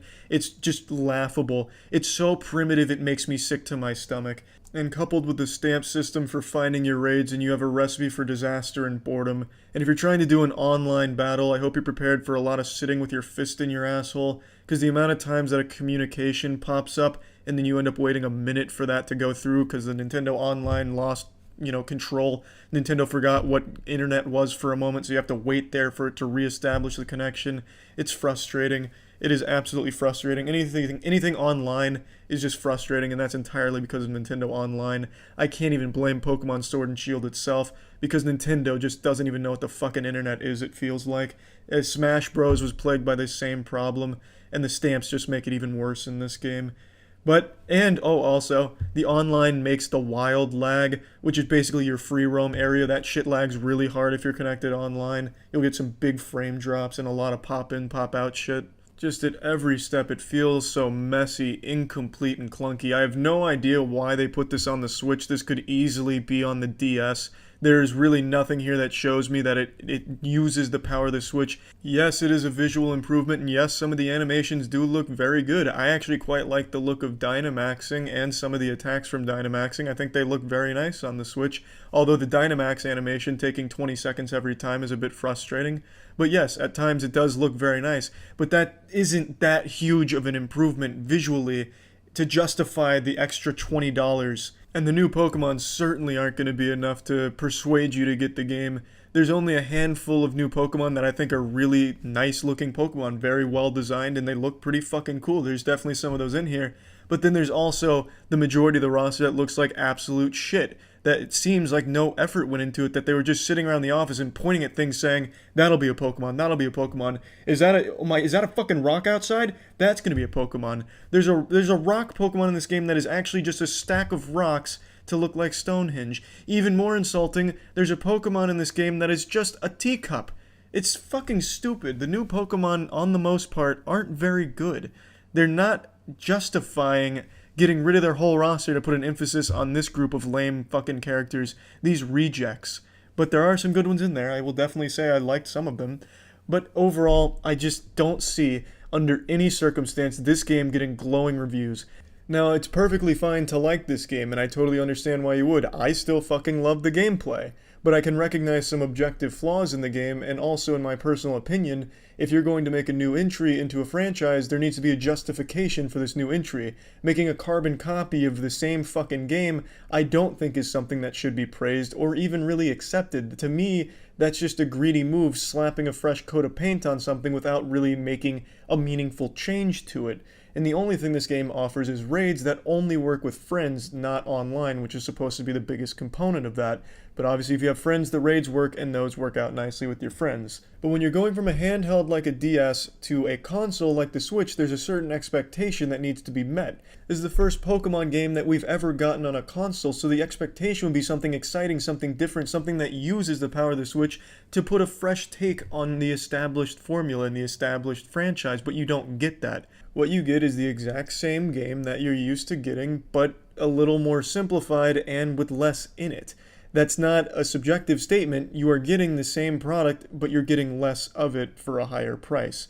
And that's not a flaw I think should be overlooked. You can still love the game despite that, and I totally understand the people that do. But that is still an objective flaw of this game. You are getting what you've always got, but less of it, and then some of its components genuinely just don't even fucking work. Popping this bad boy into the moist meter, I'm giving it an even 50%, and the only reason it's at a 50%, which I consider an average game, is because the gameplay loop is still very satisfying. But I do think when you're making a new entry into a franchise, you need to have certain level of improvements to justify its existence. Otherwise, why not just make it a DLC or change certain things about the already existing game? So you need to be able to look at the previous entry and the new one and compare the two, saying, what did the new one do differently that the last one didn't? I love the gameplay in the previous one, and I still like it in this one, but is there anything different about it? And if there's nothing different, well, why did you make it in the first place? It's the same problem Call of Duty had. The community used to be outraged when Call of Duty year after year would get very high scores with very minimal improvements or differences between them. Pokemon's the same case. There really needs to be at least some level of trying to make things different between entries. And their solution for this one was to take shit away. That was their spin on the gameplay to make it more simplified. That's not exactly the most fun fucking way of doing things. Hey, here's the gameplay you know and love. Let's just give you less of it. That's not exactly the way to go about it, in my opinion. But it is still fun at its core. And yeah, that's about it. So yeah. Initiating moisture.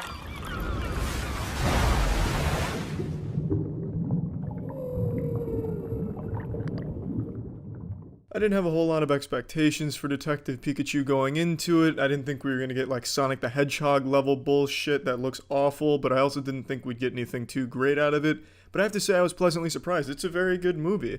I was a bit skeptical with the Pokemon redesigns going into it after seeing the trailers, but I have to say it worked really well in the movie. Everything fit, everything looked natural, everything looked really fucking good. The whole universe, the Pokemon, the human coexisting, forming a cool society like that, I thought worked really well. Everything about the movie was just super sound. I really enjoyed the music as well. They had some classic nostalgia boner jams in there and some remixes on some boner jams. So it was nice, very familiar. I just don't have many complaints about this movie at all. The only complaints I do have are about the plot. Not that the plot's bad or anything. It's a serviceable plot. It's a bit silly, but it's nothing awful, but it's also nothing great that's going to make Roger Ebert revive from the grave and come back just to watch this movie and give it a 4 out of 5 stars or anything. It's a decent plot with a lot of plot holes. The biggest complaint I have there, though, is there's a big reveal at the end of the movie that really kind of makes no sense because you would think the main character would have recognized it almost immediately. It's a good reveal for sure. I don't want to sell it short, but it just doesn't make any sense because it's something the main character would have immediately understood and picked up on.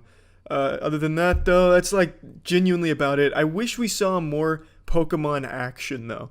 I feel like it was more of a story about humans being bad. Also, the villain's main motives also are pretty fucking silly. He's like a Tumblr furry fanfic enthusiast who just wants everyone to be a furry. I thought the villain was very weak, but it was wrapped around in good supporting characters and a good plot, and also really cool supporting Pokemon. But what I wanted to say is I think there needed to be more actual Pokemon powers on display and Pokemon action, because mainly it was just some boring-ass humans as the focal point with very limited exposure to Pokemon doing cool shit. There's an underground fight scene, which you see in the trailers with Pokemon and Charizard. That's absolutely fantastic. There's also a super great fight right before that with Blastoise and Gengar. Amazing. That shit is exactly what I wanted to see from the movie, and they executed it perfectly, but very scarcely. In fact, I can only think of 3 scenes in the entire movie where Pokemon even do anything. Other than that, it's just mainly a detective movie where they're piecing together a mystery, which is a pretty decent mystery, and it's fun. Ryan Reynolds has some zingers, some good jabs, some good gaffes and stuff. The writing is good. There's no complaints there. It's just I wish we'd seen more actual Pokemon stuff instead of just mainly focusing on the humans and solving the case. I love seeing the Pokemon in the world, though. I thought it was really cute with Pokemon, their little jobs, and doing their little hobbies out in public. All of it was nice. Let's just plug this shit into the moist meter. I'm giving Detective Pikachu a fat 85%. Very good movie. I would recommend it, even if you're not a Pokemon fan. It's just a really cute little movie. That's about it. So yeah. Initiating moisture.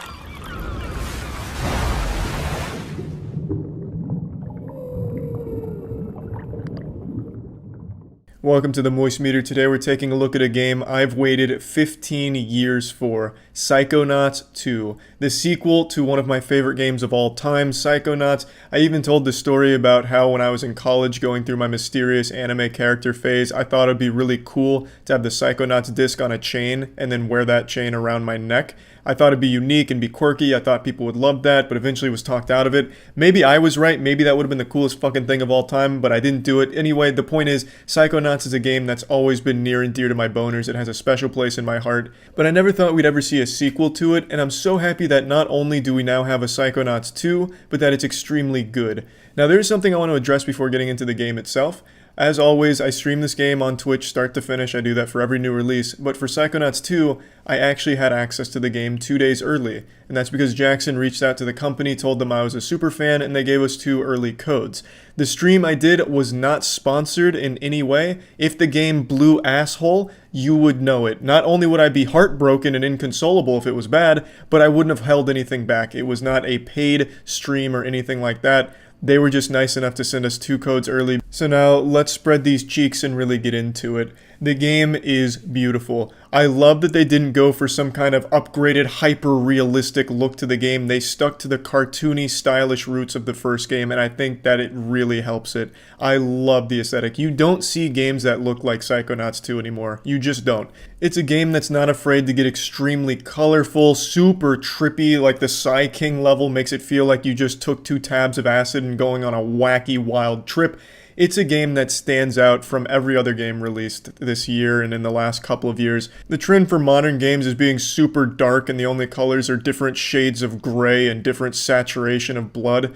Psychonauts 2 is every color imaginable and then more. I just absolutely love the visuals in this game. Every mind is a completely different experience. In Psychonauts 1, I always point out Edgar's mind in particular because I really liked it a lot. I thought it was a truly beautiful environment to explore in. And in Psychonauts 2, there's multiple levels I feel that are just as good as Edgar's level visually. So I was just super happy with that. Also, the world is much bigger, the game is longer, and there's a lot more to it. They've taken everything from Psychonauts 1 and improved it across the board. Everything in Psychonauts 2 is genuinely an improvement over the first game. The only thing I feel is a bit lackluster is combat. I didn't think Psychonauts 1 combat was all that great, and I still kind of feel the same way about this one. It's not bad, it's serviceable, there's nothing wrong with it, but it's just definitely not a highlight of the game. Combat boils down to just spamming the attack button a lot if you really want to rush through it, because just basic attacks do the most. You do have more options for how you approach combat. You can upgrade your Psy abilities to have them do other things. For example, maxing out Psy Blast, you get to chain the blast, so if you hit someone, it also chains the people around it. So there are more options for approaching combat, but none of them really make it more fun. It's always just kind of like there, like, yeah, here's some combat. Okay, I'm through that. I'm not upset about it. I wasn't bored, but it also wasn't like super fun either. It's just very simple, I guess is the right word for it. And I don't think that's necessarily a bad thing since the emphasis isn't on combat. Boss fights are a lot of fun, but that's because the mechanics they introduce and the way you approach the boss fights I think are enjoyable. But just general mob control and maybe mini bosses, they're just not super fulfilling. Even with the new additions they added to make combat more dynamic. There's another thing they added, which is these badges that you can put on your abilities that'll give you bonuses. Like if you use Psy Blast, you do more damage to sensors and things like that. Which is fine, you know, you buy these badges and it makes you stronger, but it just never really makes the combat more fun.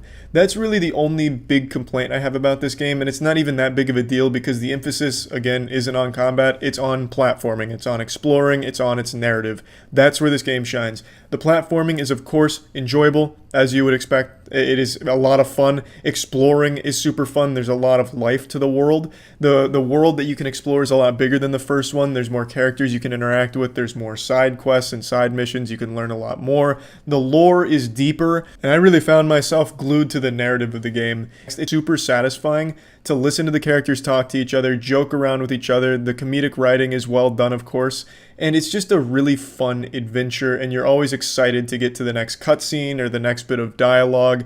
I just really loved everything about the narrative here and the characters in it. The new characters they introduce I think are very strong. They do have some depth to them, and I love what they've done with the world. They brought in some familiar faces that we haven't seen in 15 years. Well, unless you played Rhombus of Ruin, which I didn't because I get too sick playing VR games, so I didn't actually play that one, which is pretty shameful. I am very upset that I never played it, but it's just motion sickness. That fucks me up, so I couldn't play Rhombus of Ruin. I just watched the cutscenes and watched the playthrough.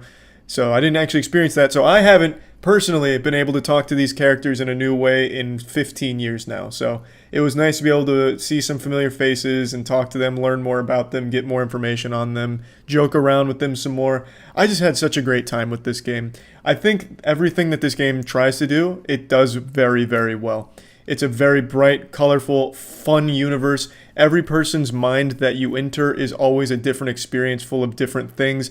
The mechanics in them change. For example, you go into one person's mind and it's a cooking show where you're trying to feed these gluttonous demons in order to defeat them.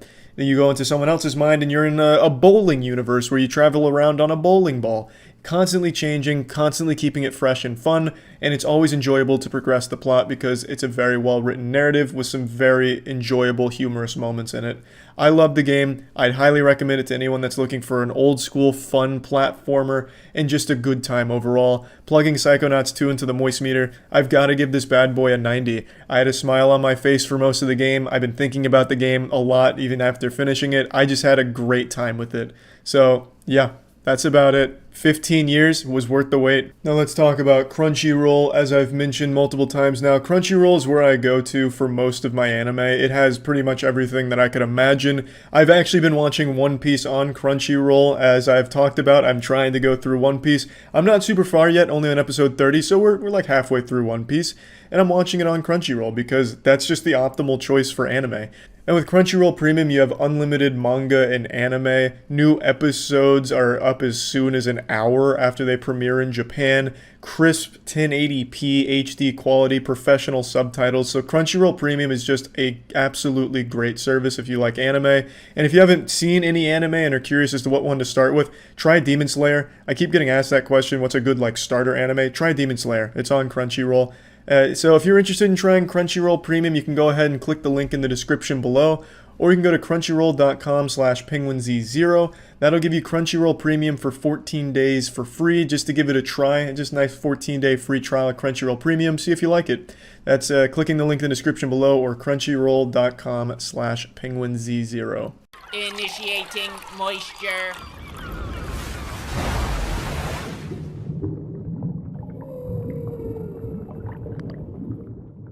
Welcome to the Moist Meter, bringing you sodden statistics in 3D. Today we're looking at the new Wreck-It Ralph. Ralph Breaks the Internet. I had never seen the first Wreck-It Ralph until before going to see this one. I watched it like 3 hours before going to see the new one. I fucking loved it. The movie was absolutely beautiful to look at. It was incredibly cute with a beautiful tribute to video games. And then you go into this movie and it's a tribute to the human patience. The movie's just a fucking disappointment compared to the first one. It seems so goddamn soulless, passionless, and just like this huge cash grab. Disney titty-twisted the nipples of the studio to make a sequel to Wreck-It Ralph. You're gonna make a sequel. No. You're gonna make Ralph do Fortnite dances. We won't. You're gonna make him talk about memes. Alright, fuck. Leave us alone, Disney. And so then you get this disgusting undead husk of a sequel to Wreck-It Ralph. It's not a bad movie. I wouldn't go as far as to call it a bad movie by any means, but it is an incredibly disappointing movie and absolutely passionless, and it shows. This movie's story it has a cute little message, but there's no conflict in this story. It's all about Ralph being obsessed, clingy friend. It makes Ralph the villain, and the final boss being his insecurities. There's really not a whole lot that goes on here that's fun to watch or that's even powerful. It has a pretty brave ending, I'd say, but everything up to that is just a boring slog, and it's just about him being obsessed with a little girl, which is a bit odd. He just forgets all his other friends and focuses on being obsessed with her. And the characters just don't really do anything. It ass-fists a bunch of Disney property in here in product placement. It's just, here's a bunch of Disney princesses for a little while. Here's Star Wars, Guardians of the Galaxies. You guys like Disney shit. Here's some Disney shit. Take it. The jokes in this movie are all just like, hey, you guys have seen memes, right? Well, Ralph's looking at memes. Ha ha ha. Isn't that dope? Ralph's doing memes. He does Screaming Goat memes. He does Fortnite dances. You guys like fucking Fortnite. Look at Ralph do Fortnite shit. And that's the whole jokes of the movie. It's all supposed to be just like relatable. Oh, you guys use the internet. We understand the internet. Ralph doesn't. Look how goofy Ralph is. He thinks Instagram isn't about showing your tits and asses all over the place. How dumb is that? So then you got Snapchat, Instagram, Pinterest, and Ralph visits them for a second. It's lifeless. Absolutely lifeless. It doesn't seem like there's any soul behind this movie. That being said, there are some great scenes. When they do video game shit, they do it real well. There's a game in here called Slaughter Race, and it has this beautiful race that's like a Mad Max style showdown. It's fucking great. There's also a really good musical scene in here that takes place in Slaughter Race. You'll come to find, if you see this movie, the only good shit that happens in this movie happens in Slaughter Race or around Slaughter Race. Everything else is just jerking off Disney property, product placement, and really yucky memeing. Like I said, it just feels like Disney was pulling the strings and forcing the studio to dance on the grave of Wreck-It Ralph. What do kids like? Wreck-It Ralph was popular. They must still like Wreck-It Ralph. What else do they like? Memes. Combine them. Brilliant, Johnson. We're going to combine both worlds. I don't care if it works. Do it. Fucking do it. And that's what you get here. The animation is great and the voice acting great, but it is so incredibly disappointing. I don't understand why people seem to be enjoying this one more than the first, apparently. This is truly the most by-the-numbers cash grab I could have imagined. You just take a beloved character and force him into like a relatable internet culture style movie. It's just really not that, inspired. It's just it's unfortunate. Let's plug this shit into the moist meter. I'm giving the new Wreck-It Ralph a 70%. Like I said, it is not a bad movie. There is a lot of cool shit that happens here. But overall, it's just this big fucking cash grab. That's the only way I can explain this one. I don't understand. There's no way they ever planned on making a Wreck-It Ralph sequel, and if they did, they certainly did not want him coming in here and making bee puns for viral videos in this movie. It's dumb. It's not what you would expect from the character, and I don't think every sequel or anything needs to be like the same kind of characters doing the same type of shit. I respect when they do different things, but when it's so different that it just seems disingenuous to the original characters, that's when you have a problem. This whole movie just feels like taking a beloved character that people already know and then making him go through meme culture because people understand memes, and they were hoping they could make a lot of money off of that novelty. I hope it doesn't work because I don't want to see more sequels like this.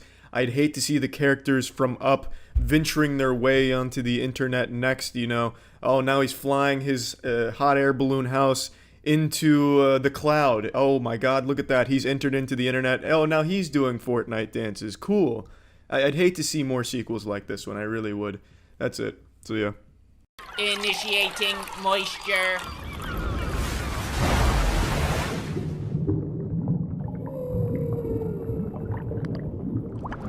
Welcome to the Moist Meter. Today we're looking at the new Rambo movie, Last Blood. I bet a lot of you didn't even know there was a new Rambo movie. I know I certainly didn't. I only knew this was coming out because I check new movies every week, and I saw Rambo was coming out on Thursday last week, and I was like, wait, that's weird. That's Rambo. That's a pretty powerful franchise, and I hadn't seen a single preview for it, and I go to the movies once a week, and I hadn't seen anything, which is really surprising to me. And I know action movie heroes, action stars, kind of a thing of the past, which is a goddamn shame. We still have a couple like John Wick and, well, I guess just John Wick. He's like the last action star. I guess I can't even think of another one, like maybe the Fortnite default character. I have no fucking idea. But even still, I figured Rambo would be kind of a big deal. And it really wasn't. I went opening day, and it was in the smallest theater they had available.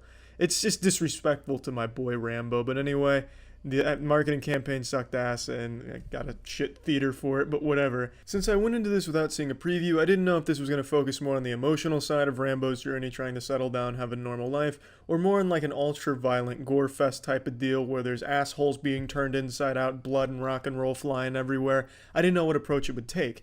It turns out it's a little bit of column A and a little bit of column B. Both are done decently enough. The latter being much better. The ultra-violent gore montage at the end is superb. I really enjoyed that start to finish. It was a lot of fun. The kills were very creative and very brutal, which I was very happy to see.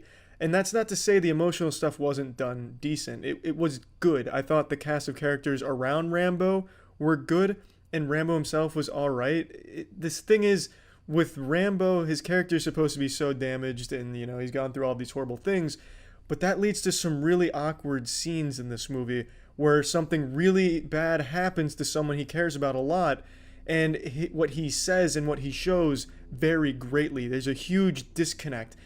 Something horrible happens, he says, shit, I'm real sad about this, but the way he's acting, it's just so goddamn stoic, as if he's not even there, as if someone was just holding up the line on a piece of paper and he read it. It's just odd. It just feels odd, and it makes the scene awkward, which takes the emotional aspect out of some of the shit that happens. Now, when Rambo's not in the emotional scenes, they're pretty good. And I don't think it's his fault or anything like that. I think that's just supposed to be how the character is, but it still makes it feel odd to watch it happen. And it makes the audience feel a bit awkward, because it's like, well, what is he really feeling? Does he even care?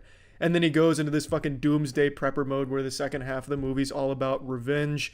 And he's got this entire fucking Home Alone booby trap setup going around his entire barnyard. All of his property has been outfitted with the latest and, well, not really the latest and greatest, but the most haphazardly thrown together contraptions, some codename Kids Next Door gadgets hanging from walls, shooting laser beams and shit, blowing assholes up all over the place. The revenge aspect of this movie is a lot of fun. It's just really mindless gore fun in like a really confined space where Rambo is taking out dozens and dozens of people, and you see each and every one of them, and you get to see all of the little traps that you have, like a 5-minute montage of him setting up. You get to see each and every one of them played out, which is cool. It was a lot of fun to watch all of those unfold. It has a very satisfying conclusion, and all that was done well. Leading up to it, though, it had a really major problem of time. It's impossible to know how much time is passing in this movie because it's so fucking jarring, the jumps it takes. For instance, Rambo gets his ass beaten. He ends up in an ass-beating induced coma, and a character saves him, and he's crashing on her couch. Now, he's in and out of this sleep, and in one scene, the girl that saves him leaves the house, and the next scene she comes in, and Rambo's swollen eye and cut-up face is completely healed nearly. And then he says, how long has it been? She says 4 days. But you have no idea, because all of a sudden, she walks out, she walks in, and he's done like a fucking quick change artist thing, and he's in perfect health all of a sudden. That happens a couple times. An incredibly major character gets killed, and then as all of the other characters around them are mourning and stuff, it all stops like that in the next scene, where everyone's moved on, and they're ready to just go about the rest of the movie and forget about it. Well, not forget about it, but move on from it. They've all had their time to mourn. They've all now moved on and gone other places, moved around, and it's all changing, and it's apparently been like a fucking month. You don't know how long it's been, because one scene something happens in the next scene with nothing really leading into each other, it's in a totally different state of mind for every character, and something totally different has happened. It's just really odd to keep track of how much time is passing. It's not that huge of a deal, I suppose, because it makes the plot move along much faster, and you get to the fucking kills really quickly, which it was really setting up towards for the whole movie, which was nice, but it still makes it a little odd to watch it unfold in that way.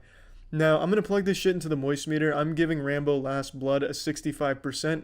Now, I want to talk about another thing I had a problem with, but it's a spoiler. So this will now be a spoiler. So, the movie's about his niece getting kidnapped and sold into sex slavery. She ODs, and she dies in Rambo's car. What the odd thing about this is Rambo saved her, put her in the car, and drove her across the border to bring her home. What I don't understand is why wouldn't Rambo take her to a hospital? He knew she was ODing.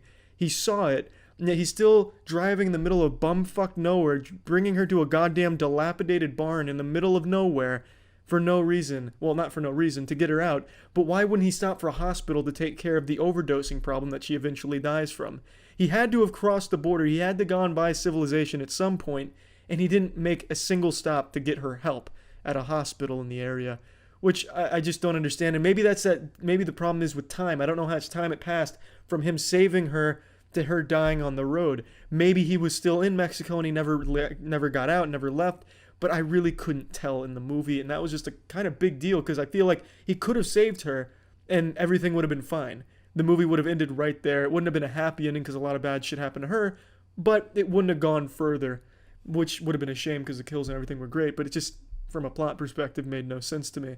But again, the movie was enjoyable. I liked it, especially the end. It's just a lot of the stuff in the beginning was a little confusing, and it didn't do anything incredible, nothing, overly creative. It was all pretty generic and by the books, but it worked. It worked well enough, and I really like to see Rambo in action. That's about it. See ya. Initiating moisture.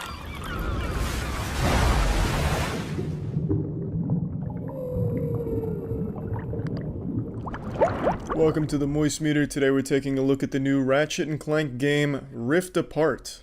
If Twitch chat is anything to go off of, this game has completely reinvented erections and created an entire new generation of furries. But not only are the furries getting erections, anyone who can appreciate beautiful visuals is as well. This game is absolutely stunning. I would argue one of the best looking games ever made, and I don't say that lightly.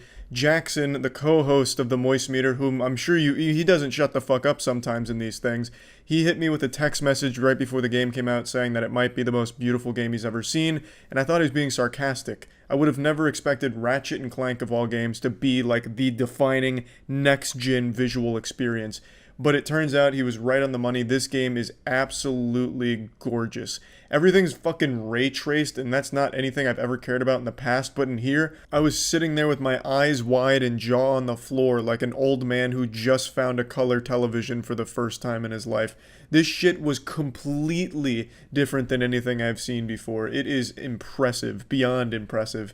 And I really love the huge emphasis on action in the cutscenes. The cutscenes aren't usually just characters talking to each other. It's characters going through fucking hell and back. Like the world is exploding around them in all kinds of colors and vibrant shit all over the place. And it's just so incredible. Like you're grinding down a pipe like it's Sonic, but much better than Sonic. Dodging incoming mine carts, getting shot at by robots. Then you're summoning the Kraken, and it's just so good. I just absolutely love the visuals in this game, the character design, the universe here, it just looks so good. Every other game that comes out these days is mainly just different shades of gray. It's like the game was designed by dogs, they just can't see color so they don't put it in their games. But this game is bold with its color choices. It's not afraid to just have all kinds of, erupting pinks when you're using some kind of dimensional item, and then you switch to a different weapon and all of a sudden you got fucking blue cyan icicles exploding, turning people into ice cubes. You're fighting a green goo guy. It's just so good. I love the way the game looks. And not only does it look good, but it plays incredible. There is no loading in this game. I didn't notice a single load screen or even a single second of loading. When it's going from point A to point B, going from cutscene to gameplay or gameplay to cutscene, it's seamless. It is completely seamless. If you die, you immediately respawn back without any downtime for the most part. It's crazy. I am the smartest man in the world, and I can't figure out how that's even possible. What Insomniac's done here is actually a game changer. I'd never even imagined a world where games would never have to load until now. And now I don't want to go back to seeing a loading screen. It's going to make me puke. Just wild. And the gameplay is, I actually think, probably the best part about the game. I know I'm going kind of wild about, some of the technical stuff and how good the game looks, but it's just so much fun to play. It's a very old school experience, exactly what you would expect from Ratchet and Clank. It was always known for having great weapons, and it has great weapons here too. I was constantly playing around with the weapons, and you can switch on the fly, so I was going from using my shatter bombs, which was my go-to weapon. I think it's the strongest in the game. I maxed that out. I'd go from throwing 3 of those to clear out like a giant cluster of people, and then I'd go to put my dick in their ass by switching to like maybe the lightning rod, or if I was feeling a little wild, I'd bring out the warmonger, which is a rocket launcher. And all of these weapons just work so well together. But the thing is, the game never really challenges you to switch up your playstyle. I could have gone this whole game just using shatter bombs until I ran out of ammo and then just switched to something else. I never really had to analyze how I approached a fight because this game lacks enemy variety. And that's really my main complaint about it. I have nothing but great things to say about this, but this is the one little mark on the report card that your parents would be a bit ashamed of. There is only like 5 or 6 different enemy types in total, and they don't really require a whole lot of thinking beyond just attack them with any weapon that you want. The only difference, the only exception is there's one enemy type that has a shield, so then obviously you have to get behind them or explode something behind them for it to do the damage. Other than that though, it's just, hey, they're bullet sponge. I played on the highest difficulty, so you get all the same enemies all at the same time, and you just spam your weapons, which is fun because the weapons are fun, but I would have liked to have to like change up my playstyle or just even think a little bit more about approaching a fight. I just could turn my brain off and just shatter bombs all over the place, fire the warmonger, maybe, just maybe, I'll bring out something a little crazier like the black hole disruptor, whatever the fuck it was called. It was a minigun. But you could always just set up with a little sprinkler that freezes them for CC, and then throw Mr. Fungus Man down and he'll help you fight. And then that's about it. You clear the entire wave and then you move on. I would have just liked a little more enemy variety and making it a little more varied in terms of how you approach combat. And that extends to its boss battles as well. There is quite literally only 2 bosses, and they're just constantly repeated. Of course, that's excluding things like the final boss or like a really important storyline boss. But other than that, the only bosses you'll be encountering are one of 3. I was wrong, I just remembered another one. There's actually 3 bosses.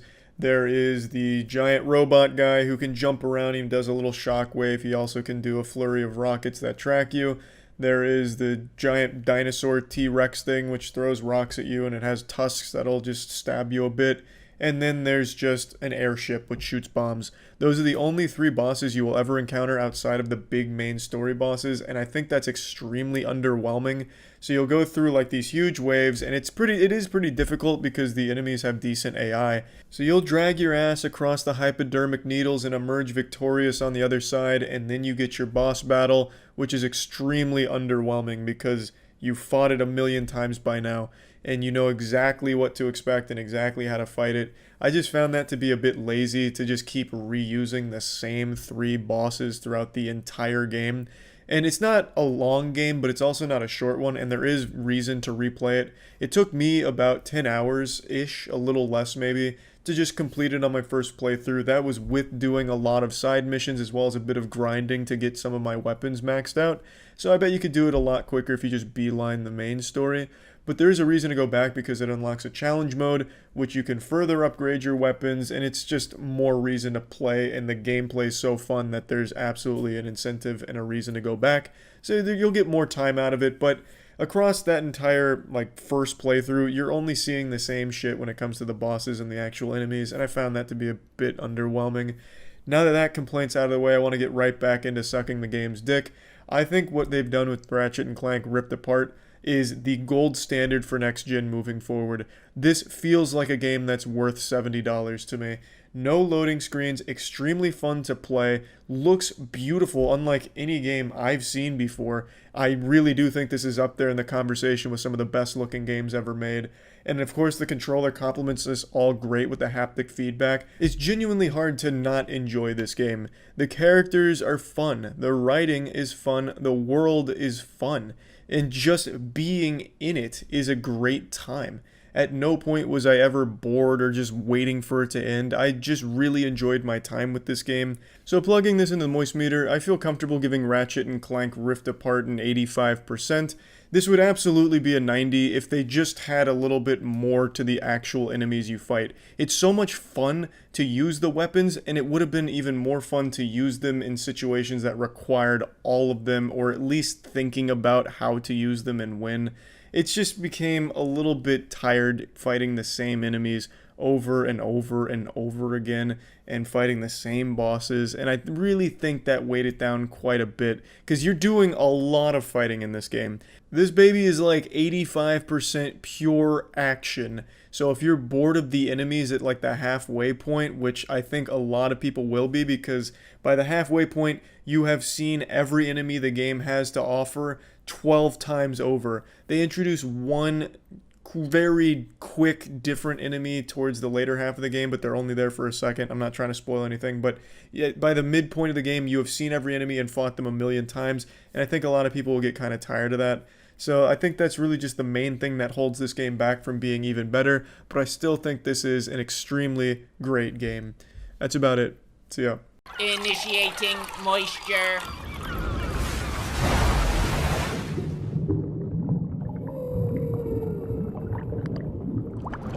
Welcome to the Moistmeter. Today we're taking a look at ReZero, both Season 2 and Season 1, since Season 1 actually predates the Moistmeter, if you can even believe that. I know the Moistmeter is like as fucking ancient as the Tree of Knowledge back in the Garden of Eden, but it's been so long since the first season of ReZero that Moistmeter wasn't even around back then. So I'm just going to be taking a look at both of them briefly here, because I think ReZero is hard to talk about to someone that hasn't seen it without spoiling certain things about it. I really think this show is a must-watch for anyone that likes anime, or just even good storytelling. And if you like anime, you're probably already jerking off to the mini waifus in ReZero, or you're already watching the show constantly, glued to it, because everybody is. ReZero is like French fries. Everybody loves French fries. The show is just so goddamn good. In a nutshell, if you're unfamiliar with it, ReZero is about a guy who gets transported from the normal world into this new, wild, magical world, and he has a magical power of his own called Returning by Death, which sounds like the title to a Bullet for My Valentine album. Returning by Death is when the main character, Natsuki Subaru, dies. He reloads a checkpoint, and these checkpoints change throughout the show, so it's time looping. He time travels. When he dies, he comes back to a predetermined checkpoint that not even he's entirely certain of, because he doesn't know when they change, he doesn't know what's going to be counted as a checkpoint, so he's always left in the dark there, but he does get these checkpoints, and then he's able to loop time and start piecing together things about why he died, how to change that, how to save the people around him, and he goes through this horrifying cycle of dying and repeating constantly, just this absolutely nightmarish cycle with really brutal deaths. Natsuki Subaru gets absolutely brutalized, split in half, eaten alive, disemboweled, have his asshole ripped out of his asshole, have his fucking asshole ripped out of his mouth. Like, all kinds of bad shit happens to Subaru directly, and all the people around him face some of the most horrifying deaths. And it's up to him, using this power of time looping, to try and stop that from happening and to fix the things around him, save himself, save others. And it's through this time looping, this death cycle, that you really get to see so many sides to the characters. The strongest part about ReZero to me is definitely the characters, because you see them in so many different ways. For example, you'll meet a character one way, and then Natsuki Subaru dies, or the character dies, and he kills himself to reload his checkpoint so he can save them, and then you see them in a totally different way because he changes his approach and how he meets them. So you see one time where he meets a character where he's like a big hero, like he punches a bad guy, saves the girl, and you get to see her, how she responds to that there. But then Subaru dies and he has to do it all over again, and this time he doesn't become a big hero, and he just kind of meets her as a stranger, and you get to see how she responds to that. There's just so much thanks to this Returning by Death cycle. because you get to see so many sides to a character in all of these situations, and it's just so very well explored. The cause and effect in ReZero is absolutely wonderful. You can tell there is a lot of care given to each and every choice made in the show, and I really love what goes into solving a lot of these puzzles that Subaru faces. How does he save this character? How does he save himself and save this character? Is there even a way to do both? And he comes up with plans and comes up with ways to convince the people around him without telling them that he time travels, because he can't tell anybody about returning by death. There's a curse and there's consequences if he does.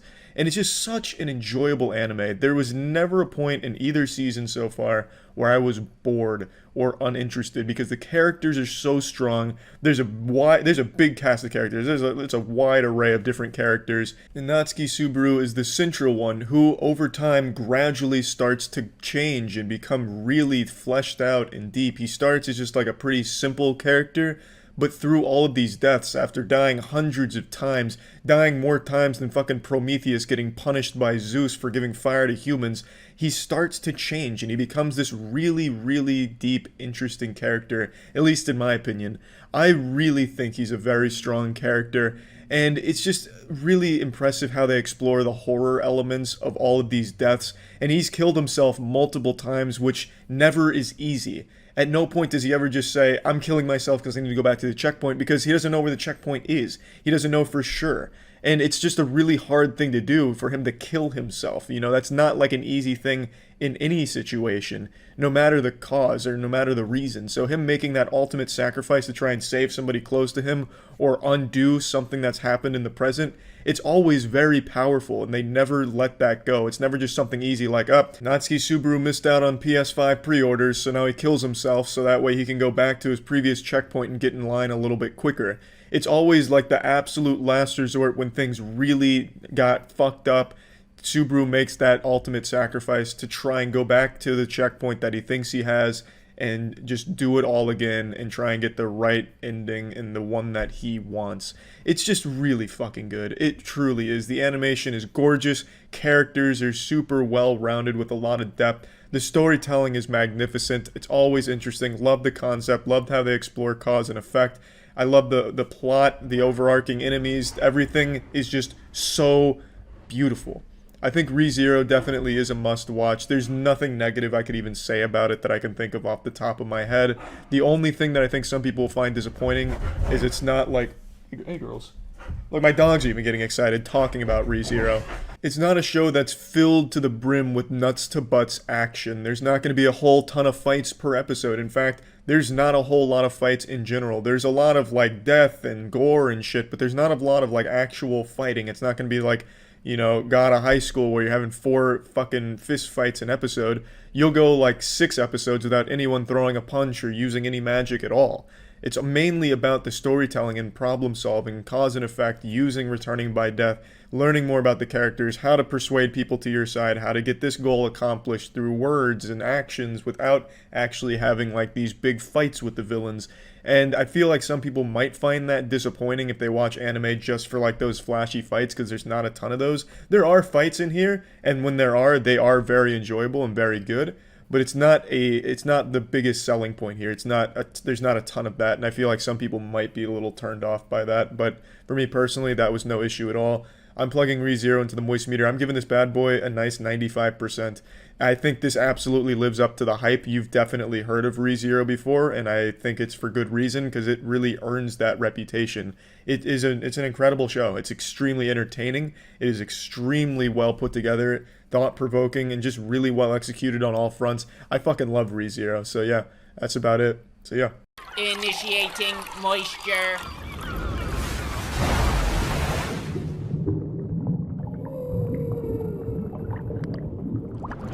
Welcome to the Moist Meter. Today we're looking at Season 2 of ReZero. Happy to say this shit absolutely banged. I don't think there was even a single episode that wasn't good in the season. There was highs and pretty much no lows that I can recall off the top of my head. And Subaru, I mean, the dude is like what every Redditor wishes they were. Like, he is a Redditor's wet dream. In this season, every fucking female character he talks to falls in love with him. And falling in love is an understatement. Some characters are just throw away everything they ever believed in for hundreds of years because Subaru's so fucking cool and they want the chance of being like a waifu to Subaru. It's crazy. I mean, this is like Super Seducer 3, the anime character. Shit is wild. And it all, in the context of the show, it's not like he's just like cheating. He's not using, game facts cheat codes. Like, it doesn't feel unearned or that it comes out of nowhere or it's just like some convenient plot device that he's an irresistible Adonis. At no point does it feel like it's silly or out of place because it's really well done where these characters bond throughout so many episodes across multiple timelines.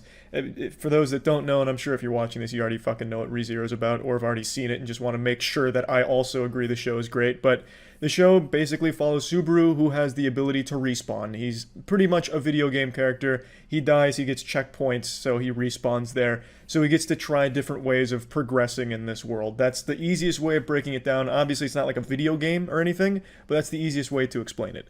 And Subaru, when he dies, he starts over from this checkpoint, and he builds more relationships. He's constantly evolving these relationships with the characters around him. So you see so many different sides of these characters, and you see them growing together. Now, to those characters, they don't get that because they only know Subaru in whatever timeline he progresses in without dying. But to the audience, you really get to see these things, and it weighs on you. It really works super well.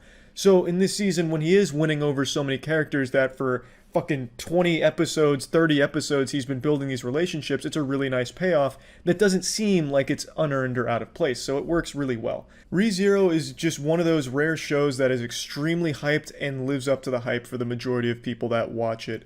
Even the most die-hard anime snobs who wouldn't watch an anime with more than 10 people that have ever even heard of it can appreciate ReZero, and they constantly jerk off about ReZero. Despite the hype and despite trying to be the hardest anime hipsters, you can't help but like the show if you watch it. It is just a really good and interesting show. It's one that I can't really talk about too deeply without spoilers, which was also the problem I had when I reviewed it 5 months ago after part 1. But now that part 2 wrapped up, I wanted to get into it a little bit deeper. One of the focal points of the season was conquering the past. In the trials that Amelia goes through, she has to face her past. And that was really cool to see, to learn a lot more about this character, and then she grows from it and becomes a very strong character moving forward who's completely different from the Amelia we've seen for the last 30 whatever episodes. Like, she is completely changed now and evolved and is a much better character. I already liked her before, and I like her even more now after Season 2, Part 2. You also explore a lot of Roswell's past, which tells you more about who he actually is, what his real goals are, and shit like that. I'm trying my best not to spoil things again, but you learn so much about these characters through their past, which was a big part of this season.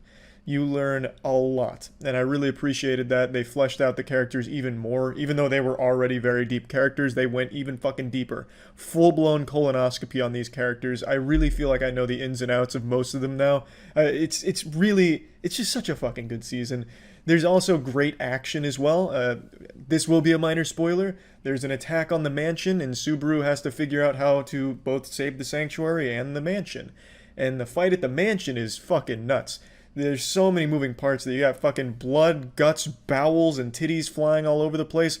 Vampires. I mean, there's a lot going on. Like, even if you're just there for the action, which ReZero isn't really known for, like, its over-the-top action, but there is good action in it. Even if you just want action, you do get it in the season. You get some really good shit, especially with the mansion content. And even outside of that, there's still other fights. A very interesting fight in the sanctuary. Really hard to talk about these without spoilers, but I'm trying. Anyway, it's good. It's good.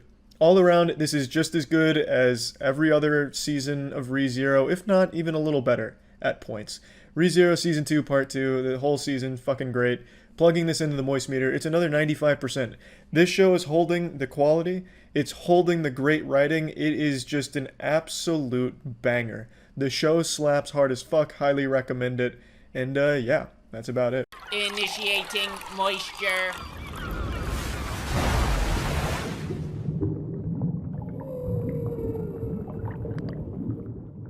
Welcome to the moistmeter. Today we're looking at Ready or Not, a new dark comedy, thriller, horror, I don't know, fucking genre tags don't really mean much of dick anymore these days. It's a movie about a woman marrying into an extremely wealthy family that has a fucked up tradition where they perform a ritual, and it ends with them playing a game of hide and seek where the family tries to find and kill her to complete the ritual, or else the family believes they'll die from a curse. Not all too dissimilar from Holes, with the Yelnats family believing they're cursed because their great-great-grandfather didn't carry that woman up the hill to drink from water and pee or something, and now they're cursed to make shoes that smell like shit with bad luck.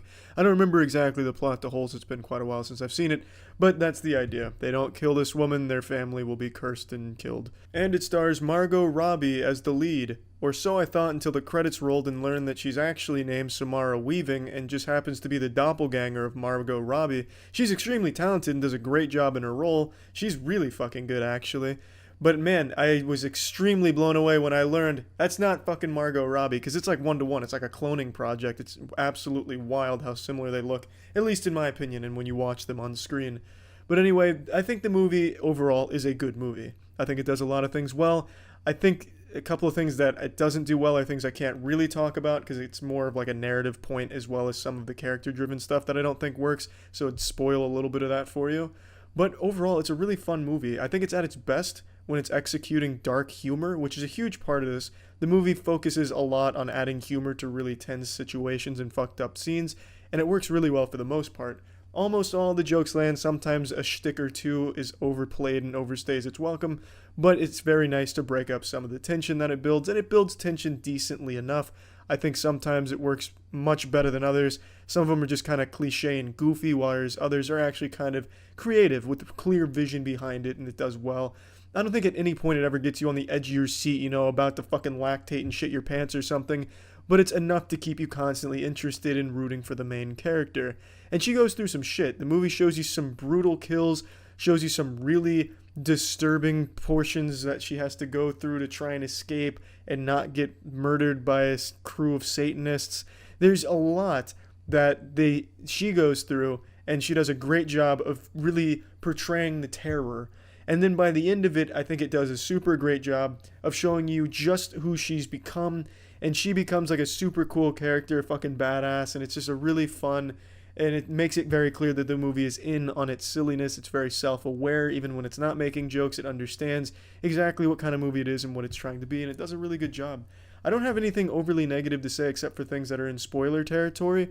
Other than that, I just think it's a good movie. I don't think it's great or anything like that, but it is a movie probably worth seeing. If you're going for a horror movie, you're not really going to find it here unless tension scares you or very large houses scare you or butlers and shit are terrifying.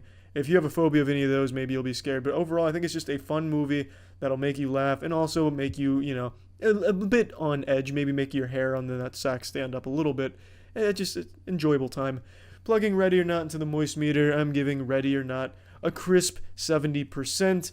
I would like to go more into why it's not higher, but it would be getting into spoiler territory, and I'm trying my best not to do that unless it's a movie no one gives a shit about. And this is a movie I think people will care about and should care about because it's a good one. That's about it. See ya. Initiating moisture.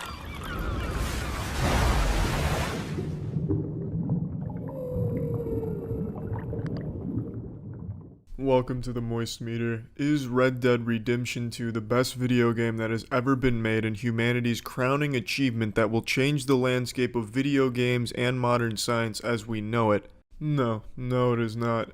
Now, I know me just making that statement that Red Dead Redemption 2 is not the best thing humanity's ever made has immediately turned the soft cock of the blinded, lobotomized Rockstar fanboys into a hard cock. But please, calm down, let me explain.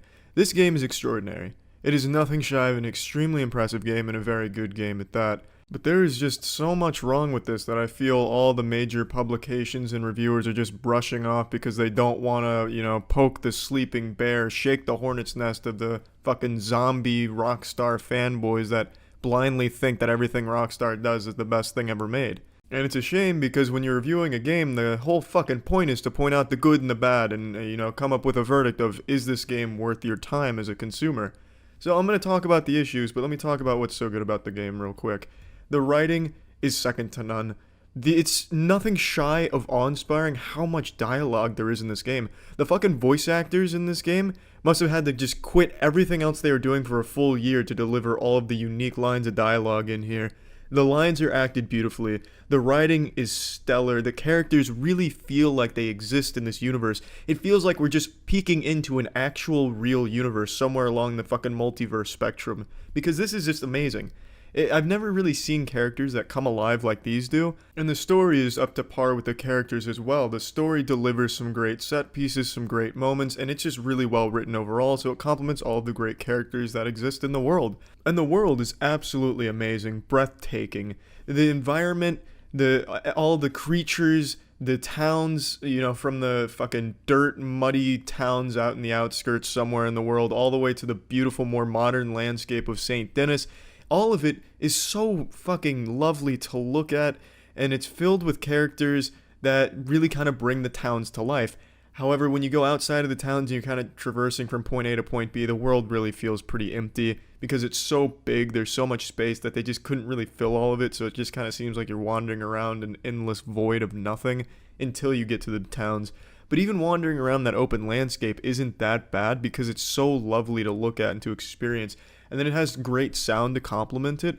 So you'll get some like spaghetti western shit coming in with like a tumbleweed falling down with this. You understand what I mean. It feels like a fucking western. It sounds like a western. And it looks absolutely amazing.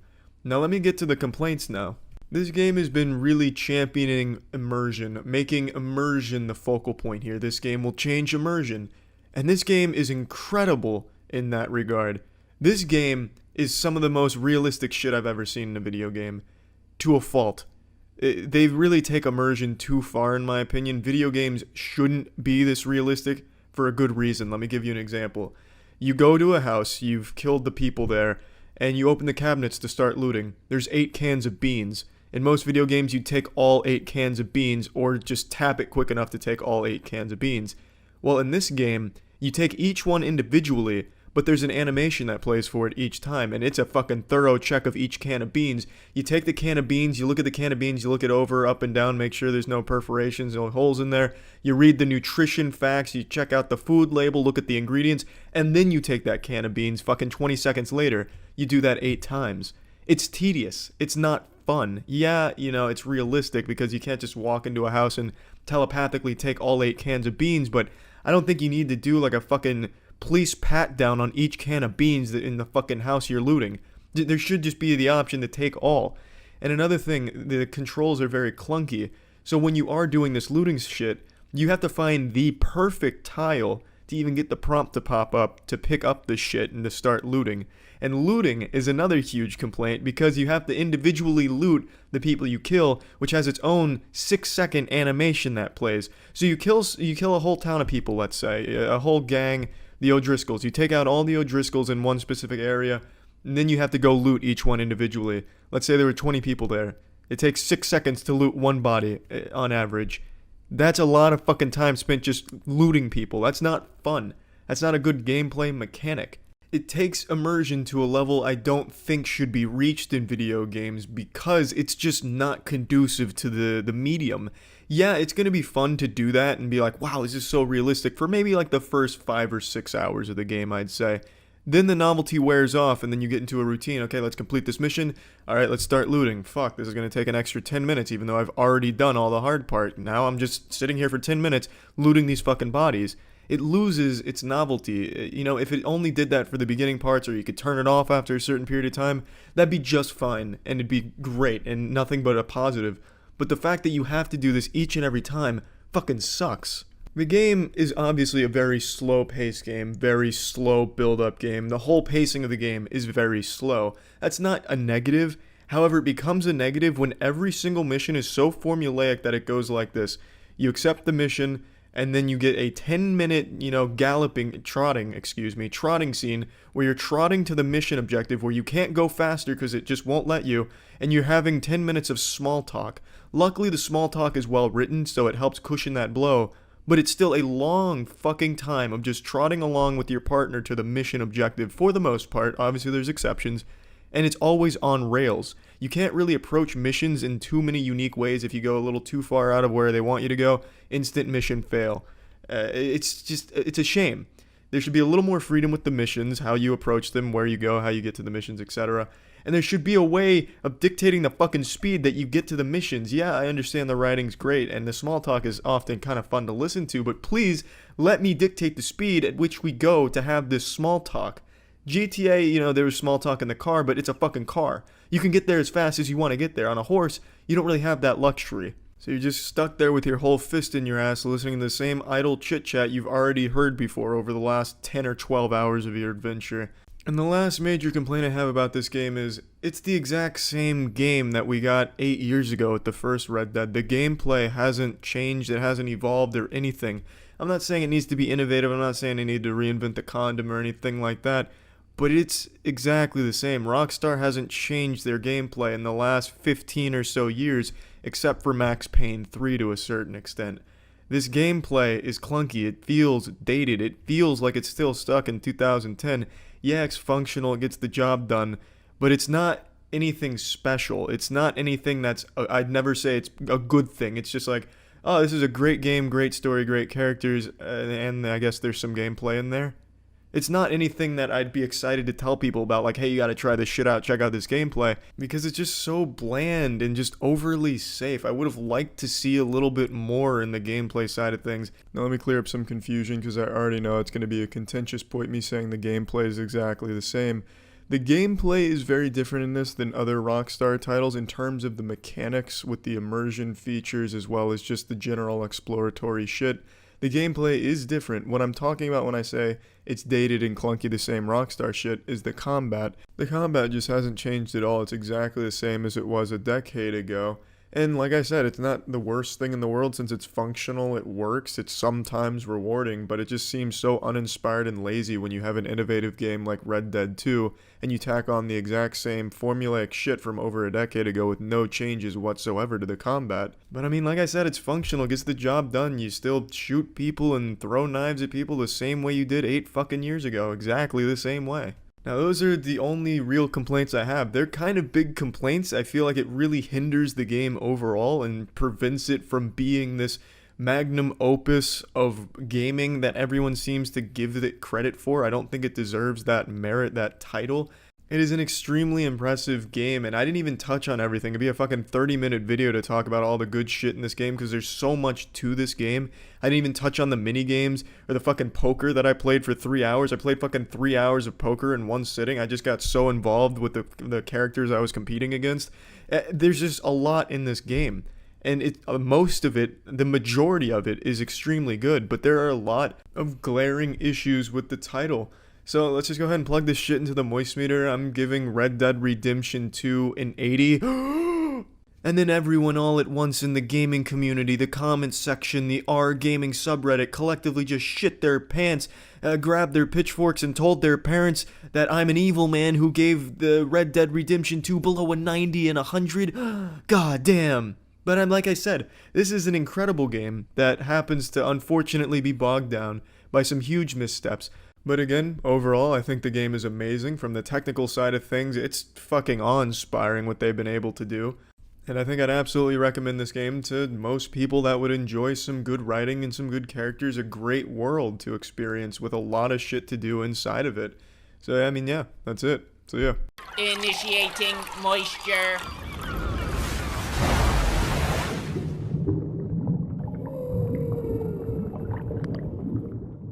It's been a while since the last video game moistmeter, but I thought Remnant from the Ashes was a perfect one to dip my dick back into it. Remnant from the Ashes is from Gunfire Games, known for the Darksiders series, one of the series that's near and dear to my boners. I'm a huge fan of Darksiders. Despite it having obvious design flaws, clunky mechanics at its core, it is just truly a super fun franchise that I'm very much into. So I was really hoping Gunfire could capture me again and bring out that boyish wonder and joy that Darksiders brought out of me with Remnant. And it does. I really much enjoy Remnant from the Ashes. There's definitely some issues with the game, however for $40 you get a massive game with a ton of replayability and just a lot of fucking fun that is good with friends as well. You're tossed into a universe overrun with evil shit and sent on a mission that spans across multiple different worlds with multiple different types of enemies, and all of it feels pretty fun. Sometimes the environments are really bland, just a standard decrepit city you've seen 1,000 times with shit on the cars, shit on the ground, poopy everywhere, and then some regular enemies wandering around. But then you explore other worlds, you get some really nice looking shit. There's even a world that reminds me of one of the engineer's ships in Prometheus as you're exploring around, and I really appreciated that aesthetic.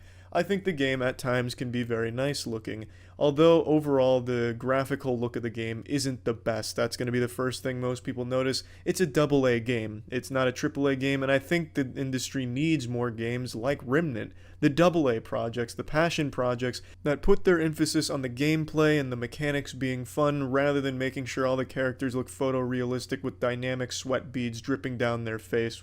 And that's exactly what Remnant does. It's a fun game. I wouldn't say it's a great action game, but it certainly is a fun one, especially at its price point.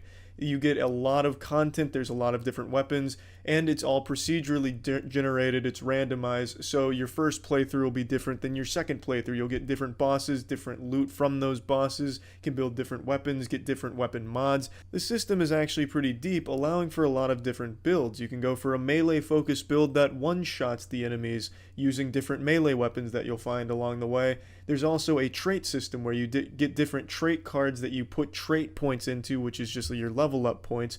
You put them into the traits, which drastically change damage numbers, reload speed, stamina, weak spot, experience gained, etc.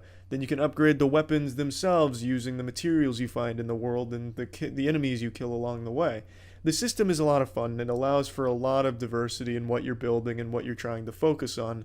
Although I don't think melee is a very viable option, considering some of the bosses are unable to even be meleeed because they're fucking flying, and you can't exactly like Superman out to them and beat their shit in for their lunch money. But everything else seems like it has a strong place in the game, although there is some hit detection issues, especially with the crossbow. There'd be times where I'd put the crossbow right on someone's tits, fire, and it just goes right through.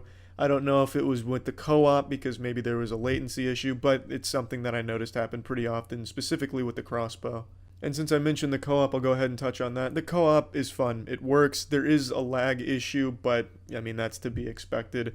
It's a lot of fun. When you're working with friends, melting shit and running this shit through, speed running it. And if you're playing solo, there's just a lot of meat to go through. It took me roughly 10 hours and some change. I did the whole thing on twitch.tv/moistcritikal. And even that wasn't entirely solo. I had a friend come help me multiple times who just wanted to hop in and out. Now don't get this misconstrued, it's not because I needed the help in the game. That's something I'll touch on. Running through at the normal difficulty, the default difficulty, the game is not overly challenging. There were a few bosses that took me 5+ tries, but never more than like 10. You're not going to be struggling overly long on any specific boss, and if you have a friend with you or just a random person join on you, it's pretty much a guaranteed one phase, a one shot if you're playing on normal. Playing on a higher difficulty is going to take you a longer time. I've beaten the game once in that 10.5 hours, and I've gone back and played through a couple different times for a few more hours worth to really get my feet wet on higher difficulties, and I can say it is a pretty drastic difference. Now, I'd like to point out one of the main things about this game that I had a bit of an issue with, and it's something that a lot of you probably won't even care about since most people compare this to a Dark Souls type game anyway. It's the narrative. It seems like they wanted to tell a story, and you have to go out of your way to find most of the story elements in the game. It doesn't really beat you over the head with it, and that's totally fine with me. On my first playthrough, admittedly, I just kind of ignored all that and focused more on the gameplay, but I went back, tried to understand the story, and it's not overly well put together. The writing at times is a bit juvenile. The voice actings, it feels like most of the actors phoned it in. However, the biggest gripe I have with it is the game doesn't have an ending. Apparently the ending is planned for a free DLC drop, which doesn't exactly forgive it because why ship a game that doesn't end?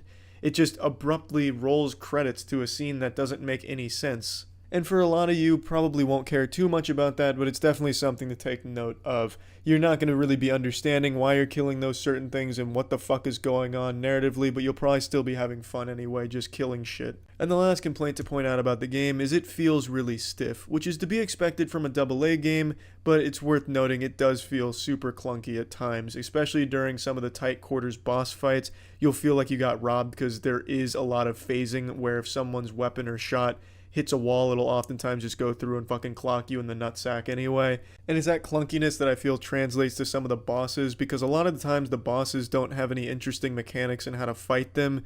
What makes a boss hard at points is that it'll spawn like 1,000,000 ads, just a whole bunch of little minions that you have to wave clear, so that's a little frustrating as well.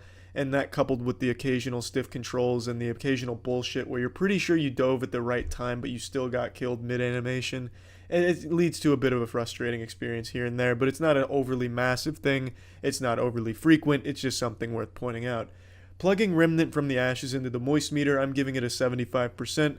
I did enjoy the game. I don't think it's overly great or one of the best Souls-like games, which is the genre this falls into apparently, but it is a good experience worth playing with friends, and for $40 you get a lot out of it, especially if you're a fan of the combat formula.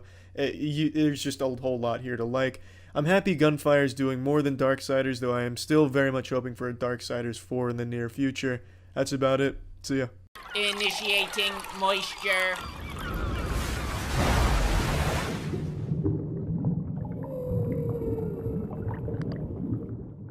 I absolutely love Keanu Reeves. I absolutely cannot believe how fucking awful Keanu Reeves' new movie is. It's called Replicas, and it's a stinker and a half. We already have a contender for the worst movie of 2019. This shit is some dog shit, but it's an enjoyable pile of dog shit. Welcome to the Moist Meter. Let's look at this bitch. I'm gonna get into spoilers because I don't think there's a single human being out there that just fucking signed off the internet to avoid potential spoilers. No one's really going into this wanting to be like shocked out of their asshole with some crazy developments or anything like that.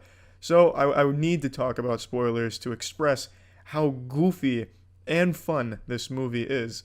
The story revolves around a mad scientist played by Keanu Reeves. He's experimenting with transferring consciousness from dead people to robotics, giving them a second life. Unfortunately, his family dies in a car accident, and then he brings them back by taking their consciousness and transferring it into some clones that he grows in his garage. That's the premise, and then he ends up getting hunted by his company and shit.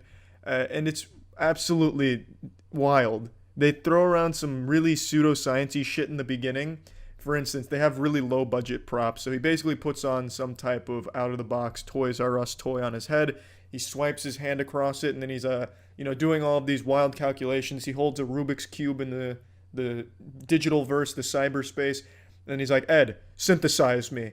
And Ed's like, photosynthesis confirmed. Engaging ultra mode. Ultra mode confirmed? Ultra mode confirmed, Ed. Like, that's the level of dialogue you get between the characters here. They do throw around actual science terms and biological terms and shit, such as neurons. They get that one right sometimes. But overall, the dialogue is just so fucking wacky. I can't express how great it is. It is probably the worst dialogue I've heard in a movie. Honestly, it's up there. The acting is abominable. Even Keanu doesn't do a good job with his character. Middleditch almost does a decent job with his character, but everyone is bad, especially the wife. The wife is like right out of 2007 YouTube era skit.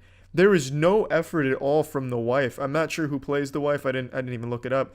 But it must be someone from Fiverr. There was nothing. It was not an inspired performance at all. You know, she gets brought back from the dead and her reaction is, "I'm going upstairs." When she finds out that she was reanimated because it was supposed to be a secret, and then he tells her, her reaction is, "I'm going upstairs.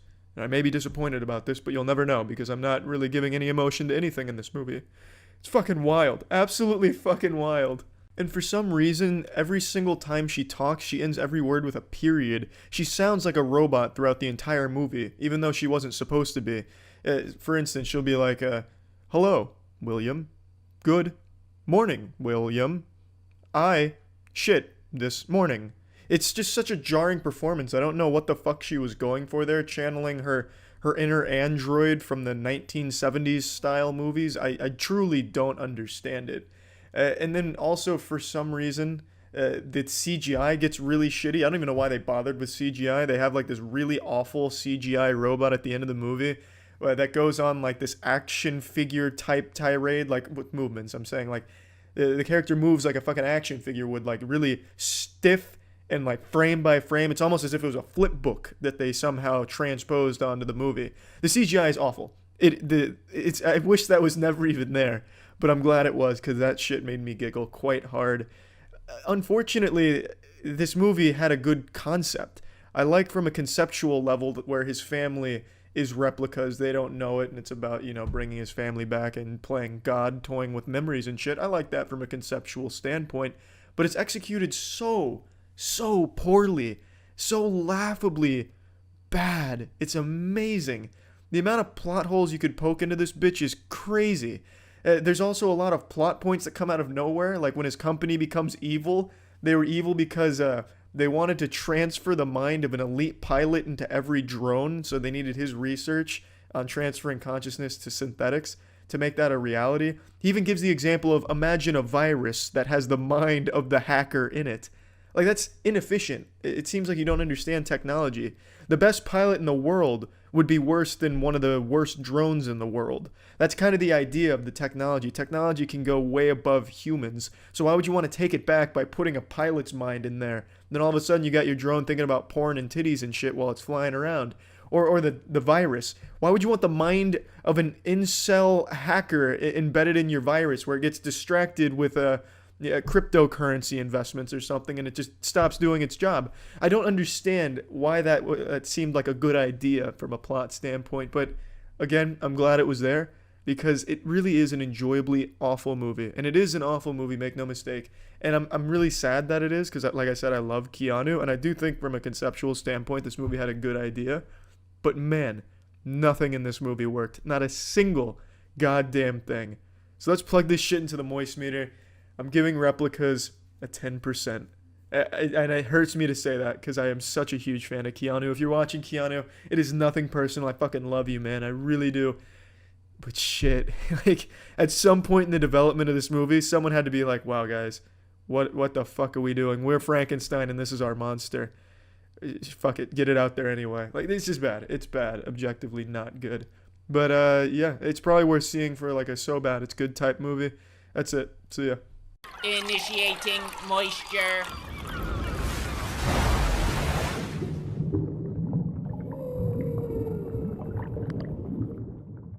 It's the moist meter, you fucking pussy. And you know what? We're not afraid of a little horror game, so today we're looking at Resident Evil 2's remake. And this remake absolutely puts to shame all other remakes that have come before it from other video game developers trying to cash in on older games with their really shittily done, lazily put together remakes, remixes, reignitions, 2.5s, re-envisions, director cut, all that bullshit where the only difference is the graphics were improved by maybe one extra polygon in one tiny frame of one of the main characters' penises. What I'm saying is, everything that you thought you knew about redos of old games in the modern age, like the HD remixes and shit, just throw that in the shitter. It's completely useless when it comes to Resident Evil 2's remakes, because everything before this one was so lazily done in comparison and such a waste of time that it's just a joke to even put them on the same playing field as Resident Evil 2's remake. This game is spectacular, a truly ground up redo of Resident Evil 2, and it's absolutely beautiful graphically. It's beautiful from an acting perspective, except for a couple of characters. There's still some really campy dialogue and some mediocre performances, to be generous, but it is so fucking fresh. This feels like a brand new game that if you didn't play the previous one, you would think just was completely fresh from the top. It's a great game. I really like that you could almost feel the passion ooze out of the orifices of the game. It felt like they knew exactly what they wanted to do and what the original game was about, capturing some good horror elements, some very disturbing scenes, some great gore, really impressive work just across the board.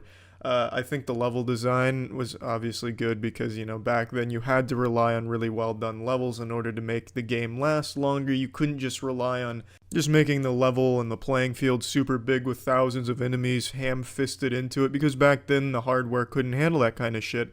So I like the old school level design where everything really connects and it's filled with a lot of interesting stuff and some little hidden things that you may miss or may not if you're really a completionist.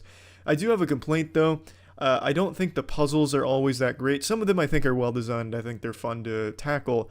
But take, for example, Zelda. In Zelda, the puzzle has multiple solutions in certain cases in Breath of the Wild. And the puzzle really is, here's a challenge, now it's up to you to solve it. In Resident Evil 2, that's not the case. The puzzle is, I don't know, here's a fucking locked toy chest with the key to escape the scary building. But you need to find the toy hammer, which was in the East Wing room on the north side of the police station and hidden within a condom that was in the bottom left of that room right next to two boxes that were really dimly lit. So it just becomes a scavenger hunt to find what you need to put in some place. Not every puzzle is actually about figuring out the solution, it's about just exploring and finding what you needed for it. And I don't really care for that scavenger hunt type of puzzle solving. I think that's just tedious for the sake of tedium. So, but not all puzzles are like that, but a good bit of them are, which is a bit frustrating. Now, one thing I know a lot of people have complained about, but I don't necessarily think of it as a bad thing, is the zombies are bullet sponges. That was their solution to making zombies scary. And I don't think zombies should be a pushover at all. Like, zombies are the main antagonist. That shit shouldn't just be something you brush by, like, oh, it's a zombie, no big deal. You can't just fart near them and have them explode. They need to be imposing, and you need to not want to fight them. But I do understand them becoming a bit of a nuisance because they are huge fucking bullet sponges. It's like shooting a goddamn fucking SWAT truck. It's like shooting an armored vehicle because they take so many shots to bring down. You never want to actually finish off a zombie with bullets because even just the most basic zombie, like a zombie Girl Scout, takes an entire gun store's worth of ammo to bring down. You'll be out of ammo for the next boss battle. So instead, what you do is you rely on either stunning or turning them into crawlers. My complaint is with the stunning. I do have a complaint there. The stunning mechanic seems super inconsistent. Sometimes you'll take out your pistol, pop one in the head, they'll stun them, and then you'll be able to squeak right by them, no problem. Even give them a little pat on the ass, tell them good game as you go by. There's no issue there. But sometimes it'll take 3 or 4 shots from that same pistol on the same type of zombie to make the motherfucker even blink. So it seems very inconsistent with what it takes to actually stun a zombie, at least in my experience. The more reliable method is to shoot them in the kneecap and turn them into crawlers, which then also still takes like 2 to 4 bullets depending on your aim and depending on the zombie, which is a lot more manageable than the 800 it takes to actually fucking kill one. Now, the last complaint I have about the game is I don't like the playthroughs after the initial Leon and Claire playthrough, because then you're just repeating the same puzzles with such minuscule differences between them, it seems completely worthless. You get a little bit of extra canon, but that's it. It's like 2 or 3 different lines between the playthroughs. So you do Leon A, you do Claire B, that's how I did it, and you get basically everything. There's only trivial differences and a little bits of extra canon in the other playthroughs. It's probably worth just looking that up instead of doing the same fucking set of puzzles again, because that's just not fun for me. I didn't enjoy backtracking the exact same landscape as Claire that I did as Leon, solving the same puzzles just with a slightly different solution to the puzzle being like one different number. That wasn't extremely fun, but I did like Claire's story a bit better than Leon's. So it's worth it for the story to go through it at least one more time and then maybe just YouTube the other 2 differences. But overall, it's just a great game. It's extremely fun, it feels great, and I really like games like these that deliver an old school experience, that tell a fun story. It has some cheesy dialogue that it shamelessly acts. I enjoyed everything about it. It was thrilling, it did great with the gore, the horror elements, and it did keep it pretty tense. When you saw a horde of zombies, you're like, fuck, how am I gonna get by this without wasting all of my ammo? You're going through the sewers, fuck, it's one of those shit demons that's gonna poison me. Do I have blue herbs to take care of this? It's really just an enjoyable game that I had a lot of fun doing. The 4th survivor mode was a nice little cherry on top, with the tofu mode being a beautiful little hand job. It was just a nice little added bonus, a happy ending. Overall, fun game, great experience. Let's plug this shit into the moistmeter. Resident Evil 2 Remake is getting an 85%. I can't recommend this enough, and I really hope it sets the precedent for upcoming remakes of older properties, because this is the kind of shit I would love to see. Classic titles completely revisited, revamped for the modern age, because it just works super well. This game is fucking great, and I enjoyed almost every second of it. That's it. So yeah. This episode was brought to you by Manscaped. Initiating moisture.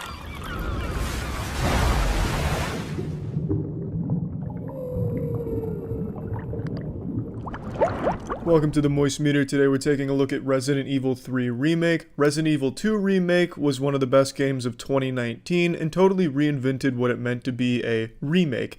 When you hear that word, there's always a negative connotation of just a soulless cash grab, just like a little fresher coat of paint and that's it. Resident Evil 2 Remake took that, bent it over, and slapped it with a belt. It totally changed it. It was an incredible game with a lot of passion put into it, and it was an absolute joy to play. So I had a lot of hype coming into Resident Evil 3, and I gotta say, I'm a bit disappointed with it. By no means is it bad, but there is a lot of things that I think Resident Evil 2 did better, and this one just kind of misses the mark a lot more times than Resident Evil 2 did. I don't like to just directly compare them, so I'm not going to do that past this stage.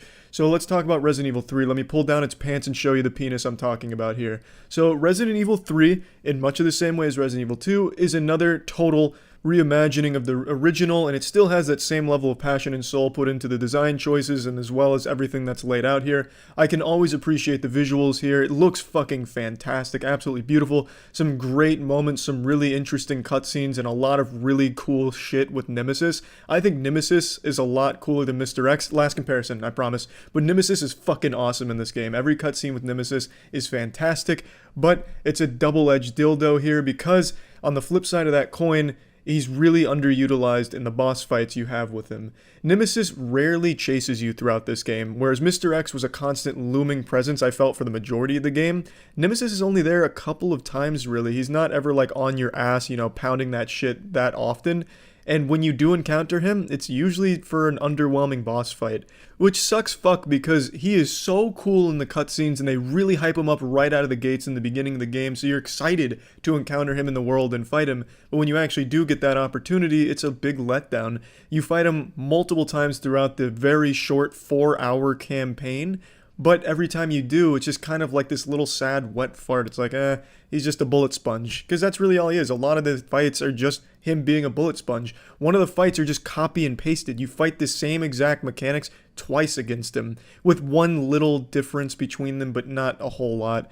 It's just really lazy boss fights with him, and I just feel like they didn't utilize him, and he was really cool too, so that was a bit of a shame.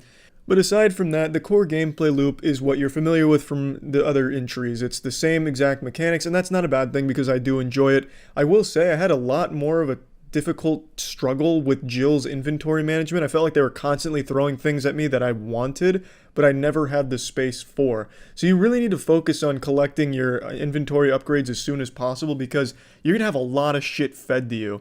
It's really a lot of items that I felt like this time I was constantly struggling with to make room, and some of the key items took up 2 slots in the inventory, so you really had to make a lot of sacrifices, I felt, at least on Jill's side. Carlos, that was never really an issue because he was more of just like a fucking full throttle, high octane, big machine gun badass kind of thing. But for Jill, it was a lot more of a nitpicking inventory manager that I felt was like the actual boss of the game. I had to keep dropping shit constantly, and then I'd be malnourished going into an encounter or trying to get somewhere. That was a bit of a headache, but not too big of a deal.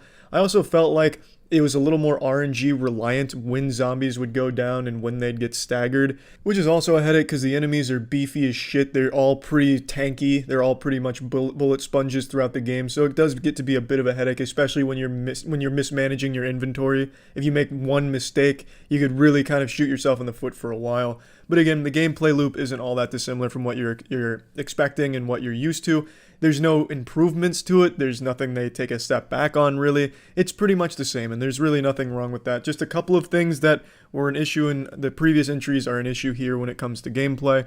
Now, I want to move on to the narrative here. This game is really, really strong in the first half and loses a ton of steam going into the second half. The second half of this game is significantly weaker than the first half. The first half is fucking outstanding. Really, really great. from every possible perspective, just really enjoyable and really fun. And then the second half becomes really tedious. You have to go through these really laborious fucking projects that you have to collect shit on or like fight your way through. I feel like at times they felt like, you know, we need to pad out time. Let's throw them into the room and then we'll raise 8 zombies. So then you have these 8 fucking bullet sponges that you have to meticulously get through and spend a lot of ammo on just to sink some shit in. And I didn't really like that very much. I didn't think that was a very strong design choice. And it didn't help that I think the narrative wasn't that strong. The main villain here is fucking terrible. I actually think the villain in this one is truly horrendous. I'm not going to spoil anything in the narrative here, but at the end of the game, he makes a decision that is so nonsensical to his character that it really just feels like they wanted to be a mustache-twirling evil guy for the sake of being a cartoonish evil man. They have him hyped up as this character that's motivated by certain things, and at the end of the game, he totally betrays all of that just for the sake of being evil. I mean, even the main character says, "Why did you do that?" And his answer is verbatim, "I don't know, I don't care." Like, that's just so fucking dumb. So I don't think the narrative is all that great, especially towards the end. There's nothing wrong with it throughout the game. I can't say it's bad, because it's definitely not bad. A very weak villain, and the narrative's not super tight, but it is not bad. It's serviceable, and it gets you where you need to go, and it is still interesting, especially when collecting some of the other outside lore. Now, talking about the biggest problem everyone has with this game, the length. The game is $60. And the campaign is 4 hours. It took me 4 hours and 13 minutes to beat it start to finish, and I spanked its cheeks red. I collected a lot of things. I went out of my way to get extra little pieces of lore, and it still only took me 4 hours and 13 minutes to get through.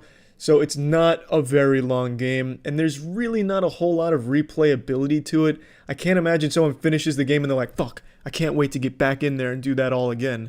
Doesn't really have that to it. So you're paying $60 for about 4 to 5 hours worth of enjoyment, and it is good. I do think it is a good game, but I feel like a lot of people are going to find it overpriced for how much it has to it, you know, because it isn't a whole ton. It's not what you're used to from a $60 experience in terms of its amount of content.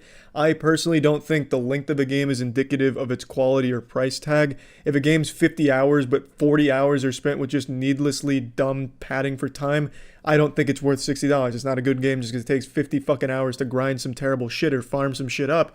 I'm totally fine with a game being shorter as long as it delivers 4 to 6 or 7 hours worth of just high intensity quality. And I do think for the most part this game does hit that, or at least ride that line, because I did enjoy it. I do find it to be a good game, but I think it is lacking, especially with what I was going into expecting it. So let's just plug this into the moistmeter. I'm giving Resident Evil 3 Remake a 65%. By no means is it a bad game, but I feel like most fans are going to be disappointed by it, and I feel coming into it, if you're not already a Resident Evil fan, there's going to be a lot of things you take issue with. This has a lot of clunk to it, and that's a little bit of its charm, to be honest.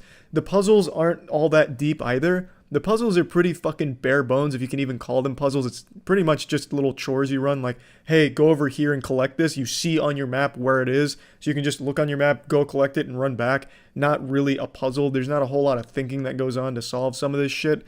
So I do feel like there are going to be a lot of hiccups people don't appreciate. At least I didn't appreciate them very much, but I do still enjoy it and overall enjoyed my time with the game. Gamers, it's time we talk about something we all experience. Hairy balls. It's time to stop having such hairy balls. That's why Manscaped is here to make that easy for you. It'll not only trim your balls, but it'll leave them looking immaculate, with a glistening glow to them, a heavenly light shining upon them, and no injuries along the way. I told the story of how I cut my shaft during an unfortunate trimming accident down south, but luckily ever since I switched to Manscaped that hasn't been an issue. Manscaped has brought together the world's top scientists to create the ultimate ball trimming device, the Lawnmower 3.0. The Lawnmower 3.0 has a cutting-edge ceramic blade with advanced skin-safe technology, so not only is it extremely efficient, it's extremely safe. You'll never accidentally cut yourself or just completely injure yourself, mutilate yourself, or anything like that. There's also the Perfect Package Kit 3.0, which comes with the Lawnmower 3.0, as well as many other tools that you'll definitely want to have in your Batman utility belt for ball grooming and just general care down there. It's a very sensitive area, so treat it with respect. If you're interested in trying Manscaped, you can get 20% off plus free shipping on your order if you use code MOIST at manscaped.com. That's code MOIST at manscaped.com to get 20% off and free shipping. So yeah. Initiating moisture.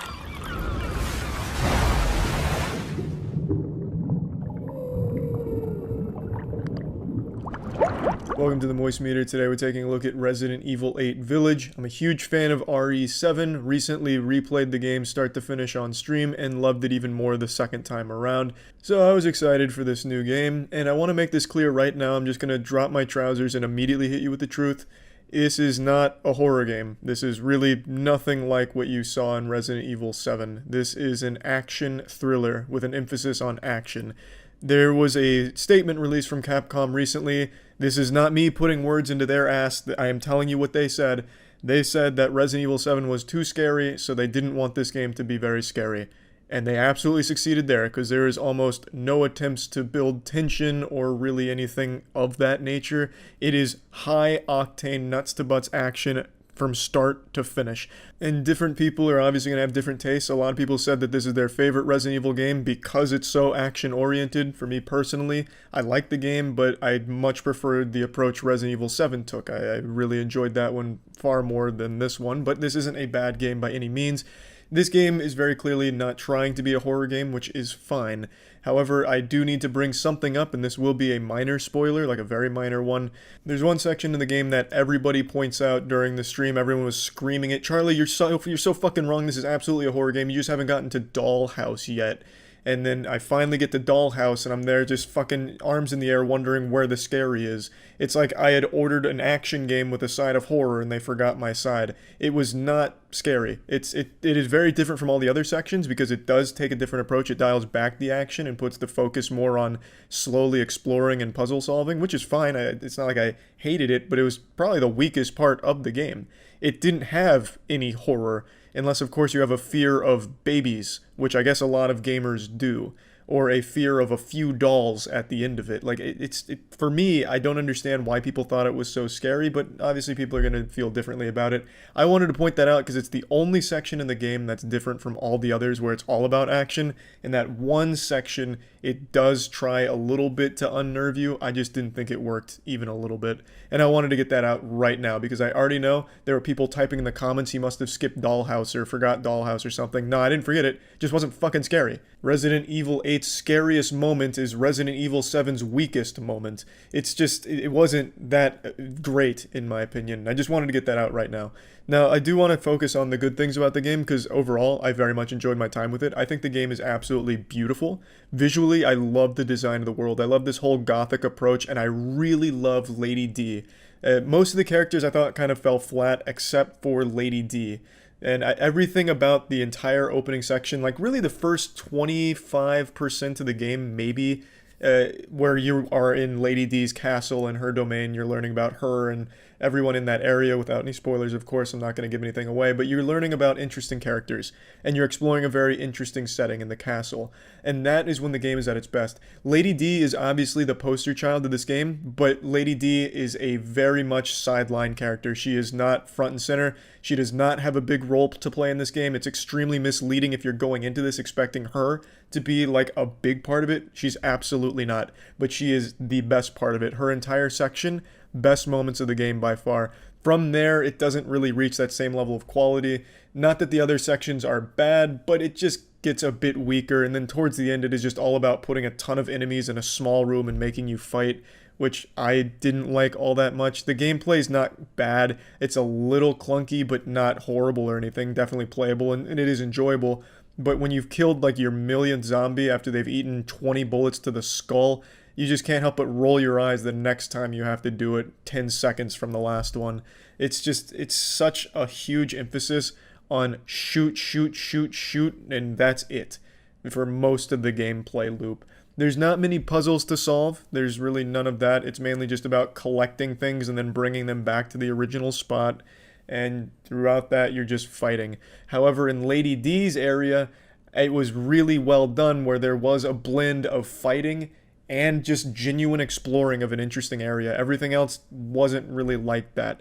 I just really can't praise the Lady D section enough, and I know that's why they focus so much on that in the marketing and the demos, because that is absolutely the strongest part of Resident Evil 8 Village, is everything involving her in that entire section. Now, I do want to talk about the story. Overall, I thought the story was kind of weak. Not bad, I don't think the story was terrible, at least not until you get towards the end. Again, no spoilers, but Jesus Christ, does everything get real fucking messy. But I didn't think the story was bad, you know? It's a very simple premise, and you're learning a lot of things about some goofy characters, but some of them are pretty interesting, like Lady D. I can't stop bringing her name up because she's really the highlight of the game for me. She's definitely the most interesting, but there are other characters that you do want to learn more about, and whether or not you do learn about them, I won't spoil, but, you know, you might not. And that's okay, I guess, because I do like the design of them and their own little areas, which is good. There's a lot to explore, there's a lot to find, which is nice. But I just really think the writing in this game is laughable at times, especially in the beginning and at the end. The dialogue is so incredibly goofy. This is not a minor spoiler, this was in the demo. When a character dies in front of Ethan, Ethan says, "Oh no, why does everyone keep dying on me?" As if he was delivering it in a Tommy Wiseau movie. "Oh, hi Mark, why is everyone dying on me?" Like, it's so bad. Some of the lines are so incredibly bad, and Ethan in this game is such an unlikable, wet fart of a character. He makes the dumbest decisions. He's just not a good character. He is really not good at all in this game. They did Ethan dirty here. Ethan is a hard character to root for.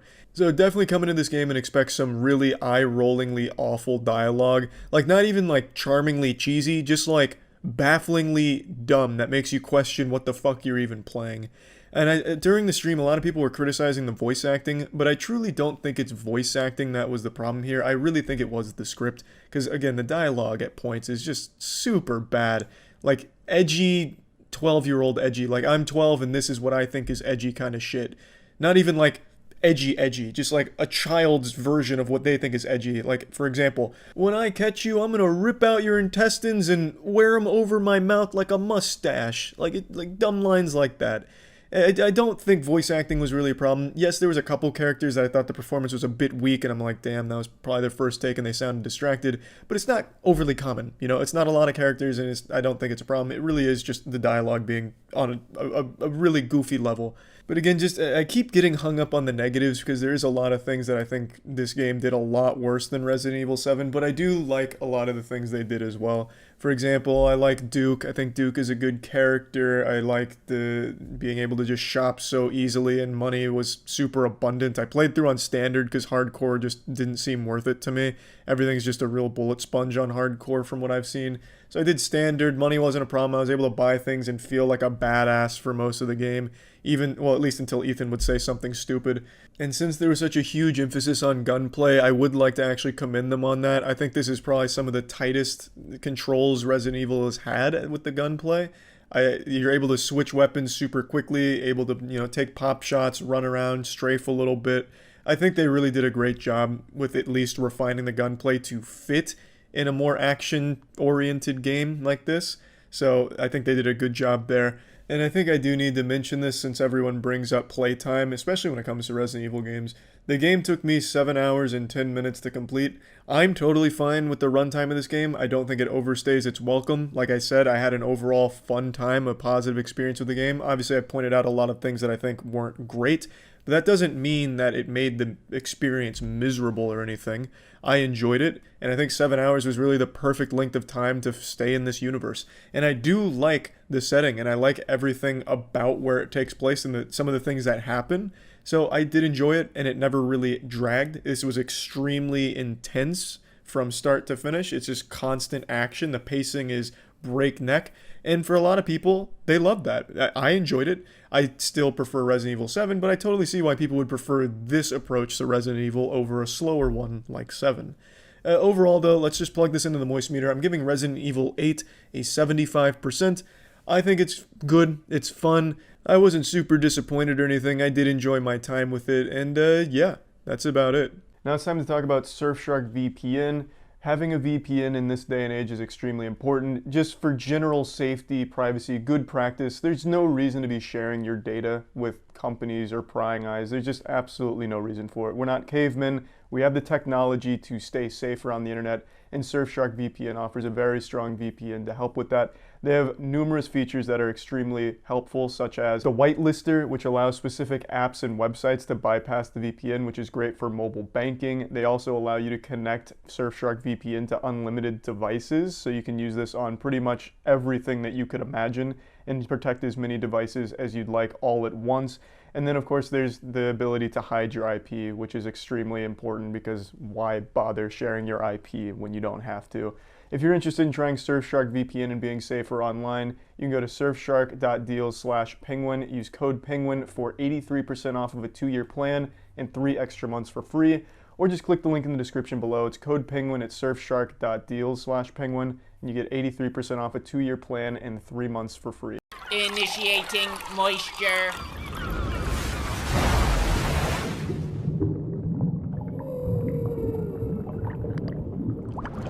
Welcome to the moistmeter. Today we're taking a look at Risk of Rain 2. I'll go ahead and bend over for all of you and let you know right now, I didn't play the first Risk of Rain. In fact, I'm really not even a fan of the genre.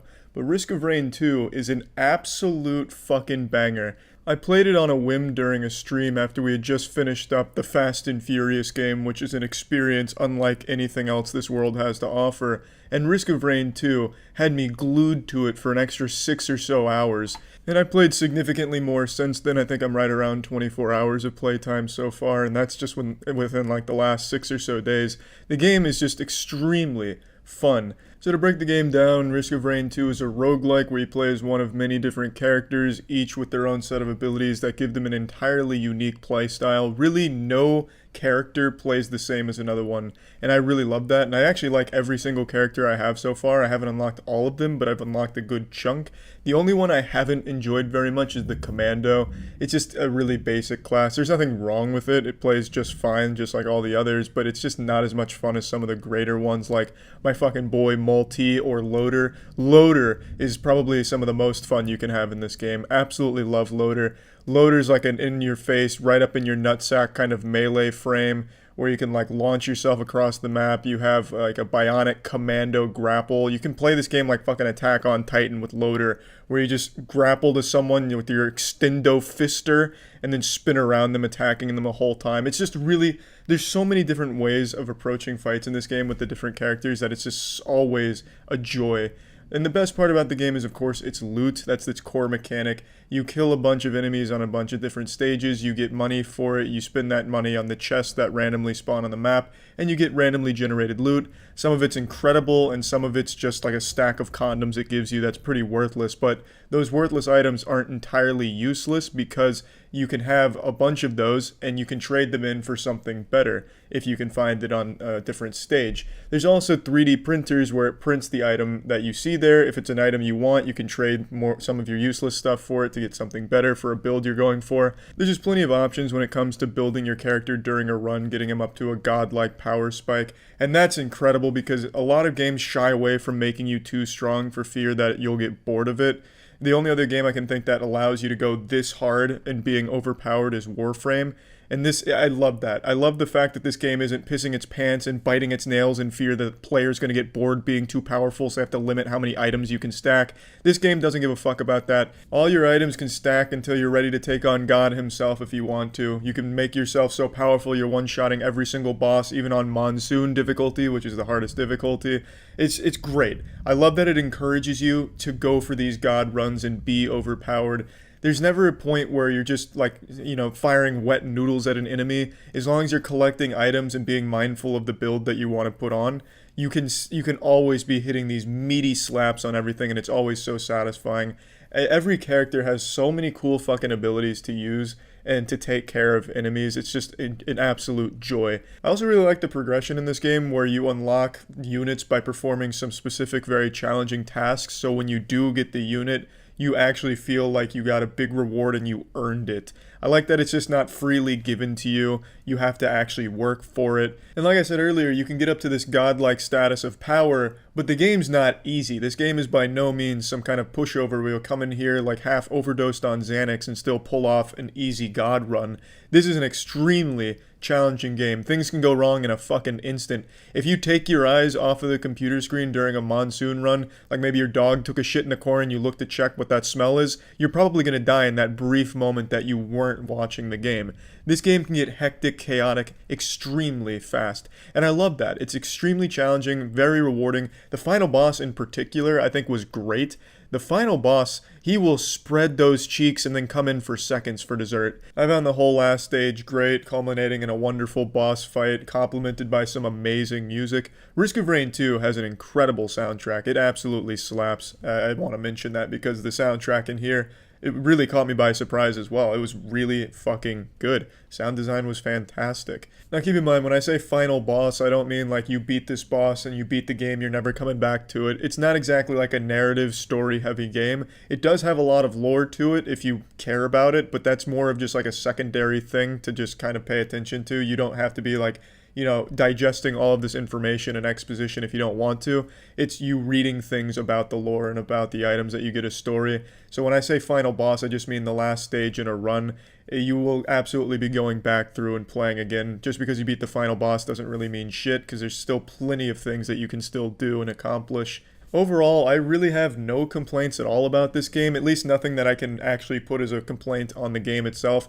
Just the nature of the genre where things are randomized. Sometimes you just get absolute garbage for loot, or sometimes you can't even find any chests and all you're getting is little gunner drones that you can buy, which isn't as good as just getting an item. So sometimes you just get absolutely fucked in the ass on loot, which isn't the game's fault, that's just the nature of the genre. So there's really nothing to hold against the game there, but that's like the only time I'd get frustrated with Risk of Rain 2, is when it was just out of my control and just down to bad RNG.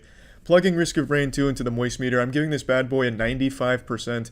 I have absolutely no complaints about this game, and this was one of the biggest surprises I've had in gaming in a long time. I didn't even expect to like the game. I thought I was only going to play it on stream for like an hour or two just because so many people recommended it, but I've fallen in love with it. I think Risk of Rain 2 is an incredible experience. It has a multiplayer, which it's good, it's fun with friends, but it is competing for loot, which is kind of frustrating for some people. So I could totally see why a lot of people might be a little apprehensive about multiplayer and sharing that loot like that. But overall, there's just so many things to do in the game, so much replayability, so much versatility when it comes to builds with different units. I just absolutely love the Risk of Rain 2. Fantastic game, and yeah, that's about it. So yeah. Initiating moisture.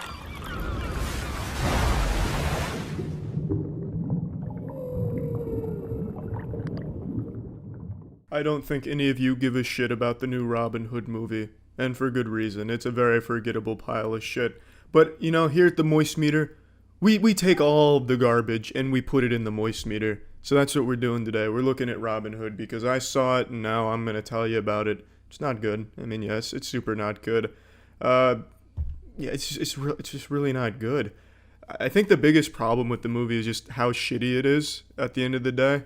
It's not the worst movie I've ever seen. There is some cool shit here. There's some arrows that get shot sometimes. You can almost make out some of the action that goes on between the shaky cam and the over eager amount of cuts that happen per action scene. So you can sometimes make out action, which is nice. But yeah, I mean, it doesn't do anything to save it from being like super not good. You know what I mean? It's real forgettable, and also just not that great overall. I think the best part about the movie is when you can see what happens during some of the action occasionally by accident. So that's always a nice little occurrence. The story's pretty shit as well, unfortunately. The characters also aren't super great, really. It's a movie that I'm absolutely going to forget I ever saw within a week. But I guess for the 2 hours I watched it, I knew it was at least a movie in front of me and not like a blank screen. So that's got to speak something to the directing. It feels like a TV movie, like a really shitty TV movie, but not like an overly shitty TV movie. Like a TV movie you'd see at like 2 a.m. and you're like, well, I'll fall asleep to this. But it's like a big screen movie somehow. It's not very good. I don't have a whole lot to say about it. It's just really not very good for a lot of different reasons. If you like, shaky scenes, a lot of cutting, stilted dialogue, and pretty mediocre characters, you might find something of value here. If you also like horses, there's some horses in here, so if you're a horse enthusiast, but one of them gets shot, so you might not like that too much, so even disappointed the horse enthusiasts. There's some fire. Sometimes they throw fire at each other. It's just not a very good movie. It's really not. Let's plug this shit into the moistmeter. I'm giving Robin Hood a 20%. Why am I giving it a 20%? I like Jamie Foxx. Jamie Foxx seemed to have really committed to his role in this pretty much dumpster fire of a movie. He seemed to really like go for it. And I respect that. He was a cool character. He had like a metal bludgeoning arm because he gets his hand chopped off. So then he puts metal on it to make like this battering ram of a hand. That was kind of cool. But yeah, the movie's not that cool. The setting's kind of cool. I think the setting's kind of nice, but yeah, it's not a super good movie. That's it. See ya. Initiating moisture.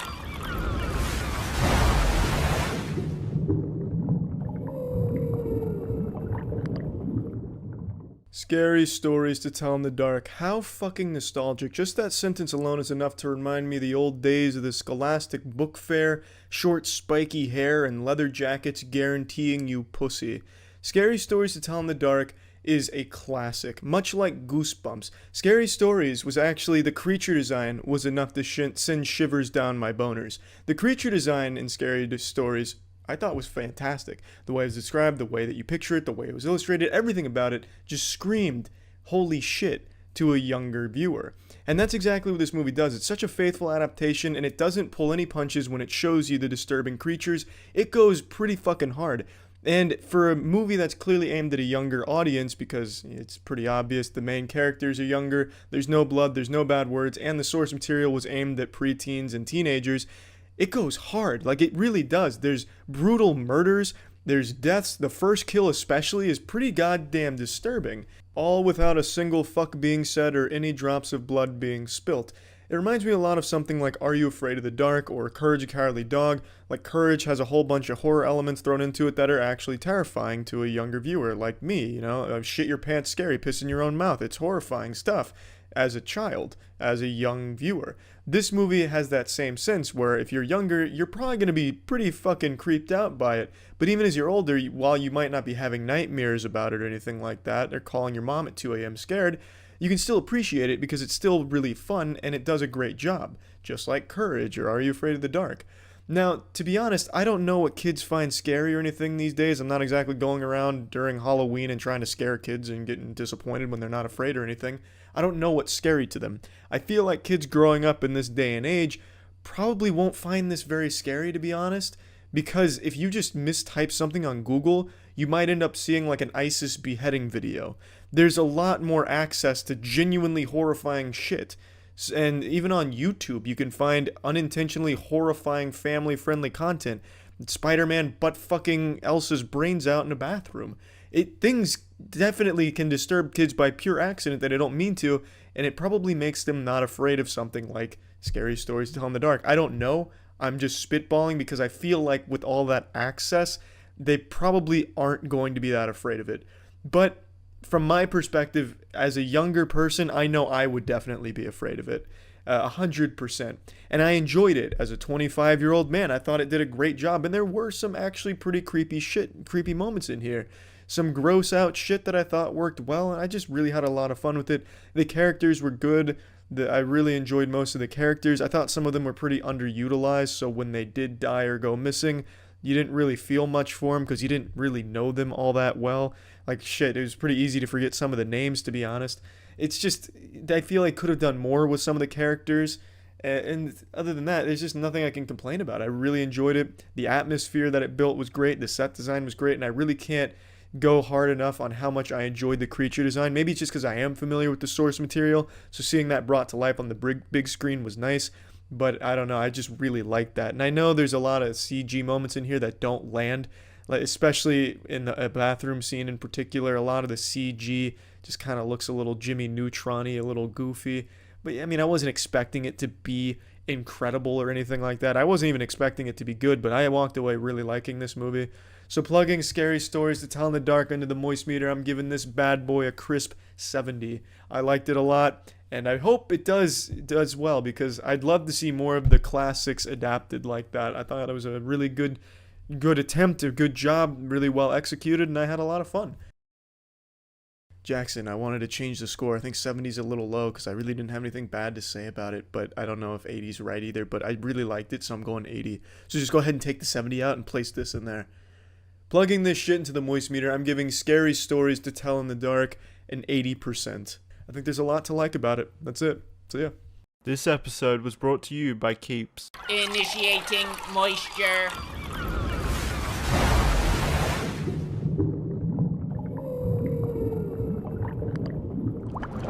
It's been a long time since a movie's come out now. I almost don't know what it feels like to watch a new movie anymore, but luckily something did come out. The new Scooby-Doo animated movie called Scoob. It's on demand, so I checked that shit out today.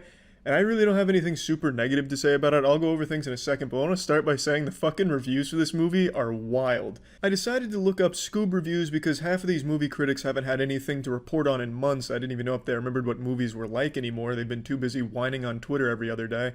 So I decided to see what they had to say about it, and for a lot of critics it's not getting glowing reviews or anything, but a few of them are so baffling to me. For example, there's one woman, mid-30s, I'm not going to say her name or publication because I don't want people to harass her, but she was shitting all over the movie because it was for kids, and it wasn't serious enough for her tastes. Which I think is a stupid fucking take. Like, no shit, it's for kids. It's Scooby fucking Doo. What do you want them to do? Go back in time and solve the Black Dahlia murder? Like, what are you expecting? The mystery gang to be fighting during Vietnam or going over the horrors of war and war crimes? I just don't understand the take. She also said that the movie has a convoluted origin story for Scooby-Doo. There's like a 10-minute origin story that's basically just Scooby-Doo was a abandoned pup that was found by Shaggy, who was a lonely kid, and now they're friends. And she was like, it's the most complicated thing I've ever seen in my life. It's like, for some reason, as movie critics, she's not the only one, as movie critics seem to be getting older, they seem to be more resentful towards the younger generation and things that are geared towards kids. They fucking hate kids now because of the internet. I mean, a lot of people are mad that the movie's about friendship. Like, how sad can you be mad at a kid's movie for talking about friendship? Yeah, the movie is all about friendship, and now these people are upset about it because they don't know what a human connection is anymore, the good things that come from it. I don't know. It's weird. It's not a bad movie. It is entirely for kids, though. If you're going in, like, my age, 25 years old, or older than, like, 12 years old, yeah, it's just going to be a cute little animation. It's not going to be something thought-provoking that's going to challenge your ideas of the world. It's just going to be something enjoyable, or if you have a son, daughter, niece, nephew, something like that, something you can watch with them and not be totally bored by. I grew up watching the old Scooby-Doo, so I knew exactly what to expect and kind of the tone it was going to have, and it hit all of those similar beats, but it goes in a different direction. Instead of just unmasking fake ghouls and goblins and hauntings, in the Scoob movie, they actually do tackle some real supernatural stuff. And I think it's an enjoyable take on Scooby-Doo. It's not the first time Scooby-Doo's ever done that. For example, one of the best Scooby-Doo movies, Zombie Island, had real monsters. So this isn't like new or innovative for Scooby-Doo itself. It's just a fun, decently animated movie. It's not the best animation. It's not up to like a Pixar level animation, but it's good. The only real complaints I have about the movie are I don't like them switching Matthew Lillard from the voice of Shaggy. I don't see why they did that. Matthew Lillard is an iconic Shaggy ever since those beautiful James Gunn live-action movies, which were basically looking like porn parodies back then. I don't know why they just, ruin a good thing with Matthew Lillard as Shaggy, but they did. It's Will Forte, who doesn't do a bad job or anything. I just missed Matthew behind the helm. I also didn't really care for some of the animation at some points. It did seem like they kind of got into a rush. For instance, like Simon Cowell's in here a couple times as a cameo, and his character looks like a Nintendo 64 model. It just seems really out of place. It's not highly animated. It's like as stiff as Simon Cowell's face is in the real world. He just looks robotic instead of like a fluid animation of like crazy gestures and shit. So there's just certain moments in here that seem out of place and rushed. But there's nothing bad about the movie. Yeah, the jokes aren't for people that are older than 12. They fucking dab in the movie. They have all of these songs that kids connect to. There's a big emphasis on social media, social trends, and hashtags, and that always on your phone stuff. It's very much for kids. And I don't know why that's all of a sudden a bad thing to a lot of these movie critics. By no definitions is this movie like as shitty as a lot of these critics are saying it is, nor does it really do a disservice to the original Scooby-Doo because it pretty much hits all of the same beats. I mean, fuck, it even uses a lot of the same sound effects and stock effects that it did back in the day. I'm sure that's just kind of there as little Easter eggs, not as like an actual statement, but they're there, and they do it in similar fashion, and I don't think it's executed poorly. But yeah, this isn't a Pixar movie where, with Pixar, they're movies that kids and adults can enjoy equally. This is a movie that adults can tolerate and appreciate in certain respects, but it is entirely geared towards children, a very young demographic. And I don't think that's something you should hold against the movie because it's not trying to appeal to adults, in my opinion, except for the occasional Easter egg here and there with some classic Scooby-Doo stuff. So, plugging Scoob into the moist meter, I'm giving it a 70%. It's a cute movie, cute message. It's not innovative. It's not trying to be innovative. It's just a fun little adventure that kids can enjoy. It goes all over the place, doing a whole bunch of different things. And yeah, there's really nothing wrong with it, but again, if you're an adult going into this movie, you're probably not going to be busting a gut laughing at the jokes or anything because they're really not made for you. And yeah, that's just about it. We here at MoistMeter are super passionate about keeping hair on heads. That's why we recommend Keeps as the ultimate tool to achieving that full head of hair. Here's a fun fact for all of you. Did you know 2 out of 3 guys will experience some form of male pattern baldness by the time they're 35? But it doesn't have to be that way. With Keeps, you can get treated from home. You just visit a Keeps doctor online and get hair loss medication delivered right to your home. It's super easy, super convenient. And as I just said, you'll have an actual doctor looking at you and making sure that this is the medication that's suitable for you. If personal hair loss is something you've noticed recently, I recommend getting in there quick with Keeps because prevention is key. The sooner you get in there, the more hair you'll save. If you're ready to take action and prevent hair loss, go to keeps.com/moist or click the link in the description to receive 50% off your order. That's keeps.com/moist. Initiating moisture.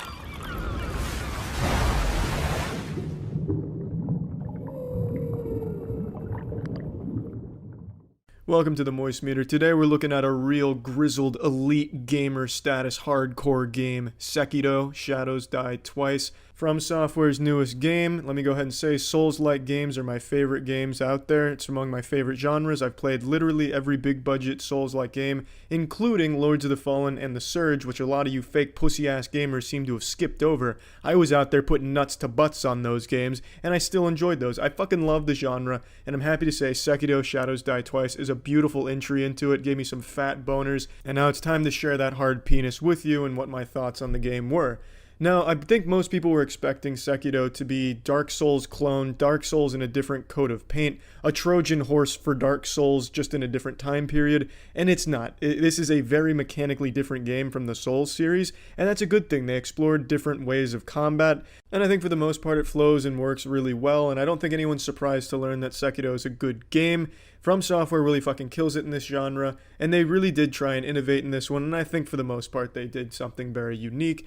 It's not an overly different game from the Souls games. If you've played the series, you're going to feel right at home in here. It's immediately recognizable as a Souls-like game, but it plays very different. For instance, in Souls-like games, typically you rely on dodging as your primary method of avoiding damage. Sometimes you'll block, sometimes you'll parry, but primarily you're going to be dodging. In this game, dodging isn't that useful. Primarily, you're going to be focusing on deflecting and breaking your enemy's posture. That's a new thing they added, is the posture system. The more you attack, the more they block. The more you block, the more you deflect, the more damage you're doing to their posture and the more damage you're taking to your posture. If you break their posture, even if you haven't taken down all their health, you get to use a finisher on them.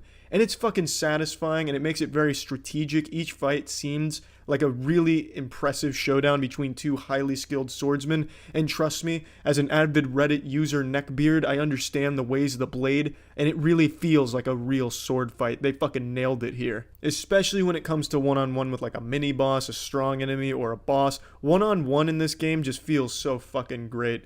Now, the difficulty is what a lot of people are debating on. Is Sekiro easier than Dark Souls?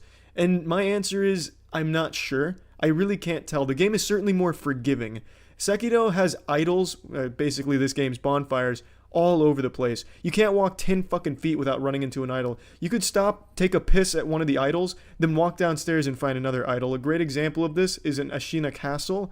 At the top level, after you defeat a boss, you unlock an idol. You go downstairs and you immediately get another idol. So you have an idol on one floor and on the floor below it, literally about 10 feet apart. They give you so many idols. Also, death isn't as punishing as it is in Dark Souls. You lose some of your sin, which is your currency, and then half of your XP as well. But really, neither one were that big of a deal in my playthrough. Losing the sin didn't exactly feel as devastating as getting like rejected the prom or anything. Neither did losing the XP, because you can get it back pretty easily. Plus, when it comes to losing XP, you never drop a level. So let's say you start at level 2 in your skill points, and you die 50 fucking times, you just get ass blasted 50 times, you never go back to level 1, you still stay at that benchmark right there. So death, I think, is a little more forgiving in this than the Soul series, where you lose all your souls and you get kind of fucked hard sometimes. This one, you never really feel like you're getting face fucked by death. You can kind of just keep charging at it. If you, let's say you spend all your sin,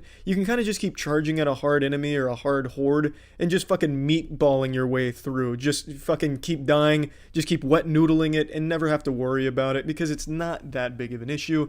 The only thing is, if you do die, you have an option of resurrecting, and the resurrection causes dragon rot, which will lower your unseen aid, which is another mechanic in the game, and also inflict your NPCs with what's called dragon rot, which makes some quest lines inaccessible. So that can definitely be a hindrance, but you can get rid of dragon rot, and you can choose when you get rid of dragon rot based on when you use the item to get rid of it.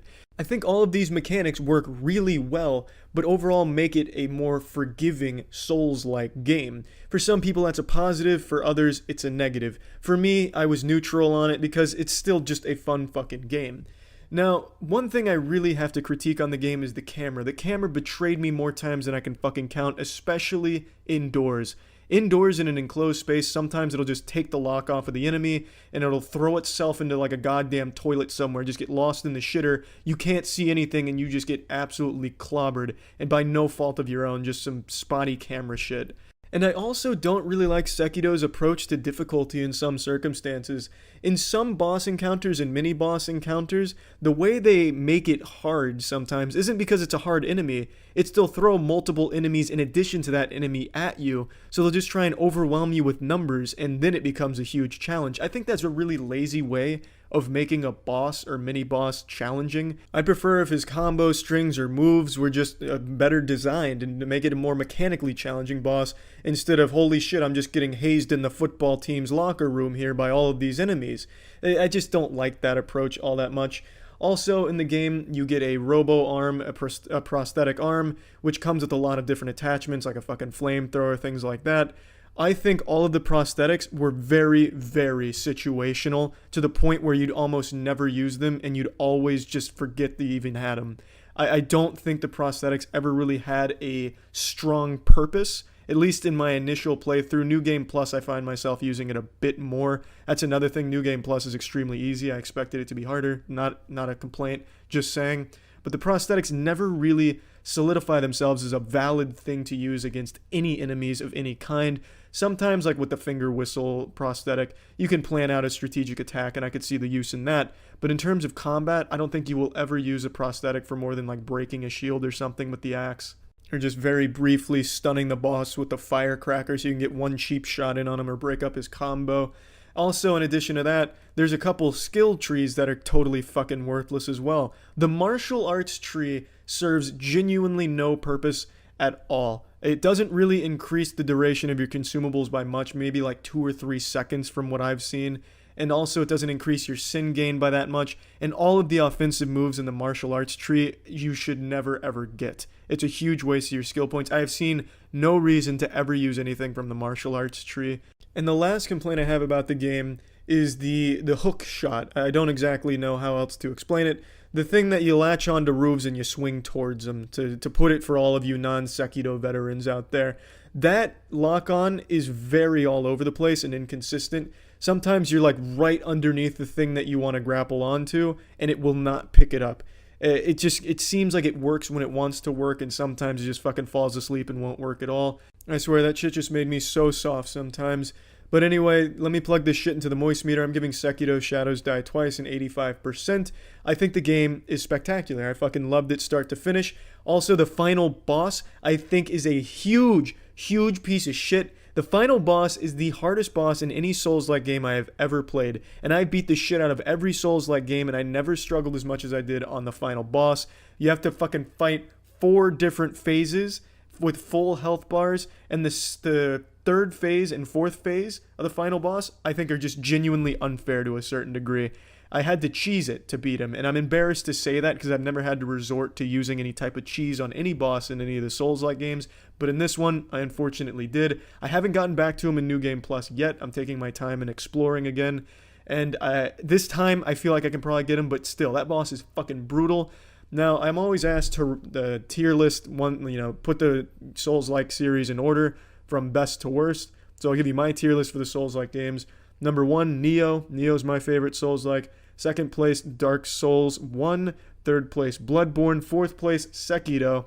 And then fifth place, Dark Souls 3. Sixth place, The Surge. Seventh place, Dark Souls 2. Eighth place, Demon Souls. And then ninth place, Lords of the Fallen. That is my Souls-like tier list, and that's about it. So yeah. Initiating moisture.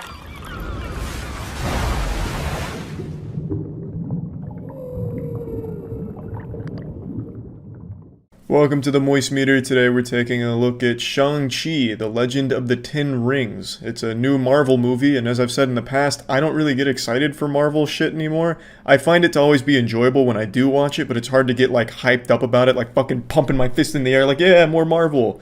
Because every single week there's something new from Marvel, it feels like. So I've just been inundated with the superhero shit from them. So I had no clue what this movie was. I'd never heard of it before. I never knew it was coming out. The title even confused me. I thought it was like an Ariana Grande thing with the 10 rings or some shit. So I had no expectations of this movie at all. And I don't know the character Shang-Chi. The only thing I knew about this is that people seemed to really like it on Twitter. And that was enough to convince me that it was worth going to the theater to see. And I'm happy to say they were right. The movie is really good. I had a great time watching it. This movie's pretty different from other MCU movies, at least in the first half of it, where it focuses on martial arts for its action. And the martial arts is really good. Like, it's very competent. I've talked about this before, but I grew up on martial arts movies. When I was a kid, I would watch the shit out of every Jet Li and Jackie Chan movie possible. I was importing fucking Jackie Chan VHS tapes. Well, not me personally, because I was like 8 years old, and I didn't know how to use the internet or how to like import things. I just knew how to piss my pants and cry. So my parents would get like these VHS tapes of Jackie Chan. A lot of them weren't even like English dubbed, so I wouldn't even understand the dialogue, but I would understand the ass beating that I was watching. So martial arts movies, probably the most like sentimental genre to me, and I have the softest spot for it. I love martial arts movies. I think they're extremely entertaining. They're just absolutely a joy to watch, and Shang-Chi does a great job with all of its martial arts fighting scenes. I mentioned it's only in the first half though, like where it really shines, and that's because in the second half of the movie, it focuses more on your standard MCU shit, which isn't necessarily a bad thing because it looks good and it still is really cool to watch. But I have to say I was a bit disappointed because the first half has all this great martial arts action with like a camera that just sits there and lets you like soak in the good choreography in the martial arts. There's even like moments where I got Jackie Chan vibes where Shang-Chi, he gets his jacket ripped off, he uses his jacket as a weapon, he puts his jacket back on, takes his jacket back off, whips someone's dick hole right off with it, puts his jacket back on. Like, it was really cool. The martial arts was great. And then in the second half, it completely gets overshadowed by your standard like superhero stuff. All of a sudden then you get introduced to like magical items and magical things and a big spectacle of CGI, and there is no martial arts left. And like I said, it's not bad because it still looks good, it is still entertaining, but it is disappointing to go from like this really cool, you know, martial arts where you can feel like the impact, you can see like a lot of the cool influences from like Jackie Chan's timeless work kind of put in there and then thrown away for the second half. A little disappointing, but it is still fine. Like, I wasn't like mad at the ending and how it went or anything. I still had a great time. I just would have liked to see the martial arts still carry the torch of like, this is our prime action for this movie, as opposed to going like, okay, now we've had martial arts, now it's time for CGI fest of magical superpowers and magic items. So not really like a huge complaint, but it is something that I wanted to at least mention. I think the big standout in this movie is the villain, though. I really like the villain, Mandarin. He was really a great villain. He wasn't like this cartoonishly evil guy. And I know I've said this about quite a few villains now, but it seems like movies are finally starting to get it, that people don't really like the cartoonishly evil, dumb, stupid numbnuts that isn't like a relatable or understandable character. Like, Black Widow had this problem where its villain was just fucking super stupid. I think it's been long enough now I can just talk about it. Like, his superpower, if you can call it that, is he's stinky, he smells. So when he gets smelt, he can no longer be damaged by the person that smells him. Like, that's super dumb. Like, that's really dumb, and the character didn't have, like, an emotional story. I didn't like anything about that guy. But in a couple other movies as well from the Marvel Universe, I think they do a good job with their villains, and I think Mandarin is one of their best. He's a character that has a really tragic story. You know, he was a very cartoonishly evil guy at one point, but then he meets a woman that changes everything for him, and she becomes his entire world. And I don't want to get into spoilers here, but things start to change, and his entire character revolves around the loss of his wife and how he's coping with it, how he's dealing with it, and the grief that follows. And I think it just does a great job. I think the villain is someone that you can understand the perspective of when you're watching the movie, and maybe even at times root for.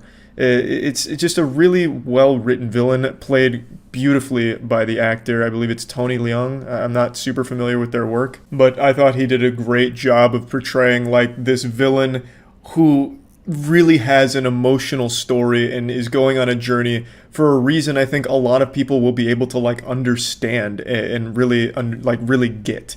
It's not like a villain that you're like constantly rooting against, like we gotta fucking kill this guy, take his goddamn head off, this is a bad guy. I don't think anyone's gonna go watch this movie and be like, yeah, that guy's fucking evil, you know? So I just thought that was really like a big moment that stood out to me. Like, this is a really cool villain.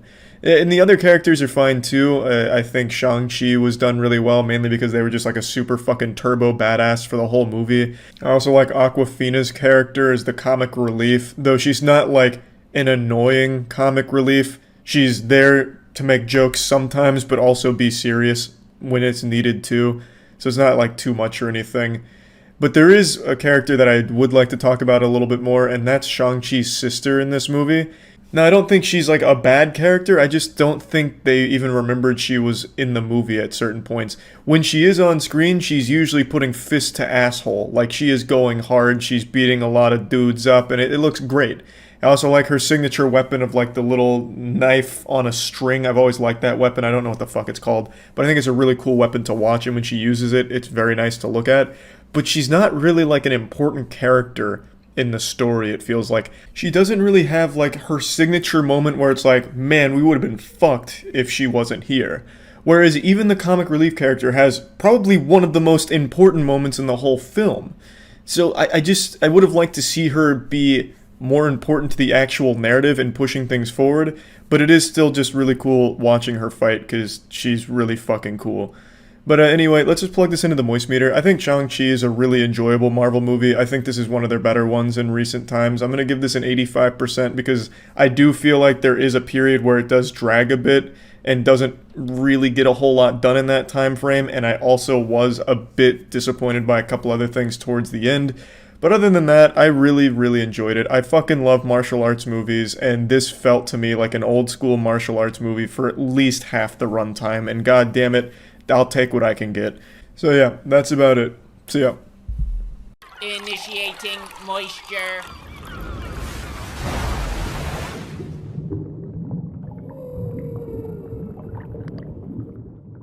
Welcome to the Moist Meter. Today we're looking at Shazam. DC's been known to make some real stinky dog shit diapers for movies in their DC universe, and recently they've been turning it around, and I'm happy to say they keep up the momentum through Shazam. It's a good movie, but DC's also known for its awful CGI, and Shazam keeps that up and takes it to the next level by having some of the shittiest CGI I've seen from them yet.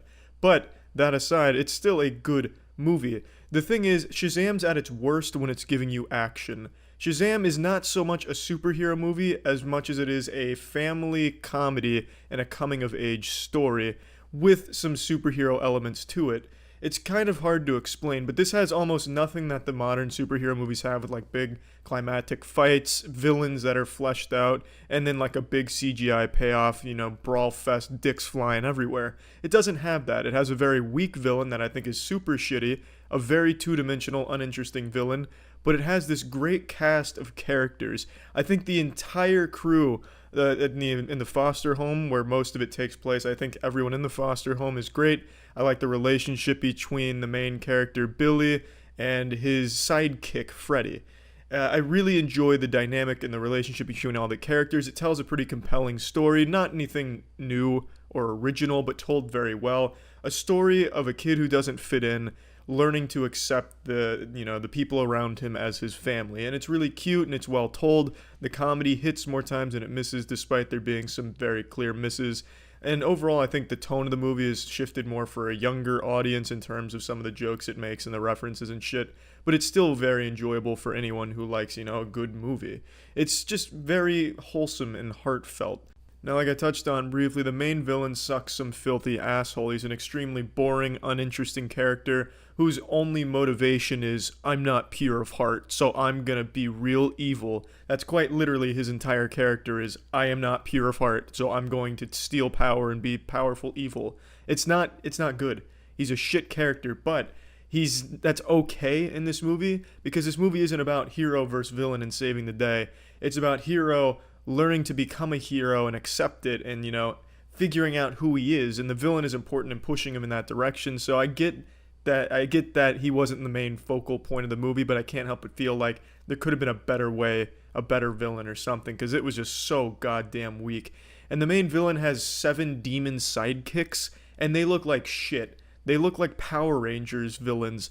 Honestly, that entire aspect, like the actual fighting and shit, looks like straight out of a 1990s superhero movie that you'd see on like Nickelodeon as like a licensed property done by a B studio. It's shit. It is really bad. I'm not going to sugarcoat it. I didn't like any of the actual action and anything involving the villains. It's just really, really not well done.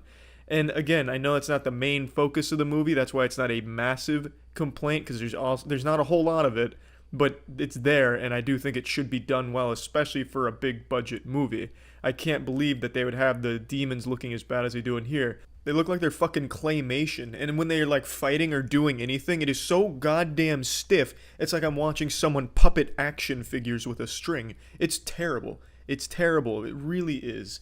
But it is still a good movie, because that is not what it is about, so I can forgive that. That's why it's not a huge complaint, but it is a complaint nonetheless. What Shazam does that no superhero movies are doing right now is just be a lighthearted, fun experience, and know that that's what it is trying to be. It doesn't try and give you something gritty and dark or realistic and, anything like that. It gives you just something that's entertaining, something to tug on your heartstrings a little bit, something to make you laugh, something to make you feel. And that's what it does, and it relishes in that. It's very self-aware with some of the jokes it makes. It's very self-aware with the tone it wants to set, with this overly cheesy atmosphere that it sometimes gives itself, and I can really respect that, and I think it does it very well. So let's plug this shit into the moist meter. I'm giving Shazam a 70%. Like I said, the only real complaints I have are in the action department. I understand that that's not what this movie's about, but goddammit, it's in here. At least do it decently enough to be passable. Here, it's like a genuine fucking TV standard. It's not like a big budget movie standard. It's really shitty, and I can't help but point that out. I feel like everyone else glosses over that because they understand that that's not the focus, but I mean, it's there. It should at least be palatable. It tastes like a fucking wet fart in my mouth watching an action scene. It was also impossible to decipher some of the moves that were going on. Every time someone got punched, it's like the camera got punched itself and everything fucking exploded, and like everyone was made out of helium. Everyone was flying all over the place all the time, like nothing had any weight. It's just really bad in that department, and that's what really holds the movie back.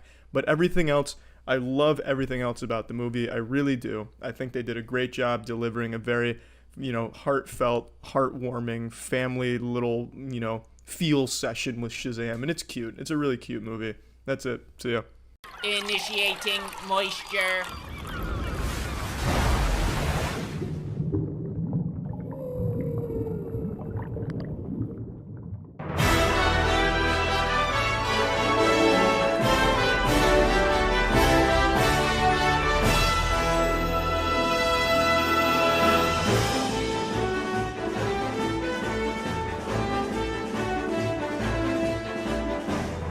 Welcome to the Moist Meter. Today we're finally taking a look at the new Super Smash Bros. I know we're a little tardy to this party here. This shit's been out for like 10 days, which means everyone on the internet's pretty much forgetting about it by now.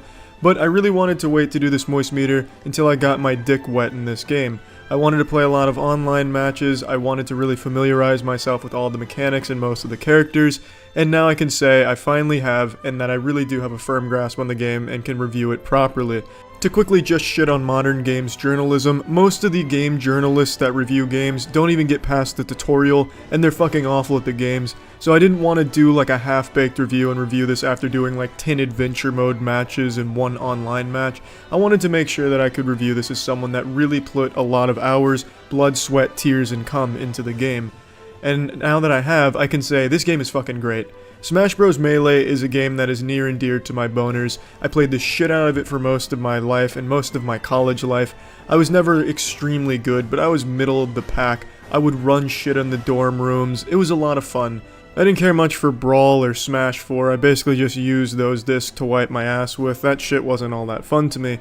But Smash Ultimate is the perfect blend of all of it. It is an extraordinarily good game. All of the characters are pretty fucking balanced. There's no unanimously awful character. Even the worst character in this game can still be played very well by a good player. And even the best player in this game doesn't just fucking steamroll and ham-fist the urethra of every other character, no matter how good the player is. All of the characters can absolutely be good, which is surprising with a roster this size. You'd think the balancing would be all kinds of shitted, but it's really well balanced. Not like in Brawl, where Meta Knight was so incredibly broken and overpowered they had to ban him perpetually in any type of competitive play, and there had to be house rules when you played with your friends that no one would pick Meta Knight, or else your fucking Wii would get fucking busted because it'd be so frustrating. Or Smash 4, where Bayonetta was undoubtedly the best character by a long shot.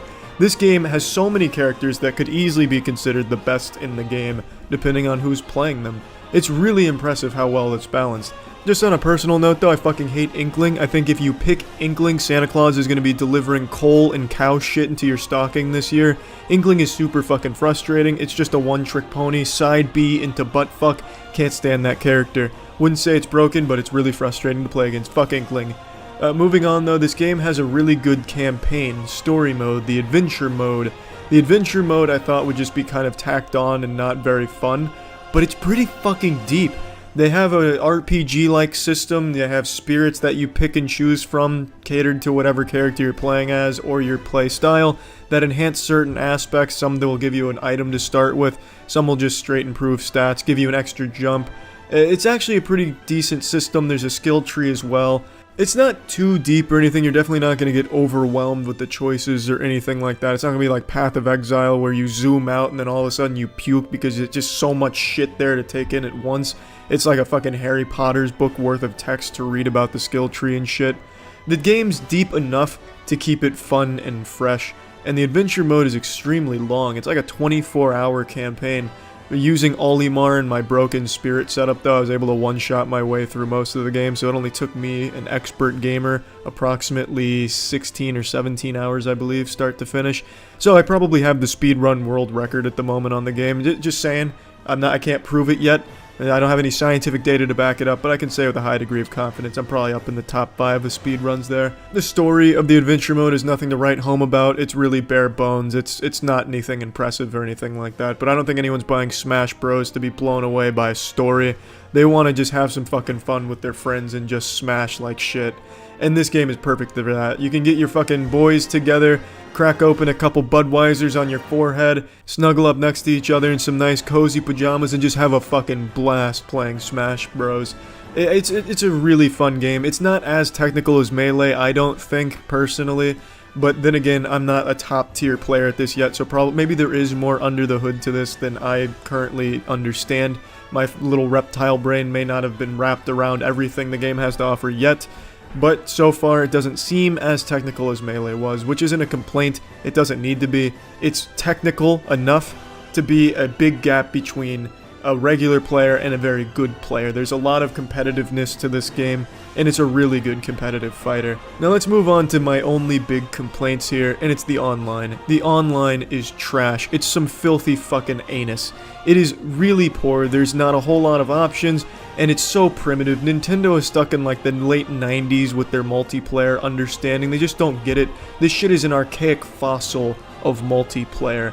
You have to pay for it too, which is just an insult. They're just spitting in your face. It's 2018 when you have to pay for an online multiplayer service. It's a joke. I wouldn't be surprised if soon Nintendo requires you to downgrade the dial-up to use their services online. They make you type in a fucking friend code if you want to friend request someone without being in the same lobby.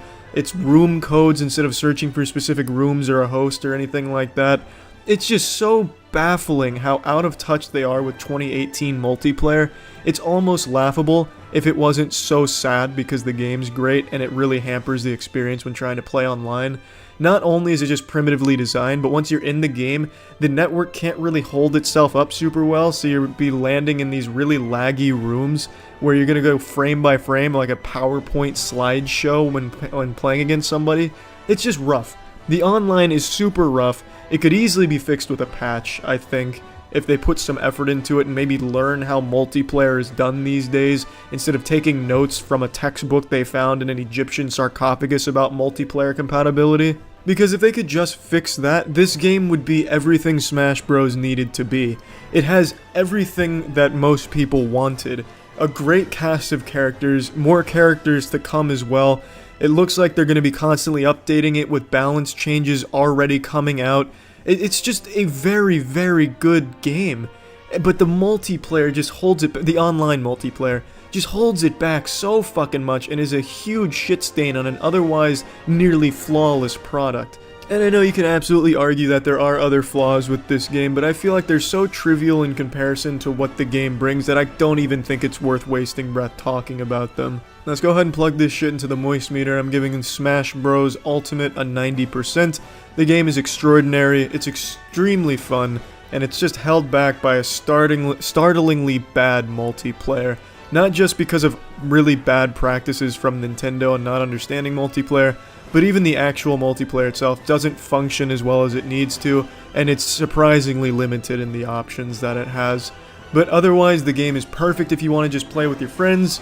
It's a great game even if you just want to play by yourself and do like story mode or against CPUs. It's just a great fucking game.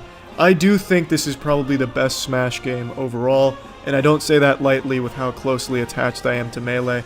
I have been absolutely loving Smash Ultimate. That's it. See ya. This episode is brought to you by Raycon. Initiating moisture.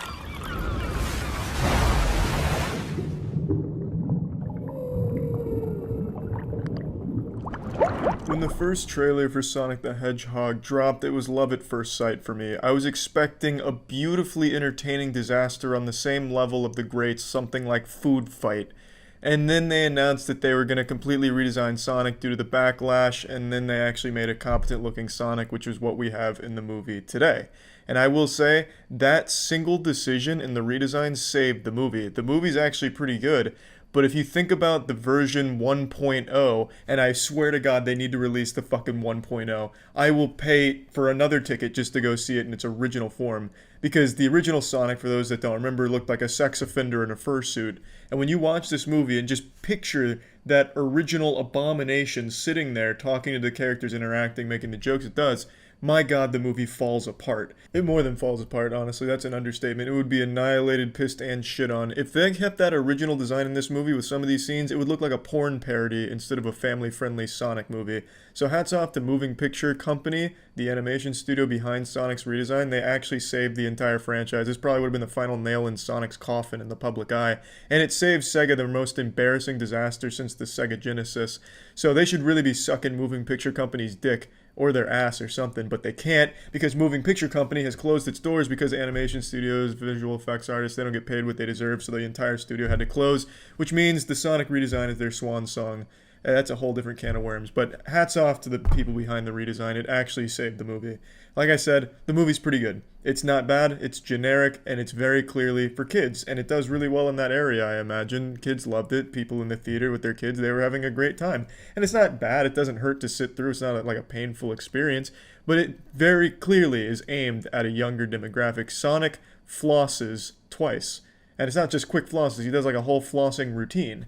They make it clear who their target audience is. There are a couple of little humdingers that they throw in there that are actually kind of clever jokes, and I think Jim Carrey is extremely strong in the movie, but overall, all the humor, all the comedy, and all the pacing is really meant for a younger audience, which, that's no big deal. It's a Sonic movie, you kind of expect that. Not saying Sonic fans can't be adults. I know you're out there jerking off to Sonic hentai and shit, I get it. That shit's been around since the invention of the internet. I'm very familiar. I'm saying this movie in particular is geared for a younger audience, so you might not find prime masturbatory material in this one. There are some really cool moments in the movie, though, I'd say, and especially when it comes to their fighting. It's not exactly fighting. Don't go in there expecting some, like, Raid or Ip Man style choreography or anything like that, but when it comes to their fights, I like what they do with Sonic's speed and to give you a sense of just how fast he is. They do, and this isn't a spoiler, they do what they did in X-Men to show Quicksilver, where time stands still and they interact with the world in slow motion while they're still going fast, and they change things around, and then all speeds up at once, and you get to see this chaos that unfolds. That's Sonic's signature move, and it really looks cool on screen. I'm kind of a sucker for that shit because I think it's just really nice to look at, and I really think it's creative. So I do respect that, and I like the way they did the action and the chemistry between Sonic and the main character Tom. Well, he's not really the main character. They share equal screen time. When one's on screen, the other's on screen, fucking fisting each other and shit, knuckling each other, not actually fisting. Again, it's not that kind of Sonic movie. They're together a lot, and Tom and him have great on-screen chemistry. Not that I think Sonic is real, like they hired the real Sonic as the actor, but the dialogue between them is cute, is what I'm saying. There's really nothing wrong with the movie. There's nothing great about the movie. I think it's pretty forgettable unless you were a real hard Sonic fan, which I know a lot of people are. I think it does the character justice. And really, this is probably the best they could have done with opening a Sonic the Hedgehog universe. I think it was well done. They had an origin. They had, the introduction to these characters, beloved ones such as Robotnik and Sonic. It's just, I think they did everything they needed to do, and they did it well enough. Really surprising, because I expected this to be a lot worse than it was, even setting aside how awful the original design looked, and when I say awful, I mean beautifully awful. If you haven't seen the original Sonic the Hedgehog design that they released with this, do yourself a favor. Imagine like your creepy uncle in one of those mascots outside of a used game store, twirling a sign and, having a fucking heat exhaustion. That's the kind of costuming and the kind of character that they had in the original Sonic the Hedgehog. I don't know what the fuck went on with that CGI, but Christ, it was beautifully awful. But setting that aside, I still expected the movie to be bad, because that's how they envisioned Sonic, and it looked like shit. Well, how else did they envision the story and, everything else along with it, not just the design? I thought it was all going to be super misguided and shitty, but it wasn't. It was fine. Plugging Sonic the Hedgehog into the moistmeter, giving this bad boy a crisp 60%. Again, pretty good movie. I don't think it was anything more than generically good. It didn't have anything impressive to offer or anything in that regard, but I do think Sonic fans and just younger audience members are probably going to really enjoy the movie, and I think that's what it was really aiming to do, so it accomplished its goal. You already know what time it is. It's time to give you something to jerk off about. We're talking about Raycons again, baby, the wireless earphones of the future. Talked about them numerous times by now. You already know I use them every time I go to the gym, because you can't have wires dangling in front of your fucking face and ruining your reps because you have wires or yanking them out of your ears and shit. So when you're doing these reps and anything that requires physical activity, these wires are very intrusive. And, for me personally, my flawless technique at the gym, I can't be distracted by that kind of hindrance, which is why you've got to go wireless, and Raycon is the best option for that. They sound just as amazing as other premium audio brands, but come at a lower price point. They also just came out with their newest model, the E25, 6 hours of playtime, seamless Bluetooth pairing, compact, all the bells and whistles. So if you're interested, click the link in the description to get 15% off your Raycon order. I highly recommend them, as I have multiple times in the past. So again, 15% off if you click the link in the description. So yeah. Initiating moisture.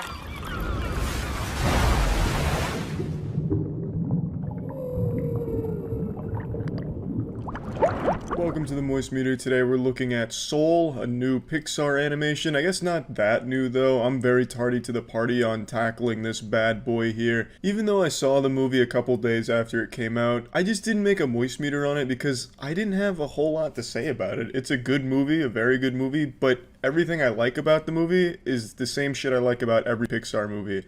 I don't think it does anything different or special. It's a very standard good Pixar movie, and there's nothing wrong with that. But I keep getting asked to talk about Soul since, as I said on stream, I did see it. It's just, shit. Everything I'm going to say about Soul that I liked, I've said about, every other Pixar movie for the last couple of years. I feel like Pixar just has a formula at this point that they're very good at, but at the same time, it's not, trying to do, new things or, push the boundaries. Even the messages in a lot of these are still the same. This one, I think, is just equally as good as the other ones. I don't think it's better or worse or different from the other great Pixar movies over the last few years. Voice acting is great, the visuals are great, the music is great. In this movie, I do like the music a lot, though, since the main character is a jazz pianist, and I think when he's ripping ass on that piano, it feels fucking wonderful to listen to. That man is going in slapping on the keys. And that's great. Everything about it is good. The only thing I'd say is a little weak is the main villain who chases the main character from like the purgatory in between worlds dimension, the gamer zone, back to the corporeal realm after the main character finds a way to cheat the system. By cheating the system, he gets the system's muscle after him, which is like this tiny little rat thing that is constantly like tracking him down. But he's not really much of a threat at any point. Like, he just doesn't really pull anything off, and even when he does at the very end, it only lasts for a couple of seconds. So I just thought, like, as far as a villain goes, it was kind of weak. Not that the movie really even needed a central villain or anything, since the main conflict was the body switching thing that happens, and learning more about his life, and just kind of experiencing things differently. So it's not like a huge deal that the villain was kind of dog shit. But other than that, yeah, everything else was top notch. I really liked the moments where the main character was coming to terms with being more confident and realizing how he needs to, like, really break out of his shell and, you know, give people a piece of his mind. I was half expecting a montage where he goes up to, like, school bullies and starts beating their ass or something, just, like, pounding their fucking teeth in, because he's the new and improved main character now. I just really, I liked it, but again, I don't have a whole ton to say about it without just repeating myself from other Pixar moist meters that we've done in the past, so I'll just sum it up again by saying Soul is another high-quality Pixar movie, as you would expect. When you see a Pixar movie or know that a Pixar movie is coming out, you can feel assured, sleep easy at night, knowing that Santa Claus is bringing you a good movie, a good animation. Pixar doesn't really make anything less than great. Sometimes they have some that are better or worse than others, but for the last few years, mainly they've all been pretty fucking good. So, plugging Soul into the moist meter, I'm giving this an 85%. Another good Pixar movie in their impressive catalog of bangers, and just another enjoyable movie. I don't think it's going to be a Pixar movie that people look back on and be like, that's my favorite Pixar movie. But it is going to be one where people are like, yeah, I want to watch it again. Yeah, that was a really good movie. And I think that's what matters. I don't think it needs to really go out there and reinvent the condom and completely change the Pixar formula when it clearly works and it's still very fun. So yeah, that's about it. Recently I've been hitting the weights extremely hard, trying to put on extra muscle, looking for at least 100 more pounds of muscle on this 5'6" frame, and in doing so, I've been using Raycons pretty much daily, so that way I don't have a wire dangling in front of me when I'm lifting weights. As I've talked about numerous times now, I think a high quality pair of wireless earbuds are extremely important, and Raycon offer an incredible one. The everyday E25 are still their best model yet, giving you 6 hours of playtime, seamless Bluetooth pairing, a compact design, comfortable noise isolating fit, super simple to set up, super quick to set up. They have the same amazing quality that you're used to from other premium audio brands, but at half the price. If you're interested in trying Raycon for yourself, you can go to buyraycon.com/moist to get 15% off your Raycon purchase, or just click the link in the description below. That's buyraycon.com/moist for 15% off. That's it. See ya. MoistMeter was brought to you by Amazon Music. Sign up for free below using our referral code. Initiating moisture.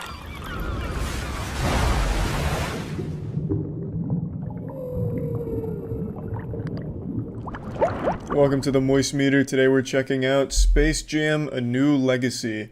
I haven't seen the original Space Jam since probably the 90s. It's been a long time for me, but I loved the movie when I was younger. I can't imagine I'd go back and watch it now and enjoy it as much today as I did back then. I think that movie was really a product of its time. It took all of the 90s and fucking flavor blasted it into this goldfish of a movie, which ended up just happening to work with Space Jam. Like, it was a fun movie for its time, but I don't want to go back and take the risk that it actually sucks ass by today's standards, because I have a sneaking suspicion that it's probably not that great anymore, and I just don't want to risk it. I want to keep those cherished childhood memories intact and not ruin it. But I will say, Space Jam: A New Legacy fucking sucks. Yeah, I don't have a whole lot to say about it. This is going to be like a moist meter speedrun. This is the laziest movie I think I've ever seen. There is no effort put into the creation of this film at all.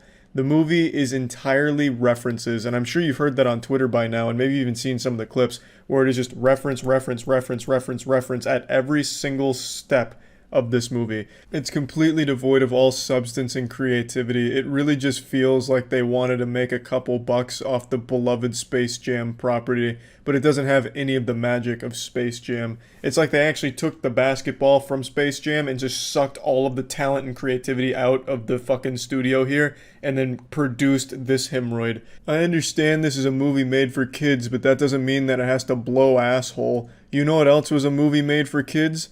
Paddington 2, and that shit fucking slapped. You know who's not in this movie? Paddington. Huge mistake. Paddington should have been on the Looney Tunes team for some reason. Just any reason to put Paddington out there. I would love to see it. What I'm saying is, just because a movie's made for kids doesn't mean that it has to fucking suck. It's also an insultingly long, miserable experience. It's like a 2-hour movie for no reason. Like, within the first hour, you get to the basketball game, which I would have expected to last maybe like 30 minutes or something, but it lasts another fucking hour. So you have an hour of just this boring buildup of... buildup's the wrong word, because there is no fucking buildup, it's just references. Like in one scene, you're watching an Austin Powers clip that has a Looney Tune in it, and then the next scene, you're watching a black and white television show that has a Looney Tune in it, and you just keep going back and forth, rapid fire, never letting you breathe. But when you get to the basketball game, then you're fucking strapped in, locked and loaded for an hour of boring nonsense. Like, I can't even remember half of the shit that happened there. I sat there and watched the whole thing with a frown on my face, and I cannot even tell you half of the shit that goes on. There's like 10 different times LeBron's like, fundamentals, but maybe we should get goofy because it's not working with fundamentals. And there's like, the fundamentals are going to work again, but what if we got goofy? Or maybe the movie was skipping back and forth and replaying the same part multiple times. I couldn't tell you. I honestly don't know. After a certain point in that basketball game, I just felt like I was being hypnotized. It's not good. I can't even imagine for kids they'd find a whole lot of things to like about it, because half the references aren't even going to make sense to them. What fucking child has seen Austin Powers, right? It's just kind of a dog-ass movie all around, no matter what your age. And I don't think LeBron made the movie weaker or anything like that. I thought LeBron did fine. He is on screen 99% of the time here, and I found that to be okay. It's not like he was insufferable to watch. He's not like a super shitty actor. He's not good by any means, but it's like charmingly mediocre. Like, you can tell that he wants to do well. Like, when he's doing the voice acting for his cartoon counterpart, you can hear him kind of changing his voice a little bit, doing screams. So you can see that there's effort there on his part, but he's just not talented at acting enough to make it good. And I don't know, there's something about that dichotomy of like this effort and lack of talent, and it kind of worked for me. I don't know. It just made it really believable. It's like, yeah, that is actually fucking LeBron doing this. You know? I thought that was fine. Like, I didn't have any problems with LeBron as the main character and, like, the only character that's on screen every single scene in the movie. I think the movie could have been better, at least, if they had just focused on doing more than just making as many references as they could possibly fist into this movie. Like, the idea of having LeBron's son being kidnapped by a video game AI that forces him to play a crazy game of basketball is at least a fun idea. But the fun is taken out of it when there's, like, no effort put into making it actually fun to watch. It's also way too long. It is way, way too long. Plugging this into the moist meter, I'm giving Space Jam: A New Legacy a 25%. I don't know who would go into this movie and feel satisfied. I mean, being able to point out some references, being like, oh, I get that, I guess could be fun for some people, but when you're saying that 90 times over the course of 25 minutes, I think it's going to lose its luster and stop being that fun. So that's about it. See ya. Initiating moisture.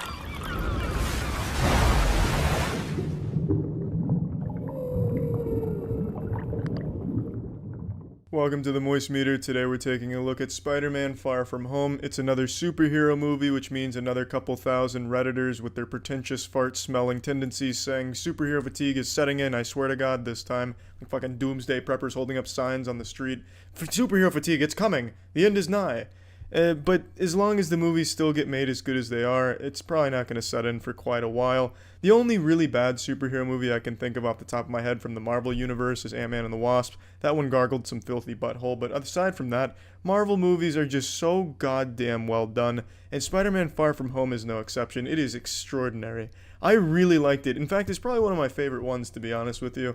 I think the villain in this movie is second only to Thanos in the superhero villain world. I fucking love the villain, and it's not because he had like a relatable goal or goals that you really sympathized with or a character you really even cared about, but he was just so fucking cool, and Jake Gyllenhaal was so good as the character. I loved it. It was just really amazing. The visuals they were able to accompany with his character, the way they executed a lot of the scenes involving the character, everything about him was amazing, and the ending to this movie is extraordinary. It got me so goddamn excited. I can't talk about it because it is a spoiler, but the ending of this movie had me and the whole goddamn theater excited. And that doesn't really happen. I like superhero movies. I think they're fun, but I never get like all giddy, dick in hand, ready to ejaculate. But when the movie ends and you see, you sit through a little bit of the credits, you're rewarded with something fucking great that I think most people that are familiar with superheroes and shit can really appreciate. And I really just love the way they concluded it. The whole movie, though, was really good. The comedy lands per usual with most Marvel movies. It's really well executed in the comedy department. It tells a cute little story as well. Peter Parker, Tom Holland, he's just fucking great as Spider-Man. I really enjoy him. There's just no bad characters. There's really no bad moments in the movie. The only complaints I have are nitpicky ones about the story, because the story's, it's kind of silly. Like, a lot of the decisions from the characters don't make sense. A lot of the scenes don't make sense. The story doesn't flow all that well because a lot of it just doesn't make sense. You have to suspend your disbelief. You have the whole thing is about a field trip stretched over an adventure where a lot of bad shit's happening, and yet for some reason the adventure still continues despite if it being in the real world. You fucking an entire city getting destroyed. Travel would probably be shut down, and since it's a bunch of kids on a field trip, the parents would probably want the kids home. You just had a goddamn demon destroy a city, a literal act of God in manifestation of destruction destroy a city. Your parents are probably going to want you to call the vacation short, but yet it still continues over the course of a bunch of different locations. A lot of the decisions from the characters, again, that I can't touch on, don't really make sense to me. There's this level of trust that was never established as to why some of these characters are so trusting of one another. It's hard to explain without getting into spoilers, and I do try and avoid them. But that's the biggest complaint I'd have, is just that the story is kind of nonsensical, and a lot of it's set up for jokes, I imagine. And because it kind of pokes fun at how ridiculous it is. There's a scene where Peter Parker gets on a train, and all of a sudden he's 3,000 miles away from where he started in the blink of an eye. And they use that for a conduit for jokes, and I guess that works too, but it's just kind of silly from a narrative perspective. And the only other issue I have with the movie is I really think Spider-Man was kind of lame in the first 2 or 3 fights. He didn't really do anything. He kind of just got his ass cheeks smacked on by the enemies. He didn't really impress me, and he has been impressive. Spider-Man is a really, really fun character to watch in the action scenes in all the previous movies. And it was really underwhelming in the beginning. He just kind of, tossed a pebble. He'd throw a little road sign at the monster. I mean, that's kind of underwhelming, you know what I mean? But at the end of the movie, he really pops the fuck off. The last fight scene with the main villain is really, really fun to watch. I enjoyed that a lot. Really, everything about the last 30 minutes of the movie, I was just giddy about. I really, really liked it a lot. The movie's definitely worth seeing. I think it's very fucking good. Plugging this shit into the moist meter, I'm giving Spider-Man Far From Home a nice 90%. I really like it. I know a lot of you kind of scoff at superhero movies, but they're just really well made. They're really well done. Comedy works in all of them. The action works in all of them. They have good stories. They keep setting themselves up for a really interesting story narrative perspective. It's hard to not like them. You can pretend you don't, but when you see one, it's always enjoyable. I really enjoyed it. I thought it was a lot of fun. That's about it. So yeah. Initiating moisture.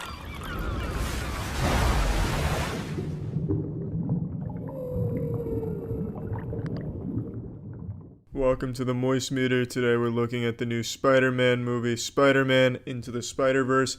It's very rare in 2018 that you'll find a Spider-Man animation without Spider-Man's dick in Elsa's mouth, but Sony has done just that. They made a brand new Spider-Man animation, and surprisingly, it is tied for the best animated movie I've ever seen in my life. It's tied with Redline. Turned the wrong way like a fucking idiot, but it's tied with Redline, which is my favorite animated movie ever made, and this is right up there with it. I might even say this is a better animated movie than Redline, and that shit right there is not something I say lightly. That's fucking blasphemy to me. Redline is nearly unmatched in terms of animation until now. This movie is so aesthetically pleasing and visually stunning. Everything is so stylized. I'm sure if Miles farted on screen, it'd come with a kaboom comic book bubble flying out of his asshole, and it would look great. Every move in this movie is fucking fantastic to look at. Every action scene, every travel scene, everything is just so fucking beautiful. It's amazing. The visuals in this movie are unmatched. It is truly breathtaking. And it's got a nice little story. It's heartwarming with some emotional moments. It gets dark as well sometimes, and it brings some great new characters to the screen. You got fucking Nicolas Cage noir Spider-Man, Overwatch Diva Spider-Man, Porky Pig Spider-Man, Spider-Ham. They're all fucking cool little characters, albeit those characters aren't really explored or fleshed out or anything. They're just kind of there as comedic characters that kind of do some badass things occasionally, but they're not very important to the story. The main characters are Miles, Peter Parker, and Gwen, and they're great characters. There's no bad characters in this movie because they're all well written. The entire movie is super well written. The only thing I'd say in that department is some of the one-liners don't land. One of Spider-Man's big gimmick is the one-liners. So when you have fucking 50 spider people coming out of nowhere all doing one-liners, not all of them are going to work. It's to be expected. That's not a huge complaint or anything. It's hard to believe that the studio that made this is the same one that shit out the Emoji Movie. It's unreal. I can't even fucking imagine that. That would be like as if Lil Pump secretly wrote all of Mozart's material. It's such an incredible turnaround from the Emoji Movie. I just don't understand how the fuck they were capable of this greatness, but then also shit out the Emoji Movie. I'm happy it's been realized here, though, when we have Spider-Man Into the Spider-Verse, because this shit is fucking incredible. It is an amazing movie. The soundtrack is something else I'd like to point out. I really enjoyed the soundtrack in this movie. The score fits super well in all the scenes when they interlace the action and shit with some music. It was really fun to watch. I also think most people will appreciate all the little Easter eggs that are thrown throughout the movie. A lot of little, tidbits of Spider-Man lore and shit, poking fun at itself at some points, poking fun at superhero shit at others. And of course, there's a Stan Lee cameo in here. Rest in peace, Mr. Stan Lee, Excelsior. He's in this bad boy, and he's got a really touching scene. And that was cute. And the whole movie's just pretty heartwarming overall with the messages and the story. It's a really fucking great movie. And I can't stress that enough. Probably the best animated movie I've ever seen. And I'm saying that right in front of Redline 2. And it hurts. It fucking hurts. But the movie really is just that good. I do have a major complaint, however, and that is that Kingpin, his motivation, he's the main villain, and his motivation is just pretty shitty. His plan is pretty fucking abysmal. I'm not going to spoil anything, but even if Kingpin accomplished his plan without Spider-Man intervening, he would have still been fucked. He wanted to unfuck himself with his plan, but even if he did, he'd still fuck himself. It's hard to explain. I'm sure if you've seen the movie, you'll understand what I'm saying. But no matter what would have happened if Spider-Man didn't step in, Kingpin would have come out on the bottom. He would not have won. His plan just didn't work. His motivation was an emotional one. They did that well, but it just didn't make sense. It drove the plot. It led to a lot of spider people coming in, and that was great. But he was just a pretty weak villain in terms of his motivation. Very fun one to watch on screen, and there is that bit of emotion they gave to him, but like I said, his plan's just pretty shitty overall. Let's plug this shit into the Moistmeter. I'm giving Spider-Man Into the Spider-Verse a 95%.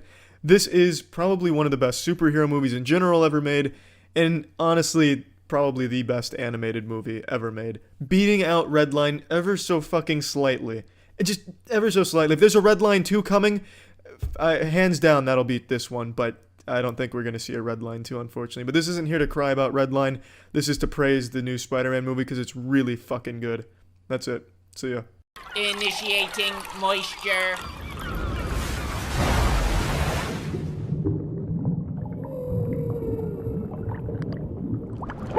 Welcome to the Moistmeter. Today we're taking a look at Spider-Man Miles Morales. I didn't know if this game was DLC or a standalone game for the longest time until like 5 days ago when I found out, hey Charlie, you fucking idiot, it actually is a standalone game.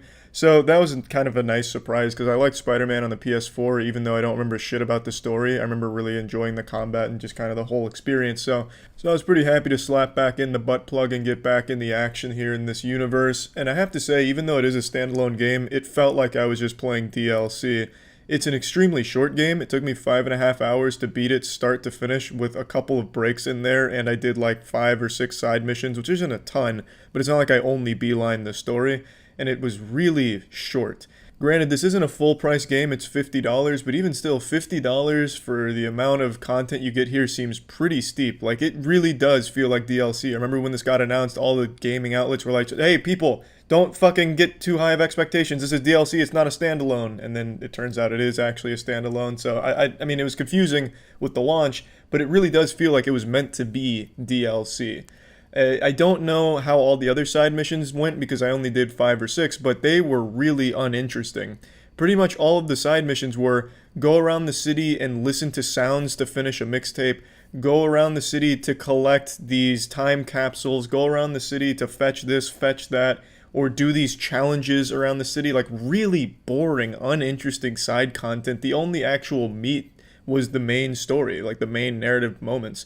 And the city did feel alive though. There were times where like, hey, there's a helicopter gone loose, it's been hacked by some bad guys, I have to go re-hack it and get it back under control, shit like that, which is cool because it makes the city feel alive. But other than that, it's just really boring side objectives to do. So you're not really going to spend too much time doing that, I imagine, unless you're trying to help yourself fall asleep at night.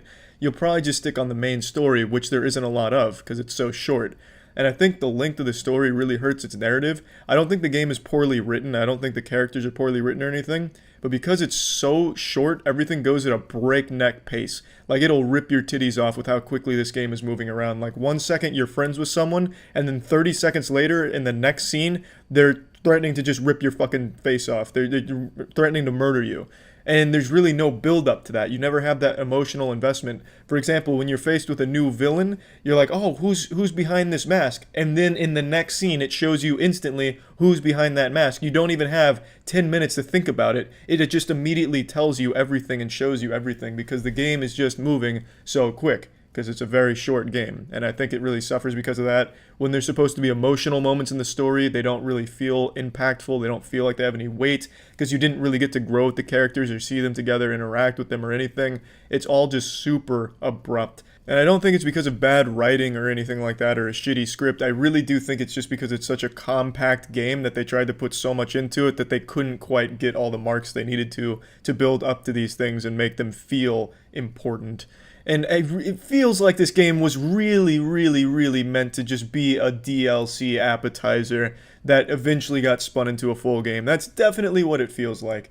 Now, the combat, though. The combat is a drastic improvement over Spider-Man PS4. Even though Spider-Man on PS4 had great combat, this is even better, significantly better. I loved the combat. The combat never got old. It was super flashy, super fun. It's like Arkham free flow combat, but to the next level. There's so many options. You have different gadgets you can mix and match in your attacks, a lot of combos that you can unleash, a lot of options for approaching the fight. You can do stealth, which I almost never did because it was just more fun to do all of these cool moves and these finishers, and just so much when it comes to combat that I loved about it. You can cancel pretty much everything with a dodge, so you can be like doing some crazy combo dodge and then right there pick up the combo again. It's just beautiful. It really is. The combat shines. The combat is absolutely excellent. Also, in terms of combat, I was a little disappointed with the lackluster amount of like skills you can have. There's only like 10 or 12 total skills, I think. I don't know. It's like 8 per tree. So what is that? 8 times 3. So 24 total skills, I think, if that. And some of the skills are just totally useless. Like, you know, you'll throw a punch and you get an extra 2% damage behind the punch or something. So there's just really not a whole ton of content in the game. There really just isn't. And it's not a full price game, yeah, but $50 still is a bit high for how much you get out of it, unfortunately. Now, one thing I want to say in regards to the story and everything, though, is that every cutscene in this game is absolutely beautiful. I think the game looks fantastic, and I absolutely love the combat cutscenes in particular. They are so goddamn cool. Just so much like acrobatic aerial shit going on, using your webs in all kinds of cool ways in these cutscenes. The QuickTime events I could go without. I don't really care about QuickTime events. Just show me the cool shit. I don't have to feel like I'm behind the wheel there. So I don't, the QuickTime events, I could take or leave them, but the actual content of those cutscenes is so fucking cool. I loved it. It was some really flashy shit. It was really, really cool. I just want to point that out because I had a big old smile on my face during some of those combat scenes in the beginning. Awesome shit. And the set pieces, like when you're doing like a chase or something, is great. And that brings me to the next thing I want to compliment: the movement. The web swinging in this game, perfect. I know every Redditor in the world likes to bitch and moan and complain about how every Spider-Man game isn't as good as Spider-Man 2's web swinging mechanics. This one has to be significantly better. It is objectively better. There's no argument you can make for Spider-Man 2's web swinging being better than this game's. This is the best it has ever been. Moving around the city is so fun, and it is just probably one of the best parts. Like, you never really want to do fast travel in this game. You're always just going to want to swing there because it's just enjoyable. It's just so carefree. You can do little stunts and tricks in the air, and it's just really nice. I really, really loved it. I loved just getting around this city. I absolutely can't praise that enough. They did a great job with that, and I don't think anyone will be disappointed in that area. There's just no way, because I think it's perfect. This is exactly how the web swinging should be. If they do more Spider-Man games in the future, they just need to copy and paste what they did in this one, because it just works so well. I absolutely loved it. It really, there's a lot I like about the game, and the things I don't like, I really do think are just because the game is so expensive for so little content.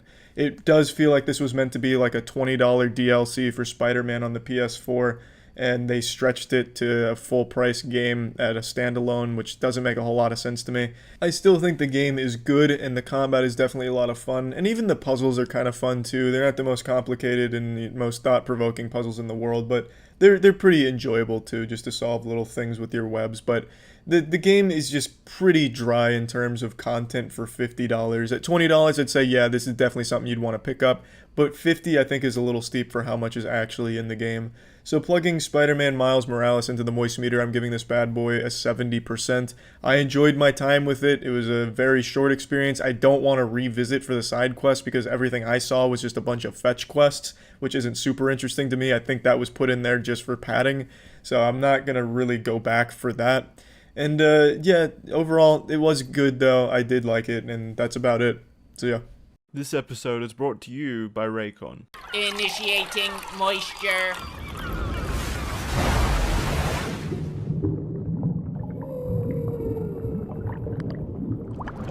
Welcome to the Moist Meter. Today we're taking a look at SpongeBob Battle for Bikini Bottom Rehydrated. This is a modern remake of a 2003 classic. I'll let you know right now, I played it when I was a kid, but I never beat it, and I don't remember getting super into it, so this didn't have like a nostalgia boner for me, but I do love this era of gaming, and I love revisiting games like this, so I absolutely enjoyed the shit out of it. So first things first, this is a classic remake, a one-to-one remake of the original game with almost nothing changed about it aside from adding some extra content. But I mean, Mr. Krabs' voice actor still sounds like a high school student doing the worst Mr. Krabs impression you've ever heard. And the reason for that is because when the game came out, they couldn't get the original voice actor for Mr. Krabs because he was busy recording lines for Jak 2.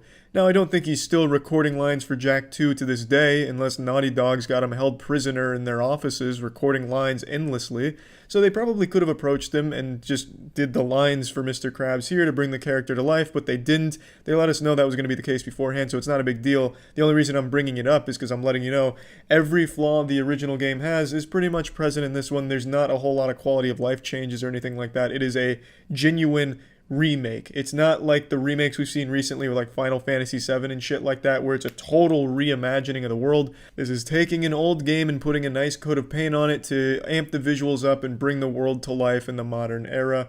I'm just letting you know that, you can't come in here expecting Resident Evil 2 remake levels of innovation or anything like that, because it is just taking this game and making it look nicer and just bringing it back to a wider audience. It became a cult classic, and it's had a big following ever since, especially with speedruns. The speedruns for Battle for Bikini Bottom fucking bang. It has great speedrun tech. So now let's get into the game. Visually, it looks great. I think it absolutely looks wonderful. It captures that cartoony style, and it looks just more alive. It's very vibrant, and I'm just a fan of the visuals. I've always been a fan of this era of gaming. I actually think most of the games from like early 2000s, even late 90s, can actually still hold up today, because they're just unique, fun experiences, and that's no exception for Battle for Bikini Bottom. It is fun. It is just outright fun. It's a collect-a-thon game. You're collecting golden spatulas. Sometimes you're collecting golden steering wheels because Mrs. Puff just needs to shove them up her asshole or something, and then you get a golden spatula for that.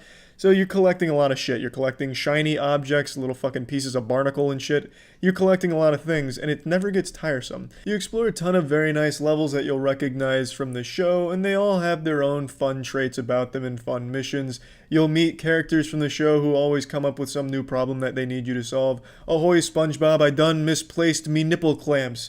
If you can find them here in Jellyfish Fields and bring them back to me, I'll give you a golden spatula. And that's the game for the entire, 8 or 9 hours that it'll take you to blast through the campaign. And it's fun. It doesn't get old. I enjoyed it. I don't think collectathons as a genre are the most fun games ever, like modern collectathons I'm not too big of a fan of. But old collectathons, I think, had a very unique and fun charm about them that is almost timeless, I'd argue. You know, something like Banjo-Kazooie. You're not going to be bored playing Banjo-Kazooie, at least I don't. It's just fun. It's just wholesome, good, enjoyable experiences. And the stories are always just simple, fun plot devices. You know, in this game, it's Plankton has unleashed an army of robots, and now you fight robots while solving some problems for your friends and finding some hidden spatulas. It's just good old fun times. I don't know why the fuck IGN and GameSpot gave this game some turbo shitty reviews, especially GameSpot at a 2 out of 10, because they said it was too punishing and it didn't innovate enough. Like, what the fuck do you want, GameSpot? This is why gaming journalism is a goddamn joke. Calling a game like Battle for Bikini Bottom too punishing because they couldn't solve a simple puzzle where you stand on a fucking button and then hit something with a bubble. Like, it's pathetic. It's pathetic. And they give it a 2 out of 10 for that shit. IGN was really no better. It is exactly what fans wanted. It is Battle for Bikini Bottom, as it was, brought to the modern era with some nice visual upgrades and some extra content thrown in there. It's just a good time. It's not that deep. There's really nothing I can say negative about the game, except for all the invisible walls. There's like a million fucking invisible walls here. They went absolutely wild with walling shit off. Everything you think you can get to, you probably cannot. There's most likely an invisible wall there. I don't know if that's something they've just now added to this rehydrated version, but it's a fucking excessive amount. Like, you could be looking at a golden spatula that's right in front of you, try and jump for it, only to be met with an invisible wall. I mean, it's a crazy amount in this game. And don't get me wrong, while I don't really have a ton of complaints about the game, it's not like a perfect game or anything close to that.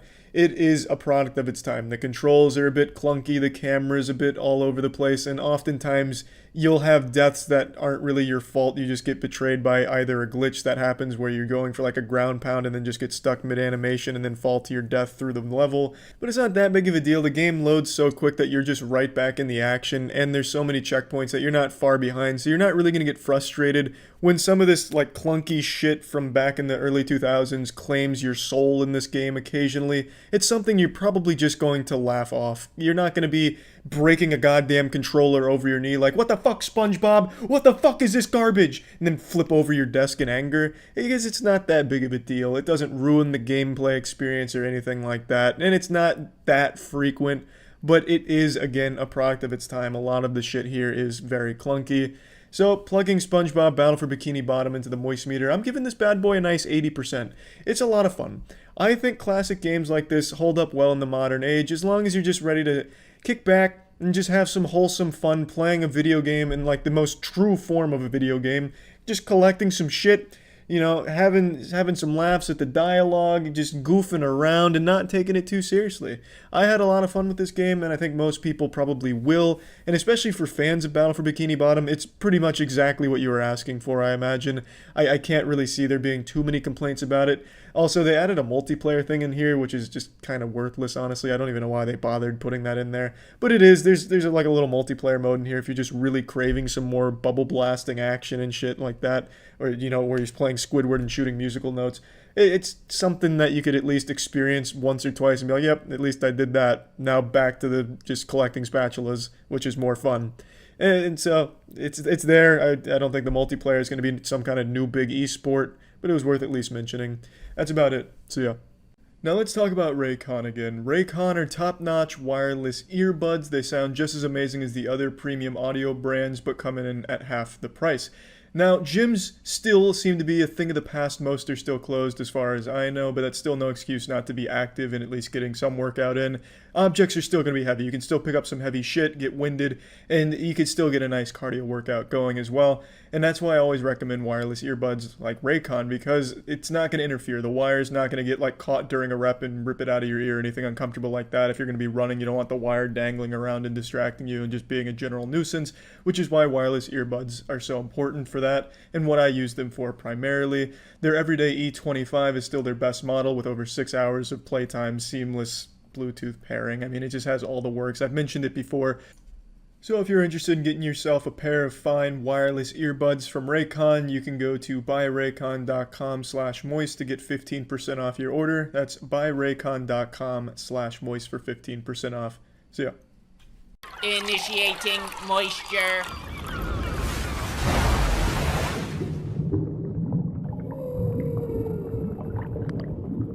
Welcome to the Moist Meter. Today we're taking a look at Squid Game. I know I'm very tardy to the party here, but I just finished it at my own pace, and god damn it, I liked it a lot. I really enjoyed it. Conceptually, I think it's fucking fantastic. I understand a lot of people compare it to things like Alice in Borderland and a couple of like manga, but I'm unfamiliar with those properties, so to me, this was fresh. This was brand spanking new here, and I really enjoyed it. So let's really get in there. I love the concept of this show. I think it's fantastic. For those that don't know, it's about a bunch of people that are competing for money, and the games that they play are children's games, but it's life or death. Think Sword Art Online, but less nerdy and no video games. In fact, it's nothing like Sword Art Online. The only thing similar is that people die in it. And the concept just never gets old. I was constantly wanting to see more games that they compete in. You'd think after like the fourth game, you'd be like, okay, I get it. They're gonna play something we played as kids, you know, they're gonna play fucking Foursquare or throw the sticky hand at the window and whoever loses dies. Okay, I get it. But you never get tired of seeing it because it's very, very well acted up to a certain point, which I'll get into. And you really see and get to know the characters, so you're rooting for them or rooting against them in the games. And it's really fucking cool. It's really, really good. I was so blown away by this. I would highly recommend watching it subbed. This is a Korean film. Watch it subbed. Do yourself a favor. The dub is extraordinarily goofy. I started watching the dub just because I thought it'd be like fun, but it truly wasn't fun. It was embarrassing. It's not a very well done dub. So I would say stick with the sub and really get the optimal viewing experience. I think Squid Game does an excellent job of fleshing out characters and really making you feel for them. There's no really good people that participate in the game. They're all people that do fucked up shit, have done fucked up shit. Now they're all here, and they're not really looking for redemption or anything. They're just here because they want some fucking money. You know, so it's not really a movie that's trying to be profound, like, can even the biggest sinner be redeemed? It's just, hey, this guy, he's kind of fucked up, right? But will he win all this money? 45 billion won. And then even at a certain point, it becomes less about the money and just more about what will you do to survive. The money just becomes like a secondary thing that you just kind of forget about, like a fleeting wet fart. You just want to survive the games at that point. And it's really clever in the way... I'll save this. Actually, let's get into spoilers, because I don't think the movie's perfect. There's things I want to talk about, but I can't talk about them without getting into spoilers. So, spoiler warning now. The show does have a big drop-off. I know you've probably heard that from a lot of people who have finished it. The show starts fucking nuts to butts incredible. Really great stuff. Very, very little complaints from me there. But as it continues, when it gets to like the last 3, maybe even 4 episodes, it changes. Its tone, what it does and what it aims to do, it's all completely different. It goes from this mysterious thing like, who are these puppet masters pulling the strings and why are they doing this? What's it all about? Instead of like challenging you to come up with your own theories and your own imagination, it just starts spoon-feeding you exactly what's going on, and it gets really goofy. They bring in some VIPs, and they are American actors, most of them, and they suck. Like, they're fucking trash. The acting all the way up until that point was incredible. And they're background characters, but they do play a big role narratively, and they're trash. Like, they're really fucking bad. The best part about it is one of them shows us his ass cheeks, and his ass cheeks are really silly looking. That's like the best thing I could say about the VIPs. Other than that, they're just bad, and they serve no purpose except for bringing down the quality of the show. So that's a big complaint. I don't like that they start giving you all of the answers. I think shows like this are at their best when you don't know things. Think The Cube, you know? Why are these things happening? And you have to challenge yourself to come up with what does it all mean? Where is it all really trying to go? And who's behind it all? It's better when it's not just beaten into you. And this is a show that I believe is going to go more seasons. It would have been better to save those answers for a later season and have season 1 keep being like a mysterious, terrifying, horrifying, gut-wrenching experience. You know, instead of just changing it halfway through. Well, it was past the halfway point. It's like I said, it's like 3 or 4 episodes, and it does take a dive, but it's not as bad as people say because it still has everything that made the first half great, but it's also bogged down by some questionable decisions and questionable things going on. I don't want to get too deep into spoilers because I still encourage everyone to at least check it out, and that's the end of spoilers. So now you can click back in, spoilers are gone. Now I'm just going to plug Squid Game into the moistmeter now. Like I said, I don't want to get too deep into spoiling anything for the show. Even though it's been out for a while, you've probably heard about the huge hype around it. I still encourage you to watch this show, and I don't want to give too much away about everything that goes on in it. So plugging Squid Game into the moistmeter, I'm giving it an 80%. I just think everything it tries to do, it does well. It unfortunately does lose its footing, like I mentioned in the spoiler section. And that's really where all my complaints are. I really don't have like anything bad to say about this show up until it starts to get noticeably different and a bit weaker. But I still overall really enjoyed it. So yeah, that's about it. See ya. This episode was brought to you by Keeps. Initiating moisture.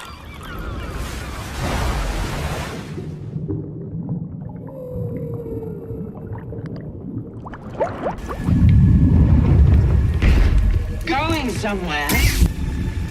I recognize that stance. Perhaps you've had some training after all. Who's your master? Padawan? Someone I killed, perhaps? Star Wars Jedi Fallen Order is a lot better than I expected it to be. I'm happy to say it was a lot of fucking fun from start to finish. Now, it's important we address the elephant in the room before talking about the game itself. It's made by Respawn Entertainment, who has a great track record of great games like Titanfall, Titanfall 2, Apex. But it is published by EA, who's the devil. It's like Voldemort. You can't say the name out loud. To all the hardcore gamers, you avoid EA games like showers. Or at least that's what you say on Reddit, but you still buy all their games and shit. EA, yeah, they published it, but there's no microtransactions like you're used to from that shit company. So I'm happy to say that. It is a game that is very truly meant to be a game for both Star Wars fans and just fans of action games in general. I want to start with the best part about this game, which is the combat. The gameplay in this game never gets stale throughout its entire 15-hour journey. And keep in mind that's without me exploring every nook and cranny on every planet and getting 100%. So there's a lot of content there, and there's a lot of lore in the game scattered throughout the world, so there's a lot to really pick up on if you're a fan of the lore of Star Wars. And all of it is canon according to the mastermind Disney, so that's great for Star Wars fans. But I really think the biggest shining factor of this game is its combat. The gameplay is just always fun and rewarding. It's most closely resembling anything from the Souls franchise, more specifically Sekiro, which is an absolutely great game that I love. Now, obviously the first thing that people are going to ask, is it really hard, like the Souls series? And I played the whole thing through on Grandmaster difficulty, which is the hardest one. I streamed it all at twitch.tv/moistcritikal, and I can confidently say there are definitely times in this game where it's extremely hard, and I definitely got hung up on certain mobs and encounters. In particular, one mini-boss called like the Rabid Ass Beater or something, I don't quite remember. It took me like 20 minutes to beat him, and the final boss was slapping my asshole inside and out for like 30 minutes, so it definitely is hard at certain points, but overall the game itself is much easier than something in the Souls franchise. Not that that's a complaint for me at all. I don't think the game needs to be cutthroat and putting the fear of God in you to be fun. I just know it's a natural question when you compare something to the Souls series. Now, I think the reason why it's easier than most games in that franchise is the amount of tools you have at your disposal. You get so many really fun and interesting force powers that you can constantly use in a fight to turn the tide in your favor. If you're tactical enough, if you have a galaxy brain, and you're getting attacked by 5 stormtroopers and a goat on Zepho, maybe you lead them to the edge of a cliff and you jump over them, do a giant force slow on the entire mob, and then force push them all off the cliff, wiping the board instantly. There's a lot of really cool powers that you can use in these fights that make it a lot of fun, but the one-on-one fights are just as fun, if not more fun, because the parrying mechanic I think works really well. It's very flashy, and there's some decent combos that you can use, but it's not a very combo-heavy game. It's more so on timing and rhythm, just like Sekiro was. I really enjoyed the combat start to finish. There's more than one lightsaber style. There is double-sided lightsaber, of course, which is iconic. And I just think there's so much to play with and a lot to enjoy when it comes to actually fighting enemies. And there is a lot of enemies to fight. There's a lot of fucking hardcore action. And outside of the action, I think the puzzles are pretty well made. Some of the puzzles definitely had me looking pretty goddamn dumb on stream, but I think that's what makes them fun, is when they're challenging for you and you have to really think hard to figure out how to get to the secret, or find a collectible, or get an upgrade, or just progress in the game. There's a lot of puzzles and there's a lot of ways of approaching them, and I think that's very nice. And I also just like the map design in general. Everything connects in a pretty intuitive way, so you're never overly lost, and there's a good map system that you can always access and just figure your way around. It's just overall, the gameplay, everything in that department is super enjoyable. Not only the combat, just everything surrounding it. The only thing I will nitpick on a bit is there are mini-bosses that defend upgrades occasionally, and they're just reskins of enemies you've already fought. They're not very inspired mini-bosses. Sometimes they're challenging, yes, but they are, in general, just a reskin of what you've already fought. So that's a little disappointing that they didn't put much work into that, but it's not that big of a deal. Enemy variety is pretty decent across the board. Most of the shit you'll be fighting is animals, slug goats, Darth goats, big toads. But outside of that, there's also the stormtroopers, purge troopers. It's a lot of stuff to fight, and it's nice. I really enjoyed everything in that department. Soundtrack as well is something that stood out to me. I think Star Wars has always had a really strong soundtrack. Although the movies, in my opinion, are not all that great, the soundtrack always is. The soundtrack always fucking slaps, and that's no different in this game. And the characters in this game, I think, are also well written, well acted. Although they look very goofy at times because the animations betray the characters, I think that's something that they didn't put a lot of work into, is making the animations fluid. The game often feels a bit clunky when you're moving around the world. Platforming sometimes ends up a disaster because you'll phase through something or clip through something, or you won't grab something when you should. You'll wall run, but you'll end up wall running right into your own fucking death and plummeting straight to hell, just for no reason other than just the game not working entirely as it should. And the same goes for the camera as well. Often if you'll engage in a close corridors combat section, sometimes your camera will get locked outside of the map and you can't really change it, and then you'll just get brutalized in the locker room by the stormtroopers and you'll have to restart because you die in 2 or 3 shots on Grandmaster. So sometimes that clunkiness gets frustrating, and it's definitely there, and you can really see it in certain animations, especially the run cycle. The run cycle is downright goofy if you're sprinting. I'd recommend just not even sprinting so you don't break immersion, because no one sprints the way this guy does. Looks like he's just carrying a fat load of shit in his pants and trying not to let it spill down his legs.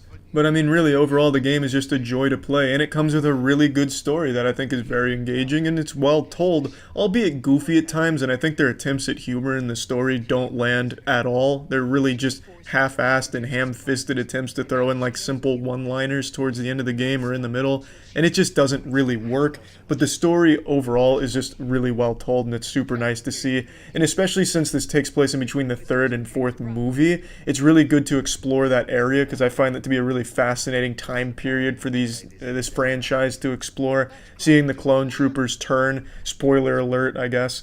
It's just a really fun set of set pieces that this game brings. And there's a lot of cinematic elements that I think work really well. Sometimes when they throw in a QTE, a quick time event, I think it's a little goofy. It should have just been a cutscene. But I just really enjoyed the game. Plugging this into the moistmeter, I'm giving Star Wars Jedi Fallen Order a fat 85%. It's a game I'd recommend to anyone who really likes an action game, or if you're a fan of Soul Series combat or Sekido combat. There's a lot in this game that it has to offer. You don't have to be a Star Wars fan to enjoy it, and you don't have to be embarrassed by it either. At first, I thought this was going to be a game for only like the hardcore Star Wars fans, the guys that finger gun into their mirror pretending to be Han Solo or petting their action figures before they go to bed. But it's not. It's a game that I think anyone can really enjoy. I know I certainly did. Did you know the real reason Anakin turned to the dark side of the Force was because he had spooky visions of hair loss? This is a vision many men suffer from though, since 2 out of 3 men will suffer from hair loss by the age of 35. Instead of cutting down younglings though, you have a better choice. Introducing Keeps. Keeps offers you proven treatments that help cut down on hair loss, meaning you can keep your locks for longer. With Keeps, you can visit a certified doctor online and get the medication shipped directly and discreetly to your door.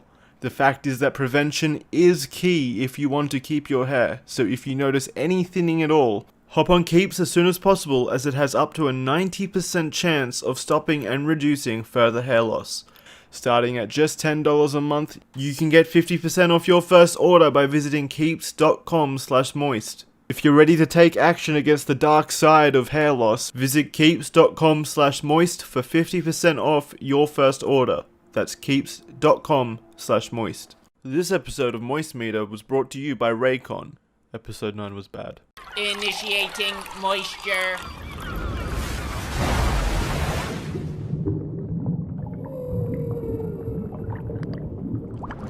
Yeah, it's bad. It's really fucking bad. This is a super stinky shitter. This is Game of Thrones Season 8 for Star Wars. The only way Star Wars recovers as a cinematic universe is to just give Episode 9 the Dragon Ball GT treatment and just say, it's not canon. Yeah, that was Star Wars GT Episode 1, not real. I know I said The Last Jedi was my least favorite and the weakest, but at least The Last Jedi had some great moments in it. The Kylo Ren and Rey tag team, for example. There were some great moments in The Last Jedi and some good scenes and visuals, albeit it was a weak movie overall. This doesn't even have that. There is nothing memorable or great about this movie. At every turn it is predictable. No matter how you look at this movie, it's not even well made. It's not just a bad Star Wars movie, it is a bad movie. Objectively, it's not well shot, it's not well structured, the pacing is all over the place. In the first 5 minutes, you visit 4 planets on screen, and you spend 45 seconds to a minute at each one before it shifts to a different planet. It is all over the place. And at every point in this movie's plot, if you ask yourself how or why an important moment happens, the entire thing falls apart. You have to take so much shit at face value, you're just getting golden showered by J.J. Abrams' bad writing. It is not well put together, and I don't even think it all falls on bad writing. I think they wanted to do so many things but didn't have enough time that they just cut out the most important moments of getting to these places, so then the movie ends up just being a whole bunch of conveniences and just absolute nonsensical shit that happens. And I think one thing is going to be clear to everyone who sees this movie. Palpatine was never meant to come back in this new trilogy. That was never the plan. At no point in this movie did it ever get justified how he's here, how he survived, what he's doing. At no point did I think, oh, okay, this makes sense, this is what they were building towards, because it's clearly not. He comes in out of fucking nowhere. It would have made more sense if it was Jar Jar Binks they brought in here to be the big bad villain. This is truly nonsensical, and it's just downright laughable for them saying that this was the plan all along. It wasn't. He actually comes out of fucking nowhere. It would have been more cinematic if he rode in on 15 horses, like space fucking horses, and just said, yep, I'm here to fuck things up. That would have made as much sense as their explanation here. He does not fit in narratively. He comes in for no reason out of nowhere. And you remember Snoke, you know, the big bad villain they set up in episode 7 who was killed off immediately in episode 8 with no explanation about who or what he was? He's given a single line in this movie to explain who and what he was. One line that is about 8 or 9 words. That's what they gave their initial big bad villain. It's just silly. Episodes 1 through 8 become absolutely useless in this movie. They're totally worthless. And this movie completely nullifies the original trilogy. Rey is so incredibly overpowered out of nowhere, she can do anything you ever thought possible in the Star Wars universe. If you saw anyone in any Star Wars media use some power, Rey has it at her disposal in this movie for no fucking reason. It just comes out of nowhere. She even has a power that completely ruins what set up the entire Star Wars conflict in the fucking first place. I'm not spoiling anything, and it's really hard to talk about this without spoiling it. And Jackson, as you know, is the goddamn preeminent prodigy of anything regarding Star Wars. Seen every movie, watched every TV show, played every Star Wars game, including the most important ones, the Lego Star Wars ones. He knows his shit, and he thinks this is the worst Star Wars movie yet as well. It actually does completely ruin the original trilogy. I don't want to give away how or why, but there's something Rey does that throws out of whack what even sets up Star Wars in the fucking first place. And there's no explanation for how she's able to do it or where she got it or how it even fucking exists in the universe. When it was established, it doesn't and it can't exist. It's fucking silly. It's super bad. There is 2 positives. There's only 2 compliments I think this movie will ever deserve. The music. Star Wars music is always incredible, and this is no exception. The score in this, phenomenal. Absolutely phenomenal. And 2, God damn it, some of the acting is great. Adam Driver is so goddamn talented. I really think the acting crushes it. I think the characters do really well with what they're given, and they're given some straight garbage. They're given something straight out of J.J. Abrams' hemorrhoids, and I'm well aware J.J. Abrams didn't like fucking sit down and solo write this himself. It would have been far worse, but it's very bad material they're given to work with, and I think they do a great job with it. I really do. Those are the only two compliments I can give it. There's no memorable scenes, there's no good scenes, there's no great visuals either. It's very generic sci-fi shots. Every single planet, every single starship, the space battles underwhelming. The lightsaber battles kind of fucking blow, which is rare because I think the lightsaber battles have been a highlight in the new trilogy. It's just, there's not a lot to like here at all. And everything comes at random. That's the biggest problem. Things are just coming out of nowhere at random. Characters showing up, saying things, doing things, them finding things. It's as if there's always like a puppet master in the back when the characters get lost, just whispering to them, hey, go here and do this. And then they do.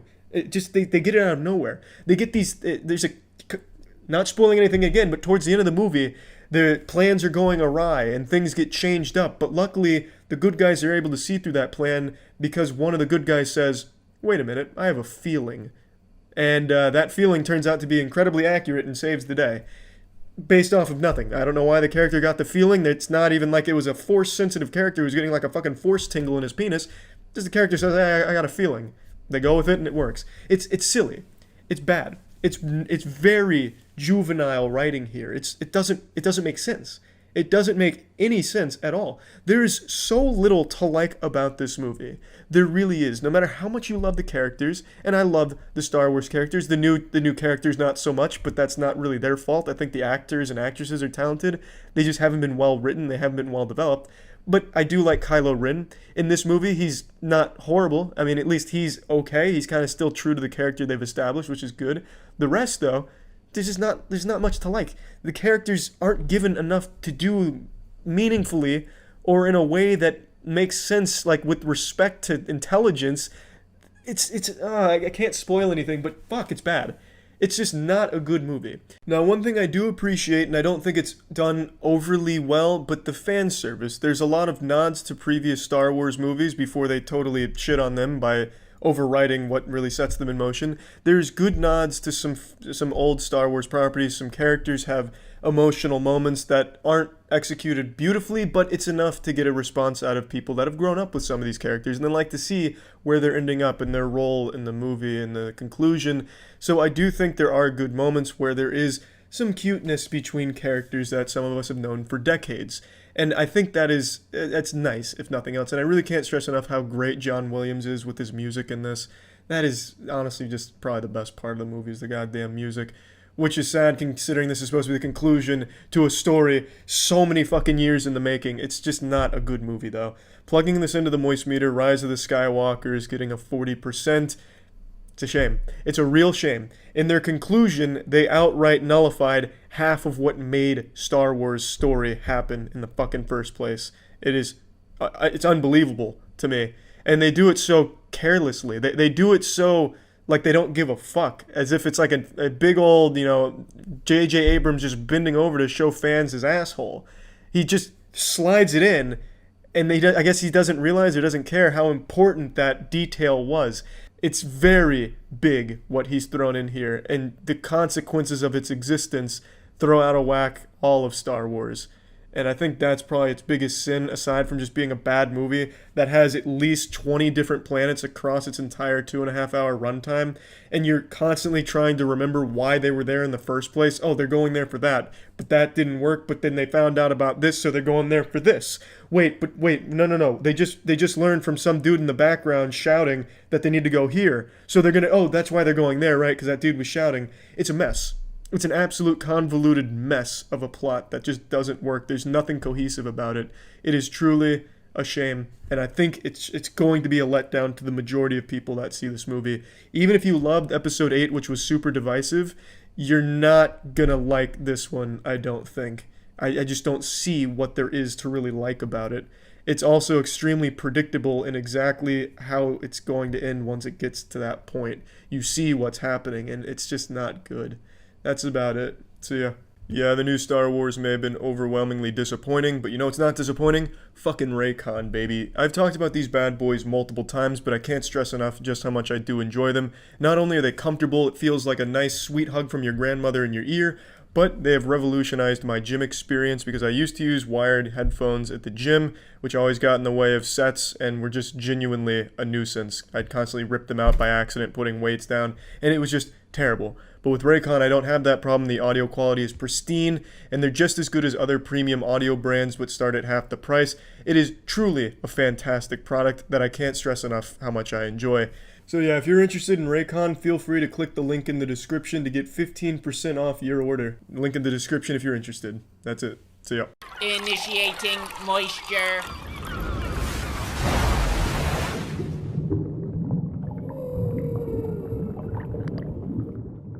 Welcome to the Moist Meter. Today we're taking a look at Season 3 of Stranger Things, and as a whole, Stranger Things in general. I really like the show. A lot of people like it out of nostalgia for the 80s feel because it really captures it well. This show is almost second to none when it comes to production and set design. I think it does an absolutely beautiful job capturing the time period, but for me personally, it doesn't elicit nostalgia because I wasn't born in the 80s, I was early 90s, 94, so I was past the 80s time into the 90s where everything was extremified, you know? You didn't just have basketball, you had slam ball, jumping around on trampolines, breaking ankles, breaking dicks.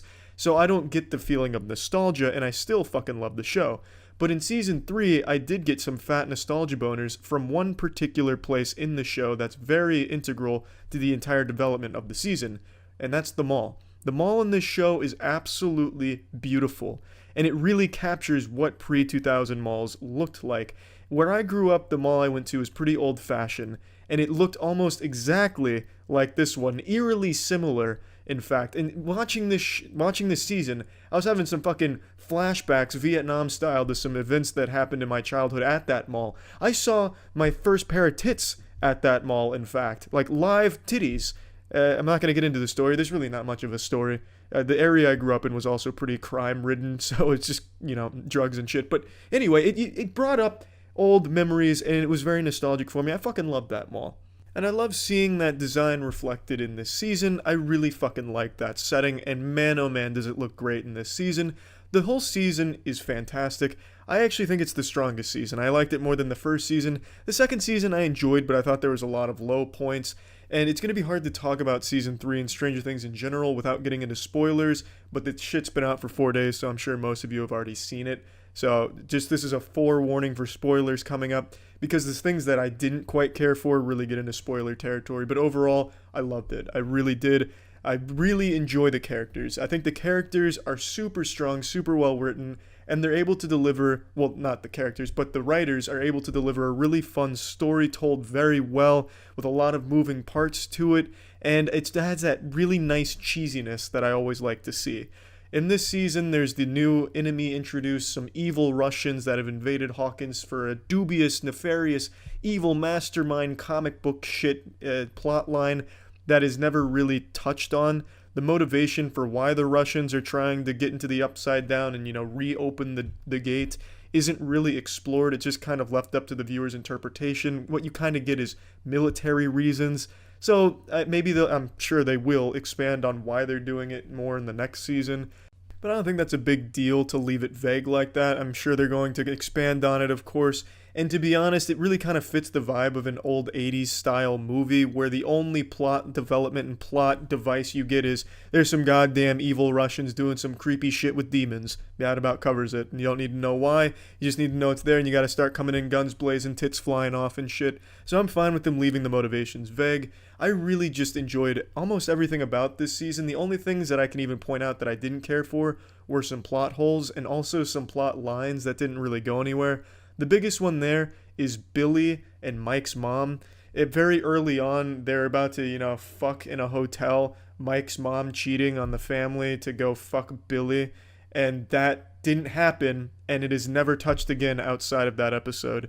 Nothing develops from that. It has no purpose at all, and it just kind of fades out of everyone's memory. I just don't really see why that was even thrown in there in the first place. I don't really get what it added to Billy's character, nor Mike's mom. I thought maybe Mike's mom would be a bigger role in this season, but she is not.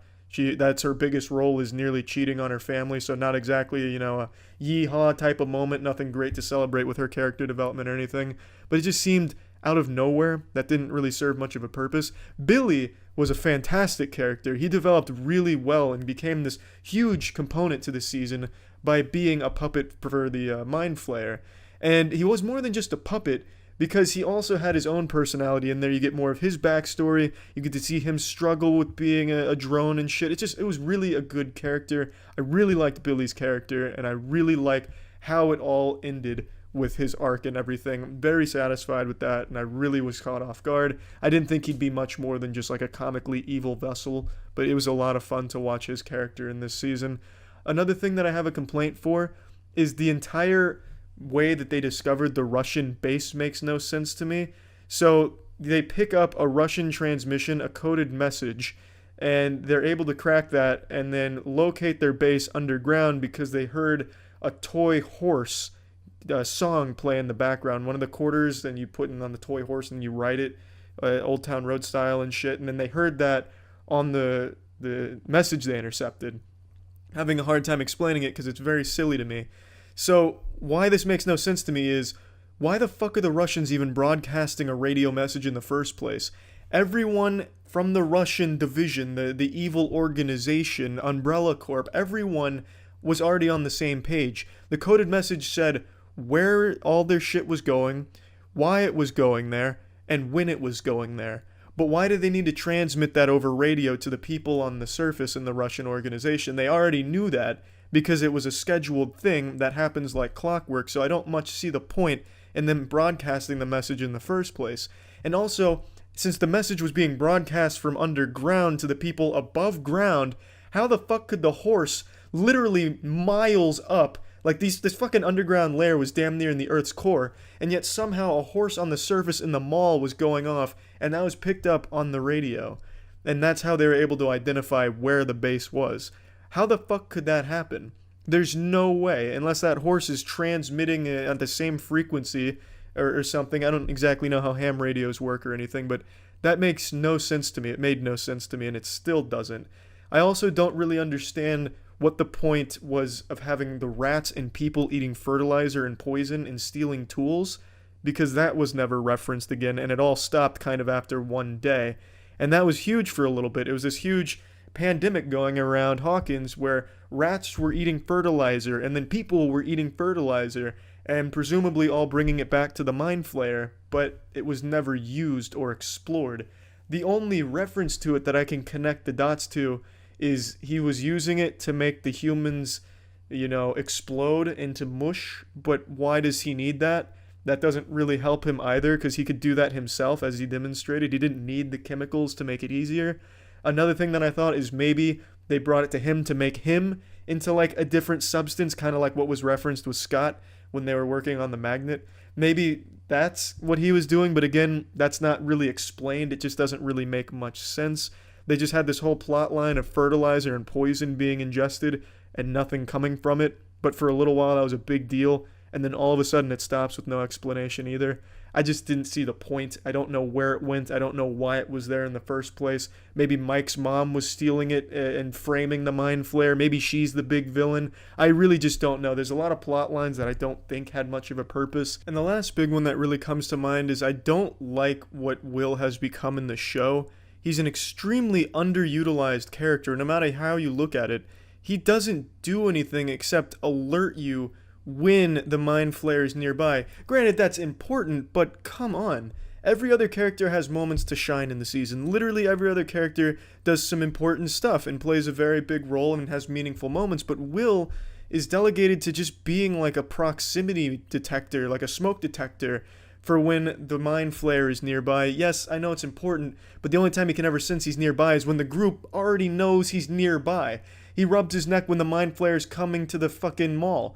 They knew that because Billy was outside, keeping them there. He rubs his neck when they're in the cabin, but they knew that because they A, saw him, and B, Nancy had already figured out that the Mind Flayer was on its way. It's just, he's used as kind of just like this siren that goes off when the people are already there, when the bad guy's already there. So it's just kind of an underwhelming role, and I really wish they would do more with his character, because I think he's a really good character. But man, when you have him be nothing but someone begging for Dungeons and Dragons, and only meaningful contributions become hey guys, next tingling, he's probably nearby. Oh, you already knew that? Well, now you know for sure. It's just, it's underwhelming, and it makes me upset that he is not a bigger component to the show or the important things that happen in the show. I do think that in season 4 or season 5, I don't know how many fucking seasons they're doing, but I do think he will be a huge part of the show. But for right now, I can't help but feel disappointed with how he's developing. And that's the last big complaint I have about season 3. Overall, season 3, I think, was the strongest. I also liked how it became a little bit more violent. I think that violence really added another level of, imposing, like an imposing aura around the Mind Flayer. It really showed how evil and how high the stakes were regarding this character. You knew he was bad, you knew he did a lot of crazy bad shit, and you definitely saw some violent, crazy shit in the other seasons, but in this one, it's downright, visceral. It's not afraid to be really violent or make some hard decisions with characters and stuff like that.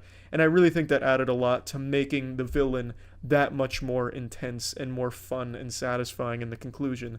So overall, Stranger Things Season 3, I'd give a fat 90% to, and as a whole, I'd wrap Stranger Things as a show in 90% as well. I think it has just been consistently enjoyable, a very fun show start to finish, and the only actual low points in the show I think happened during Season 2. Season 3 was just nothing but a lot of fun with, a couple of missteps that I found here and there, but you may disagree with those as well. Either way, I think the show's fucking fantastic. That's it. See ya.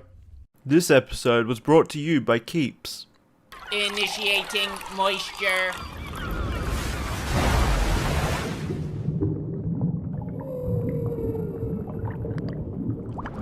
When it comes to blockbuster franchises, none are more mediocre than the Terminator series. There's only 2 good entries into the franchise, the first and second movie. It's not exactly brave to say that, not controversial, it's pretty well accepted those are the only 2 good things Terminator related. And I'm not just talking about movies, all the movies post T2 have sucked some fat asshole, but even like everything licensed on it, video games, the fucking ride at Universal, all of them, just straight dog shit for some reason, just super stinky. I don't know why they can't make anything good Terminator related, and going into the new Terminator Dark Fate, Andrew and I were expecting to just kind of laugh at it like we have with the other Terminators, but to our surprise, this movie absolutely slaps. They've finally done what we all thought was impossible. They made another good Terminator movie. For the better part of 2 fucking decades, they couldn't make anything that even resembled passable quality in the Terminator universe, but now they've finally done it with Dark Fate. I really liked almost everything about this movie, as did Andrew. There were obvious goofy moments, as you would expect from something like this. A lot of their speeches reminded me of pretty low-quality anime. Our fates aren't written, we can change our fates, yahoo! Friendship and the power of love and what it means to be human. Nothing overly unique in that aspect, but it's still a ooh-rah, good-feeling wholesomeness shit when it happens. It's cheesy, it's fun, but it is very goofy nonetheless. The thing I like the most about this movie, the thing that I think they absolutely nailed, the best decision Terminator has ever made, is they totally just forgot everything they've made after Terminator 2. They don't just retconned it. They said, you know what? We know everything post-Judgment Day is just a pile of shit. We're throwing it in the toilet where it belongs. So this movie picks up right after Terminator 2, and it feels like the first canon entry into the Terminator franchise since T2. It feels right, and I think the plot's really nice. I think it's creative. I like the spin they put on it, Sarah Connor's role in it, as well as the new characters they introduce. I think Grace is a really good character. Arnold is still an absolute joy to watch on screen, and the development his characters had. And overall, the plot doesn't have like twists and turns or anything, but the characters they introduce and the plot points that are there are really well made. Objectively, I think they're just decently done. I also really like the choreography in this movie. The action scenes in this are definitely the best in the entire franchise. At times, it reminded me of Jackie Chan. One of the new characters, Grace, will often use improvised weapons where she's grabbing fucking car doors or something and using them as shields. She grabs a chain and spins it around. She's often using all kinds of weapons and trying to fight off the new Rev that's trying to assassinate another main character. I'm trying to do my best to avoid even the smallest spoilers because I know I often do spoil things by total accident in some of these. But just know that Grace is an augmented human who fights a lot like Jackie Chan would if Jackie Chan was a future robot fucking awesome kung fu master assassin. I really enjoyed the choreography. It wasn't just shoot at this thing that immediately heals itself, shoot at this fucking water metal thing. It was fight this water metal thing and beat some ass in. I just really enjoyed the action overall. It was very, very well done and creative. But that also leads me to another complaint. There is a lot of action, and not all of it is as high quality as other scenes. For example, one scene that really stood out to me in the beginning is the first fight between Grace and the new Terminator trying to kill Danny, the new main focal point of the story. The movement feels weird to watch. It feels stretchy, like every character is Mr. Fantastic. They'll have scenes where they're stretching out like Michael Jordan in Space Jam going for the final dunk, which obviously aren't meant to be there. It's just when they're going from frame by frame and they're breaking down the movement, you can kind of see that elongating shit. Kind of reminiscent of DC's movies back when their CGI was really bad, like Justice League. Their CGI is still kind of bad, but that's the most obvious example. It just doesn't look right. It doesn't look natural or fluid. It looks kind of shitty at times. Really only the movement, the impact and everything, it looks about what you'd expect. But just specifically when they're going from point A to point B during a fight, like they're jumping and everything, it looks like shit sometimes. Not that it's the biggest issue, nor is it that like glaringly obvious, but when you're trying to focus on the action and that kind of shit's happening, you're like, oh, what the fuck is that? Is that an action figure flying around? What's going on with the physics here? Just something that most people will probably notice but trying to brush off. I know I did, because everything else is just really cool about it when they're fighting. I also think the acting in this is surprisingly good for Terminator. I really think everyone all around did a pretty solid job with their performance, especially Arnold. Arnold is just a fucking classic. Just him in and of himself reminds me of everything I've always loved about movies. Just every character he fucking plays, I love. And in this movie, I really like what he does. Again, I don't know. I'm just a huge Arnie fan. Sarah Connor's actress, she does a great job as well. It's just a good movie, which is super surprising to say about anything Terminator related these days. There's a couple of plot holes that I noticed, and I don't want to point out because I'm not doing spoilers, but aside from just some bad CGI occasionally, some plot holes, and just occasional goofiness in general. There's like a scene where Grace, to prove she's a robot, does like this weird incel switchblade thing where she slices a fly in half to prove she's the master of the blade. So there is definitely some goofiness there for the sake of goofiness, but I don't really have many bad things to say about this movie overall. Plugging the new Terminator Dark Fate into the moistmeter, I'm giving this bad boy a nice 80%. And it makes me optimistic for what comes next in the Terminator universe, because they've set it up for more. They've completely redone the whole universe of what's going on in Terminator now, and I'm excited, which I didn't think would ever happen again, because Terminator seemed like just such a throwaway franchise with nothing going for it. Good movie. You know what a super scary statistic is? 2 out of 3 guys will experience some form of male pattern baldness by the time they're 35. That's horrifying. Right now, for 66% of men, there's a ticking time bomb of hair loss ready to blow at any point. The good news? Let me tell you about Keeps. With today's advancements in science, Keeps offers proven treatments that can combat the symptoms of hair loss. You can visit a certified doctor online with Keeps and get the medication delivered directly to you in a discreet delivery, so nobody needs to know you're fighting unwanted hair loss. Prevention is key to keeping your hair, and Keeps treatments are up to 90% effective at reducing and stopping further hair loss. More than likely, the sooner you start using Keeps, the more hair you'll save. Starting at just $10 a month, you can get 50% off your order by visiting keeps.com/moist. If you're ready to take action and prevent hair loss, go to keeps.com/moist to receive 50% off your first order.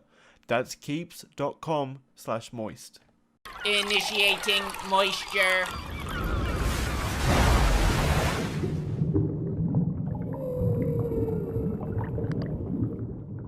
This may come as a shock to some of you, but I don't like Angry Birds. Never liked it, never really got into it. So that being said, I never dove into the mythos of Angry Birds, deep into the lore. I didn't have the compendium of all the exposition or the intertwined deep plot threads the mobile app offered or anything like that. I just didn't give a shit about it. I didn't like the game. Now, I know to some of you that might be blasphemous. Maybe you're shitting your pants and vomiting because you're so disappointed. I really don't know. I don't know if Angry Birds is still even popular. I remember in high school for me is when it was at like the peak popularity. Maybe it's still popular. I have no fucking idea.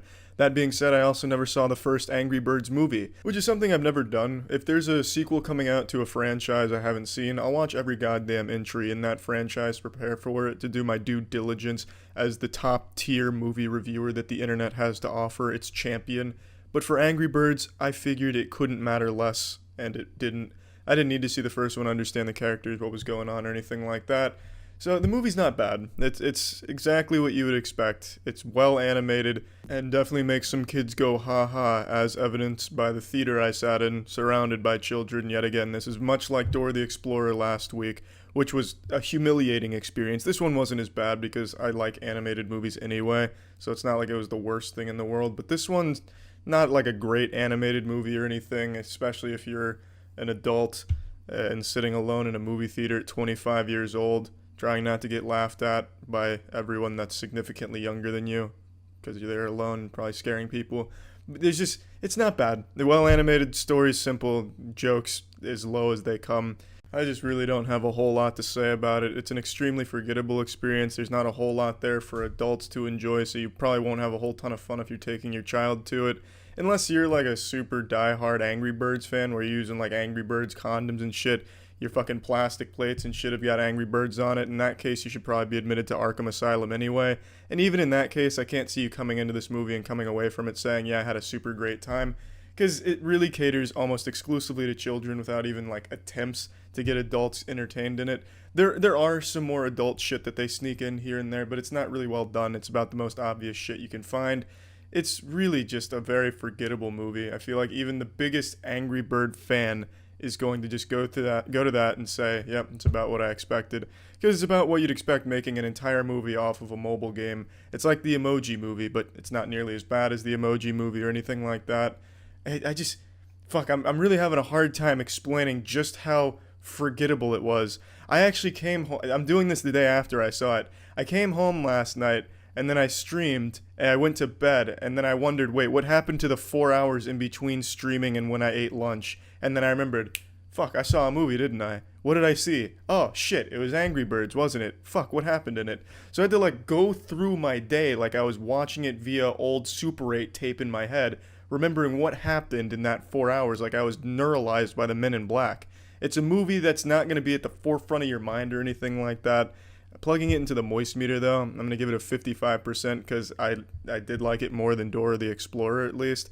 And I do see why kids would probably get a real hoot out of it, especially in the theater I was in. So it probably works pretty well for kids, for adults. I don't think you're going to find a whole lot of value there unless you're just a big furry or something with a fetish for birds that talk and shoot themselves off of slingshots, BDSM shit. Other than that, I don't see too much fun to be had with it. Not the worst movie in the world, and the animation was surprisingly good. That's it. So yeah. Initiating moisture.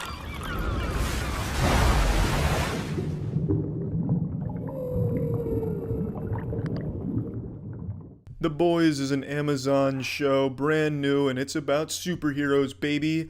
And I'm totally fine with that. I know a lot of people like to pretend that they're above superhero movies. Oh, such juvenile enjoyment for simpletons. I would never sully my exquisite palate with superhero movies. Oh, disgusting. But then they still sneak out of the house late at night to go see the superhero movie to get their fix, scratching at their neck like a meth addict, because they're well-made movies, and superhero movies are good fun. Unless they're DC movies, then most of the time they're super shitty and you'd have more fun doing anything else. But aside from that, superhero movies are just generally enjoyable, and this show tries to take it in a different direction, albeit it's still not even like an original spin on the superhero genre. It's, what if the superheroes were assholes? What if they weren't infallible good guys? It's a realistic look at what would happen if superheroes existed in our world. And while it's not original in attempting that, it's definitely the best at its execution. It's really, really well done. And definitely the most realistic look at what would happen. The superheroes are egotistical humans. They've been told their whole lives that they're gods and goddesses. It's highly marketed. They're backed by a mega corporation Vought. Every move they make is calculated. They're there to make money. They are celebrities, icons. And that's kind of it. They're big, corrupt assholes, though, behind the scenes. And then a group of boys get together after a traumatic event, and they all try and hunt and take down superheroes to expose them for what they really are, assholes. And also brutally murder them, just fucking fist them as hard as they can. And it's really just so well done. I enjoy it start to finish. At first I thought it was just going to be like a dark comedy with edginess here, oh, here comes some one-liners, blood, gore for the sake of blood and gore, shock for the sake of shock. And there's even a scene with like a failed dolphin rescue that just really kind of screamed edgy for the sake of edgy. But as the show keeps developing, all of this really works in its favor, and there's so much more to it than just edginess for the sake of edginess. All of it contributes to the overall the plot, the themes. It's just really fucking well done. I found myself caring about the majority of the characters. They're really well written in my opinion. I do think some of the dialogue kind of falls flat, like the dark comedy attempts. Karl Urban plays Billy Butcher in this show, who's kind of the leader of the group of boys, kind of the mastermind, the brains behind all of it, the scrotum to the penis, that is the boys. And I do have to say, I think some of his lines are just kind of shit.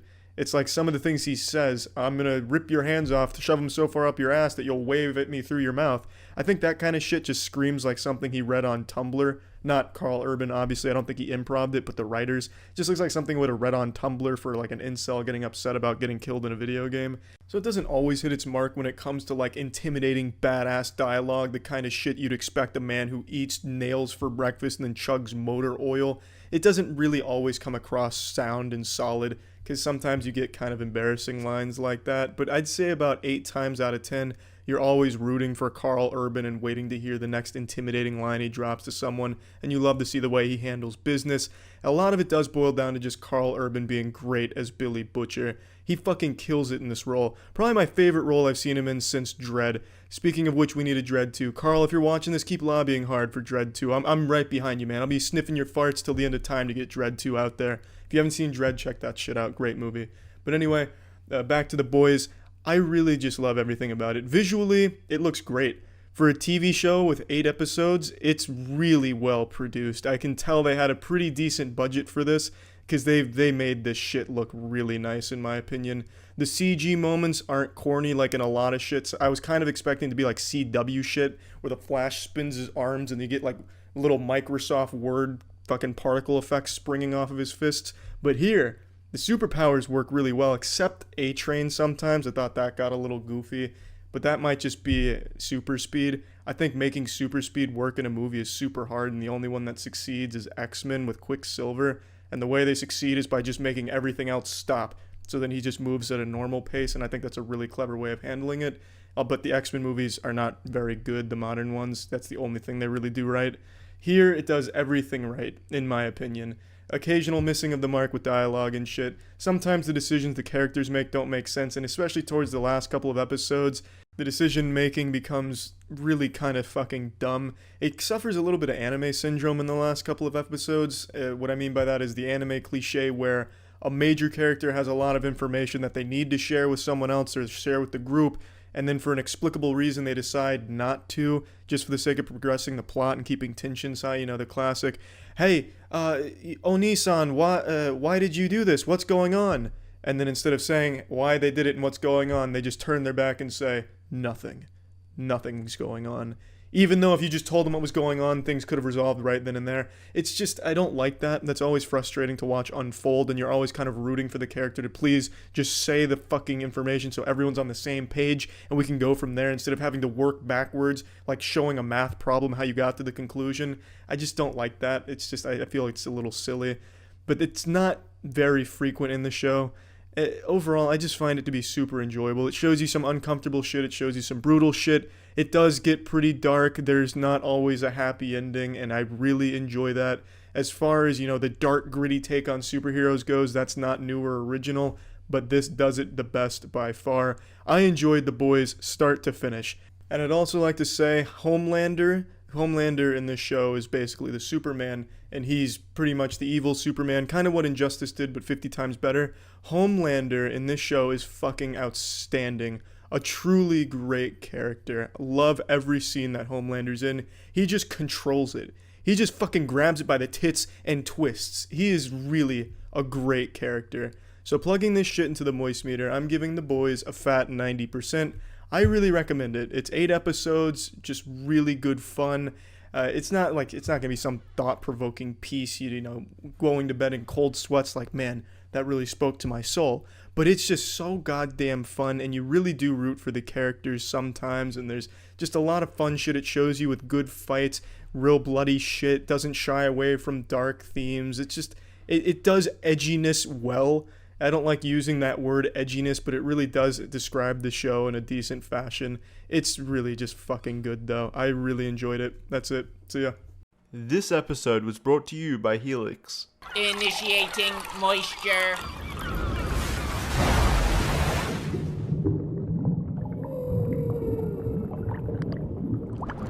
Welcome to the Moist Meter. Today we're taking a look at The Boys Season 2. Most of you know I fucking love the first season of The Boys. That shit absolutely slapped, so I was really excited for Season 2. And I have to say, it's not as strong as the first season, but it's still very good. Most of the characters are still really fucking great and well written, especially William Butcher. Butcher is still my favorite character in this show. I absolutely fucking love Karl Urban. Karl Urban is my favorite superhero. Like the real world Karl Urban, the actor, he's my favorite superhero. Hopefully we'll see Dredd 2 one day. Love you, Karl, if you're watching. And in Season 2, Butcher is still just as much of like this boogeyman badass who even superheroes come to fear and respect.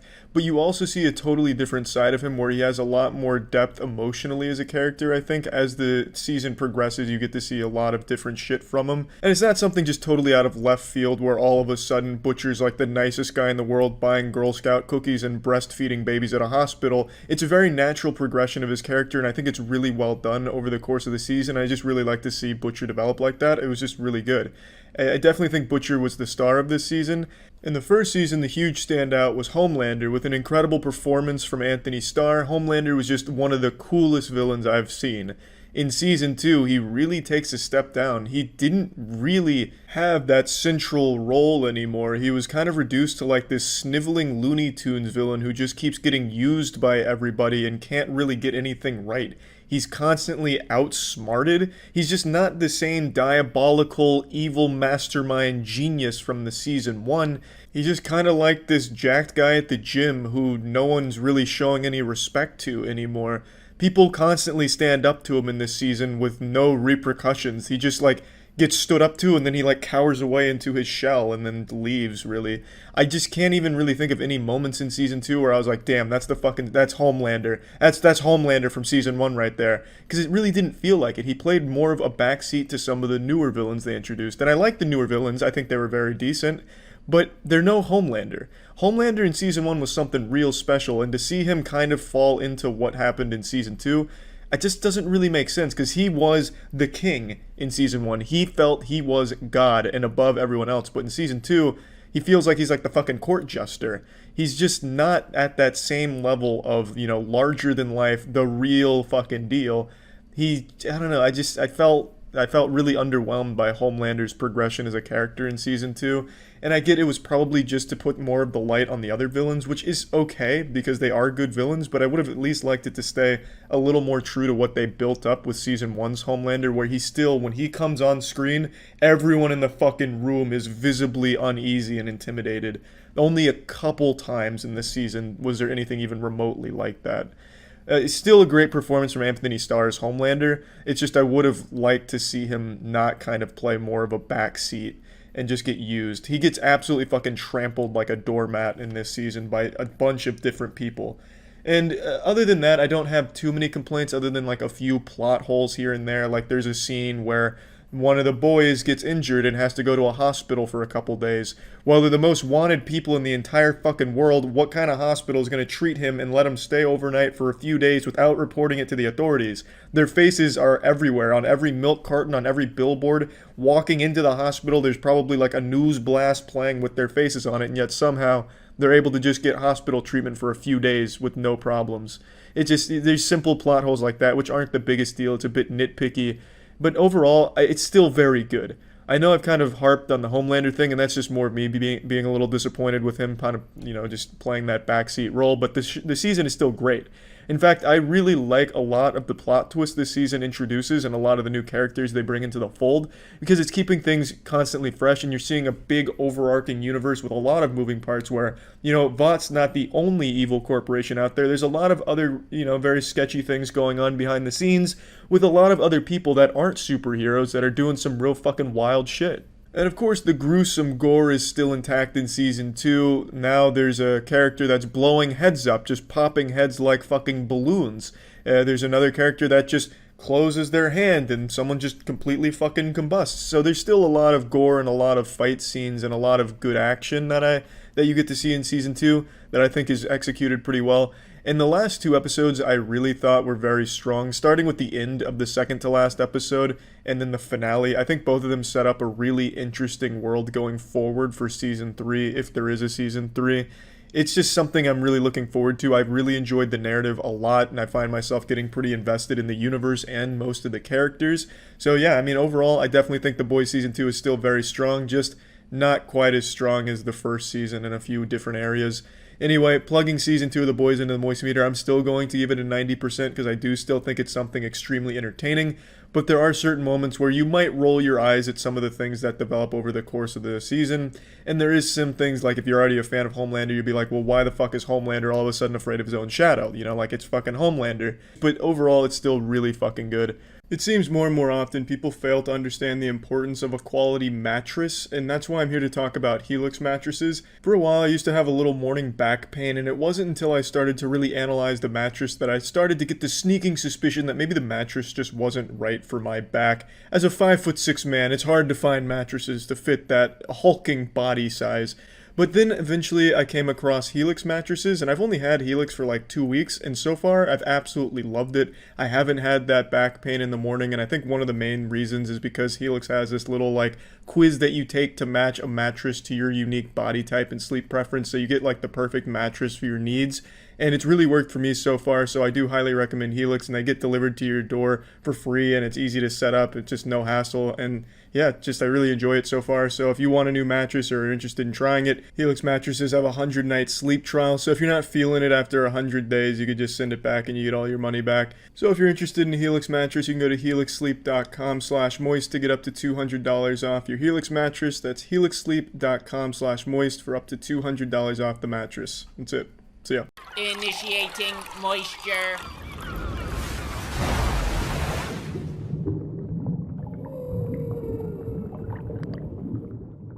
The curse of La Llorona suffers from its own curse, the curse of shitty horror movies that still get pumped out. This shit's super generic, super cliche, except the writing is even worse than modern horror movie standards. You know how people complain about dumb decisions and nonsensical shit the characters do in horror movies? This amplifies that to level 100. This shit is the final boss of bad horror movie character decisions and writing. The movie's not good, and surprisingly to me, it takes place in the Conjuring universe, which has become a universe of pure mediocrity. So this fits right at home in there, definitely towards the bottom even of that shit ladder. But other than that, the only thing I can say about this movie that's almost a positive is there's a couple of scenes in here that do a good job of building tension up to a jump scare. And I also respect that it's unapologetic in how lame of a horror movie it is by only using jump scares for its horror.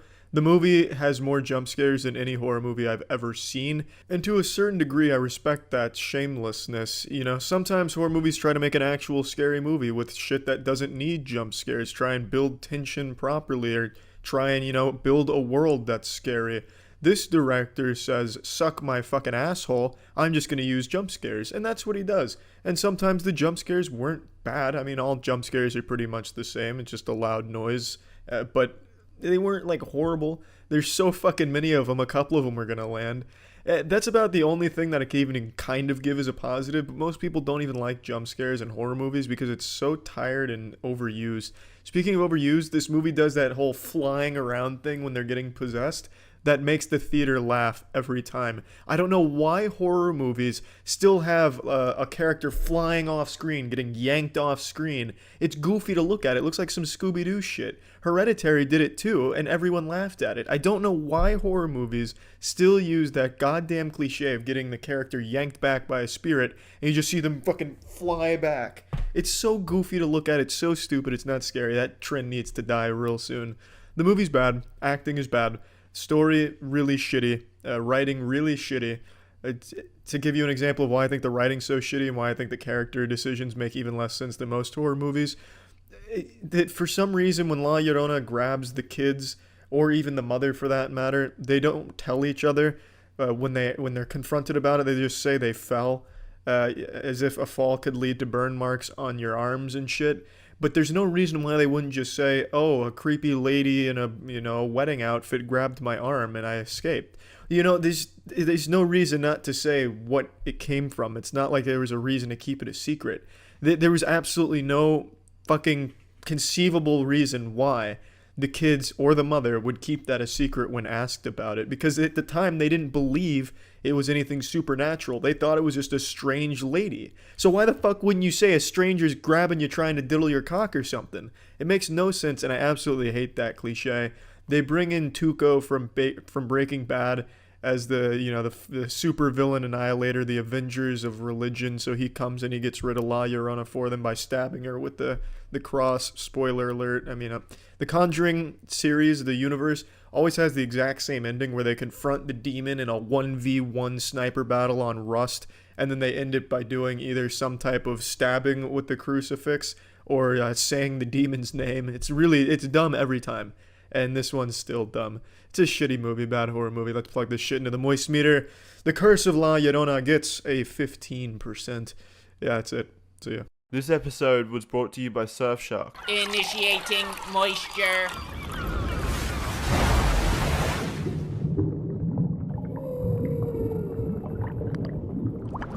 Welcome to the Moist Meter. Today we're taking a look at The Devil All the Time, a new Netflix movie. I didn't know anything about this going into it, but I'm walking away pleasantly surprised. The movie kind of banged. There were definitely some things I didn't like, but overall I really enjoyed it. And I'd like to right away just give a warning. This movie does have Tom Holland in it, so if you're watching it with your girlfriend, she might just break up with you and fantasize for half the movie. Religion plays a central role in the narrative of this film, doing right by your maker, this obsession with religion and the negative effects that come from that. And the movie has a lot to say, and there's a lot of moving parts. Like, there's fucking 5 different plot lines all going on all at once. It feels like there's like a million side quests that were all accepted, and it's kind of getting like convoluted.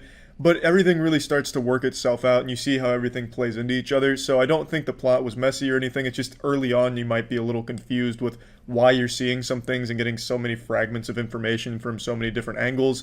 And I don't think it's necessarily a bad thing as long as you give the movie a chance to explain all of it. By the end, everything makes sense, and it's a pretty powerful and satisfying conclusion. But admittedly, there's definitely parts of this movie that drag on far longer than they need to. I also feel like the setting might turn some people off, because this is like some classic red-blooded American shit. Like, 2 words you'll never hear in this movie are dad and father. Whenever they're talking about someone's father, that's their daddy. You know, my daddy done stuck his dick in the exhaust pipe of that car, some shit like that. It is like the most stereotypical, God-fearing, red-blooded American dialogue. Now, the cast is absolutely stacked, and I feel like everyone did a great job with their acting performances here. There was no character that I thought, like, blew ass or anything. But Robert Pattinson, he has, like, the weirdest fucking accent I've ever heard in this movie when he's going for, like, his southern drawl. He sounds like if a Dr. Seuss character met the Grapes of Wrath. He just sounds like a Looney Tunes villain on helium. Oh, the Lord don't like daddies who mess around with women that ain't their daddy's wives.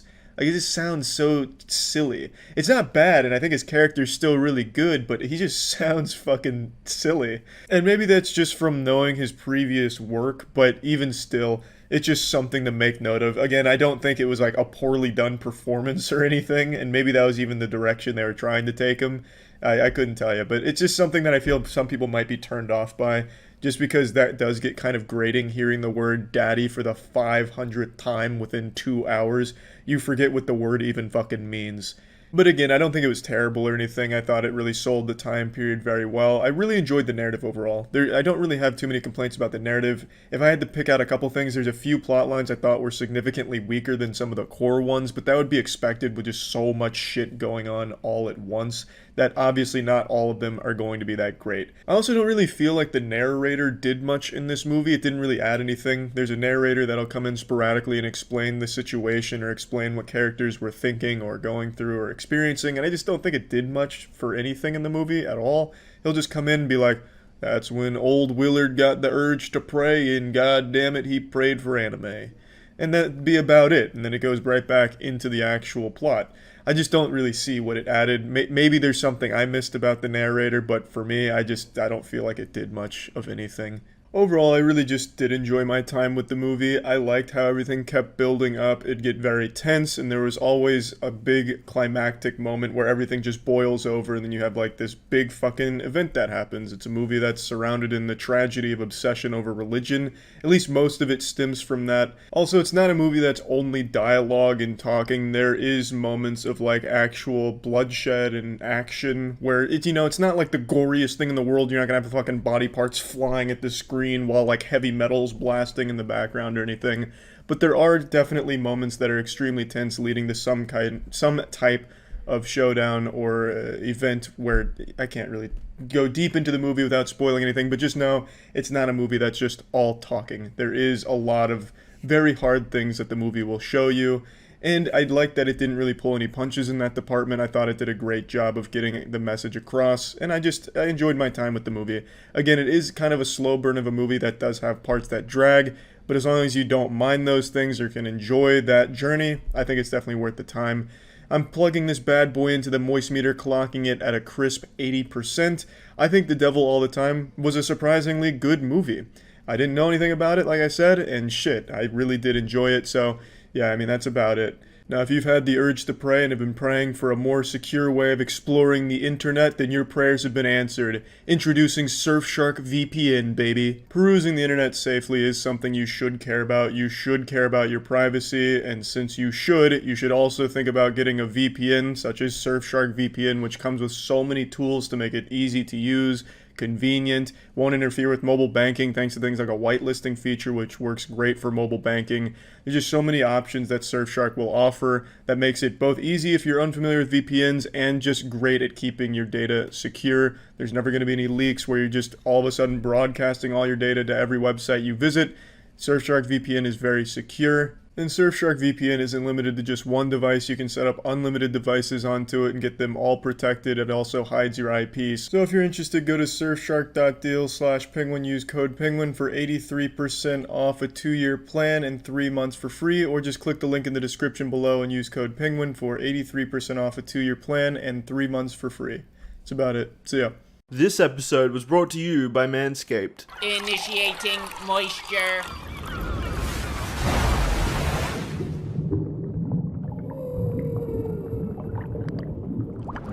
Welcome to the Moist Meter. Today we're looking at The Gentleman. I didn't know shit about this movie going into it. I hadn't seen any trailers. All I knew it was Guy Ritchie's newest production. I haven't been too big of a fan of Guy Ritchie's recent works, save for a couple. Some of them have just been pretty goddamn stinky, to be honest. But I still like his work, so that was enough to get me pretty interested in the movie. And I'll be honest, it surprised me with how good it was. It put a finger way up my asshole and gave me a big surprise with how much I enjoyed it. I was expecting it to just be kind of mediocre and just pretty safe, but it's definitely more than that. It's a very good movie with very good performances from the main cast. I really enjoy the narrative the most. It has a really great story to tell, which in a nutshell is about a man who sells drugs, who gets into some hot, deep shit, and things start to get messy, and that shit's gotta get cleaned up. I like the way they tell the story. They have Hugh Grant retroactively telling you the events that happened, and he embellishes them from time to time, which makes it really cool. It's a nice little element to it, and then sometimes you have to even question whether or not the information you're being fed by him is even real, if that's what happened, which is great. I enjoyed that quite a bit. And I really like how the plot starts to get convoluted in the middle and the end. Convoluted in a good way. That's not a negative, not like a fucking Kojima convoluted plot where you got a baby in a pickle jar and then all of a sudden you're getting hunted by a fucking time-traveling vampire garbage man. Everything makes sense in its universe, and it's really great to have all these moving parts. It gets a bit chaotic. It's just a really enjoyable story that I liked from start to finish, and I really liked the way they executed it. But more than that, I liked the way the characters interacted with one another. For example, when you had two friends that were all in the drug business together, they'd talk and they'd, constantly be calling themselves, you're a stiff cunt, you're a wet cunt, sloppy cunt, soggy cunt, all that kind of shit. Just cute little playful banter between each other that was goofy at times, but always felt just right. Just the right amount of goofy and wackiness, and I loved it. Even some of the comedic one-liners landed pretty well, I thought.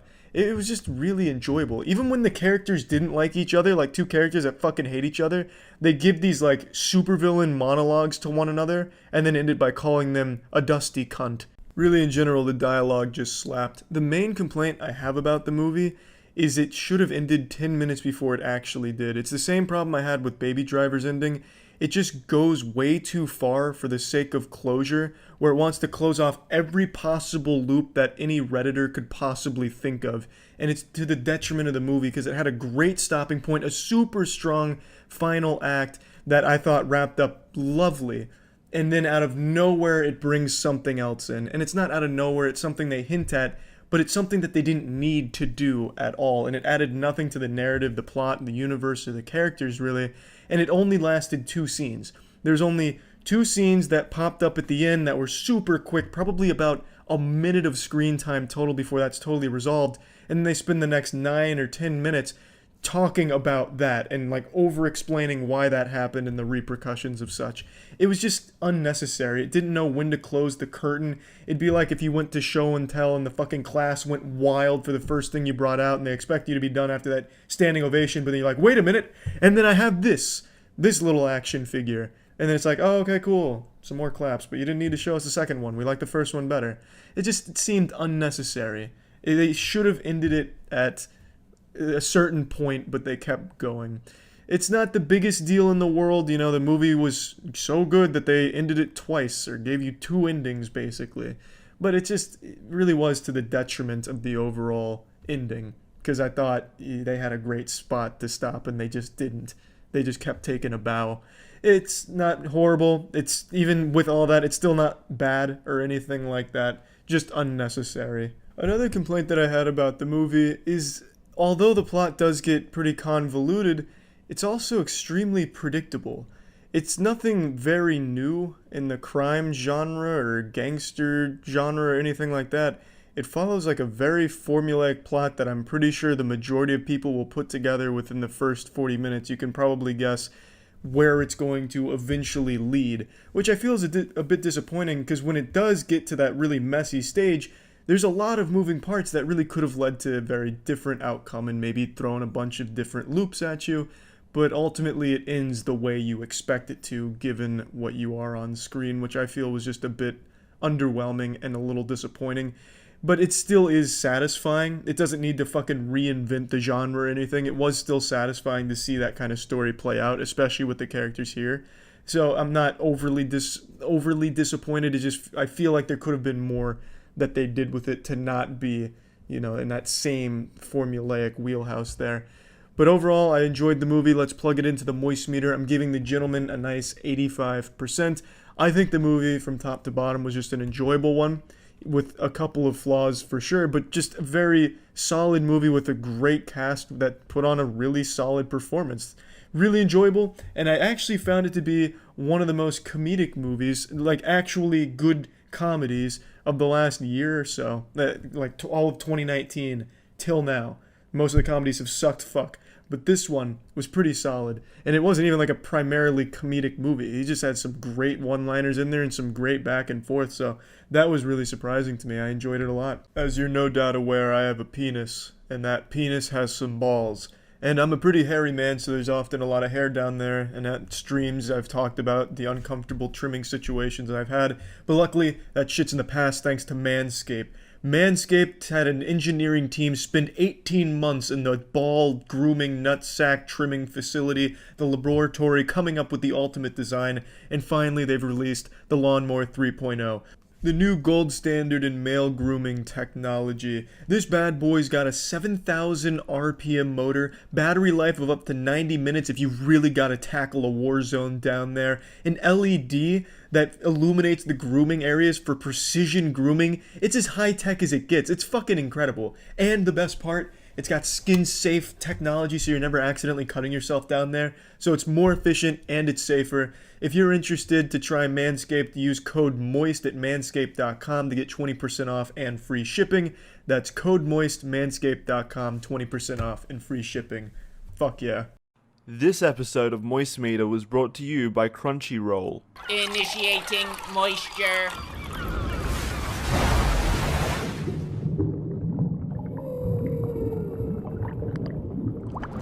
Welcome to the MoistMeter. Today we're taking a look at The God of High School, another webtoon turned anime, just like Tower of God. However, unlike Tower of God, The God of High School doesn't rely on like a super deep story, at least for this season.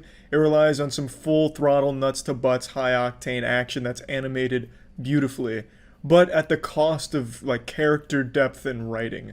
So let's just go ahead and get to the best part of the anime, which is obviously its fights. Most of what you're seeing in this anime is fighting. When it's not fighting, it's like there's some dialogue that's being sped up with a fast forward button because it goes at an absolute breakneck pace. Everything in this anime seems to just want to get to fights as quickly as possible and then finish those fights as quickly as possible. It felt like I was watching a Tekken 7 speed run. It was just so fast. Like there's an episode where in the beginning a guy fucking spins out a car, proposes to one of the main girls, and then 30 seconds later they're getting married out of nowhere, and then a fight breaks out at the marriage. It's just so much shit happens in such a short amount of time. And a lot of the first episodes are tournament where it's 1 versus 1 in this showdown, and the fights will be over in like 20 seconds. You'll have like 4 fights per episode where there doesn't really seem to be any stakes or any like actual tension building up. They'll throw some beautiful choreography there for like 20 seconds and then it all ends in a single blow. And it's just left kind of a little unfulfilled, like a little kind of queef. And there is good moments where the fight does have a lot of tension and a lot going on, and it does have a satisfying conclusion, but there's so many fights that you never really get to take anything in, and they end so quickly. And there's just so much that goes on in these fights. There's just kicks flying all over the place, tits bouncing, more kicks flying, dicks getting broken in half. There's just a ton. And there's really not a whole lot of story elements that you get to take in and get the context of why this fight's even happening or what's going on. It just seems like it wants to move so fast that it neglects everything that's not a fight. But at least those fights look wonderful. The fights really do shine, because I mean that's really what all the effort was put into, clearly. And I think that's fine. I still really enjoyed The God of High School. But it's not like there's a whole lot of actual meat on these bones here. It's just a lot of really fun fights to watch and just kind of turn your brain off and mindlessly enjoy. And that's not to say that it's completely absent of a story. There's a lot of story elements, but the problem is, since it's moving so fast, it's throwing like 1,000 things at you at once. All of a sudden you're borrowing powers from the gods, and then all of a sudden the god is coming down, God himself is coming down with Excalibur to destroy the planet in like what is a fucking swan dive straight down, and you're just left wondering, well, how did we get here? Why is this happening? 2 episodes ago we were just watching some teenagers throwing jabs in a boxing ring. Why all of a sudden now is Galactus trying to eat the planet? It's just a ton going on all at once, and you just don't really understand why. All that you really get is a lot of fighting and a lot of questions with not very many answers. Maybe it sets itself up to answer those questions in a further season, but for here, it just becomes kind of a convoluted mess when it comes to its narrative. There's a ton of characters too. So many characters, but none of them, except for like maybe 2, have even the slightest bit of depth to them. Now, all this being said, it doesn't detract from my enjoyment of The God of High School. It is really unique in that it's able to capture such realistic motion of its characters. Every single move, when it comes to its martial arts, feels like real moves, like you're watching actual people doing martial arts against each other, except for a couple times when they're flying through the air, throwing like triple backflip, super kicks, and throwing their asshole in someone's face to finish them.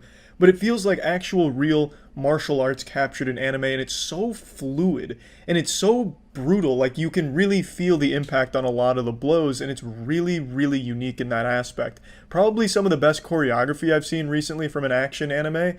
It is absolutely a joy. The fights really are wonderful to watch, even if they do end in a single blow and aren't always a satisfying conclusion. Everything leading up to it is still an absolute blast. It's just really nice to look at. So where I think what it wanted to do was just deliver these really unique fighting set pieces and great moments like that, and I think it absolutely succeeded and excelled. But if you're looking for a more complete package of like a story and characters with depth and, actual stakes and everything, you don't really get that in here. This right now, as this season stands, has mainly just been setting up a lot of questions and maybe answering them in the future, but giving you a really memorable ride with its top-notch animation and these incredible action scenes. So plugging the God of High School into the moistmeter, I'm giving it an 80%. I really feel like just the biggest thing, the Achilles heel of the God of High School, was its pacing. It wanted to jam-pack so much, just fucking fully fist so much into 13 episodes that it just kind of made everything too quickly. It was just, everything was too fast.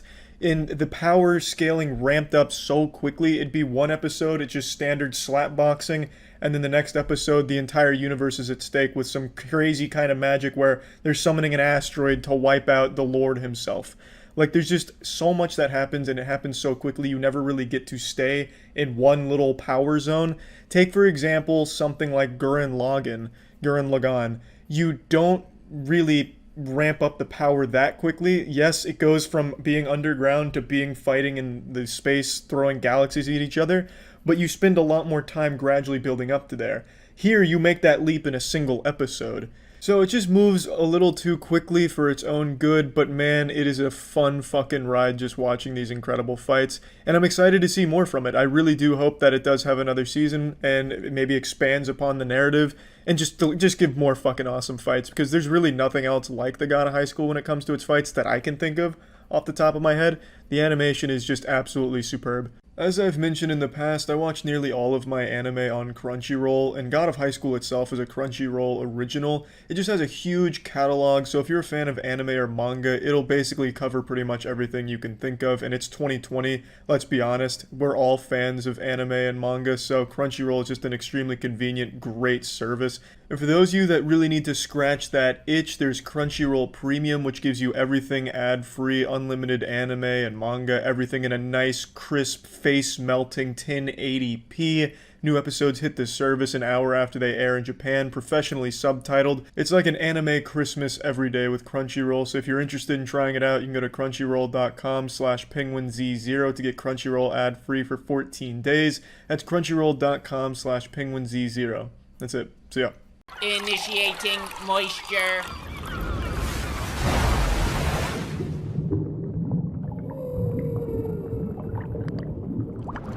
Welcome to the moistmeter. Today we're taking a look at The Green Knight. I knew nothing about this movie, and I knew even less about the Green Knight lore. I had no clue it was like a 10,000-year-old poem that was written back way before Jesus was even born or whatever. I just knew absolutely nothing about the Green Knight. So I went in here without any expectations, and I gotta say, what an experience. I can absolutely say this is the most unique movie I've seen this year, from the visuals to the music to the set design, costuming. Pretty much every aspect of this movie is unlike anything else that has come out in all of 2021. It's extremely impressive, and it looks and sounds extremely good. But not only that, it's filmed in a unique way. It's filmed like it's a fucking riddle that you have to solve while watching it, or like a Lego set without the instructions, and I don't think everyone's gonna like that. I personally didn't mind, though there were some things that I was just a little upset that they didn't give clarity to, that I think were extremely important to at least touch on. Like sometimes throughout this journey of Gawain, they will introduce a character only for them to not exist 30 seconds later. So you're constantly questioning what's real and what's not a lot. And there's constant abrupt cuts to different things, especially towards the end of the movie, and it just makes you very confused on what's really happening. Throughout the journey, there's a lot of this where there's just like these giant leaps that just don't make a whole lot of sense in the way that the movie flows. Towards the end of this review, I will do a couple of spoilers so I can tell you exactly what I'm talking about and give a few examples. I don't want to spoil too much, but I will do a section for spoilers towards the end, so if you want to know a little more about what I mean, you can stick around. But yeah, throughout this movie, there are times where it's like, why? Or what the fuck is going on? I also don't like sometimes that it takes way too long on a single shot. The intro, to me, was really upsetting, and the biggest culprit of this, for like the first almost 2 to 3 minutes, it is a single static shot of one little area and almost nothing happening, and then it pulls out, and then the movie really starts. It's like, did it need to be that long? Like, I understand that it's a slower movie. It's an A24 film, so if you're not a fan of A24 films, you probably won't like this one. I do like A24, and I do like this movie, but I do think that it went a little too pretentious with some of its shots, and it didn't need to be as slow as it needed to at times. There's another scene, and this one's not a spoiler, where it's showing Gawain, and then it slowly, and I mean fucking like the camera's stuck in a like thick honey, slowly turns, and it keeps turning and turning and fucking turning. It's like in Austin Powers when he's driving the goddamn steamroller and the guy's just like screaming ah, and it's like 45 seconds of that. That's that shot, but stretched across 5 minutes. So it turns, 3 minutes go by, and then it does a full 360. So now we're back on Gawain. Something's changed. And then it turns again for another 3 minutes. It is the longest 360, well, 720 shot of all fucking time. And it was frustrating. Oh my god, I wanted to press fast forward right then and there. There was no reason for it. There was absolutely no reason for the shot to be like that. It didn't need to be that slow. If they wanted to do the 360, they could have sped it up by like 2 times, and it still would have been like a minute of turning, and it would have got the point across. It's just, there was times that had shots like that just didn't add anything to it and just made it kind of like a headache for no reason. Overall, though, I think the movie is fantastic. This is not a movie for everybody. It's a slow movie for sure, but I think it tells a really interesting story, and if you really stop and think about it, it tells a really profound narrative on honor. Without giving too much away with what the movie's actually about, and everyone's going to have their own interpretation, but the way I interpreted the movie, it was Gawain's journey to be a more honorable man, and throughout his adventure, he's tested in a multitude of ways. Whether or not he fails, you'd have to watch it to find out. But I think it does a really good job. It doesn't beat the message into you. In fact, it does very little to even feed you a message or even really tell you a story. It's just connecting, or barely connecting, a series of adventures that Gawain experiences. He made a deal when the Green Knight challenged him to a game, and he intends to honor it to the best of his ability. And I just really think it was a very interesting and very, very well executed movie. I enjoyed it. I do think it's a movie that not everyone's going to like, of course. I know some people are expecting it to be more action-oriented. It's not. In fact, there is no action. There isn't a single scene of action in this film, and I am totally fine with that. In fact, I think if there was action, it would take away from the movie. So I'm just going to go ahead and plug the Green Knight into the moist meter. I'm going to give this an 80%, like a hard 80%, really close to 85, but I'm going to get into spoilers now, so spoiler warning. The reason that I don't want to put it any higher is because I think it gets too ambiguous and smelling of its own farts. For example, the Green Knight is summoned by Gawain's mother, or at least that's what you're led to believe, because her and some others summon the Green Knight, supposedly, by writing a letter, sealing it. The Green Knight shows up with that same letter right after they finish their ritual, so, I mean, there's clearly a connection there, and it's never explained why she summoned the Green Knight. It doesn't seem like she wanted Gawain to die or anything on a journey. It doesn't seem like she even really wanted to challenge Gawain at all if he was even a part of the Green Knight's mission. So it just leaves so many questions as to, well, why did she summon the Green Knight? What was the point? There was just no indication at all as to what her motive was. And I've only seen speculation and theories online with no real evidence to support it, except for a couple, like some of them saying she wanted Gawain to be a more honorable man, so she summoned the Green Knight hoping that Gawain would pick up the challenge and become a better knight or something and then take the throne. But this is all just guessing. There's really nothing in the movie that leads you to believe that was the motive. There's nothing subtle hidden in there that I could pick up on. Maybe I'm too dumb. But if you can't answer the question of why was the Green Knight there, which is the whole fucking, plot device of the movie, the whole thing that starts the narrative, well, then it doesn't work that well. You just have to accept, okay, he's there for whatever reason. Doesn't matter. Everything that matters is him getting there. I just think it's a huge misstep not at least giving some kind of guidance to the motive of the Green Knight being there and why Gawain's mother summoned him. And then the last thing that I'm going to talk about here for the spoilers without giving too much away is I don't even understand why this fucking happened in the first place. Like, why they even accepted the challenge. Just randomly during Christmas celebration, fucking goofy-ass Groot comes in, the Green Knight. He's like, hey, indulge me in a game. One of your knights strike me down. And then in doing so in a year, I'm gonna strike them down. And they're like, of course, we have to do this now, because he asked. Like all of a sudden, it's a huge deal. So then he, like, just goes there and throws the match, just GG, gets his head chopped off, he's still alive. He's like, okay, now it's your turn in a year. They're like, okay, good, glad we solved that. But why even accept that? Why not just be like, get the fuck out? No, we don't want to play your game. We're not going to indulge you. Leave. Like, there was no repercussions for saying no. It's not like, you will play my game or else your kingdom will burn. There was none of that. It was just, will you play a game with me? Yes? Oh, great. Like, there wasn't any reason to say yes. They could just say, get the fuck out. That makes it sound like anyone in the entire kingdom could have just come up and be like, I want to be king, and let's battle for it. And they'd, by honor, have to say yes and just fight everyone that challenges them. Instead of just saying, no, get out. Just doesn't make sense to me. I feel like they could have just excused him.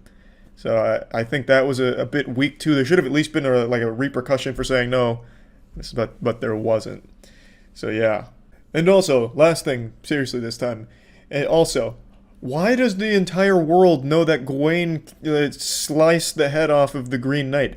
Nobody knew who the Green Knight was until Gawain killed him, and they're acting like he was some kind of hero. For a whole year, they were just sucking his dick. Like, not just the immediate area around him, but like the whole of everyone you see knows about the Green Knight all of a sudden, and how Gawain is the hero that chopped his head off. It's like, well, what the fuck do you mean? Nobody had heard of him before this, at least not that I picked up on. I didn't hear anyone be like, oh my god, it's the Green Knight. You know who this is? This is the Green Knight. No, they were just like, who's this guy? Okay, we'll play this game. And then he plays the game exactly how it's supposed to be played. And they're like, hero, my god, you've done it, Gawain. Even though it was an open invitation for anyone to just kill him. So, I don't know. That also didn't really make too much sense to me.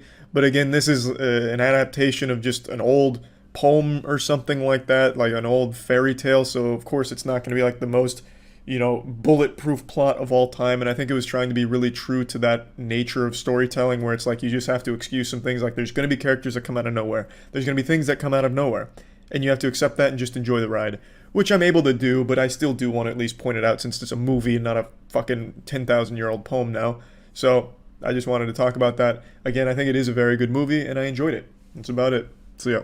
Initiating moisture.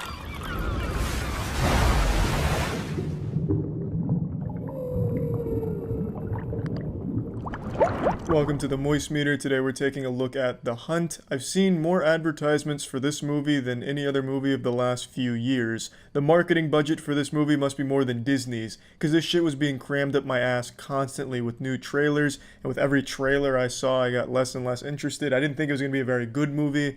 I thought it was just going to be kind of Twitter argument the movie, because that's what it looked like. There's fucking professional 30-year-olds that argue with 16-year-olds on Twitter daily, and that's the kind of energy I got from the trailers. But I'm happy to say it was a good movie. I enjoyed it. This is obviously a very politically driven movie, and the movie never really takes a side. It seems to just, take shots at both sides equally, and it doesn't really seem like it has all that much to say aside from just being an enjoyable satire. That being said, I think the comedy blows ass in this movie. That might be a personal taste because I'm not a huge fan of political comedy. That shit just kind of makes me roll my eyes. But in here, it's really heavy-handed, on-the-nose, easy shit. For example, when a character is dying, another character goes over to them as they're fading out and says, climate change is real. And shit like that. That's the kind of humor that you're in store for when you buy a ticket for The Hunt. So if you're going for the comedy aspect, I don't think it works well, at least in the dialogue. There's physical comedy bits that I think work really well, especially in the first act. The first act of this movie I think is very strong. But when characters start talking to each other, it's fucking terrible. It's listening to two Redditors try and out-enlighten each other. It's awful stuff. I really didn't care for the dialogue, and there's only one likable character, which is Betty Gilpin's character. Betty Gilpin carries the shit out of this movie. She is great, and just an excellent badass character that you can actually root for, which is especially refreshing given every other character around her only ever speaks in politics. There's not a single conversation that happens between characters that isn't politically driven. I'm not exaggerating. Every conversation begins and ends with political discussion. Even when they're mid-gunfight, it's, oh, these liberal cucks always talking about climate change or something. Or in the other realm, oh, these redneck fucks always talking about sister kissing. It's just, they can't talk to each other. It's only political Facebook posts that they vomit at each other. It's so hard to listen to the dialogue, and that's a real shame because it brings down an otherwise really fun movie. The action, I think, is so well shot and really well done, especially in the first act. I think the first act is by far the strongest part of the movie. It's even hard to realize who you're even going to be following, who's the main character of the story, because so much is getting tossed at you at once, and I think that's great. So you're constantly surprised, there's constant twists, there's a little to discover, and then at the end of the movie, they have a beautifully choreographed final fight that I think is just really enjoyable. Overall, the movie is just really well put together. Objectively, it is a well-made movie. It is well acted, especially by Betty Gilpin. It's just, I feel it went so hard on politics that everything had to be political. It couldn't have just subtlety. Subtlety is never a word you'll hear tossed around when talking about this movie, I doubt, because there's none of that here. It's not very clever in its writing or anything, and I think that just brings everything down a peg, because everywhere else it was pretty successful at what it wanted to do. When it wanted to do action, it did it right, it did it well. When it wanted to do an emotional moment with the main character, it does it really well. She has some interesting things to say and some good speeches, because she's really one of the only characters that can kind of talk to people and have things to say about things that isn't just, the pseudo-intellectual political jargon. And overall I do say it's a good movie, but I think you're going to need to go in there with some low expectations. Regardless of what side the political spectrum you're on, there's going to be, jabs tossed your way, which I think is good. They throw a nice balance of everything out there. I don't think any of it's particularly well written or anything, but they at least try. This movie doesn't take a side. It's just pretty much right down the middle. I think it's a pretty inoffensive movie, to be honest. I think the controversy was really overblown. Plugging this into the moist meter, I'm giving it a 65%. I enjoyed the movie. I think it's a good movie, but I also think it's a movie that's going to make a lot of people just kind of sigh, because a lot of the shit in it's just kind of embarrassing to watch and listen to. But overall, it's a good movie. That's about it. So yeah. Initiating moisture.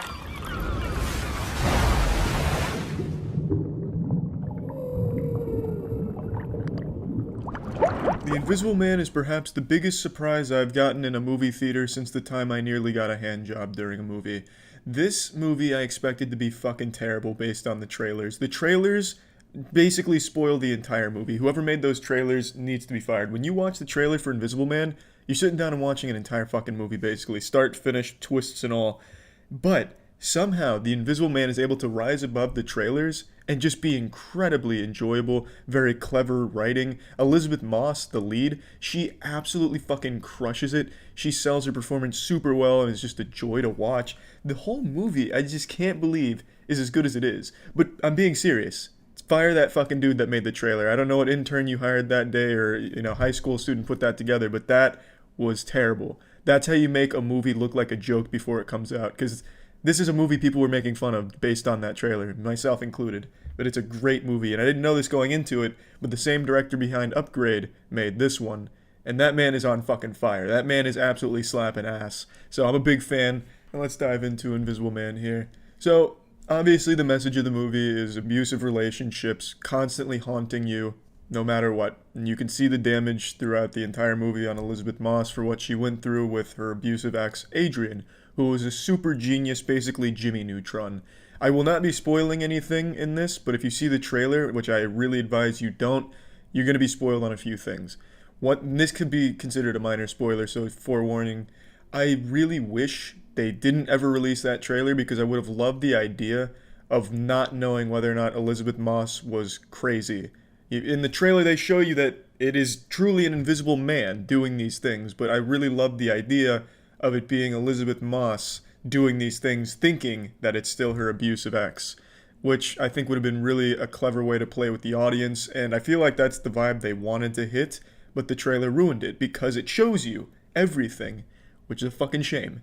So I don't know if anyone's going to consider that a spoiler or not, considering it's the trailers, but regardless. It's a bit of a missed opportunity there.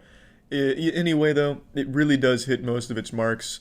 There's jump scares in here, as you'd expect, I guess. Even though I don't really think it's supposed to be a horror movie, they have these, like, really uncharacteristic jump scares, which is kind of cheap and a little lazy. Some, like, indie game developer jump scare level shit, which isn't really that kind like a bad thing, but it's just kind of asking yourself, well, why? Doesn't really do anything for it. He's still a menacing presence, just knowing that he's there and seeing Elizabeth Moss react to knowing that he's there, even though you can't see him. And I think they did a great job making Adrian's presence just truly evil. In a lot of horror movies, you'll have the invisible threat, but it's doing dumb shit like opening the refrigerator and taking a bite out of your apple, peeing in your toilet, ghost pee, who did that? That wasn't me. And then, that's kind of boring shit, but when Adrian's torturing Elizabeth, he does it in a really smart fashion, frames all of it on her so everyone thinks she's crazy, has her thinking she's crazy. It's just really well executed to make him this really powerful evil presence in her life and on screen. And I just really love the way the movie's written, to be honest. It's just really well put together. Towards the end, it gets a little silly, but it brings itself back for a fantastic conclusion. There is just a little bit of silliness towards the end where it starts pulling a bit out of the ass and you have to start suspending your disbelief in some of the shit they try and get out there. But even still, it wraps itself up beautifully and justifies that little bump in the road. So I really don't have a whole lot of complaints about the movie, to be honest. It's never boring at any point because, shit, even you as the audience member don't know what the fuck Adrian's gonna do because you don't see him. It's not like in, Halo 2 when you get the camouflage, you can still see the outline. You don't see him until Elizabeth Moss makes you see him. So you, as an audience member, are constantly wondering if Adrian's about to step in and do some crazy fucking shit. So I really just love the way they toyed with all of that. I really like the execution. And surprisingly, just a super solid movie. It really was. Plugging Invisible Man into the moistmeter, I'm giving it a fat old 85%. It could have been a lot better if I'd never seen the trailer, or they just didn't use that fucking trailer in the first place, because there was a whole lot more that could have been done with the idea of her being insane. And, the trailer ruined any possibility of that happening. That's about it. Good movie, big surprise, and big fan of the director. That's about it. So, yeah. Initiating moisture.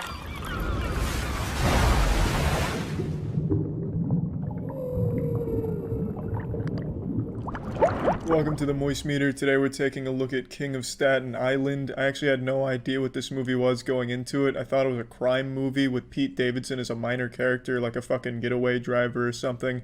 But it turns out it's an entire movie about Pete Davidson, and the only crime in this movie is some shitty tattoos. It's really good, though. I really enjoyed this. Now, I'm not too familiar with Pete Davidson's work as a stand-up comic. I'm only really familiar with him from SNL, and I fucking hate SNL, so it's not like I'm a huge Pete Davidson fanboy, but after this, I am quite a fan. His performance in this movie is really good, both on the drama side of letting you see how emotionally vulnerable the character is and letting you kind of feel that, and just the comedy side, because some of the jokes are actual bangers. Not every joke is great, not every joke's gonna make you laugh out loud, piss your pants, they're not all side splitters, but there definitely were a few that got a good giggle out of me from Pete Davidson and from Bill Burr, who's also in this movie with a big role. It's a talented cast and they do a great job. And this isn't the kind of movie I typically enjoy, these very character-focused pieces, because I feel they start to drag after a while, because a lot of it's just a character silently going through some very hard shit. But this movie does a great job of keeping it interesting with the comedy in it. And I think that's great. I do think it does drag a little, though. Admittedly, it's a little long. It's like 2.5 hours, 2 hours, 15 minutes, some shit like that. So it definitely is a little long. And the entire movie is watching Pete Davidson be a fucking loser and try and figure his shit out. Like, how long can you watch a man be a loser? If I wanted to watch a loser for 3 hours, I'd watch my old high school basketball tapes. But it's still good, and I still really enjoyed it. And a lot of the time in the movie, you're asking yourself, well, what's the goal? Where is the movie going? And it's not till the end of the movie you realize there was no goal. You're just watching this dude try and get his life together. In the movie, Pete Davidson plays a damaged man who's lost his father at a young age, and he's having a hard time coping both with that loss and trying to figure out where he wants to go in his life. and then his mother starts to move on, finds another man who's Bill Burr. Bill Burr's got a girthy cock, according to his ex-wife. So now Pete Davidson needs to come to terms with the fact that his mom is moving on and is now riding a turbo dick from Bill Burr. And it's a movie that has you very invested in the characters. I think it does a good job with every character and their dynamic. I also just think Pete Davidson's character, Scott, is a character a lot of people that watch this movie can relate to. Mid-20s, still not sure the direction they want to go in life, and just being dealt a bad hand. And it's all about finding ways to overcome that and still follow a dream. Yeah, actually not really. That's a bit of a reach. The movie's genuinely a montage of Pete Davidson being high and fucking up until the end, when there starts to become more of a purpose and something to glue everything together. After witnessing, Pete Davidson getting rim jobbed with the consequences of his fuck ups, and he starts to finally find his footing and find a path. And I really just don't have any negative things to say about this movie. I enjoyed it. I had some good giggles.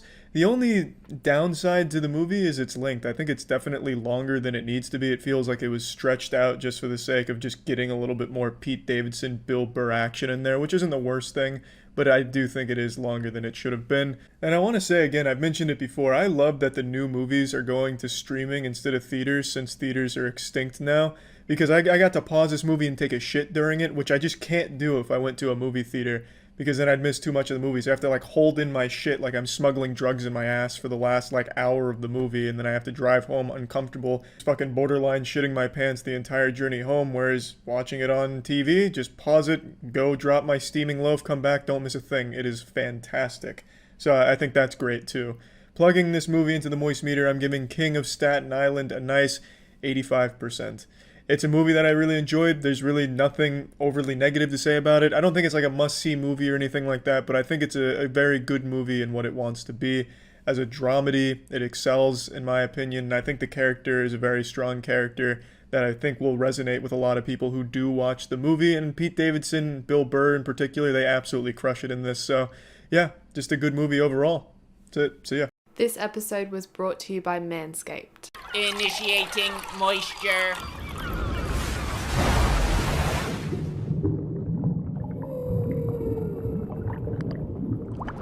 Welcome to the Moist Meter. Today we're taking a look at The Last of Us 2. The first Last of Us is one of my favorite stories in all of gaming, and I did not want to see a sequel. The first game wrapped itself up absolutely beautifully with an extremely powerful narrative, and I did not think Naughty Dog could do anything even close to that level again in the same universe. And they didn't, and somehow this was even more disappointing than I was expecting. Now let me just say right now, my disappointment with this game doesn't come from the fact that Joel's not the lead. I have no problem with Ellie being the lead. I have no problem with Ellie being in love with another girl in the game. I need to say that because the internet has already come to this conclusion where if you don't like The Last of Us 2, it's only because you hate women, or you're a homophobe, or you can't stand the fact that men aren't the leads in the game. None of that has anything to do with my disappointment of this game. I wouldn't give a shit if every single character in this game was a woman and you don't even see a man. I wouldn't give a fuck if every single character in this game was an anthropomorphic furry smurf. As long as it told an incredible narrative up to the same level of quality you would expect from the Last of Us universe, to the same level The Last of Us was able to deliver, at least something on par with that. That's not the case here. The storytelling and narrative in this game is absolute dog shit. It is. I'm sorry to say that. It fucking hurts me to say that because of how much I loved the first Last of Us, but this is a very big decline. In a nutshell, the entire story is revenge is bad. And they just keep hammering that theme home for the entire 25 hours. Revenge is bad. Revenge fucking sucks. Revenge has all of these far-reaching consequences. Everyone's getting hurt around you because of revenge. Don't fight fire with fire. Revenge with revenge. It's terrible. You better close your windows at night because you're letting the revenge in. Hey, honey, I'm making dinner. Do you want a nice plate of revenge? Oh, shit, we're gonna need 2 body bags here. It looks like these 2 people got revenged. It's just the same fucking thing beaten to death. Revenge is bad. It's a generic idea, a fucking story you've seen a million times. And if this game was not called The Last of Us 2, if this was a standalone IP, I don't think it would be nearly as bad. It'd be much more forgivable. But the fact that it's following up something as unique and beautiful as Last of Us narrative with a generic revenge plot, It's laughable and lazy. It seems like a soulless cash grab off the goodwill of The Last of Us. It feels like something they came up with at last minute, not something they had planned from the start or even thought about deeply. And when you compare this game to the first one, which I don't typically like to do, but it's hard not to since this is supposed to be the sequel to a beloved narrative, the first game, it has so much emotion in it that Last of Us 2 doesn't even bother to try and capture. From the very get-go of Last of Us, it punches you right in your fucking nutsack. You have this man who just loses his daughter in a horrific way. The light of his life is taken away from him. He becomes jaded. He's barely even a fucking human being anymore. He's not even whole. But then he's given this second chance with Ellie. And throughout this entire campaign, this long campaign, you see these characters growing with one another. They become so close, inseparable. She finally finds a daughter again. He finds a reason to live. And then at the end of the game, you know, they've traveled across the entire country to try and save the world because she's so special, she's immune. They can make a cure out of her only to learn that it would kill her. So then he has this tragic decision to make. Does he lose the one thing that he cares about in the world, the thing he was just given a second chance with? Or does he just take her and condemn the world to not having a cure? While the cure wasn't guaranteed, it's still an extremely tough decision to make that had crazy consequences as a result. There was so much emotion in that. And in this wet fart of a game, there's nothing even close to that because characters will die and you don't even remember their names. And I'm not talking about just like throwaway characters. I'm talking about some of the main characters. They'll just get killed in a pathetic way and you don't even know who they were or what they did. And it's hard to talk about this without getting into spoilers, but almost every character death is immediately forgotten by the entire cast. And it's hard to talk about this without bringing up spoilers, so I'm just going to give you fair warning. I'm going to bring in some spoilers right now, so if you don't want to be spoiled, just skip this part. But it's important that I use this to talk about my point so people understand where I'm coming from. The characters in this game get introduced and forgotten. There's no background, there's no development, there's nothing. They stay the same throughout the entire game, and you barely see them, by the way.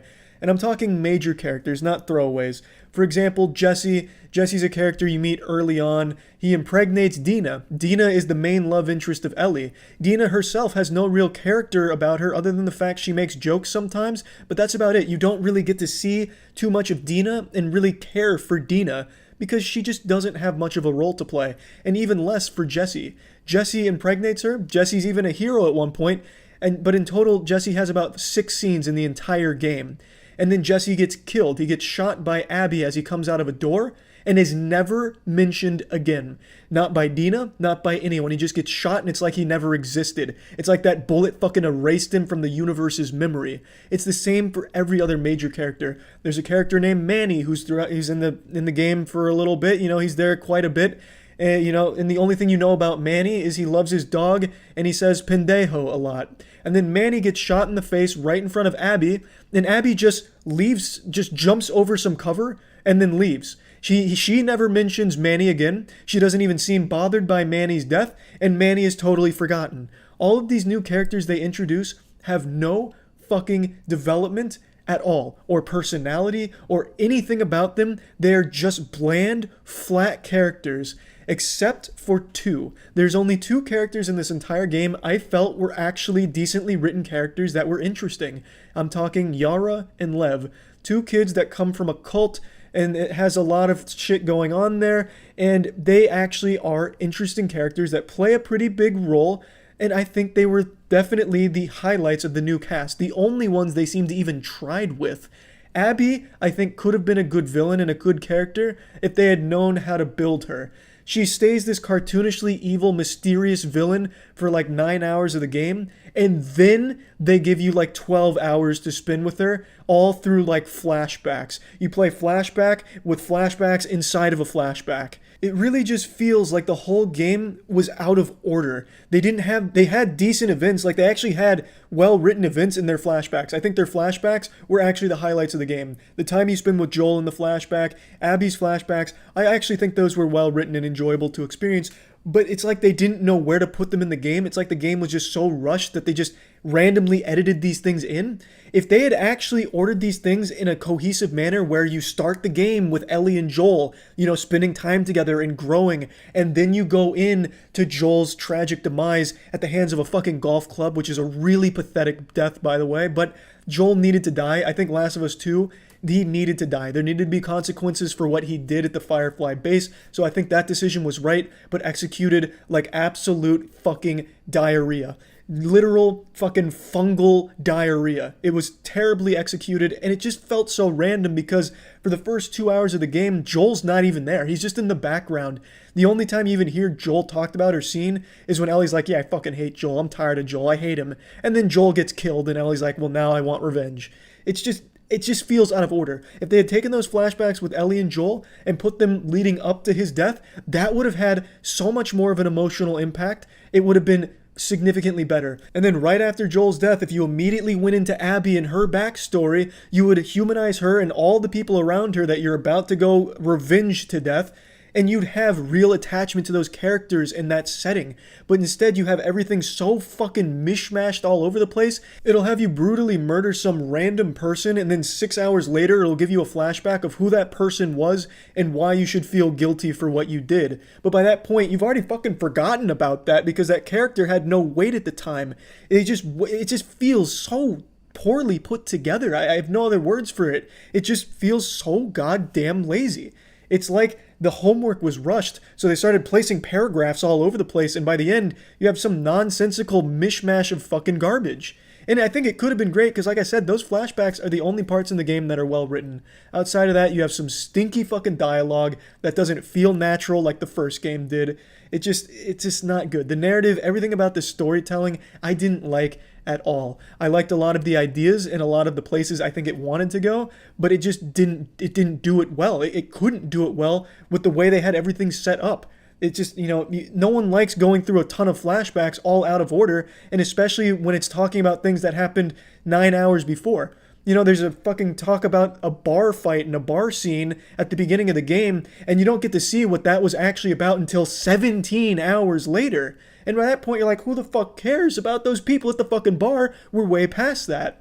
It's just very frustrating. Very fucking frustrating, and it's hard to believe that this is the story they wanted to tell after the first Last of Us. After that beautiful narrative, it's hard to believe this is what they came back with. But now that I've gotten all that out of the way, there are two areas I think Last of Us 2 improves on over the first Last of Us. The first one's an obvious one, visually. I think visually this game is probably one of the best I've seen in a long time. It is absolutely gorgeous. The atmosphere is stunning. Absolutely beautiful, breathtaking. It has you going through some incredible environments, and I think it is just absolutely gorgeous. 100%. And I also think the soundtrack, the score to this game, wonderful as well. Really was vibing with the sound in this game. I think they absolutely crushed it there. As far as gameplay goes, it's the exact same gameplay from fucking 7 years ago. It's the exact same gameplay from the first Last of Us. There's no tweaks, there's no improvements. It is exactly the goddamn same for the most part, with almost nothing new added to it. So, it's serviceable. There's nothing wrong with it. Over the course of the campaign, it gets extremely tedious, I'll say. But again, the gameplay is fine. The gameplay is absolutely fine. I wish there was a little more innovation. I don't think it was necessary since, it's not broke. If it's not broke, don't fix it. But I would have liked to see them explore a couple more ideas here, or maybe just anything new when it came to actual combat, and they didn't. So I was a little let down there, but it's not like a big deal that they kept the exact same formula when it came to combat. I understand, and that's not really something I can hold against them.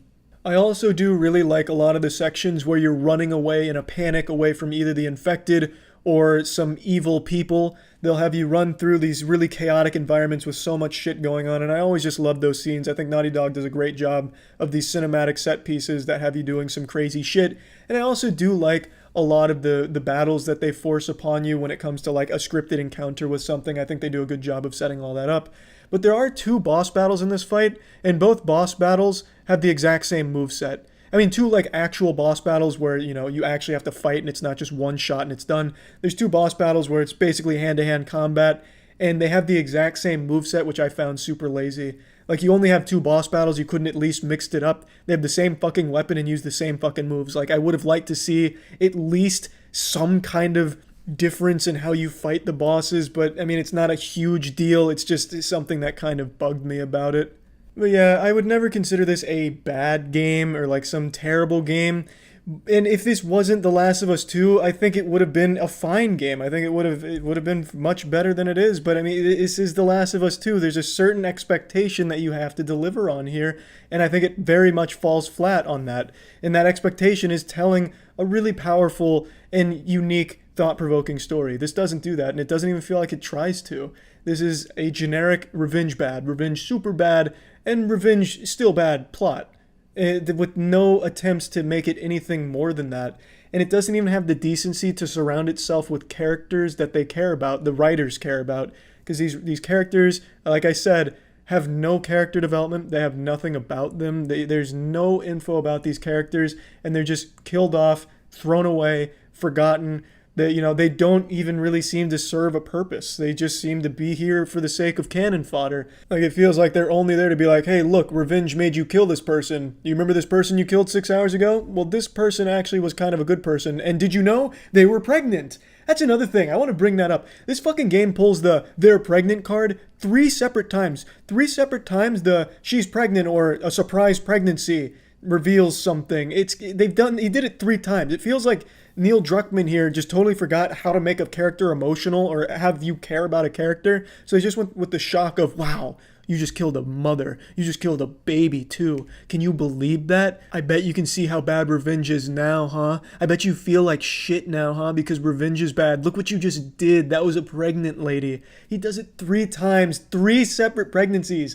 And the writing, again, is so fucking dumb. There's a character in the game who is pregnant, and then she decides she wants to go to the front lines. Like, they told her, hey, look, you should stay inside. And she's fucking 8 months pregnant. She's literally about to give birth. And she's like, no, actually, I want to go to the front lines. So she goes to the front lines, gets in 3 car accidents, literally gets into a Molotov cocktail exchange fight, fucking Molotov cocktail party, and then getting shot at, shooting at people, on diving, fucking dolphin diving, fucking belly first, all while pregnant.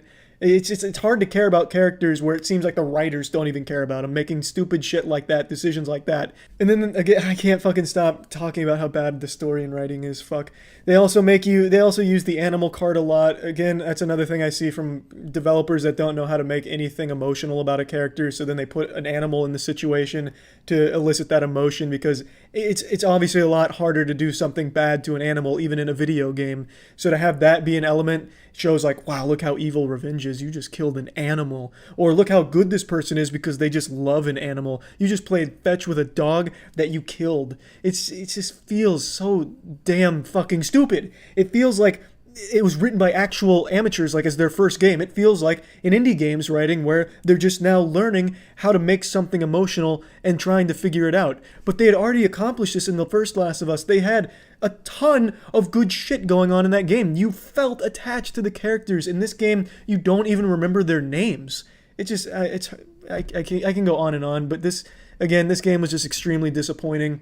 Plugging The Last of Us 2 into the moistmeter, I'm giving The Last of Us 2 a 55%. Again, it's not a bad game, and really the main negative about this is its narrative. Its narrative is truly fucking terrible, and again, I got really bored with the gameplay. I'll admit it. I got so fucking bored with the gameplay.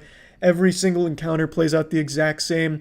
By the time you reach in-game, you're just playing it the exact same way you played in the first fucking stage of the first hour, There's no development of the gameplay, and it got so boring for me to keep doing the exact same strategies, fighting the exact same way with only a couple of guns to choose from and only a couple ways of approaching a fight or stealthing through it and grabbing. It just got tedious. It's not a bad game, which is why it's not below a 50%. It's an above average game. There is a lot of quality here when it comes to its visuals and a lot of its art direction, and obviously its acting is second to none. But it is so incredibly disappointing as a follow-up to the first Last of Us. It truly is. Manscaped. Talked about it numerous times now. I'm a big fan of their male grooming instruments. The finest technology my ballsack has ever seen. I've also mentioned their Weed Whacker, which is primarily used for ear and nose hair. I don't have too much ear and nose hair going on. I do get some, stray pubic hairs coming out of the nose every now and then. So the Weed Whacker is great at cleaning those up. And I used it in my ear just for the sake of experimenting with it and seeing how that feels. My ear has probably never been more clean and smooth, so I can't recommend it enough. Even just experimenting for fun, it was enjoyable to use Manscaped products. It's just something special about them. So I highly recommend Manscaped for all male grooming, not just the pubic region, but also just, general cleanliness for the man out there. So if you're interested in trying Manscaped products like the Weed Whacker as well as all their other male grooming devices, you can use code MOIST20 at manscaped.com to get 20% off plus free shipping on your order. That's code MOIST20 at manscaped.com for 20% off and free shipping. That's it. See ya. Initiating moisture.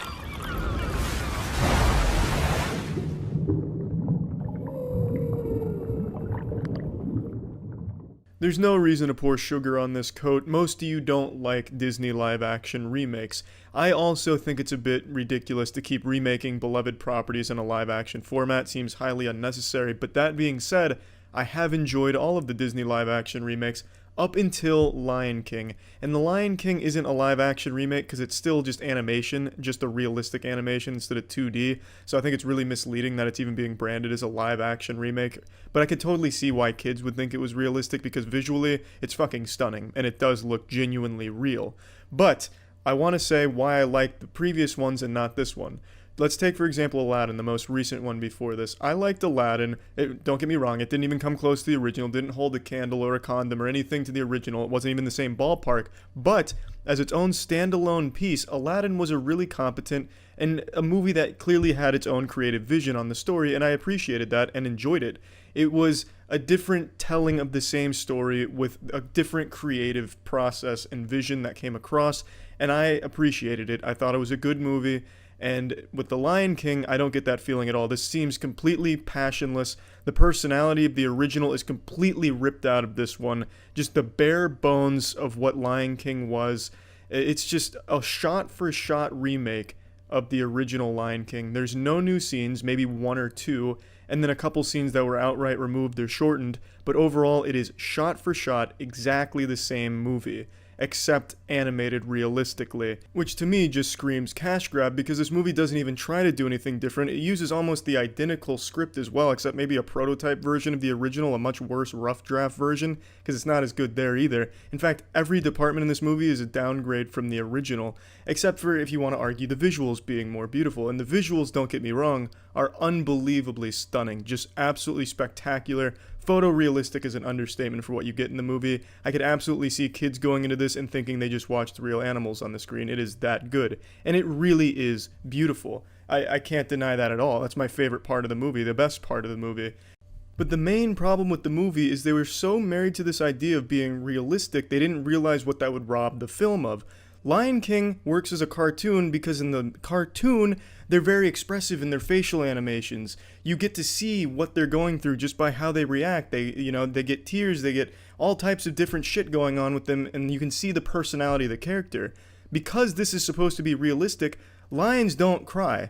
Lions don't, dance around, break dance, throw up Fortnite default dances or anything crazy like that. They're pretty stale. They're pretty blank-faced, blank expression. They nuzzle and stuff, and that's about the extent that they can convey emotion with here. That leads this movie to have no emotion from the characters. So in an important scene like Mufasa dying, the most you get from Simba is that's about it. There's not a whole lot of emotion you get to see there because it's supposed to be a realistic animal, and an animal can't, go YouTuber thumbnail like, crazy or anything like that. So you get a really underwhelming moment where it's supposed to be very emotional. And that's the biggest enemy here, is because they wanted this realistic art style, it really robbed the entire movie of emotion. They tried their best. There's obvious attempts to make the characters more animated, but they wanted to live in this world of reality that it just doesn't really work very well. So you get like songs that kind of just have no impact because it looks very underwhelming. The characters just seem very out of place. There's also the song with Can You Feel the Love Tonight that takes place during the day. So it seems even disjointed in that area where the songs don't even match the visuals you're seeing. It's just an odd decision to take a movie that's built on animals being animated, being very clearly displaying emotion and personality, to come to this and have none of that there. The most important part of Lion King. It's just a huge letdown. And the reason why some of the, like, I like Aladdin is because Aladdin can work in live action, not nearly as well, but it's at least believable because it uses human characters in the animation, so you can have some human actors get kind of close to what they display in the cartoon. They can't quite get there, but they try and they can get close, so it's not nearly as jarring. You get the same kind of emotions to a lesser degree from the live action as you did from the cartoon. Here, it's not even close, and it's not even comparable. It's just it's an odd decision. I just don't see why this movie was made in the first place. The only thing I can think of is a cash grab, because kids by now probably don't know what The Lion King is, but they know what Disney is because Disney owns fucking everything shy of the air we breathe. So they want to see the next Disney movie. Why not tell them the most important story Disney's ever told with Lion King? They might not want to go watch a cartoon from the 90s. They might want to watch a realistic one. So that's why this was made, and I guess it serves that purpose because it genuinely is, shot for shot, the original. But if you've seen the original, there is no reason why you would ever choose this over the original at all. Everything in the cartoon version is significantly better than this one, and this just seems like such a waste of resources. It's incredible what they've done on a technical level with the visuals, and even the voice cast I thought was extremely good. At times, I thought a couple of performances were a little phoned in here and there, but overall, that department was super solid as well. It's just so useless as a product, because it doesn't do anything. If this was a video game, this wouldn't really even be considered a remaster of the original. This would just be like a version 1.2 with a slightly improved graphics. Like, there's no quality of life changes or anything. There's just no changes, except maybe removing a few scenes and shortening songs. They also pretty much cut Rafiki out of the movie. Rafiki's in the movie for maybe like 5 scenes in total. He's extremely underused in this movie. They cut out the most important parts of his character, which is, I don't know why they would since it's shot for shot, but they did. Plugging this shit into the moist meter, I'm giving Lion King a 50%. It does what I think they wanted it to do. It tells the Lion King story. It tells it in the exact same way, but a different coat of paint on it, which I guess is what they wanted. I think that's really scummy, but I can't deny how good the movie looks. It sounds great. Voice cast is great. I know people are going to like the movie, but it is extremely soulless and lacks the most basic elements of what made Lion King so great in the first place. That's about it. See ya. Initiating moisture.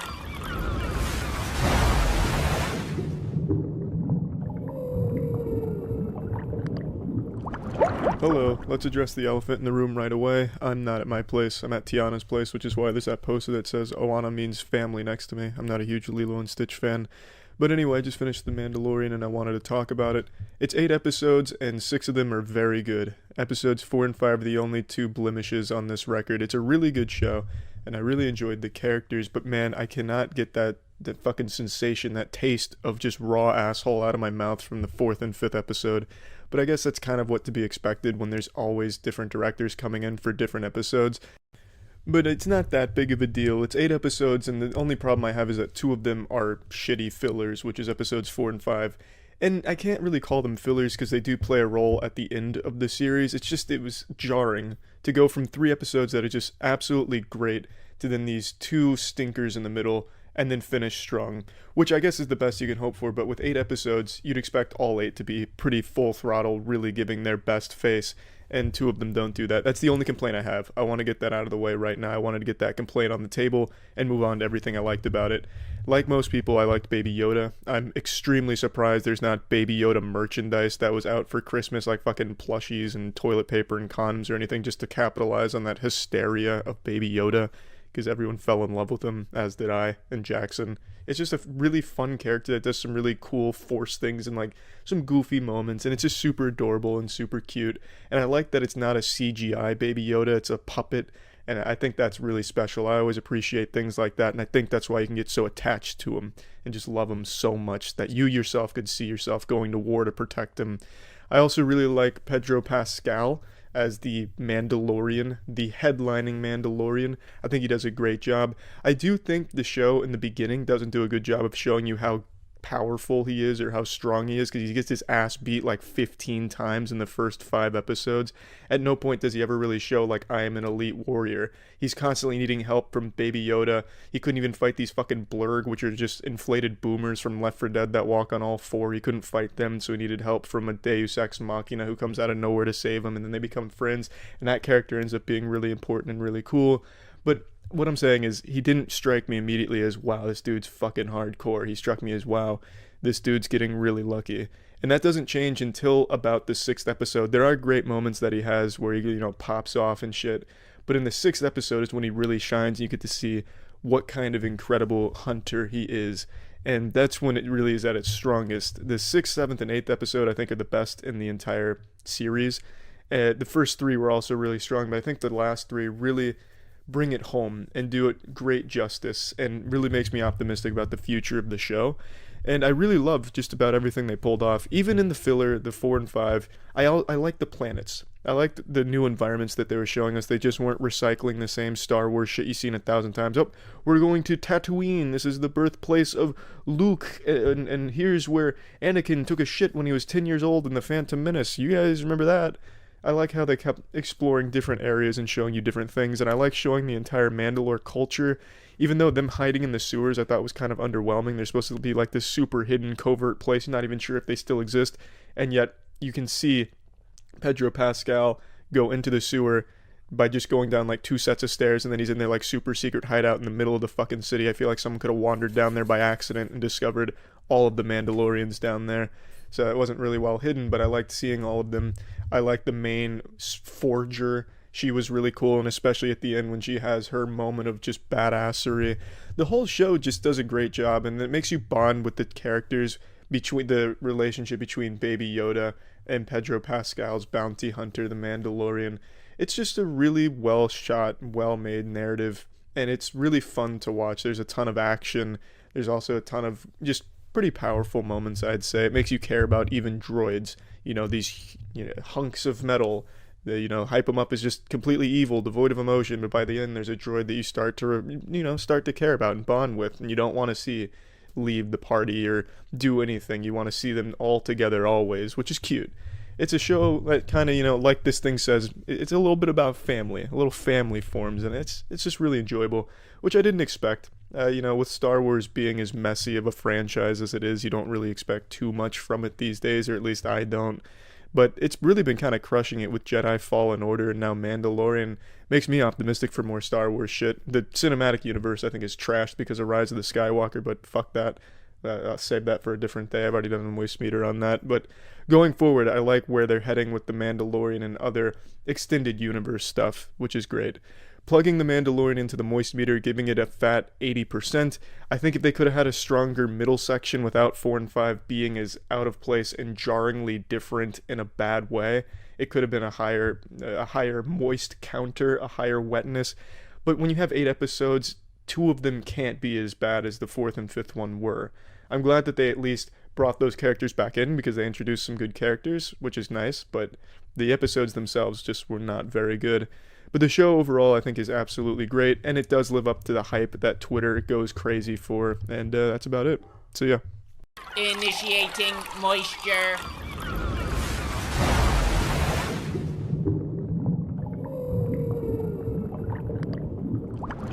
Welcome to the moistmeter. Today we're taking a look at The Mandalorian Season 2. I know I'm a little tardy to this party, but I just marathoned it over the last day or so, and I really enjoyed it.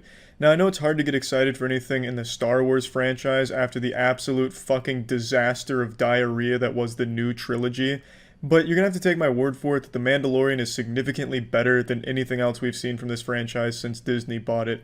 The Mandalorian is what happens when you give the Star Wars property to people that actually know the universe and care. And more so than that, even if you fucking hate Star Wars, you could still like The Mandalorian, whereas you can't say the same for the new trilogy. That was entirely banking off the nostalgia of the actual good movies that came before it. The new trilogy just doesn't work. I could go on and on about how fucking bad all 3 movies are and how they kept fucking switching direction with no roadmap. It's a disaster.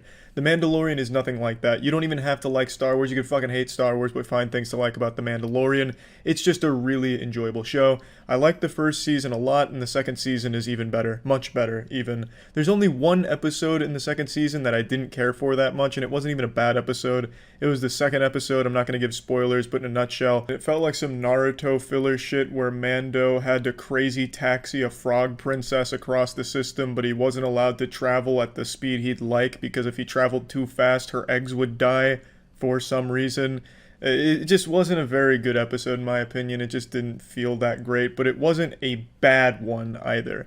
It just felt more like it was padding, and it wasn't great, but it wasn't bad. Everything else, though, I thought was absolutely fantastic. The visuals in this show are second to none. There is no TV show that I can think of that has visuals that look like this. Every episode feels like it's a big budget Hollywood production. The budget here must be absolutely absurd for what they're able to capture here on screen for 8 episodes. It looks incredible. It looks and sounds amazing. The score is great. Set design top notch. You name it in visuals, and this show excels in the department. It is really impressive. They were able to keep that kind of quality for 8 episodes. Also, I think they really did a great step up in their choreography for fights and everything. Every gunfight's pretty cool to watch. Their fist fighting and like using actual weaponry, hand-to-hand combat, really, really nice. Like, it is actually pretty good shit going on there. It's not just like, here's a one punch and they're dead. It's usually like, oh, here's some like fucking Jujutsu Kaisen shit, like blocking moves, and it's really good. The action is great. And there's a lot of it. Every episode is packing some fucking meat. And this has a really emotional journey. It's about Mando and his connection to Baby Yoda and everything they go through for him trying to complete his mission and growing more and more attached to Baby Yoda and vice versa. Like, it's really good. Like, this is the most emotional Star Wars has been, like, in a long fucking time. I can't even recall actually caring about characters in a while. And this one does great. Every character they introduce is pretty good for the most part and fleshed out. Not fully fleshed out because it's only 8 episodes, but it does introduce them in good ways and sets them up for bigger roles in the future, which I look forward to seeing. And really, it just got me excited for Star Wars again. This really felt like it was made with love. And like in the first episode, you're getting references to the Old Republic going up against enemies that you've seen in the Old Republic video game. Like, you see some shit that very clearly shows, oh, they're tying in like a lot of Star Wars shit here, not just like making shit up. They're actually using established lore from the extended universe. Like, it's got a lot going on. And if fans of Star Wars, I imagine they can very much appreciate that. I know I did, and I'm not even the biggest fan of Star Wars. I recognize some shit, and I was fucking pumping my fist like, yeah, oh, it's good to see you again on screen. You know, that kind of shit. It's just really nice. And it's such a breath of fresh air in a pretty stale, stagnant, dead franchise thanks to the new trilogy. It's just lovely to see The Mandalorian actually still trying to make some good content in the universe, because I do think the Star Wars universe is pretty interesting, especially the extended stuff, and that's really where it shines. I really think the best thing they can do is just make the new trilogy not canon and just start over and just focus on these 90 shows they've announced for Star Wars and try and build it that way. Because maybe it just doesn't work as movies anymore.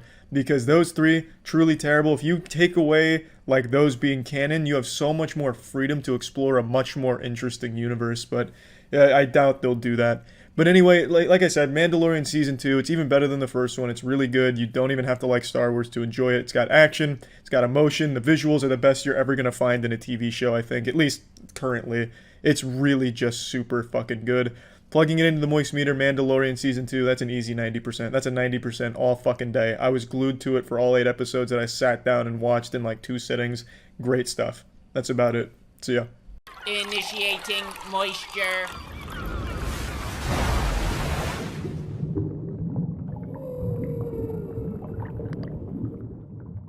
Modern horror movies suck shit, but they're always entertaining to watch in my opinion. Welcome to the moistmeter. Today we're looking at The Prodigy, the latest modern horror movie. This one's actually not nearly as bad as most of the other big ones. This movie is 2 movies, in my opinion. There's a good horror movie, which is the first half of the movie, and then there's a generic shit show horror movie, which is the second half of the movie. The premise is super interesting. A boy gets an unwanted reincarnated visitor inside his mind, and then he has to battle to control the body. And the parents have to decide whether or not that's their son or a serial killer that's inhabiting his body.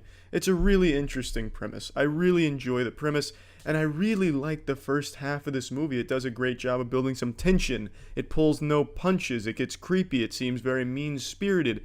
And then the second half is, wow, look at everything we took from every other horror movie of the last 20 years that you guys don't like. You guys aren't happy about that? What do you mean? The movie fucking sucks in the second half. I'm just going to get that out of the way. But in the first half, uses some genuinely creepy moments, some good tension-building moments. It's really... if this movie just had the same intensity in the same direction as the first half, this would be a pretty goddamn good horror movie, on par with Hereditary, in my opinion. The creepy child horror movie thing is nothing new. But the premise of having it be a reincarnated serial killer, like an actual human soul instead of a evil demon out here looking for blood, cum, and tits, that's a nice spin on it to not just go that route. And they do it really well. The acting is pretty good as well. They sell the performances. The father's performance was kind of weak in my opinion. He was just that standard, like, rock hard, my son ain't no other dude. My son's my dude, and he might be a weirdo, but he's my dude. And with every other character, it's an actual performance that they deliver instead of just this caricature of masculine man dad. One thing there's a lot I didn't like about the second half, but one thing I don't like in, like, the first half of the movie, well, I guess it's in the second half, kinda, is that you know the dog's gonna get killed. Spoiler alerts, anytime a horror movie has a dog in it, it's getting fucking murdered, and I hate that. It's such a cheap, lazy way of making the audience feel like, damn, that's some evil shit. It is so goddamn generic and tired. I don't know why they keep using dog deaths to cement the idea of bad guy, you shouldn't like him because he just fucked that dog up real good. It's so cheap. They need to think of a different trope to beat to death. I'm so tired of them just killing dogs. It's so fucking upsetting and so lazy that they keep using that. That shit has been a staple in horror movies for at least the last 30 or so years. At least. I don't know why they can't try and think of something else to make the character, this is evil. Obviously, the character is evil. You don't need to have this dog that everyone from the beginning of the movie knows is going to get killed by the evil thing. I'm so tired of that one. I could rant about that for a while, but I'm not going to. First half of the movie, good. Second half of the movie, bad. I'm not even going to get into why it's so bad in the second half without spoiling too much. It has a shit ending, like a real shit ending. The whole movie towards the second half really seems to just want to make the audience upset, like, yeah, we're not afraid to be real dark by copying other horror movies. I just don't get it. I really don't. They had something really nice in the first half that they shit all over in the second half. One thing I want to commend, though, is the jump scares in the first half of the movie, and I don't care for jump scares. I don't think anyone does. They're not scary. It's just startling. But here, they used a few jump scares really well that I didn't expect and I thought were really well executed to really cement the idea of that might not be your kid, or maybe it is. It plays with the audience, and I think that was really good with how they used those scares. Overall, the movie is better than most modern horror movies, and it could have been a lot better if they didn't, switch directors or something at the second half of this film. Let's plug this shit into the moist meter. I'm giving this a 40%. I don't think they switched directors, by the way. I guess the dude just decided he didn't want to make something good or some shit. Couldn't tell you. But the movie is not bad. It's not a bad horror movie. It really isn't. It just falls apart. Absolutely falls apart at the end. And that's it. So yeah. Initiating moisture.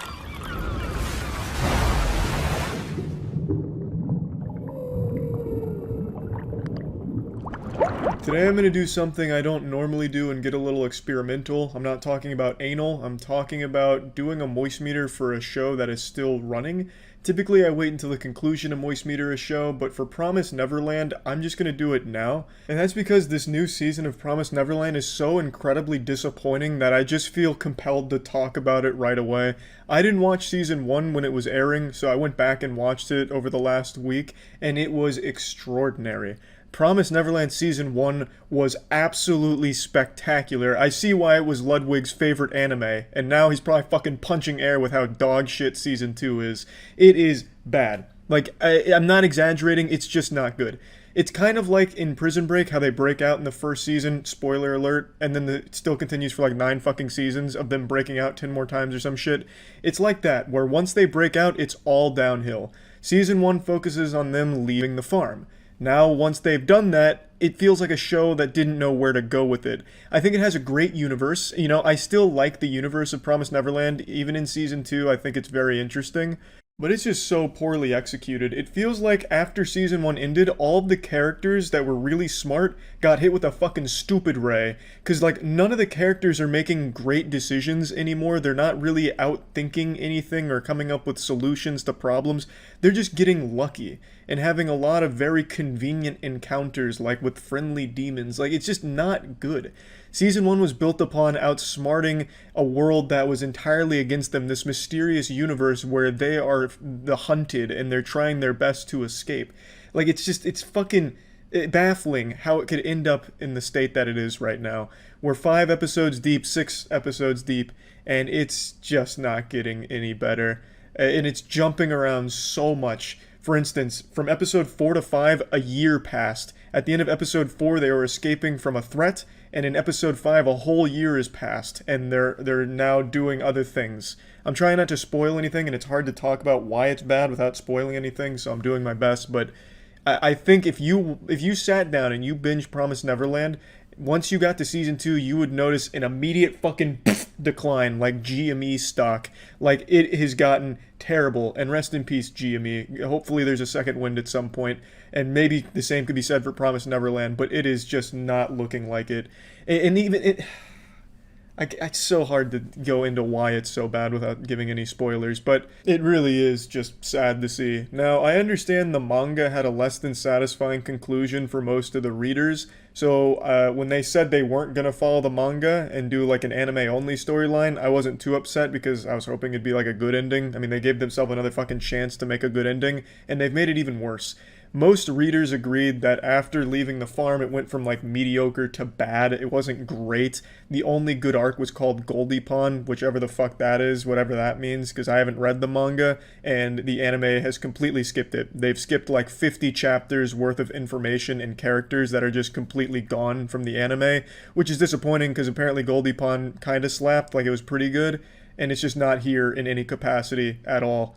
And instead we've jumped 1,000,000 miles an hour, going fucking Mach 5 down this awful, awful path that Season 2 is taking us. It's a shame.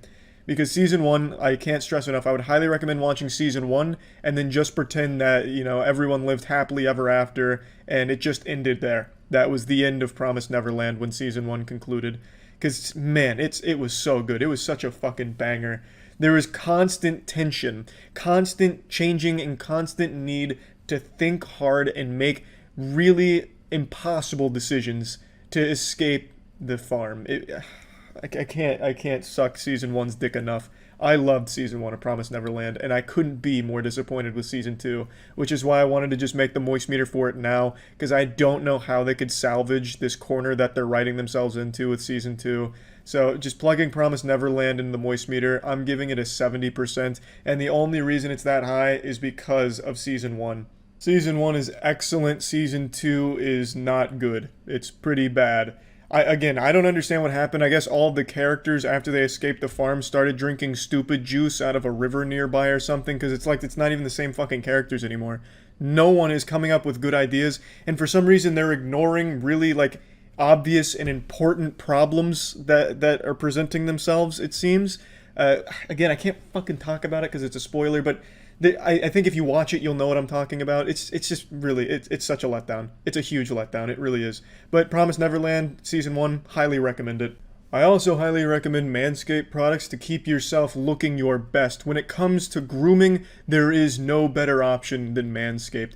Manscaped has created the best ball trimmer in existence, the Lawnmower 3.0, which is coming with advanced skin-safe technology, so you're not accidentally going to chop your own dick off when you're trimming yourself. It'll keep you very smooth, so that way you can achieve peak masculinity. You can also enroll in the Peak Hygiene Plan and get an every 3 months replenishment of your favorite products and replacement blades delivered directly to your door. No hassle, no headache. You can also snap off your Lawnmower 3.0 or Weed Whacker, which is used for nose and ear hair, every couple of months and replace it with a new one. So that way you can make sure that you're using the optimal tools to keep you at your best. If you're interested in trying Manscaped products, you can go to manscaped.com/moist to get 20% off and free shipping. That's manscaped.com/moist for 20% off and free shipping. So yeah. MoistMeter was brought to you by Amazon Music. Sign up for free below using our referral code. Initiating moisture.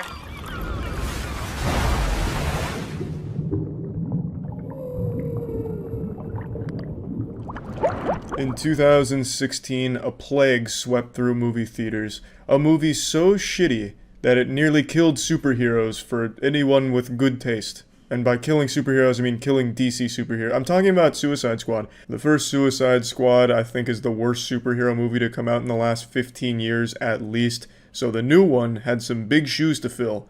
And I'm happy to say it's actually really good. It's a very good movie. James Gunn somehow was able to bring the worst superhero movie and make it a very good one. I don't think it's the best or anything, but I really thoroughly enjoyed it.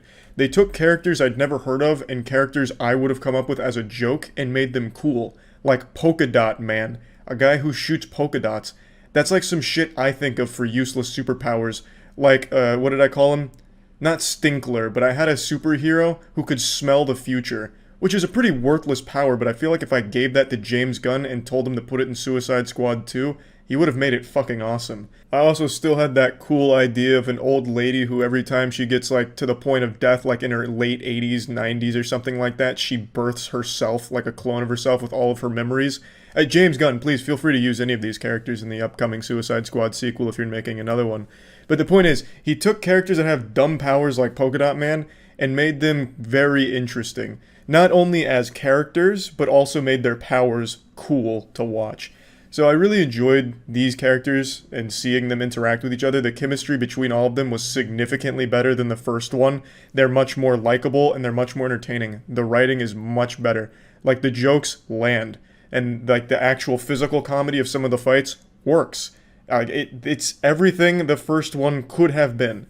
It's done very well. And the action scenes, they're brutal, they're goofy, and the whole movie pretty much knows not to take itself too seriously. That's not to say that there aren't emotional moments. There definitely are emotional beats in the movie, and I think when they're there, they're good. I don't think they're that, compelling, but for what the movie is, I think when it tries to make you feel something for a character, it accomplishes that goal. My favorite character is the street shark. I think the shark guy in the Nawe is really fucking cool. He's just a shark. He doesn't have any friends, and he starts to make some friends. It's just, I don't know, it worked for me. I thought it was good. I also really love the style of editing in this movie. Like, for example, one of Harley Quinn's best scene, in fact, probably one of the best scenes in the movie, is a really long action scene with Harley Quinn just fucking taking down hordes of bad guys. And throughout it, the choreography's good, the action's good, but it'll have these moments where she's fucking akimboing assault rifles with, like, animated flowers pouring out of the back of them and then, like, little birds flying around that are animated. I don't really have too many complaints about the movie. That's not to say it's perfect or anything, but one thing that did stand out to me is I felt like at points James Gunn introduced so many characters and didn't use half of them, especially early on in the film. I understand that some characters are brought in just as throwaways, and in this movie just for jokes, but it still would have been nice to at least see a moment or two with some of the characters doing something, really anything. But that's just more of a personal preference. I don't think it's a detriment to the movie, since they are there as a punchline sometimes, and sometimes the death of a character is actually used as a fucking joke. So I get that, but I still think it would have been nice to see some of the characters have at least one moment before they're sent away to the fucking Shadow Realm. And that's not exclusive to just throwaway characters that were there for like a one-off joke. Some of the core characters of the Suicide Squad, like the actual cast that goes on the adventure and makes shit happen, there's two characters I feel that did nothing. They didn't really contribute to the overall goal. They were just kind of there. Like, if they weren't there, it would have played out exactly the same. So that was a little disappointing. I still think they were good characters, and them being there added to the movie, but, like, thinking about it narratively, they didn't do anything. They didn't have any moments of importance, though I did still enjoy their presence. I'll mention what two characters I'm talking about right after I give the score, so there will be a bit of spoilers after the score.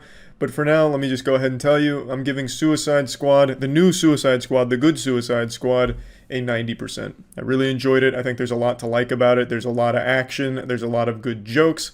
Not that that's something entirely unique to superhero movies, but it does it really well, I thought. It was an enjoyable 2 hours and 12 minutes spent watching this.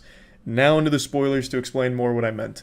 So, I unfortunately think King Shark didn't do anything and I also don't think Polka Dot Man did anything. Their presence there was fun for the team, and I think they added a human element to the chemistry, but it also would have happened without them too, I think. So the relationship between Ratcatcher and Bloodsport, I feel, was already developing before Polka Dot Man and King Shark. So what really kind of happened is Ratcatcher noticed King Shark doesn't have friends. King Shark tries to eat her, and she's like, hey, well, why don't we just all be friends? And that kind of like plants the seed that, oh, this is going to be kind of like a group of friends. But I feel like that was already going to happen because Ratcatcher was just such a likable character and already talking to everyone else. So I just don't think King Shark did anything. Of course, he had some good kills. He ate some people, which is cool. But those people were going to die to the other members anyway because everyone in this movie is just a giant fucking meat balloon to be popped by the main characters. So King Shark killing a couple of them, not even many. I think he only has like 5 kills total. It didn't really do much to add to it, and he didn't really contribute to their plans. When the big bad supervillain alien's introduced, he kind of just nibbles on the arm a little bit before being thrown away. He plants one explosive, which is helpful, but it's not like that made or break the mission. And then for Polka Dot Man, he just actually does nothing. He has 2 confirmed kills, but his polka dots were cool, so he fires them at a structure. The structure falls and the guys fall. I don't think they died. Well, they might have. But then he actually vaporizes 2 people with his polka dots, and that's it. After that, all he really does is bring this element of goofiness, how he pictures everyone as his mother. I think that's enjoyably comedic. But he doesn't really do anything narratively to push it forward or help with the overall goal. He's just kind of along for the ride and having fun. And he reminds the crew about Milton and Milton's death, which again was just another joke. So it's not like he really had a moment. Yes, during the climactic boss fight, he like shoots the leg off, but that didn't do much because it just gets the leg back before he gets taken out. So I don't know. I just felt like they could have done a little bit more with those two to just give them a moment of importance to the film. I enjoyed them, of course. I think they were great, but it would have been nice to see them actually contribute heavily to the goal, because every other character does. Every other character you see is pivotal to pushing it forward and reaching its conclusion, but those two are just more along for the ride and for the comedic relief and fun for the audience. And I think they accomplished that goal, but I just started to really care for the characters, so I would have liked to see them have something impactful happen. So that's really about it. It's a good movie. I recommend it. That's about it. See ya. Initiating moisture.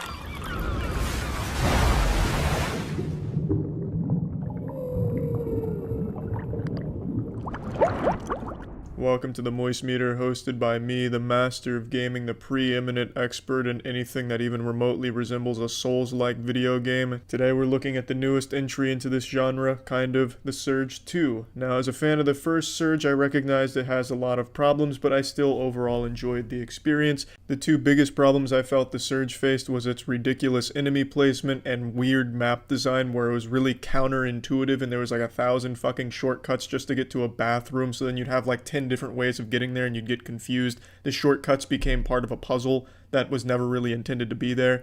And I'm happy to say the Surge 2 improves in both of these areas, more so on the enemy placement. Like in the first game, they'd stack 50 enemies behind this box that would jump out and fuck you in the ass before you had any chance of knowing they were there, so a lot of the deaths felt like it wasn't your fault, but more just bad enemy placement. Because, like I said, they'd pop out of this birthday cake like strippers you weren't expecting, and they were all over the place, just fucking gangbanging you, and it was just really lackluster. The Surge 2 doesn't have this problem. The enemy placement is a lot better, I feel. However, I feel a lot of the maps are still confusing in their design. For example, early on, Brother Johnny, when you're navigating Port Nixon, just this corrosive swampland of stink, it's really hard to get a feel for it. It takes 4 or 5 times going through it before you finally figure out where things are, which is really frustrating because if you die somewhere in Port Nixon, trying to get back to it is just an absolute chore. You feel like a blind man feeling his way around the area because all of these corridors are so tight and genuinely identical in terms of what enemies are there and how they even look. So where you feel like you visited before could be entirely different and lead you somewhere else entirely. There are just so many nooks and crannies of these areas that it's so easy to get lost in. And again, there's a lot of shortcuts, which does help, and they cut back on the shortcuts this time so they actually feel meaningful and you can actually remember where they are, which is nice. But even still, the map design, I think, leads to a lot of confusion. But lackluster map design aside, I think the maps look very nice. I think it's a technical upgrade from the first one across the board, and I really feel like it's mainly just overall overall a much better experience than the first Surge, especially in terms of the weapons. I was finding weapons left and right that I had a lot of fun with. There's more weapon varieties. There's a whole lot of new fun finishers, of course, that are always satisfying to execute. Get a lot of parts, get a lot of weapons, and you're always constantly switching things out, trying new things out. See what really fits your playstyle. If you want something fast, have like fucking Valkyrie claws, go full Wolverine style on them like a fucking feral animal. You can do the hammer approach, which I gravitated towards early on in the game. And it never stops being satisfying, chopping through all of these mobs of enemies on your way to a boss or on your way to explore or find new things. It's just, the combat, I feel, is just a lot of fun. It's a little clunky at times, and yes, there's a lot of bugs. Sometimes you'll go for a finisher on them, and they'll fall through the map, and all of a sudden you're fucking doing your finisher on the dude's ghost, which isn't a game-breaking experience or anything. I also really like the crafting and upgrade system. I find that to be entirely unique in the genre, that I just have a lot of fun chopping off certain body parts. You know, you target the right arm, get a nice weapon. I really enjoy that, collect more of the right arms of that gear, level things up. I really like the way they approach the crafting and upgrading. I think it just leads to a lot of fun, and it makes you want to go out and kill a bunch of enemies instead of run by them in a speed run. I also really like their approach to bosses. I think some of the bosses are pretty uninspired and kind of lazy. There's not a whole lot of cool mechanics to them. It's kind of just do the same tactics you've been doing the whole game, but now on someone with more health, which isn't the greatest, but the bosses at least look cool for the most part. But what I really like when it comes to bosses is you can approach the boss in a different way and do a challenge kill on it to get a different weapon, an improved weapon. In most cases, they're not overly great, but it is still always rewarding to pull off the challenge and get that special weapon for killing the boss in that way. And I think that is just a really cool game design. As far as story and narrative go, you're probably not going to be paying too much attention to it. I found myself zoning out through a lot of it. I don't think it's necessarily bad. I don't think it's really good either. But it's there if you definitely want some lore to dive into. I find some of the side characters scattered throughout the world pretty interesting though. There's a nice little nightclub with a DJ in the middle, and then there's a dude striking a superhero pose over to the side by the bar. You can talk to him and he tells you a little story about being like a superhero actor type dude. And I think that shit's kind of cute. But as far as lore and overarching narrative go, I don't think there's anything too innovative or inspired in the storytelling. It's mainly just there to get you point A to point B to fight some cool shit, find some cool shit, and just unleash cool shit. And in a game like this, I think the most important thing that needs to be right is the gameplay, and it really is here. It's extremely satisfying, it never gets old, it's always fun. There's a lot of different ways you can build your character with the implants that give you different perks and abilities, and you also have the gear that comes with bonuses and partial bonuses. It's just a lot to do and always fun to mix and match, and killing enemies never gets old no matter how easy or how hard they are. And I have to say, I don't think the game is overall that challenging. I never found myself struggling too hard unless maybe I got myself into a really tough situation where, I go full big dick mode and I take on 9 dudes, I've herded them up, and then I try and bowl them down like I'm going for a strike in the lanes. And then I'll maybe struggle trying to do that. But overall, if you're just picking them off one by one, even 2s and 3s, you're not going to struggle, and even the bosses don't present all that much of a challenge. Plugging the Surge 2 into the moistmeter, I'm giving it an 80%. These are the kind of games that I really find myself liking, not just Souls-like games, but a AA game that is very clearly has a lot of passion behind it. I had the same opinion when it came to Remnant from the Ashes. I think the industry needs more games like this, from a creative team that, wants to deliver a unique experience and make it fun first and foremost. Greedfall is another one that I found myself really enjoying. I just really gravitate more towards the lower budget titles that have real passion and work put into them, that really drive to deliver something memorable and fun. And I think the Surge 2 does that. It's not going to be anything that ranks overly high on the Souls-like fans tier list, I don't think. But it's enough that it's a fun game to be entered into that category and just an overall fun experience. And that's about it. So yeah. This episode was brought to you by Surfshark. For 83% off a 2-year plan, visit surfshark.deals/penguin. Initiating moisture.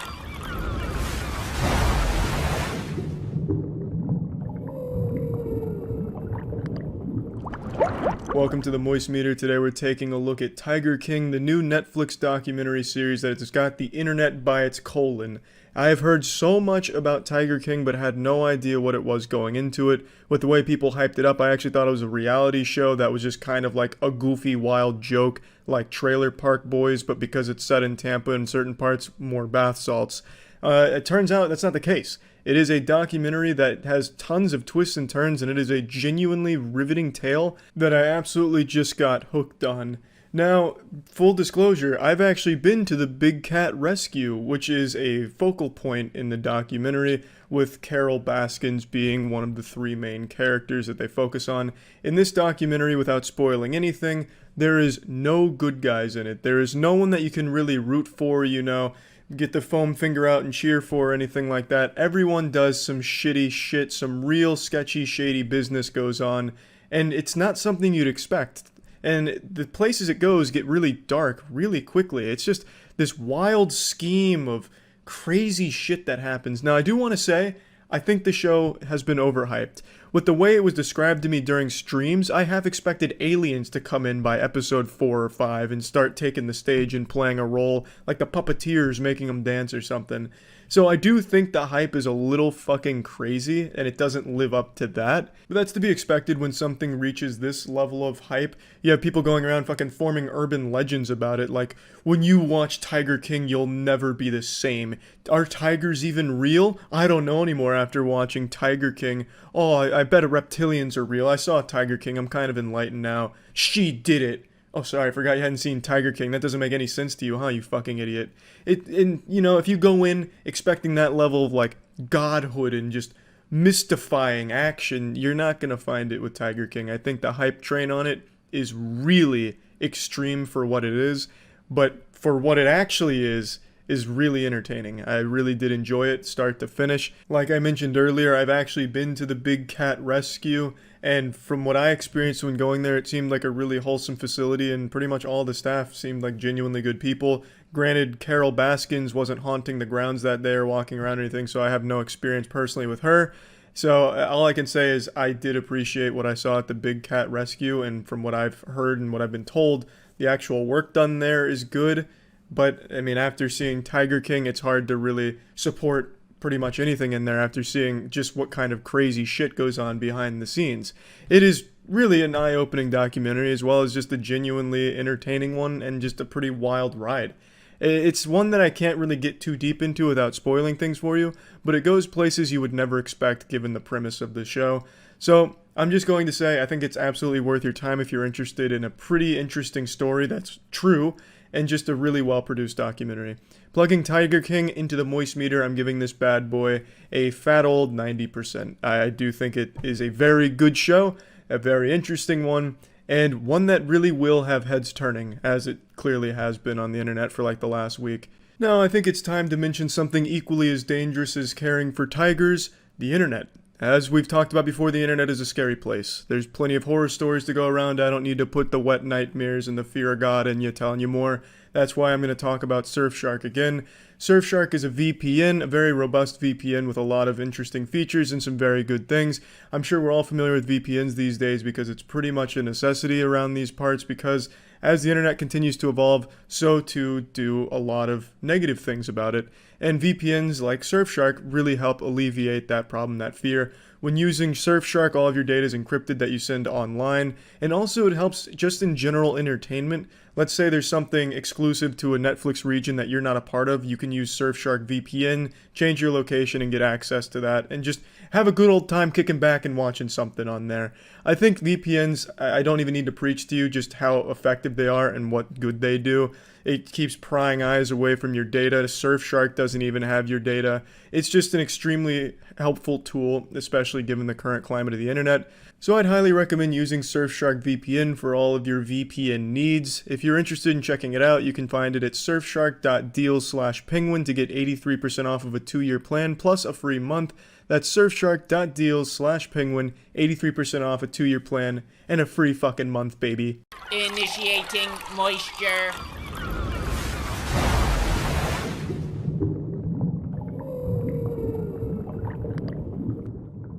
Welcome to the Moist Meter. Today we're taking a look at Tokyo Revengers, and this shit absolutely slaps. I wasn't even going to watch this anime initially because it didn't seem interesting to me. It just sounded boring. I had heard it pitched as middle schoolers do crime and bad shit and form a gang. And I was like, well, it's just middle schoolers. What do? Steal bubblegum from gas stations, download an aimbot for Fortnite? Like, it doesn't sound very cool or interesting. But eventually Tiana convinced me that I should check it out, and I did, and I'm glad that I did because it is an absolute banger.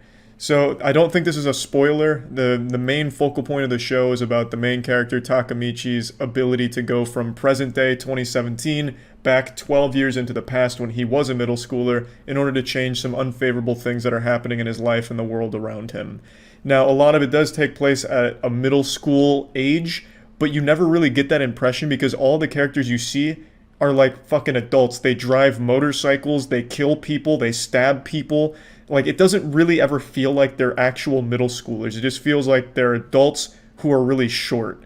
So I don't even know why they bothered making it middle school. They could have just said, like, here's some 30-year-olds, and here they are 12 years ago when they were 18. Because that's really what it feels like. Like, middle school is never, like, an important thing here at all. I don't even recall if anyone's parents ever get mentioned. You only see them at school, like, twice. The show is about delinquents forming a gang and gangs going to war. And they're using, like, fucking knives, bombs, guns, stabbings, and shit. Like, it's not, like, just middle schoolers, like, using a slingshot shooting rocks at someone. Which is exactly what I expected. I thought it'd be, like, some codename Kids Next Door shit, like Weenie Hut Jr. But no, in Tokyo Revengers, they're fucking torturing people and blasting their heads off and shit.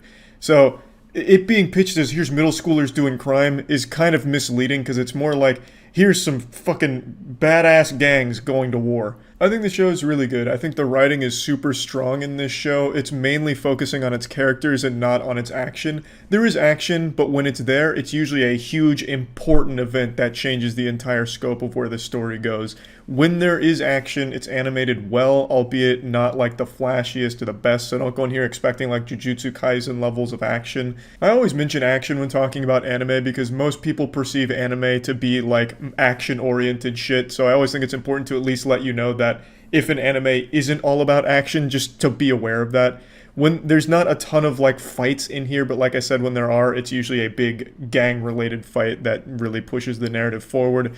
Again, the focal point is on its character and its world that they build, and I think they do a great job of fleshing out all the characters that they introduce here and make you care about them, whether you want them to succeed or want them to fail. That's not to say the characters are entirely unique either. Even some of my favorite characters like Mikey aren't exactly like the most special anime character ever made. He's just like this invincible badass who also has a soft side, you know?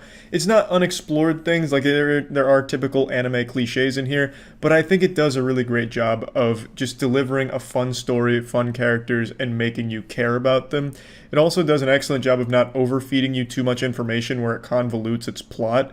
When you have things like time travel in a show, things get messy really quick, and I think Tokyo Revengers, it does it beautifully where when you time travel, you are locked in there and you don't have to worry about too much else going on. There's never a time where it's like you're really lost in the plot and like, oh wait, how does this all connect? Wait, the main character is actually blessed by 15 different angels if we remember back to episode 7. But then again, there's also the time vortex which occurred in episode 9, which has changed everything here. And a new character, like you never get to this point where it's like you don't understand what's happening. Now I want to get to a couple things I don't like too much about the show, and I don't want this to be misconstrued. I think Takamichi is a great character, but he is like the most generic anime protagonist I've seen in quite some time. Like, he falls into like every standard trope for an anime protagonist. He's constantly whining and constantly crying. That's like his superpower here, is the ability to cry in every episode. There's 24 episodes in Tokyo Revengers, and I am certain he has cried at least once in every single episode. It is shocking how often he is bawling his fucking eyes out. The characters also mention this, calling him the crybaby hero. Like, but it's still grating just to constantly see him cry. And he does this standard anime protagonist shit where he has to like re-explain himself and like reaffirm that he's gonna do good things. So like in the beginning of one episode, he's like, I'm gonna save everyone. And then something happens where it's a little tough for a second. He's like, wait, I'm going to save everyone like I decided 10 minutes ago. How did I forget?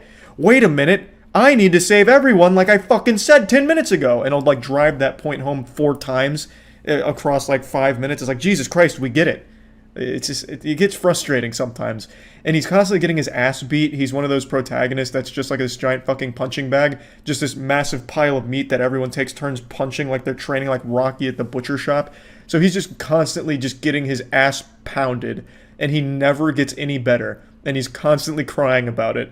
Like, you would think after the millionth time you've got your ass beat, you would at least try and learn how to fight, but he doesn't bother. He's like, I want to be strong, but I don't want to put in any of the work either. So he's never, like, training to be a good fighter. He's like, if only I was stronger to help people, if only I could fight and protect people. And it's like, bro, you're a fucking time traveler. You could absolutely just make, like, a little extra time to train a little bit. Like, fucking kick a tree or something, like a Muay Thai fighter. Like, you know, strengthen your bones or something.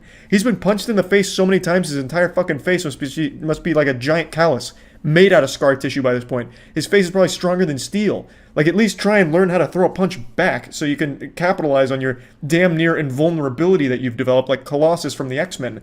Like, it's frustrating because I do think he's a good character, but oftentimes it just gets tiresome to keep listening to him cry and repeat, like, the same goal that he has explained a million times by now, and for some reason it's like he keeps forgetting. I don't want to spoil too much, but there's a girl he wants to protect, and then sometimes he'll totally forget it, and he'll have, like, this fucking revelation, like this giant euphoric moment of, Eureka, wait, there's a girl I need to protect, which is why I'm doing all of this, I totally forgot, and then he'll, like, re-explain that he needs to save this girl. It's like, fuck, you know, like, how dumb is this guy? And then he starts crying about that too, and then he gets his ass beat. Like, it's just sometimes the character gets frustrating. Again, I think Takamichi's a good character, and you sympathize with the character pretty much the entire show. You're rooting for him the whole time, but my god, it definitely gets a bit annoying to see and hear him cry and whine for the millionth time and re-explain what he wants to do. Another complaint that I have about the show, it's not like a big complaint or anything. In regards to its action, I do think, like, it's done pretty well, but sometimes it's very clear that they didn't have the budget to animate, like, a full fight scene, so it'll just be like, here's a clip of a character standing here and a clip of a character standing here. And then here's a picture of a punch that we just assume was thrown. It's just still images for some of their fights at points, which is disappointing. And then sometimes it'll just be sound effects of a fight while you're looking at something else because, again, it looks like they didn't have the budget to actually show you the fight.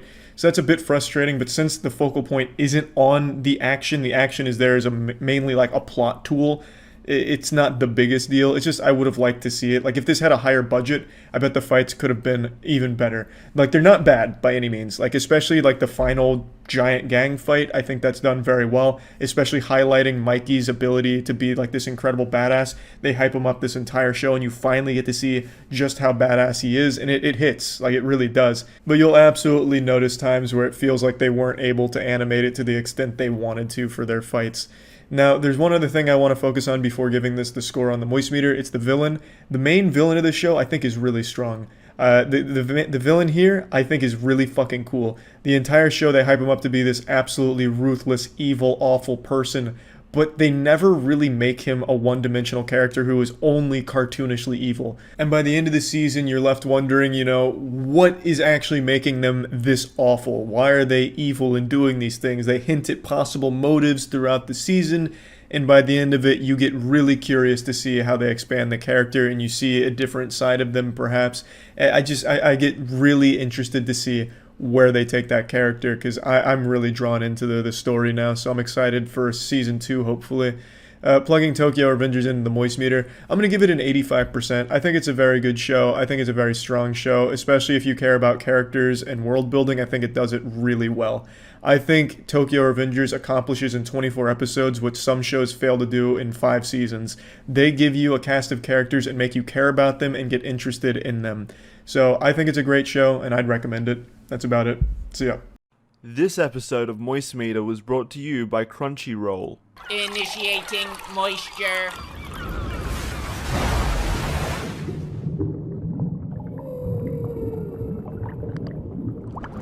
Welcome to the moistmeter. Today we're taking a look at Tower of God, the new Crunchyroll original, and it is an absolute banger. I knew nothing about this going into it. It had a lot of hype surrounding it, but I just approached it limp-dickedly like, yeah, I'll turn it on. Maybe I'll like it. Maybe it'll be alright.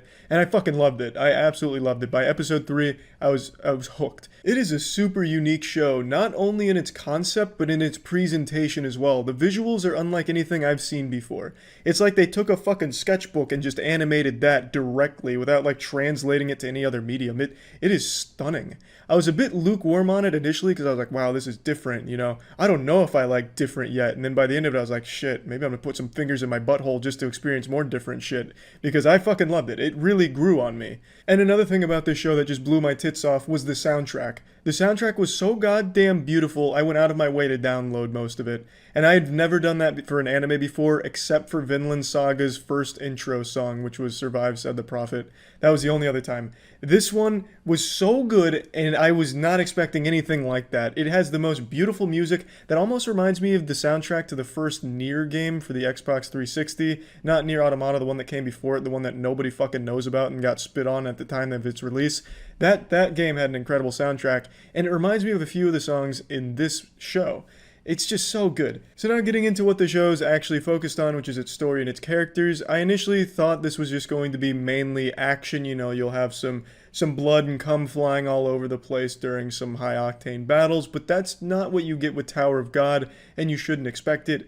The show is much more focused on telling you a very interesting story with really interesting characters that all have very unique relationships and pasts with each other as well. It's hard to explain because I'm trying not to spoil anything, because I think it's best to go into Tower of God totally blind and oblivious to it if you haven't already read it, because I think that was just the optimal experience.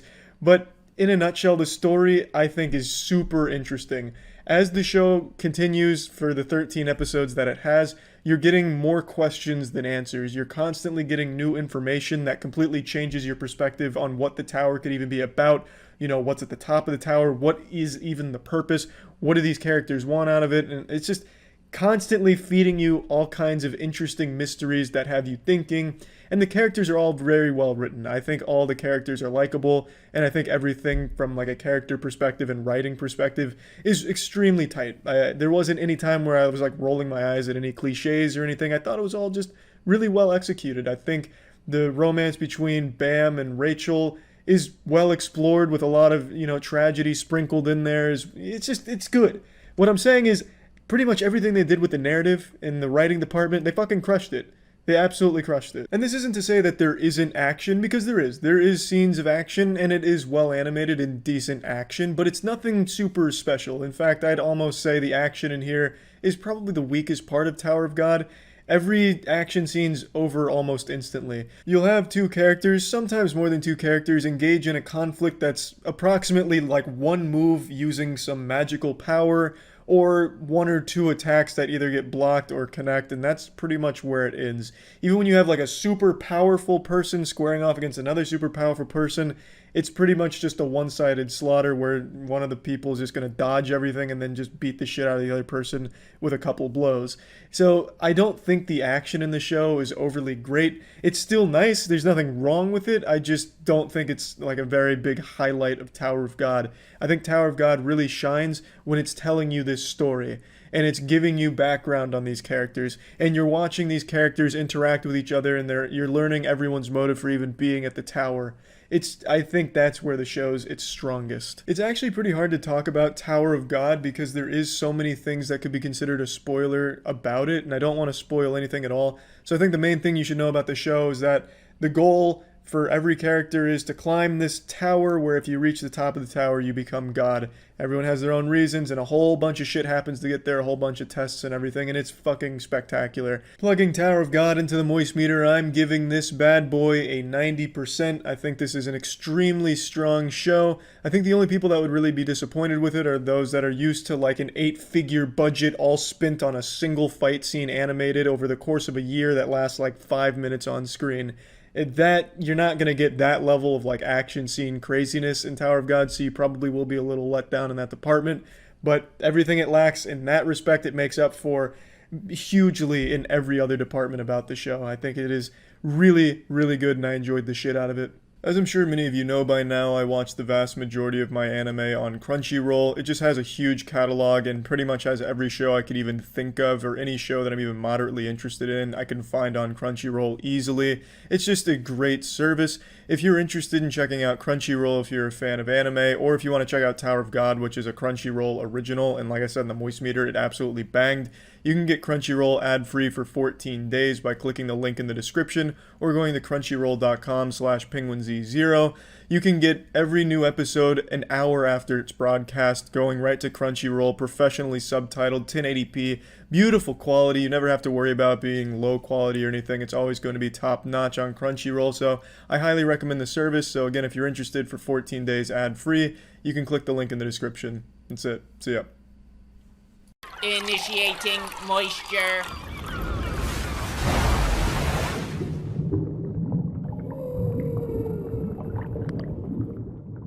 Welcome to the Moist Meter. Today we're looking at the new Toy Story 4, a movie I felt didn't need to be made. I honestly couldn't stand the marketing for it either. There was like fucking 50 little teaser trailers where the gang holds hands and falls, then like the 30-second clips of one or two jokes from Key and Peele. I didn't care for that, and it really struck me as just going to be a cash grab on the goodwill of the franchise.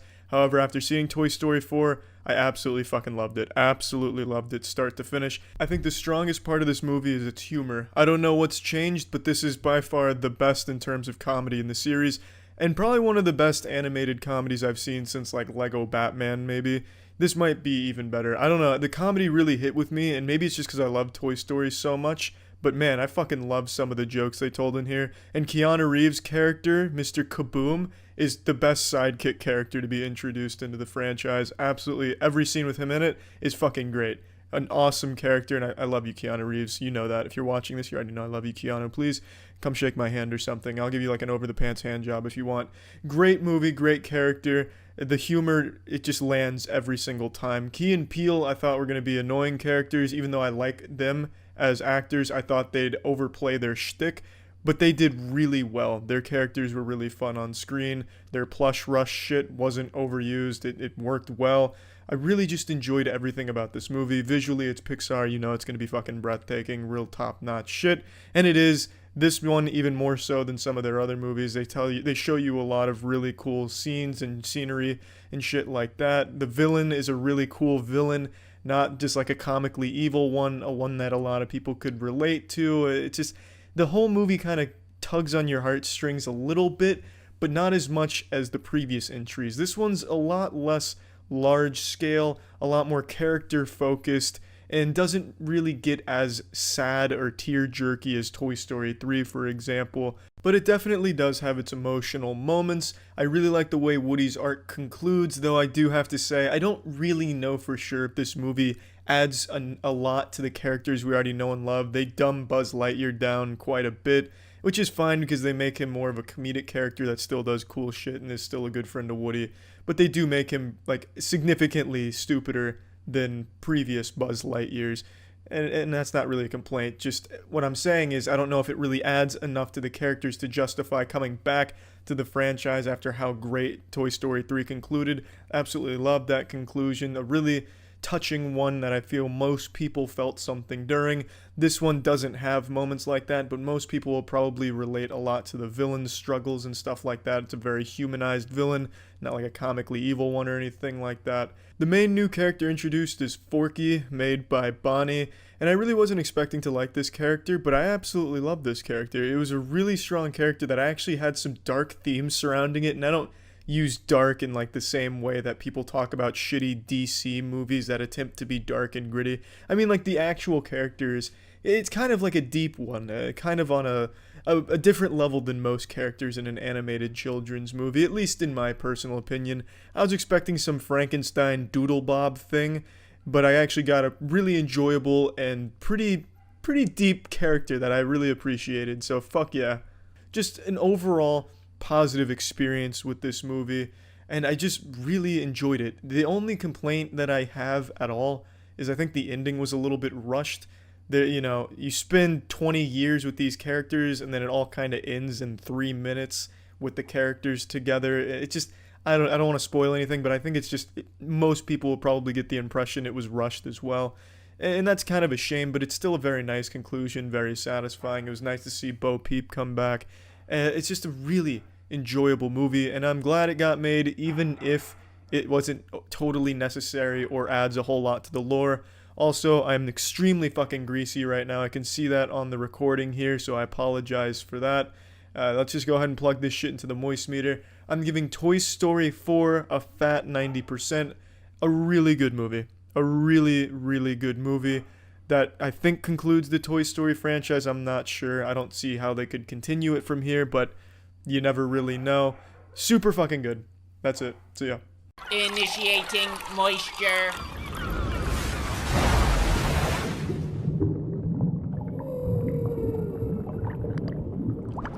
Welcome to the Moist Meter. Today we're taking a look at Umbrella Academy. I didn't really care too much for the first season. I wasn't overly interested in it, but I just finished season 2 and I liked it significantly more. I was a lot more invested in everything happening, so let's just dive into this shit. Season 2 opens with 5 witnessing an all-out war, culminating in a nuclear apocalypse, killing his family before he narrowly escapes with Hazel back through time. They don't know what causes the apocalypse. That's the big mystery to solve. It could be anything. It could be gamers. It could be the fucking boogeyman. And it's up to them to figure out how to stop the apocalypse with a fucked up time travel experience that has scattered the gang across the 1960s. And now 5 has to get the crew back together to prevent yet another doomsday. And I think the strongest part about this season is its focus on the characters themselves, the central 7 here, where each one is experiencing the 1960s in a different way. Since they've all been scattered, none of them were together except for Klaus and Ben, who have a lot of interaction together and build a really interesting relationship over the course of the season, but all the other characters were alone. And I think it was great to see how each character handled this. For example, Luther resorted to beating ass and eating ass with some bare-knuckle brawling. Allison found love, Vanya got amnesia, and I'm never really too big of a fan of the whole amnesia thing, but here it kind of worked out pretty well because it led to a lot of character development with Vanya.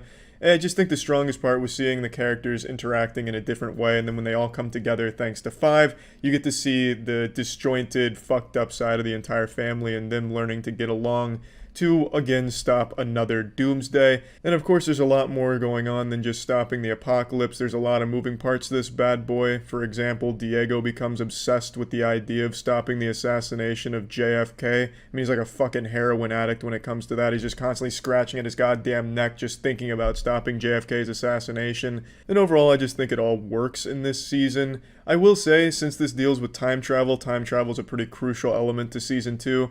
There's a lot of plot holes. Like, you can poke a lot of holes into this condom here, but that's just the nature of the beast when it comes to introducing time travel into anything. When it comes to time travel playing a big role in something, at a certain point you just have to flop your dick on the table and say, hey, you know what, it is what it is. It's a show with a 58-year-old man in a 16-year-old boy's body and a fucking talking fish. I'll just suspend my disbelief here with the time travel plot holes. And it's not the biggest deal in the world, but yeah, if you just stop for a second, you can really slap around the narrative a little bit and really find a lot of things that would make no sense logically for some of the decisions. But setting that aside, I think the narrative is very strong. I also think definitely the strongest part about season 2, like I said, was the characters. The characters were a lot more fleshed out, and you can actually care for the characters this time around. The 3 best being 5, Diego, and Reginald, in my opinion. They did most of the heavy lifting, especially 5. 5, I think, is in like 90% of the scenes in this season. Even if he's not even present on screen, he's still being talked about in the scene. Like, a character could be taking a shit and then just all of a sudden, damn you, 5! Just his presence is felt throughout the entire show at every single moment. Which isn't a bad thing, because 5's a really good character. It's just, damn, this whole season was really like him doing most of the work. Diego also plays a huge role this season. I don't want to give any spoilers or anything, but Diego plays a very crucial role this season, and I think he did a very good job. Reginald isn't like a key player. I mean, he's a very important character, of course, but he's not in a lot of scenes. He's there sporadically, and when he's there, he fucking commands the room. I think he's definitely one of the most interesting characters in the show. Just so much shit going on, like this giant enigma asshole. And it's just really nice to see him getting some fleshing out during the season, and even adding more and more mysteries on top of it. I just really like Reginald as a character, to be honest. But that being said, I feel like a lot of the characters weren't utilized very well. For example, Luther. Luther doesn't really have much of a role to play in the season. He maybe does one plot important thing, but other than that, he's just there to give a couple of comedic one-liners, which aren't bad or anything, but I just feel like it's kind of a waste of his character, because he does have some depth, but it doesn't really do much to progress the plot. He's just kind of there as like a side character, And that's kind of a shame. And I felt that way for a couple of other characters, but again, I don't want to get into spoilers. But yeah, maybe in Season 3 they'll be called off of the JV squad and promoted to varsity, get off the bench and get into the action. Another thing I liked about this season was I liked quite a few of the shots they did when it pertained to action. They had some stylistic choices for the way they filmed some of the scenes that I really appreciated. It was nothing innovative or revolutionary that's going to have your jaw on the floor and pissing your pants, but it was enough to be like, oh, well, this wasn't just some generic filming techniques. This was actually a little different, and they're trying something new. I like that. And they did that quite a bit, at least a couple times for each episode when it came to some of the action, which I thought was great. And I also really like the design of the commission. Pretty much everything about the commission I fucking love. I've always been a fan of like that old school Roswell Area 51 aesthetic from like some old games like Destroy All Humans and shit like that. And I kind of got the same vibe from the commission in this season. I really enjoyed that. I wanted to put that out there. I really liked some of the design of the characters and some of the locations they visited. I also want to mention there's something I really didn't fucking like about this, and it's just these petty squabbles that the characters would get into from time to time. Like, I like them showcasing how fucked up they are as a family, but sometimes it was just fucked up for the sake of being a fuck up. Like, they'll have an argument over nothing. Like, for some reason, Five will just come out of nowhere to be an asshole. Like, Luther just says something nice, and Five's like, you stupid motherfucker, are you just some kind of fucking dumb troglodyte?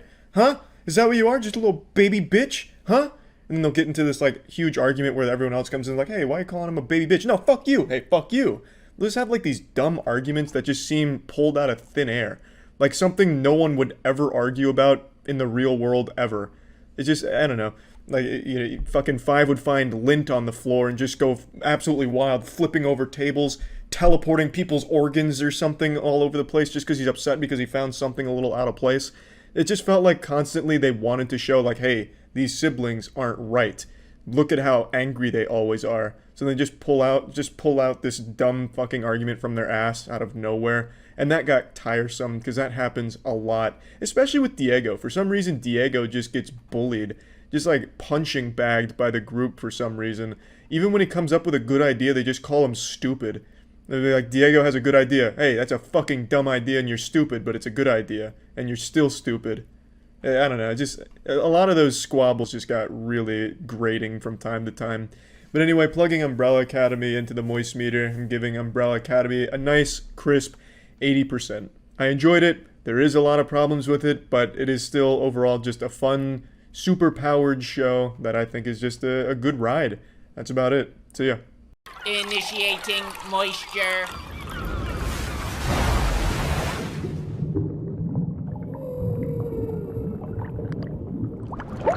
Welcome to the first ever moist meter in progress. It's for Valorant, and the reason why this is in progress is because Valorant is currently in a closed beta where you have to play like a little fucking lottery to get a key through streams, which will touch on everything the good and bad about everything surrounding Valorant here, but I will not be assigning it a score since it is a beta and constantly evolving, so it just wouldn't really be fair to give it a score now when the full game down the line may come out and be totally different from everything I've talked about here. It could look like fucking Borderlands 4. So let's just start with the obvious. The first thing people do for Valorant is write it off as just calling it uninspired and lazy because it very clearly does draw from Counter-Strike and other games like Overwatch with the hero abilities, though I'd more compare it to Paladins, but probably only 15 people play Paladins these days, so that reference doesn't really do anything to give you a comparison, but it very clearly does borrow from a lot of things and try and improve them. Yes, the idea itself isn't the most inspired, however, it's the only actual competition to Counter-Strike. Counter-Strike has had a monopoly on that entire gameplay genre for a long time now. So I don't know why people are upset that there's competition now. Competition is always great for games because it forces the game to improve, to match the competition. It's a back and forth, a little dick swinging contest. It makes the games get better. If Counter-Strike never has competition, there's no incentive for them to keep listening to the community and trying to make it better. But now that there is competition, there is that incentive to keep the game growing and keep listening. So even if Valorant sucks ass in your opinion, its existence is still good if you're a Counter-Strike fan. And I wouldn't say there's anything lazy about Valorant either, other than the aesthetic, which a lot of it is placeholders, but that's my biggest complaint, is the game I think looks like asshole. Half of the guns just look like carbon copy clones of each other. It's like impossible to tell what gun's on the ground because they just look the exact same unless you bought skin packs or something. The guns are just gross looking and the environments look bad. I just really don't like the art style. It's this weird blend of Team Fortress 2 and a mobile game that it's not growing on me at all. but the gameplay is where it really shines, because I think the gameplay in Valorant is extraordinary. It is so rewarding to get a kill and have that little jingle play when you get your first kill, and it just keeps ramping up into this crescendo. Let's say you get a 3K, 4K, or even an ace. By the time you get that 5th kill, it's like a full little orchestra piece hitting you. It's like in Ocarina of Time when you open a chest and you get that really rewarding jingle. You get that for every kill, so it feels great. The gunplay is extremely tight. The hitboxes are very tight. I haven't had like any issues that I can recall with hit reg or anything like that. And it's just a real joy to play. And it's Counter-Strike that is watered down. Most guns have ADS in Valorant, whereas in Counter-Strike it was only a few. So there is things here that appeal to players that are new to the genre or just not very good at it and can't get used to spray patterns. As far as the spray patterns go, there's actual RNG in there, which in Counter-Strike everything has a pattern that you can master. In Valorant, so far with the 80 or so hours I've spent, it seems really fucking hard to control the RNG that comes after about like the 5th or 6th bullet. At that point, you're just rolling the dice. There's a few things you can do to manipulate it a little bit better, but it does seem like there is just inherent RNG with the spray patterns, which I'm not too big of a fan of. I prefer in Counter-Strike where everything can be learned and mastered to the point where you are a fucking laser beam with every gun for the most part. I don't see that happening with Valorant, at least not with these RNG bullets kind of just fucking cum-shotting out occasionally during your spray. But I really think there is nothing lazy about the gameplay in Valorant. It is very clearly trying to be the best version of Counter-Strike it can be.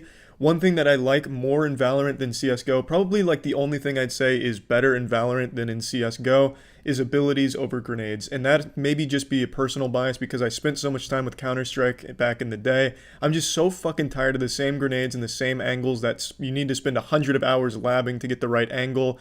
And just after a while, it's just boring. I'm very fucking tired of the grenades in Counter-Strike, you know, flashing here, smoking there, and always using the same shit. In Valorant, maybe because it's just new, but the abilities feel so fresh with so much versatility, and since there's a bunch of different heroes, agents to choose from, there's a lot of different strategy that can be involved in a team comp. You can mix and match abilities to synergize with one another, and it can always be constantly changing depending on the strategies you want to run. Whereas in Counter-Strike, it is still just these static set of grenades. So I think the abilities offer a lot more fun factor, and in general, a lot more versatility just because there's so much more of it and so much different synergy with each other. That being said, not every agent ability in Valorant is created equal. A lot of them are geared towards just utility. In fact, that all of them, except for one agent, is geared towards utility, Raze. You see a lot of complaints about Raze, and rightfully so. I don't know why the fuck she's even in the game with her current kit. Every single one of her abilities does damage. She just has cluster grenades and a rocket. However, I will say in a patch note, they did address some of these things and they made the grenades better. She used to have 2. Now she only has 1 that charges back if she gets 2 kills. So they do have good ways of balancing these things and they're clearly listening, but I still don't understand the point of why everything she has does damage. The only thing I think fits her kit really well is the satchel and maybe the boombot. The other 2, the grenades and the rocket, it just seems like there's no place for it in Valorant when every other ability from the agents is geared towards zone control, vision, or just general utility. But I'd be lying if I said Raze wasn't my favorite agent. She's just mindlessly fun to go in there and toss grenades all over the place, have that shit raining down doomsday over a building because the grenades cluster in the air and split apart and you can just get some cheeky kills that way. It's goofy, it's fun, but I don't think it really has a place in Valorant. That's like the only thing I'd say in the game truly feels a little broken, and they are addressing it, they are listening, which brings me to my next good thing in Valorant's favor. Riot Games has always shown a lot of support for their titles with constant updates. While they might not always get the balancing right, especially when it comes to something like League of Legends, they are constantly issuing hot fixes, patches, addressing things, and they give the games a lot of attention. That is something Valorant is going to stand to benefit from greatly. It's in closed beta right now, and they've already rolled out a patch for Raze and some other problems that were addressed. That is outstanding. That is fucking great. That's the precedent you want to set. Like, we are going to give this game a lot of attention, and we will address these problems. So that is 100% fantastic. But now let's move on to the maps. There's 3 maps in the closed beta, and I think one of them is utter dog shit. I'm talking, of course, about Split. I think Split is just a very bad map. That is my least favorite by far. Even the map with 3 sites is more fun than Split. I actually think the map with 3 sites so far hasn't been too bad, even though on paper it seems ridiculous to have a 3-site map in a game like this. It actually has been working pretty well, and I think it's mainly because of abilities giving you so many more options to hold like that. But Split is just not a fun map to play on. I think it's the weakest map of the three, and hopefully there'll be some changes they make to it when the full game comes out, because as it currently stands, there's not a whole lot of people that defend Split as a good map because it is so one-sided. Now, I absolutely cannot make this moistmeter in progress without talking about Riot's anti-cheat. The anti-cheat has been the most controversial thing about the game, probably the biggest hang-up and biggest sore spot for most players in the world. For those that don't know, Riot's anti-cheat has kernel access to your computer. For those that don't know, that's bad. Without getting into the specifics, that's very bad. Some ordinary gamers, Mutahar, made a great video talking about it, so if you're interested in learning more about why the kernel access for the anti-cheat is a bad thing, check that out. But what I have to say about that is, yeah, it sucks. Yeah, I have nothing good to say about that. I'm sure there's other ways to maybe combat cheats, and there's nothing that proves right now that having that kernel access is making it any better than all of the other anti-cheats out there. However, I will say in my experience, I've only come across 2 hackers in this game, and in both games, the game was shut down almost immediately because it had detected a hacker. So it is detecting the hackers, but I mean, the hacks still exist. So, you know, it remains to be seen what they do with this anti-cheat, if they maybe, you know, change it in some way or make it less, you know, fucking ham-fisted into your computer. I don't know, but I don't like the anti-cheat. I don't think a whole lot of people are going to say, yeah, I'm totally fine with it having kernel access, because it's not. That's just very intrusive and just way too invasive. I get why they wanted to make this incredible anti-cheat, because games like Counter-Strike get a whole lot of hacks around them, and they want it to be as competitive and tight and as honorable and honest as possible without people cheating their way to the top. But I think they went way too hard here. I mean, this anti-cheat has access to all your shit. I wouldn't be surprised if it started pulling up your SAT scores mid-game just to shame you in front of the other players, or pull up like embarrassing family photos or some shit. It has way too much control. So I guess just kind of to wrap up here, as in conclusion, I think Valorant is a lot of fun. I used to be a big Counter-Strike player a few years back, but I've totally lost interest in it and just burnt myself out on Counter-Strike. Valorant has reignited that fire in my asshole. I've been really enjoying Valorant, streaming the shit out of it, just having a whole ton of fun playing it and getting better, learning when and where to use the abilities in best ways and most creative ways of using them. It's been a really fun experience so far. It does have its problems, and like I said, I really don't like the way the game looks at all. I do get that a lot of it is just stock placeholders and shit, but even still, it doesn't look good. But it feels fucking great. It's a game that I don't think its fun factor gets conveyed through video. I think it's a game that's fun when you play, but it gets written off if you're only watching. So by having the only way you can get access to the closed beta be through watching, kind of shoots it in the foot a little bit. Yeah, it generates hype for a lot of people, but other people that aren't already a Counter-Strike veteran, they might not see how it could be fun by just watching a stream on it, which is a bit of a shame. Hopefully they'll release an open beta so everyone can at least try it, since it's free to play, and I think a lot of people will be surprised at how fun it is. It does have a lot of problems, but right now I'd say Valorant's probably the most fun shooter I've played in quite a while. I am still a big fan of Rainbow Six Siege, but I've got to say I've been having a lot more fun on Valorant recently. So again, I'm not going to be assigning a score to this since it's a beta and constantly changing, like they just rolled out a new patch. So there'll be no score. These were just the moistmeter thoughts on Valorant. And when the full game comes out, we'll do a full moistmeter talking about the entire package that they released. But for now, that's about it. So yeah. Initiating moisture.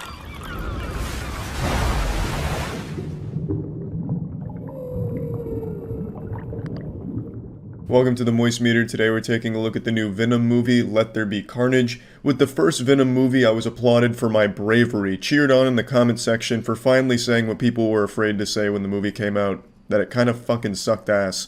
I didn't like the first Venom movie that much. I didn't think it was great. Felt like I was missing so many things, and the final product was just like a choppy mess where it didn't really have a satisfying story and a way of getting there. My biggest complaint was like Venom and his relationship with Eddie Brock. It just feels like it just came out of nowhere. In one scene, they hate each other, Venom's mad, and then the next scene he's like, you know what, I want to fucking save humanity. It's like, well, how did we get there?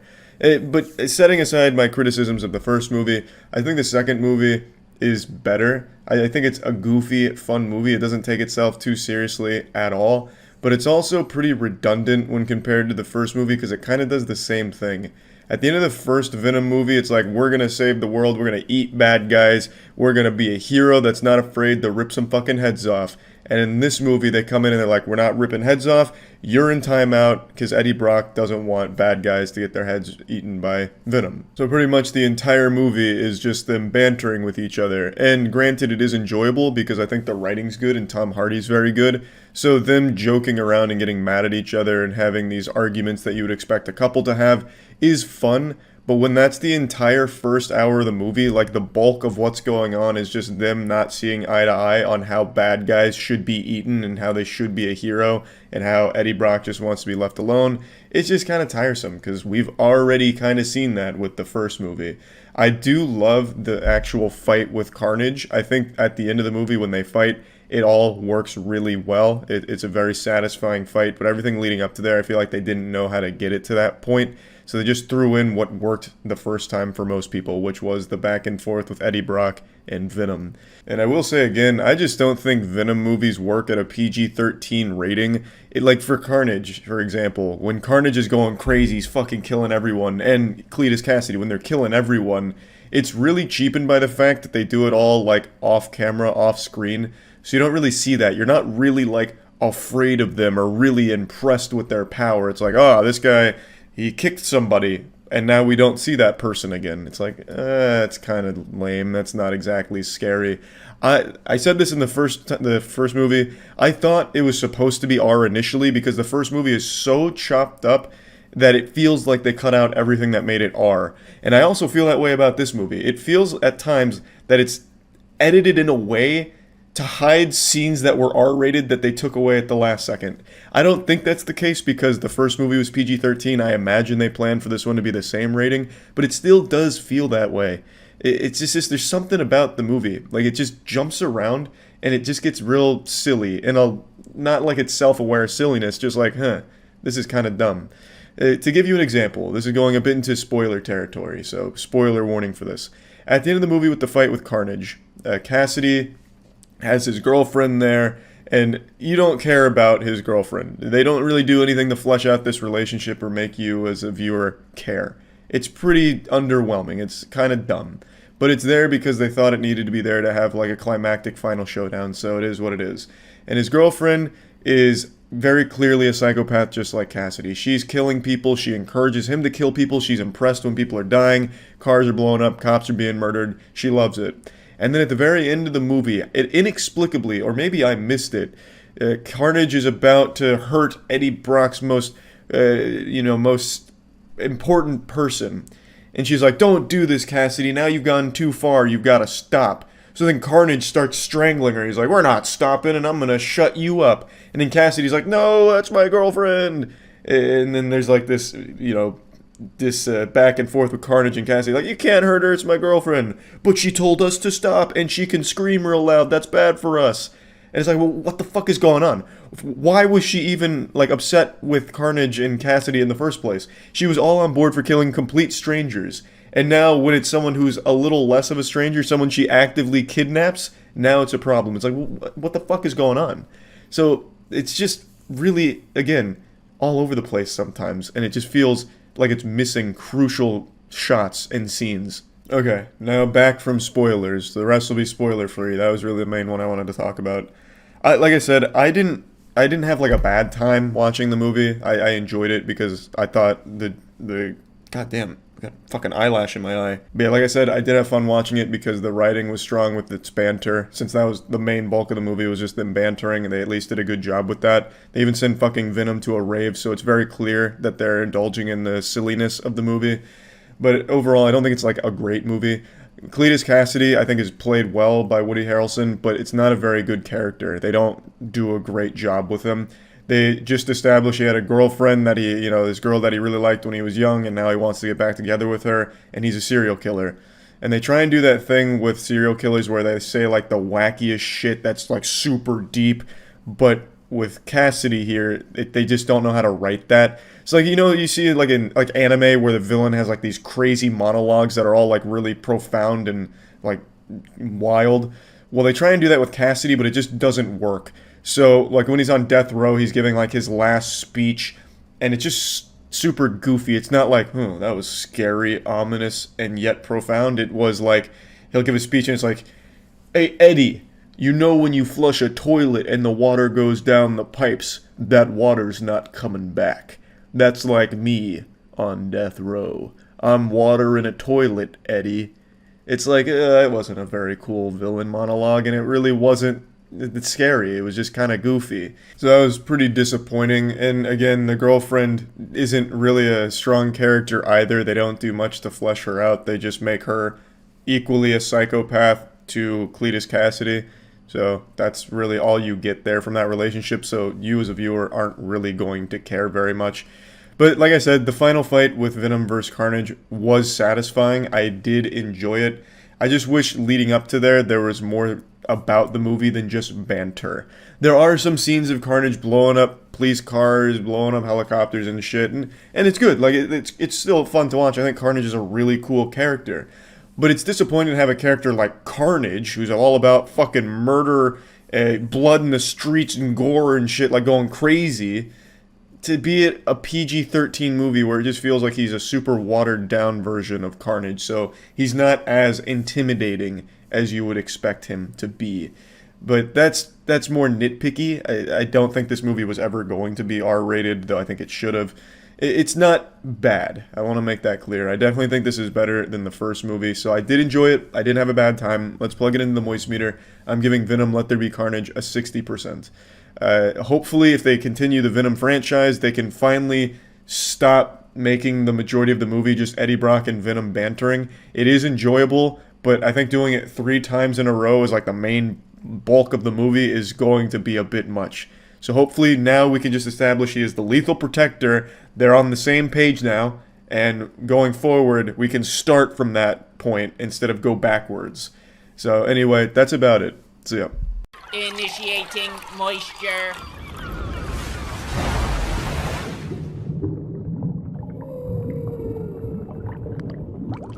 What a fucking year for anime. Welcome to the Moist Meter. We're looking at another anime, Vinland Saga.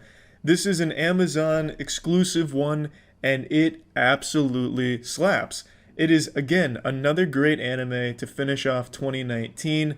It's the story of a Viking on a quest for revenge, and he travels along with the man who kills his father, hoping to kill him at some point. And it's a lot deeper than that, but that's the gist of it. It is such a well-written show with perhaps one of the best villains in all of anime, and it could even be argued that the main villain isn't even a villain. So Askeladd is who I'm talking about, and he is just beautifully written, an incredible character.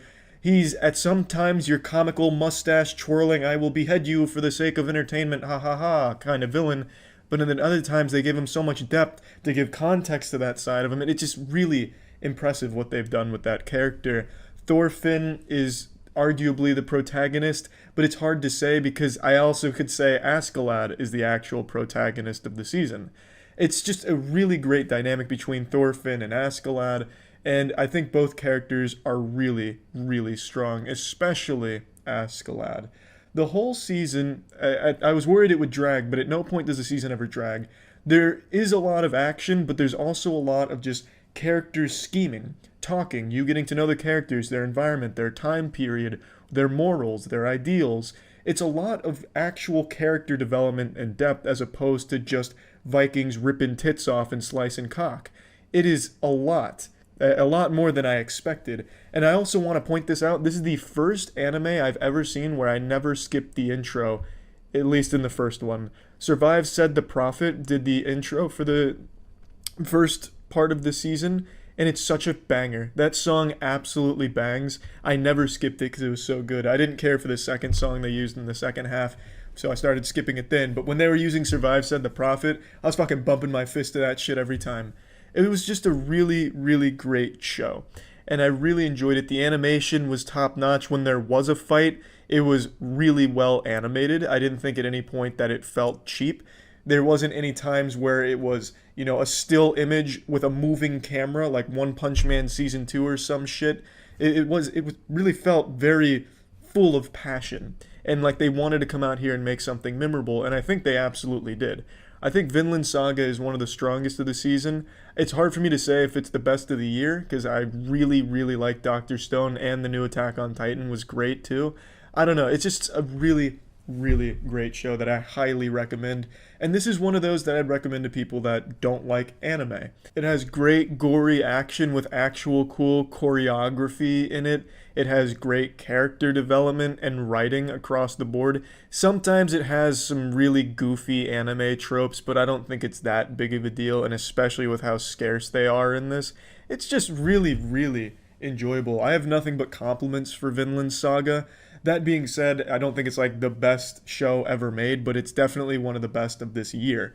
It is really enjoyable, so plugging Vinland Saga into the moist meter, I'm giving this bad boy a fat 90%. Again, the only reason I wouldn't give it a 95%, I'm going to go ahead and justify that, is because I can see why people would maybe lose interest in the historical aspect that they try and capture at some points. Because, again, a lot of it is like there's this priest who just likes to get drunk and talk about love. I can see some people getting very turned off by that. So I can definitely see some negatives some would have. I didn't have any personally, but looking at it through other perspectives, I can definitely see some parts of this dragging for some people, because there is like 3 episodes of just straight walking across some terrain and characters talking about love and what it means to be a warrior, and to some people that's not the most entertaining thing in the world, but I think it is an extremely strong show that I enjoyed from start to finish, and I kept waiting week by week to see what the next unveiling in the show was.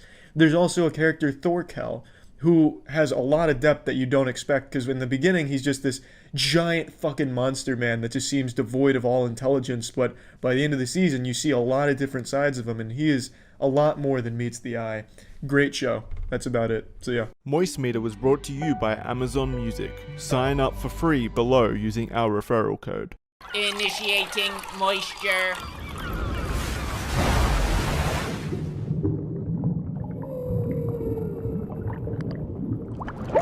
Welcome to the Moist Meter. Today we're looking at Vivi Fluorite Eyes Song. This is an anime that was criminally underrated for like the first 4 episodes. I didn't even know this shit came out except for my Twitch chat constantly recommending it to me, and by constantly I mean like the same 5 or 6 people saying how good it was, which is surprising considering this is actually written in part by the mind behind ReZero, which is an extremely popular anime, and this is another project that they've taken on. So I would have thought there'd been a fucking ton of hype around it, but there really wasn't from what I saw in the beginning. Around the middle though, then it really popped off. I saw a lot of people talking about it, which is great because this show is fantastic. The show is 13 episodes, and I can't imagine there'll ever be another one because it wraps itself up beautifully. And I really like that it is just a short, condensed story that just takes you on a beautiful journey. It's animated by Wit Studio, which was behind Attack on Titan and Vinland Saga, so they're an extremely talented studio, and this is just as visually incredible. This show is able to do in 13 episodes what some shows fail to do in 13 years. It really gets you emotionally invested in pretty much every character in the universe and really gets you attached to everything going on. It tells the story of an AI songstress tasked with the mission of saving humanity from a future where AIs kill everyone. She teams up with a machine from the future called Matsumoto, and the two begin their work on the Singularity Project to avoid that future. AIs are always given one mission and one mission only, and her mission was make everyone happy with her singing, but in addition to that, her main goal is using that mission to save humanity. It's kind of hard to explain without seeing the show, and I don't want to spoil anything, so that's really about as deep as I can get into that for the premise of the show, but it executes some really heavy themes really well. It tackles such human emotions in the context of AIs trying to understand them and as they evolve, even experiencing them. It also helps that the music is so good in this. I mean, as you can probably tell from the title of it, music plays a very big role in this universe, and I think they do a great job of really selling you on that. The songs fucking slap, and every time a song plays, it's like a full-blown AMV.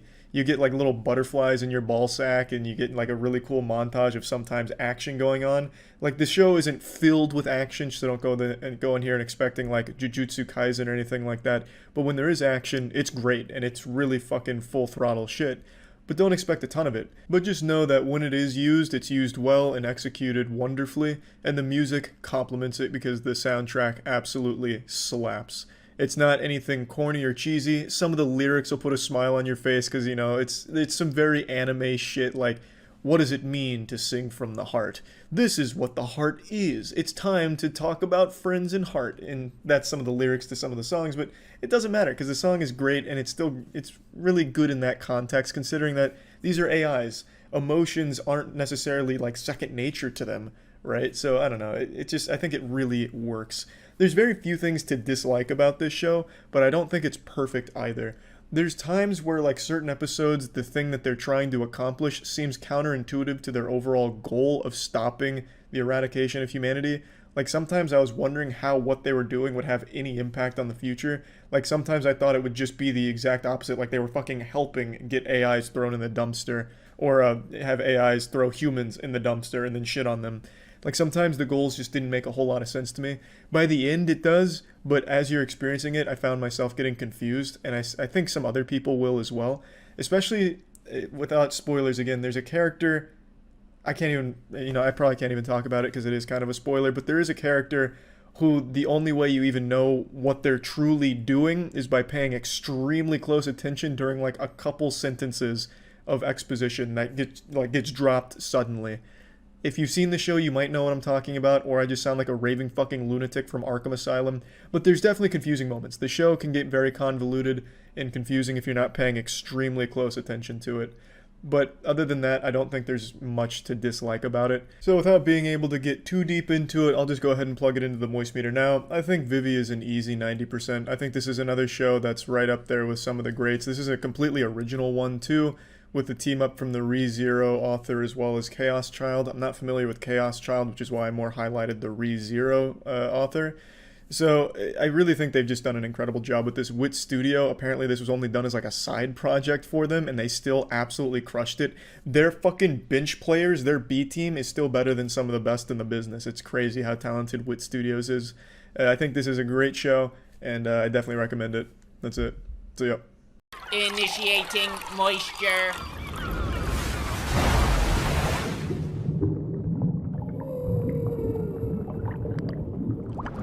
Welcome to the Moist Meter. Today we're taking a look at WandaVision, Marvel's newest show, which just concluded, and this show split people like ass cheeks here. There was some people that really fucking hated the show, and then some that praised it as Marvel's best work. So let's just dive in. I'll let you know right away, fucking hate sitcoms. I've never liked sitcoms, even as a kid growing up. I just couldn't really stand it. That laugh track is a thing of fucking nightmares. It ruins anything that it's in. I've never liked sitcoms, so this was really a bit of a rough genre for me to get excited about.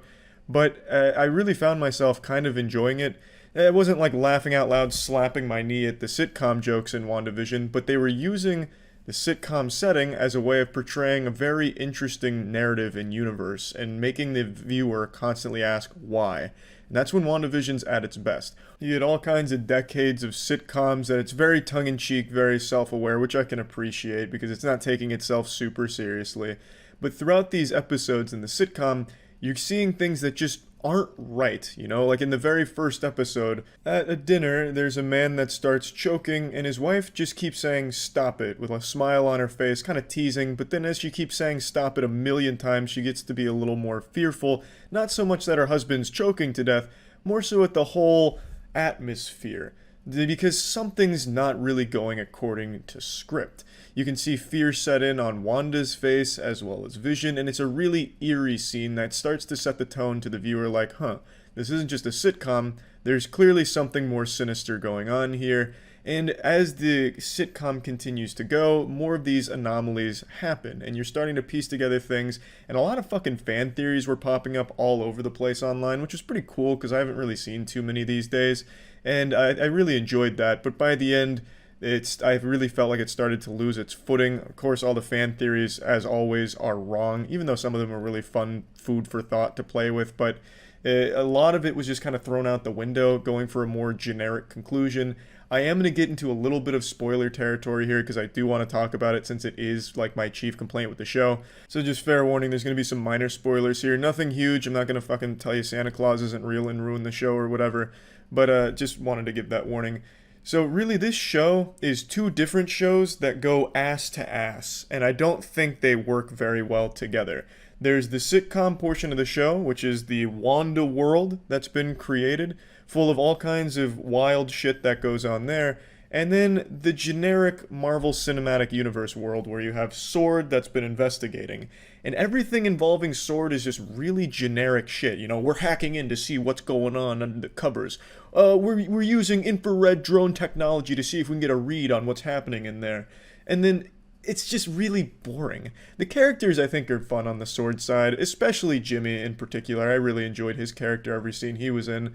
But I really feel like it just didn't add very much. It was just so cliche from the S.W.O.R.D. side of things that I felt like it just took away from the more interesting and unique aspect of WandaVision, which was everything happening in Westview. The sitcom, why it was happening. Was Wanda the villain? She's done a lot of fucked up things with what she's doing in there. She's more of a villain than a protagonist. And it was really an interesting thing to play with because Marvel hasn't really explored that very well, in my opinion, where they have, like, this character that is supposed to be a good guy doing some real fucked up shit. And that's what WandaVision really was to me in the beginning.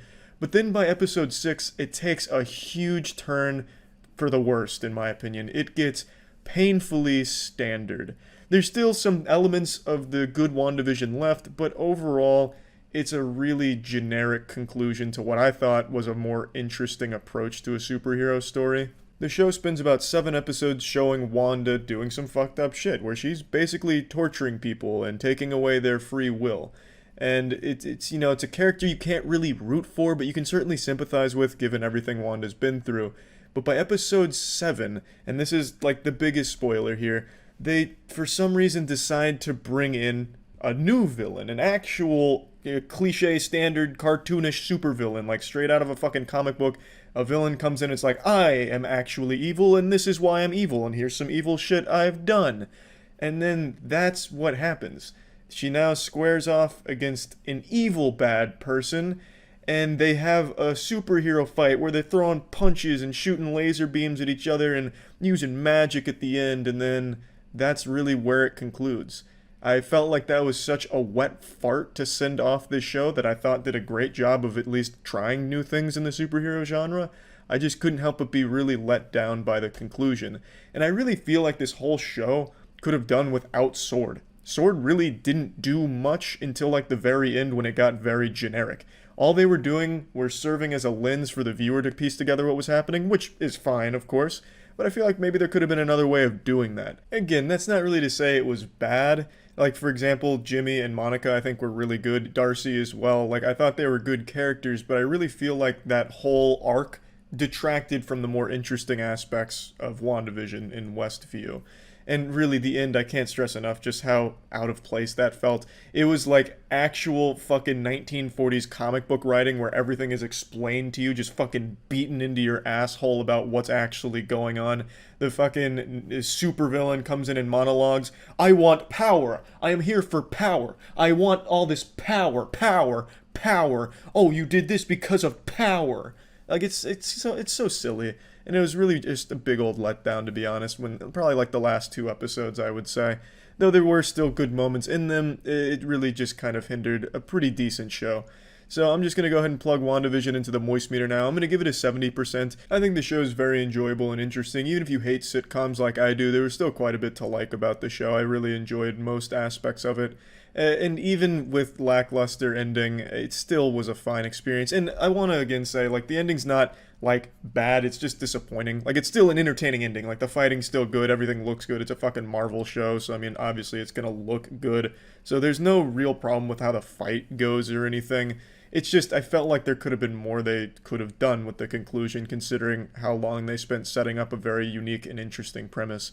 But anyway, that's about it. Recently I've been hitting the weights extremely hard, trying to put on extra muscle, looking for at least 100 more pounds of muscle on this 5'6" frame, and in doing so, I've been using Raycons pretty much daily, so that way I don't have a wire dangling in front of me when I'm lifting weights. As I've talked about numerous times now, I think a high quality pair of wireless earbuds are extremely important, and Raycon offer an incredible one.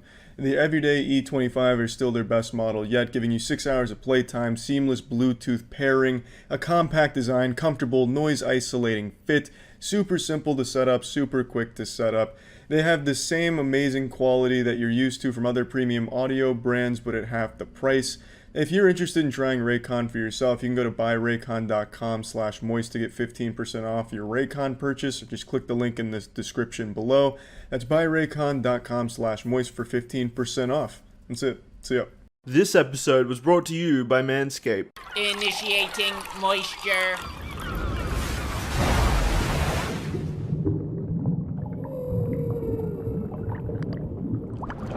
Welcome to the Moist Meter. Today we're taking a look at the new Watch Dogs game, Watch Dogs Legion. I'm just going to come out right now and say it. This is probably the most boring game I've played this year. This is 2020's Death Stranding. It is so unbelievably boring to play. There's nothing fundamentally wrong with the game. I want to get that clear right now. It's not just full of bugs. It's not like a Bethesda cum dumpster or anything. It functions how you would expect a modern game to function, but it is just so repetitious and uninteresting, from its story to its characters to its absolutely tiresome gameplay. It's just, there's no fun to be had here. This is the most Ubisoft game yet, and what do I mean by that? I mean, like, every single fucking Ubisoft game is the exact same gameplay elements, and just about everything the same, just with a different skin. At least that's the way it's felt in recent times, except for a few fringe cases like Rainbow Six Siege, which is great. But overall, it just feels like Ubisoft only has one kind of game. They're like the Derek Zoolander of game companies. They only have one look, and it is this goddamn look. It's the same formula every time.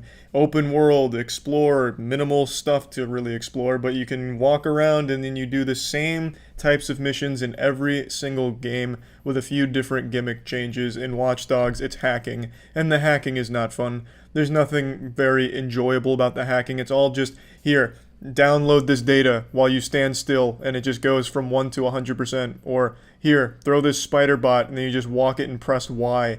There's not a whole lot of cool shit with this gimmick here. The only interesting thing you can do with the hacking is control other people's cars and shit, and then like get data on other people, which is kind of cute, but it's not that fun, especially not after the millionth time you've played with that. It's just so tedious. It just feels like Ubisoft decided to parody themselves with this game. It's just so basic and generic and boring.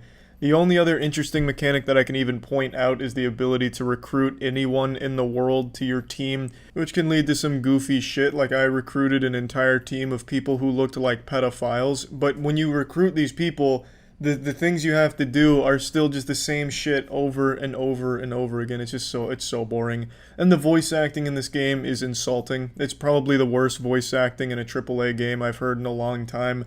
And Jackson told me that going in, but this is worse than I expected. It is terrible. It's hard to care about the story when even the voice actors don't seem to care about the story. It's terrible. It's really bad. The story's not interesting. Everything's so bland. The world is uninteresting. Everything in the world is uninteresting. It is just not fun. And I compared it to Death Stranding earlier, and I just feel like that's a bit of a disservice, because I did enjoy certain things about Death Stranding. Like, I loved the universe, I loved the world, I loved the narrative, I loved a lot of things about Death Stranding, but there is literally nothing in Watch Dogs Legion that I loved. The only good thing I can say about this game is I feel like players will appreciate it as like a sleeping aid. Like, if you struggle with insomnia, you could probably pop on to Watch Dog Legions for like 30 minutes and it'll have you out like a light. This game is going to put most people to sleep, I imagine. I can't really see anyone who in this day and age would play this game and just be blown away by anything in it. Everything here is so bare bones. A lot of it just feels like asset flips sometimes. It's just not good. You can tell there's no passion in the game. There's really nothing creative about it. Not that everything needs to be like innovative and a pioneer in its field, but this is the safest, most generic game I think I've ever played, actually. It is just this. It's like they took the Ubisoft template and just copy and pasted it and changed a few things in the matter of like 2 months. It is so fucking boring. Like, I can't stress that enough. Even thinking about it, I'm getting tired. So just plugging Watch Dogs Legion into the Moist Meter, I'm giving it a 40%. And, you know, I know that sounds high with everything I've said, but like I mentioned, everything mechanically works. Like, the game isn't broken, it's not unplayable, it's just boring. It's just really fucking boring. So yeah, that's about it. I don't think this game is going to scratch that open world itch that people get or anything like that. It's no GTA replacement to anyone that was expecting that kind of high caliber experience here. I just don't see what this game offers to anyone that they'll appreciate. It's a very forgettable, well, forgettable being the wrong word. You'll fall asleep while playing it. It's just an actual chore to play. It's just, yeah, I didn't enjoy my time with the game. I usually stream pretty much every new game start to finish on my Twitch, but this game, it was putting the chat to sleep as well as me, so I only played it for like 3 hours on stream and then did the other fucking however many hours I put into this game off stream. It was absolutely miserable, just not very fun. I'm here to talk about Manscaped real quick, and with Halloween right around the corner, now's the optimal time to start your grooming routine. Just in case your Halloween costume calls for having dick and balls flying out in the open, you want to make sure they're nicely trimmed and well taken care of, and that's where Manscaped is going to come into play. I'm talking about their Perfect Package Kit 3.0. It's coming with the Lawnmower 3.0. I've talked about this many times. I use it whenever I need to take care of myself down there. The Lawnmower 3.0 is a fantastic tool with skin-safe technology, so you don't have to worry about injuring yourself or causing some type of catastrophe down there. It is going to get the job done and get it done safely. It also comes with anti-chafing boxers, so you don't have to worry about, some chafing, and also keeping them fresh and cool throughout the entirety of your time wearing them. The Perfect Package Kit 3.0 just really has everything that you're going to want. So if you're interested in trying Manscaped products, you can get 20% off and free shipping at manscaped.com using code MOIST. That's code MOIST for 20% off and free shipping at manscaped.com. That's it. See ya. Initiating moisture.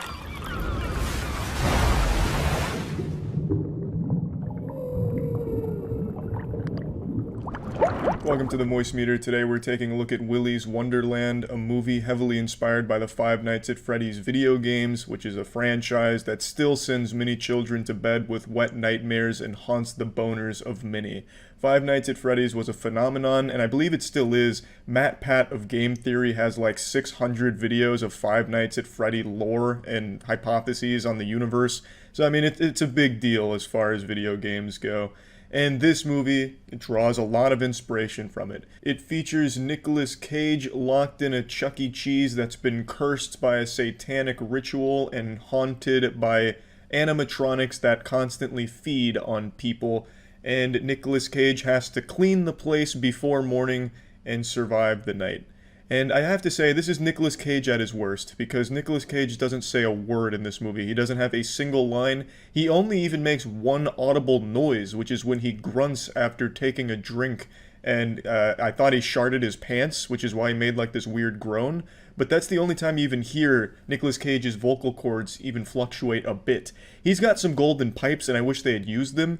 But him being a silent protagonist isn't the worst thing in the world, because it's a movie that's not trying to be taken seriously. I'm pretty sure it's very self-aware. Like, there's a fucking character in this movie that every time he's on screen, he's chewing on a Slim Jim, just suckling on a Slim Jim like it's his mom's titty.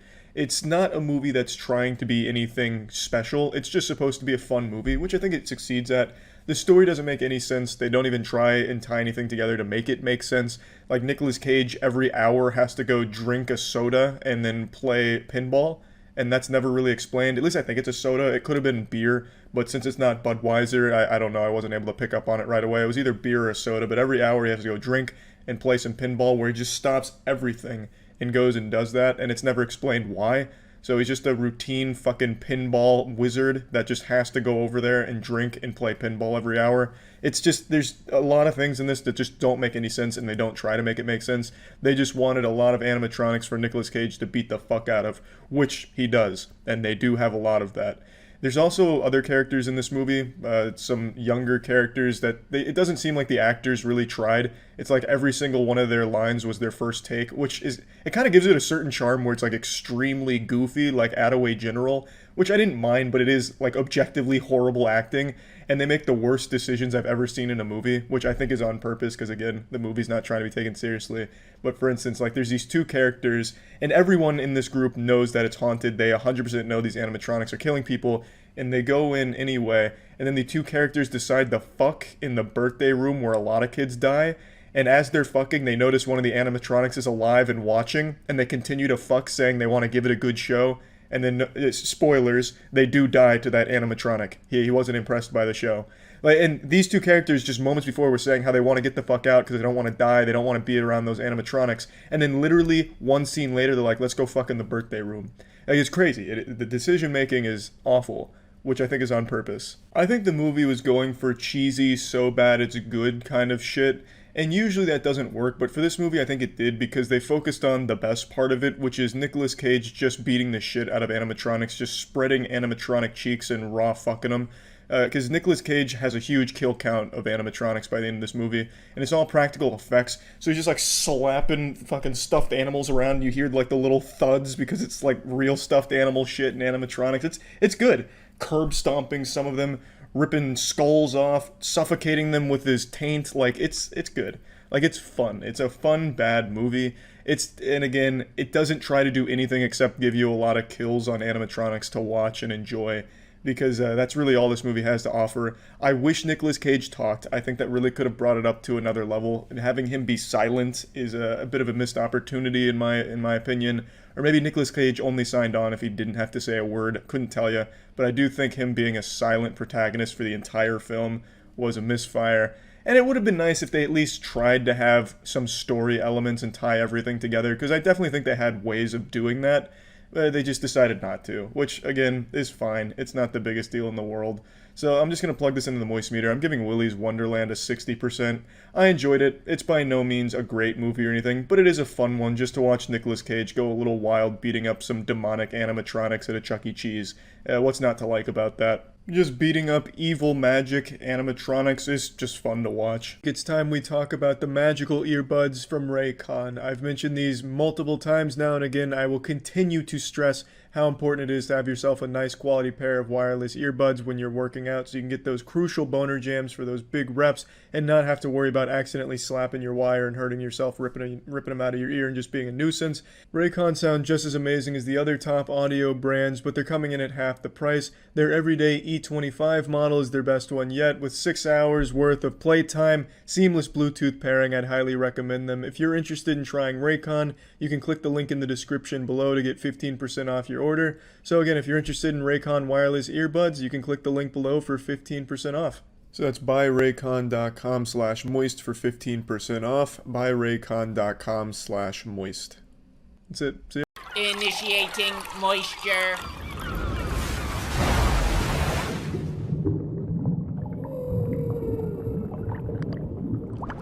Welcome back to the Moist Meter. Today we're taking a look at Wonder Woman 1984. I actually really liked the original Wonder Woman and thought it was one of DCU's better movies, especially amid all the dog shit they were pumping out at the time. They even went on a little bit of a streak there because Aquaman also turned out to be decent. But with Wonder Woman 1984, I feel like they've gone right back to the dog shit diaper because it's not very good. I'm going to go ahead and get the compliments out of the way right now because there's only a couple of them for this movie. Gal Gadot as Wonder Woman continues to be exceptional in the role, and I think with the emotional scenes that she hits in this movie, she hits them even better than she ever has. I think she does a really great job with the character, and I think Pedro Pascal is an incredible villain. I think he's great. I'm also just a huge fan of his, and he does great in this role, and also the villain is pretty interesting with a cool gimmick. He's not just like some superpowered fucking meatball of a man that ends in a climactic boss battle where they're just like slapping each other around. It's actually a pretty interesting gimmick. That's really where my compliments end for this movie, because everything else about it I just think was a huge step back from the original. First of all, it's way too long. It's 2.5 hours, and it feels like it's 5 hours long. I felt like I was in some kind of fucking hyperbolic time chamber. It was miserably long for no reason. Past the initial opening action, there's 70 minutes where almost nothing happens except building characters slowly and uninterestingly. I'll get into that in a minute. I'm not going to spoil anything, but it is just a slog. It tries to cram a ton of fucking things in here for no reason, and they don't really mesh very well together. So the best part about the movie visually is the intro, when they're doing this Olympic Games event when Diana was a child. It looks great, it sounds great thanks to the score from Hans Zimmer, and it's probably the most interesting visual point of the film, although it doesn't really do anything. All of the Olympic Games that happen in the beginning, which is like 10 minutes worth, they don't play any fucking role in the movie at all except for one thing, where they say, hey Diana, honesty's good. That's really like the whole message is, being honest is pretty good. Felt like I was watching like some kind of fucking Teletubbies thing or like Boo-Bahs on Nick Jr. It was a really weird message to drive home, and especially to give it like a 10-minute Olympic Games thing just to say, hey, Diana, try honesty. It's just kind of silly. But visually, it's the best part of the movie because after that, the CGI and everything falls apart. It looks like shit half the time. Like when Diana's running, it looks like a malfunction in a video game cutscene. It looks like some Cyberpunk 2077 glitches. The CGI is rough. I'm not exaggerating. When she's running, it looks like she's floating or like a poltergeist event. It looks like when Google tried to teach AI how to walk for the first time and it came up with like these weird fucking strides. It's weird. The CGI is really bad in a lot of points. And the first mall scene, like the first bit of action this movie really has, is terrible. It's like a cheesy 1960s Adam West Batman thing. I don't know if they were going for that vibe, but she stops this mall robbery where these like cartoonishly silly bad guys are like planning a heist and they get some shit, and then one of them gets caught, so he's dangling a girl over a ledge. He's gonna drop the girl because he doesn't want to go back to jail, as if somehow killing a child is gonna make him avoid jail time. I don't really get it. But then Wonder Woman saves the day, and it's the cheesiest shit of all time. It looks terrible. Everyone's like on wires and they're being like pushed and pulled around. It's not good at all. It reminded me of like a scene from Jingle All the Way, like Turbo Man coming to save the day. It was very dumb, and I definitely thought that was going to be the tone of the movie from there on, but it doesn't. It's not. It's really disjointed from everything else, because after that it's just a completely slowed down character piece where it's kind of just Diana and Kristen Wiig talking for a long time.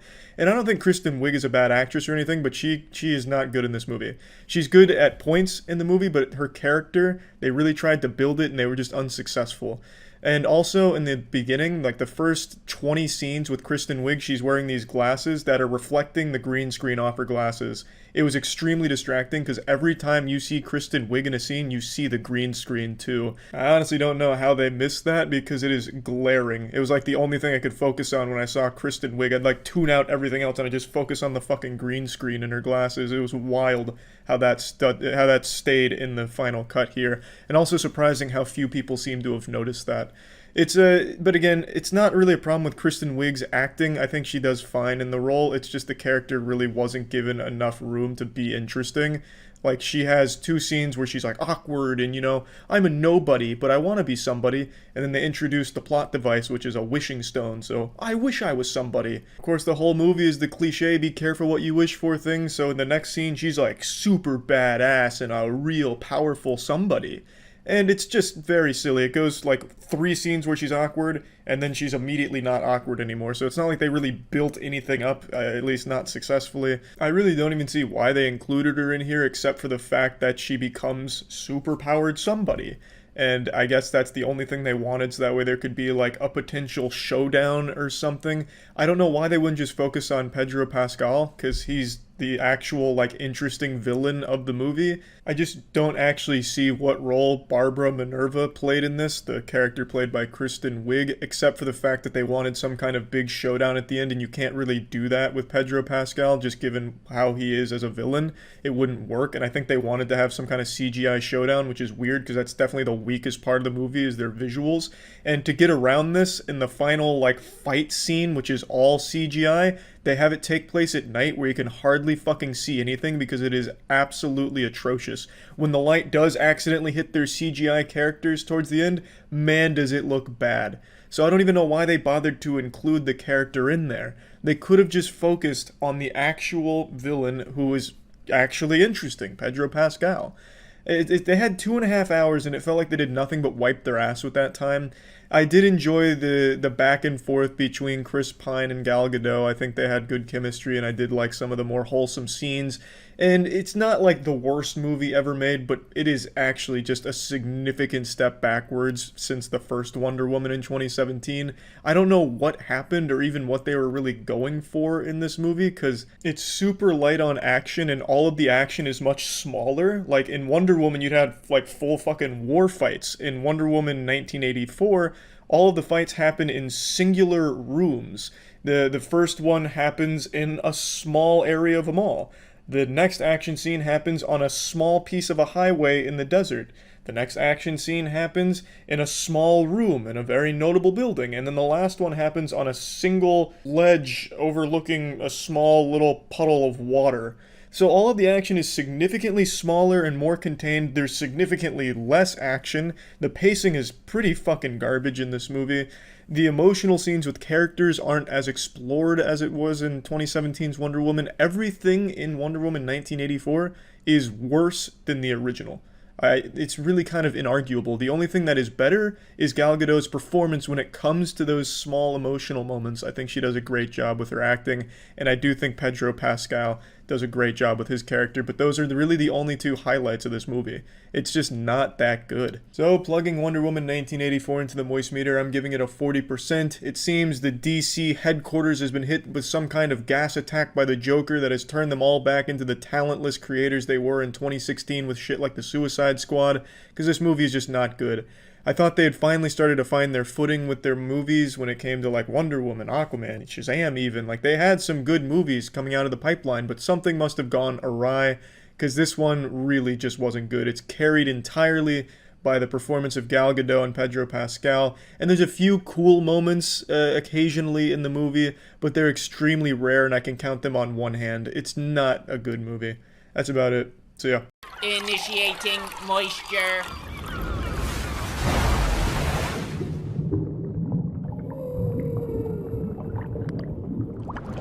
Welcome to the Moist Meter. Today we're looking at the Xbox Series X, and we're joined by a man that's typically behind the scenes, our chief scientist, Jackson Clark. Take the stage. Hey, it's nice to be let out of the cage every now and then, especially when new hardware is on the table. That's right, we're looking at the Xbox Series X, Microsoft's next-gen, I don't know what you would call it, a console, I suppose, is the right word to use for it. I think that's what it's labeled, yeah. So what you're looking at right now is basically footage I shot since I'm the one unboxing the console. What you get from this is a pretty standard, I would say, big black kind of box. It's very boxy in appearance, Charlie. I don't know if that's an issue with you or not. I don't personally have an issue with it. Yeah, I think the design's actually pretty nice. It's like some postmodern deco, maybe a bit gothic in their inspiration, I would argue. And the thing is, Jackson got his at an early time, so he got to spend a lot more time with it than I have. I went on a hiking trip to reconnect with nature, to realign my chakras before coming back to spend time with the Xbox. So Jackson's definitely going to be the one really spearheading this operation. I'm going to play the role as a technologically inept caveman here. So Jackson, what is the SSD I was reading about? Oh yes, I see you've heard about the lightning fast SSD planted in this bad boy. That basically just means that all games are going to load so much faster than like previous generations. And to Microsoft's credit, they do. It does what it says on the tin. Games load extremely fast in this. Like Assassin's Creed Valhalla, I was loading within like 10 seconds on the Xbox Series X. Like, you know how they've got fast travel in these games, like fast traveling to a new location. Lightning fast. No time to check the phone or anything like that. Go for a little potty break. You're straight back in the game. Xbox One, it takes upwards of like 2 minutes to load. So this is pretty revolutionary for consoles. So that's a point towards, you know, the Xbox Series X. Full disclosure, the PS5 also has an SSD though, so it's you'll find it on any next generation console. I think I should also make it clear beforehand, this isn't sponsored by Microsoft or anything. Jackson was able to get his grubby little Australian hands on a nice Xbox, but it's not a sponsored review, so you're going to get the honest truth here. We don't fuck around. So we've been pretty critical of Xbox in the past. I think that goes without saying. And a lot of those issues are still there. Like this console genuinely has no exclusive games. And that is a major issue for both me and Charlie, and I think for a lot of people that will be an issue. It was meant to release with Halo Infinite, and that sadly, rest in peace, got delayed due to Microsoft getting a bit blueballed by all the memes. So I like how it's still on the box though. Like when you get it, I do have an Xbox. It came pretty late. It has Master Chief on the back of the box, and it's just like this little cock tease because you know that game sucks ass right now in its current state, and it's delayed for like the next 10 years. It is pretty sad. You could definitely tell that that was the main marketing goal. They really wanted to have Halo Infinite on launch, and I guess they thought they were on track for that, but the internet's reception just kind of kicked it back, and now it's it's infinitely delayed almost. It doesn't have a release date anymore. I'm not sure if it's going to come next year or not, but yeah. So no exclusives on launch. In many ways, Assassin's Creed Valhalla kind of fills that void. It runs super smooth at 4K 60. It feels like nothing I've really experienced on the Xbox One before, Charlie. Yeah, the Xbox One, though, really sucked asshole. The Xbox One basically just became like a Netflix hub. It really didn't have many games, and I don't think it wanted to be. I remember Xbox One's main draw was, it's going to be all your entertainment in one. It's going to massage your back. It's going to let you watch movies and games. You're going to get to tap in and actually touch the actors and the shows you watch with the Xbox One. Whereas this at least makes it feel like Microsoft wants to make the Series X a gaming console first and foremost. Absolutely. Yeah, they bought like 1,000 little studios now, and it does seem like the focus is on gaming, which is nice. Which brings me on to my next point. Even though you don't have full new next-gen exclusives for the console, you do have a massive library of backwards compatible games. Like, I was testing it last night, all the way up to the original Xbox, Charlie, if you could believe that. Wow. That's yeah. 20 years of gaming at your fingertips. And a lot of those games are upscaled, new resolutions, high frame rates, new features, etc. Auto HDR, so you're getting the very best colors out of the box. I mean, it's pretty fucking impressive that because they have like a dedicated team in Xbox, so I've heard, who goes back and just upgrades old games for no fucking reason, like games you've never heard of. It's like their fetish. They're just addicted to upgrading games, and I'm all for it. Like that means like you buy the Series X out of the box, and you've got like a library of games that you've never heard of just at your fingertips. I really appreciate that. Can you hear the rain? And there's a little background. A hurricane is has recently touched down in Florida as we're recording this, and I'm getting fucking walloped by it right now. What's the weather on the scene, Charlie? This is turned into a weather report. It's torrential downpour. It felt like my glass was rattling in front of me just now. Like, as you were ramping up about the old backwards compatibility, like, the weather gods were correlating with it and just, like, shaking violently. That's how powerful the new Xbox console is, man. Phil Spencer is able to localize weather events directly to your house to really give you that next-gen feeling. Oh, yeah, I can feel it. It's still in the box, and I can feel its power right now. Well, I don't want to anger the weather gods any further, but I do want to bring up something that I had a personal distaste for, Charlie, and that is the Xbox UI. Oh yeah, it's god-awful. Xbox One's UI was some of the most convoluted, counterintuitive dog shit I think I've ever seen. Oh, well, in that case, I have good news, Charlie. Since you're so used to the Xbox One UI, it has pretty much gone completely unchanged. You will not notice any new features in the Xbox UI. It is one-to-one. And I think that does them a pretty big disservice, because new game console UIs are kind of like one of the main new features that like make it feel like a next generational leap. So in some way, going from the Xbox One to the Xbox Series X, when you first boot up, it kind of feels the same. More snappier, obviously, because of the new hardware inside, but still you get that same visual presentation that feels pretty much exactly the same, so you kind of lose that wow factor. I just thought that was something to note anyway. The UI is terrible. Yeah, it's absolutely terrible. That UI takes like an actual full-time scholar to like decipher how to get from point A to point B. Granted, I only played the Xbox One for the first like first year that it came out, when there was actually a few games on it, but that shit was terrible. Terrible. Oh, okay. In that case, they did do like a mid-generational upgrade to the UI last generation during the Xbox One, so you probably will get that new wow factor of a different UI. But yeah, going from last generation towards the end to this generation, there really is no difference. And if you have issues with that, then you're gonna find the same issues here in the Series X. Sadly, the only new feature I could find was that you're able to kind of sort your game library to show the exclusives, if you will, like the Xbox Series X and Xbox Series S optimized games. So that's cool, I guess. But that's genuinely the only new thing that I could find in terms of UI. That's a real shame. I absolutely think that was a big misstep right there, not making a new UI or just redesigning the whole fucking thing.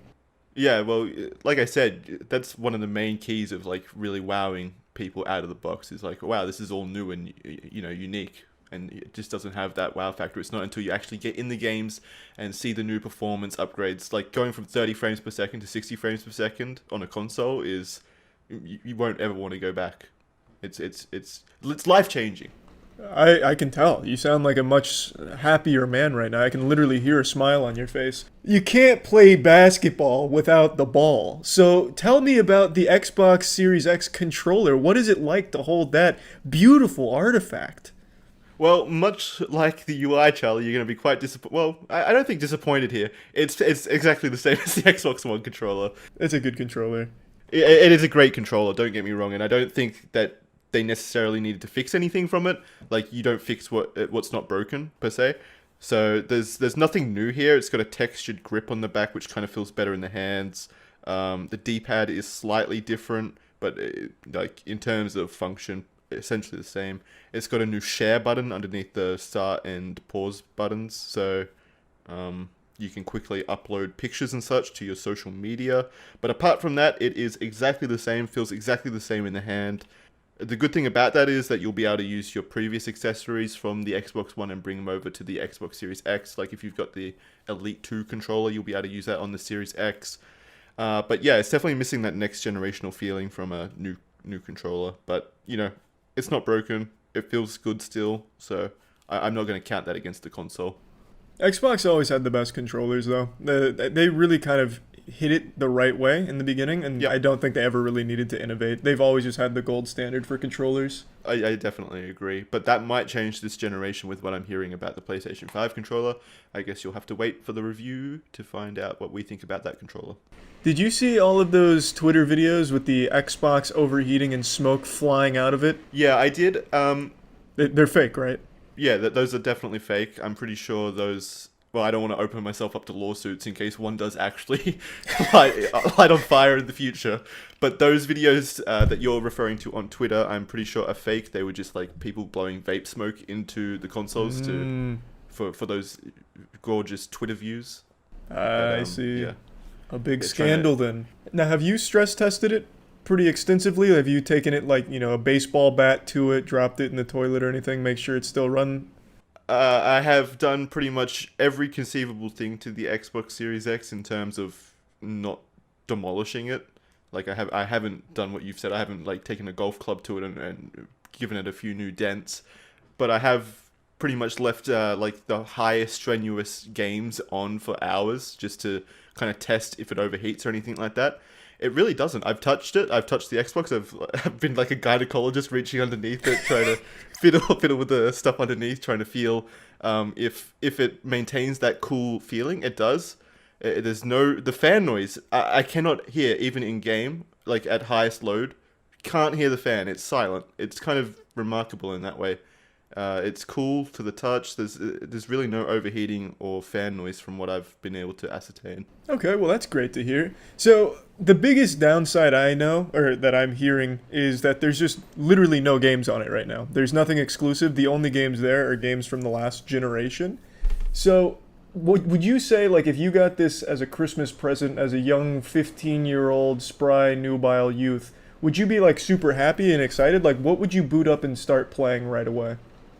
Well, just because there's no exclusives doesn't mean there aren't games to play. As I've said, there's also a lot of titles coming out this month, like cross-platform titles. So if this young kid doesn't have another console, then of course he's going to get some playtime out of this console because he's going to have Assassin's Creed Valhalla. He's going to have Watch Dogs Legion if he's unfortunate enough to play that. He's also going to have the new Call of Duty game, Cyberpunk later. He's going to be a very lucky boy is what I'm saying. There's a lot of nice titles coming out that you'll still be able to play on Xbox Series X, and you'll be able to see the market improvements over the last generation with those new frame rates and resolutions. So I don't think lack of exclusives is seriously going to hurt the console in terms of casual audience to begin with.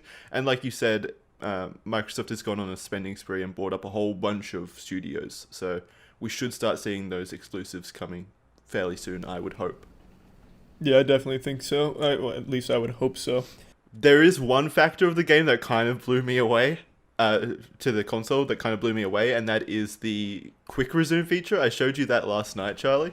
Oh, yeah. It's pretty remarkable what they were able to accomplish with that. You're basically able to switch between games almost instantaneously.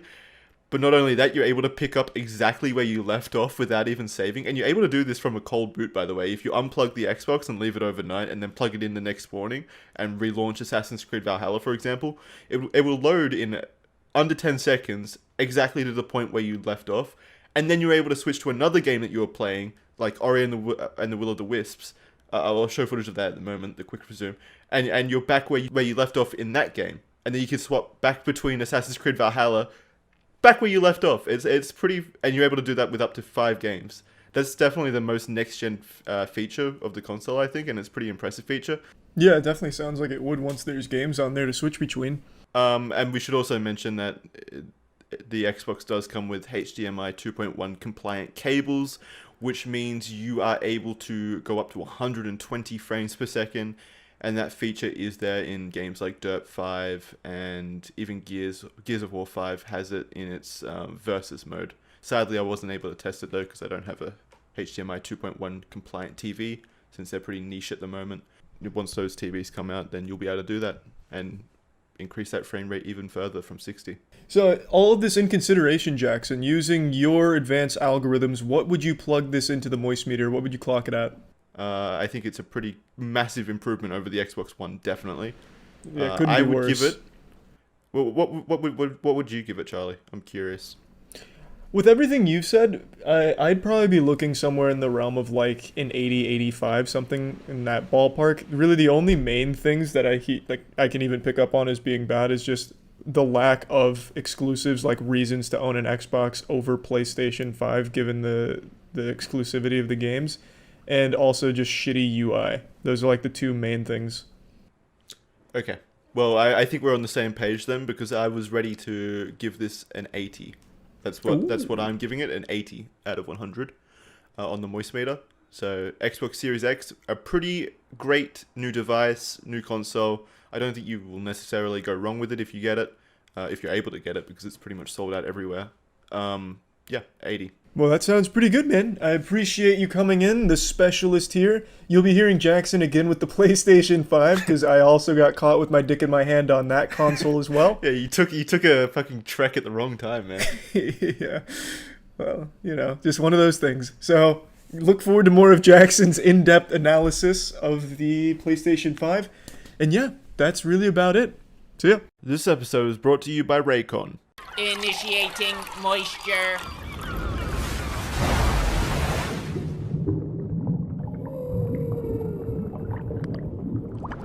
Welcome to the Moist Meter. Today we're taking a look at the new Yakuza game, Yakuza Like a Dragon.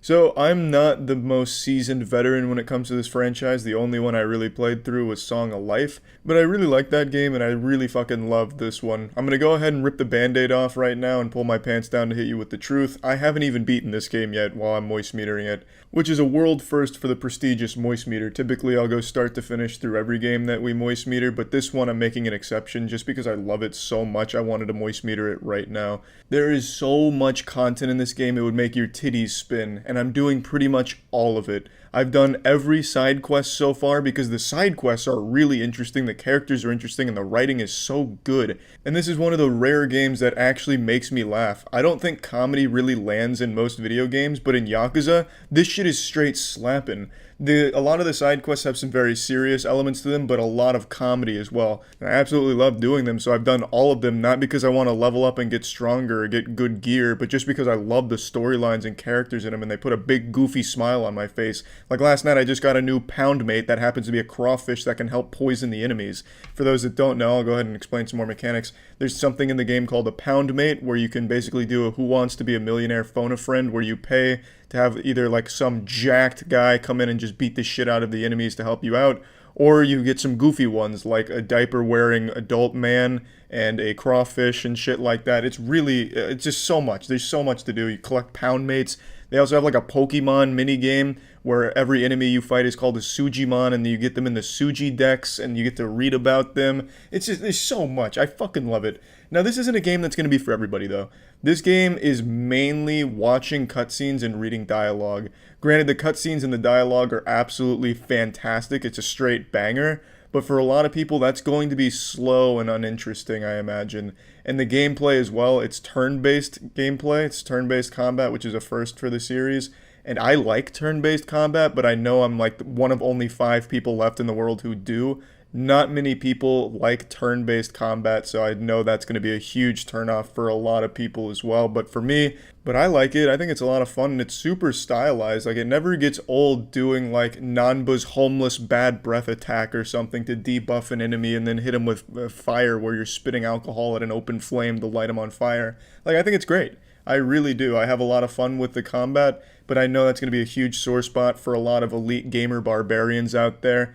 And I understand that, but I've always liked turn-based combat, and I think it's done well in this game. And there's a lot of depth to it as well, even outside of just like gear upgrades and shit like that, min-maxing your build. There's a lot that you can do with the characters with something called jobs, where you can pretty much fundamentally change how they function in battle. So let's say you want to take Ichiban from a baseball bat-wielding madman to a breakdancing demon. You can change him from hero to breaker, where then he becomes a breakdancer who all of his attacks do breakdancing things and do buffs and shit. It's just, there's a lot of depth to the combat so far, and I'm sure it's only going to get deeper as I continue to get deeper inside of this beautiful butthole of Yakuza Like a Dragon. I love the game. Like, I really do. I have zero complaints about it. I know it's not a game for everybody, I get that, but I am absolutely enjoying the shit out of it. And I love the story. You play as Ichiban, a well-meaning 42-year-old virgin, former Yakuza, who, after having some unfortunate events transpire, finds himself excommunicated from the Yakuza and homeless. And it's all about him making homeless friends and rising back to the top to try and become the hero he's always wanted to be. At least that's the story so far, and I love it. Every character that's introduced is great. Every fucking cutscene that comes on is great. I will say the game's not the best looking. I don't think the cutscenes are going to blow you away with their graphical fidelity and visuals, but they are just so stylized and so fun to watch that I don't think anyone's going to have a huge issue with that, but it's probably worth noting. The only actual complaint I have about this game is going from point A to point B in the world is sometimes extremely tedious because there's so many Sujimon random encounters that you'll fight. So you'll just be walking down a street and you'll get one encounter with 2 homeless people, you beat the shit out of them, then you walk 2 more steps, and then all of a sudden you're getting attacked by a streaker who's flashing his dick and ass in your face, and you have to fight him, and then you take 2 more steps, and then there's a whole mob of people that were sunbathing and punks that you have to fight through. It's just, you get so many encounters, and yeah, you can run away from them, but it's still time consuming, and still becomes a bit of a headache, because it's just trash mobs that don't even really give you a good reward for just blasting through them. So I just think, like, and I'm sure there's ways to get around it with like a rappel or something, but just right now, that's the only sore spot I have, which isn't even really a big complaint because the combat is still fun. It's just, there's so many fucking random encounters, it gets a little wacky. Now I'm playing the English dub version, which is going to make a lot of people vomit because I know that there's that superiority complex from the English sub elitists, but I think the dub is great. It's the perfect blend of good voice acting and goofiness. Like, I think the English dub is absolutely fantastic. There's nothing wrong with it at all. But I imagine, yeah, maybe English subs is better, but still, I'm having a good time with the dub. So I'm going to go ahead and plug this into the moistmeter now. I'm giving Yakuza Like a Dragon a clean 90%. I really like it. I don't have any complaints about it. I know there's a lot of things about this game that a lot of people won't like, but shit, I fucking love it so far. Every little crevice of this game I'm exploring, I'm putting my finger in every possible orifice of this game's universe. I love everything about it. I really do. No real complaints, but it is a game that's not going to be for everybody. It is a slow burn. There's a lot of times where you're probably just listening to dialogue for upwards of 30 minutes or more. And for me, that's fine because I think it's well written and enjoyable, but for some other people, that's going to be a big fucking turnoff, and I get it. It's that special time of year again. There's a big holiday right around the corner. And what better gift to give someone you care about than the gift of high-quality wireless earbuds? I'm talking Raycon. Raycon earbuds are comfortable. They're easy to set up, convenient, seamless Bluetooth pairing. Raycon wireless earbuds sound just as amazing as the other top audio brands, but coming in at half the price. 6 hours worth of playtime, nice and compact, snug fit. It's great for just staying active because it's nice wireless. It's not going to fall out. It's not going to get in the way. I always use it for working out in particular. And it's just a great gift because it's something that people can use every single day. So if you're interested in getting yourself a pair of Raycon wireless earbuds for this holiday season, you can go to buyraycon.com/moist to get 20% off your order. That's buyraycon.com/moist for 20% off. So yeah. Initiating moisture.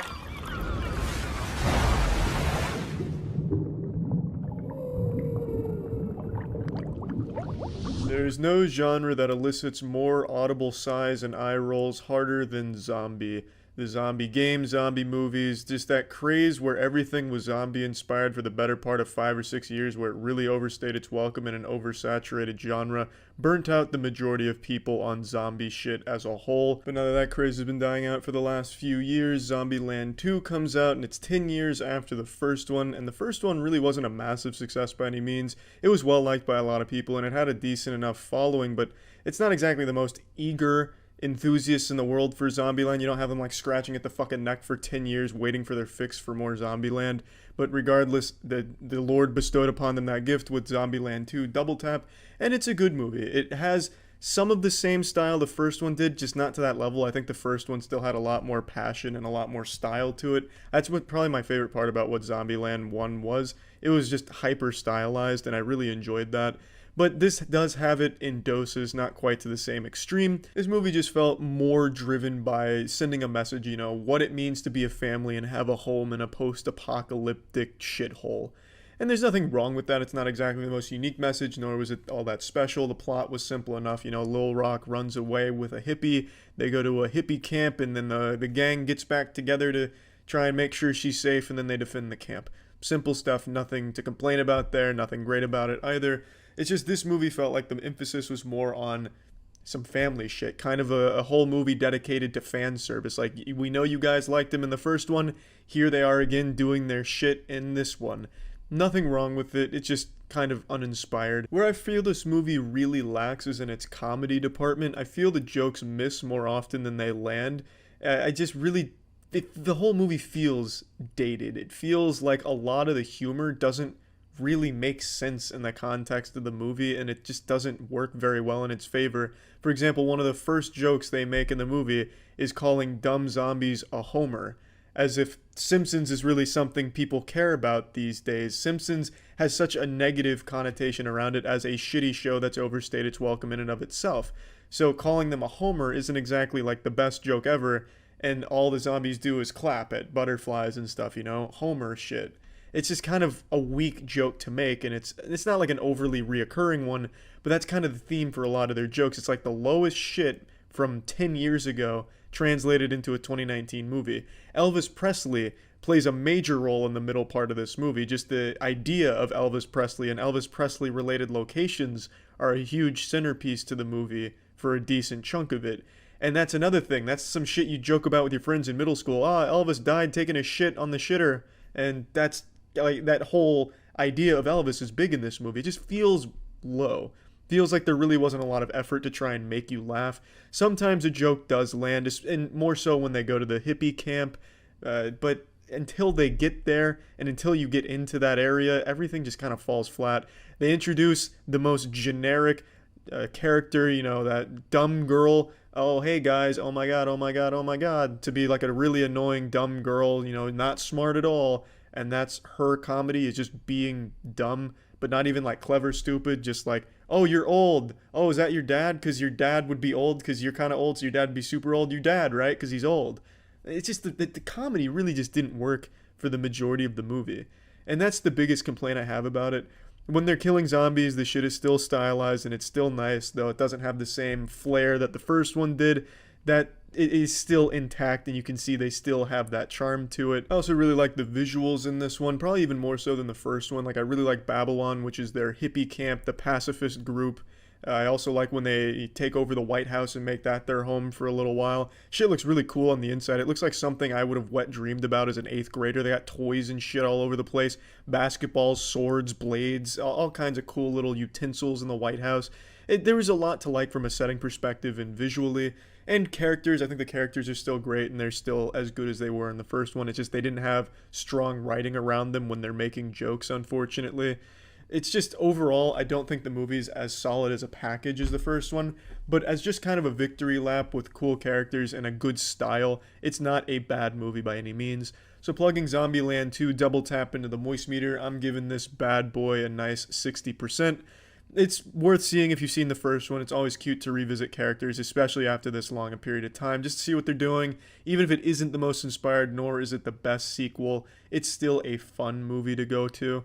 And that's about it. So yeah. When you look at me, what do you see? Just a man? Or perhaps you see a man that could potentially be extremely efficient at laying the long dick of justice down. The next John McClane, perhaps.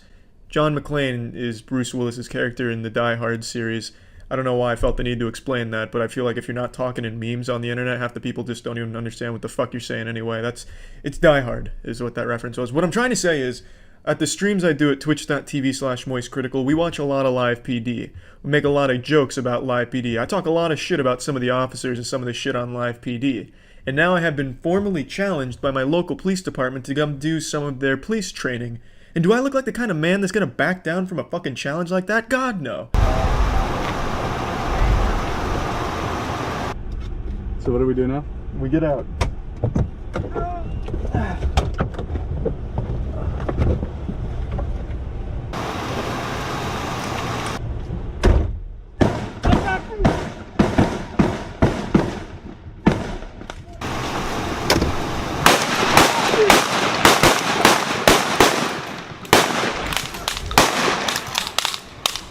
I'm out.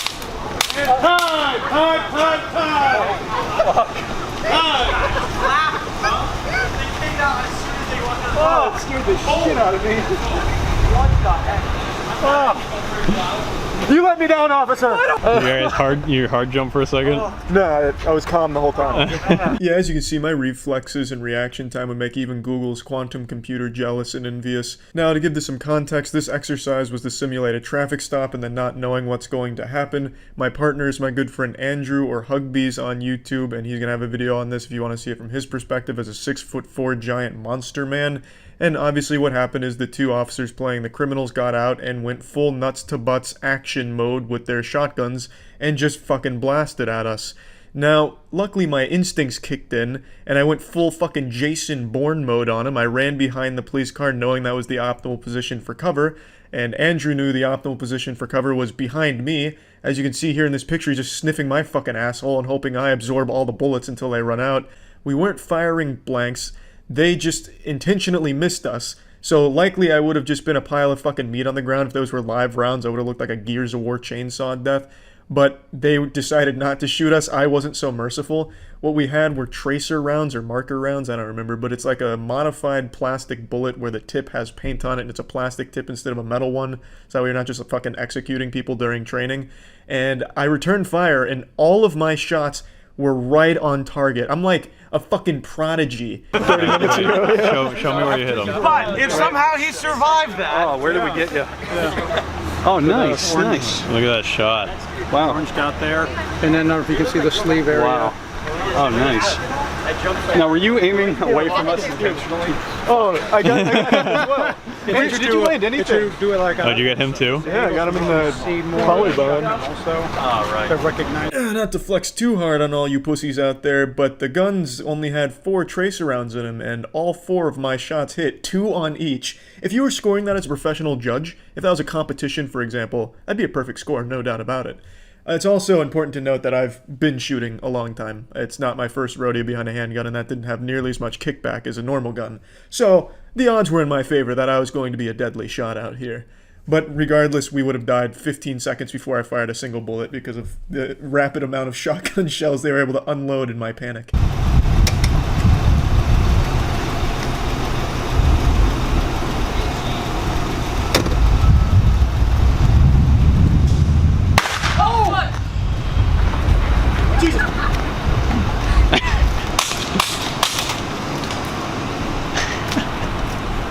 Are you okay?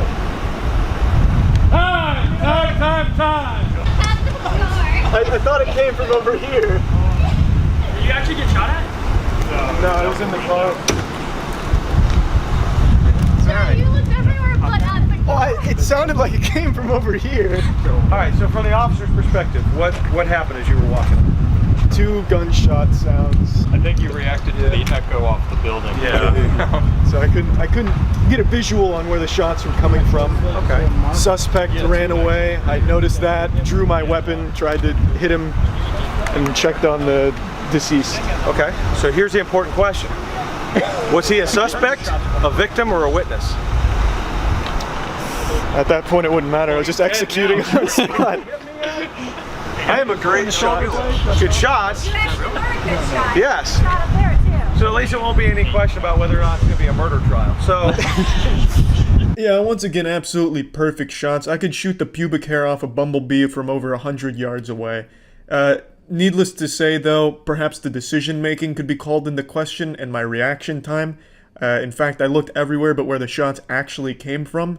And then by the time I registered it, I just saw a man running, and at that point, it was like a fucking dog chasing a car. I was just coming after it, so I put him down. But man, did I put him down in style. All 4 of those shots hit right up on his upper back, like right around his neck. I fucking severed his spine with that shit. I was like a razor blade, a saw of bullets. But yeah, everything else I did there blew ass and was not textbook or protocol, I imagine.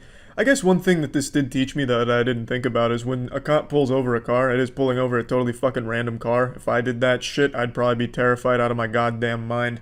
I can't even go up to a cashier and pay for stuff without thinking they're gonna try something fishy on me, so I guess that's amplified by 100 when you just pull over a car on the street. But that being said, while I might not be the best traffic officer, my god, could I be the best traffic assassin. Like, you know, let's say a cop did pull over a car and he's taken 3 hostages. He's got 3 children stacked on top of each other that he's using as a meat shield, and there's only a small opening underneath the armpit of one of the kids on top. I could probably squeeze a shot through there and get him right between the eyes. My marksmanship here, my sharpshooting, was remarkable, if nothing else. The car going to bang into a door panel or inside? Yeah. Looking towards that flagpole out there, that's where the spin.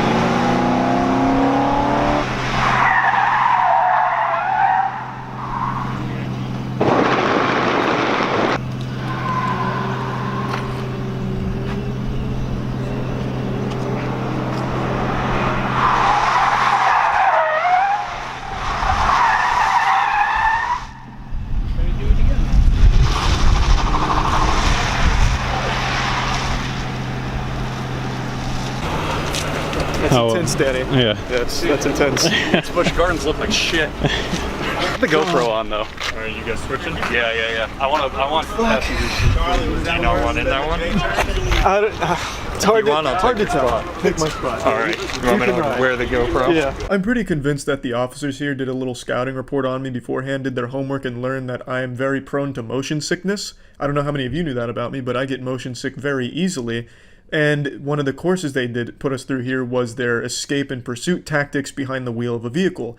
That's often a point of jokes during live PD because some of the shit just looks super lame, like a child playing with Hot Wheels badly. But after being in there, I'm still going to make jokes about the pursuits on live PD occasionally, but man, after being in there, I realized I would not be able to survive that. I would be puking so goddamn hard, the criminals would win if they just made me do a simple donut or like a 4-point turn quickly. Because, my god, I was miserable after this little set of stunt driving Fast and Furious shit. I was just miserable for the time I was at the police academy. I was sick for the rest of the day. The 12 hours after this, I was just miserably ill. It fucked my stomach up. I felt like a bundle of assholes. Wet roads you got to take into consideration, the slippery, daytime and nighttime, your depth perception, fluctuation. Make sure you get him barfing out the window. Hopefully it won't come to Let that. me turn this camera on.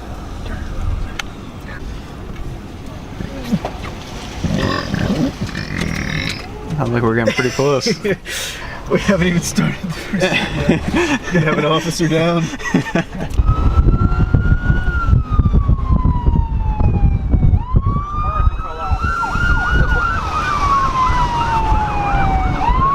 the tone of that.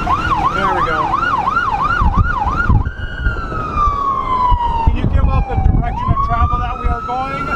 going north, down the back roads, east. How fast are we going? 80 miles per hour, it feels like. What are the environmental conditions? Road, traffic? Very high chance of me puking. Your days of selling bootleg anime are over. Jesus.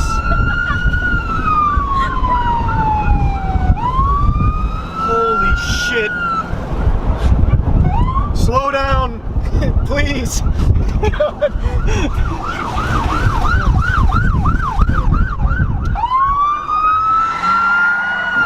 My first corner of opportunity would be right here. The second officer You're would fucked be now. coming from this corner. The other one would be coming from there. You quickly jump out of the car, guns are drawn, screaming and hollering with all the siren noises. We may have won, but I feel like I've lost. By the time this high-speed pursuit component rolled around, I was already damn near delirious from all the motion sickness, so when he handed me the radio, I thought it was for like the loudspeaker on the police car where I was, you know, talking to the criminals pull over and shit. Turns out it was only going to the other police car in front of us, so I was just telling the other officer my ailments and begging him to slow down and shit. I thought I was intimidating the criminals, but in fact I was just communicating with the other vehicle. Again, I would not fare well in a police chase at all, is what I learned from that experience there. Charlie, you've watched so much live PD. Oh yeah. I know all the rules of engagement, the Miranda rights. I'm expecting you to talk it down fully. I'm expecting to dive a barrel roll. He's gonna apply to be a police officer by the time I'm Charlie, done. I want you to calm him down and make him subscribe to your channel. The male is arguing with a mall employee and becomes aggravated when he sees you. That's all you get. All right? So you'll see it starting to count down in 3, 2, 1, and you'll be good to go. You sold me, it doesn't work. I can't call anybody, I can't text anybody. I mean, what the hell? What kind of business are you running in there? No. Talk to why him. should I calm down? Excuse me, sir. What seems to be the problem here? Okay, I'm gonna come inside. Sir, don't ignore me. Sir, don't ignore me. Sir. You're really tempting my patience here, sir. What is this argument over? I'm not spending another $500 on another phone. Sir, come over here. Talk to me Sir, for a minute. yeah, come step over here. Let's talk about those prices. Maybe we're on the same team. Another phone. How about I bash your Jesus! business? Just drop it! Ah! What kind of maniac brings a hammer to a mall? It's right on the money. Oh, right there. Oh, that's the spine. Right after guy. Oh, you had already gotten it. I was leading my shot in case he jumped. You shot his outline like a cartoon. How quick did that happen when he pulled that hammer out? That was lightning fast. Very lightning. This was the last exercise we got to take part in. It was their virtual simulator, which is just hundreds and hundreds of different scenarios with branching paths, like a fucking Telltale game mixed with Time Crisis, because your tasers, your handguns, your pepper sprays, they all have little lasers in them so you can see where you hit or if your taser even hit and shit like that. It was really interesting and really cool, and it all depends on what you say and how you handle the situation where it branches off to. Obviously, I chose the bad ending on this one with him bringing out the hammer. It's like a fucking WWE finisher, so I didn't handle it that well. But in my defense, he was ignoring me, but I also see why he would, because I'm 5'6", so I guess I wasn't that intimidating to him. But anyway, I was expecting to go in there and like defuse live bombs and shit, but just due to time and when we went, we didn't get to take part in all the extreme stuff. Either way, though, it was a lot of fun, and I'm glad that they had us out there to do that. I'd say overall, I passed the course challenges. Maybe kind of, if you just disregard anything involving the police vehicles. I think I did pretty well everywhere else. But the second you put me behind one of those fucking spinning cars doing your stunts and shit, I'm fucked. But I'm gonna say I passed. That's it. See ya. Initiating moisture.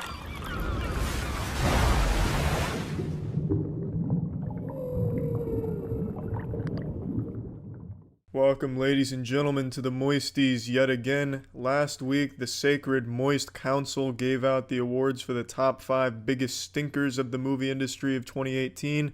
Today, we're looking at the top 5 biggest dinkers, because they're gonna make your winky dinker bigger. They're good movies. We're looking at the 5 best movies of 2018. So let's start this shit off. Number 5, Upgrade. Upgrade is an incredibly unique movie to see in 2018 modern cinema. It's a lower budget movie, which you just don't fucking get anymore because now it's go big or go super flaccid, where they only spend their money on the same fucking IPs, same type of movies, the most by the numbers generic shit in the world. So you don't see shit like Upgrade that often. And when you do, it's usually pretty stinky, pretty fucking bad. But Upgrade is a fantastic movie, start to finish. Great characters, a fucking amazing universe with all of these body augmentations that lead to some really cool fights that don't shy away from showing you the blood, gore, and cum flying all over the place when they really get into a huge scuffle. It's a really good movie, and the story isn't bad either. The story is pretty cool. It's a nice revenge story. It's like a cyber John Wick, like an augmented John Wick. But it's not like actually John Wick doing any of the killing. It's like a robot in John Wick. What I'm saying is, it's a fucking great revenge movie, and it's so fucking fun to watch unfold. Moving on to number 4, Annihilation. Annihilation is a movie that is hard to put into words. It's a really abstract movie that is so great, and it works so well. There are some characters that I think were pretty shitty, but they don't hold the movie back. The movie is just so much more than the characters and so much more than just what you see on screen. It's a movie that you think about afterwards and you're like, fuck, that was really impressive. And the movie is so nice to look at and so goddamn incredible to listen to. Like I said in the moistmeter I made for this, the final song on the soundtrack here, the final score of the movie and the last scene, which goes on for like 10 minutes, is perhaps the best single piece of music I've ever heard in a movie. It is absolutely amazing, and the scene that complements it is really profound, and I really just love everything about Annihilation. And there is some horror elements to it. I think they have perhaps one of the most effective horror monster creatures in the movie, with the mutated bear that can mimic the sound of screams. It's really good. Everything about this movie is really fucking well done, and it's not afraid to disturb you sometimes and make you think, and it's got a good cast of characters for the most part, with some really fucking cool shit going on. Annihilation is a movie I'd never seen anything like before, and I haven't seen anything like it since. Fucking fantastic. Easily deserving in the number 4 spot. But number 3 is going to be going to Deadpool 2. And no, I'm not some huge Deadpool fan who goes around cosplaying and talking about wieners at the Comic-Con or anything like that. And also, I know this movie has a whole bunch of fucking flaws, so some of you probably think this spot was bought and paid for by Ryan Reynolds. I fucking wish it was. Ryan Reynolds, if you're watching this shit, man, yeah, feel free to reach out if you want to talk about moisties or fucking anything, really, man. I'd ejaculate into my pants if I even walked through the air that he crop dusted with one of his farts. I fucking love Ryan Reynolds. And this movie is just so good that I can overlook all the flaws. It's such a good comedy. I honestly think it's probably the best comedy I've ever seen in a movie theater. Every single joke, for the most part, landed in the second half. I think the first half was kind of weak, but in the second half, the movie just had the entire theater roaring, myself included, which doesn't happen. I don't like comedy movies overall. I would say they're probably some of the worst that get made. But this movie was more than just a comedy movie. This movie was a profound... It was a good comedy movie. It was just so fucking good. It was really enjoyable. Really clever jokes, really good bits. This whole fucking movie was just an enjoyable experience to have. And I think most people can appreciate the comedy in this movie. It has different types of comedic styles for different tastes overall. It's not just like the lol XD random, here's the fuck knuckles or anything like that. It does a great job at making people laugh in a big way. And I think that definitely speaks to a good movie, a really good movie. Moving on to number 2 goes to Searching, which is the movie that I was so close to giving 100% to on the moistmeter because it is genuinely the best thriller mystery movie I've ever seen, and I think it is the best thriller mystery movie that even exists in that genre. Searching is a movie that I cannot praise enough. It's a movie that uses a gimmick we've seen before in Unfriended, where it all takes place on a computer screen, but it uses it so incredibly well that it just adds so much to the movie overall, where it really feels like you're just peeking in the fucking window like you're looking for titties into a man's life as he's trying to get his daughter back, and you're trying to figure out what happened to the daughter, and there's so many different clues and so many different paths that lead to a dead end in terms of what happened. It's just such a good movie that's so well executed with incredible acting and an impressive narrative to tell that really covers pretty much every plot hole you could ever poke into it. I could hardly think of anything they didn't wrap up and resolve and explain. It's just such an incredible fucking movie that it's so goddamn good. I can't stress enough how good of a movie Searching is, nor how well done it is. And now we're moving on to 2018's best movie of the year, and this may not come as a surprise to many people considering how I talked about this one, but this one goes to Spider-Man Into the Spider-Verse. 2 superhero movies on the top 5 list. I swear to God, I'm not some like die-hard comic book only like superhero, can only get hard for superhero content kind of guy, but this last year just had so many good superhero flicks. Into the Spider-Verse is the best animation I have ever seen. There's not a second that goes by in this movie where your eyes aren't orgasming at what you're seeing on screen. Everything oozes style about this movie. Every single action, no matter how trivial, is so fucking beautiful to watch in that universe. There's some super trippy moments, some really impressive fights, a very touching narrative, some great characters, great acting. The music is top notch.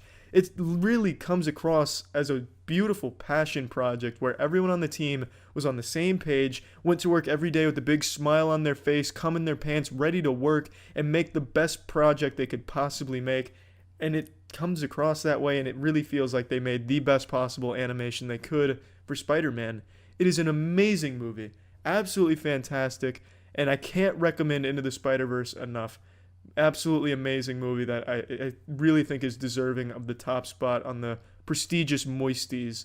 So thank you everyone for tuning in. Stay wet, and fuck yeah. Looking forward to 2019 best movies and shitty movies. All the shit. Fuck yeah. See you everyone. Initiating moisture.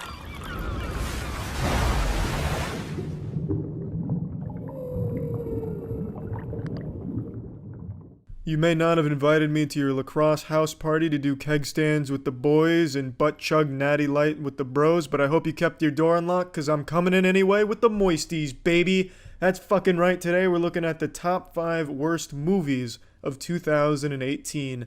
Let's just go ahead and kick this shit right off. Number 5, Pacific Rim 2.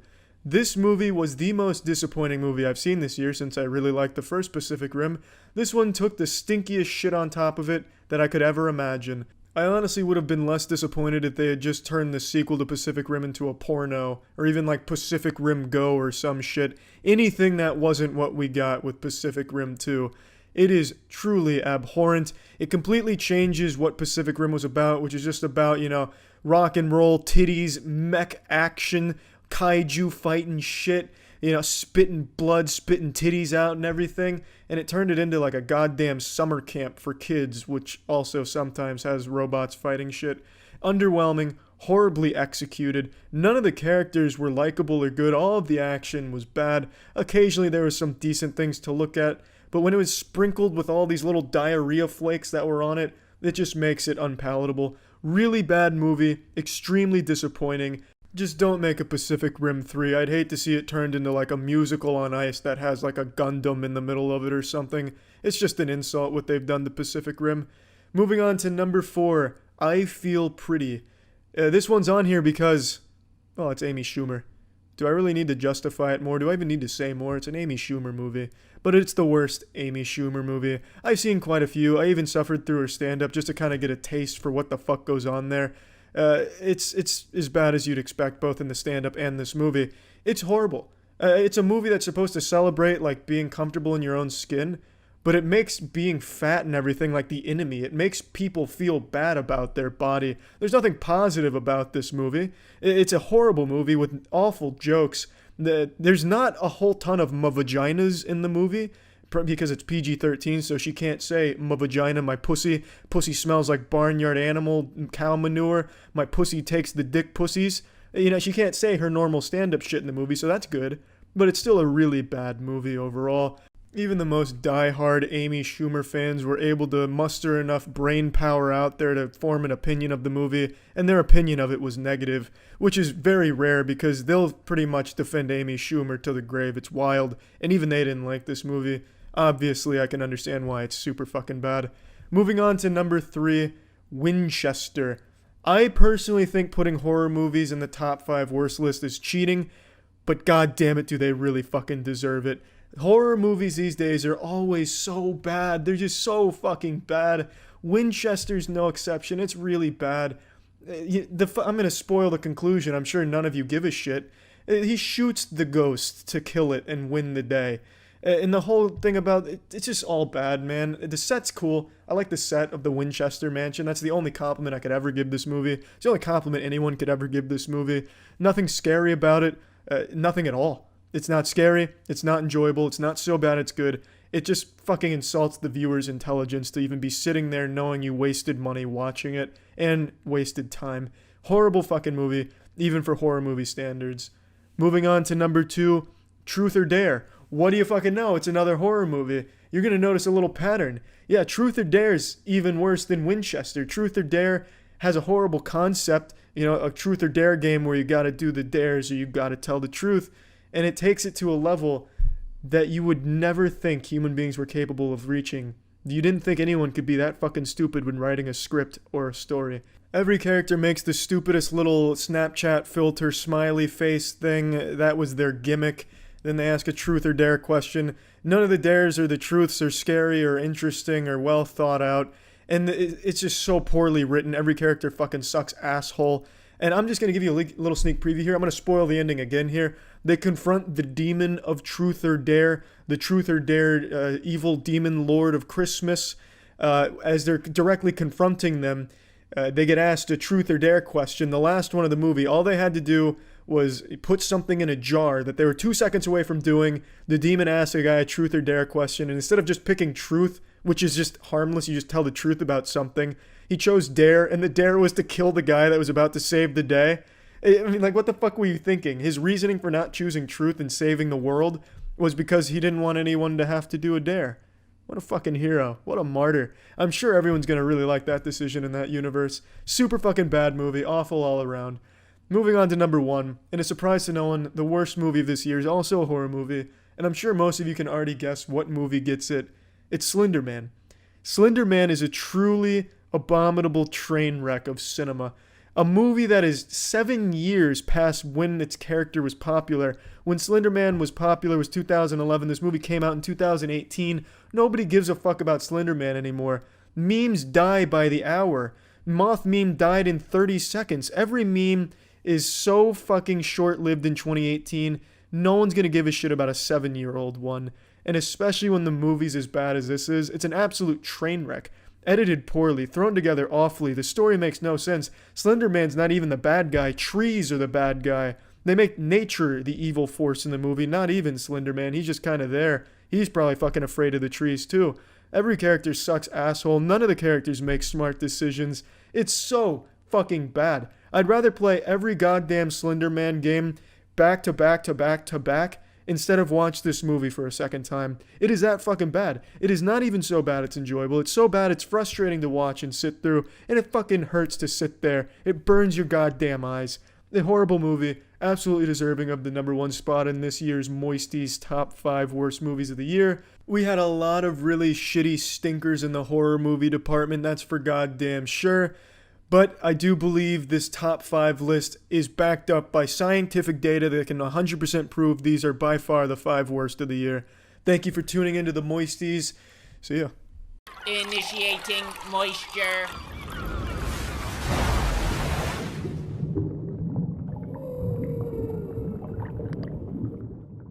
What the fuck is up, Sodden Superstars? Last week we covered the 5 biggest shitties of 2018 in the video game world. Today we're looking at the 5 best games of 2018.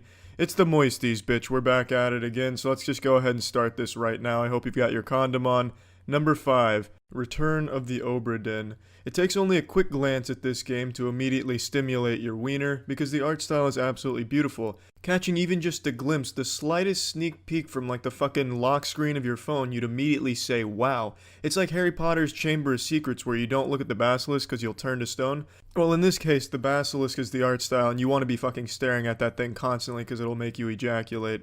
And the gameplay here is like nothing I've ever played before. It puts you in the role of a man trying to solve the mystery as to what happened on the Obra Dinn, which is a ship.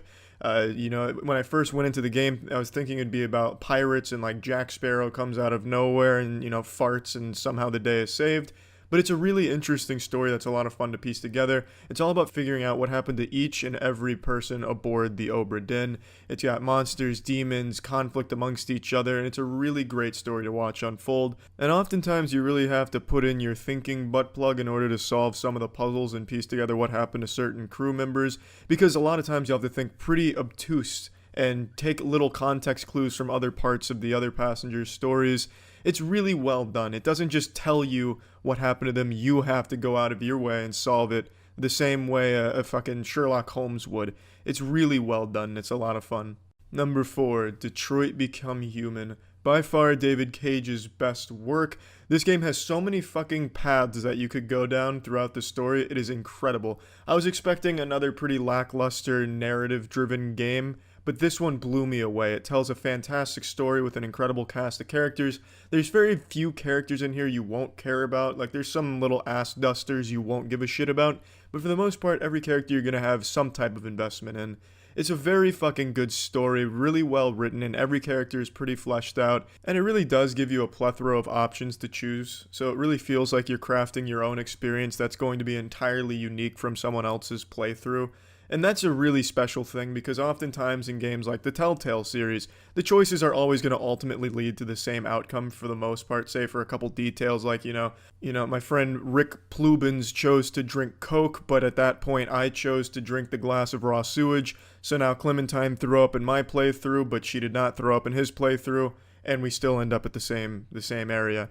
In this game, that doesn't happen. You can completely end a chapter almost immediately because you chose something that ended it soon. You chose something like an easy way out, and then you don't get a whole lot else. You don't get a whole lot of the story. You can have characters die off early, and you don't get to see them at the end of the game. There's just so much that can happen in Detroit Become Human and change the narrative in a pretty big way. Number 3, Red Dead Redemption 2. I don't think there's a single human being that was watching this, or that currently exists in this corporeal dimension, that would watch a top 5 2018 games list and not expect Red Dead to be towards the top. And there's a reason for that. The game is absolutely extraordinary. It's very innovative, even to a fault at points. The game pushes boundaries of what video games are capable of, and it really goes above and beyond what most people even come to expect from the medium. The game is impressive. From the music, the sound, the world, the characters, the acting, the story, it is all just at the top level of video games. It is just absolutely amazing. I don't really need to even tell you why it's here or why it's on the list or why it's such a good game, because if you even type in the first letter of this title, R, you're going to get Red Dead Redemption 2, why it's the best game human beings have ever shit out in their entire existence on this planet. How Red Dead Redemption 2 made my parents get back together. Everyone online has been singing the praises of this game for a good while now, and for good reason. The game is remarkable. Moving on to number 2, Super Smash Bros. Ultimate. Super Smash Bros. Ultimate to me is the best in the series, and that's not easy to say since I am a huge Melee fan who played the fuck out of Melee. Albeit not at the highest level. I wasn't going to big tournaments and global world championships for Smash Melee with a fucking sweatband, G Fuel IV, and Gunner gaming glasses, but I did play a lot of it, and I would consider myself above the average troglodyte when it comes to Smash Melee. So saying Ultimate is better than Melee is a big statement coming from me, but I think it truly deserves it. This game delivers everything you would want from Smash. It combines all of the best parts of every Smash game in my opinion, including every single character that's ever been in it, which is super fucking cool to see. And like I said in the moistmeter for this game is not as fast or technical as Melee, but I don't mind that at all. I'm sorry for the lack of professionalism. I just got a call from Post Malone begging to host this year's top 5 games of 2018 for the Moisties, but unfortunately, as you can see, Post Malone, it's a little too late. But feel free to reach out to me on Twitter and perhaps we can work on scheduling it for the next Moisties. Now, I'd like to reiterate, this game is absolutely outstanding, but I'm going to throw a complaint in there right now, which I think is a little out of character for a best games list, but I can't bitch and whine about this enough. Nintendo, stop living in the fucking 1980s with your primitive, archaic, online compatibility design. Holy shit. fix your fucking network. The online is insufferable at times when it comes to lag, and it's just so bad. Paying $20 a year for peer-to-peer connection that's just so haphazardly thrown together and so full of shit. No Ethernet port built into the fucking machine. It is so goddamn awful. Fix your shit, Nintendo. God, this game would be so much better if the online functioned consistently well instead of sucking shit half the time. Great game though. Easily deserving of the number 2 spot, but fuck you, Nintendo, for your awful online services. Moving on to number 1, God of War. A game that on paper seems like a really ill-advised idea to completely change the formula of an established successful franchise, but that's exactly what this game did. It completely butt-fucked everything we thought we knew about God of War, changed the gameplay, changed the formula and the storytelling in a big way, not just subtle changes, completely different from the other entries into the series, and it did it so well. Everything just worked. The gameplay was satisfying. I do believe some of the enemies got pretty repetitive, but it was always fun to just pummel those bitches.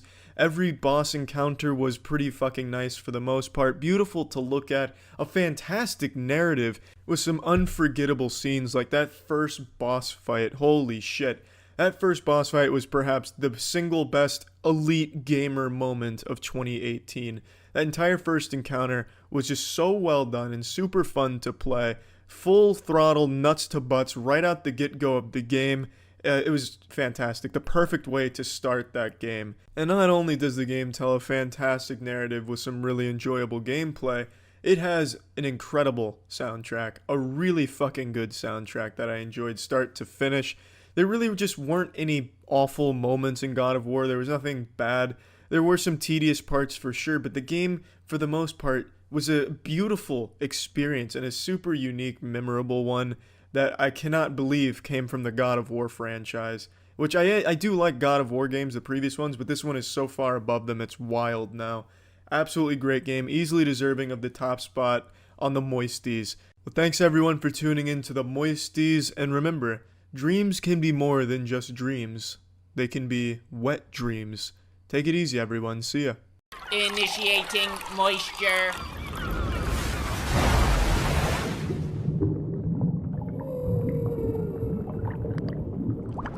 Ladies and gentlemen, welcome back to the Moisties. Unfortunately, Jack Black wasn't available to host, so instead it's me, Charlie, and today we're looking at the 5 best games of 2019. Now, I know the MoistMeter has become synonymous with real tough grading, like that fucking teacher that'll beat your ass and give you an F because you didn't put up a fight.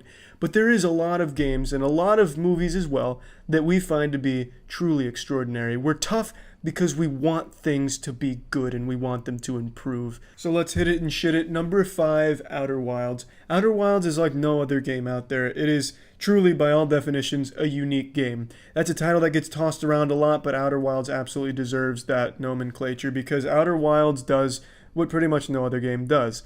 It fucking challenges the player to constantly be thinking. It's a game where the core mechanic involves getting yourself totally immersed in a beautiful system, these incredible worlds, and piecing together lore. And using that lore and all the new information that you find about all of these planets, who inhabited them, using all of that to solve puzzles and get your character progressing in the story and solving the dilemma that you find yourself in. It's a very slow game that's obviously not going to be for everyone, but if you can get yourself lost in the universe here, you're going to be rewarded with some incredible decisions being the wrong word, incredible writing decisions that were made, some fucking fantastic lore, beautiful planets that are a joy to explore and get lost in. It never really gets frustrating to get lost, by the way, because it's constantly just feeling like it's leading to a bigger eureka moment where you solve a puzzle or you use your gamer galaxy brain intelligence to, piece together these things that are happening that you're learning about. And it feels like everything is just so finely crafted with such attention to detail down to the very last rock. Like everything has a deeper meaning. You'll start looking at everything through the eyes of like a pretentious artist, the kind of people that look at a banana taped to a wall and say, yeah, I'll pay 150 grand for that. It means something impressive, I'm sure. Like in this game, if you see 6 rocks stacked in a formation that looks like an alligator, that might mean something potentially. Like there's just so much shit to find, discover, and explore that it leads itself to just being this incredible experience. Outer Wilds absolutely deserves the 5th spot on the list. Number 4, we have a game that's going to surprise a lot of you in its presence on this list, given how much shit I've talked about it. It's Apex Legends. Now, I've talked a lot of shit about Apex Legends, and it's because I love the fucking game so much. It was my favorite FPS game in years, but post-launch, they let it stagnate and die for like the better part of 5 months, where the only changes they'd make were one extra bullet in a magazine somewhere. We removed one tree next to the bunker to help with balancing issues. These trivial fucking garbage changes, and it just made the game get so stale and repetitive and just, for me, just fade out. But it's hard to not look back on Apex Legends positively with the 800 or so hours I put into it in the first 2 or 3 months of its presence in the Battle Royale genre. Apex Legends was a game that came into a genre I was already getting tired of, a genre that was getting oversaturated and stale, and it fucking came in and it breathed some new life into it. And the developers, in their defense, Respawn, has been putting more effort into keeping Apex fresh and updated, so I do respect that. They've been making a lot of recent efforts there. But what I'm saying is, initially it didn't have that. But the first 3 or so months, I was so engrossed in this game. I was playing it constantly. I wanted to be competitive. I wanted to be the best. And god damn it, I was so fucking close. I'm like your dad's friend that comes over and tells you about the time that he almost went to the NFL. That was me with Apex. I almost went pro. I was so fucking good at that game. I loved it. The fast pace, the sliding, the mechanics, the movement system.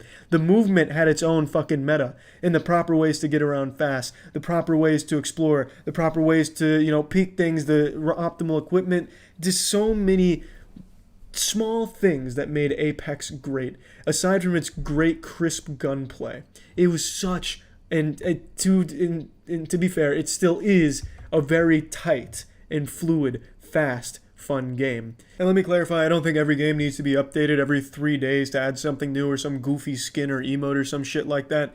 But in Apex Legends' case, there was a lot of game-breaking being a little exaggeratory. There were a lot of important bugs that weren't addressed for months and just existed in the game for a long time. The lobbies were really laggy, game would crash. It had a lot of issues that were not addressed, and they let it persist for way too long.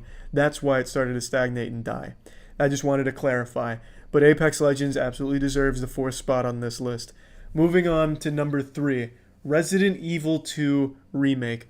Resident Evil 2 Remake redefines what it means to be a fucking remake. This game reinvented the word. For a while, remake or HD remaster meant fucking nothing. It meant maybe they improved the graphics very minimally, or they improved the look of a single box in level 4. But when Resident Evil 2 Remake came out, this is a fucking true remake. This game is visually stunning. It looks fantastic, so upgraded, so modern, so much fun. The game plays super great, and I'm one of the people that wasn't so personally attached to Resident Evil 2. There was no huge nostalgia for me. I'd played it, but it wasn't the best thing in the world to me. And when I heard they were remaking it, I didn't rip off my shirt and start twirling it over my head like I was at like a goddamn college football game or something. I was cautiously optimistic it'd be fun, but I was blown away, completely stunned by how much effort went into it and how much I enjoyed it. The game was spectacular, and it makes me super excited for Resident Evil 3 Remake now. And I don't think I ever played Resident Evil 3. But anyway, great game. Can't recommend it enough. One of the most fun games of the year, which is obviously why it's on this list. I think all of the old school mechanics held up really well in the modern day, made it challenging, made it fun, kept you engaged, kept you on your toes, and really brought back that feeling of what it means to play a game that makes you think and a game that actually challenges you. It was a really fun experience. Moving on to number 2, the second best game of 2019, Star Wars Jedi Fallen Order. Also, fun little trivia fact for those of you playing fucking Jeopardy or something at home. This is the second Respawn Entertainment game that makes the top 5 best games of the year list. Really impressive work from Respawn this year. Very talented people there. Jedi Fallen Order bangs. This game is incredible. Not only is the gameplay extremely fun and addicting, its story was extremely surprising. It was really well written, well constructed, paid very much respect to the Star Wars property and established canon. It didn't break any rules, didn't violate shit, didn't fuck any characters in the ass or do anything crazy. It was like what Star Wars Cinematic Universe could have been in terms of its writing. Should have fucking had Respawn Entertainment write the new movie. The story was a real highlight and a real shock. I was expecting the gameplay to be mediocre like Dark Souls mobile. I thought it was just going to be a Dark Souls inspired clone that was really light on the challenge and light on the mechanics, but it wasn't. It was clearly inspired by Dark Souls and Sekiro, but it made it its own and had its own unique identity that worked really well with the force powers that you could integrate into the combat, and it felt very, very fun, rewarding. Some of the fights were extremely challenging, and I played on the highest difficulty, and that made it significantly more fun. It was always an absolute blast anytime you got in a boss battle with another lightsaber wielder, a Sith. The lightsaber battles and the boss battles were some of the highlights of all boss battles I had this year. This shit was visually beautiful. You had these like crazy choreographed, well, not choreographed obviously, but you had these crazy moves going on. You do this combo, they block it, fucking force push you, throw a rock at you, you dodge it off to the right, you fucking, they had so much going on. That was such an orgasm for your eyes to behold in this arena of force showdown. I loved it. I absolutely loved Jedi Fallen Order. I loved everything about that game. And I was shocked to say that because I didn't think I'd ever like a Star Wars game to this level, but this was quite the surprise. The number one game of the year I think is going to be a no surprise to anyone who knows me. It's Sekiro. I love Sekiro. I love Dark Souls games. I love Souls-like games. Nioh's my favorite. And Sekiro is falling into that category, but with its own very unique personality to it. It has a very different mechanical style. The gameplay is wildly different from the other ones. It's almost, in a certain sense, a rhythm game about the right times to parry, blocking, when to strike, how many hits to get in there before you get the fuck out, before they punish you for it and block your shit and make you feel bad. It was just so nice. I also really loved all of the visuals. The setting I thought was just superb. I'm a sucker for that kind of setting anyway. But they had these really nice boss battles and set pieces, and I just loved it. Every single fight had you going in there on edge because you never knew how hard they were going to fuck you. You'd go into a room, you'd see a pretty tall enemy or something, you're like, yep, I got to clench my cheeks because I don't want to get fucked that hard. I'm down for a little ass pounding, but it needs to feel respectful, and it constantly happened. Every mini-boss would give you a run for your money. There was no pushovers in this game, and I loved it from start to finish.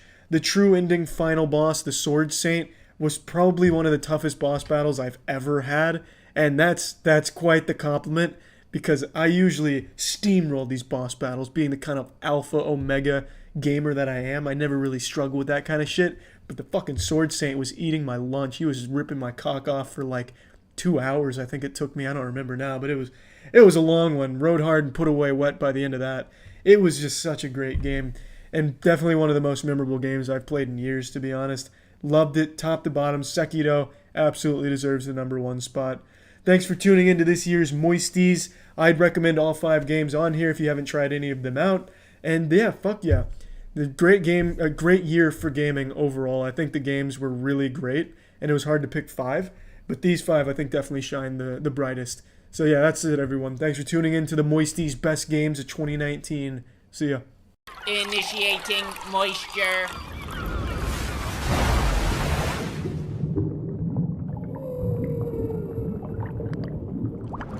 Ladies and gentlemen, welcome back to the Moisties. Unfortunately, Todd Howard wasn't able to host this year, so I'm doing it instead. It's me, Charlie. Today we're looking at the 5 best films of 2019. Let's kick this shit off at number 5, which was Cutthroat. It was an extremely difficult time with the Wet Council deciding who earned the number 5 spot between Alita Battle Angel and Knives Out, and ultimately, I believe the Knights of the Wet Table have decided it should be Alita Battle Angel. The movie was such a fucking surprise and just criminally underrated. It's a shame, but it truly was just a treat to see on the big screen. An absolutely visually fantastic movie with some great action and choreography during their fight scenes that is just stunning to look at. And it flawlessly translated the anime style and manga of Alita Battle Angel to the big screen in a big budget over-the-top way, and made it appealing to people who even hate anime. Like, even if you don't like anime, Alita Battle Angel still fucking absolutely pounds ass, just as an action movie alone, if nothing else. The only thing that I absolutely see people getting turned off by is the big eyes, but even then, once you get into the movie, it just becomes part of the character, and I don't think it's all that jarring and a detriment to it. Alita Battle Angel was the biggest surprise that I encountered in the theaters in 2019 because I expected nothing from it, but was blown away. Moving on to number 4, it's another action movie, John Wick Chapter 3. I think most people saw this coming. John Wick Chapter 3 is just so incredibly strong. I didn't care as much for Chapter 2 of John Wick as I did the first one, but Chapter 3 blew both of them out of the water, in my opinion. I think Chapter 3 was the best of the series. It had some just absolutely nuts-to-butts action that was super fucking great. Keanu Reeves playing the stoic but menacing boogeyman. It just never gets old watching the Baba Yaga play in God mode here. The kills in the movie are creative. They're not just standard, point and shoot, dead man type kills. Throwing fucking axes, killing men with pencils, using horses to kick people's skulls in half, riding motorcycles. I was half expecting John Wick to come in like fucking Tarzan on a rope and like teabag someone to death or something. It was just hardcore and just a joy. And Halle Berry played very well in this movie. Her dogs, in the scenes they were in, that shit was pretty goddamn cool as well. She even stole the show from John Wick during those scenes, which is hard to do. Just a really just thrilling, great action movie, and it's just so incredibly fun, and I can't recommend it enough. Moving on to number 3, it's not an action movie, Marriage Story. Now I know in the Hollywood Awards and shit, there's always that controversy, do Netflix movies count? Well, here at the Moisties, you bet your fucking ass they count. Marriage Story is a fantastic film, and this really real look into a messy divorce. Jackson wouldn't shut the fuck up about how good the movie was, but I didn't expect it to be this good. I came in thinking, okay, it'll be great acting, yeah, it's a given, I'm expecting that. But I didn't think the story and the characters would rope me in the way they did. At times you're rooting for the husband to be the one that comes out on top, at times the wife, at times you're mad at the wife, and other times you're mad at the husband. It keeps the viewer deciding who they think was in the right, but either way you're feeling sad for what they're going through. Both characters are super well written. Their situation is very tough to look at, especially if you have come from an environment where something like that may have gone down, or you know someone that has. It goes without saying, divorces aren't the prettiest thing in the world, and this movie really shows it in its realest, most blinding light. It was a really, really good movie. And if you like acting and drama, I don't think there was one that did it better than Marriage Story this year. I swear to God, at times I felt like these were my parents divorcing and then I was the one caught in the middle just watching this movie. I was like, fuck, I kind of want to go with Adam Driver, but damn it, Scarlett Johansson, she's making great points. I don't know, this movie just really has an emotional pull, gets you invested, and it's just everything it did really well. Moving on to number 2, Joker. Joker, the most controversial movie human beings have ever even thought of. The most controversial thing that the world has ever seen. Joker. Great film. An incredible performance from Joaquin Phoenix. The movie from top to bottom is just a great, dark, gritty film. It's not this over-the-top, hyper-violent movie where you have fucking tits and blood and guts flying all over the place, fucking colons getting ripped out of assholes. It's nothing like that. It's a very deep look into the mind of an outcast, a psychopath, a lunatic. And it really captures that feeling and shows you just how dark all of those things are, getting to that point. And it makes the viewer sit back, take it in, and never let off the throttle. The movie is just really impressively done from start to finish, and it never really feels like it's trying too hard, It never really goes so deep like we live in a society type shit.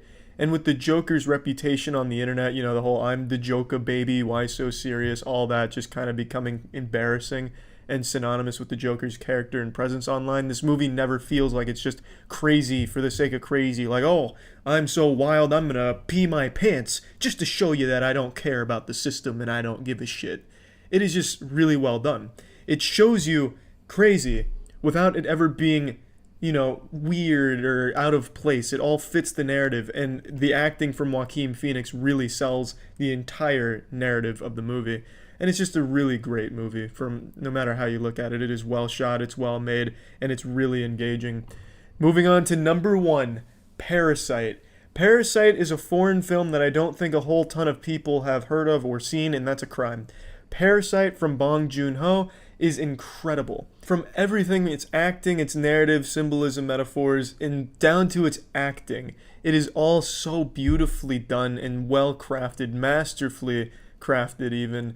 It's just a joy. It's a movie that's hard to talk about without spoiling anything, but in essence, it's a movie that examines the difference in classes. There's a very wealthy class of people, the upper echelon, and they're needing help, and eventually they get help from the lower class. And then the two worlds collide, and you're seeing a lot of different things from each side here, ultimately leading to a fantastic conclusion, and something that I think viewers would think about well after the movie's concluded. It's a movie you could see 3 times and still pick up on different things. Again, the movie is a foreign film, so it's subtitled in English, and I feel like that's much better. Because if it was dubbed, I feel it'd lose an element of what makes it so special. If if fucking 4Kids used one of its 4 voice actors to voice act this, I think it would lose something very important to its core. And I know a lot of people probably don't like reading subtitles, but it's worth reading for this movie to get this experience. This movie has a very impressive narrative it wants to tell you, and it's not only a powerful message, but it's a really fun one too. There's a lot of humor and comedy in this movie that lands very well. It's a movie that you'll laugh with, and then also feel some very real things about. It's a really great movie, and unlike any other movie I saw this year, so Parasite comfortably takes the #1 spot, earning the Moisty for the best movie of 2019. And that's about it, everyone. Thanks for tuning in to this year's Moisties. That's all. See ya. Initiating moisture.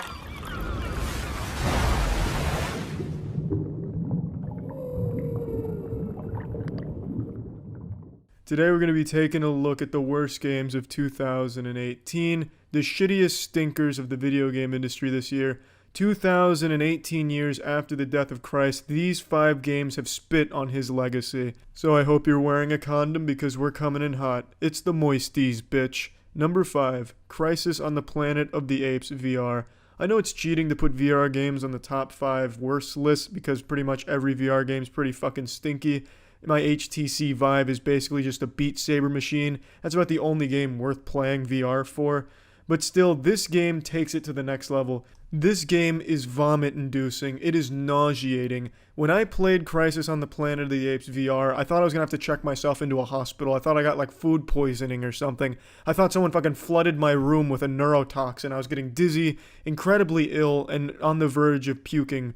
It was a miserable experience. I couldn't stand more than 30 minutes tops of that game. And it's not like there was a whole lot of fun to be had, even if you couldn't muscle through the nausea. There was just not anything fun there at all. I don't think anyone expected anything great from a movie tie-in VR game. That's a recipe for disaster. It'd be like being surprised that goat urine tastes bad. What were you expecting? You get what you expect and then some with Crisis on the Planet of the Apes because it truly is absolutely disgusting to play. It fucking hurts to play. Moving on to number 4, Radical Heights.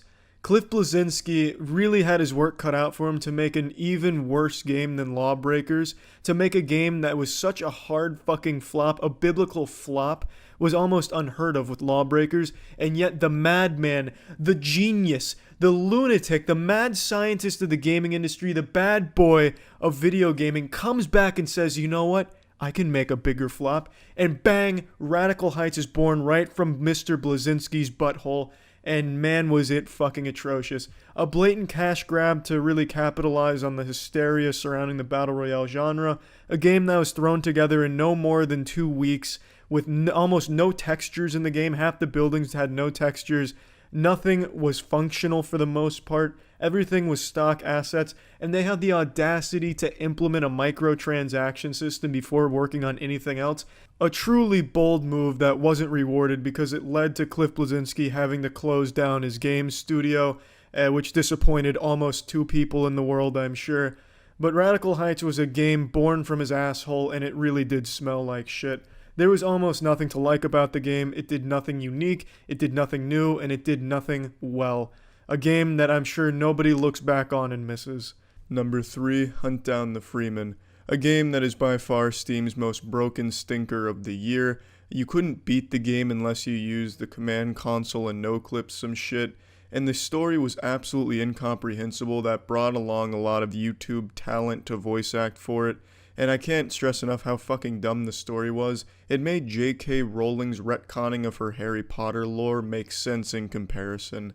It was an extremely ambitious project that delivered on absolutely nothing and devolved into a series of tedious and frustrating levels where you were just going up against a horde of mindlessly broken AI. I gave you absolutely nothing to do other than roll your eyes, cry, and shit your pants. It's a game that was an absolute failure in all possible areas, and a huge embarrassment for a lot of the YouTubers that acted in the game. Hunt Down the Freeman is the video game equivalent of The Room, but without any of the charm and so bad it's fun. This game is just so bad it's hurtful. Number 2, Gene Rain. Gene Rain right now holds the record on the moistmeter for the lowest score ever given out with a 2%, and it absolutely earns every percent of that 2 right there. It is fucking abysmal. Sometimes in a so bad it's good way, but most of the time in a so bad I want to call my mom and sob over the phone way. There is nothing in this game that works. I really don't know how any studio filled with actual human beings could think that this game was ready to ship or was ever even a good idea on paper. I just have a hard time believing actual red-blooded human beings sat down and even made this. I feel like this was just an AI-generated game from an AI in 1980. You know, if you asked a supercomputer in the 80s on a word pad what they thought a video game in 2018 would look and feel like, this would be the result that it would spit out. It is so bafflingly bad. I've already covered thoroughly why this game is as bad as it is in the moistmeter I made for it, so if you want a more detailed analysis, you can check that out. But for now, to keep it concise, to really just sum up why this game deserves the number 2 spot in a nutshell, it's because it's shit. It's extremely shitty. Moving on to number 1, the worst game of 2018, The Culling 2. A video game that redefined what it meant to be a failure. This game launched and was dead within 19 hours, and it was the follow-up to a pretty successful first game, The Culling. So The Culling 2's collapse was unprecedented. There was no one that could have predicted that this game would flop nearly as hard as it did. It made Lawbreakers look like an overwhelming success. In the game's 19-hour lifespan, I think there was only about 50 total games that were played. It was once again a battle royale that was just capitalizing on that market as quickly as it could, but it didn't work at all because at no point did more than 100 people buy the game. Its max player count was something like 94 that only kept going down and down and down as the minutes went on. In fact, within 19 hours, you couldn't find a game, so for the last 5 hours of its lifespan on Steam, you genuinely couldn't play it. You were just throwing your money away. You might as well have just wiped your asshole with it and flushed it down the toilet instead of buy this game. You would have accomplished the same effect. You got a game you couldn't play because there wasn't players to even play it.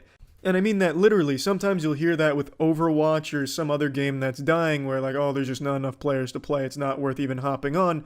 But in The Culling 2, you literally could not start a match because there was a minimum number of players required to get one going that it could never ever meet because nobody bought the dog shit. If you were one of the unfortunate 8 or 9 souls that did buy the game while it was on Steam, you've already been refunded for it in full. The game was taken off Steam very, very quickly because it was such an incredible failure. The studio came out and apologized for it, which is nice. They recognized what they did was super scummy and shitty, and I like that they reimbursed the poor consumers that did fall for it and buy it. But man, oh man, The Culling 2 has earned this spot like a motherfucker. Easily the worst game of 2018, and perhaps one of the worst of all time because its launch was so incredibly bad, and you genuinely couldn't play it. There's a lot of bad games out there, but at least they can be played. The Culling 2, the most you could do is just hold your dick around in the purgatory waiting room of the lobby. That was all you could do in the game. It was an incredible one. It definitely earns the top spot. Thank you for tuning in to the first Moisty Awards. These were the top 5 worst games of 2018. Fuck yeah. See ya. Special stinker alert. Special stinker alert. We will not be including Fallout 76 in the top 5 worst games because neither of us played it because we're not fucking idiots who bought the game, but it is absolutely deserving of a special stinker award because the game is absolutely abominable. Everything that has happened with its launch, the way it's been handled, the way Bethesda's handled things, by refunding players 500 in-game currency for a completely broken shit stain they released, is nothing shy of a slap to the face of elite gaming specimen everywhere. The game is completely empty, so many glitches, it's laughable. Even for Bethesda's standards, the bugs are unforgivable. and the way they handle it is just downright evil. They misled consumers with their special edition canvas bags that never really existed. The game hardly works at all, even when it's not riddled with its bugs. It is just a truly miserable experience to watch, to read about, and I'm sure to play. But I will not be playing it. Jackson has not played it, but it is definitely deserving of this special stinker. So Bethesda, take a bow. You have now become one of the most hated video game companies. All of your goodwill has hopefully been burnt to the ground. Initiating moisture.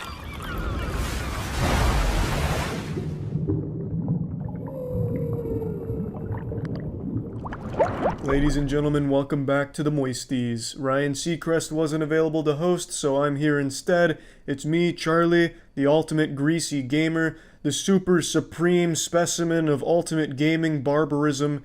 And think about this. A mere 50 years ago, the idea of a gamer didn't even exist. The closest thing you had to gamers were the people in your elementary school that didn't get cholera during the Oregon Trail game. And now look at how far we've come. Today we're looking at the shittiest games of 2019. Kicking us off with a semi-chub, we've got WWE 2K20 taking the 5th spot. Now, this isn't something I'd normally do. A sports game is one of the worst games. I fucking hate sports games. You already know that. I'm not out there fucking limp dick in hand playing FIFA constantly or any sports game really. But WWE 2K20 is a special exception. This game switched studios from previous WWE games, and it shows. It's bad. From top to bottom, the game almost doesn't work without bugs. You can't have a single match go down without some type of catastrophic and jarring glitch. The story mode is one of the most laughable things in all of campaign history. You play as like these two up-and-coming wrestlers that are both just really shit characters on this really bad adventure that's poorly animated. Half the female hair choices come out stiffer than a goddamn uncooked spaghetti noodle. When they're twirling their hair around, it looks like they're twirling around pure blocks of steel. There's no fluidity to it, so it's all real goofy looking, but in the story mode specifically, that really shines because you spend a lot more time looking at these characters and they're moving around a lot, and the story's really juvenile. Like, they get into a little wrestling match at school one time because they were looking at wrestling notes in their notebook and then someone poured ketchup on a girl. It's dumb. It's a dumb game. Its story mode's super fucking dumb. But the thing that makes it so significantly worse than the other entries is just how unfun it is to play, unresponsive, and just impossible to play without encountering bugs and game-altering glitches. It's a game that clearly was rushed. There's no actual effort behind it. Half of the things here seem to be like placeholders waiting for an actual fucking texture or model to go in with actual animation. It's rough. It's super rough, and it definitely shouldn't have shipped. It should have waited, been cooking in the oven for at least another 5 or 6 months. Number 4, Left Alive, aka almost Metal Gear Solid, aka please compare us to Metal Gear Solid so we can sell a few copies. Even their box art tries extremely hard to look like Metal Gear Solid, but it's not even close. It fucking sucks. This game tries to do so many things and it's bad at all of them. Its stealth is insulting, boring, poorly implemented, and doesn't really work very well, especially when it's complemented by the weirdest AI of 2019. Sometimes the AI troops are totally fucking asleep. You could stand in front of them, jerk off, smoke a cigarette, hit a fucking gravity bong, and they will not alert. But then 30 seconds later, they can see the goddamn future. And they will come sprinting around across the entire zone because they smelt your fart when you entered, and they will put you down, and you will not expect it. The AI is all over the place. It also has these awful mech sections where it's just you stand around and spray in like a little area, just fucking fire hose them with bullets. It's not fun. The story is garbage and the voice acting is laughable. The voice acting sounds like everyone tried to be Tommy Wiseau if Tommy Wiseau was overdosing on Xanax. The voice acting is just so uninspired, lazy, and bad. I don't even know how you find voice acting this bad in this day and age when everyone wants to do things like this and people are good at it. It's hard. You have to go out of your way to find shitty voice acting like this. But yeah, they've done it. They managed to get this entire package of garbage. The whole thing is just bad. Start to finish. It doesn't even run well. Shit's choppy as shit half the time, and it's not like it's because it's graphically impressive, because it's not. Shit looks dated, like 2006 style visuals. It's bad. Bad game. I don't think many of you have even heard of Left Alive. It's one of those games that went really under the radar for obvious reasons. Even them trying to piggyback off of Metal Gear didn't work because no one gave a shit. So, Yeah, it's bad though. Moving on to number 3, we have Crackdown 3, a game with years and years of hype in the making. I still remember how excited I was for Crackdown 3. I loved the first two, the first one more than the second, but I still liked it. I was so excited for Crackdown 3, especially when they had that tech demo of shit falling down, blowing up, tits flying all over the place with this real-time, cloud-rendered, explosive destruction, real-time physics, titty physics. That wasn't in the preview with the titty physics, but you get the idea. They had this crazy physics going on, and I love Red Faction Guerrilla, which is still so innovative and holds up well, by the way. And I thought Crackdown 3 was going to be on par, if not better than that, with all these, like, really minute details they paid attention to when they were destroying buildings in their tech demo. I was hype as shit. I think most people were. And then a year goes by and nothing's really come from it. Another year goes by, still nothing's come from it. And then eventually people just thought it was a canceled project, just fucking canned it, flush it down the toilet. But then to everyone's surprise, it actually comes out and everyone wished it didn't. It would have been significantly better if it just remained a myth that never came to fruition, because what ended up being Crackdown 3 is the lamest, most boring, generic, well, I can't even say generic because it's so fucking bad it can't be generic, just uninspired garbage. The whole game looks and plays like a Unity tech demo from an indie studio on Steam when they're trying to squeeze some money out of early access, so they haphazardly throw something together. The game's bad. It is super bad, and it feels, looks, and plays unfinished and just not what you'd expect from something with that much hype, that much time in the oven, and in 2019. It's an unforgivably bad experience in game. There is so little to like about Crackdown 3. It's not good, which is why it's number 3. Number 2 goes to Contra Rogue Core. Contra is a franchise and a name that used to just elicit such a masculine response. You know, you say Contra and fucking hairs pop up on your chest. It was a really powerful franchise and really influential for its time. Nowadays, the only response it elicits is fucking projectile vomit or diarrhea. Contra Rogue Core is truly abhorrent. It's a twin-stick shooter, completely redoing the Contra formula, which isn't a sin in and of itself, but doing it as poorly as this game does absolutely is. It's not a fun twin-stick shooter, and it has this overheating thing where Contra was built on running and gunning, just constant fucking bullets, hail of bullets, you know, eating lead and spitting tits. In Contra Rogue Core, you can't do that because everything overheats. So you have to constantly stop shooting and waiting, which is super anti-fun and really goes against like the core design element of Contra in and of itself.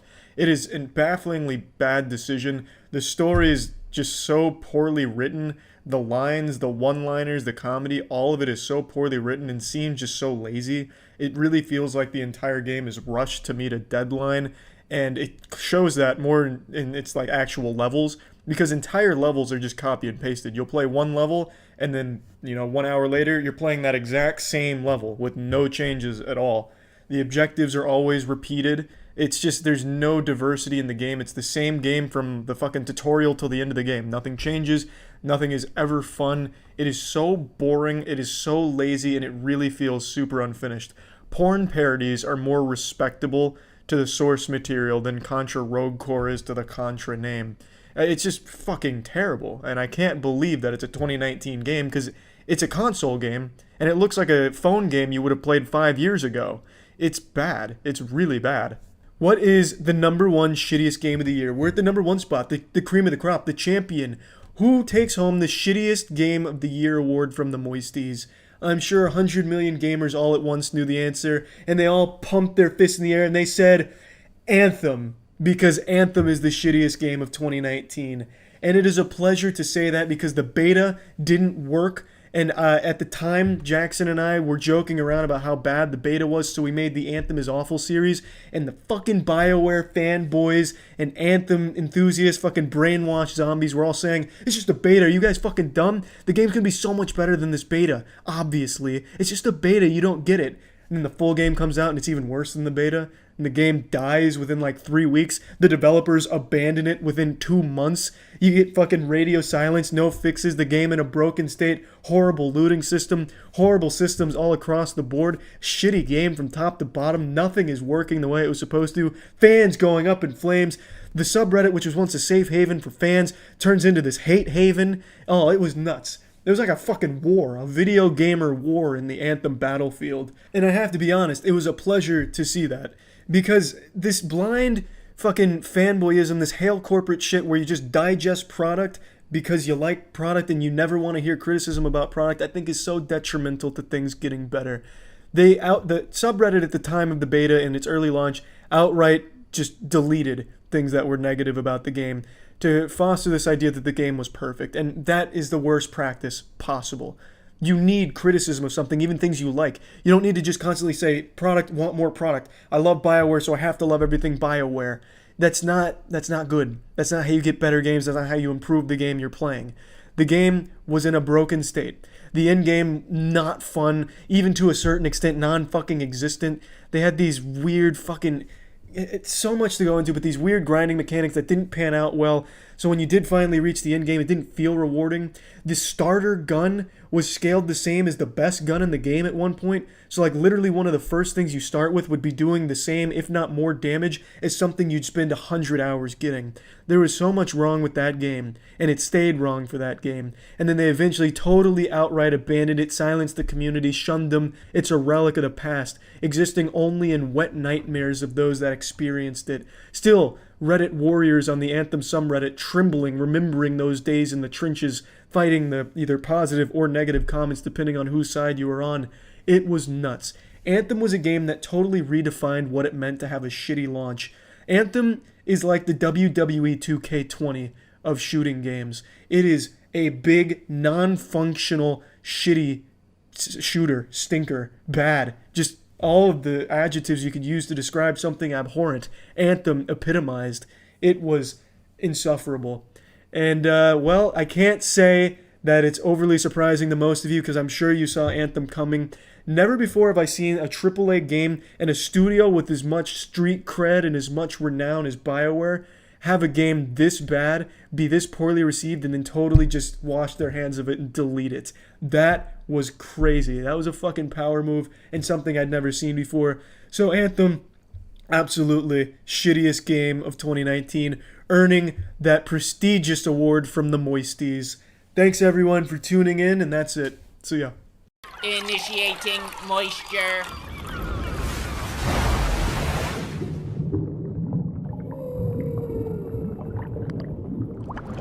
Ladies and gentlemen, welcome to the 2019 Moisties. Jeff Keighley wasn't available to host it, so I am here instead. I was actually going to wear a suit for this, but not only do I not have one, didn't want to fucking wear one. Plus, suits looked really goofy on me. I look like a middle schooler in professional football pads.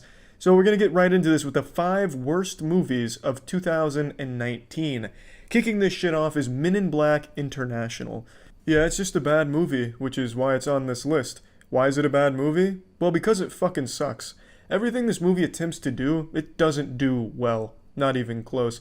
All of its attempts at comedy are horrible. Its humor is super dated and feels like something you'd find on 9gag, but not even like surface level 9gag. I'm talking like some shitty, deplorable 9gag community comments. Something really bad and not entertaining whatsoever. That's the kind of humor this movie has. None of the jokes land. And aside from that, it's just not a good movie to look at. It's not well structured. The plot's boring, predictable, and not fucking good. The common theme about this movie is everything it does, it sucks at. They took like the least talented people in every category it tried to hit. Who's the worst writer for comedy? Sign him up. Who fucking sucks at sci-fi plots? Hey, perfect, get him on over here. We'll assemble a goddamn Avengers team of shit writers and make a shit product. It's not good. Visuals at times were passable and okay. I like some of the weaponry they showed, but that's about it.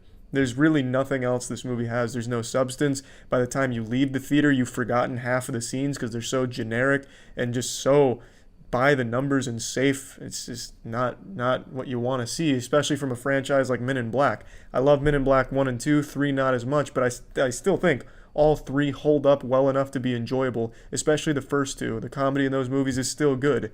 This doesn't have that, even though the main character is supposed to be like this side-splitting, hilarious dude, which he's not at all. That's number 5, baby, and we're just getting started. Number 4. This one's going to catch a lot of people by surprise. A little blindside curveball subverting your expectations, Game of Thrones style. Lion King. Lion King is it sets a horrible precedent for Disney. It rewards plagiarism. They plagiarized themselves. This movie is the result of Hollywood higher-ups copying their own homework and changing it very slightly and making it worse. This movie is the exact same movie as the original cartoon Lion King, just animated differently.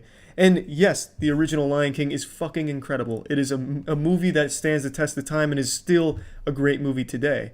And all they did was take that exact same movie and change its animated style. And this movie has raked in well over $1 billion, one of the highest grossing movies of all time. That is horrible. This shows Disney all they have to do is revisit all of their old properties, which are incredible movies, and just change something slightly, its visuals. They went from 2D cartoon animation to photorealistic animation, and that realistic animation ruins all of the emotion the cartoon was able to capture. Because realistically, lions can't emote. If a lion saw its father fall off a cliff, it wouldn't, be raising eyebrows and going nuts like it does in the cartoon. You can't see that emotion on a lion's face. So what does it do? It just stares blankly as something tragic happens. So you lose that kind of emotion from the characters in your film, and it just loses a huge element of what made the original Lion King so powerful. So it is a worse movie, objectively, than the original one, and yet it still fucking crushed it. And you can't even call it like a bad movie because it's Lion King, exactly the same as it was, which is a great movie. Just this is a little worse and just downgraded to a modern time and resold, repackaged. It's the equivalent of getting a 1995 Toyota Camry and painting it red and then calling it a 2019 Toyota Camry. And then people buy the shit out of it. It's silly. That's why it makes this list. Moving on, the third worst movie of this year is one that hurts me to say. It's Replicas, starring Keanu Reeves, a movie I bet 4 of you have seen and only 10 of you have ever even heard of. It is not something I'd ever recommend. It's not even so bad it's good. It is a fucking chore to sit through.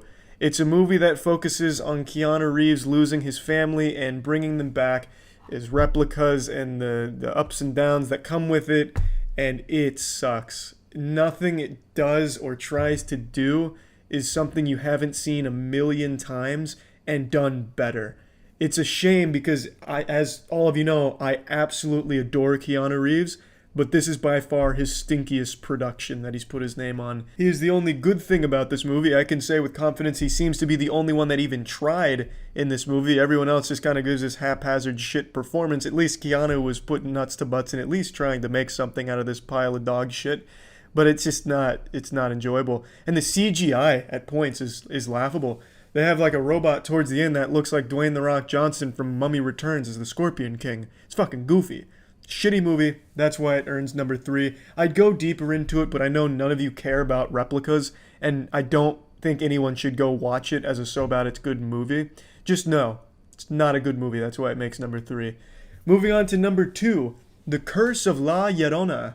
This is very rare for the Moisties and the MoistMeter in general, because typically the worst movies of the year are always horror movies, because horror movies and the horror genre has become so stale, so fucking rode hard and put away wet, and they're all just so formulaic and not enjoyable and shitty.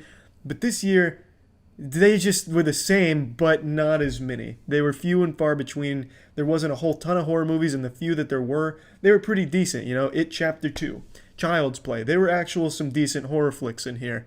The Curse of La Llorona is not one of them. This is exactly what you expect from like 2018 horror movies like Slender Man and shit. It's horrible. It's fucking terrible. Absolutely terrible. Curse of La Llorona has the worst goddamn jump scares they've ever even attempted. They have characters that are making the worst decisions I've seen since Slender Man. It's stupid. It's really stupid. You have kids that are getting harassed by a ghost bride woman, and for some reason they don't tell anyone about it. They have these burns on their hands and shit from the ghost woman grabbing them to try and take them to the fucking ice cream store, and they don't tell how they got those burns to the mother or anyone else. They're just like, oh, yep, I must have been playing Fortnite too hard and got a little burn on it. They don't tell anything, although it would have really helped if they did. The ending of the movie is some nonsensical shit garbage too. It's the worst horror movie of the year and comfortably earns the second spot on the worst films of the year because there is almost no compliment. There is no compliments I can give this movie, really, at all. And number 1, I'm sure a lot of you have guessed the number 1 worst movie this year, but it's a new one. It's Cats. Cats easily takes the worst spot this year for the worst movie of the year.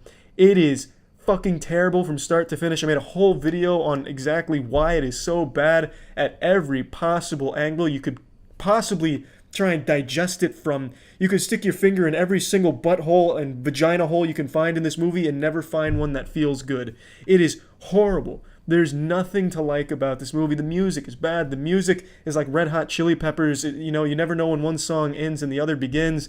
It's just this convoluted mess of characters coming in that look like shit, and these songs that sound like shit in an environment that kind of looks like shit, but at times doesn't look super shitty, if you know what I mean. Like, there's sometimes where in the right light, a single lamppost might look kind of cool if you squint a little bit at it. At no point, though, are you ever enjoying this film. There's no reason for its existence. It's basically like watching a play, because it doesn't really do anything that a play couldn't do besides add the worst CGI faces movies have seen since the 1980s. It's a real stinker. This is a shitty Supreme movie. It is bad, bad, bad. Bad movie, and again, not even one that I'd recommend as a so bad it's good. This is a movie that you should avoid, and if you value your time at all, you wouldn't watch. It's just hugely disappointing. And I have never seen Cats. I don't even like the idea of the play. I think it just sounds boring, and I was disappointed by this. I thought this would be like a original Sonic the Hedgehog type movie, where the face was so goofy that you could at least laugh at that with these faces, but at some point they just start to haunt you. It's all you start to see while you're in the theater. The music fades out and all you're seeing are these weird faces making weird motions, doing these weird snapping motions with their shoulders, not showing their tits, but jiggling their tits through this cat suit. Fucking Rebel Wilson's cat declothes her cat suit, and she's got another cat suit underneath her previous cat suit skin that she's just shed as if she's molting. Horrifying movie. Cannot believe that one got made, and definitely the worst movie of 2019, and I can say that with confidence. Thank you everyone for tuning in to this year's top 5 shittiest movies of 2019. The Moisty for the worst one obviously goes to Cats, but we had some very strong competitors this year. And yeah, that's about it, everyone. Thank you. See ya. Initiating moisture.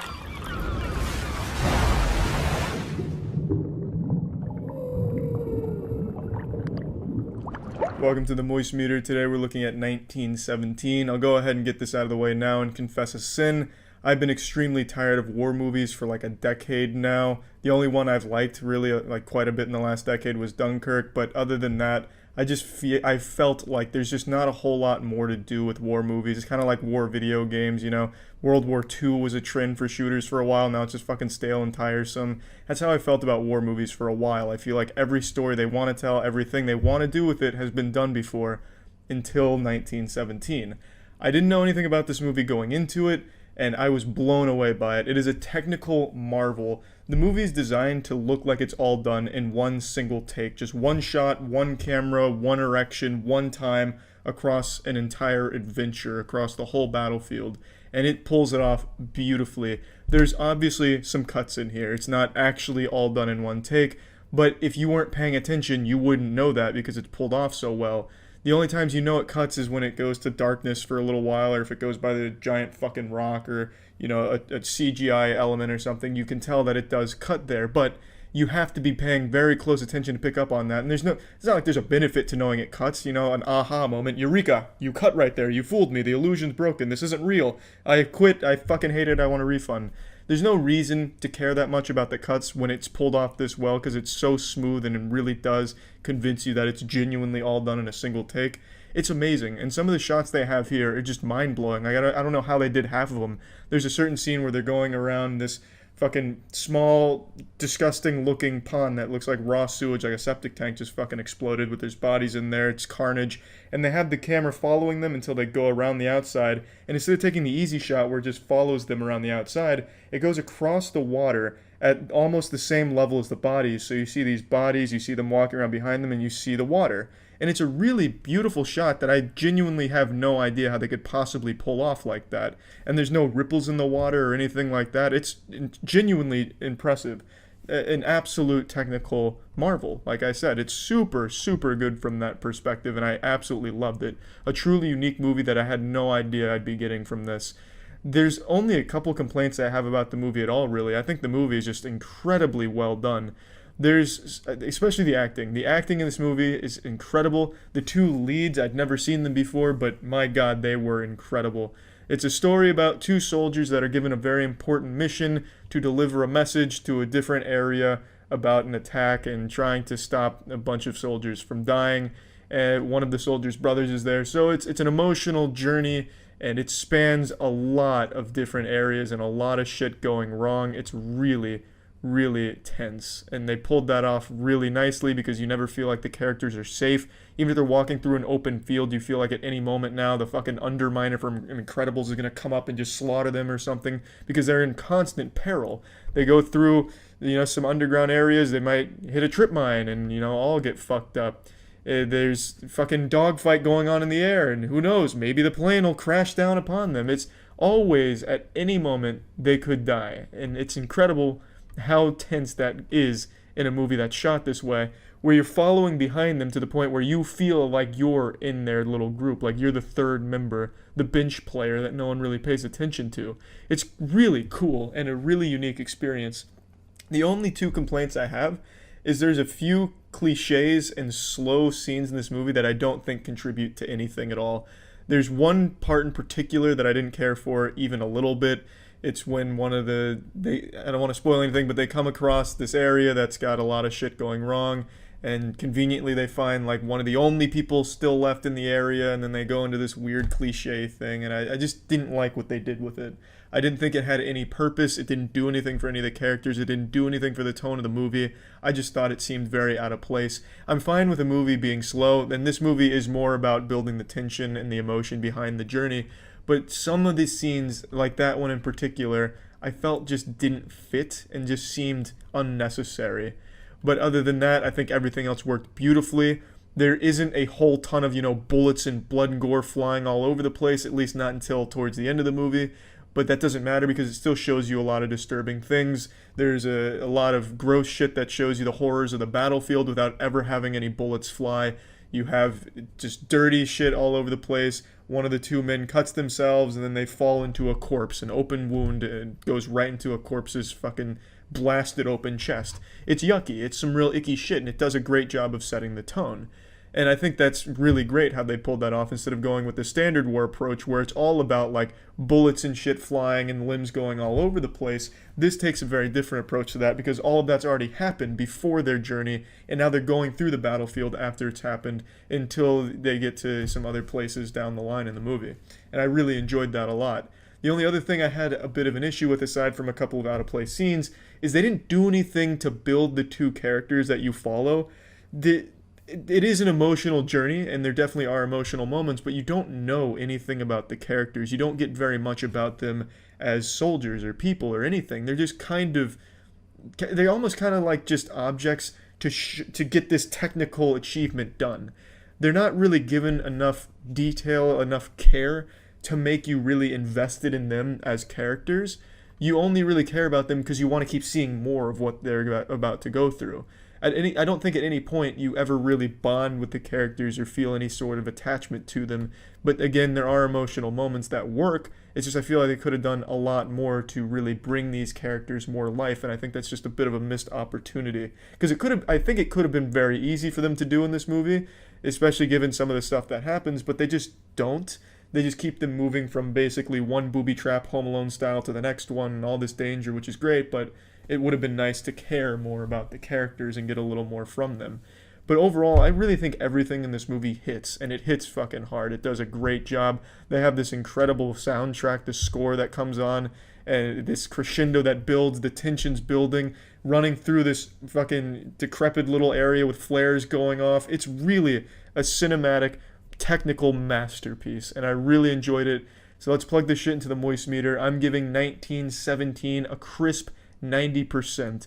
Also, I just did this whole fucking thing in one take. I usually do, but sometimes it takes more than one. I thought, in the spirit of 1917, to give a little nod to Sam Mendes and the crew, I'd do the whole moist meter in a single take. And hopefully, I swear I didn't cut on purpose. I got a phone call, which is why the video cut there. It wasn't a planned cut. So God damn it, that was just such unfortunate timing. But anyway, just all done in one take as a nod to the director, Sam Mendes. Yeah, great movie though. 1917 is a fucking banger. That's about it. So yeah.